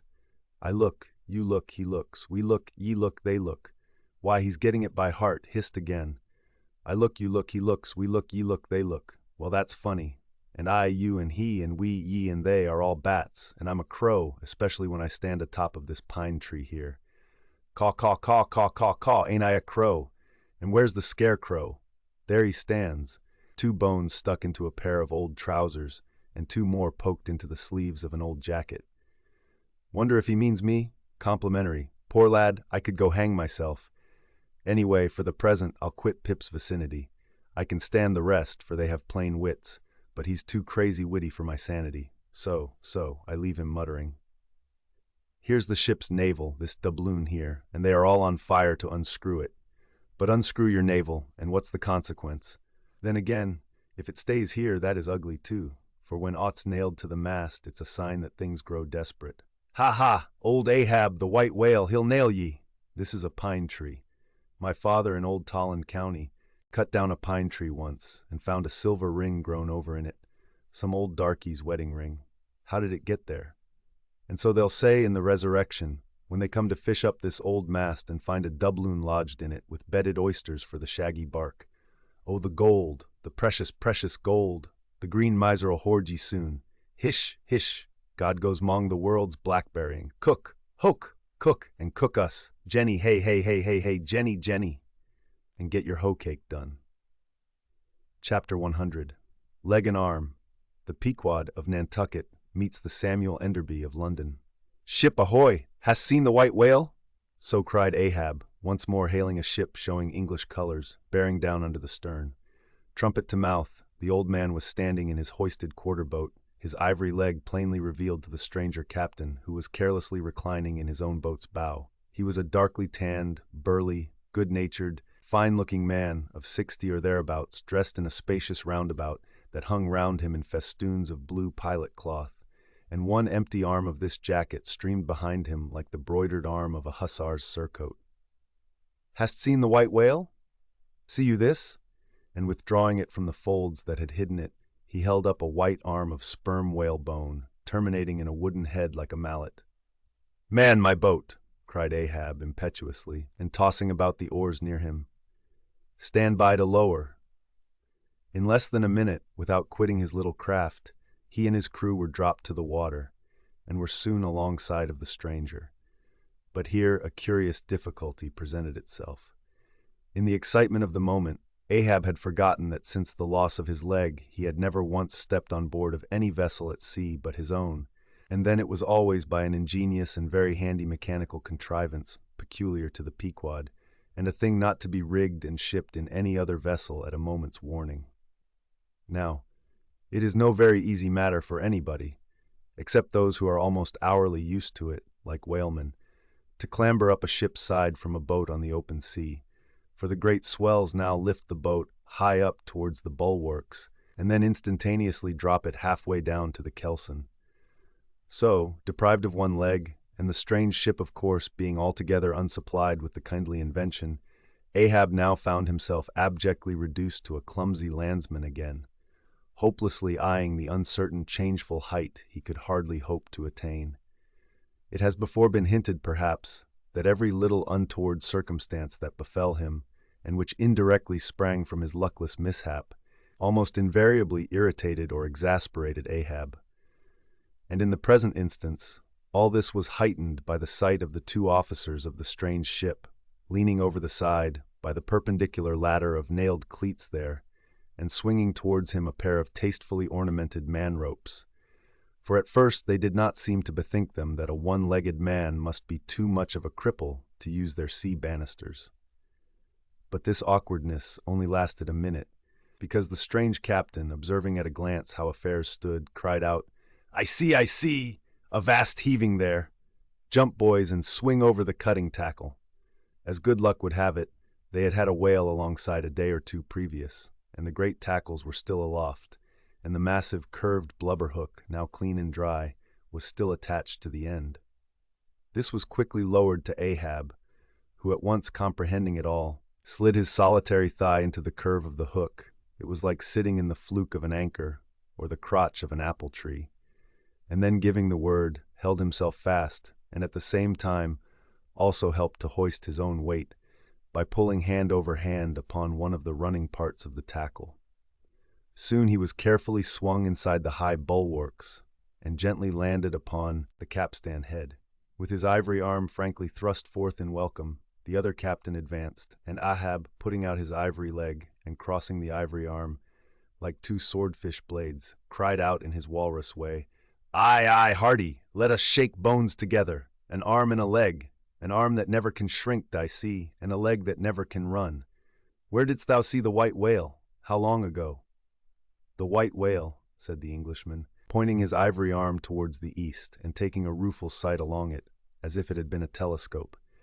"There I saw him on the line last season." "And he took that arm off, did he?" asked Ahab, now sliding down from the capstan and resting on the Englishman's shoulder as he did so. "Aye, he was the cause of it at least. And that leg too?" "Spin me the yarn," said Ahab. "How was it?" "It was the first time in my life that I ever cruised on the line," began the Englishman. "I was ignorant of the white whale at that time. Well, one day we lowered for a pod of 4 or 5 whales, and my boat fastened to one of them. A regular circus horse he was, too, that went milling and milling round so that my boat's crew could only trim dish by sitting all their sterns on the outer gunwale. Presently, up breaches from the bottom of the sea a bouncing great whale with a milky white head and hump, all crow's feet and wrinkles." "It was he," cried Ahab, suddenly letting out his suspended breath, and harpoons sticking in near his starboard fin. "Aye, aye, they were mine, my irons," cried Ahab exultingly. "But on." "Give me a chance, then," said the Englishman good-humoredly.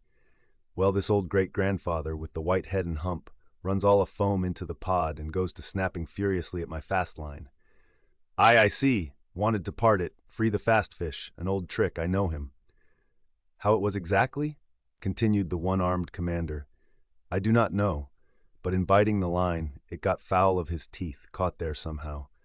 But we didn't know it then, so that when we afterwards pulled on the line, bounce we came plump onto his hump, instead of the other whales. That went off to windward, all fluking. Seeing how matters stood, and what a noble great whale it was, the noblest and biggest I ever saw, sir, in my life, I resolved to capture him, spite of the boiling rage he seemed to be in. And thinking the haphazard line would get loose, or the tooth it was tangled to might draw, for I have a devil of a boat's crew for a pull on a whale line. Seeing all this, I say, I jumped into my first mate's boat. Mr. Mounttop's here, by the way, Captain. Mounttop, the captain. As I was saying, I jumped into Mounttop's boat, which, d'ye see, was gunwale and gunwale with mine then, and snatching the first harpoon, let this old great-grandfather have it. But Lord, look you, sir, hearts and souls alive, man, the next instant, in a jiff, I was blind as a bat, both eyes out, all befogged and bedeadened with black foam, the whale's tail looming straight up out of it, perpendicular in the air like a marble steeple. No use sterning all then, but as I was groping at midday with a blinding sun, all crown jewels, as I was groping, I say, after the second iron, to toss it overboard, down comes the tail like a Lima tower, cutting my boat in two, leaving each half in splinters, and flukes first, the white hump backed through the wreck, as though it was all chips. We all struck out. To escape his terrible flailings, I seized hold of my harpoon pole sticking in him, and for a moment clung to that like a sucking fish. But a combing sea dashed me off, and at the same instant the fish, taking one good dart forwards, went down like a flash, and the barb of that cursed second iron towing along near me caught me here, clapping his hand just below his shoulder. Yes, caught me just here, I say, and bore me down to hell's flames. I was thinking, when all of a sudden, thank the good God, the barb ripped its way along the flesh, clear along the whole length of my arm, came out nigh my wrist, and up I floated. And that gentleman there will tell you the rest. By the way, Captain, Dr. Bunger, ship's surgeon, Bunger, my lad, the captain. Now, Bunger boy, spin your part of the yarn." The professional gentleman thus familiarly pointed out had been all the time standing near them, with nothing specific visible to denote his gentlemanly rank on board. His face was an exceedingly round but sober one. He was dressed in a faded blue woolen frock or shirt and patched trousers, and had thus far been dividing his attention between a marling spike he held in one hand and a pill-box held in the other, occasionally casting a critical glance at the ivory limbs of the two crippled captains. But, at his superior's introduction of him to Ahab, he politely bowed, and straightway went on to do his captain's bidding. "It was a shocking bad wound," began the whale surgeon, "and taking my advice, Captain Boomer here stood our old Sammy." "Samuel Enderby is the name of my ship," interrupted the one-armed captain, addressing Ahab. "Go on, boy." "Stood our old Sammy off to the northward to get out of the blazing hot weather there on the line. But it was no use. I did all I could, sat up with him nights, was very severe with him in the matter of diet." "Oh, very severe," chimed in the patient himself. Then suddenly altering his voice, "Drinking hot rum toddies with me every night, till he couldn't see to put on the bandages, and sending me to bed, half seas over, about 3 o'clock in the morning. Oh, ye stars, he sat up with me indeed, and was very severe in my diet. Oh, a great watcher, and very dietetically severe is Dr. Bunger. Bunger, you dog, laugh out, why don't ye? You know you're a precious jolly rascal. But, heave ahead, boy, I'd rather be killed by you than kept alive by any other man." "My captain, you must have ere this perceived, respected sir," said the imperturbable, godly-looking Bunger, slightly bowing to Ahab, "is apt to be facetious at times. He spins us many clever things of that sort. But I may as well say, en passant, as the French remark, that I myself, that is to say, Jack Bunger, late of the reverend clergy, am a strict total abstinence man. I never drink." "Water!" cried the captain. "He never drinks it. It's a sort of fits to him. Fresh water throws him into the hydrophobia. But go on with the arm story." "Yes, I may as well," said the surgeon coolly. "I was about observing, sir, before Captain Boomer's facetious interruption, that spite of my best and severest endeavors, the wound kept getting worse and worse. The truth was, sir, it was as ugly gaping wound as surgeon ever saw, more than 2 feet and several inches long. I measured it with the lead line. In short, it grew black. I knew what was threatened, and off it came.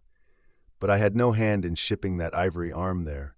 That thing is against all rule," pointing at it with the marling spike. "That is the captain's work, not mine. He ordered the carpenter to make it. He had that club hammer there put to the end, to knock someone's brains out with, I suppose, as he tried mine once. He flies into diabolical passions sometimes. Do you see this dent, sir?" removing his hat and brushing aside his hair and exposing a bowl-like cavity in his skull, but which bore not the slightest scary trace or any token of ever having been a wound. "Well, the captain there will tell you how that came here, he knows." "No, I don't," said the captain, "but his mother did. He was born with it." "Oh, you solemn rogue, you Bunger, was there ever such another Bunger in the watery world? Bunger, when you die, you ought to die in pickle, you dog. You should be preserved to future ages, you rascal." "What became of the white whale?" now cried Ahab, who thus far had been impatiently listening to this byplay between the two Englishmen. "Oh," cried the one-armed captain, "oh, yes! Well, after he sounded, we didn't see him again for some time. In fact, as I before hinted, I didn't then know what whale it was that had served me such a trick, till some time afterwards, when coming back to the line, we heard about Moby-Dick, as some call him, and then I knew it was he." "Didst thou cross his wake again?" "Twice. But could not fasten? Didn't want to try to. Ain't one limb enough? What should I do without this other arm? And I'm thinking Moby-Dick doesn't bite so much as he swallows." "Well then," interrupted Bunger, "give him your left arm for bait to get the right. Do you know, gentlemen," very gravely and mathematically bowing to each captain in succession, "do you know, gentlemen, that the digestive organs of the whale are so inscrutably constructed by divine providence that it is quite impossible for him to completely digest even a man's arm? And he knows it too, so that what you take for the white whale's malice is only his awkwardness. For he never means to swallow a single limb, he only thinks to terrify by feints. But sometimes he is like the old juggling fellow, formerly a patient of mine in Ceylon, that making believe swallow jackknives, Once upon a time, let one drop into him in good earnest, and there it stayed for a 12-month or more, when I gave him an emetic, and he heaved it up in small tacks, see. No possible way for him to digest that jackknife and fully incorporate it into his general bodily system.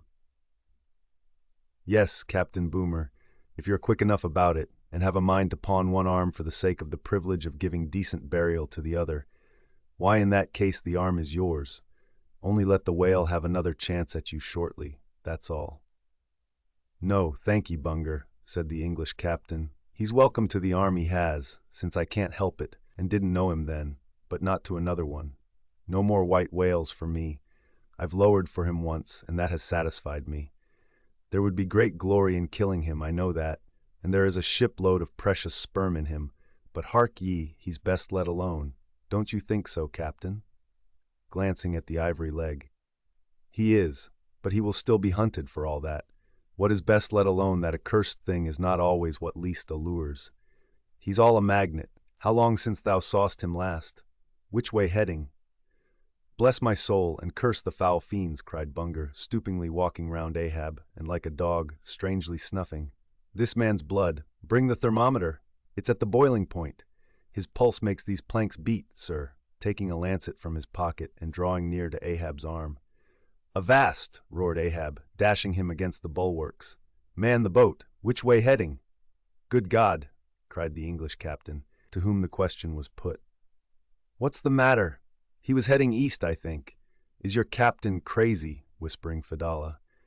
But Fedallah, putting a finger on his lip, slid over the bulwarks to take the boat's steering oar, and Ahab, swinging the cutting tackle towards him, commanded the ship's sailors to stand by to lower. In a moment he was standing in the boat's stern, and the Manila men were springing to their oars. In vain the English captain hailed him. With back to the stranger ship, and face set like a flint to his own, Ahab stood upright till alongside of the Pequod. Chapter 101. The Decanter. Ere the English ship fades from sight, be it set down here, that she hailed from London, and was named after the late Samuel Enderby, merchant of that city, the original of the famous whaling house of Enderby and Sons, a house which in my poor whaleman's opinion comes not far behind the united royal houses of the Tudors and Bourbons, in point of real historical interest. How long, prior to the year of our Lord 1775, this great whaling house was in existence, my numerous fish documents do not make plain, but in that year, 1775, it fitted out the first English ships that ever regularly hunted the sperm whale, though for some score of years previous, ever since 1726, our valiant Coffins and Maceys of Nantucket and the Vineyard had in large fleets pursued that leviathan, but only in the North and South Atlantic, not elsewhere. Be it distinctly recorded here that the Nantucketers were the first among mankind to harpoon with civilized steel the great sperm whale, and that for half a century they were the only people of the whole globe who so harpooned him. In 1778, a fine ship, the Amelia, fitted out for the express purpose, and at the sole charge of the vigorous Enderbys, boldly rounded Cape Horn, and was the first among the nations to lower a whaleboat of any sort in the great South Sea. The voyage was a skillful and lucky one, and returning to her berth with her hold full of the precious sperm, the Amelia's example was soon followed by other ships, English and American, and thus the vast sperm whale grounds of the Pacific were thrown open.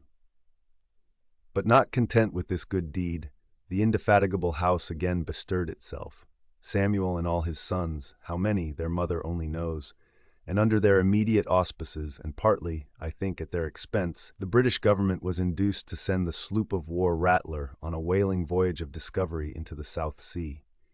Commanded by a naval post-captain, the Rattler made a rattling voyage of it, and did some service.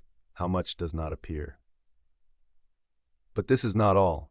In 1819, the same house fitted out a discovery whale ship of their own to go on a tasting cruise to the remote waters of Japan. That ship, well called the Siren, made a noble experimental cruise, and it was thus that the great Japanese whaling ground first became generally known. The Siren in this famous voyage was commanded by a Captain Coffin, a Nantucketer. All honor to the Enderbys, therefore, whose house, I think, exists to the present day. though doubtless the original Samuel must long ago have slipped his cable for the great South Sea of the other world. The ship named after him was worthy of the honor, being a very fast sailor and a noble craft every way. I boarded her once at midnight somewhere off the Patagonian coast and drank good flip down in the forecastle. It was a fine gam we had, and they were all trumps, every soul on board, a short life to them and a jolly death. And that fine gam I had, long, very long after old Ahab touched her planks with his ivory heel. It minds me of the noble, solid Saxon hospitality of that ship, and may my parson forget me and the devil remember me if I ever lose sight of it. Flip. Did I say we had flip? Yes, and we flipped it at the rate of 10 gallons the hour, and when the squall came, for it's squally off there by Patagonia, and all hands, visitors and all, were called to reef topsails, we were so top-heavy that we had to swing each other aloft in bowlines, and we ignorantly furled the skirts of our jackets into the sails so that we hung there reefed fast in the howling gale, a warning example to all drunken tars. However, the masts did not go overboard, and by we scrambled down so sober that we had to pass the flip again, though the savage salt spray bursting down the forecastle scuttle rather too much diluted and pickled it to my taste. The beef was fine, tough, but with body in it. They said it was bull beef, others that it was dromedary beef, but I do not know for certain how that was. They had dumplings too, small but substantial, symmetrically globular, and indestructible dumplings. I fancied that you could feel them and roll them about in you after they were swallowed. If you stooped over too far forward, you risked their pitching out of you like billiard balls. The bread, but that couldn't be helped. Besides, it was an anti-scorbutic. In short, the bread contained the only fresh fare they had. But the forecastle was not very light, and it was very easy to step over into a dark corner when you ate it. But all in all, taking her from truck to helm, considering the dimensions of the cook's boilers, including his own live parchment boilers. Fore and aft, I say, the Samuel Enderby was a jolly ship, of good fare and plenty, fine flip and strong, crack fellows all, and capital from boot heels to hatband. But why was it, think ye, that the Samuel Enderby and some other English whalers I know of, not all though, were such famous hospitable ships, that passed round the beef and the bread and the can and the joke, and were not soon weary of eating and drinking and laughing? I will tell you, the abounding good cheer of these English whalers is matter for historical research. Nor have I been at all sparing of historical whale research when it has seemed needed. The English were preceded in the whale fishery by the Hollanders, Zealanders, and Danes, from whom they derived many terms still extant in the fishery, and what is yet more, their fat old fashions, touching plenty to eat and drink. For, as a general thing, the English merchant ship scrimps her crew, but not so the English whaler. Hence, in the English, this thing of whaling good cheer is not normal and natural, but incidental and particular, and therefore must have some special origin, which is here pointed out and will be still further elucidated. During my researches in the Leviathanic histories, I stumbled upon an ancient Dutch volume, which, by the musty whaling smell of it, I knew must be about whalers. The title was Dan Koopman, wherefore I concluded that this must be the invaluable memoirs of some Amsterdam cooper in the fishery, as every whale ship must carry its cooper. I was reinforced in this opinion by seeing that it was the production of one Fitz Swackhammer, but my friend Dr. Snodhead, a very learned man, professor of Low Dutch and High German in the College of Santa Claus and St. Potts, to whom I handed the work for translation, giving him a box of sperm candles for his trouble. This same Dr. Snodhead, so soon as he spied the book, assured me that Dan Koopman did not mean the cooper, but the merchant. In short, this ancient and learned Low Dutch book treated of the commerce of Holland, and, among other subjects, contained a very interesting account of its whale fishery. And in this chapter it was headed Smear, or Fat, that I found a long, detailed list of the outfits for the larders and cellars of 180 sail of Dutch whalemen, from which list, as translated by Dr. Snodhead, I transcribed the following: 400,000 pounds of beef, 60,000 pounds Friesland pork, 150,000 pounds of stock fish, 550,000 pounds of biscuit, 72,000 pounds of soft bread, 2,800 firkins of butter, 120,000 pounds Texel and Leyden cheese, 144,000 pounds cheese, probably an inferior article, 550 anchors of Geneva, 10,800 barrels of beer. Most statistical tables are parchingly dry in the reading. Not so in the present case, however, where the reader is flooded with whole pipes, barrels, quarts, and gills of good gin and good cheer. At the time, I devoted 3 days to the studious digesting of all this beer, beef, and bread, during which many profound thoughts were incidentally suggested to me, capable of a transcendental and platonic application. And furthermore, I compiled supplementary tables of my own, touching the probable quantity of stock fish, etc., consumed by every Low Dutch harpooneer in that ancient Greenland and Spitzbergen whale fishery. In the first place, the amount of butter and Texel and Leyden cheese consumed seems amazing. I impute it, though, to their naturally unctuous natures, being rendered still more unctuous by the nature of their vocation, and especially by their pursuing their game in those frigid polar seas, on the very coasts of that Eskimo country, where the convivial natives pledge each other in bumpers of train oil. The quantity of beer, too, is very large, 10,800 barrels. Now, as those polar fisheries could only be prosecuted in the short summer of that climate, so that the whole cruise of one of these Dutch whalemen, including the short voyage to and from the Spitzbergen Sea, did not much exceed 3 months, say, and reckoning 30 men to each of their fleet of 180 sail, we have 5,400 Low Dutch seamen in all. Therefore, I say, we have precisely 2 barrels of beer per man, for a 12 weeks' allowance, exclusive of his fair proportion of that 550 anchors of gin.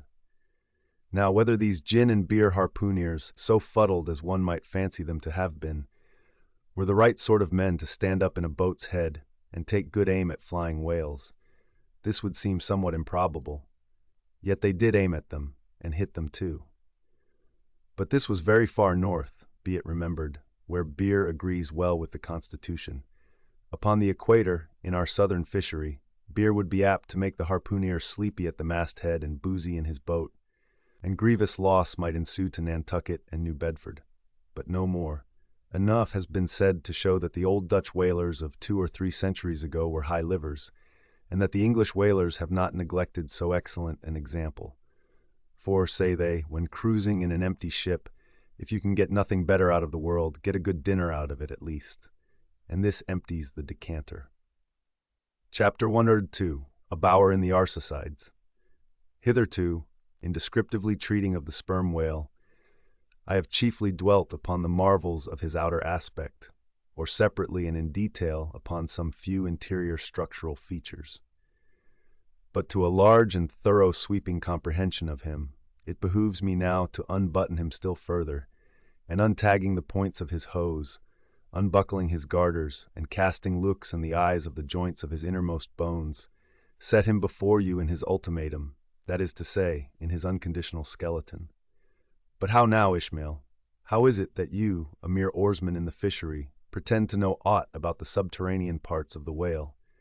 Did erudite Stubb, mounted upon your capstan, deliver lectures on the anatomy of the cetacea, and by help of the windlass, hold up a specimen rib for exhibition? Explain thyself, Ishmael. Can you land a full-grown whale on your deck for examination, as a cook dishes a roast pig? Surely not. A veritable witness have you hitherto been, Ishmael. But have a care how you seize the privilege of Jonah alone, the privilege of discoursing upon the joists and beams, the rafters, ridgepole, sleepers, and underpinnings making up the framework of Leviathan, and belike of the tallow vats, dairy rooms, butteries, and cheeseries in his bowels. I confess that since Jonah, few whalemen have penetrated very far beneath the skin of the adult whale. Nevertheless, I have been blessed with an opportunity to dissect him in miniature. In a ship I belonged to, a small cub sperm whale was once bodily hoisted to the deck for his poke or bag, to make sheaths for the barbs of the harpoons and for the heads of the lances. Think you I let that chance go, without using my boat hatchet and jackknife, and breaking the seal and reading all the contents of that young cub?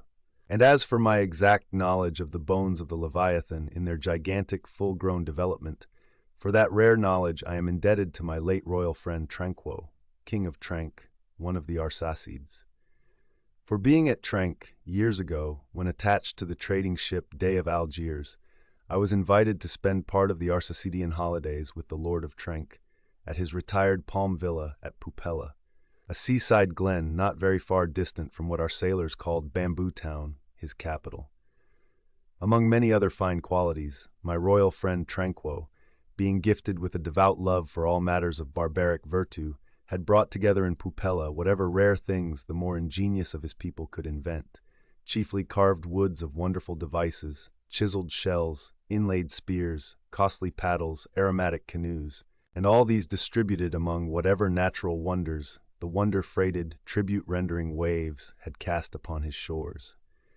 Chief among these latter was a great sperm whale, which, after an unusually long raging gale, had been found dead and stranded, with his head against a cocoa-nut tree, whose plumage-like, tufted droopings seemed his verdant jet.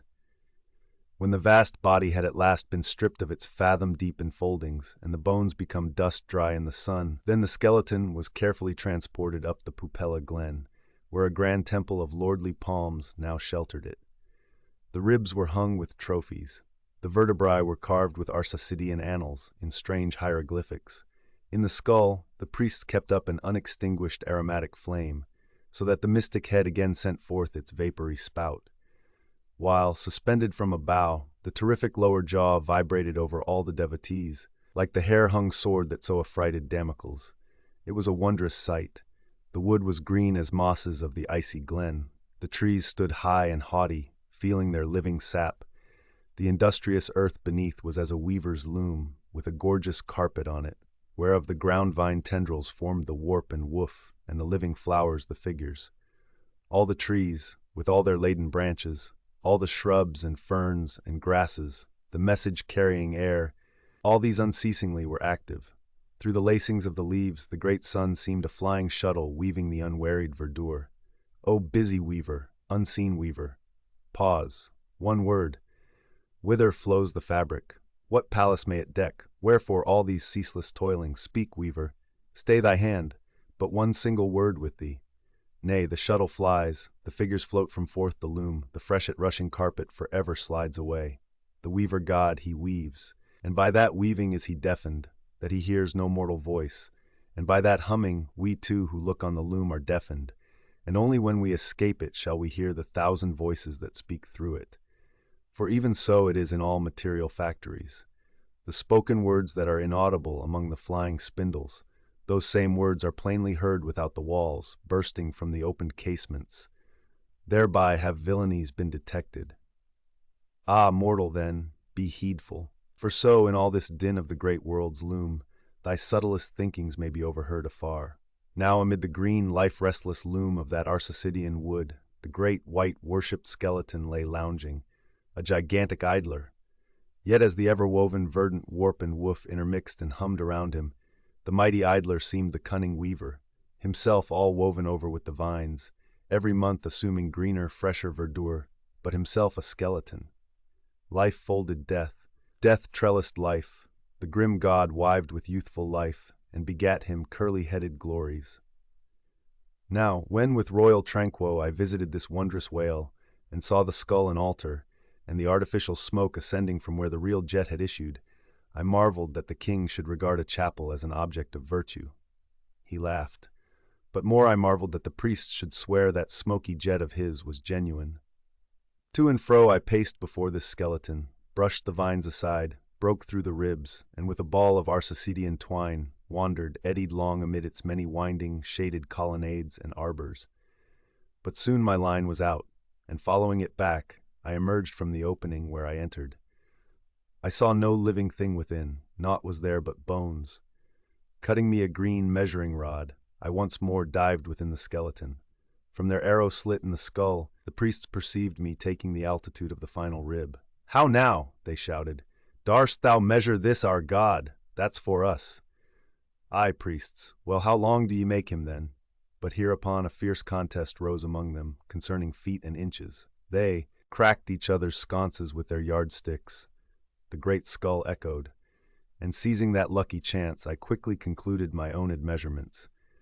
These admeasurements I now propose to set before you. But first, be it recorded that in this matter, I am not free to utter any fancied measurement I please, because there are skeleton authorities you can refer to test my accuracy. There is a Leviathanic museum, they tell me, in Hull, England, one of the whaling ports of that country, where they have some fine specimens of finbacks and other whales. Likewise, I have heard that in the Museum of Manchester, in New Hampshire, they have what the proprietors call the only perfect specimen of a Greenland or river whale in the United States. Moreover, at a place in Yorkshire, England, Burton Constable by name, a certain Sir Clifford Constable has in his possession the skeleton of a sperm whale, but of moderate size, by no means of the full-grown magnitude of my friend King Tranquo's. In both cases, the stranded whales to which these two skeletons belonged were originally claimed by their proprietors upon similar grounds.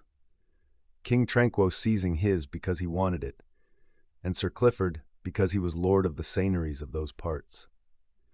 Sir Clifford's whale has been articulated throughout, so that, like a great chest of drawers, you can open and shut him in all his bony cavities, spread out his ribs like a gigantic fan, and swing all day upon his lower jaw. Locks are to be put upon some of his trap-doors and shutters, and a footman will show round future visitors with a bunch of keys at his side. Sir Clifford thinks of charging 2d for a peep at the whispering gallery in the spinal column, 3d to hear the echo in the hollow of his cerebellum, and 6d for the unrivaled view from his forehead. The skeleton dimensions I shall now proceed to set down are copied verbatim from my right arm, where I had them tattooed, as in my wild wanderings at that period there was no other secure way of preserving such valuable statistics. But as I was crowded for space and wished the other parts of my body to remain a blank page for a poem I was then composing, at least what untattooed parts might remain, I did not trouble myself with the odd inches, nor indeed should inches at all enter into a congenial measurement of the whale. Chapter 103. Measurement of the whale skeleton. In the first place, I wish to lay before you a particular plain statement touching the living bulk of this Leviathan, whose skeleton we are briefly to exhibit. Such a statement may prove useful here. According to a careful calculation I have made, and which I partly base upon Captain Scoresby's estimate of 70 tons for the largest sized Greenland whale of 60 feet in length. According to my careful calculation, I say a sperm whale of the largest magnitude, between 85 and 90 feet in length, and something less than 40 feet in its fullest circumference. Such a whale will weigh at least 90 tons, so that, reckoning 13 men to a ton, he would considerably outweigh the combined population of a whole village of 1,100 inhabitants. Think you not, then, that brains, like yoked cattle, should be put to this Leviathan, to make him at all budge to any landsman's imagination? Having already in various ways put before you his skull, spout-hole, jaw, teeth, tail, forehead, fins, and divers other parts, I shall now simply point out what is most interesting in the general bulk of his unobstructed bones. But as the colossal skull embraces so very large a proportion of the entire extent of the skeleton, as it is by far the most complicated part, and as nothing is to be repeated concerning it in this chapter, you must not fail to carry it in your mind or under your arm as we proceed, otherwise you will not gain a complete notion of the general structure we are about to view. In length, the sperm whale's skeleton at Trank measured 72 feet, so that when fully invested and extended in life, he must have been 90 feet long. For in the whale, the skeleton loses about 1/5 in length compared with the living body. Of this 72 feet, his skull and jaw comprised some 20 feet, leaving some 50 feet of plain backbone. Attached to this backbone, for something less than a third of its length, was the mighty circular basket of ribs which once enclosed his vitals. To me, this vast ivory-ribbed chest, with the long, unrelieved spine extending far away from it in a straight line, not a little resembled the hull of a great ship new laid upon the stocks, when only some 20 of her naked bow ribs are inserted, and the keel is otherwise, for the time, but a long, disconnected timber. The ribs were 10 on a side. The first, to begin from the neck, was nearly 6 feet long. The second, third, and fourth were each successively longer, till you came to the climax of the fifth, or one of the middle ribs, which measured 8 feet and some inches. From that part, the remaining ribs diminished till the 10th and last only spanned 5 feet and some inches. In general thickness, they all bore a seemly correspondence to their length. The middle ribs were the most arched. In some of the arsacides they are used for beams whereon to lay footpath bridges over small streams.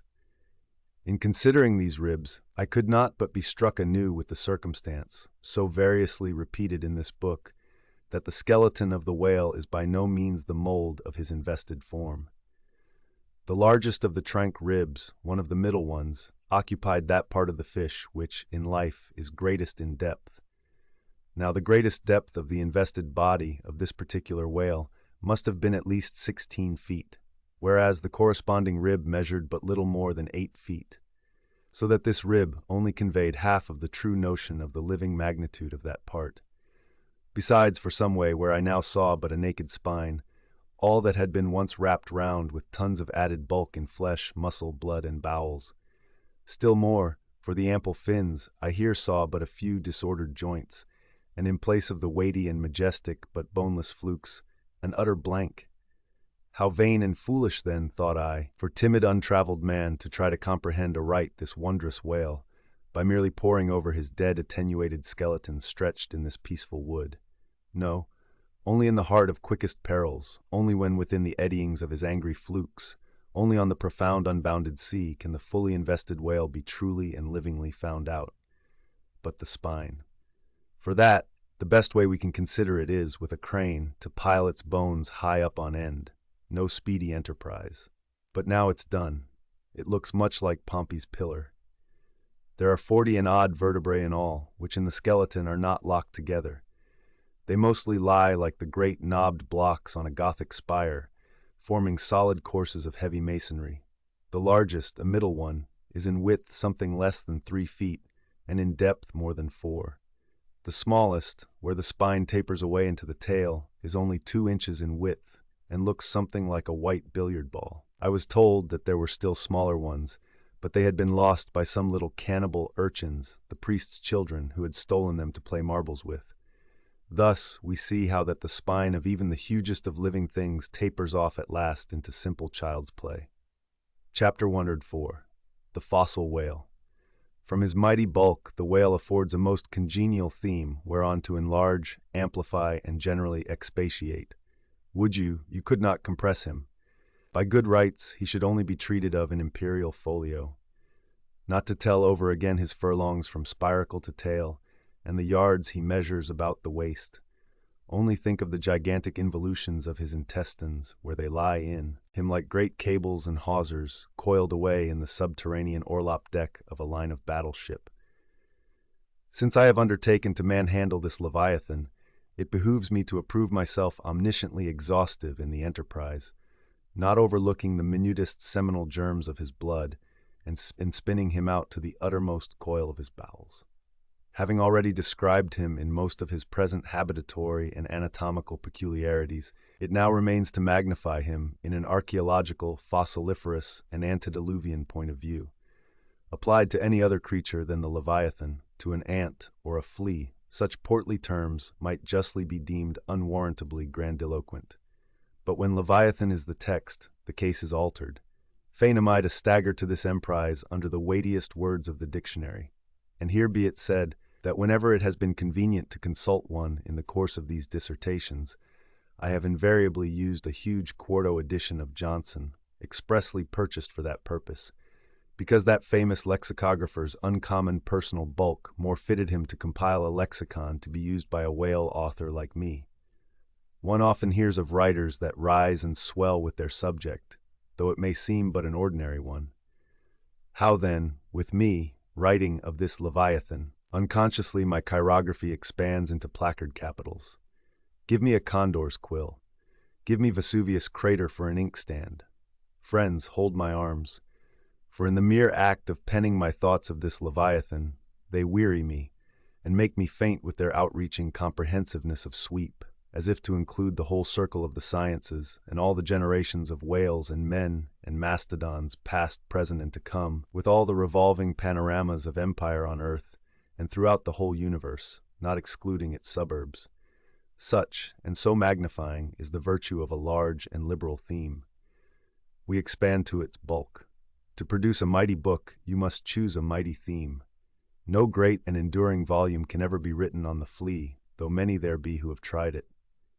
Ere entering upon the subject of fossil whales, I present my credentials as a geologist by stating that in my miscellaneous time I have been a stonemason, and also a great digger of ditches, canals, and wells, wine vaults, cellars, and cisterns of all sorts.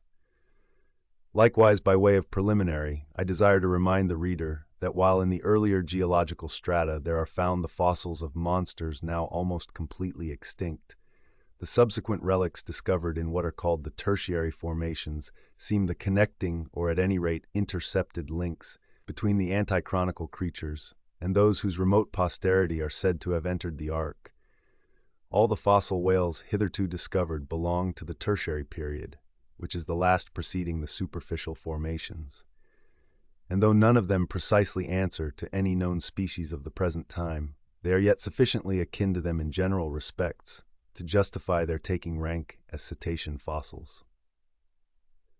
Detached broken fossils of pre-Adamite whales, fragments of their bones and skeletons, have within 30 years past, at various intervals, been found at the base of the Alps, in Lombardy, in France, in England, in Scotland, and in the states of Louisiana, Mississippi, and Alabama. Among the more curious of such remains is part of a skull, which in the year 1779 was disinterred in the Rue Dauphine in Paris, a short street opening almost directly upon the Palace of the Tuileries, and bones disinterred in excavating the great docks of Antwerp in Napoleon's time. Cuvier pronounced these fragments to have belonged to some utterly unknown leviathanic species. But by far the most wonderful of all cetacean relics was the almost complete vast skeleton of an extinct monster, found in the year 1842 on the plantation of Judge Cree in Alabama. The awe-stricken, credulous slaves in the vicinity took it for the bones of one of the fallen angels. The Alabama doctors declared it a huge reptile and bestowed upon it the name of Basilosaurus. But some specimen bones of it being taken across the sea to Owen, the English anatomist, it turned out that this alleged reptile was a whale, though of a departed species. A significant illustration of the fact, again and again repeated in this book, that the skeleton of the whale furnishes but little clue to the shape of his fully invested body. So Owen rechristened the monster Zeuglodon, and in his paper read before the London Geological Society, pronounced it, in substance, one of the most extraordinary creatures which the mutations of the globe have blotted out of existence. When I stand among these mighty leviathan skeletons, skulls, tusks, jaws, ribs, and vertebra, all characterized by partial resemblances to the existing breeds of sea monsters, but at the same time bearing on the other hand similar affinities to the annihilated antichronical leviathans, their incalculable seniors, I am by a flood borne back to that wondrous period, ere time itself can be said to have begun, for time began with man. Here Saturn's gray chaos rolls over me, and I obtain dim, shuddering glimpses into those polar eternities, when wedged bastions of ice pressed hard upon what are now the tropics, and in all the 25,000 miles of this world's circumference, not an inhabitable hand's breadth of land was visible. Then the whole world was the whale's, and king of creation, he left his wake along the present lines of the Andes and the Himalayas. Who can show a pedigree like Leviathan? Ahab's harpoon had shed older blood than the Pharaoh's. Methuselah seems a schoolboy. I look round to shake hands with Shem. I am horror-struck at this antimosaic, unsourced existence of the unspeakable terrors of the whale, which having been before all time, must needs exist after all humane ages are over. But not alone has this Leviathan left his pre-Adamite traces in the stereotype plates of nature, and in limestone and marl bequeathed his ancient bust, but upon Egyptian tablets, whose antiquity seems to claim for them an almost fossiliferous character, we find the unmistakable print of his fin. In an apartment of the great temple of Dendera, some 50 years ago, there was discovered upon the granite ceiling a sculptured and painted planisphere, abounding in centaurs, griffins, and dolphins, similar to the grotesque figures on the celestial globe of the moderns. Gliding among them, old Leviathan swam as of yore, was there swimming in that planisphere centuries before Solomon was cradled. Nor must there be omitted another strange attestation of the antiquity of the whale, in his own osseous post-diluvian reality, as set down by the venerable John Leo, the old Barbary traveler. Not far from the seaside they have a temple, the rafters and beams of which are made of whale bones, for whales of a monstrous size are oftentimes cast up dead upon that shore. The common people imagine that by a secret power bestowed by God upon the temple, no whale can pass it without immediate death. But the truth of the matter is that on either side of the temple there are rocks that shoot 2 miles into the sea and wound the whales when they light upon them. They keep a whale's rib of an incredible length for a miracle, which lying upon the ground with its convex part uppermost, makes an arch, the head of which cannot be reached by a man upon a camel's back. This rib, says John Leo, is said to have lain there 100 years before I saw it. Their historians affirm that a prophet who prophesied of Muhammad came from this temple, and some do not stand to assert that the prophet Jonas was cast forth by the whale at the base of the temple. In this Afric temple of the whale I leave you, reader, and if you be a Nantucketer and a whaleman, you will silently worship there. Chapter 105. Does the whale's magnitude diminish? Will he perish? Inasmuch then, as this Leviathan comes floundering down upon us from the headwaters of the eternities, it may be fitly inquired whether in the long course of his generations he has not degenerated from the original bulk of his sires. But upon investigation we find that not only are the whales of the present day superior in magnitude to those whose fossil remains are found in the tertiary system, embracing a distinct geological period prior to man, but of the whales found in that tertiary system, those belonging to its latter formations exceed in size those of its earlier ones. Of all the pre-Adamite whales yet exhumed, by far the largest is the Alabama one mentioned in the last chapter, and that was less than 70 feet in length in the skeleton, whereas we have already seen that the tape measure gives 72 feet for the skeleton of a large-sized modern whale. And I have heard, on whalemen's authority, that sperm whales have been captured near 100 feet long at the time of capture. But may it not be that while the whales of the present hour are an advance in magnitude upon those of all previous geological periods, may it not be that since Adam's time they have degenerated? Assuredly, we must conclude so if we are to credit the accounts of such gentlemen as Pliny and the ancient naturalists generally. For Pliny tells us of whales that embraced acres of living bulk, and Aldrovandus of others which measured 800 feet in length, rope walks and Thames tunnels of whales. And even in the days of Banks and Solander, Cook's naturalists, we find a Danish member of the Academy of Sciences setting down certain Iceland whales, radon sisker, or wrinkled bellies, at 120 yards, that is, 360 feet. And Lacépède, the French naturalist, in his elaborate history of whales in the very beginning of his work, page 3, sets down the right whale at 100 meters, 328 feet.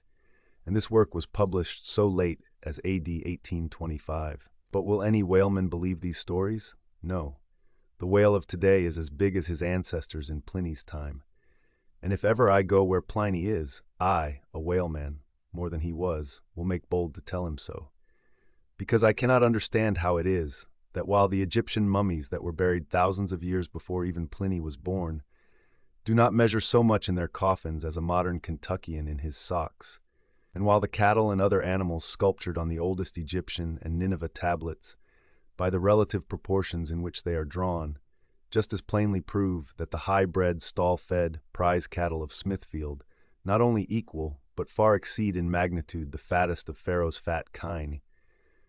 In the face of all this, I will not admit that of all animals, the whale alone should have degenerated.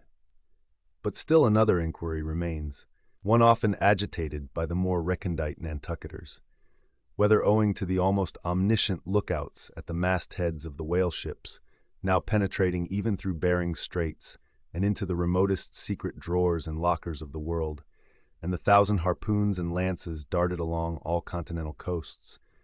The moot point is whether Leviathan can long endure so wide a chase and so remorseless a havoc, whether he must not at last be exterminated from the waters, and the last whale, like the last man, smoke his last pipe, and then himself evaporate in the final puff. Comparing the humped herds of whales with the humped herds of buffalo, which, not 40 years ago, overspread by tens of thousands the prairies of Illinois and Missouri, and shook their iron manes and scowled with their thunder-clotted brows upon the sites of populous river capitals, where now the polite broker sells you land at $1 an inch. In such a comparison, an irresistible argument would seem furnished to show that the hunted whale cannot now escape speedy extinction. But you must look at this matter in every light. Though so short a period ago, not a good lifetime, the census of the buffalo in Illinois exceeded the census of men now in London, and though at the present day not one horn or hoof of them remains in all that region, and though the cause of this wondrous extermination was the spear of man, yet the far different nature of the whale hunt peremptorily forbids so inglorious an end to the Leviathan. 40 men in one ship, hunting the sperm whales for 48 months, think they have done extremely well, and thank God, if at last they carry home the oil of 40 fish.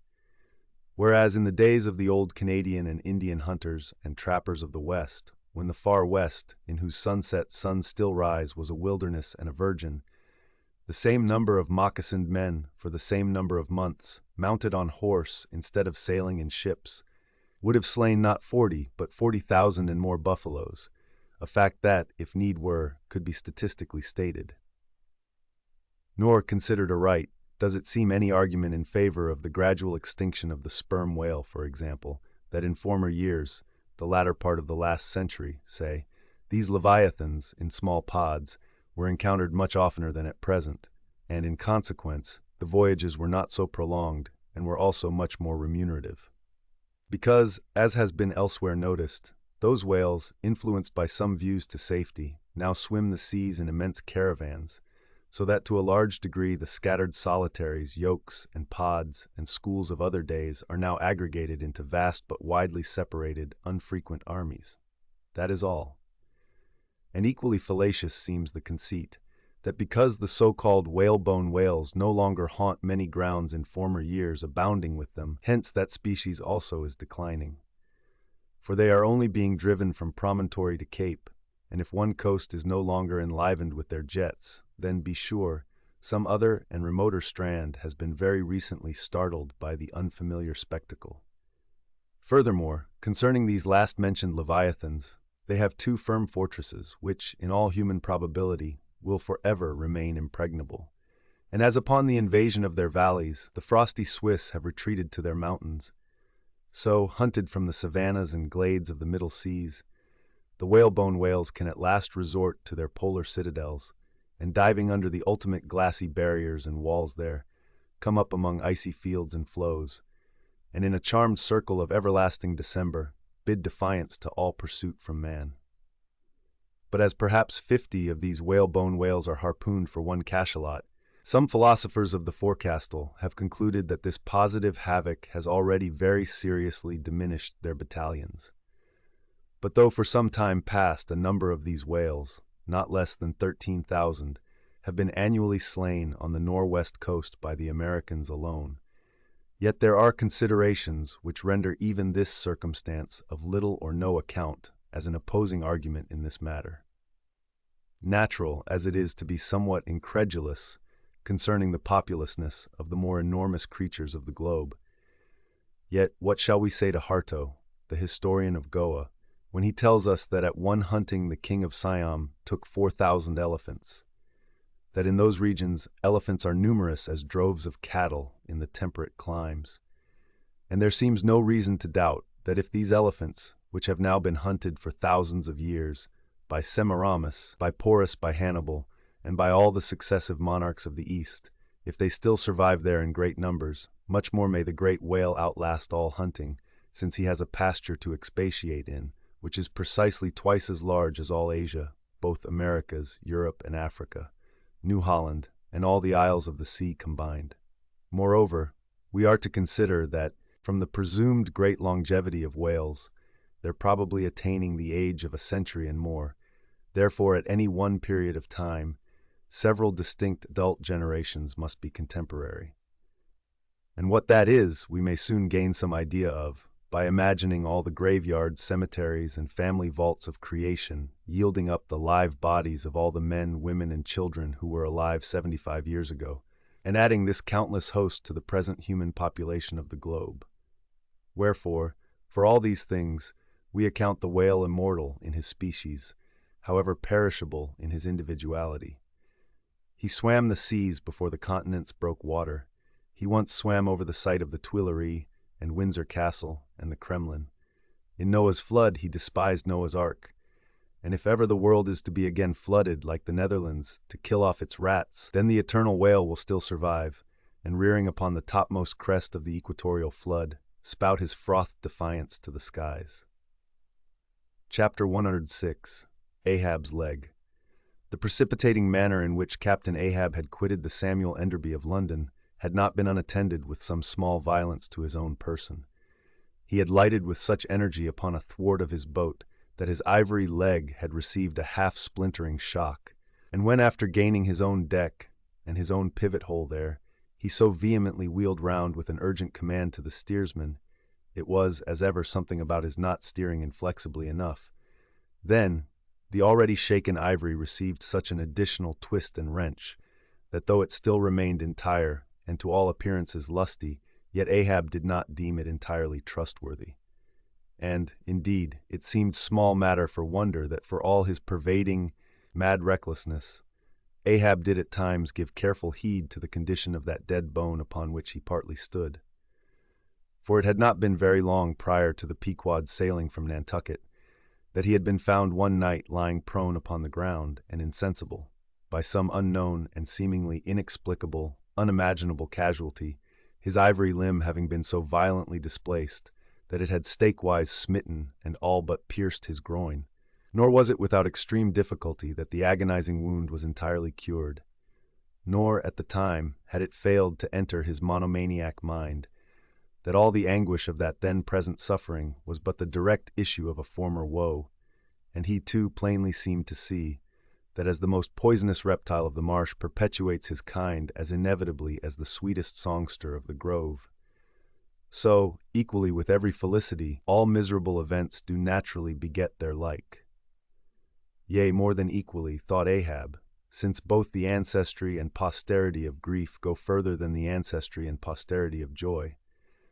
For not to hint of this, that it is an inference from certain canonic teachings, that while some natural enjoyments here shall have no children born to them for the other world, but on the contrary, shall be followed by the joy childlessness of all hell's despair, whereas some guilty mortal miseries shall still fertilely beget to themselves an eternally progressive progeny of griefs beyond the grave.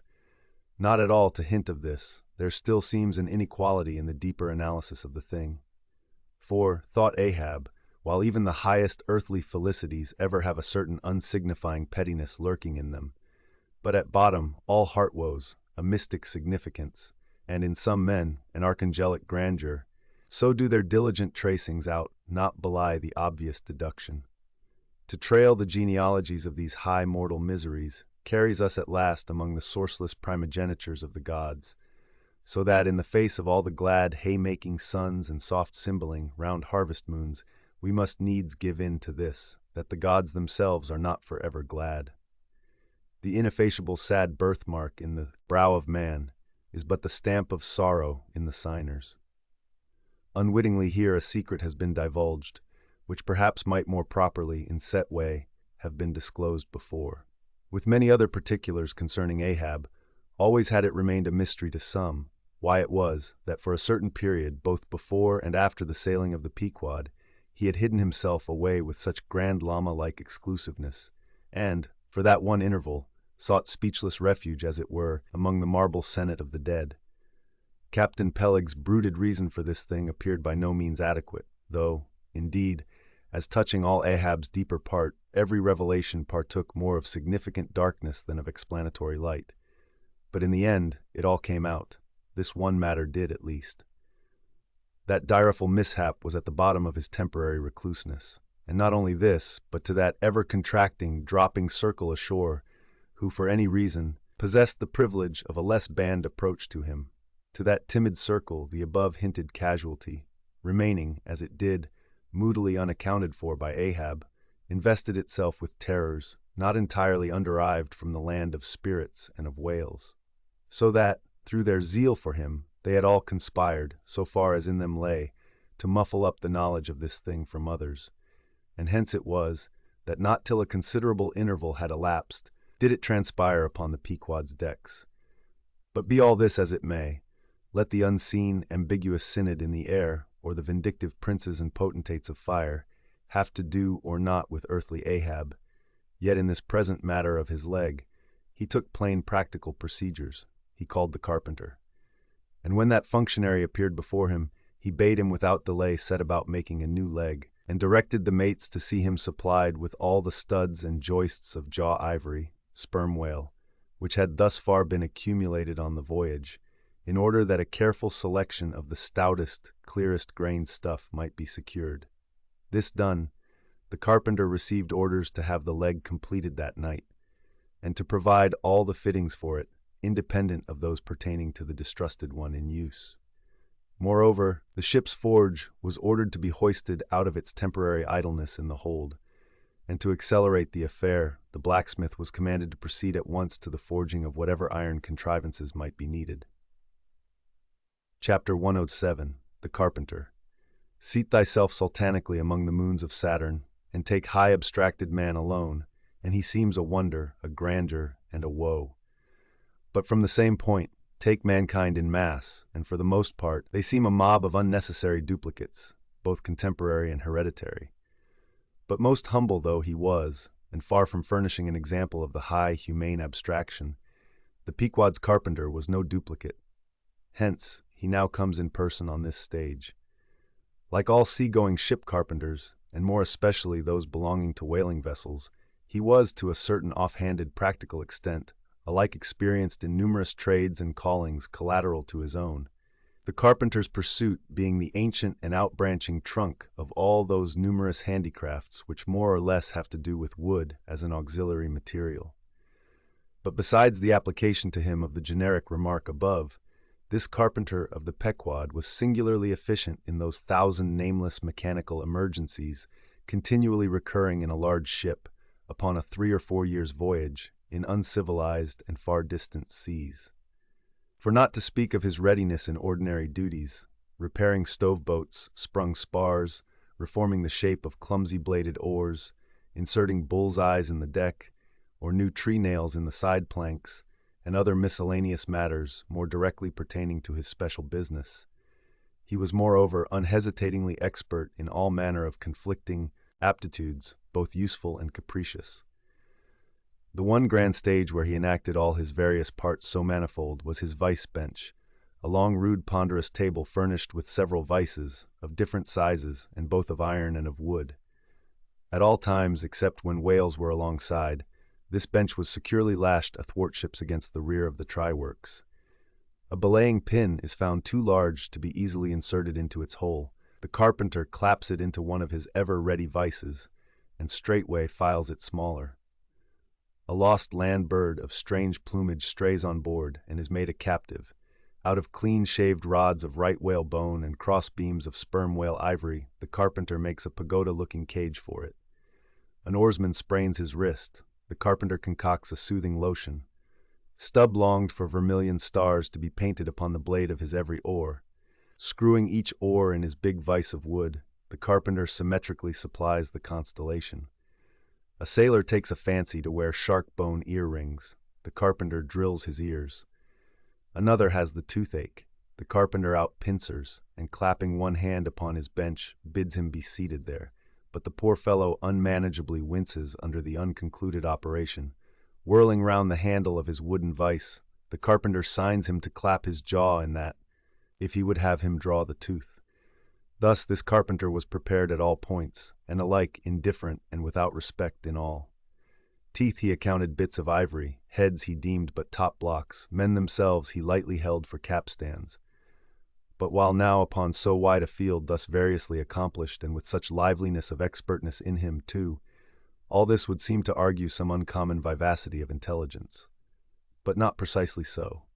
For nothing was this man more remarkable than for a certain impersonal stolidity, as it were. Impersonal, I say, for it so shaded off into the surrounding infinite of things, that it seemed one with the general stolidity discernible in the whole visible world, which while pauselessly active in uncounted modes, still eternally holds its peace and ignores you, though you dig foundations for cathedrals.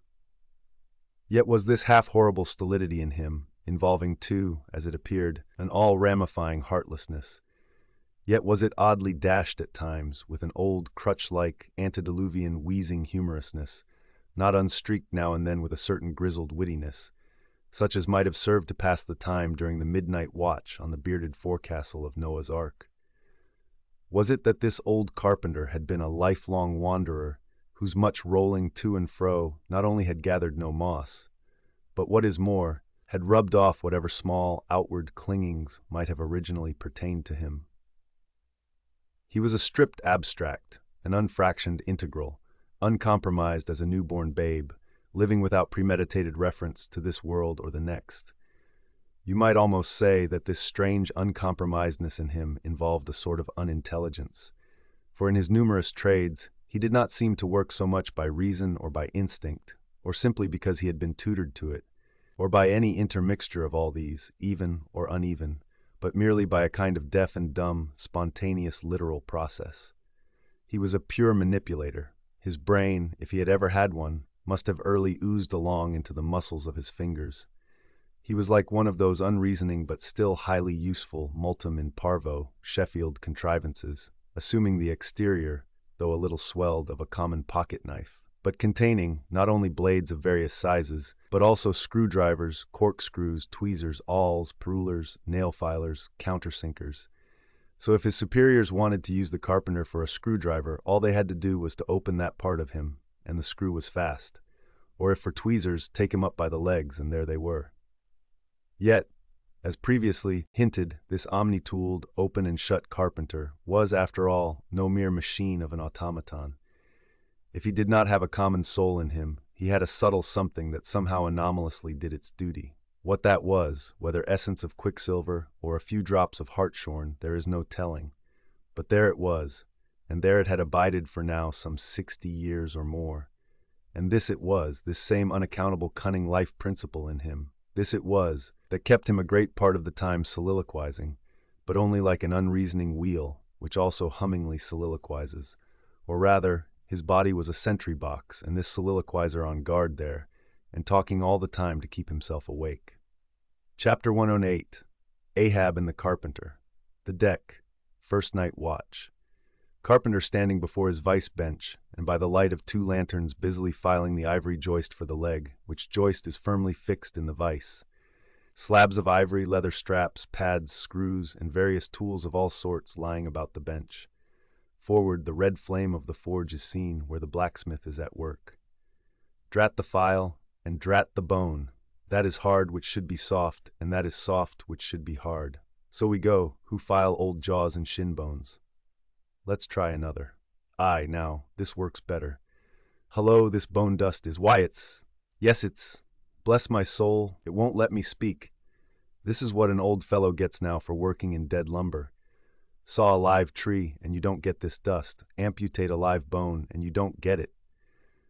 Come, come, you old smut. There, bear a hand, and let's have that ferrule and buckle screw. I'll be ready for them presently. Lucky now. There's no knee joint to make. That might puzzle a little, but a mere shin bone. Why, it's easy as making hop poles. Only I should like to put a good finish on. Time. If I but only had the time, I could turn him out as neat a leg now as ever. Scraped to a lady in a parlor. Those buckskin legs and calves of legs I've seen in shop windows wouldn't compare at all. They soak water, they do, and of course get rheumatic and have to be doctored, with washes and lotions, just like live legs. There, before I saw it off, now, I must call his old mogulship and see whether the length will be all right. Too short, if anything. I guess, ha! That's the heel. We are in luck. Here he comes, or it's somebody else, that's certain. Ahab. During the ensuing scene, the carpenter continues sneezing at times. Well, man-maker? Just in time, sir. If the captain pleases, I will now mark the length. Let me measure, sir. Measured for a leg. Good. Well, it's not the first time. About it. There, keep thy finger on it. This is a cogent vice thou hast here, carpenter. Let me feel its grip once. So, it does pinch some. Oh, sir, it will break bones. Beware, beware. No fear, I like a good grip. I like to feel something in this slippery world that can hold, man. What's Prometheus about there? The blacksmith, I mean, what's he about? He must be forging the buckle screw, sir, now. Right. It's a partnership. He supplies the muscle part. He makes a fierce red flame there. Aye, sir. He must have the white heat for this kind of fine work. So he must. I do deem it now a most meaning thing that old Greek, Prometheus, who made men, they say, should have been a blacksmith and animated them with fire, for what's made in fire must properly belong to fire, and so hell's probable. How the soot flies!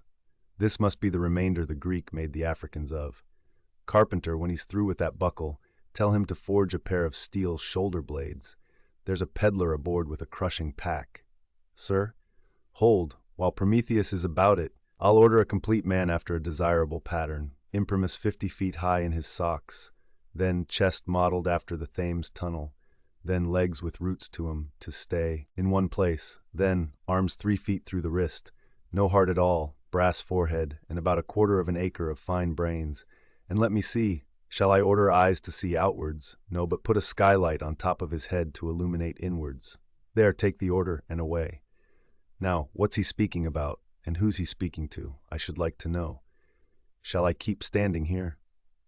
'Tis but indifferent architecture to make a blind dome. Here's one. No. I must have a lantern. Ho, that's it, hey? Here are 2, sir. One will serve my turn. What art thou thrusting that thief-catcher into my face for, man? Thrusted light is worse than presented pistols. I thought, sir, that you spoke to Carpenter. Carpenter? Why, but no. A very tidy and, I may say, an extremely gentlemanlike sort of business thou art in here, Carpenter. Or wouldst thou rather work in clay? Sir? Clay? Clay, sir? That's mud. We leave clay to ditchers, sir. The fellow's impious. What art thou sneezing about? Bone is rather dusty, sir. Take the hint, then, and when thou art dead, never bury thyself under living people's noses. Sir. Oh, I guess so. Yes, look ye, Carpenter. I dare say thou callest thyself a right good workmanlike workman, eh?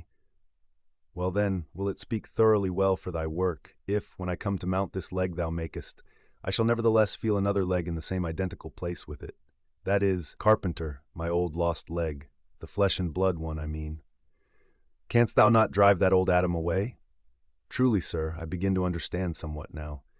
Yes, I have heard something curious on that score, sir, how that a dismasted man never entirely loses the feeling of his old spar, but it will be still pricking him at times. May I humbly ask if it be really so, sir? It is, man.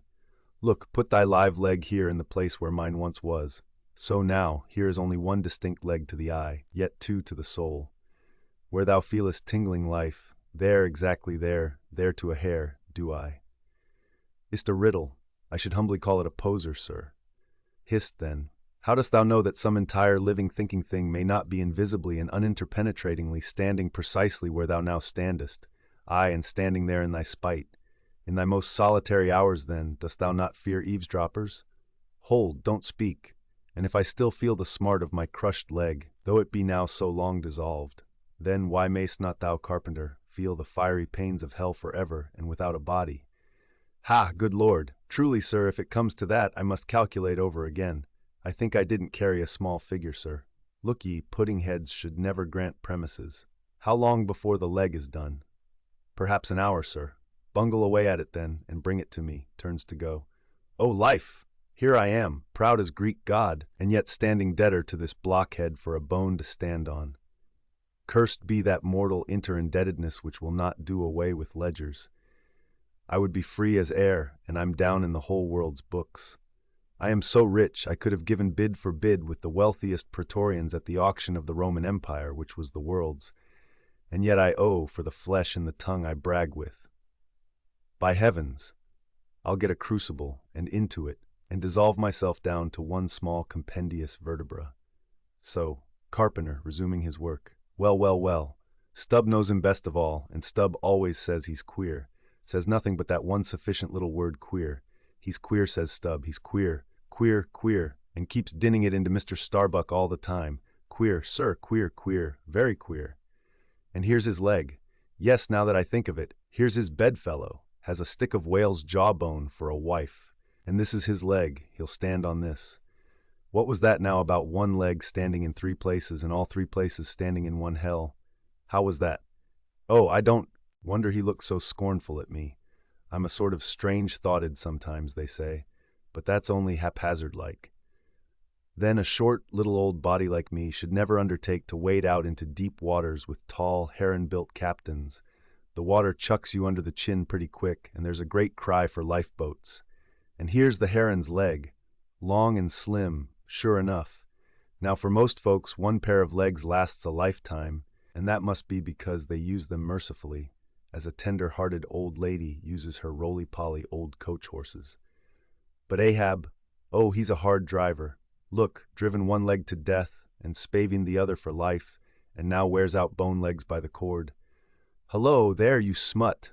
Bear a hand there with those screws, and let's finish it before the resurrection fellow comes a-calling with his horn for all legs, true or false, as brewery men go round collecting old beer barrels to fill 'em up again. What a leg this is!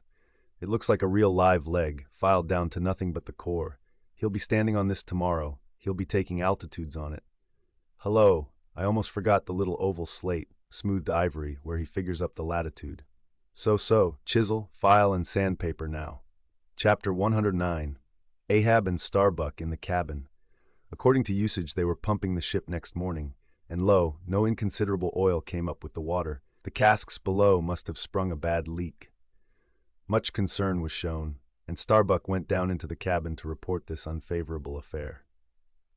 In sperm whalemen with any considerable quantity of oil on board, it is a regular semi-weekly duty to conduct a hose into the hold and drench the casks with seawater, which afterwards, at varying intervals, is removed by the ship's pumps. Hereby the casks are sought to be kept damply tight, while by the changed character of the withdrawn water, the mariners readily detect any serious leakage in the precious cargo. Now from the south and west the Pequod was drawing nigh to Formosa and the Bashi Isles, between which lies one of the tropical outlets from the China waters into the Pacific.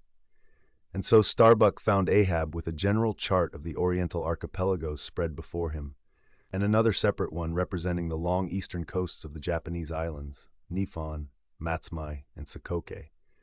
With his snow-white new ivory leg braced against the screwed leg of his table, and with a long pruning hook of a jackknife in his hand, the wondrous old man, with his back to the gangway door, was wrinkling his brow and tracing his old courses again. "Who's there?" hearing the footstep at the door, but not turning round to it. "On deck! Begone!" Captain Ahab mistakes. It is I. The oil in the hold is leaking, sir. We must up Burton's and break out. Up Burton's and break out. Now that we are nearing Japan, heave to here for a week to tinker a parcel of old hoops. Either do that, sir, or waste in one day more oil than we may make good in a year. What we come 20,000 miles to get is worth saving, sir. So it is, if we get it. I was speaking of the oil in the hold, sir, and I was not speaking or thinking of that at all. Begone! Let it leak. I'm all a-leak myself. Aye, leaks and leaks. Not only full of leaky casks, but those leaky casks are in a leaky ship, and that's a far worse plight than the Pequod's, man. Yet I don't stop to plug my leak, for who can find it in the deep-loaded hull, or how hope to plug it even if found in this life's howling gale? Starbuck, I'll not have the Burtons hoisted. What will the owners say, sir? Let the owners stand on Nantucket Beach and out-yell the typhoons. What cares Ahab? Owners, thou art always prating to me, Starbuck, about those miserly owners, as if the owners were my conscience. But look ye, the only real owner of anything is its commander, and hark ye, my conscience is in this ship's keel, on deck. Captain Ahab, said the reddening mate, moving further into the cabin, with a daring so strangely respectful and cautious that it almost seemed not only every way seeking to avoid the slightest outward manifestation of itself, but within also seemed more than half distrustful of itself.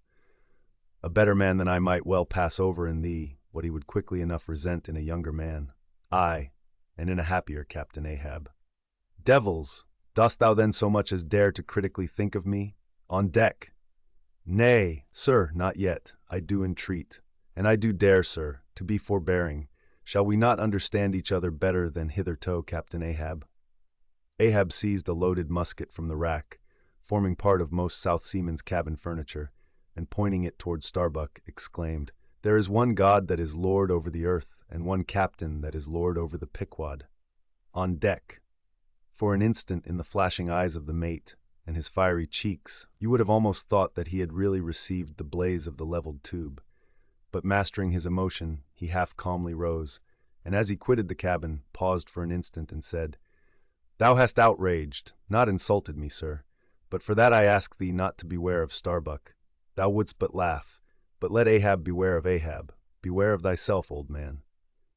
He waxes brave, but nevertheless obeys. Most careful bravery that," murmured Ahab, as Starbuck disappeared. "What's that?" he said. "Ahab, beware of Ahab! There's something there!" Then unconsciously, using the musket for a staff, with an iron brow he paced to and fro in the little cabin. But presently the thick plates of his forehead relaxed, and returning the gun to the rack, he went to the deck.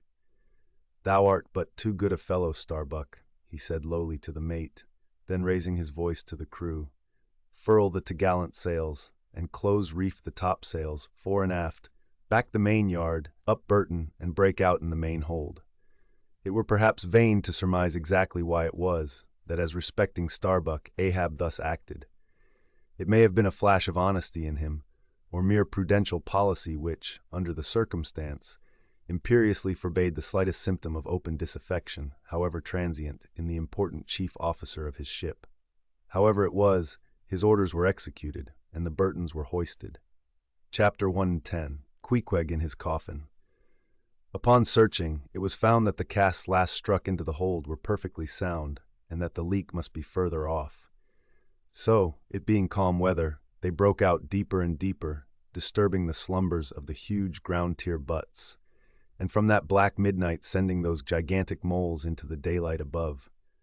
So deep did they go, and so ancient and corroded and weedy the aspect of the lowermost puncheons, that you almost looked next for some mouldy cornerstone cask containing coins of Captain Noah, with copies of the posted placards, vainly warning the infatuated old world from the flood.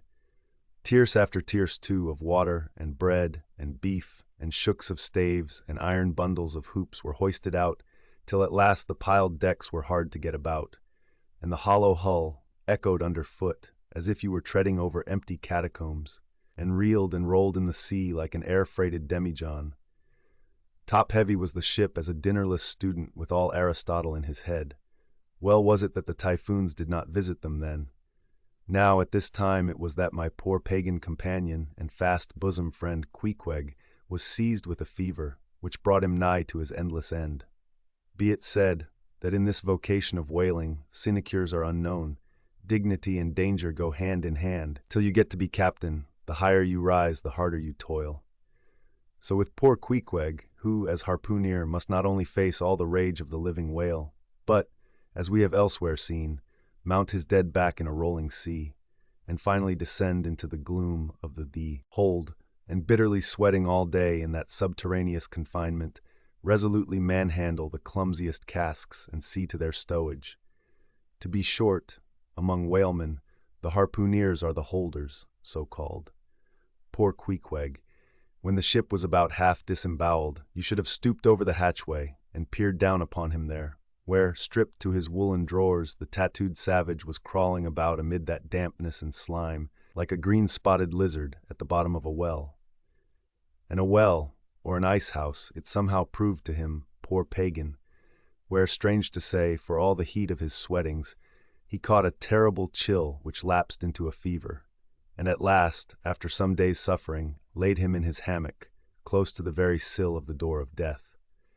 How he wasted and wasted away in those few long-lingering days, till there seemed but little left of him but his frame and tattooing. But as all else in him thinned and his cheekbones grew sharper, his eyes nevertheless seemed growing fuller and fuller. They became of a strange softness of luster, and mildly but deeply looked out at you there from his sickness, a wondrous testimony to that immortal health in him which could not die or be weakened. And like circles on the water, which as they grow fainter expand, so his eyes seemed rounding and rounding, like the rings of eternity.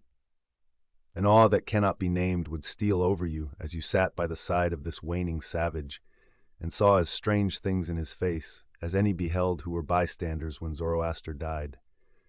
For whatever is truly wondrous and fearful in man never yet was put into words or books, and the drawing near of death, which alike levels all, alike impresses all with a last revelation, which only an author from the dead could adequately tell.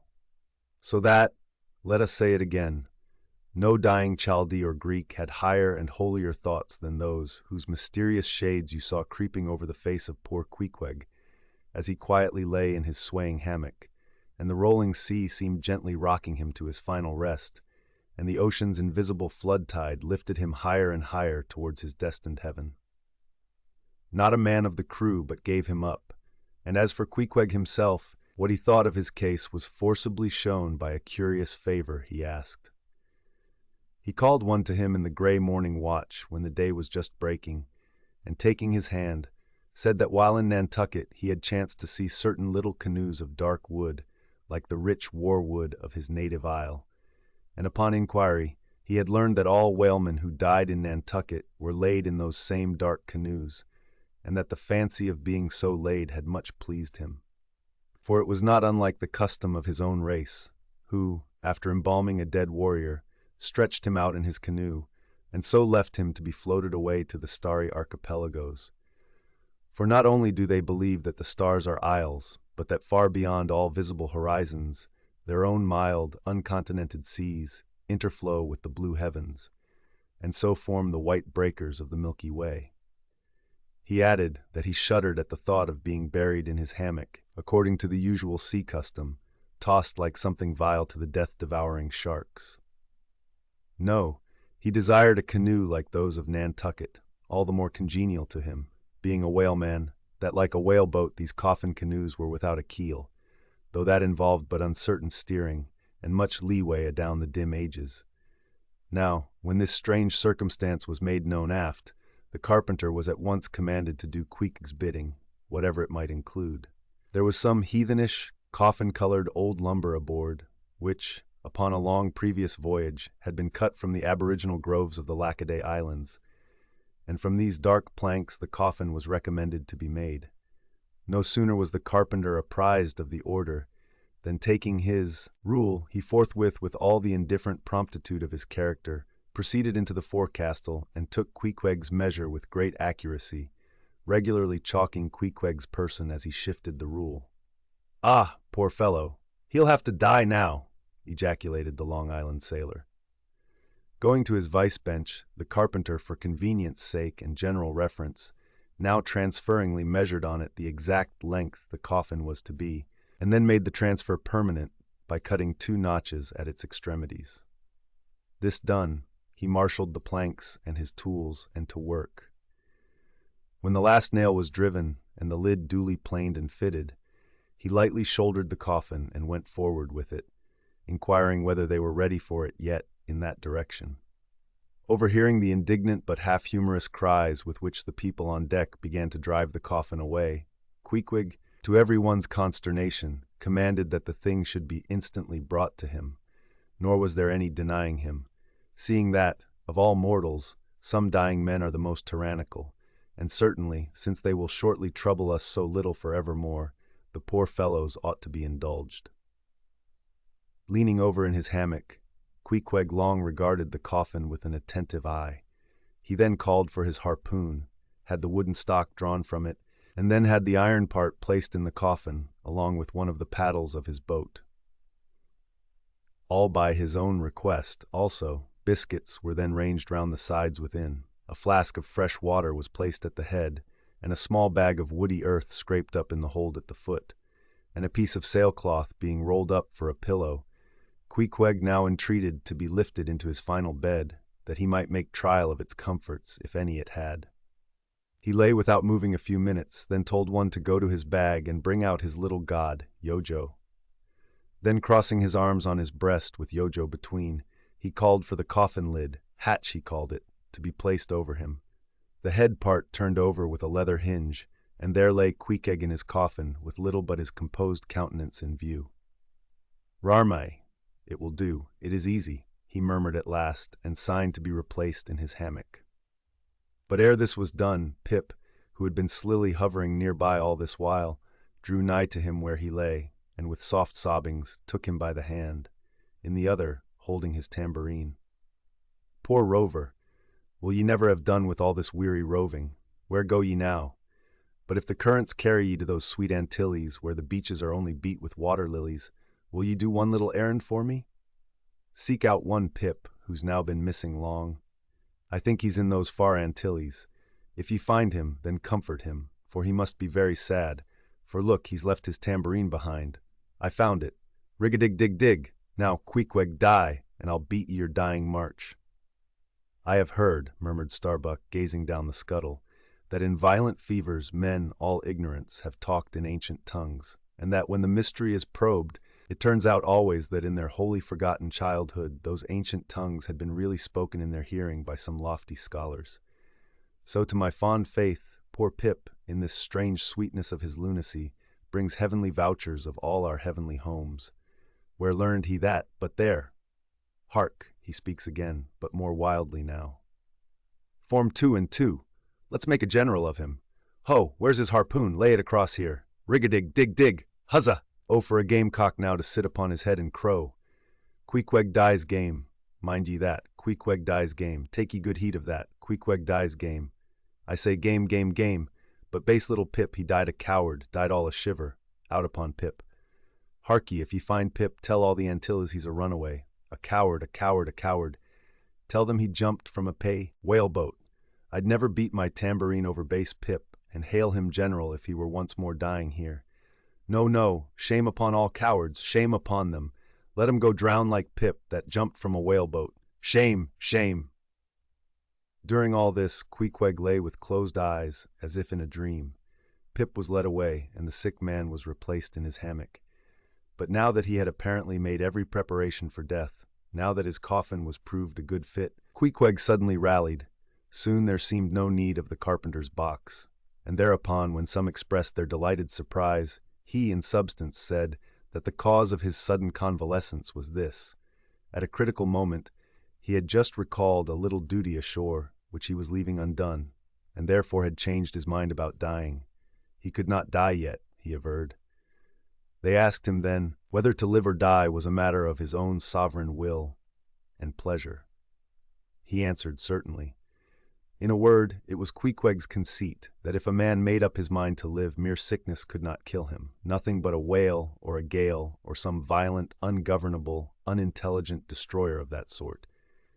Now there is this noteworthy difference between savage and civilized, that while a sick, civilized man may be 6 months convalescing, generally speaking, a sick savage is almost half well again in a day. So, in good time, my Queequeg gained strength, and at length, after sitting on the windlass for a few indolent days, but eating with a vigorous appetite, he suddenly leaped to his feet, threw out his arms and legs, gave himself a good stretching, yawned a little bit, and then springing into the head of his hoisted boat, and poising a harpoon, pronounced himself fit for a fight. With a wild whimsiness, he now used his coffin for a sea chest, and emptying into it his canvas bag of clothes, set them in order there. Many spare hours he spent in carving the lid with all manner of grotesque figures and drawings, and it seemed that hereby he was striving, in his rude way, to copy parts of the twisted tattooing on his body.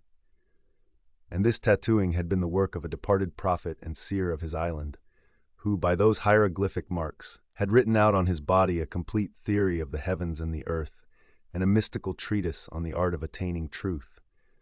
So that Queequeg in his own proper person was a riddle to unfold, a wondrous work in one volume, but whose mysteries not even himself could read, though his own live heart beat against them. And these mysteries were therefore destined in the end to moulder away with the living parchment whereon they were inscribed, and so be unsolved to the last. And this thought it must have been which suggested to Ahab that wild exclamation of his, when one morning turning away from surveying poor Queequeg, "O devilish tantalization of the gods!" Chapter 111, The Pacific. When gliding by the Bashy Isles we emerged at last upon the great South Sea. Were it not for other things, I could have greeted my dear Pacific with uncounted thanks, for now the long supplication of my youth was answered. That serene ocean rolled eastwards from me 1,000 leagues of blue. There is, one knows not what sweet mystery about this sea, whose gently awful stirrings seem to speak of some hidden soul beneath, like those fabled undulations of the Ephesian sod over the buried evangelist St. John. And meet it is, that over these sea pastures, wide rolling watery prairies and potters' fields of all 4 continents, the waves should rise and fall and ebb and flow unceasingly. For here, millions of mixed shades and shadows, drowned dreams, somnambulisms, reveries, all that we call lives and souls, lie dreaming, dreaming still, tossing like slumberers in their beds, the ever-rolling waves but made so by their restlessness. To any meditative Magian rover, this serene Pacific, once beheld, must ever after be the sea of his adoption. It rolls the midmost waters of the world, the Indian Ocean and Atlantic being but its arms. The same waves wash the moles of the new-built Californian towns, but yesterday planted by the recentest race of men, and lave the faded but still gorgeous skirts of Asiatic lands, older than Abraham, while all between float Milky Ways of coral isles and low-lying, endless, unknown archipelagos and impenetrable Japans. Thus this mysterious, divine Pacific zones the world's whole bulk about, makes all coasts one bay to it, seems the tide-beating heart of earth. Lifted by those eternal swells, you needs must own the seductive god, bowing your head to Pan. But few thoughts of Pan stirred Ahab's brain, as standing like an iron statue at his accustomed place beside the mizzen rigging, with one nostril he unthinkingly snuffed the sugary musk from the Bashi Isles, in whose sweet woods mild lovers must be walking, and with the other consciously inhaled the salt breath of the new-found sea, that sea in which the hated white whale must even then be swimming. Launched at length upon these almost final waters, and gliding towards the Japanese cruising ground, the old man's purpose intensified itself. His firm lips met like the lips of a vice. The delta of his forehead's veins swelled like overladen brooks. In his very sleep his ringing cry ran through the vaulted hull. Stern all, the white whale spouts thick blood. Chapter 112. The Blacksmith. Availing himself of the mild, summer-cool weather that now reigned in these latitudes, and in preparation for the peculiarly active pursuits shortly to be anticipated, Perth, the begrimed, blistered old blacksmith, had not removed his portable forge to the hold again, after concluding his contributory work for Ahab's leg, but still retained it on deck, fast lashed to ring-bolts by the foremast, being now almost incessantly invoked by the headsmen and harpooneers and bowsmen to do some little job for them, altering or repairing or new-shaping their various weapons and boat furniture. Often he would be surrounded by an eager circle, all waiting to be served, holding boat spades, pike heads, harpoons and lances, and jealously watching his every sooty movement as he toiled. Nevertheless, this old man's was a patient hammer wielded by a patient arm. No murmur, no impatience, no petulance did come from him. Silent, slow, and solemn, bowing over still further his chronically broken back, he toiled away, as if toil were life itself, and the heavy beating of his hammer the heavy beating of his heart. And so it was. Most miserable. A peculiar walk in this old man, a certain slight but painful appearing yawing in his gait, had at an early period of the voyage excited the curiosity of the mariners. And to the importunity of their persistent questionings he had finally given in, and so it came to pass that everyone now knew the shameful story of his wretched fate.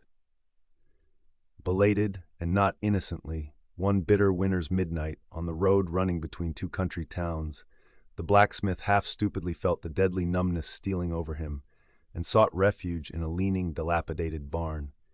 The issue was the loss of the extremities of both feet. Out of this revelation, part by part, at last came out the 4 acts of the gladness, and the one long, and as yet uncatastrophed 5th act of the grief of his life's drama. He was an old man, who at the age of nearly 60 had postponedly encountered that thing in sorrow's technicals called ruin. He had been an artisan of famed excellence and with plenty to do, owned a house and garden, embraced a youthful daughter-like loving wife and 3 blithe, ruddy children. Every Sunday went to a cheerful-looking church planted in a grove. But one night, under cover of darkness, and further concealed in a most cunning disguisement, a desperate burglar slid into his happy home and robbed them all of everything. And darker yet to tell, the blacksmith himself did ignorantly, conduct this burglar into his family's heart. It was the bottle conjurer. Upon the opening of that fatal cork, forth flew the fiend and shriveled up his home. Now, for prudent, most wise, and economic reasons, the blacksmith's shop was in the basement of his dwelling, but with a separate entrance to it, so that always had the young and loving healthy wife listened with no unhappy nervousness, but with vigorous pleasure, to the stout ringing of her young-armed old husband's hammer, whose reverberations, muffled by passing through the floors and walls, came up to her, not unsweetly in her nursery. And so, to stout labor's iron lullaby, the blacksmith's infants were rocked to slumber. O woe on woe! O death, why canst thou not sometimes be timely? Hadst thou taken this old blacksmith to thyself ere his full ruin came upon him, then had the young widow had a delicious grief, and her orphans a truly venerable, legendary sire to dream of in their after years, and all of them a care-killing competency. But death plucked down some virtuous elder brother, on whose whistling daily toil solely hung the responsibilities of some other family, and left the worse than useless old man standing, till the hideous rod of life should make him easier to harvest. Why tell the whole? The blows of the basement hammer every day grew more and more between, and each blow every day grew fainter than the last. The wife sat frozen at the window, with tearless eyes, glitteringly gazing into the weeping faces of her children. The bellows fell, the forge choked up with cinders, the house was sold, the mother dived down into the long churchyard grass, her children twice followed her thither, and the houseless, familyless old man staggered off a vagabond in crape, his every woe unreverenced, his gray head a scorn to flaxen curls. Death seems the only desirable sequel for a career like this, but death is only a launching into the region of the strange untried. It is but the first salutation to the possibilities of the immense remote, the wild, the watery, the unshored. Therefore, to the death-longing eyes of such men, who still have left in them some interior compunctions against suicide, does the all-contributed and all-receptive ocean alluringly spread forth his whole plain of unimaginable, taking terrors and wonderful, new life adventures, and from the hearts of infinite Pacifics, the thousand mermaids sing to them. Come hither, broken-hearted. Here is another life without the guilt of intermediate death. Here are wonders supernatural, without dying for them. Come hither, bury thyself in a life which, to your now equally abhorred and abhorring landed world, is more oblivious than death. Come hither, put up thy gravestone too within the churchyard, and come hither till we marry thee. Hearkening to these voices, east and west, by early sunrise and by fall of eve, the blacksmith's soul responded, Aye, I come! And so Perth went a-wailing. Chapter 113. The Forge. With matted beard and swathed in a bristling sharkskin apron, about midday, Perth was standing between his forge and anvil, the latter placed upon an ironwood log, with one hand holding a pike head in the coals, and with the other at his forge's lungs, when Captain Ahab came along, carrying in his hand a small rusty-looking leathern bag. While yet a little distance from the forge, moody Ahab paused, till at last Perth, withdrawing his iron from the fire, began hammering it upon the anvil, the red mass sending off the sparks in thick hovering flights, some of which flew close to Ahab. Are these thy mother Carey's chickens, Perth? They are always flying in thy wake, birds of good omen too, but not to all. Look here, they burn, but thou livest among them without a scorch. Because I am scorched all over, Captain Ahab, answered Perth, resting for a moment on his hammer. I am past scorching, not easily canst thou scorch a scar. Well, well, no more, thy shrunk voice sounds too calmly, sanely woeful to me. In no paradise myself, I am impatient of all misery in others that is not mad. Thou shouldst go mad, blacksmith. Say, why dost thou not go mad? How canst thou endure without being mad? Do the heavens yet hate thee that thou canst not go mad? What wert thou making there? Welding an old pike-head, sir. There were seams and dents in it. And canst thou make it all smooth again, blacksmith, after such hard usage as it had? I think so, sir. And I suppose thou canst smooth almost any seams and dents. Never mind how hard the metal, blacksmith. Aye, sir, I think I can. All seams and dents but one. Look ye here, then, cried Ahab, passionately advancing and leaning with both hands on Perth's shoulders. Look ye here. Here. Can ye smooth out a seam like this, blacksmith, sweeping one hand across his ribbed brow? If thou couldst, blacksmith, glad enough would I lay my head upon thy anvil, and feel thy heaviest hammer between my eyes. Answer, canst thou smooth this seam? Oh, that is the one, sir. Said I not all seams and dents but one? Aye, blacksmith, it is the one. Aye, man, it is unsmoothable, for though thou only seest it here in my flesh, it has worked down into the bone of my skull. That is all wrinkles. But away with child's play, no more gaffs and pikes today.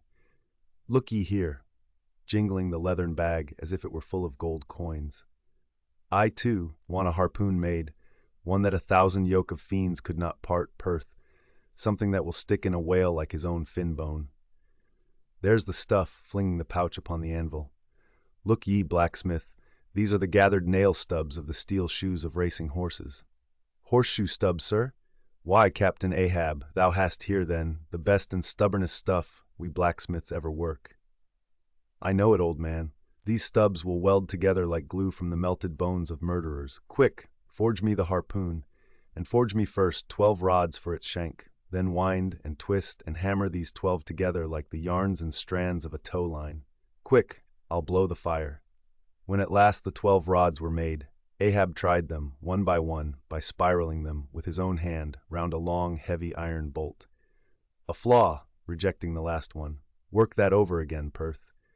This done, Perth was about to begin welding the 12 into one, when Ahab stayed his hand and said he would weld his own iron.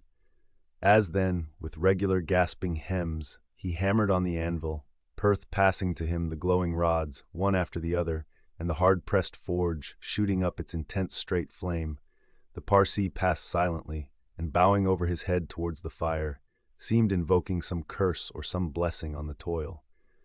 But as Ahab looked up, he slid aside. "What's that bunch of lucifers dodging about there for?" muttered Stubb, looking on from the forecastle.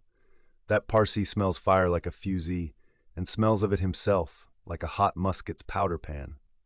At last the shank, in one complete rod, received its final heat, and as Perth, to temper it, plunged it all hissing into the cask of water nearby, the scalding steam shot up into Ahab's bent face. "Wouldst thou brand me, Perth?" wincing for a moment with the pain. "Have I been but forging my own branding iron, then?" "Pray God, not that. Yet I fear something, Captain Ahab. Is not this harpoon for the white whale?" "For the white fiend. But now for the barbs. Thou must make them thyself, man. Here are my razors, the best of steel. Here, and make the barbs sharp as the needle sleet of the icy sea." For a moment the old blacksmith eyed the razors as though he would fain not use them. "Take them, man, I have no need for them, for I now neither shave, sup, nor pray till, but here to work." Fashioned at last into an arrowy shape, and welded by Perth to the shank, the steel soon pointed the end of the iron. And as the blacksmith was about giving the barbs their final heat prior to tempering them, he cried to Ahab to place the water cask near. No water for that. I want it of the true death temper. Ahoy there, Tashtego, Queequeg Dagu, what say ye, pagans? Will ye give me as much blood as will cover this barb?" holding it high up. A cluster of dark nods replied, yes. 3 punctures were made in the heathen flesh, and the white whale's barbs were then tempered. "Ego non baptizo te in nomine Patris, sed in nomine Diaboli." Deliriously howled Ahab as the malignant iron scorchingly devoured the baptismal blood. Now, mustering the spare poles from below and selecting one of hickory, with the bark still investing it, Ahab fitted the end to the socket of the iron. A coil of new tow line was then unwound, and some fathoms of it taken to the windlass and stretched to a great tension. Pressing his foot upon it, till the rope hummed like a harp string, then eagerly bending over it, and seeing no strandings, Ahab exclaimed, "Good, and now for the seizings." At one extremity the rope was unstranded, and the separate spread yarns were all braided and woven round the socket of the harpoon. The pole was then driven hard up into the socket. From the lower end the rope was traced halfway along the pole's length, and firmly secured so, with intertwistings of twine. This done, pole, iron, and rope, like the 3 fates, remained inseparable, and Ahab moodily stalked away with the weapon, the sound of his ivory leg and the sound of the hickory pole, both hollowly ringing along every plank. But ere he entered his cabin, light, unnatural, half-bantering, yet most piteous sound was heard. "O Pip, thy wretched laugh, thy idle but unresting eye, all thy strange mummeries not unmeaningly blended with the black tragedy of the melancholy ship and mocked it. Chapter 114. The Gilder. Penetrating further and further into the heart of the Japanese cruising ground, the Pequod was soon all astir in the fishery.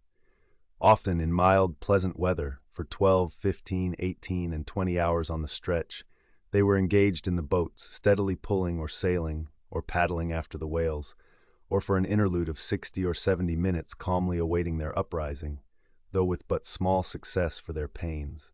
At such times, under an abated sun, afloat all day upon smooth, slow-heaving swells, seated in his boat, light as a birch canoe, and so sociably mixing with the soft waves themselves, that like hearthstone cats they purr against the gunwale. These are the times of dreamy quietude, when beholding the tranquil beauty and brilliancy of the ocean's skin, one forgets the tiger heart that pants beneath it, and would not willingly remember that this velvet paw but conceals a remorseless fang. These are the times when in his whaleboat the rover softly feels a certain filial, confident, land-like feeling towards the sea, that he regards it as so much flowery earth, and the distant ship revealing only the tops of her masts seems struggling forward, not through high-rolling waves, but through the tall grass of a rolling prairie, as when the western emigrants' horses only show their erected ears, while their hidden bodies widely wade through the amazing verdure. The long-drawn virgin vales, the mild blue hillsides, as over these there steals the hush, the hum. You almost swear that play-wearied children lie sleeping in these solitudes in some glad Maytime when the flowers of the woods are plucked. And all this mixes with your most mystic mood, so that fact and fancy halfway meeting interpenetrate and form one seamless whole. Nor did such soothing scenes, however temporary, fail of at least as temporary an effect on Ahab. But if these secret golden keys did seem to open in him his own secret golden treasuries, yet did his breath upon them prove but tarnishing. O grassy glades! O ever vernal endless landscapes in the soul, in ye, though long parched by the dead drought of the earthy life, in yen yet may roll, like young horses in new morning clover, and for some few fleeting moments feel the cool dew of the life immortal on them. Would to God these blessed calms would last. But the mingling threads of life are woven by warp and woof, calms crossed by storms, a storm for every calm. There is no steady, unretracing progress in this life. We do not advance through fixed gradations, and at the last one pause, through infancy's unconscious spell, boyhood's thoughtless faith, adolescence doubt, the common doom, then skepticism, then disbelief, resting at last in manhood's pondering repose of if.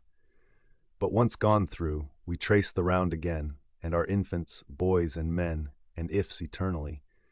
Where lies the final harbor, whence we unmoor no more?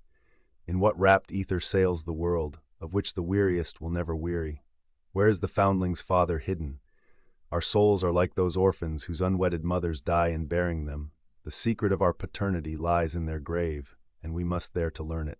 And that same day, too, gazing far down from his boat's side into that same golden sea, Starbuck lowly murmured, "Loveliness unfathomable, as ever lover saw in his young bride's eye, tell me not of thy teeth-tiered sharks and thy kidnapping cannibal ways. Let faith oust fact, let fancy oust memory, I look deep down and do believe." And Stubb, fish-like with sparkling scales, leaped up in that same golden light.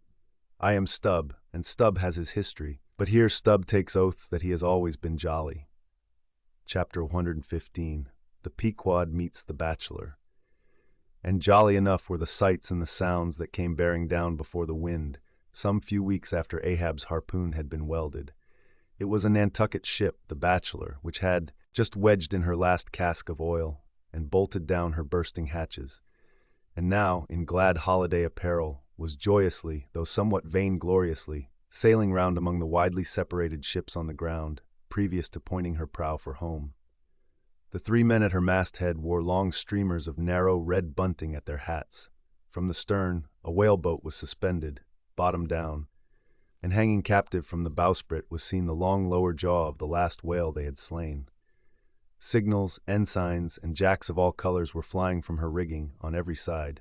Sideways, lashed in each of her 3 basketed tops, were 2 barrels of sperm, above which, in her topmast crosstrees, you saw slender breakers of the same precious fluid, and nailed to her main truck was a brazen lamp. As was afterwards learned, the bachelor had met with the most surprising success.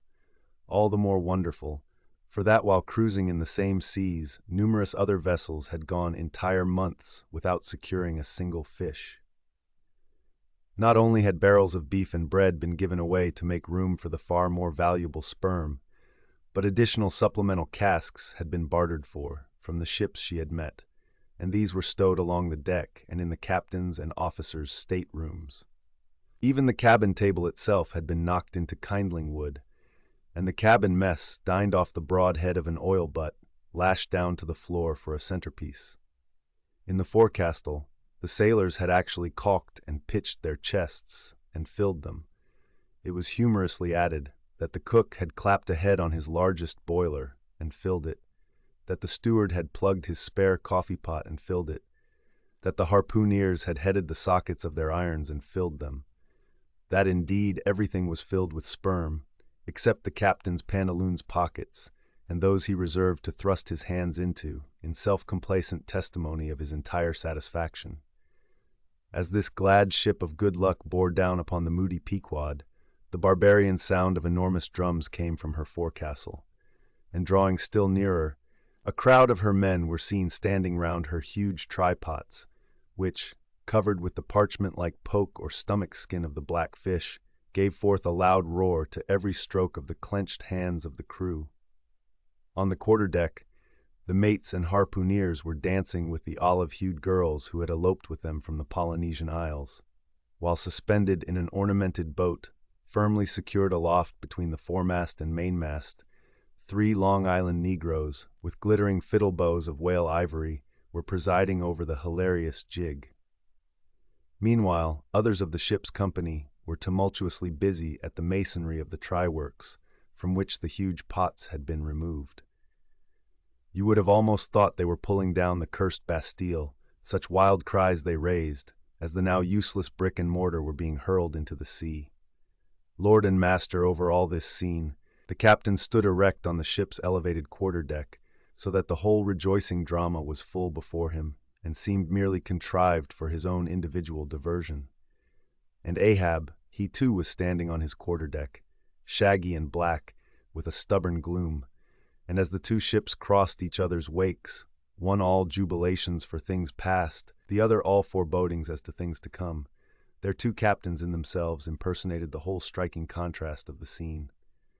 "Come aboard! Come aboard!"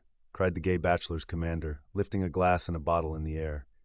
"Hast seen the white whale?" gritted Ahab in reply. "No, only heard of him, but don't believe in him at all," said the other good-humoredly.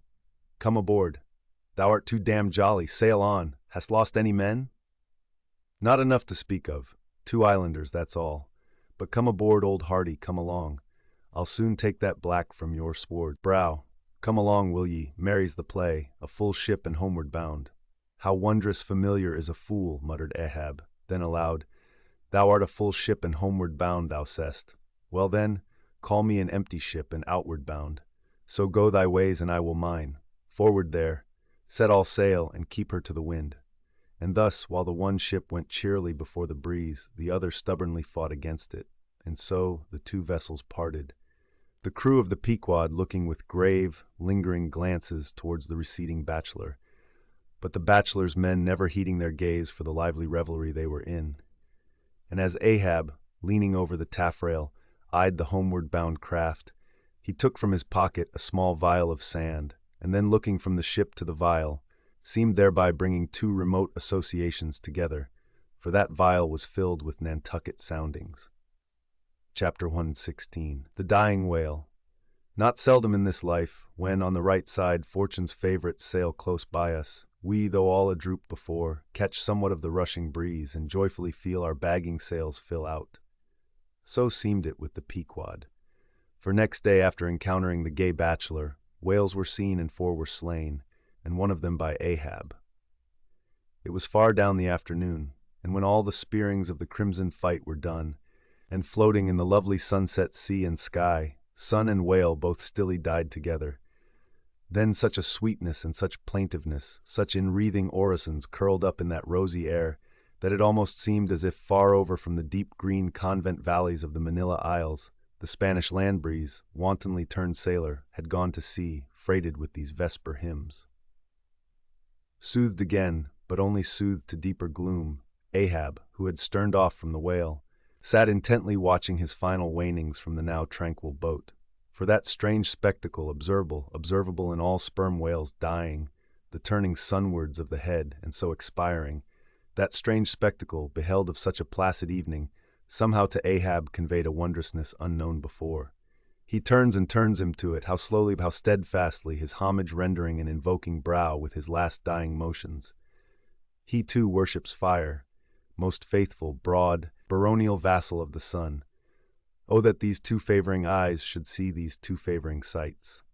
Look here, far water-locked, beyond all hum of human weal or woe, in these most candid and impartial seas, where to traditions no rocks furnish tablets, where for long Chinese ages the billows have still rolled on speechless and unspoken to, as stars that shine upon the Niger's unknown source. Here too life dies sunwards full of faith, but see, no sooner dead than death whirls round the corpse, and it heads some other way. O thou dark Hindu half of nature, who of drowned bones has builded thy separate throne somewhere in the heart of these unverdured seas, thou art an infidel, thou queen, and too truly speakest to me in the wide slaughtering typhoon and the hushed burial of its after calm. Nor has this thy whale sunwards turned his dying head, and then gone round again, without a lesson to me. O trebly hooped and welded hip of power, O high aspiring rainbowed jet, that one strivest, this one jettest all in vain. In vain, O whale, dost thou seek intercedings with yon all-quickening sun, that only calls forth life but gives it not again. Yet dost thou, darker half, rock me with a prouder, if a darker faith.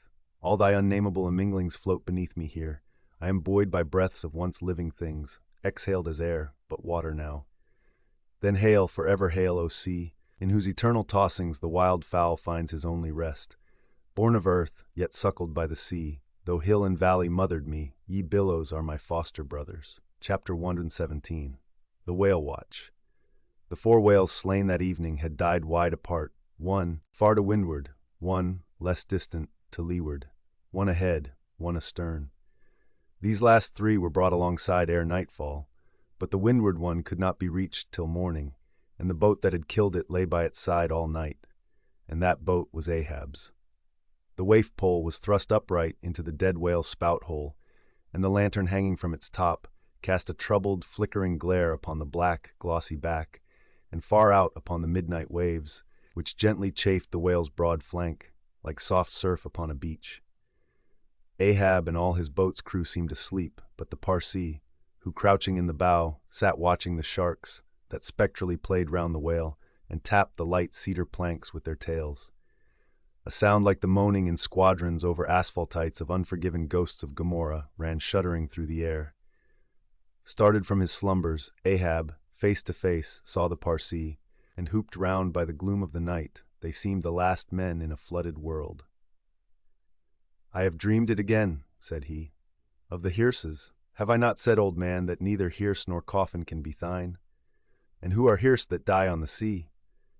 But I said, old man, that ere thou couldst die on this voyage, 2 hearses must verily be seen by thee on the sea, the first not made by mortal hands, and the visible wood of the last one must be grown in America." "Aye, aye, a strange sight that, Parsee, a hearse and its plumes floating over the ocean with the waves for the pallbearers. Ha, such a sight we shall not soon see. Believe it or not, thou canst not die till it be seen, old man. And what was that saying about thyself? Though it come to the last, I shall still go before thee thy pilot. And when thou art so gone before, if that ever befall, then ere I can follow, thou must still appear to me to pilot me still. Was it not so? Well then, did I believe all ye say, O my pilot? I have here 2 pledges that I shall yet slay Moby-Dick and survive it." "Take another pledge, old man," said the Parsee, as his eyes lighted up like fireflies in the gloom. "Hemp only can kill thee." "The gallows, ye mean. I am immortal then on land and on sea," cried Ahab with a laugh of derision. "Immortal on land and on sea." Both were silent again as one man. The gray dawn came on, and the slumbering crew arose from the boat's bottom, and ere noon the dead whale was brought to the ship. Chapter 118, The Quadrant. The season for the line at length drew near, and every day when Ahab, coming from his cabin, cast his eyes aloft, the vigilant helmsman would ostentatiously handle his spokes, and the eager mariners quickly run to the braces, and would stand there with all their eyes centrally fixed on the nailed doubloon, impatient for the order to point the ship's prow for the equator. In good time the order came. It was hard upon high noon, and Ahab, seated in the bows of his high-hoisted boat, was about taking his wonted daily observation of the sun to determine his latitude. Now, in that Japanese sea, the days in summer are as freshets of effulgences. That unblinkingly vivid Japanese sun seems the blazing focus of the glassy ocean's immeasurable burning glass. The sky looks lacquered, clouds there are none. The horizon floats, and this nakedness of unrelieved radiance is as the insufferable splendors of God's throne. Well, that Ahab's quadrant was furnished with colored glasses, through which to take sight of that solar fire. So, swinging his seated form to the roll of the ship, and with his astrological-looking instrument placed to his eye, he remained in that posture for some moments, to catch the precise instant when the sun should gain its precise meridian. Meantime, while his whole attention was absorbed, the Parsee was kneeling beneath him on the ship's deck, and with face thrown up like Ahab's, was eyeing the same sun with him. Only the lids of his eyes half hooded their orbs, and his wild face was subdued to an earthly passionlessness. At length the desired observation was taken, and with his pencil upon his ivory leg, Ahab soon calculated what his latitude must be at that precise instant. Then, falling into a moment's reverie, he again looked up towards the sun and murmured to himself, "Thou sea mark, thou high and mighty pilot, thou tellest me truly where I am, but canst thou cast the least hint where I shall be? Or canst thou tell where some other thing besides me is this moment living? Where is Moby-Dick? This instant thou must be eyeing him. These eyes of mine look into the very eye that is even now beholding him. Aye, and into the eye that is even now equally beholding the objects on the unknown, thither side of thee, thou sun." Then, gazing at his quadrant, and handling, one after the other, its numerous cabalistical contrivances, he pondered again, and muttered, "Foolish toy, babies, but plaything of haughty admirals and commodores and captains. The world brags of thee, of thy cunning and might, but what after all canst thou do but tell the poor, pitiful point, where thou thyself happenest to be on this wide planet, and the hand that holds thee? No, not one jot more. Thou canst not tell where one drop of water or one grain of sand will be tomorrow noon, and yet with thy impotence thou insultest the sun. Science, curse thee, thou vain toy, and cursed be all the things that cast man's eyes aloft to that heaven, whose live vividness but scorches him, as these old eyes are even now scorched with thy light, O sun. Level by nature to this earth's horizon are the glances of man's eyes, not shot from the crown of his head, as if God had meant him to gaze on his firmament. Curse thee, thou quadrant!" Dashing it to the deck, "No longer will I guide my earthly way by thee. The level ship's compass, and the level dead reckoning, by log and by line, these shall conduct me and show me my place on the sea. I, lighting from the boat to the deck, thus I trample on thee, thou paltry thing that feebly pointest on high, thus I split and destroy thee." As the frantic old man thus spoke and thus trampled with his live and dead feet, a sneering triumph that seemed meant for Ahab, and a fatalistic despair that seemed meant for himself, these passed over the mute, motionless Parsee's face. Unobserved he rose and glided away, while, awestruck by the aspect of their commander, the seamen clustered together on the forecastle, till Ahab, troubledly pacing the deck, shouted out, "To the braces! Up helm! Square in!" In an instant the yards swung round, and as the ship half-wheeled upon her heel, her three firm-seated graceful masts erectly poised upon her long-ribbed hull seemed as the three Horidii pirouetting on one sufficient steed. Standing between the knight-heads, Starbuck watched the Pequod's tumultuous way, and Ahab's also, as he went lurching along the deck. "I have sat before the dense coal fire and watched it all aglow, full of its tormented flaming life, and I have seen it wane at last, down to dumbest dust. Old man of oceans, of all this fiery life of thine, what will at length remain but one little heap of ashes?" "Aye," cried Stubb, "but sea-coal ashes. Mind ye that, Mr. Starbuck, sea-coal, not your common charcoal. Well, I heard Ahab mutter, "Here someone thrusts these cards into these old hands of mine, swears that I must play them, and no others. And damn me, Ahab, but thou actest right. Live in the game, and die in it." Chapter 119. The Candles. Warmest climes but nurse the cruelest fangs. The tiger of Bengal crouches in spiced groves of ceaseless verdure. Skies the most effulgent, but basket the deadliest thunders. Gorgeous Cuba knows tornadoes that never swept tame northern lands. So too it is that in these resplendent Japanese seas the mariner encounters the direst of all storms, the typhoon. It will sometimes burst from out that cloudless sky like an exploding bomb upon a dazed and sleepy town. Towards evening of that day, the Pequod was torn of her canvas, and bare-poled was left to fight a typhoon which had struck her directly ahead. When darkness came on, sky and sea roared and split with the thunder, and blazed with the lightning, that showed the disabled masts fluttering here and there, with the rags which the first fury of the tempest had left for its after-sport. Holding by a shroud, Starbuck was standing on the quarter-deck, at every flash of the lightning glancing aloft, to see what additional disaster might have befallen the intricate hamper there, while Stubb and Flask were directing the men in the higher hoisting and firmer lashing of the boats. But all their pains seemed naught. Though lifted to the very top of the cranes, the windward quarter-boat, Ahab's, did not escape. A great rolling sea, dashing high up against the reeling ship's high teetering side, stove in the boat's bottom at the stern, and left it again, all dripping through like a sieve. Bad work, Mr. Starbuck," said Stubb, regarding the wreck. "But the sea will have its way. Stubb, for one, can't fight it. You see, Mr. Starbuck, a wave has such a great long start before it leaps, all round the world it runs, and then comes the spring. But as for me, all the start I have to meet it is just across the deck here. But never mind, it's all in fun, so the old song sings. Oh, jolly is the gale, and a joker is the whale, flourishin' his tail. Such a funny, sporty, gamey, jesty, jokey, hokey-pokey lad is the ocean. Oh, the scud all a-flyin', that's his flip only foamin'. When he stirs in the spicin', such a funny, sporty, gamey, jesty, jokey lad is the ocean. Thunder splits the ships, but he only smacks his lips, a tastin' of this flip. Such a funny, sporty, gamey, jesty, jokey, hokey-pokey lad is the ocean, oh." "Avast, Stubb," cried Starbuck. "Let the typhoon sing, and strike his harp here in our rigging. But if thou art a brave man, thou wilt hold thy peace." "But I am not a brave man. Never said I was a brave man. I am a coward, and I sing to keep up my spirits. And I tell you what it is, Mr. Starbuck. There's no way to stop my singing in this world but to cut my throat. And when that's done, 10 to 1 I sing ye the doxology for a wind-up. Madman, look through my eyes if thou hast none of thine own. What? How can you see better of a dark night than anybody else? Never mind how foolish." "Here," cried Starbuck, seizing Stubb by the shoulder and pointing his hand towards the weather bow. "Markest thou not that the gale comes from the eastward, the very course Ahab is to run for Moby-Dick, the very course he swung to this day noon?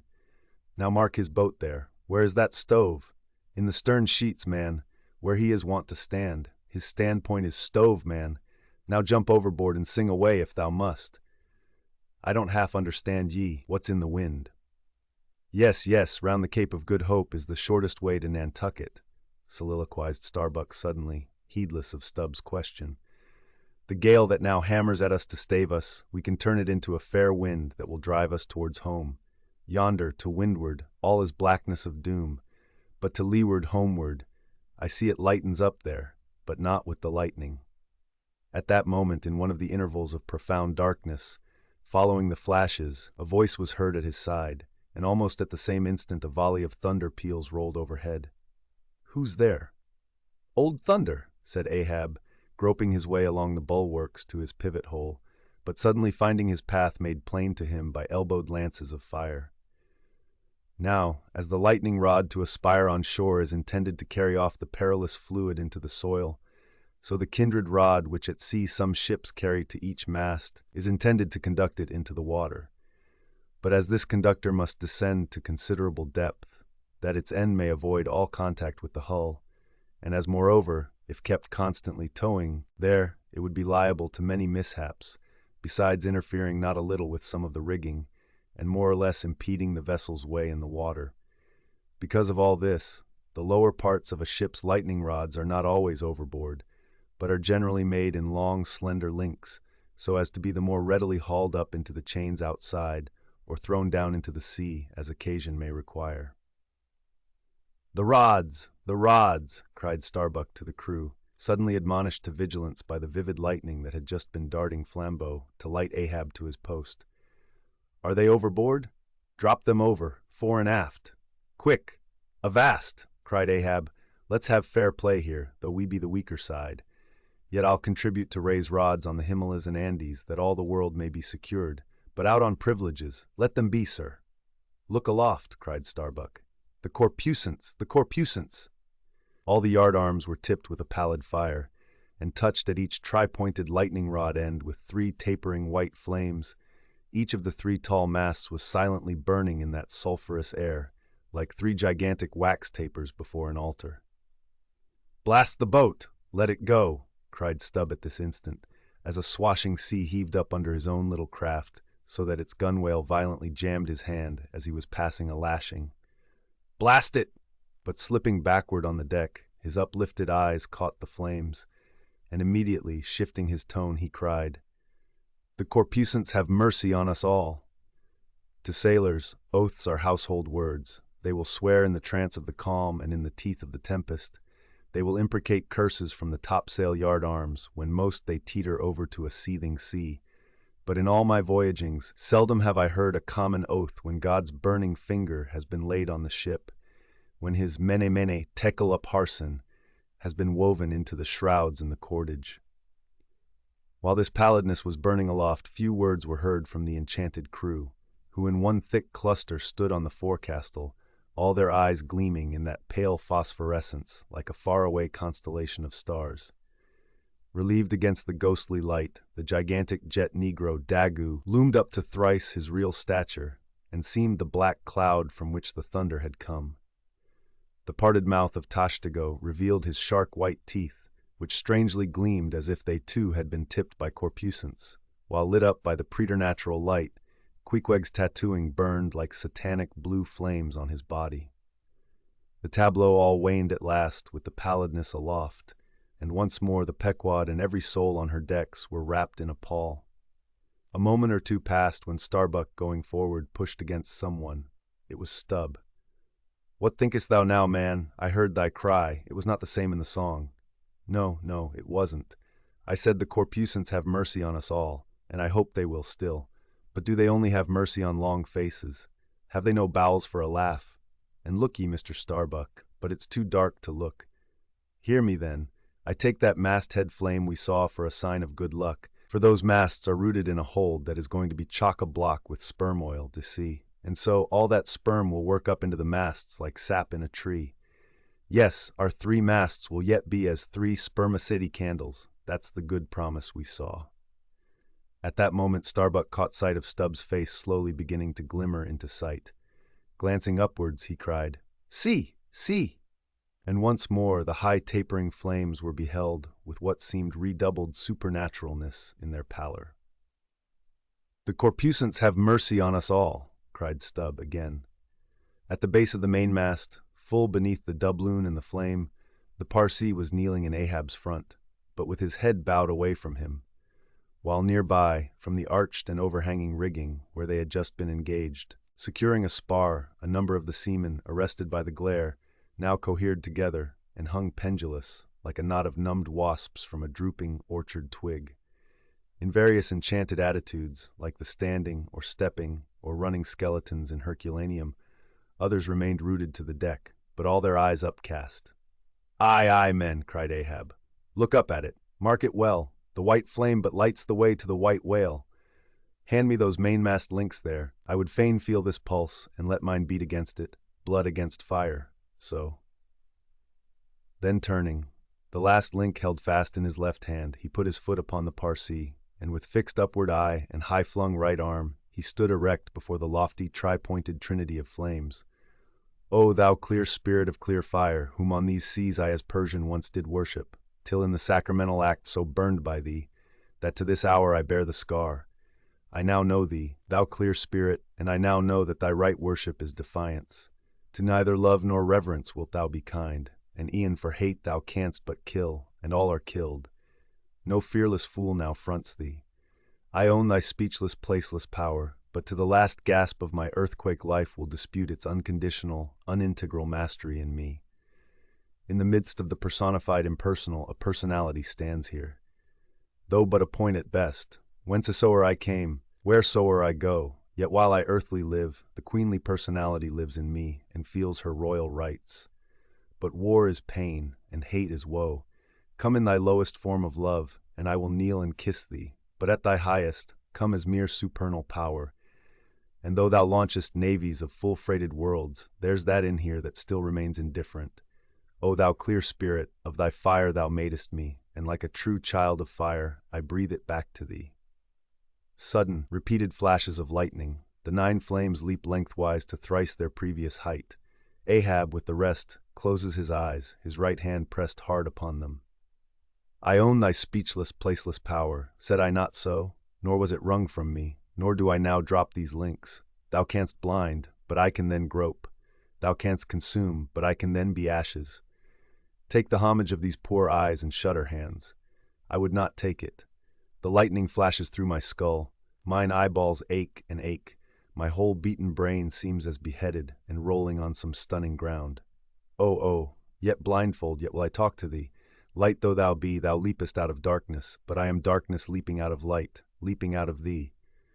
The javelins cease, open eyes, see or not, there burn the flames. O thou magnanimous, now I do glory in my genealogy. But thou art but my fiery father, my sweet mother I know not. O cruel, what hast thou done with her? There lies my puzzle, but thine is greater. Thou knowest not how came ye, hence callest thyself unbegotten. Certainly knowest not thy beginning, hence callest thyself unbegun. I know that of me, which thou knowest not of thyself, O thou omnipotent. There is some unsuffusing thing beyond thee, thou clear spirit, to whom all thy eternity is but time, all thy creativeness mechanical. Through thee, thy flaming self, my scorched eyes do dimly see it. O thou foundling fire, thou hermit immemorial, thou too hast thy incommunicable riddle, thy unparticipated grief. Here again with haughty agony I read my sire. Leap, leap up and lick the sky. I leap with thee, I burn with thee, would fain be welded with thee. Defyingly I worship thee. The boat, cried Starbuck. Look at thy boat, old man. Ahab's harpoon, the one forged at Perth's fire, remained firmly lashed in its conspicuous crotch, so that it projected beyond his whaleboat's bow. But the sea that had stove its bottom had caused the loose leather sheath to drop off, and from the keen steel barb there now came a leveled flame of pale, forked fire. As the silent harpoon burned there like a serpent's tongue, Starbuck grasped Ahab by the arm. God is against thee, old man. Forbear. 'Tis an ill voyage, ill begun, ill continued. Let me square the yards, while we may, old man, and make a fair wind of it homewards, to go on a better voyage than this. Overhearing Starbuck, the panic-stricken crew instantly ran to the braces, though not a sail was left aloft. For the moment all the aghast mate's thoughts seemed theirs. They raised a half-mutinous cry. But dashing the rattling lightning links to the deck, and snatching the burning harpoon, Ahab waved it like a torch among them, swearing to transfix with it the first sailor that but cast loose a rope's end. Petrified by his aspect, and still more shrinking from the fiery dart that he held, the men fell back in dismay, and Ahab again spoke. All your oaths to hunt the white whale are as binding as mine, and heart, soul, and body, lungs and life, old Ahab is bound. And that ye may know to what tune this heart beats, look ye here, thus I blow out the last fear. And with one blast of his breath he extinguished the flame. As in the hurricane that sweeps the plain, men fly the neighborhood of some lone gigantic elm, whose very height and strength but render it so much the more unsafe, because so much the more a mark for thunderbolts. So at those last words of Ahab's many of the mariners did run from him in a terror of dismay. Chapter 120. The deck towards the end of the first night watch. Ahab standing by the helm, Starbuck approaching him. We must send down the main topsail yard, sir. The band is working loose, and the lee lift is half stranded. Shall I strike it, sir? Strike nothing. Lash it. If I had skysail poles, I'd sway them up now. Sir! In God's name, sir? Well, the anchors are working, sir. Shall I get them inboard? Strike nothing and stir nothing, but lash everything. The wind rises, but it has not got up to my tablelands yet. Quick, and see to it. By masts and keels, he takes me for the hunchbacked skipper of some coasting smack. Send down my maintop sail yard. Ho, gluepots, loftiest trucks were made for wildest winds, and this brain truck of mine now sails amid the cloud scud. Shall I strike that? Oh, none but cowards send down their brain trucks in tempest time. What a hurroosh aloft there! I would e'en take it for sublime, did I not know that the colic is a noisy malady. Oh, take medicine, take medicine! Chapter 121, Midnight. The forecastle bulwarks. Stubb and Flask mounted on them, and passing additional lashings over the anchors there hanging. No, Stubb, you may pound that knot there as much as you please, but you will never pound into me what you were just now saying. And how long ago is it since you said the very contrary? Didn't you once say that whatever ship Ahab sails in, that ship should pay something extra on its insurance policy, just as though it were loaded with powder barrels aft and boxes of lucifers forward? Stop, now. Didn't you say so? Well, suppose I did? What then? I've part changed my flesh since that time. Why not my mind? Besides, supposing we are loaded with powder barrels aft and lucifers forward, how the devil could the lucifers get a fire in this drenching spray here? Why, my little man, you have pretty red hair, but you couldn't get a fire now. Shake yourself. Your Aquarius, or the water-bearer Flask, might fill pitchers at your coat collar. Don't you see, then, that for these extra risks the marine insurance companies have extra guarantees? Here are hydrants, Flask. But hark again, and I'll answer ye the other thing. First take your leg off from the crown of the anchor here, though, so I can pass the rope. Now listen. What's the mighty difference between holding a mast's lightning rod in the storm and standing close by a mast that hasn't got any lightning rod at all in a storm? Don't you see, you timberhead, that no harm can come to the holder of the rod unless the mast is first struck? What are you talking about, then?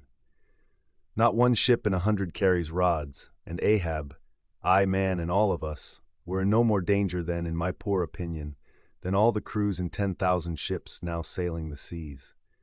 Why, you king post, you, I suppose you would have every man in the world go about with a small lightning rod running up the corner of his hat, like a militia officer's skewered feather, and trailing behind like his sash. Why don't ye be sensible, Flask? It's easy to be sensible. Why don't ye, then? Any man with half an eye can be sensible. I don't know that, Stubb. You sometimes find it rather hard. Yes, when a fellow's soaked through, it's hard to be sensible, that's a fact. And I am about drenched with this spray. Never mind. Catch the turn there and pass it. Seems to me we are lashing down these anchors now as if they were never going to be used again. Tying these two anchors here, Flask, seems like tying a man's hands behind him. And what big generous hands they are, to be sure. These are your iron fists, hey? What a hold they have, too. I wonder, Flask, whether the world is anchored anywhere. If she is, she swings with an uncommon long cable, though. There, hammer that knot down and we've done. So, next to touching land, lighting on deck is the most satisfactory. I say just wring out my jacket skirts, will ye? Thank ye. They laugh at long togs so, Flask, but seems to me a long-tailed coat ought always to be worn in all storms afloat. The tails tapering down that way serve to carry off the water, I see. Same with cocked hats. The cocks form gable-end eave troughs, Flask. No more monkey jackets and tarpaulins for me. I must mount a swallow-tail and drive down a beaver, so. Hullo, whoo, there goes my tarpaulin overboard. Lord, Lord, that the winds that come from heaven should be so unmannerly. This is a nasty night, lad. Chapter 122, Midnight Aloft, Thunder and Lightning, the main topsail yard, Tashtigo passing new lashings around it. Stop that thunder. Plenty too much thunder up here. What's the use of thunder? We don't want thunder. We want rum. Give us a glass of rum. Chapter 123, The Musket. During the most violent shocks of the typhoon, the man at the Pequod's jawbone tiller had several times been reelingly hurled to the deck by its spasmodic motions, even though preventer tackles had been attached to it, for they were slack, because some play to the tiller was indispensable. In a severe gale like this, while the ship is but a tossed shuttlecock to the blast, it is by no means uncommon to see the needles in the compasses, at intervals, go round and round. It was thus with the Pequods, At almost every shock, the helmsman had not failed to notice the whirling velocity with which they revolved upon the cards. It is a sight that hardly anyone can behold without some sort of unwanted emotion. Some hours after midnight, the typhoon abated so much that through the strenuous exertions of Starbuck and Stubb, one engaged forward and the other aft, the shivered remnants of the jib and fore and maintop sails were cut adrift from the spars and went eddying away to leeward, like the feathers of an albatross, which sometimes are cast to the winds when that storm-tossed bird is on the wing. The 3 corresponding new sails were now bent and reefed, and a storm trysail was set further aft, so that the ship soon went through the water with some precision again, and the course, for the present, east-southeast, which he was to steer, if practicable, was once more given to the helmsman. For during the violence of the gale he had only steered according to its vicissitudes. But as he was now bringing the ship as near her course as possible, watching the compass meanwhile, lo, a good sign! The wind seemed coming round astern, aye, the foul breeze became fair. Instantly the yards were squared, to the lively song of "Ho! The fair wind! Oh, yea ho! Cheerly men!" The crew singing for joy that so promising an event should so soon have falsified the evil portents preceding it. In compliance with the standing order of his commander, to report immediately, and at any one of the 24 hours, any decided change in the affairs of the deck, Starbuck had no sooner trimmed the yards to the breeze, however reluctantly and gloomily, than he mechanically went below to apprise Captain Ahab of the circumstance. Ere knocking at his stateroom, he involuntarily paused before it a moment. The cabin lamp, taking long swings this way and that, was burning fitfully, and casting fitful shadows upon the old man's bolted door, a thin one with fixed blinds inserted, in place of upper panels. The isolated subterraneousness of the cabin made a certain humming silence to reign there, though it was hooped round by all the roar of the elements. The loaded muskets in the rack were shiningly revealed, as they stood upright against the forward bulkhead. Starbuck was an honest, upright man, but out of Starbuck's heart, at that instant when he saw the muskets, there strangely evolved an evil thought, but so blent with its neutral or good accompaniments that for the instant he hardly knew it for itself. "He would have shot me once," he murmured. "Yes, there's the very musket that he pointed at me, that one with the studded stock. Let me touch it, lift it. Strange that I, who have handled so many deadly lances, strange that I should shake so now. Loaded? I must see. Aye, aye, and powder in the pan. That's not good. Best spill it. Wait, I'll cure myself of this. I'll hold the musket boldly while I think. I come to report a fair wind to him. But how fair? Fair for death and doom. That's fair for Moby-Dick. It's a fair wind that's only fair for that accursed fish. The very tube he pointed at me. The very one. This one. I hold it here. He would have killed me with the very thing I handle now. Aye, and he would fain kill all his crew. Does he not say he will not strike his spars to any gale? Has he not dashed his heavenly quadrant? And in these same perilous seas, gropes he not his way by mere dead reckoning of the error-abounding log? And in this very typhoon, did he not swear that he would have no lightning rods? But shall this crazed old man be tamely suffered to drag a whole ship's company down to doom with him? Yes, it would make him the willful murderer of 30 men and more, if this ship come to any deadly harm. And come to deadly harm, my soul swears this ship will, if Ahab have his way. If, then, he were this instant put aside, that crime would not be his. Ha! Is he muttering in his sleep? Yes, just there. In there, he's sleeping. Sleeping? Aye, but still alive, and soon awake again. I can't withstand thee, then, old man. Not reasoning, not remonstrance, not entreaty wilt thou hearken to, all this thou scornest. Flat obedience to thy own flat commands, this is all thou breathest. Aye, and say'st the men have vowed thy vow, say'st all of us are Ahabs, great God forbid. But is there no other way, no lawful way? Make him a prisoner to be taken home? What? Hope to wrest this old man's living power from his own living hands? Only a fool would try it. Say he were pinioned even, knotted all over with ropes and hawsers, chained down to ring bolts on this cabin floor, he would be more hideous than a caged tiger then. I could not endure the sight, could not possibly fly his howlings. All comfort, sleep itself, inestimable reason would leave me on the long, intolerable voyage. What then remains? The land is hundreds of leagues away, and Loch Japan the nearest. I stand alone here upon an open sea, with 2 oceans and a whole continent between me and law. Aye, aye, 'tis so. Is heaven a murderer when its lightning strikes a would-be murderer in his bed, tindering sheets and skin together? And would I be a murderer then if, and slowly, stealthily, and half sideways looking, he placed the loaded musket's end against the door? On this level, Ahab's hammock swings within, his head this way. A touch, and Starbuck may survive to hug his wife and child again. Oh, Mary, Mary, boy, boy, boy. But if I wake thee not to death, old man, who can tell to what unsounded deeps Starbuck's body this day week may sink, with all the crew? Great God, where art thou? Shall I? Shall I? The wind has gone down and shifted, sir. The fore and main topsails are reefed and set. She heads her course. Stern all! O Moby-Dick, I clutch thy heart at last! Such were the sounds that now came hurtling from out the old man's tormented sleep, as if Starbuck's voice had caused the long dumb dream to speak. The yet leveled musket shook like a drunkard's arm against the panel. Starbuck seemed wrestling with an angel, but turning from the door, he placed the death tube in its rack and left the place. He's too sound asleep, Mr. Stubb. Go thou down and wake him, and tell him I must see to the deck here. Thou knowest what to say. Chapter 124. The Needle. Next morning the not yet subsided sea rolled in long, slow billows of mighty bulk, and striving in the Pequod's gurgling track, pushed her on like giants' palms outspread. The strong, unstaggering breeze abounded so, that sky and air seemed vast outbellying sails. The whole world boomed before the wind. Muffled in the full morning light, the invisible sun was only known by the spread intensity of his place, where his bayonet rays moved on in stacks. Emblazonings as of crowned Babylonian kings and queens reigned over everything. The sea was as a crucible of molten gold that bubblingly leaps with light and heat. Long maintaining an enchanted silence, Ahab stood apart, and every time the tettering ship loweringly pitched down her bowsprit, he turned to eye the bright sun's rays produced ahead, and when she profoundly settled by the stern, he turned behind and saw the sun's rearward place, and how the same yellow rays were blending with his undeviating wake. Ha ha, my ship!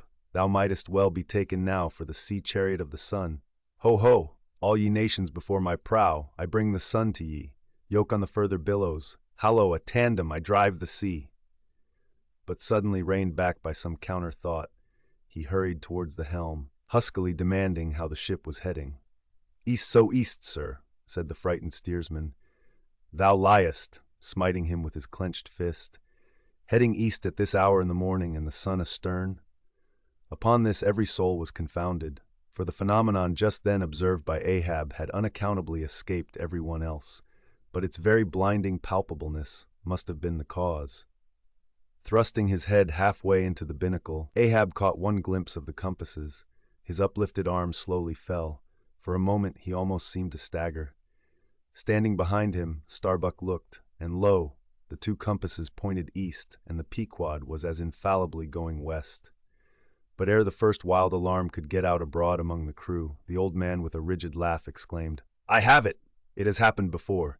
Mr. Starbuck, last night's thunder turned our compasses. That's all. Thou hast before now heard of such a thing, I take it. Aye, but never before has it happened to me, sir, said the pale mate, gloomily. Here, it must needs be said that accidents like this have in more than one case occurred to ships in violent storms. The magnetic energy, as developed in the mariner's needle, is, as all know, essentially one with the electricity beheld in heaven. Hence, it is not to be much marveled at that such things should be. Instances where the lightning has actually struck the vessel, so as to smite down some of the spars and rigging, the effect upon the needle has at times been still more fatal, all its lodestone virtue being annihilated, so that the before magnetic steel was of no more use than an old wife's knitting needle. But in either case, the needle never again, of itself, recovers the original virtue thus marred or lost, and if the binnacle compasses be affected, the same fate reaches all the others that may be in the ship, even were the lowermost one inserted into the kelson. Deliberately standing before the binnacle, and eyeing the transpointed compasses, the old man, with the sharp of his extended hand, now took the precise bearing of the sun, and satisfied that the needles were exactly inverted, shouted out his orders for the ship's course to be changed accordingly. The yards were hard up, and once more the Pequod thrust her undaunted bows into the opposing wind, for the supposed fair one had only been juggling her. Meanwhile, whatever were his own secret thoughts, Starbuck said nothing, but quietly he issued all requisite orders, while Stubb and Flask, who in some small degree seemed then to be sharing his feelings, likewise unmurmuringly acquiesced.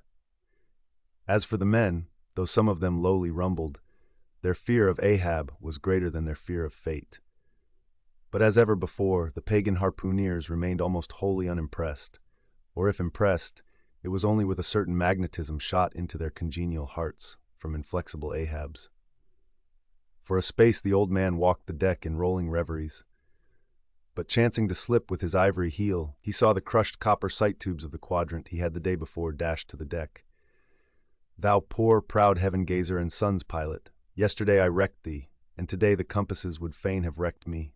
So. But Ahab is lord over the level lodestone yet. Mr. Starbuck, a lance without a pole, a top maul, and the smallest of the sailmaker's needles.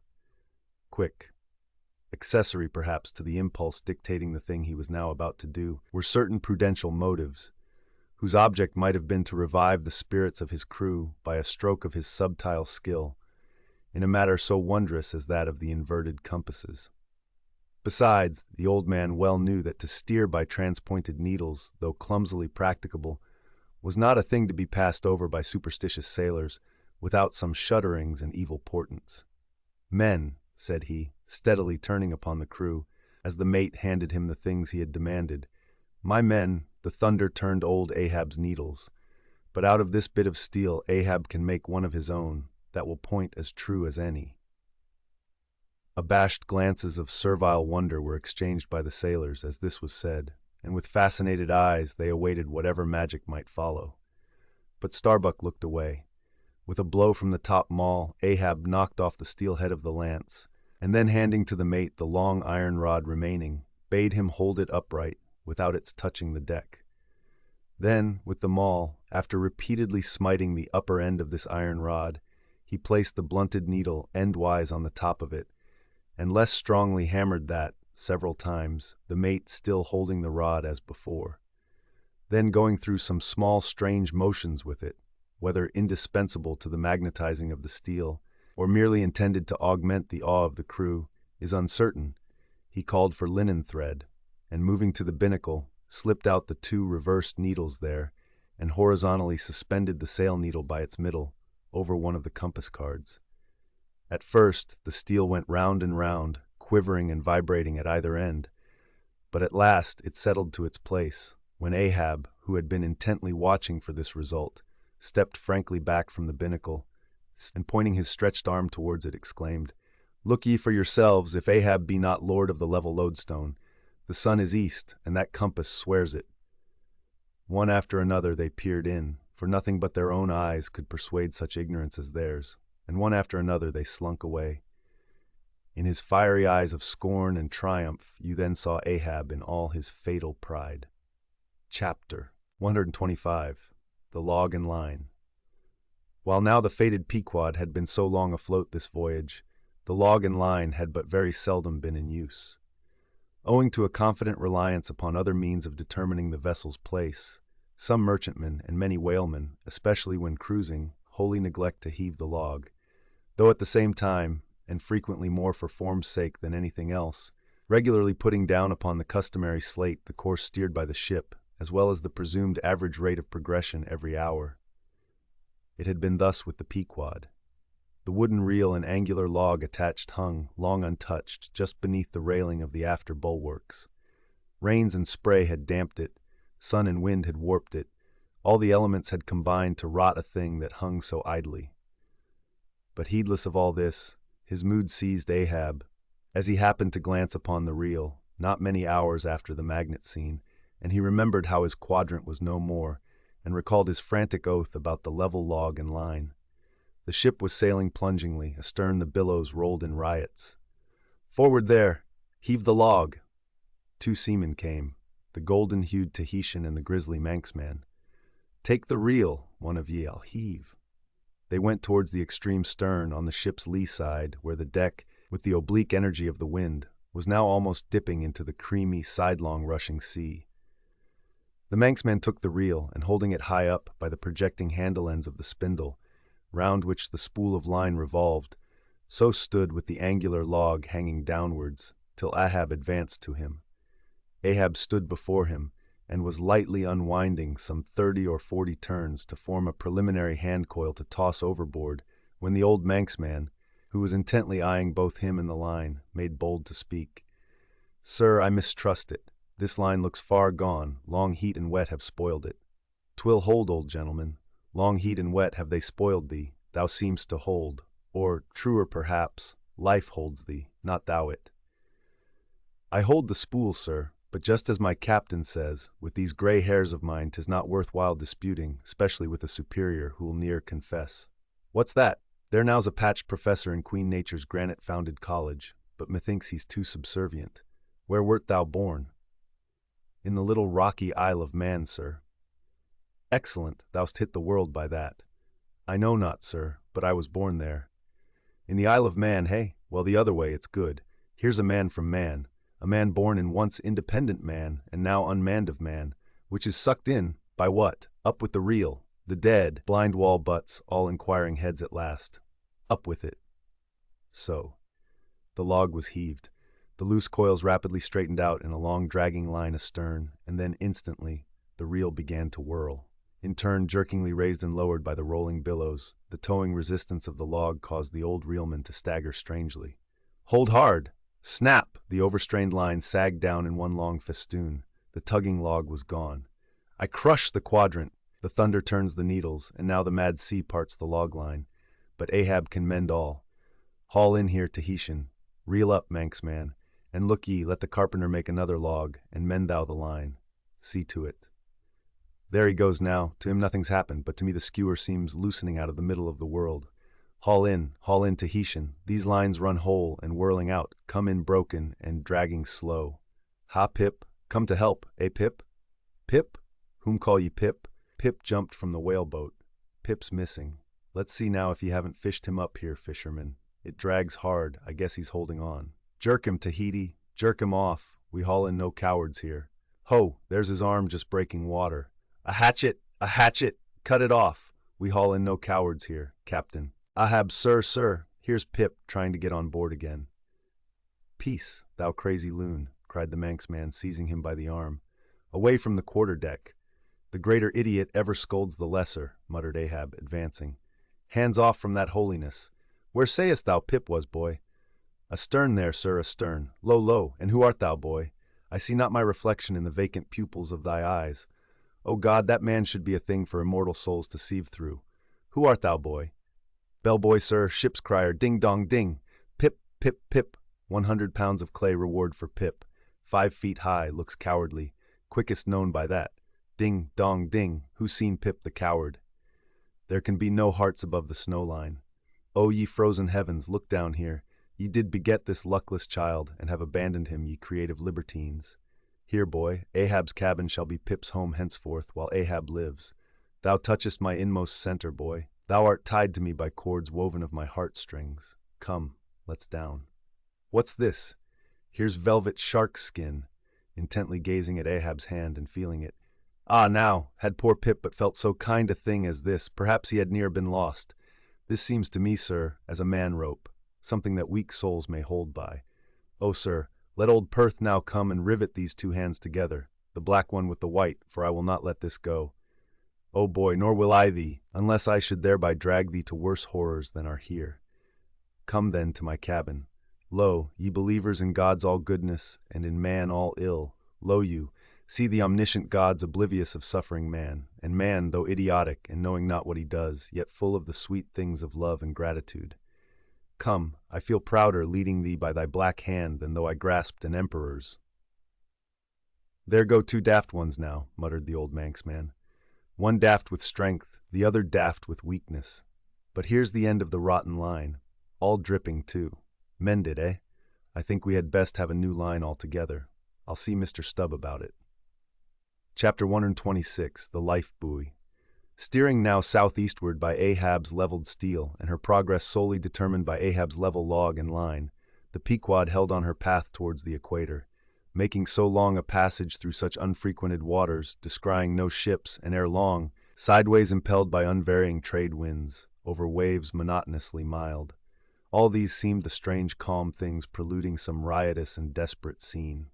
At last, when the ship drew near to the outskirts, as it were, of the equatorial fishing ground, and in the deep darkness that goes before the dawn, was sailing by a cluster of rocky islets, the watch, then headed by Flask, was startled by a cry so plaintively wild and unearthly, like half-articulated wailings of the ghosts of all Herod's murdered innocents, that one and all they started from their reveries, and for the space of some moments stood, or sat, or leaned all transfixedly listening, like the carved Roman slave, while that wild cry remained within hearing.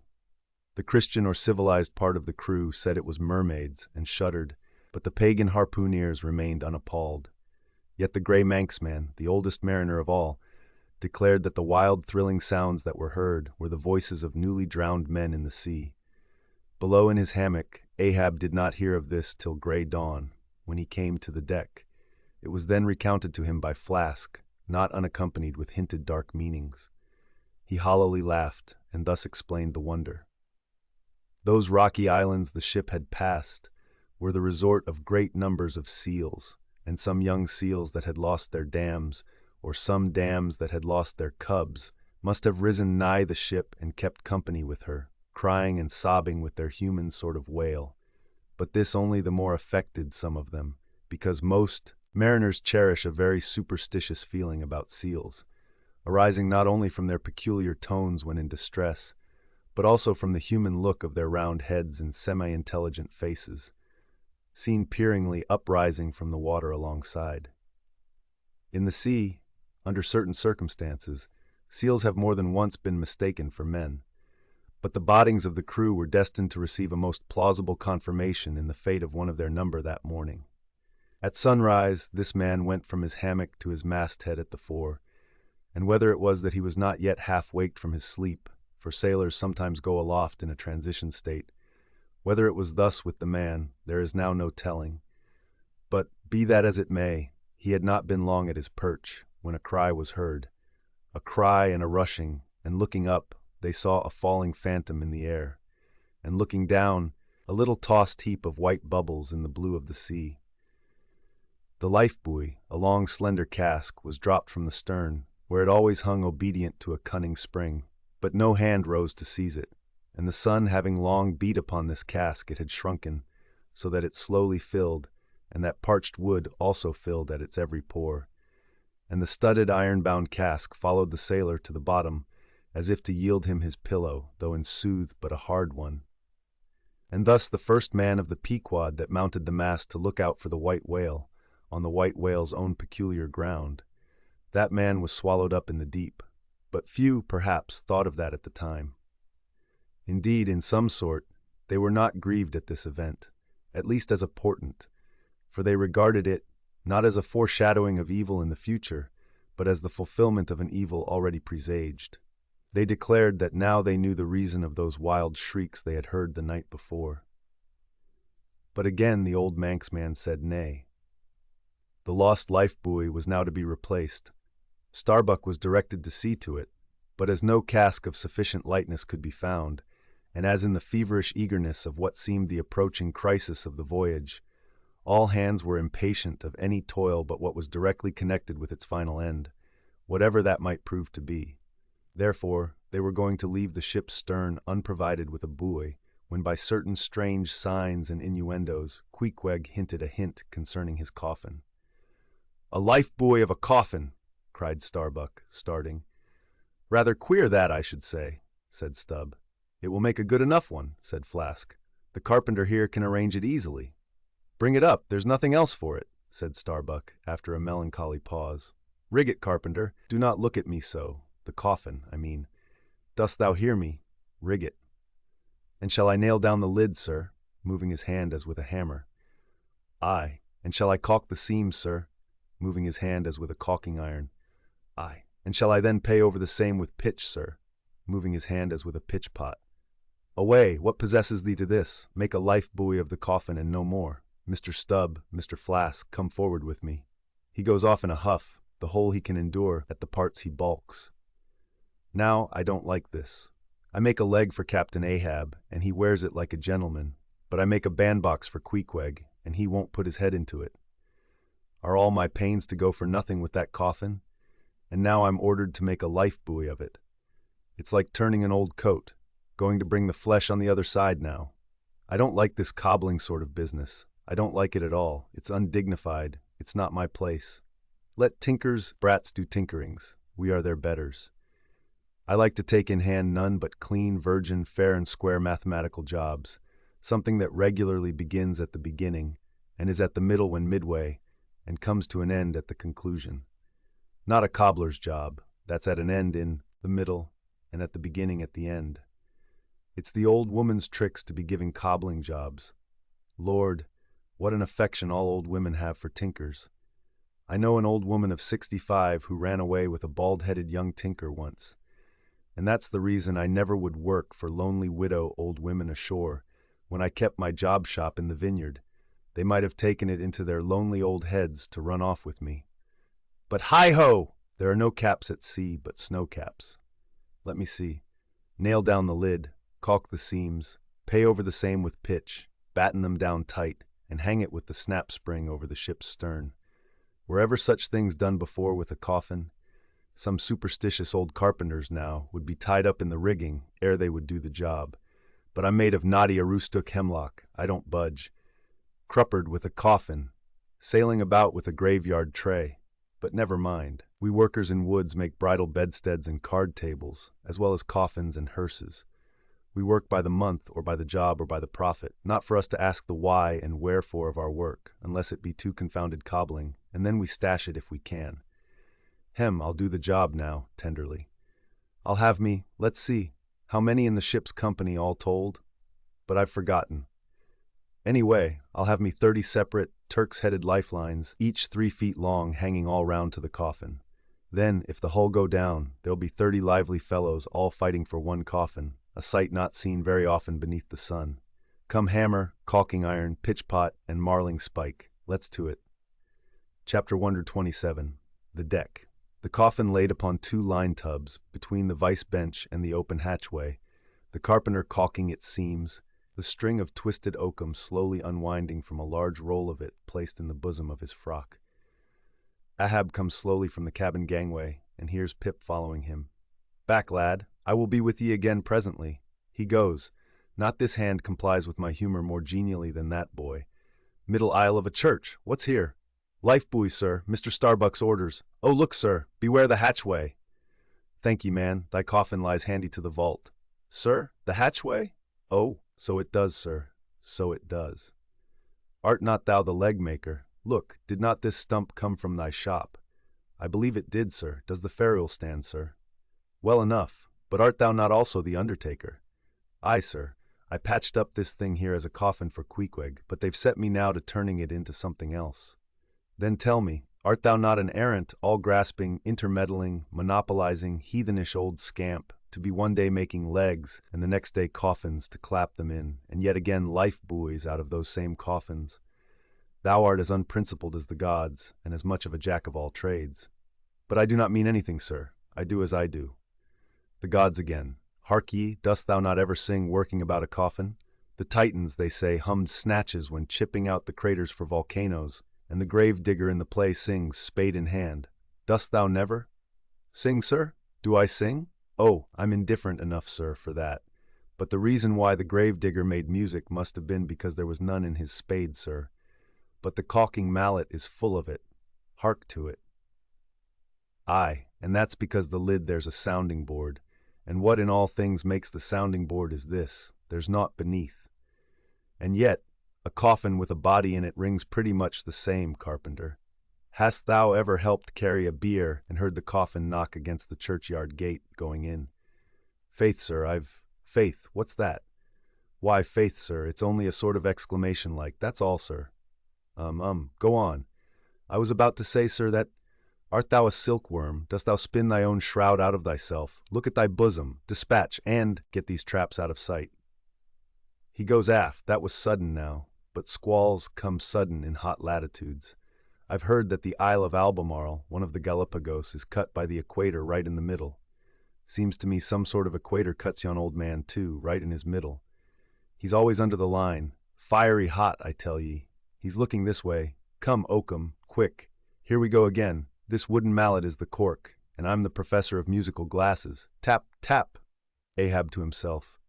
There's a sight, there's a sound, the gray-headed woodpecker tapping the hollow tree. Blind and dumb might well be envied now. See, that thing rests on 2 line tubs, full of tow lines. A most malicious wag, that fellow. Rat-tat. So man's seconds tick. Oh, how immaterial are all materials. What things real are there but imponderable thoughts? Here now's the very dreaded symbol of grim death by a mere hap, made the expressive sign of the help and hope of most endangered life. A life buoy of a coffin. Does it go further? Can it be that in some spiritual sense the coffin is, after all, but an immortality preserver? I'll think of that. But no. So far gone am I in the dark side of earth that its other side, the theoretic bright one, seems but uncertain twilight to me. Will ye never have done, carpenter, with that accursed sound? I go below. Let me not see that thing here when I return again. Now then, Pip, we'll talk this over. I do suck most wondrous philosophies from thee. Some unknown conduits from the unknown worlds must empty into thee. Chapter 128. The Pequod meets the Rachel.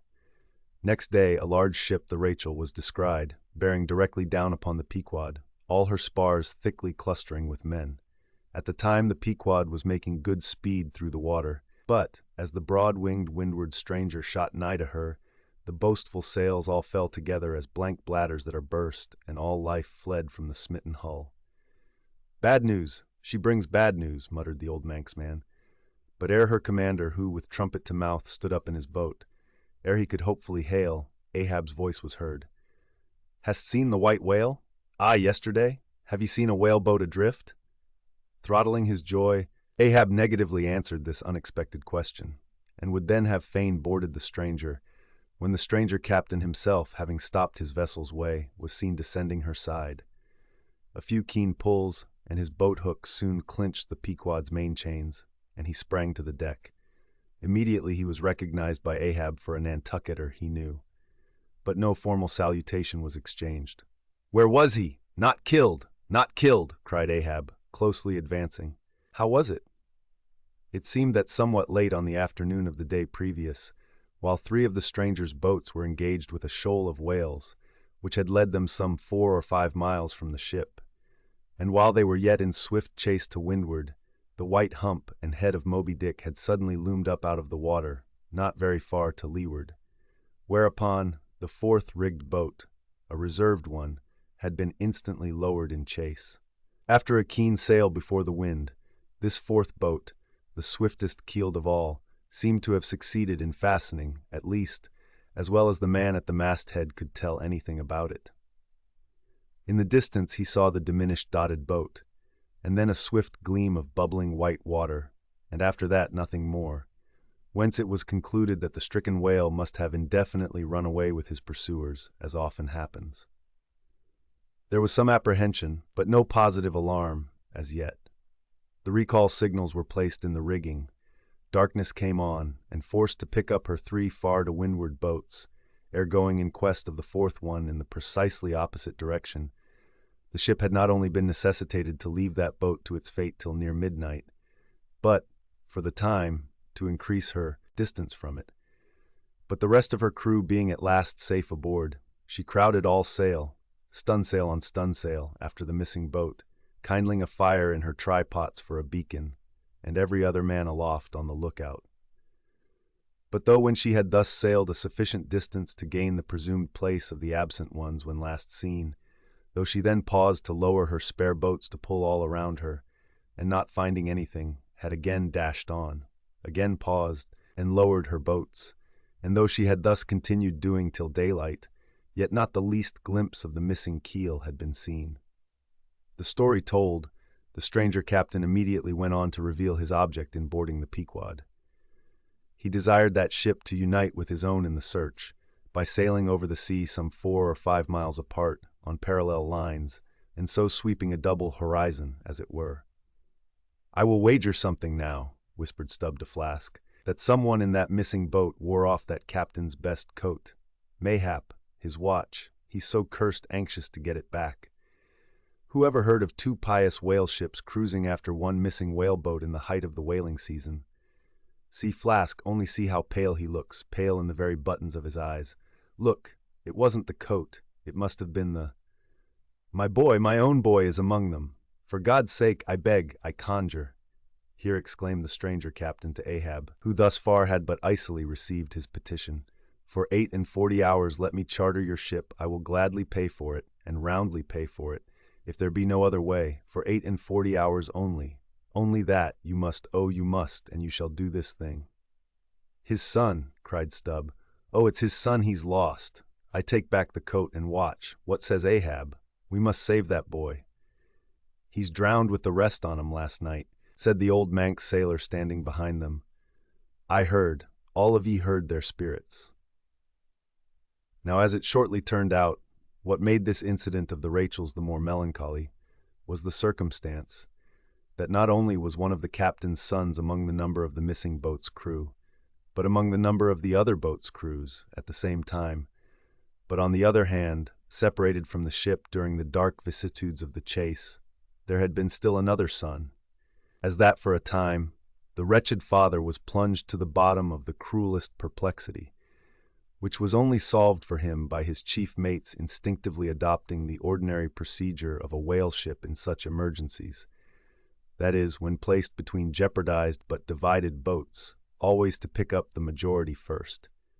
But the captain, for some unknown constitutional reason, had refrained from mentioning all this, and not till forced to it by Ahab's iciness did he allude to his one yet missing boy, a little lad, but 12 years old, whose father, with the earnest but unmisgiving hardihood of a Nantucketer's paternal love, had thus early sought to initiate him in the perils and wonders of a vocation almost immemorially the destiny of all his race. Nor does it unfrequently occur that Nantucket captains will send a son of such tender age away from them, for a protracted 3 or 4 years' voyage in some other ship than their own, so that their first knowledge of a whaleman's career shall be unenervated by any chance display of a father's natural but untimely partiality, or undue apprehensiveness and concern. Meantime, now the stranger was still beseeching his poor boon of Ahab, and Ahab still stood like an anvil, receiving every shock, but without the least quivering of his own. "I will not go," said the stranger, "till you say aye to me. Do to me as you would have me do to you in the like case. For you too have a boy, Captain Ahab, though but a child, and nestling safely at home now, a child of your old age too. Yes, yes, you relent, I see it. Run, run, men, now, and stand by to square in the yards. Avast!" cried Ahab, "touch not a rope yarn." Then in a voice that prolongingly molded every word, "Captain Gardiner, I will not do it. Even now I lose time. Goodbye, goodbye. God bless ye, man, and may I forgive myself, but I must go. Mr. Starbuck, look at the binnacle watch, and in 3 minutes from this present instant warn off all strangers, then brace forward again, and let the ship sail as before." Hurriedly turning, with averted face, he descended into his cabin, leaving the strange captain transfixed at this unconditional and utter rejection of his so earnest suit. But starting from his enchantment, Gardiner silently hurried to the side. More fell than stepped into his boat, and returned to his ship. Soon the two ships diverged their wakes, and long as the strange vessel was in view, she was seen to yaw hither and thither at every dark spot, however small, on the sea. This way and that her yards were swung round. Starboard and larboard she continued to tack. Now she beat against a head sea, and again it pushed her before it, while all the while her masts and yards were thickly clustered with men, as 3 tall cherry trees when the boys are cherrying among the boughs. But by her still halting course and winding, woeful way, you plainly saw that this ship that so wept with spray still remained without comfort. She was Rachel, weeping for her children, because they were not. Chapter 129.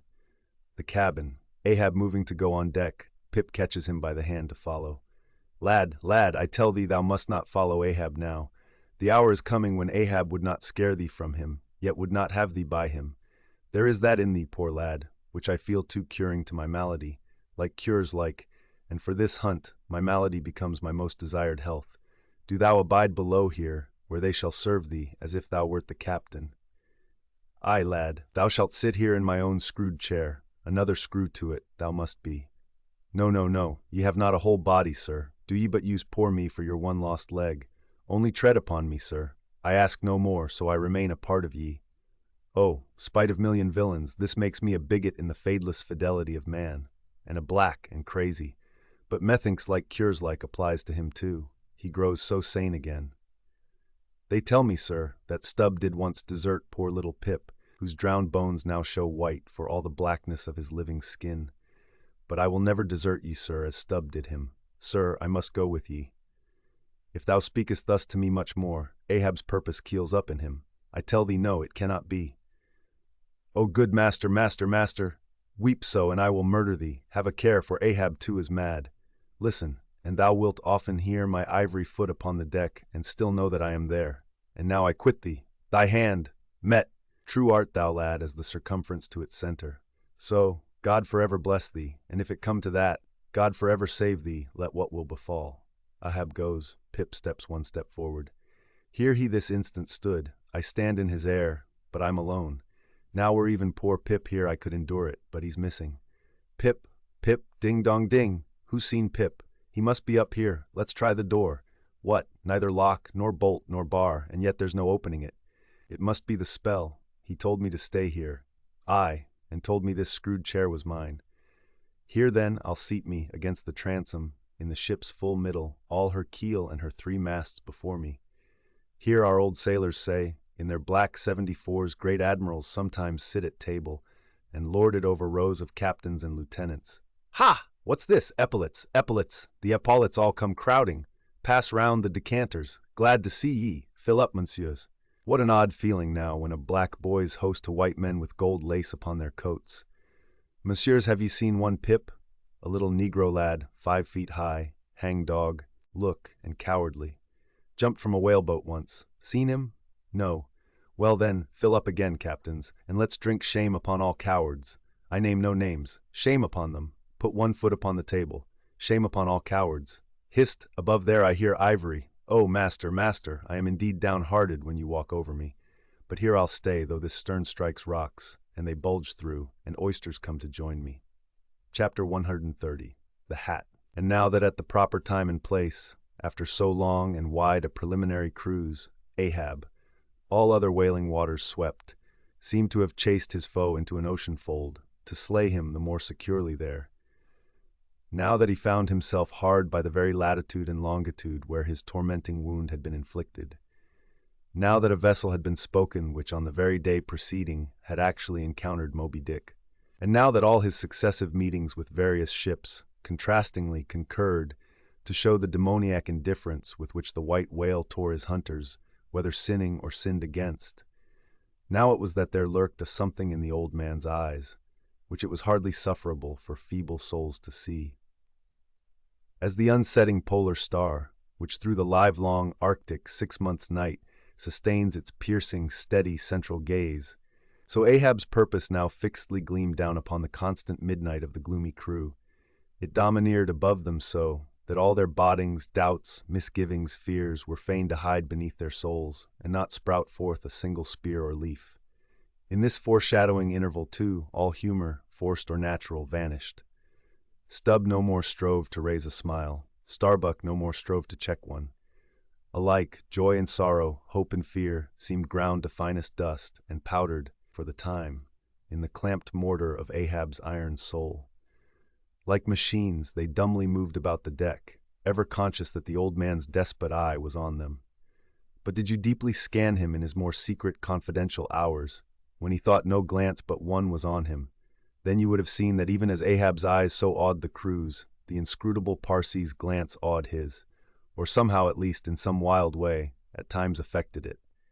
Such an added, gliding strangeness began to invest the thin Fedallah now, such ceaseless shudderings shook him, that the men looked dubious at him, half uncertain, as it seemed, whether indeed he were a mortal substance, or else a tremulous shadow cast upon the deck by some unseen being's body. And that shadow was always hovering there. For not by night even had Fedallah ever certainly been known to slumber or go below. He would stand still for hours, but never sat or leaned. His wan but wondrous eyes did plainly say, "We two watchmen never rest."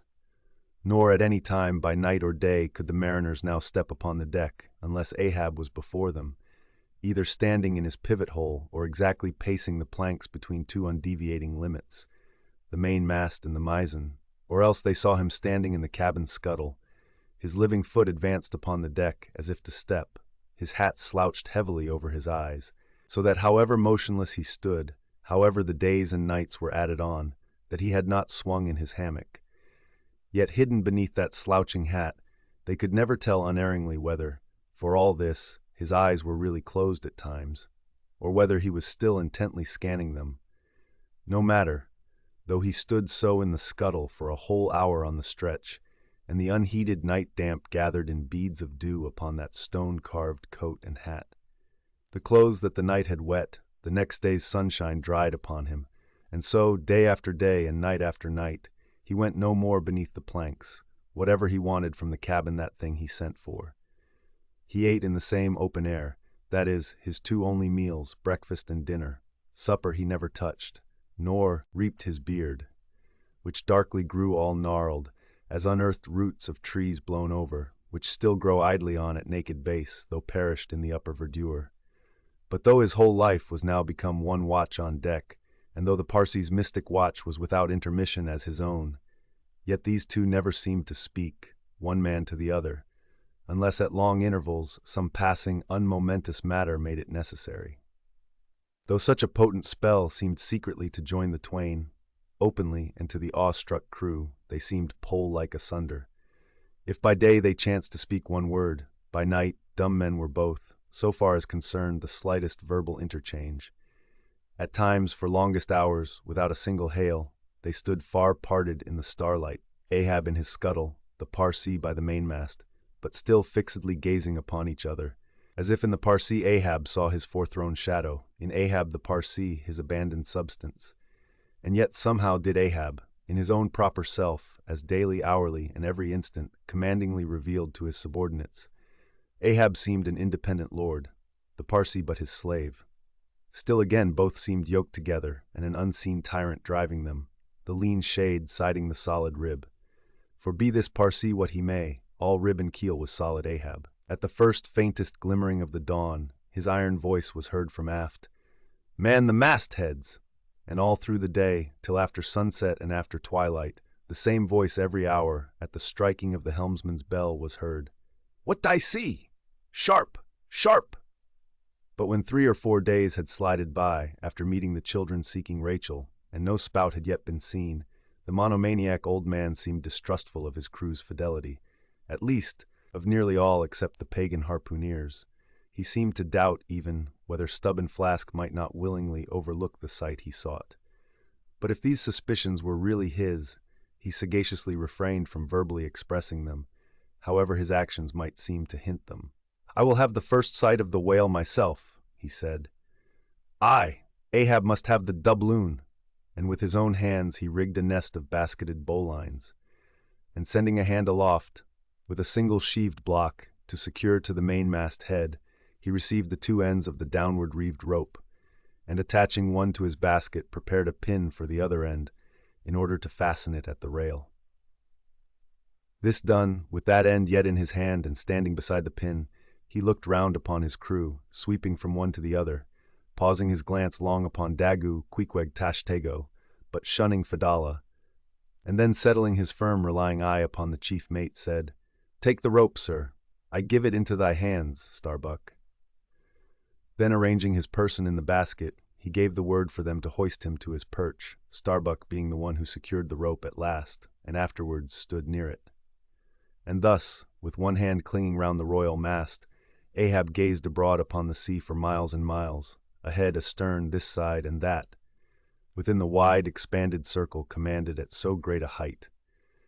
When in working with his hands at some lofty, almost isolated place in the rigging, which chances to afford no foothold, the sailor at sea is hoisted up to that spot, and sustained there by the rope. Under these circumstances, its fastened end on deck is always given in strict charge to some one man who has the special watch of it.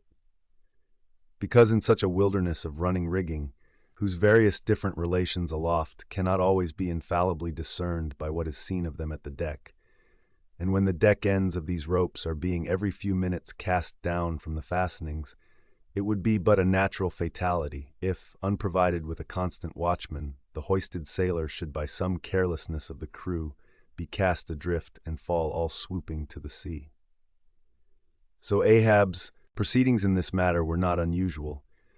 The only strange thing about them seemed to be that Starbuck, almost the one only man who had ever ventured to oppose him with anything in the slightest degree approaching to decision, one of those two whose faithfulness on the lookout he had seemed to doubt somewhat.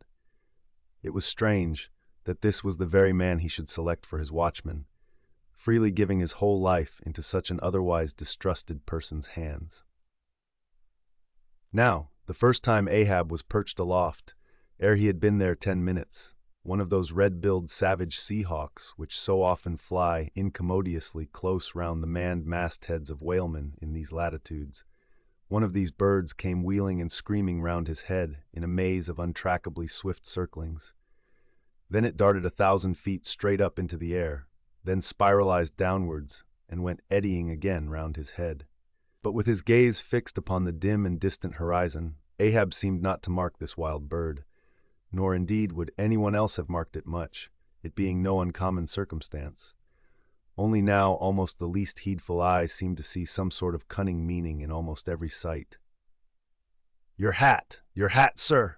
suddenly cried the Sicilian seaman, who being posted at the mizzen-mast head stood directly behind Ahab, though somewhat lower than his level, and with a deep gulf of air dividing them. But already the sable wing was before the old man's eyes, the long hooked bill at his head. With a scream, the black hawk darted away with his prize. An eagle flew thrice round Tarquin's head, removing his cap to replace it, and thereupon Tanaquil, his wife, declared that Tarquin would be king of Rome. But only by the replacing of the cap was that omen accounted good. Ahab's hat was never restored, the wild hawk flew on and on with it, far in advance of the prow, and at last disappeared, while from the point of that disappearance, a minute black spot was dimly discerned, falling from that vast height into the sea. Chapter 131. The Pequod meets the Delight. The intense Pequod sailed on, the rolling waves and days went by, the life-buoy coffin still lightly swung, and another ship, most miserably misnamed the Delight, was descried. As she drew nigh, all eyes were fixed upon her broad beams called shears, which, in some whaling ships, crossed the quarterdeck at the height of 8 or 9 feet, serving to carry the spare, unrigged, or disabled boats. Upon the stranger's shears were beheld the shattered white ribs and some few splintered planks of what had once been a whaleboat, but you now saw through this wreck as plainly as you see through the peeled, half-unhinged, and bleaching skeleton of a horse. "Hast seen the white whale?"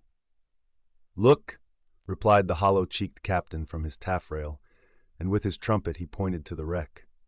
"Hast killed him?" "The harpoon is not yet forged that ever will do that," answered the other, sadly glancing upon a rounded hammock on the deck, whose gathered sides some noiseless sailors were busy in sewing together. "Not forged," and snatching Perth's leveled iron from the crotch, Ahab held it out, exclaiming, "Look ye, Nantucketer, here in this hand I hold his death. Tempered in blood, and tempered by lightning are these barbs, and I swear to temper them triply in that hot place behind the fin where the white whale most feels his accursed life." "Then God keep thee, old man, seest thou that," pointing to the hammock, "I bury but one of 5 stout men who were alive only yesterday, but were dead ere night. Only that one I bury, the rest were buried before they died. You sail upon their tomb." Then turning to his crew, "Are ye ready there? Place the plank then on the rail, and lift the body. So, then, O God!"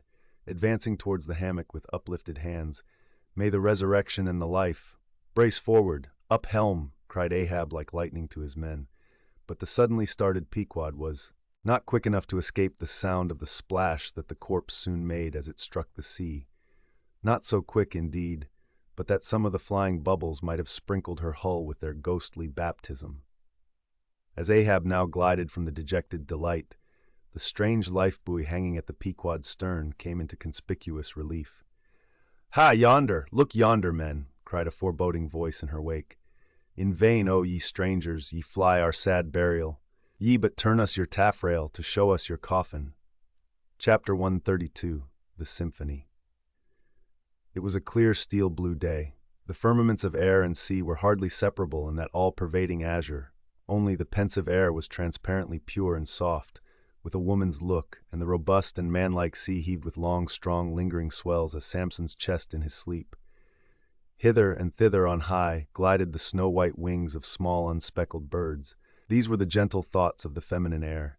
But to and fro in the deeps, far down in the bottomless blue, rushed mighty leviathans, swordfish, and sharks, and these were the strong, troubled, murderous thinkings of the masculine sea. But though thus contrasting within, the contrast was only in shades and shadows without. Those two seemed one. It was only the sex, as it were, that distinguished them. Aloft, like a royal czar and king, the sun seemed giving this gentle air to this bold and rolling sea, even as bride to groom.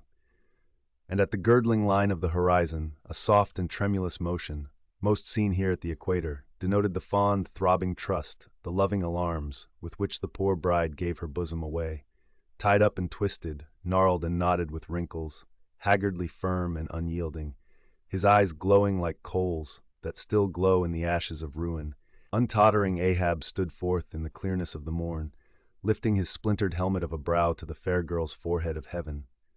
Oh, immortal infancy and innocency of the azure, invisible winged creatures that frolic all round us, sweet childhood of air and sky, how oblivious were ye of old Ahab's close-coiled woe.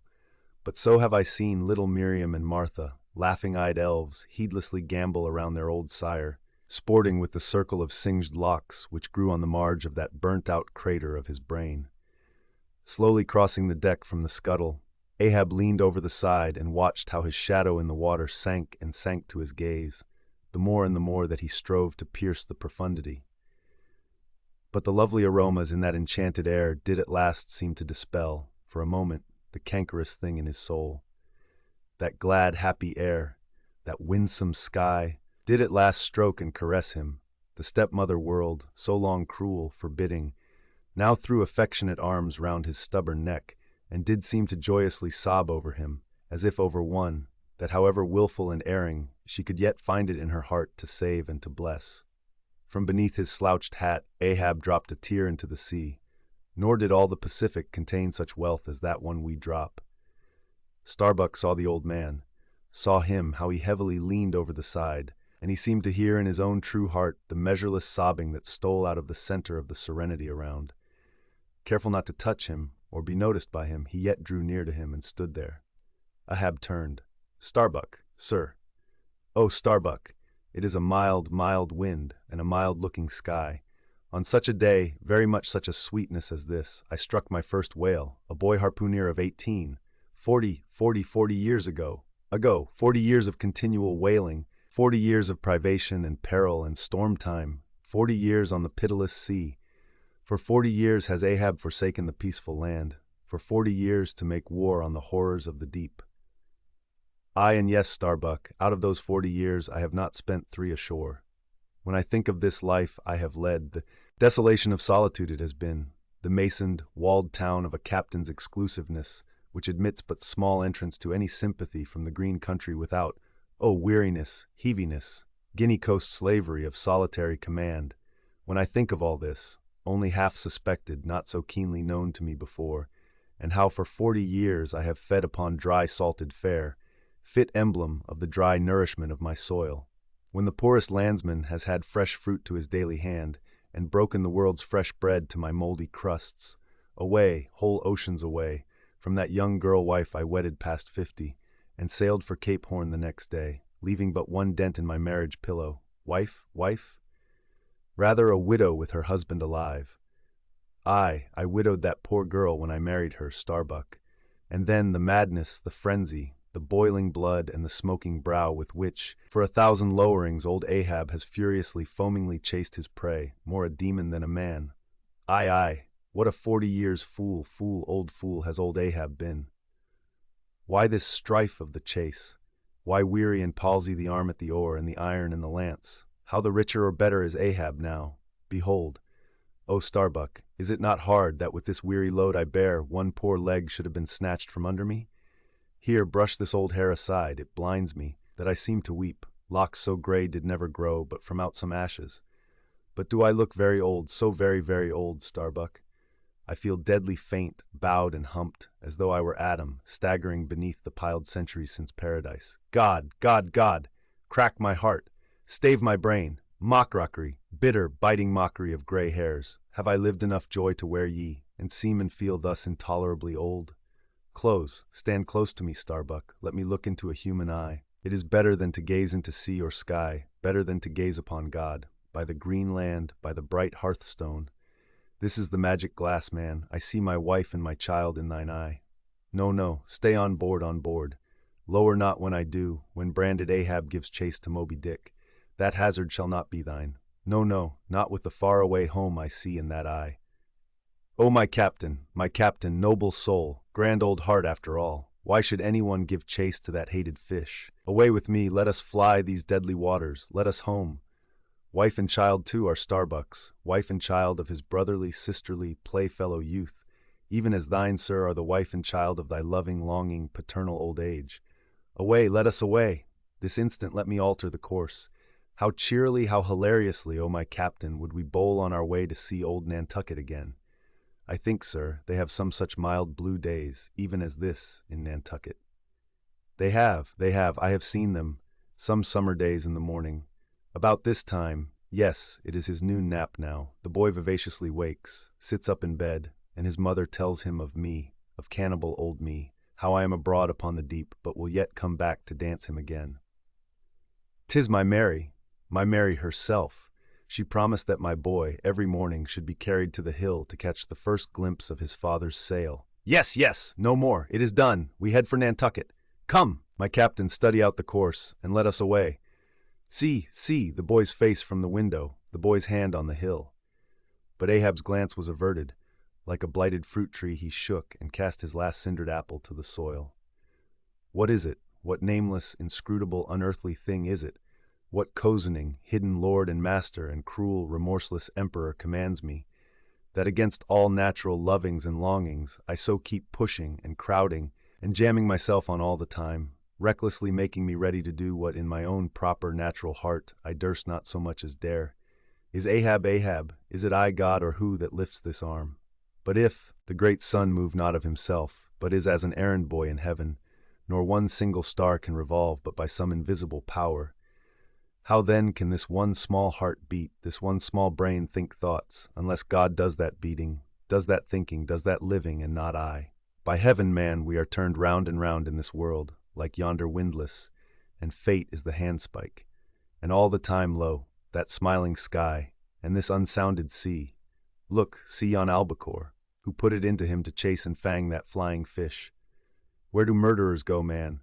Who's to doom when the judge himself is dragged to the bar? But it is a mild, mild wind, and a mild-looking sky, and the air smells now as if it blew from a far-away meadow. They have been making hay somewhere under the slopes of the Andes, Starbuck, and the mowers are sleeping among the new-mown hay. Sleeping? Aye, toil we how we may, we all sleep at last on the field. Sleep? Aye, and rust amid greenness, as last year's scythes flung down and left in the half-cut swaths. Starbuck. But blanched to a corpse's hue with despair, the mate had stolen away. Ahab crossed the deck to gaze over on the other side, but started at two reflected fixed eyes in the water there. Fedallah was motionlessly leaning over the same rail. Chapter 133. The Chase. First Day. That night, in the mid-watch, when the old man, as his wont at intervals, stepped forth from the scuttle in which he leaned, and went to his pivot-hole, he suddenly thrust out his face fiercely, snuffing up the sea air as a sagacious ship's dog will, in drawing nigh to some barbarous isle. He declared that a whale must be near. Soon that peculiar odor, sometimes to a great distance given forth by the living sperm whale, was palpable to all the watch, nor was any mariner surprised when, after inspecting the compass and then the dog vane, and then ascertaining the precise bearing of the odor as nearly as possible, Ahab rapidly ordered the ship's course to be slightly altered and the sail to be shortened. The acute policy dictating these movements was sufficiently vindicated at daybreak by the sight of a long sleek on the sea directly and lengthwise ahead, smooth as oil, and resembling in the pleated, watery wrinkles bordering it, the polished metallic-like marks of some swift tide rip at the mouth of a deep, rapid stream. "Man the mastheads! Call all hands!" Thundering with the butts of 3 clubbed handspikes on the forecastle deck, Daggoo roused the sleepers with such judgment claps that they seemed to exhale from the scuttle, so instantaneously did they appear with their clothes in their hands. "What'd I see?" cried Ahab, flattening his face to the sky. "Nothing, nothing, sir," was the sound hailing down in reply. "To gallant sails, stun sails, alow and aloft and on both sides." All sail being set, he now cast loose the lifeline, reserved for swaying him to the main royal masthead, and in a few moments they were hoisting him thither, when, while but 2/3 of the way aloft, and while peering ahead through the horizontal vacancy between the main topsail and top-gallant sail, he raised a gull-like cry in the air. "There she blows! There she blows! A hump like a snow-hill! It is Moby-Dick!"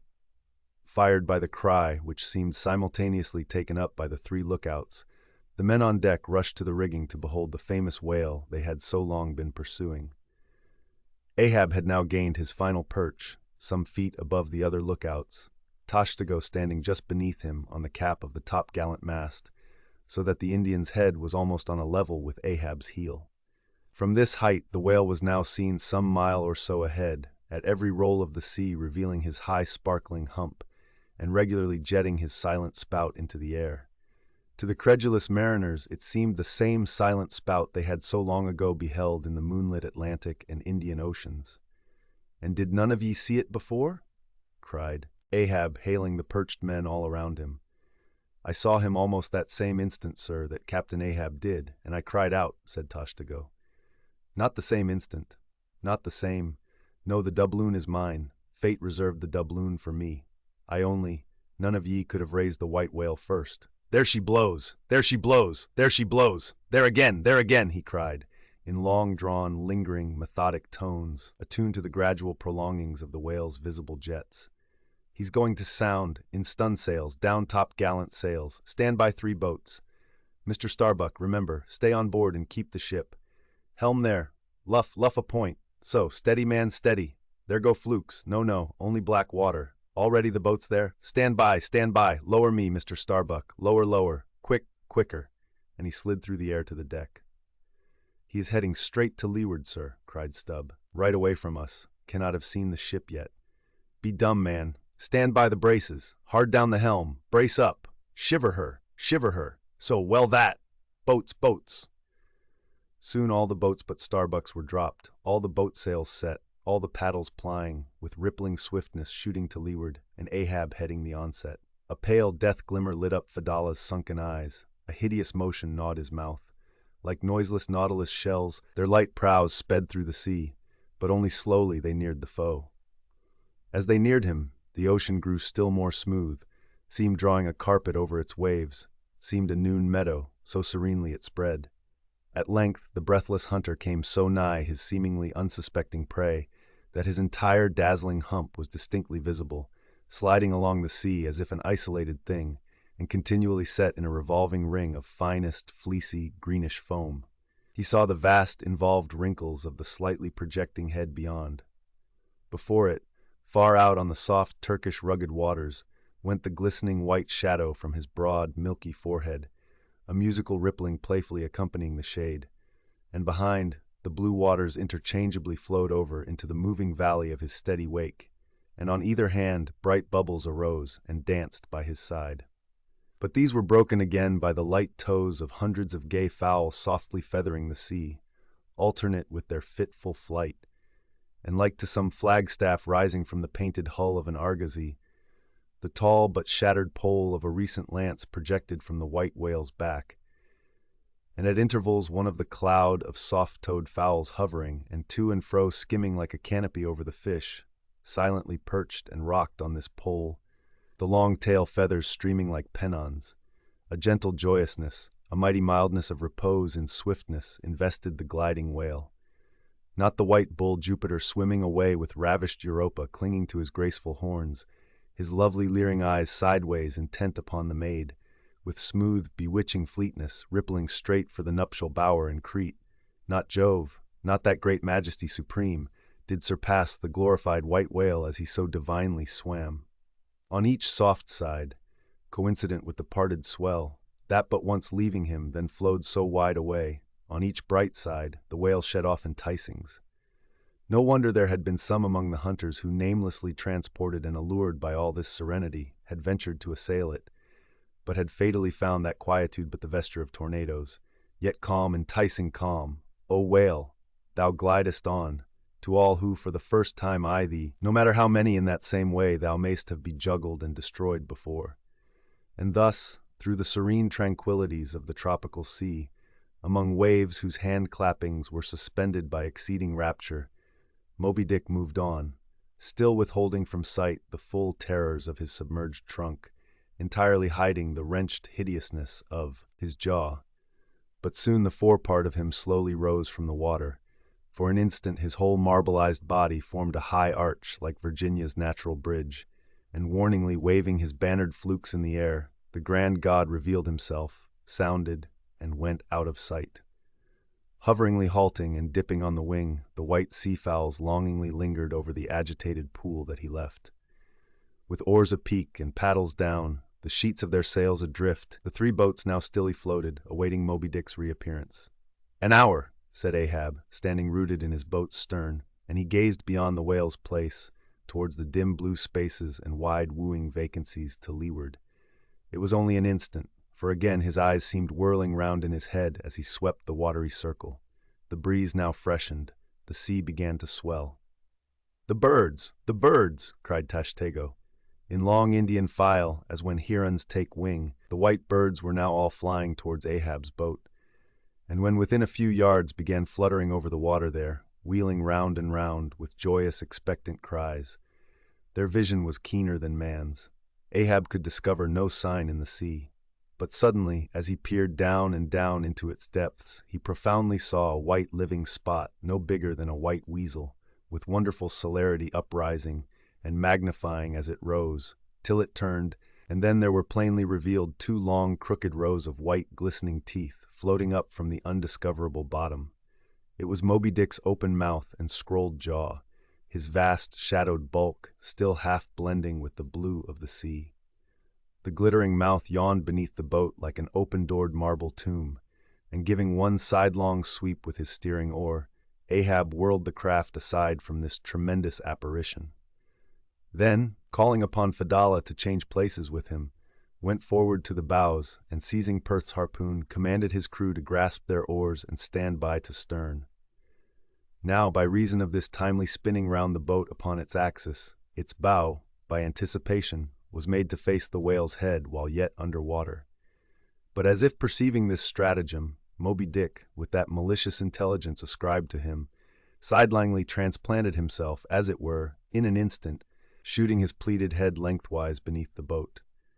Through and through every plank and each rib, it thrilled for an instant, the whale obliquely lying on his back, in the manner of a biting shark, slowly and feelingly taking its bows full within his mouth, so that the long, narrow, scrolled lower jaw curled high up into the open air, and one of the teeth caught in a rowlock. The bluish pearl white of the inside of the jaw was within 6 inches of Ahab's head, and reached higher than that. In this attitude the white whale now shook the slight cedar as a mildly cruel cat her mouse. With unastonished eyes Fedallah gazed and crossed his arms, but the tiger-yellow crew were tumbling over each other's heads to gain the uttermost stern.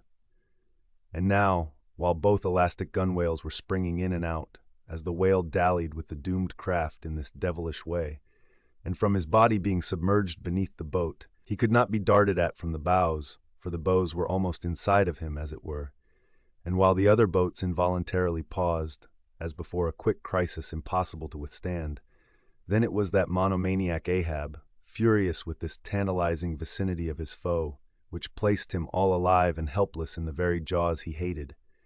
Frenzied with all this, he seized the long bone with his naked hands, and wildly strove to wrench it from its gripe. As now he thus vainly strove, the jaw slipped from him, The frail gunwales bent in, collapsed, and snapped, as both jaws, like an enormous shears, sliding further aft, bit the craft completely in twain, and locked themselves fast again in the sea, midway between the two. Floating wrecks. These floated aside, the broken ends drooping, the crew at the stern wreck clinging to the gunwales and striving to hold fast to the oars to lash them across. At that preluding moment, ere the boat was yet snapped, Ahab, the first to perceive the whale's intent, by the crafty upraising of his head, a movement that loosed his hold for the time. At that moment his hand had made one final effort to push the boat out of the bite, but only slipping further into the whale's mouth and tilting over sideways as it slipped, the boat had shaken off his hold on the jaw, spilled him out of it as he leaned to the push, and so he fell flat-faced upon the sea.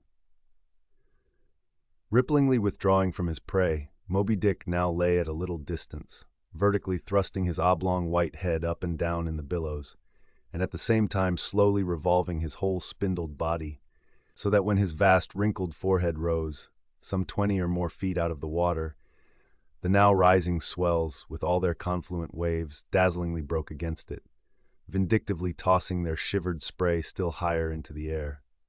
So, in a gale, the but half-baffled channel billows only recoil from the base of the Eddystone, triumphantly to overleap its summit with their scud. This motion is peculiar to the sperm whale. It receives its designation, pitch-poling, from its being likened to that preliminary up-and-down poise of the whale lance, in the exercise called pitch-poling, previously described. By this motion the whale must best and most comprehensively view whatever objects may be encircling him. But soon resuming his horizontal attitude, Moby-Dick swam swiftly round and round the wrecked crew, sideways churning the water in his vengeful wake, as if lashing himself up to still another and more deadly assault. The sight of the splintered boat seemed to madden him, as the blood of grapes and mulberries cast before Antiochus's elephants in the Book of Maccabees. Meanwhile Ahab, half smothered in the foam of the whale's insolent tail, and too much of a cripple to swim, though he could still keep afloat, even in the heart of such a whirlpool as that, helpless Ahab's head was seen, like a tossed bubble which the least chance shock might burst. From the boat's fragmentary stern, Fedallah incuriously and mildly eyed him. The clinging crew, at the other drifting end, could not succor him. More than enough was it for them to look to themselves. For so revolvingly appalling was the white whale's aspect, and so planetarily swift the ever-contracting circles he made, that he seemed horizontally swooping upon them. And though the other boats, unharmed, still hovered hard by, still they dared not pull into the eddy to strike, lest that should be the signal for the instant destruction of the jeopardized castaways, Ahab and all, nor in that case could they themselves hope to escape. With straining eyes, then, they remained on the outer edge of the direful zone, whose center had now become the old man's head. Meantime, from the beginning, all this had been descried from the ship's mastheads, and squaring her yards she had borne down upon the scene, and was now so nigh that Ahab in the water hailed her, "Sail on the—" But that moment a breaking sea dashed on him from Moby-Dick and whelmed him for the time. But struggling out of it again, and chancing to rise on a towering crest, he shouted, "Sail on the whale! Drive him off!" The Pequod's prows were pointed, and breaking up the charmed circle, she effectually parted the white whale from his victim. As he sullenly swam off, the boats flew to the rescue. Dragged into Stubbs' boat with bloodshot, blinded eyes, the white brine caking in his wrinkles, the long tension of Ahab's bodily strength did crack, and helplessly he yielded to his body's doom. For a time, lying all crushed in the bottom of Stubbs' boat, like one trodden under foot of herds of elephants. Far inland, nameless wails came from him, as desolate sounds from out ravines. But this intensity of his physical prostration did but so much the more abbreviate it. In an instant's compass, great hearts sometimes condense to one deep pang, the sum total of those shallow pains kindly diffused through feebler men's whole lives. And so such hearts, though summary in each one suffering, still, if the gods decree it, in their lifetime aggregate a whole age of woe, wholly made up of instantaneous intensities, for even in their pointless centers, those noble natures contain the entire circumferences of inferior souls. "The harpoon," said Ahab, halfway rising and draggingly leaning on one bended arm. Is it safe?" "Aye, sir, for it was not darted." "This is it," said Stubb, showing it. "Lay it before me. Any missing men?" "1, 2, 3, 4, 5. There were 5 oars, sir, and here are 5 men." "That's good. Help me, man. I wish to stand. So, I see him. There, going to leeward still. What a leaping spout! Hands off from me. The eternal sap runs up in Ahab's bones again. Set the sail, out oars, the helm." It is often the case that when a boat is stove, its crew, being picked up by another boat, help to work that second boat, and the chase is thus continued with what is called double-banked oars. It was thus now. But the added power of the boat did not equal the added power of the whale, for he seemed to have treble-banked his every fin, swimming with a velocity which plainly showed that if now, under these circumstances, pushed on, the chase would prove an indefinitely prolonged, if not a hopeless one. Nor could any crew endure for so long a period such an unintermitted, intense straining at the oar, a thing barely tolerable only in some one brief vicissitude. The ship itself, then, as it sometimes happens, offered the most promising intermediate means of overtaking the chase. Accordingly, the boats now made for her, and were soon swayed up to their cranes, the 2 parts of the wrecked boat having been previously secured by her, and then hoisting everything to her side, and stacking her canvas high up, and sideways outstretching it with stun-sails, like the double-jointed wings of an albatross. The Pequod bore down in the leeward wake of Moby-Dick. At the well-known, methodic intervals, the whale's glittering spout was regularly announced from the manned mastheads, and when he would be reported as just gone down, Ahab would take the time, and then pacing the deck, binnacle watch in hand, so soon as the last second of the allotted hour expired, his voice was heard. "Whose is the doubloon now? D'I see him?" And if the reply was, "No, sir," straightway he commanded them to lift him to his perch. In this way the day wore on. Ahab, now aloft and motionless, anon unrestingly pacing the planks. As he was thus walking, uttering no sound, except to hail the men aloft, or to bid them hoist a sail still higher, or to spread one to a still greater breadth, thus to and fro pacing beneath his slouched hat, at every turn he passed his own wrecked boat, which had been dropped upon the quarter-deck, and lay there reversed, broken bow to shattered stern. At last he paused before it, and as in an already overclouded sky fresh troops of clouds will sometimes sail across, so over the old man's face there now stole some such added gloom as this. Stubb saw him pause, and perhaps intending, not vainly though, to evince his own unabated fortitude, and thus keep up a valiant place in his captain's mind, he advanced, and eyeing the wreck exclaimed, "The thistle the ass refused. It pricked his mouth too keenly, sir." "Ha! What soulless thing is this that laughs before a wreck? Man, did I not know thee brave as fearless fire, and as mechanical, I could swear thou wert a poltroon. Groan nor laugh should be heard before a wreck." "Aye, sir," said Starbuck, drawing near. "'Tis a solemn sight, an omen, and an ill one." "Omen? Omen, the dictionary. If the gods think to speak outright to man, they will honorably speak outright, not shake their heads and give an old wives' darkling hint. Begone. Ye two are the opposite poles of one thing. Starbuck is Stubb reversed, and Stubb is Starbuck, and ye two are all mankind, and Ahab stands alone among the millions of the peopled earth, nor gods nor men his neighbors. Cold, I shiver. How now, aloft there? D'I see him? Sing out for every spout, though he spout 10 times a second." The day was nearly done. Only the hem of his golden robe was rustling. Soon it was almost dark, but the lookout men still remained unset. "Can't see the spout now, sir. Too dark," cried a voice from the air. "How heading when last seen?" "As before, sir. Straight to leeward." "Good. He will travel slower now 'tis night. Down royals and top-gallant stun-sails, Mr. Starbuck. We must not run over him before morning. He's making a passage now and may heave to a while. Helm there. Keep her full before the wind. Aloft, come down.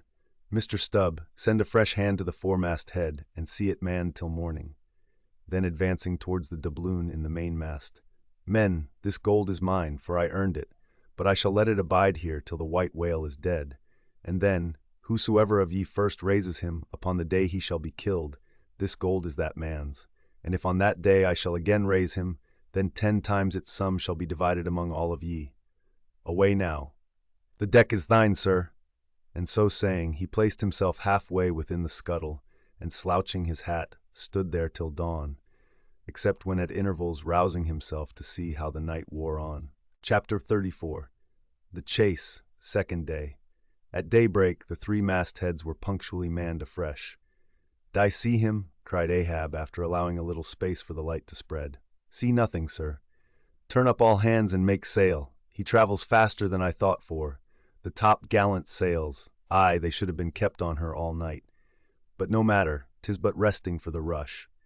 Here be it said that this pertinacious pursuit of one particular whale, continued through day into night, and through night into day, is a thing by no means unprecedented in the South Sea fishery. For such is the wonderful skill, prescience of experience, and invincible confidence acquired by some great natural geniuses among the Nantucket commanders, that from the simple observation of a whale when last descried, they will, under certain given circumstances, pretty accurately foretell both the direction in which he will continue to swim for a time, while out of sight, as well as his probable rate of progression during that period. And, in these cases, somewhat as a pilot, when about losing sight of a coast, whose general trending he well knows, and which he desires shortly to return to again, but at some further point. Like as this pilot stands by his compass, and takes the precise bearing of the cape at present visible, in order the more certainly to hit aright the remote, unseen headland, eventually to be visited. So does the fisherman, at his compass, with the whale. For after being chased and diligently marked through several hours of daylight, then, when night obscures the fish, the creature's future wake through the darkness is almost as established to the sagacious mind of the hunter, as the pilot's coast is to him. So that to this hunter's wondrous skill, the proverbial evanescence of a thing writ in water, a wake, is to all desired purposes well nigh as reliable as the steadfast land.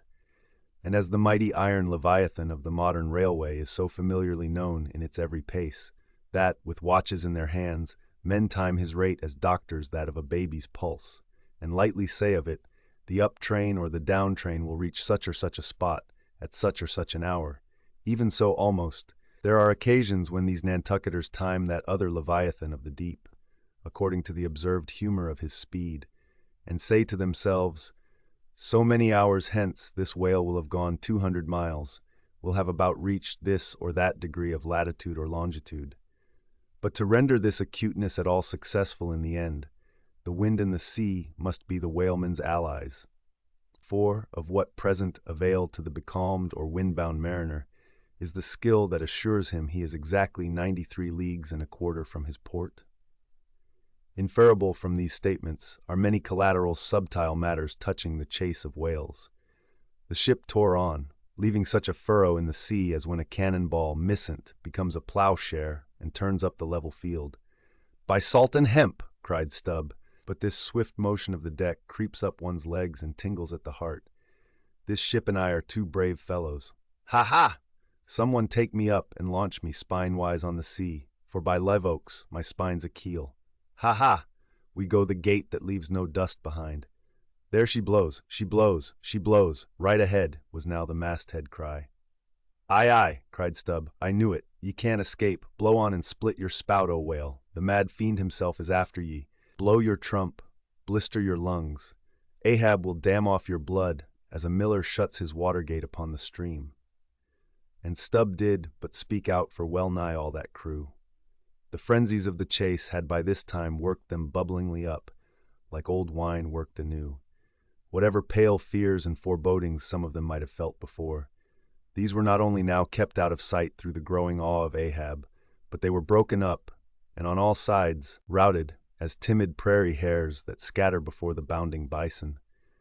The hand of fate had snatched all their souls, and by the stirring perils of the previous day, the rack of the past night's suspense, the fixed, unfearing, blind, reckless way in which their wild craft went plunging towards its flying mark, by all these things their hearts were bowled along. The wind that made great bellies of their sails, and rushed the vessel on by arms invisible as irresistible, this seemed the symbol of that unseen agency which so enslaved them to the race.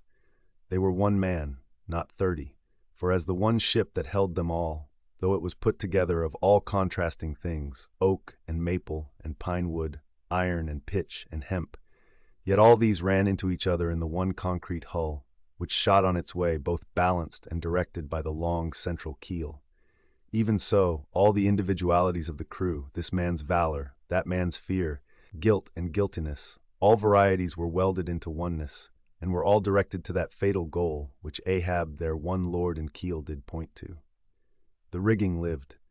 The mastheads, like the tops of tall palms, were outspreadingly tufted with arms and legs.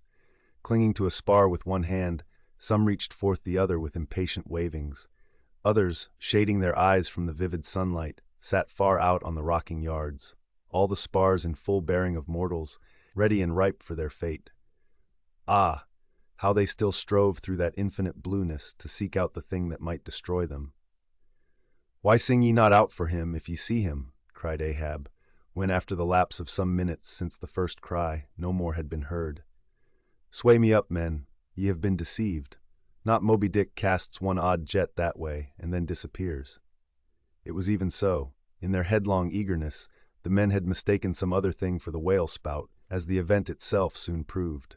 For hardly had Ahab reached his perch, hardly was the rope belayed to its pin on deck, when he struck the keynote to an orchestra that made the air vibrate as with the combined discharges of rifles. The triumphant halloo of 30 buckskin lungs was heard, as, much nearer to the ship than the place of the imaginary jet, less than a mile ahead, Moby-Dick bodily burst into view. For not by any calm and indolent spoutings, not by the peaceable gush of that mystic fountain in his head, did the white whale now reveal his vicinity, but by the far more wondrous phenomenon of breaching. Rising with his utmost velocity from the furthest depths, the sperm whale thus booms his entire bulk into the pure element of air, and piling up a mountain of dazzling foam, shows his place to the distance of 7 miles and more. In those moments the torn, enraged waves he shakes off seem his main. In some cases, this breaching is his act of defiance. "There she breaches! There she breaches!" was the cry, as in his immeasurable bravadoes the white whale tossed himself salmon-like to heaven. So suddenly seen in the blue plain of the sea, and relieved against the still bluer margin of the sky, the spray that he raised, for the moment, intolerably glittered and glared like a glacier, and stood there gradually fading and fading away from its first sparkling intensity to the dim mistiness of an advancing shower in a vale. "Aye, breach your last to the sun, Moby-Dick," cried Ahab. "Thy hour and thy harpoon are at hand. Down, down all of ye but one man at the fore. The boats, stand by." Unmindful of the tedious rope ladders of the shrouds, the men, like shooting stars, slid to the deck by the isolated backstays and halyards, while Ahab less dartingly, but still rapidly, was dropped from his perch. "Lower away," he cried, so soon as he had reached his boat, a spare one, rigged the afternoon previous. "Mr. Starbuck, the ship is thine. Keep away from the boats, but keep near them. Lower all." As if to strike a quick terror into them, by this time, being the first assailant himself, Moby-Dick had turned and was now coming for the 3 crews. Ahab's boat was central, and cheering his men, he told them he would take the whale head and head. That is, pull straight up to his forehead, a not uncommon thing, for when within a certain limit, such a course excludes the coming onset from the whale's sidelong vision. But ere that close limit was gained, and while yet all 3 boats were plain as the ship's 3 masts to his eye, the white whale, churning himself into furious speed, almost in an instant as it were, rushing among the boats with open jaws and a lashing tail, offered appalling battle on every side, and heedless of the irons darted at him from every boat, seemed only intent on annihilating each separate plank of which those boats were made. But skillfully maneuvered, incessantly wheeling like trained chargers in the field, the boats for a while eluded him, though at times but by a plank's breadth, while all the time Ahab's unearthly slogan tore every other cry but his to shreds. But at last, in his untraceable evolutions, the white whale so crossed and recrossed, and in 1,000 ways entangled the slack of the 3 lines now fast to him, that they foreshortened, and, of themselves, warped the devoted boats towards the planted irons in him, though now, for a moment, the whale drew aside a little, as if to rally for a more tremendous charge.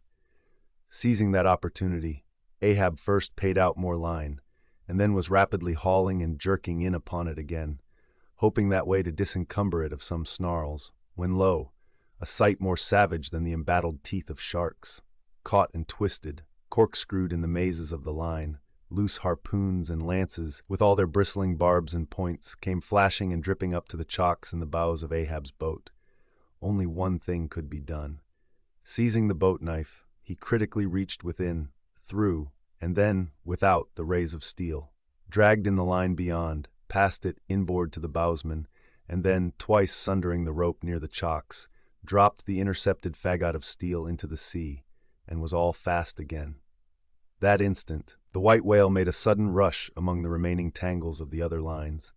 By so doing, irresistibly dragged the more involved boats of Stubb and Flask towards his flukes, dashed them together like two rolling husks on a surf-beaten beach, and then, diving down into the sea, disappeared in a boiling maelstrom, in which, for a space, the odorous cedar chips of the wrecks danced round and round, like the grated nutmeg in a swiftly stirred bowl of punch. While the two crews were yet circling in the waters, reaching out after the revolving line tubs, oars, and other floating furniture, while a slope little Flask bobbed up and down like an empty vial, twitching his legs upwards to escape the dreaded jaws of sharks, and Stubb was lustily singing out for someone to ladle him up, and while the old man's line, now parting, admitted of his pulling into the creamy pool to rescue whom he could, in that wild simultaneousness of 1,000 concreted perils, Ahab's yet unstricken boat seemed drawn up towards heaven by invisible wires, as, arrow-like, shooting perpendicularly from the sea, the white whale dashed his broad forehead against its bottom, and sent it, turning over and over, into the air, till it fell again, gunwale downwards, and Ahab and his men struggled out from under it, like seals from a seaside cave. The first uprising momentum of the whale, modifying its direction as he struck the surface, involuntarily launched him along it,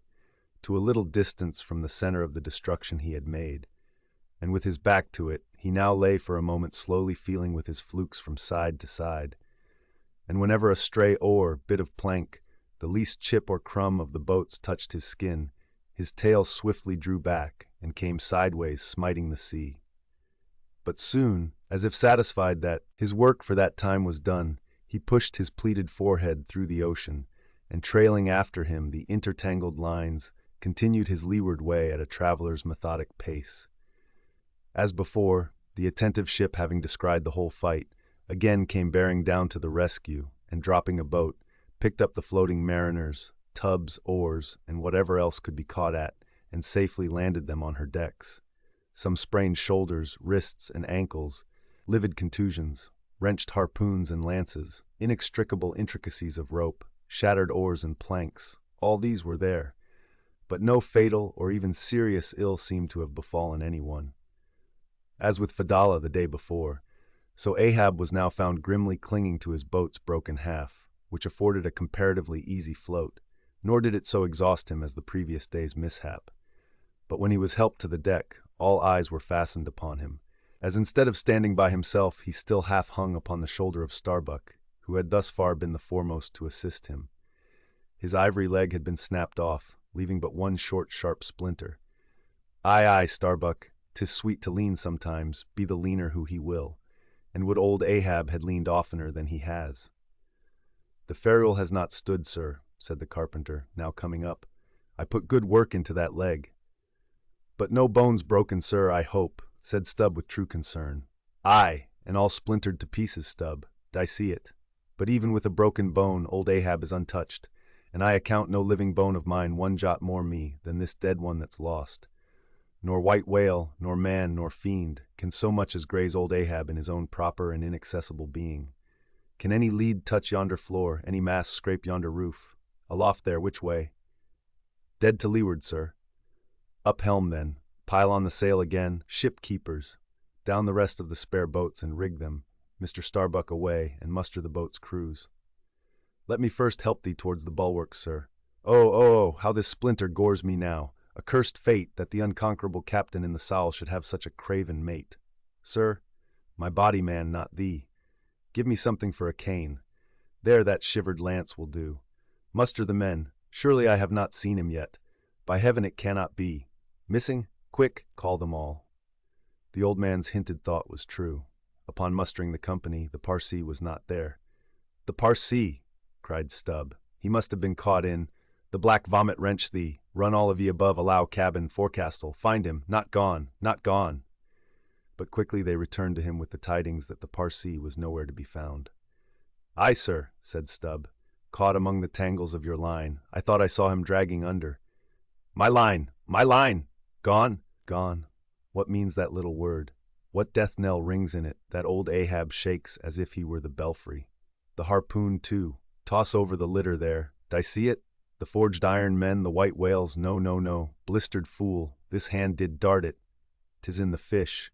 Aloft there, keep him nailed. Quick, all hands to the rigging of the boats. Collect the oars, harpooneers, the irons. Hoist the royals higher, a pull on all the sheets. Helm there, steady, steady for your life. I'll 10 times girdle the unmeasured globe, yea, and dive straight through it, but I'll slay him yet. Great God, but for one single instant show thyself, cried Starbuck. Never, never wilt thou capture him, old man. In Jesus' name, no more of this, that's worse than devil's madness. 2 days chased, twice stove to splinters, thy very leg once more snatched from under thee, thy evil shadow gone, all good angels mobbing thee with warnings. What more wouldst thou have? Shall we keep chasing this murderous fish till he swamps the last man? Shall we be dragged by him to the bottom of the sea? Shall we be towed by him to the infernal world? Oh, oh, impiety and blasphemy to hunt him more.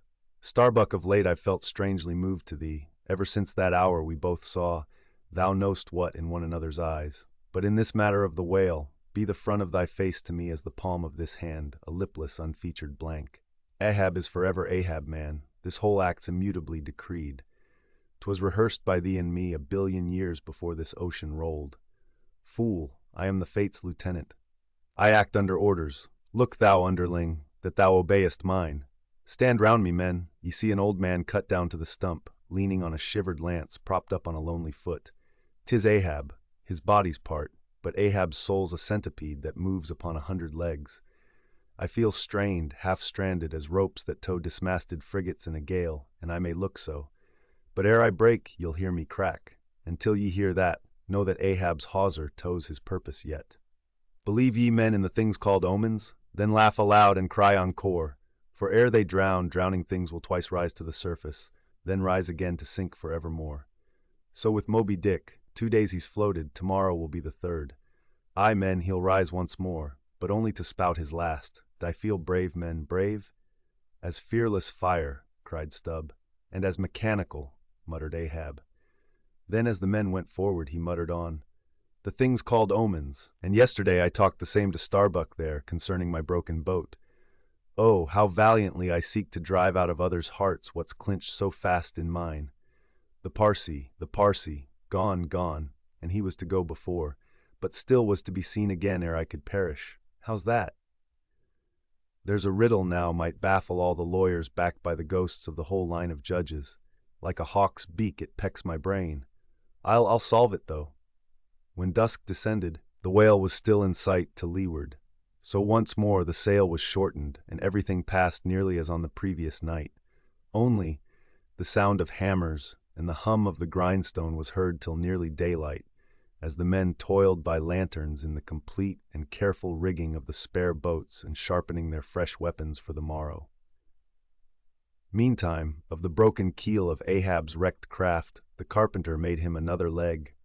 While still as on the night before, slouched Ahab stood fixed within his scuttle, his hid heliotrope glance anticipatingly gone backward on its dial, sat due eastward for the earliest sun. Chapter 135. The Chase. 3rd Day. The morning of the 3rd day dawned fair and fresh, and once more the solitary nightman at the foremast head was relieved by crowds of the daylight lookouts, who dotted every mast and almost every spar. "D'ye see him?"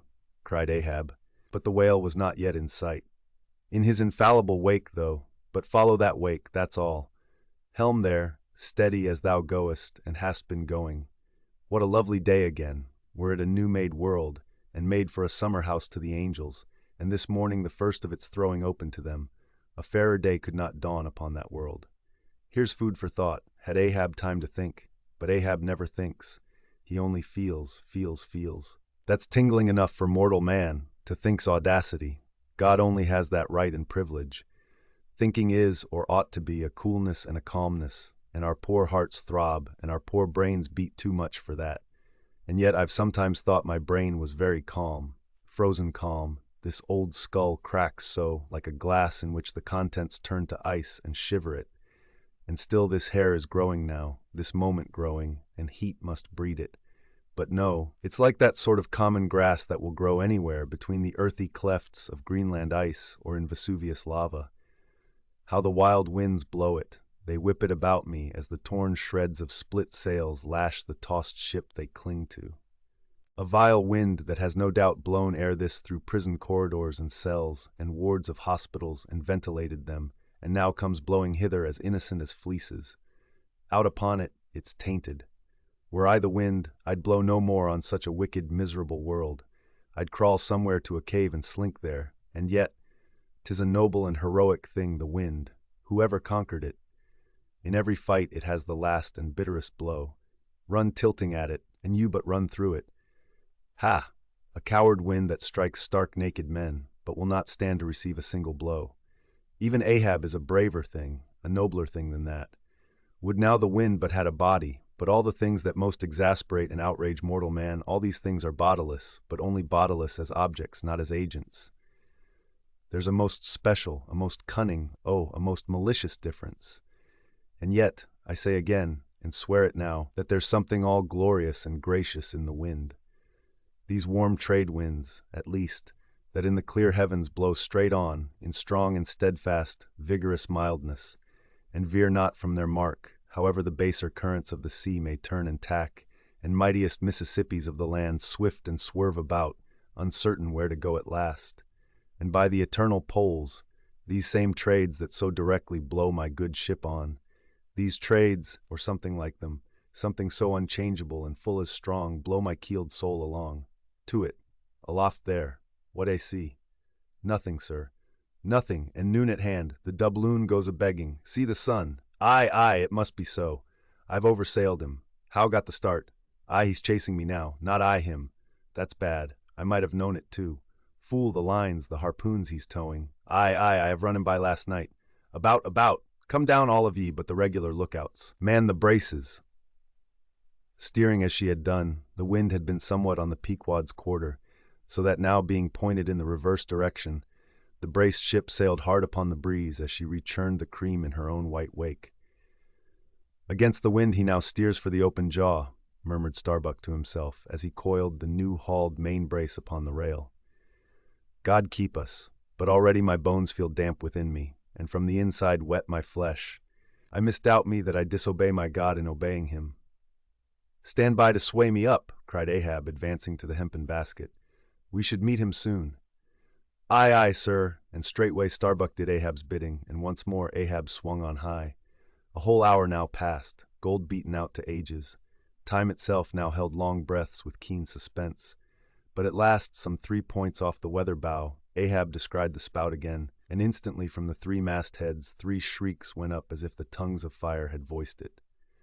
Forehead to forehead I meet thee this third time, Moby-Dick. On deck there. Brace sharper up, crowd her into the wind's eye. He's too far off to lower yet, Mr. Starbuck. The sails shake. Stand over that helmsman with a top maul. So, he travels fast, and I must down. But let me have one more good round look aloft here at the sea. There's time for that. An old sight, and yet somehow so young. Aye, and not changed a wink since I first saw it a boy from the sand hills of Nantucket. The same to Noah as to me. There's a soft shower to leeward. Such lovely leewardings. They must lead somewhere, to something else than common land more palmy than the palms. Leeward. The white whale goes that way. Look to windward then, the better if the bitterer quarter. But goodbye, old masthead. What's this? Green? Aye, tiny mosses in these warped cracks. No such green weather stains on Ahab's head. There's the difference now between man's old age and matters. But aye, old mast, we both grow old together. Sound in our hulls, though, are we not, my ship? Aye, minus a leg, that's all. By heaven, this dead wood has the better of my live flesh every way. I can't compare with it, and I've known some ships made of dead trees outlast the lives of men made of the most vital stuff of vital fathers. "What's that?" he said. "He should still go before me, my pilot, and yet to be seen again? But where? Will I have eyes at the bottom of the sea, supposing I descend those endless stairs? And all night I've been sailing from him, wherever he did sink to. Aye, like many more thou toldst direful truth as touching thyself, O Parsee. But Ahab, there thy shot fell short. Goodbye, masthead. Keep a good eye upon the whale, the while I'm gone. We'll talk tomorrow, nay, tonight, when the white whale lies down there, tied by head and tail." He gave the word, and still gazing round him, was steadily lowered through the cloven blue air to the deck. In due time the boats were lowered, but as standing in his shallop's stern, Ahab just hovered upon the point of the descent, he waved to the mate, who held one of the tackle ropes on deck, and bade him pause. "Starbuck?" "Sir, for the third time my soul's ship starts upon this voyage, Starbuck." "Aye, sir, thou wilt have it so. Some ships sail from their ports, and ever afterwards are missing, Starbuck." "Truth, sir, saddest truth. Some men die at ebb tide, some at low water, some at the full of the flood, and I feel now like a billow that's all one crested comb, Starbuck. I am old. Shake hands with me, man." Their hands met, their eyes fastened, Starbuck's tears the glue. "Oh, my captain, noble heart, go not, go not. See, it's a brave man that weeps. How great the agony of the persuasion then." "Lower away," cried Ahab, tossing the mate's arm from him. "Stand by the crew." In an instant the boat was pulling round close under the stern. "The sharks! The sharks!" cried a voice from the low cabin window there. "Oh, master, my master, come back!" But Ahab heard nothing, for his own voice was high lifted then, and the boat leaped on. Yet the voice spake true, for scarce had he pushed from the ship, when numbers of sharks, seemingly rising from out the dark waters beneath the hull, maliciously snapped at the blades of the oars every time they dipped in the water, and in this way accompanied the boat with their bites. It is a thing not uncommonly happening to the whale boats in those swarming seas, the sharks at times apparently following them in the same prescient way that vultures hover over the banners of marching regiments in the east.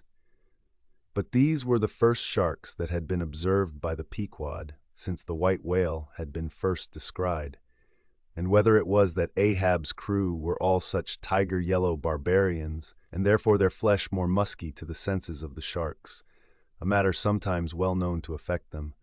However it was, they seemed to follow that one boat without molesting the others. "Heart of wrought steel," murmured Starbuck, gazing over the side, and following with his eyes the receding boat. "Canst thou yet ring boldly to that sight, lowering thy keel among ravening sharks, and followed by them, open-mouthed to the chase, and this the critical third day? For when 3 days flow together in one continuous intense pursuit, be sure the first is the morning, the second the noon, and the third the evening, and the end of that thing, be that end what it may. Oh my God, what is this that shoots through me, and leaves me so deadly calm yet expectant, fixed at the top of a shutter? Future things swim before me, as in empty outlines and skeletons, all the past is somehow grown dim. Mary, girl, thou fadest in pale glories behind me, boy.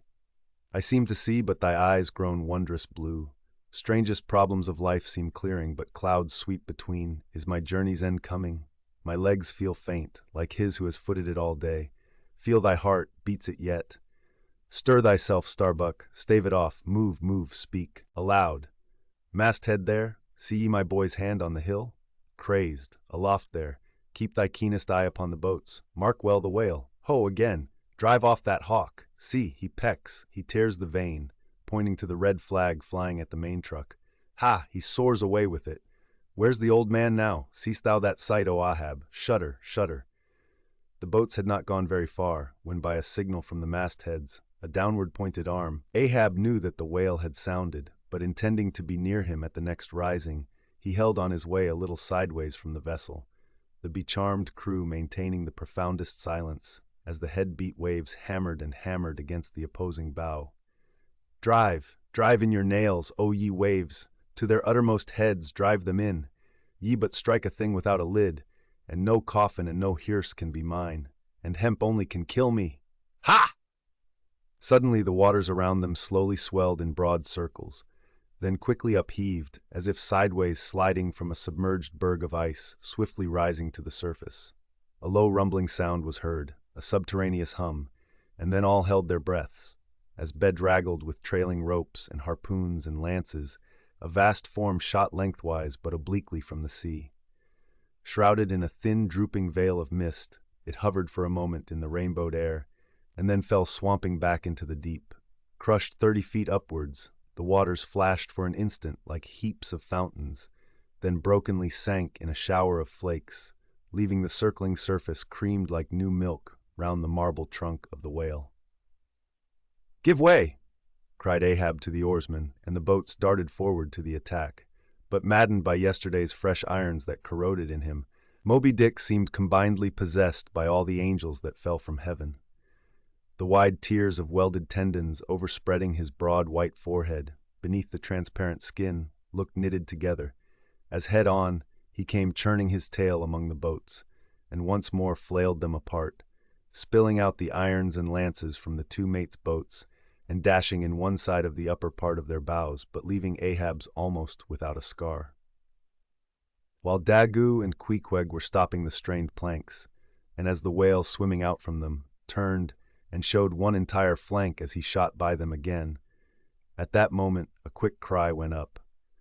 Lashed round and round to the fish's back, pinioned in the turns upon turns in which, during the past night, the whale had reeled the involutions of the lines around him, the half-torn body of the Parsee was seen, his sable raiment frayed to shreds, his distended eyes turned full upon old Ahab. The harpoon dropped from his hand. "Befooled, befooled!" drawing in a long, lean breath. "Aye, Parsee, I see thee again. Aye, and thou goest before, and this then is the hearse that thou didst promise. But I hold thee to the last letter of thy word. Where is the second hearse? Away, mates, to the ship. Those boats are useless now. Repair them if ye can in time, and return to me. If not, Ahab is enough to die. Down, men! The first thing that but offers to jump from this boat I stand in, that thing I harpoon. Ye are not other men, but my arms and my legs, and so obey me. Where's the whale? Gone down again?" But he looked too nigh the boat, for as if bent upon escaping with the corpse he bore, and as if the particular place of the last encounter had been but a stage in his leeward voyage, Moby-Dick was now again steadily swimming forward, and had almost passed the ship, which thus far had been sailing in the contrary direction to him, though for the present her headway had been stopped. He seemed swimming with his utmost velocity, and now only intent upon pursuing his own straight path in the sea. "Oh, Ahab!" cried Starbuck, "not too late is it, even now the third day, to desist. See, Moby-Dick seeks thee not. It is thou that madly seekest him." Setting sail to the rising wind, the lonely boat was swiftly impelled to leeward by both oars and canvas, and at last, when Ahab was sliding by the vessel, so near as plainly to distinguish Starbuck's face as he leaned over the rail, he hailed him to turn the vessel about, and follow him, not too swiftly, at a judicious interval. Glancing upwards, he saw Tashtego, Queequeg, and Daggoo eagerly mounting to the three mastheads, while the oarsmen were rocking in the two staved boats which had but just been hoisted to the side and were busily at work in repairing them. One after the other, through the portholes as he sped, he also caught flying glimpses of Stubb and Flask, busying themselves on deck among bundles of new irons and lances. As he saw all this, as he heard the hammers in the broken boats, far other hammers seemed driving a nail into his heart.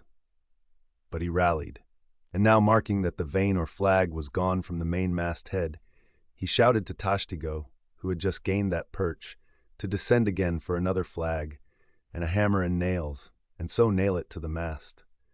Whether fagged by the 3 days' running chase, and the resistance to his swimming in the knotted hamper he bore, or whether it was some latent deceitfulness and malice in him, whichever was true, the white whale's way now began to abate, as it seemed, from the boat so rapidly nearing him once more, though indeed the whale's last start had not been so long a one as before.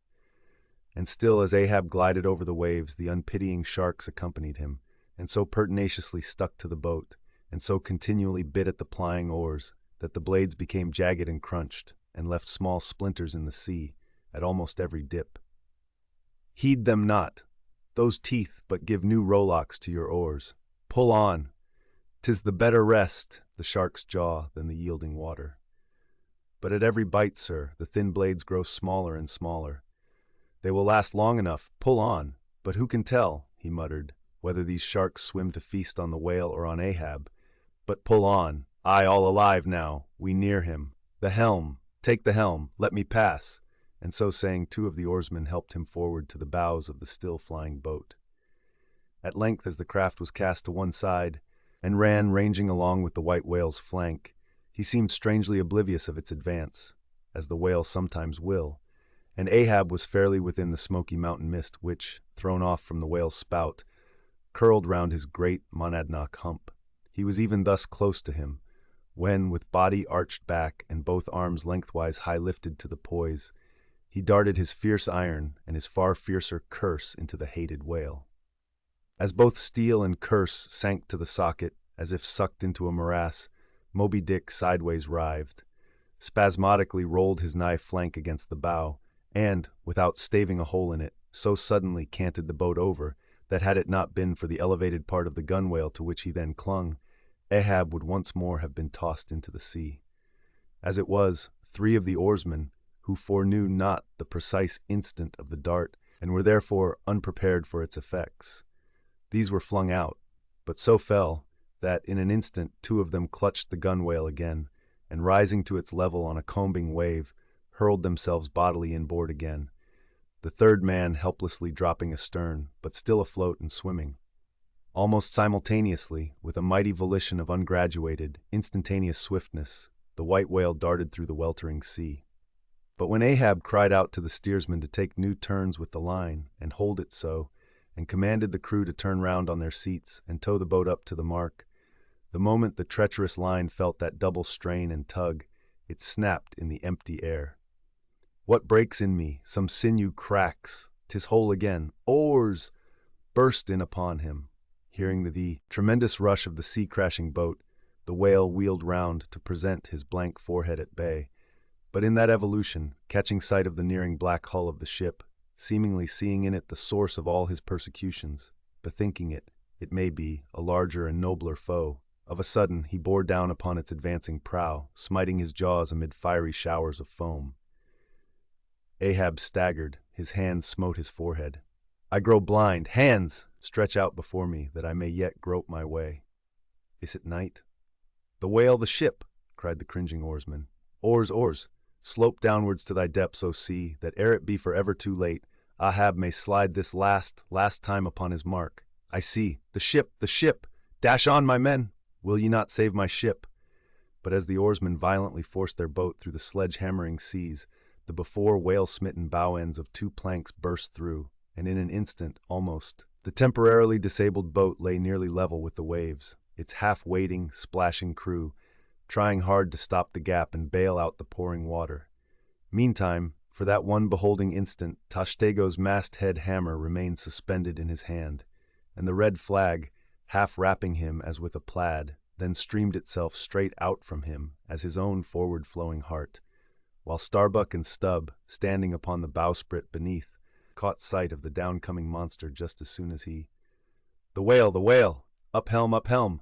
Oh, all ye sweet powers of air, now hug me close. Let not Starbuck die, if die he must, in a woman's fainting fit. Up helm, I say, ye fools! The jaw! The jaw! Is this the end of all my bursting prayers, all my lifelong fidelities? O Ahab, Ahab, lo thy work! Steady! Helmsman, steady! Nay, nay! Up helm again! He turns to meet us. Oh, his unappeasable brow drives on towards one whose duty tells him he cannot depart. My God, stand by me now.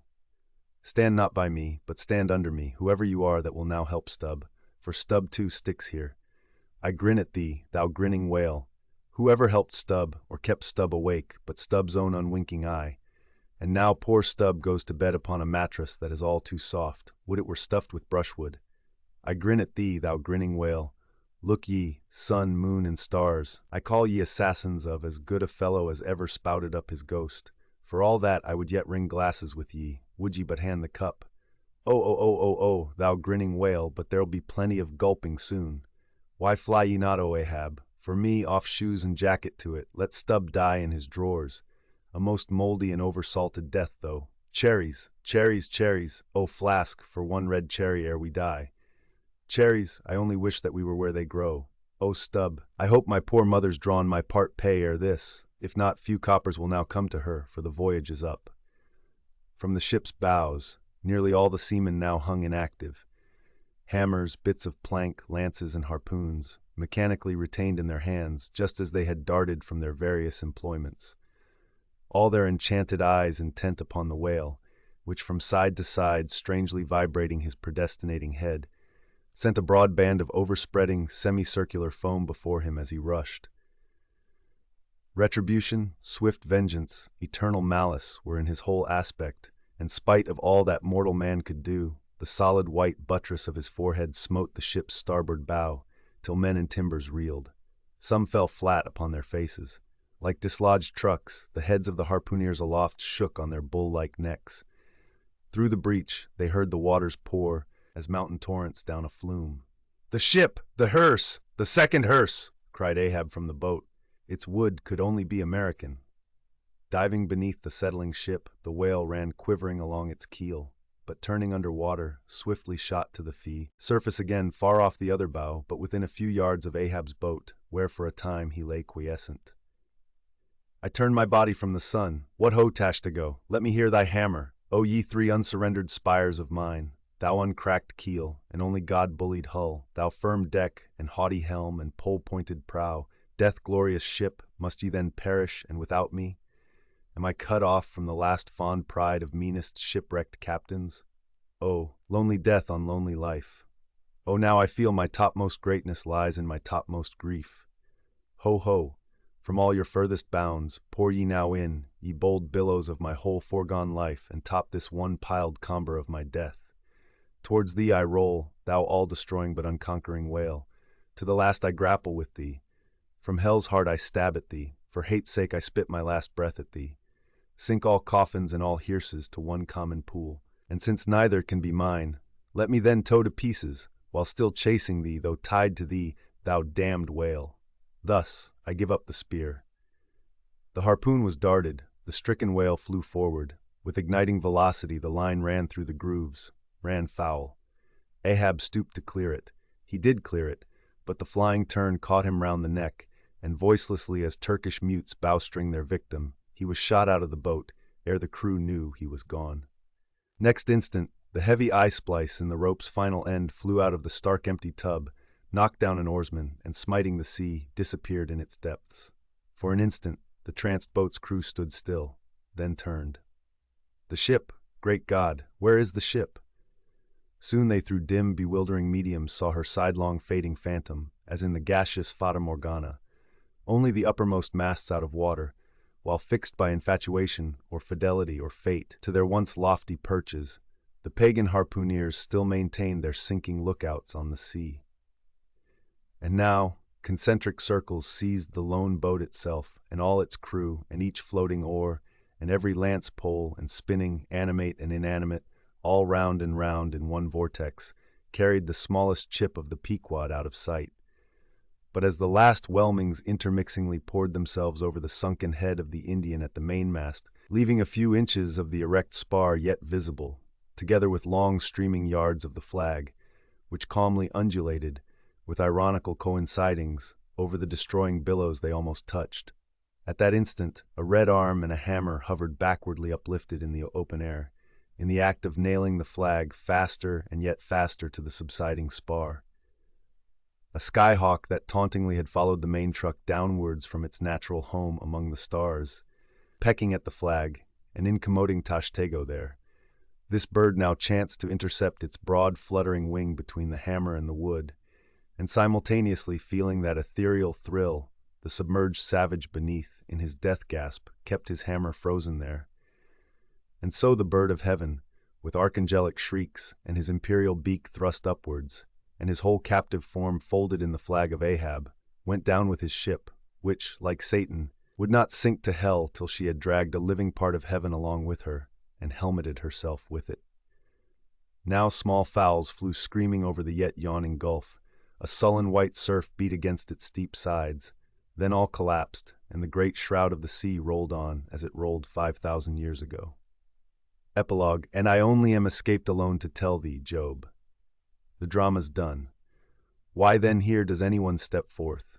Because one did survive the wreck. It so chanced that after the Parsi's disappearance, I was he whom the fates ordained to take the place of Ahab's bowsman, when that bowsman assumed the vacant post. The same who, when on the last day the three men were tossed from out of the rocking boat, was dropped astern. So, floating on the margin of the ensuing scene, and in full sight of it, when the half-spent suction of the sunk ship reached me, I was then but slowly drawn towards the closing vortex. When I reached it, it had subsided to a creamy pool, round and round then, and ever contracting towards the button-like black bubble at the axis of that slowly wheeling circle, like another Ixion I did revolve.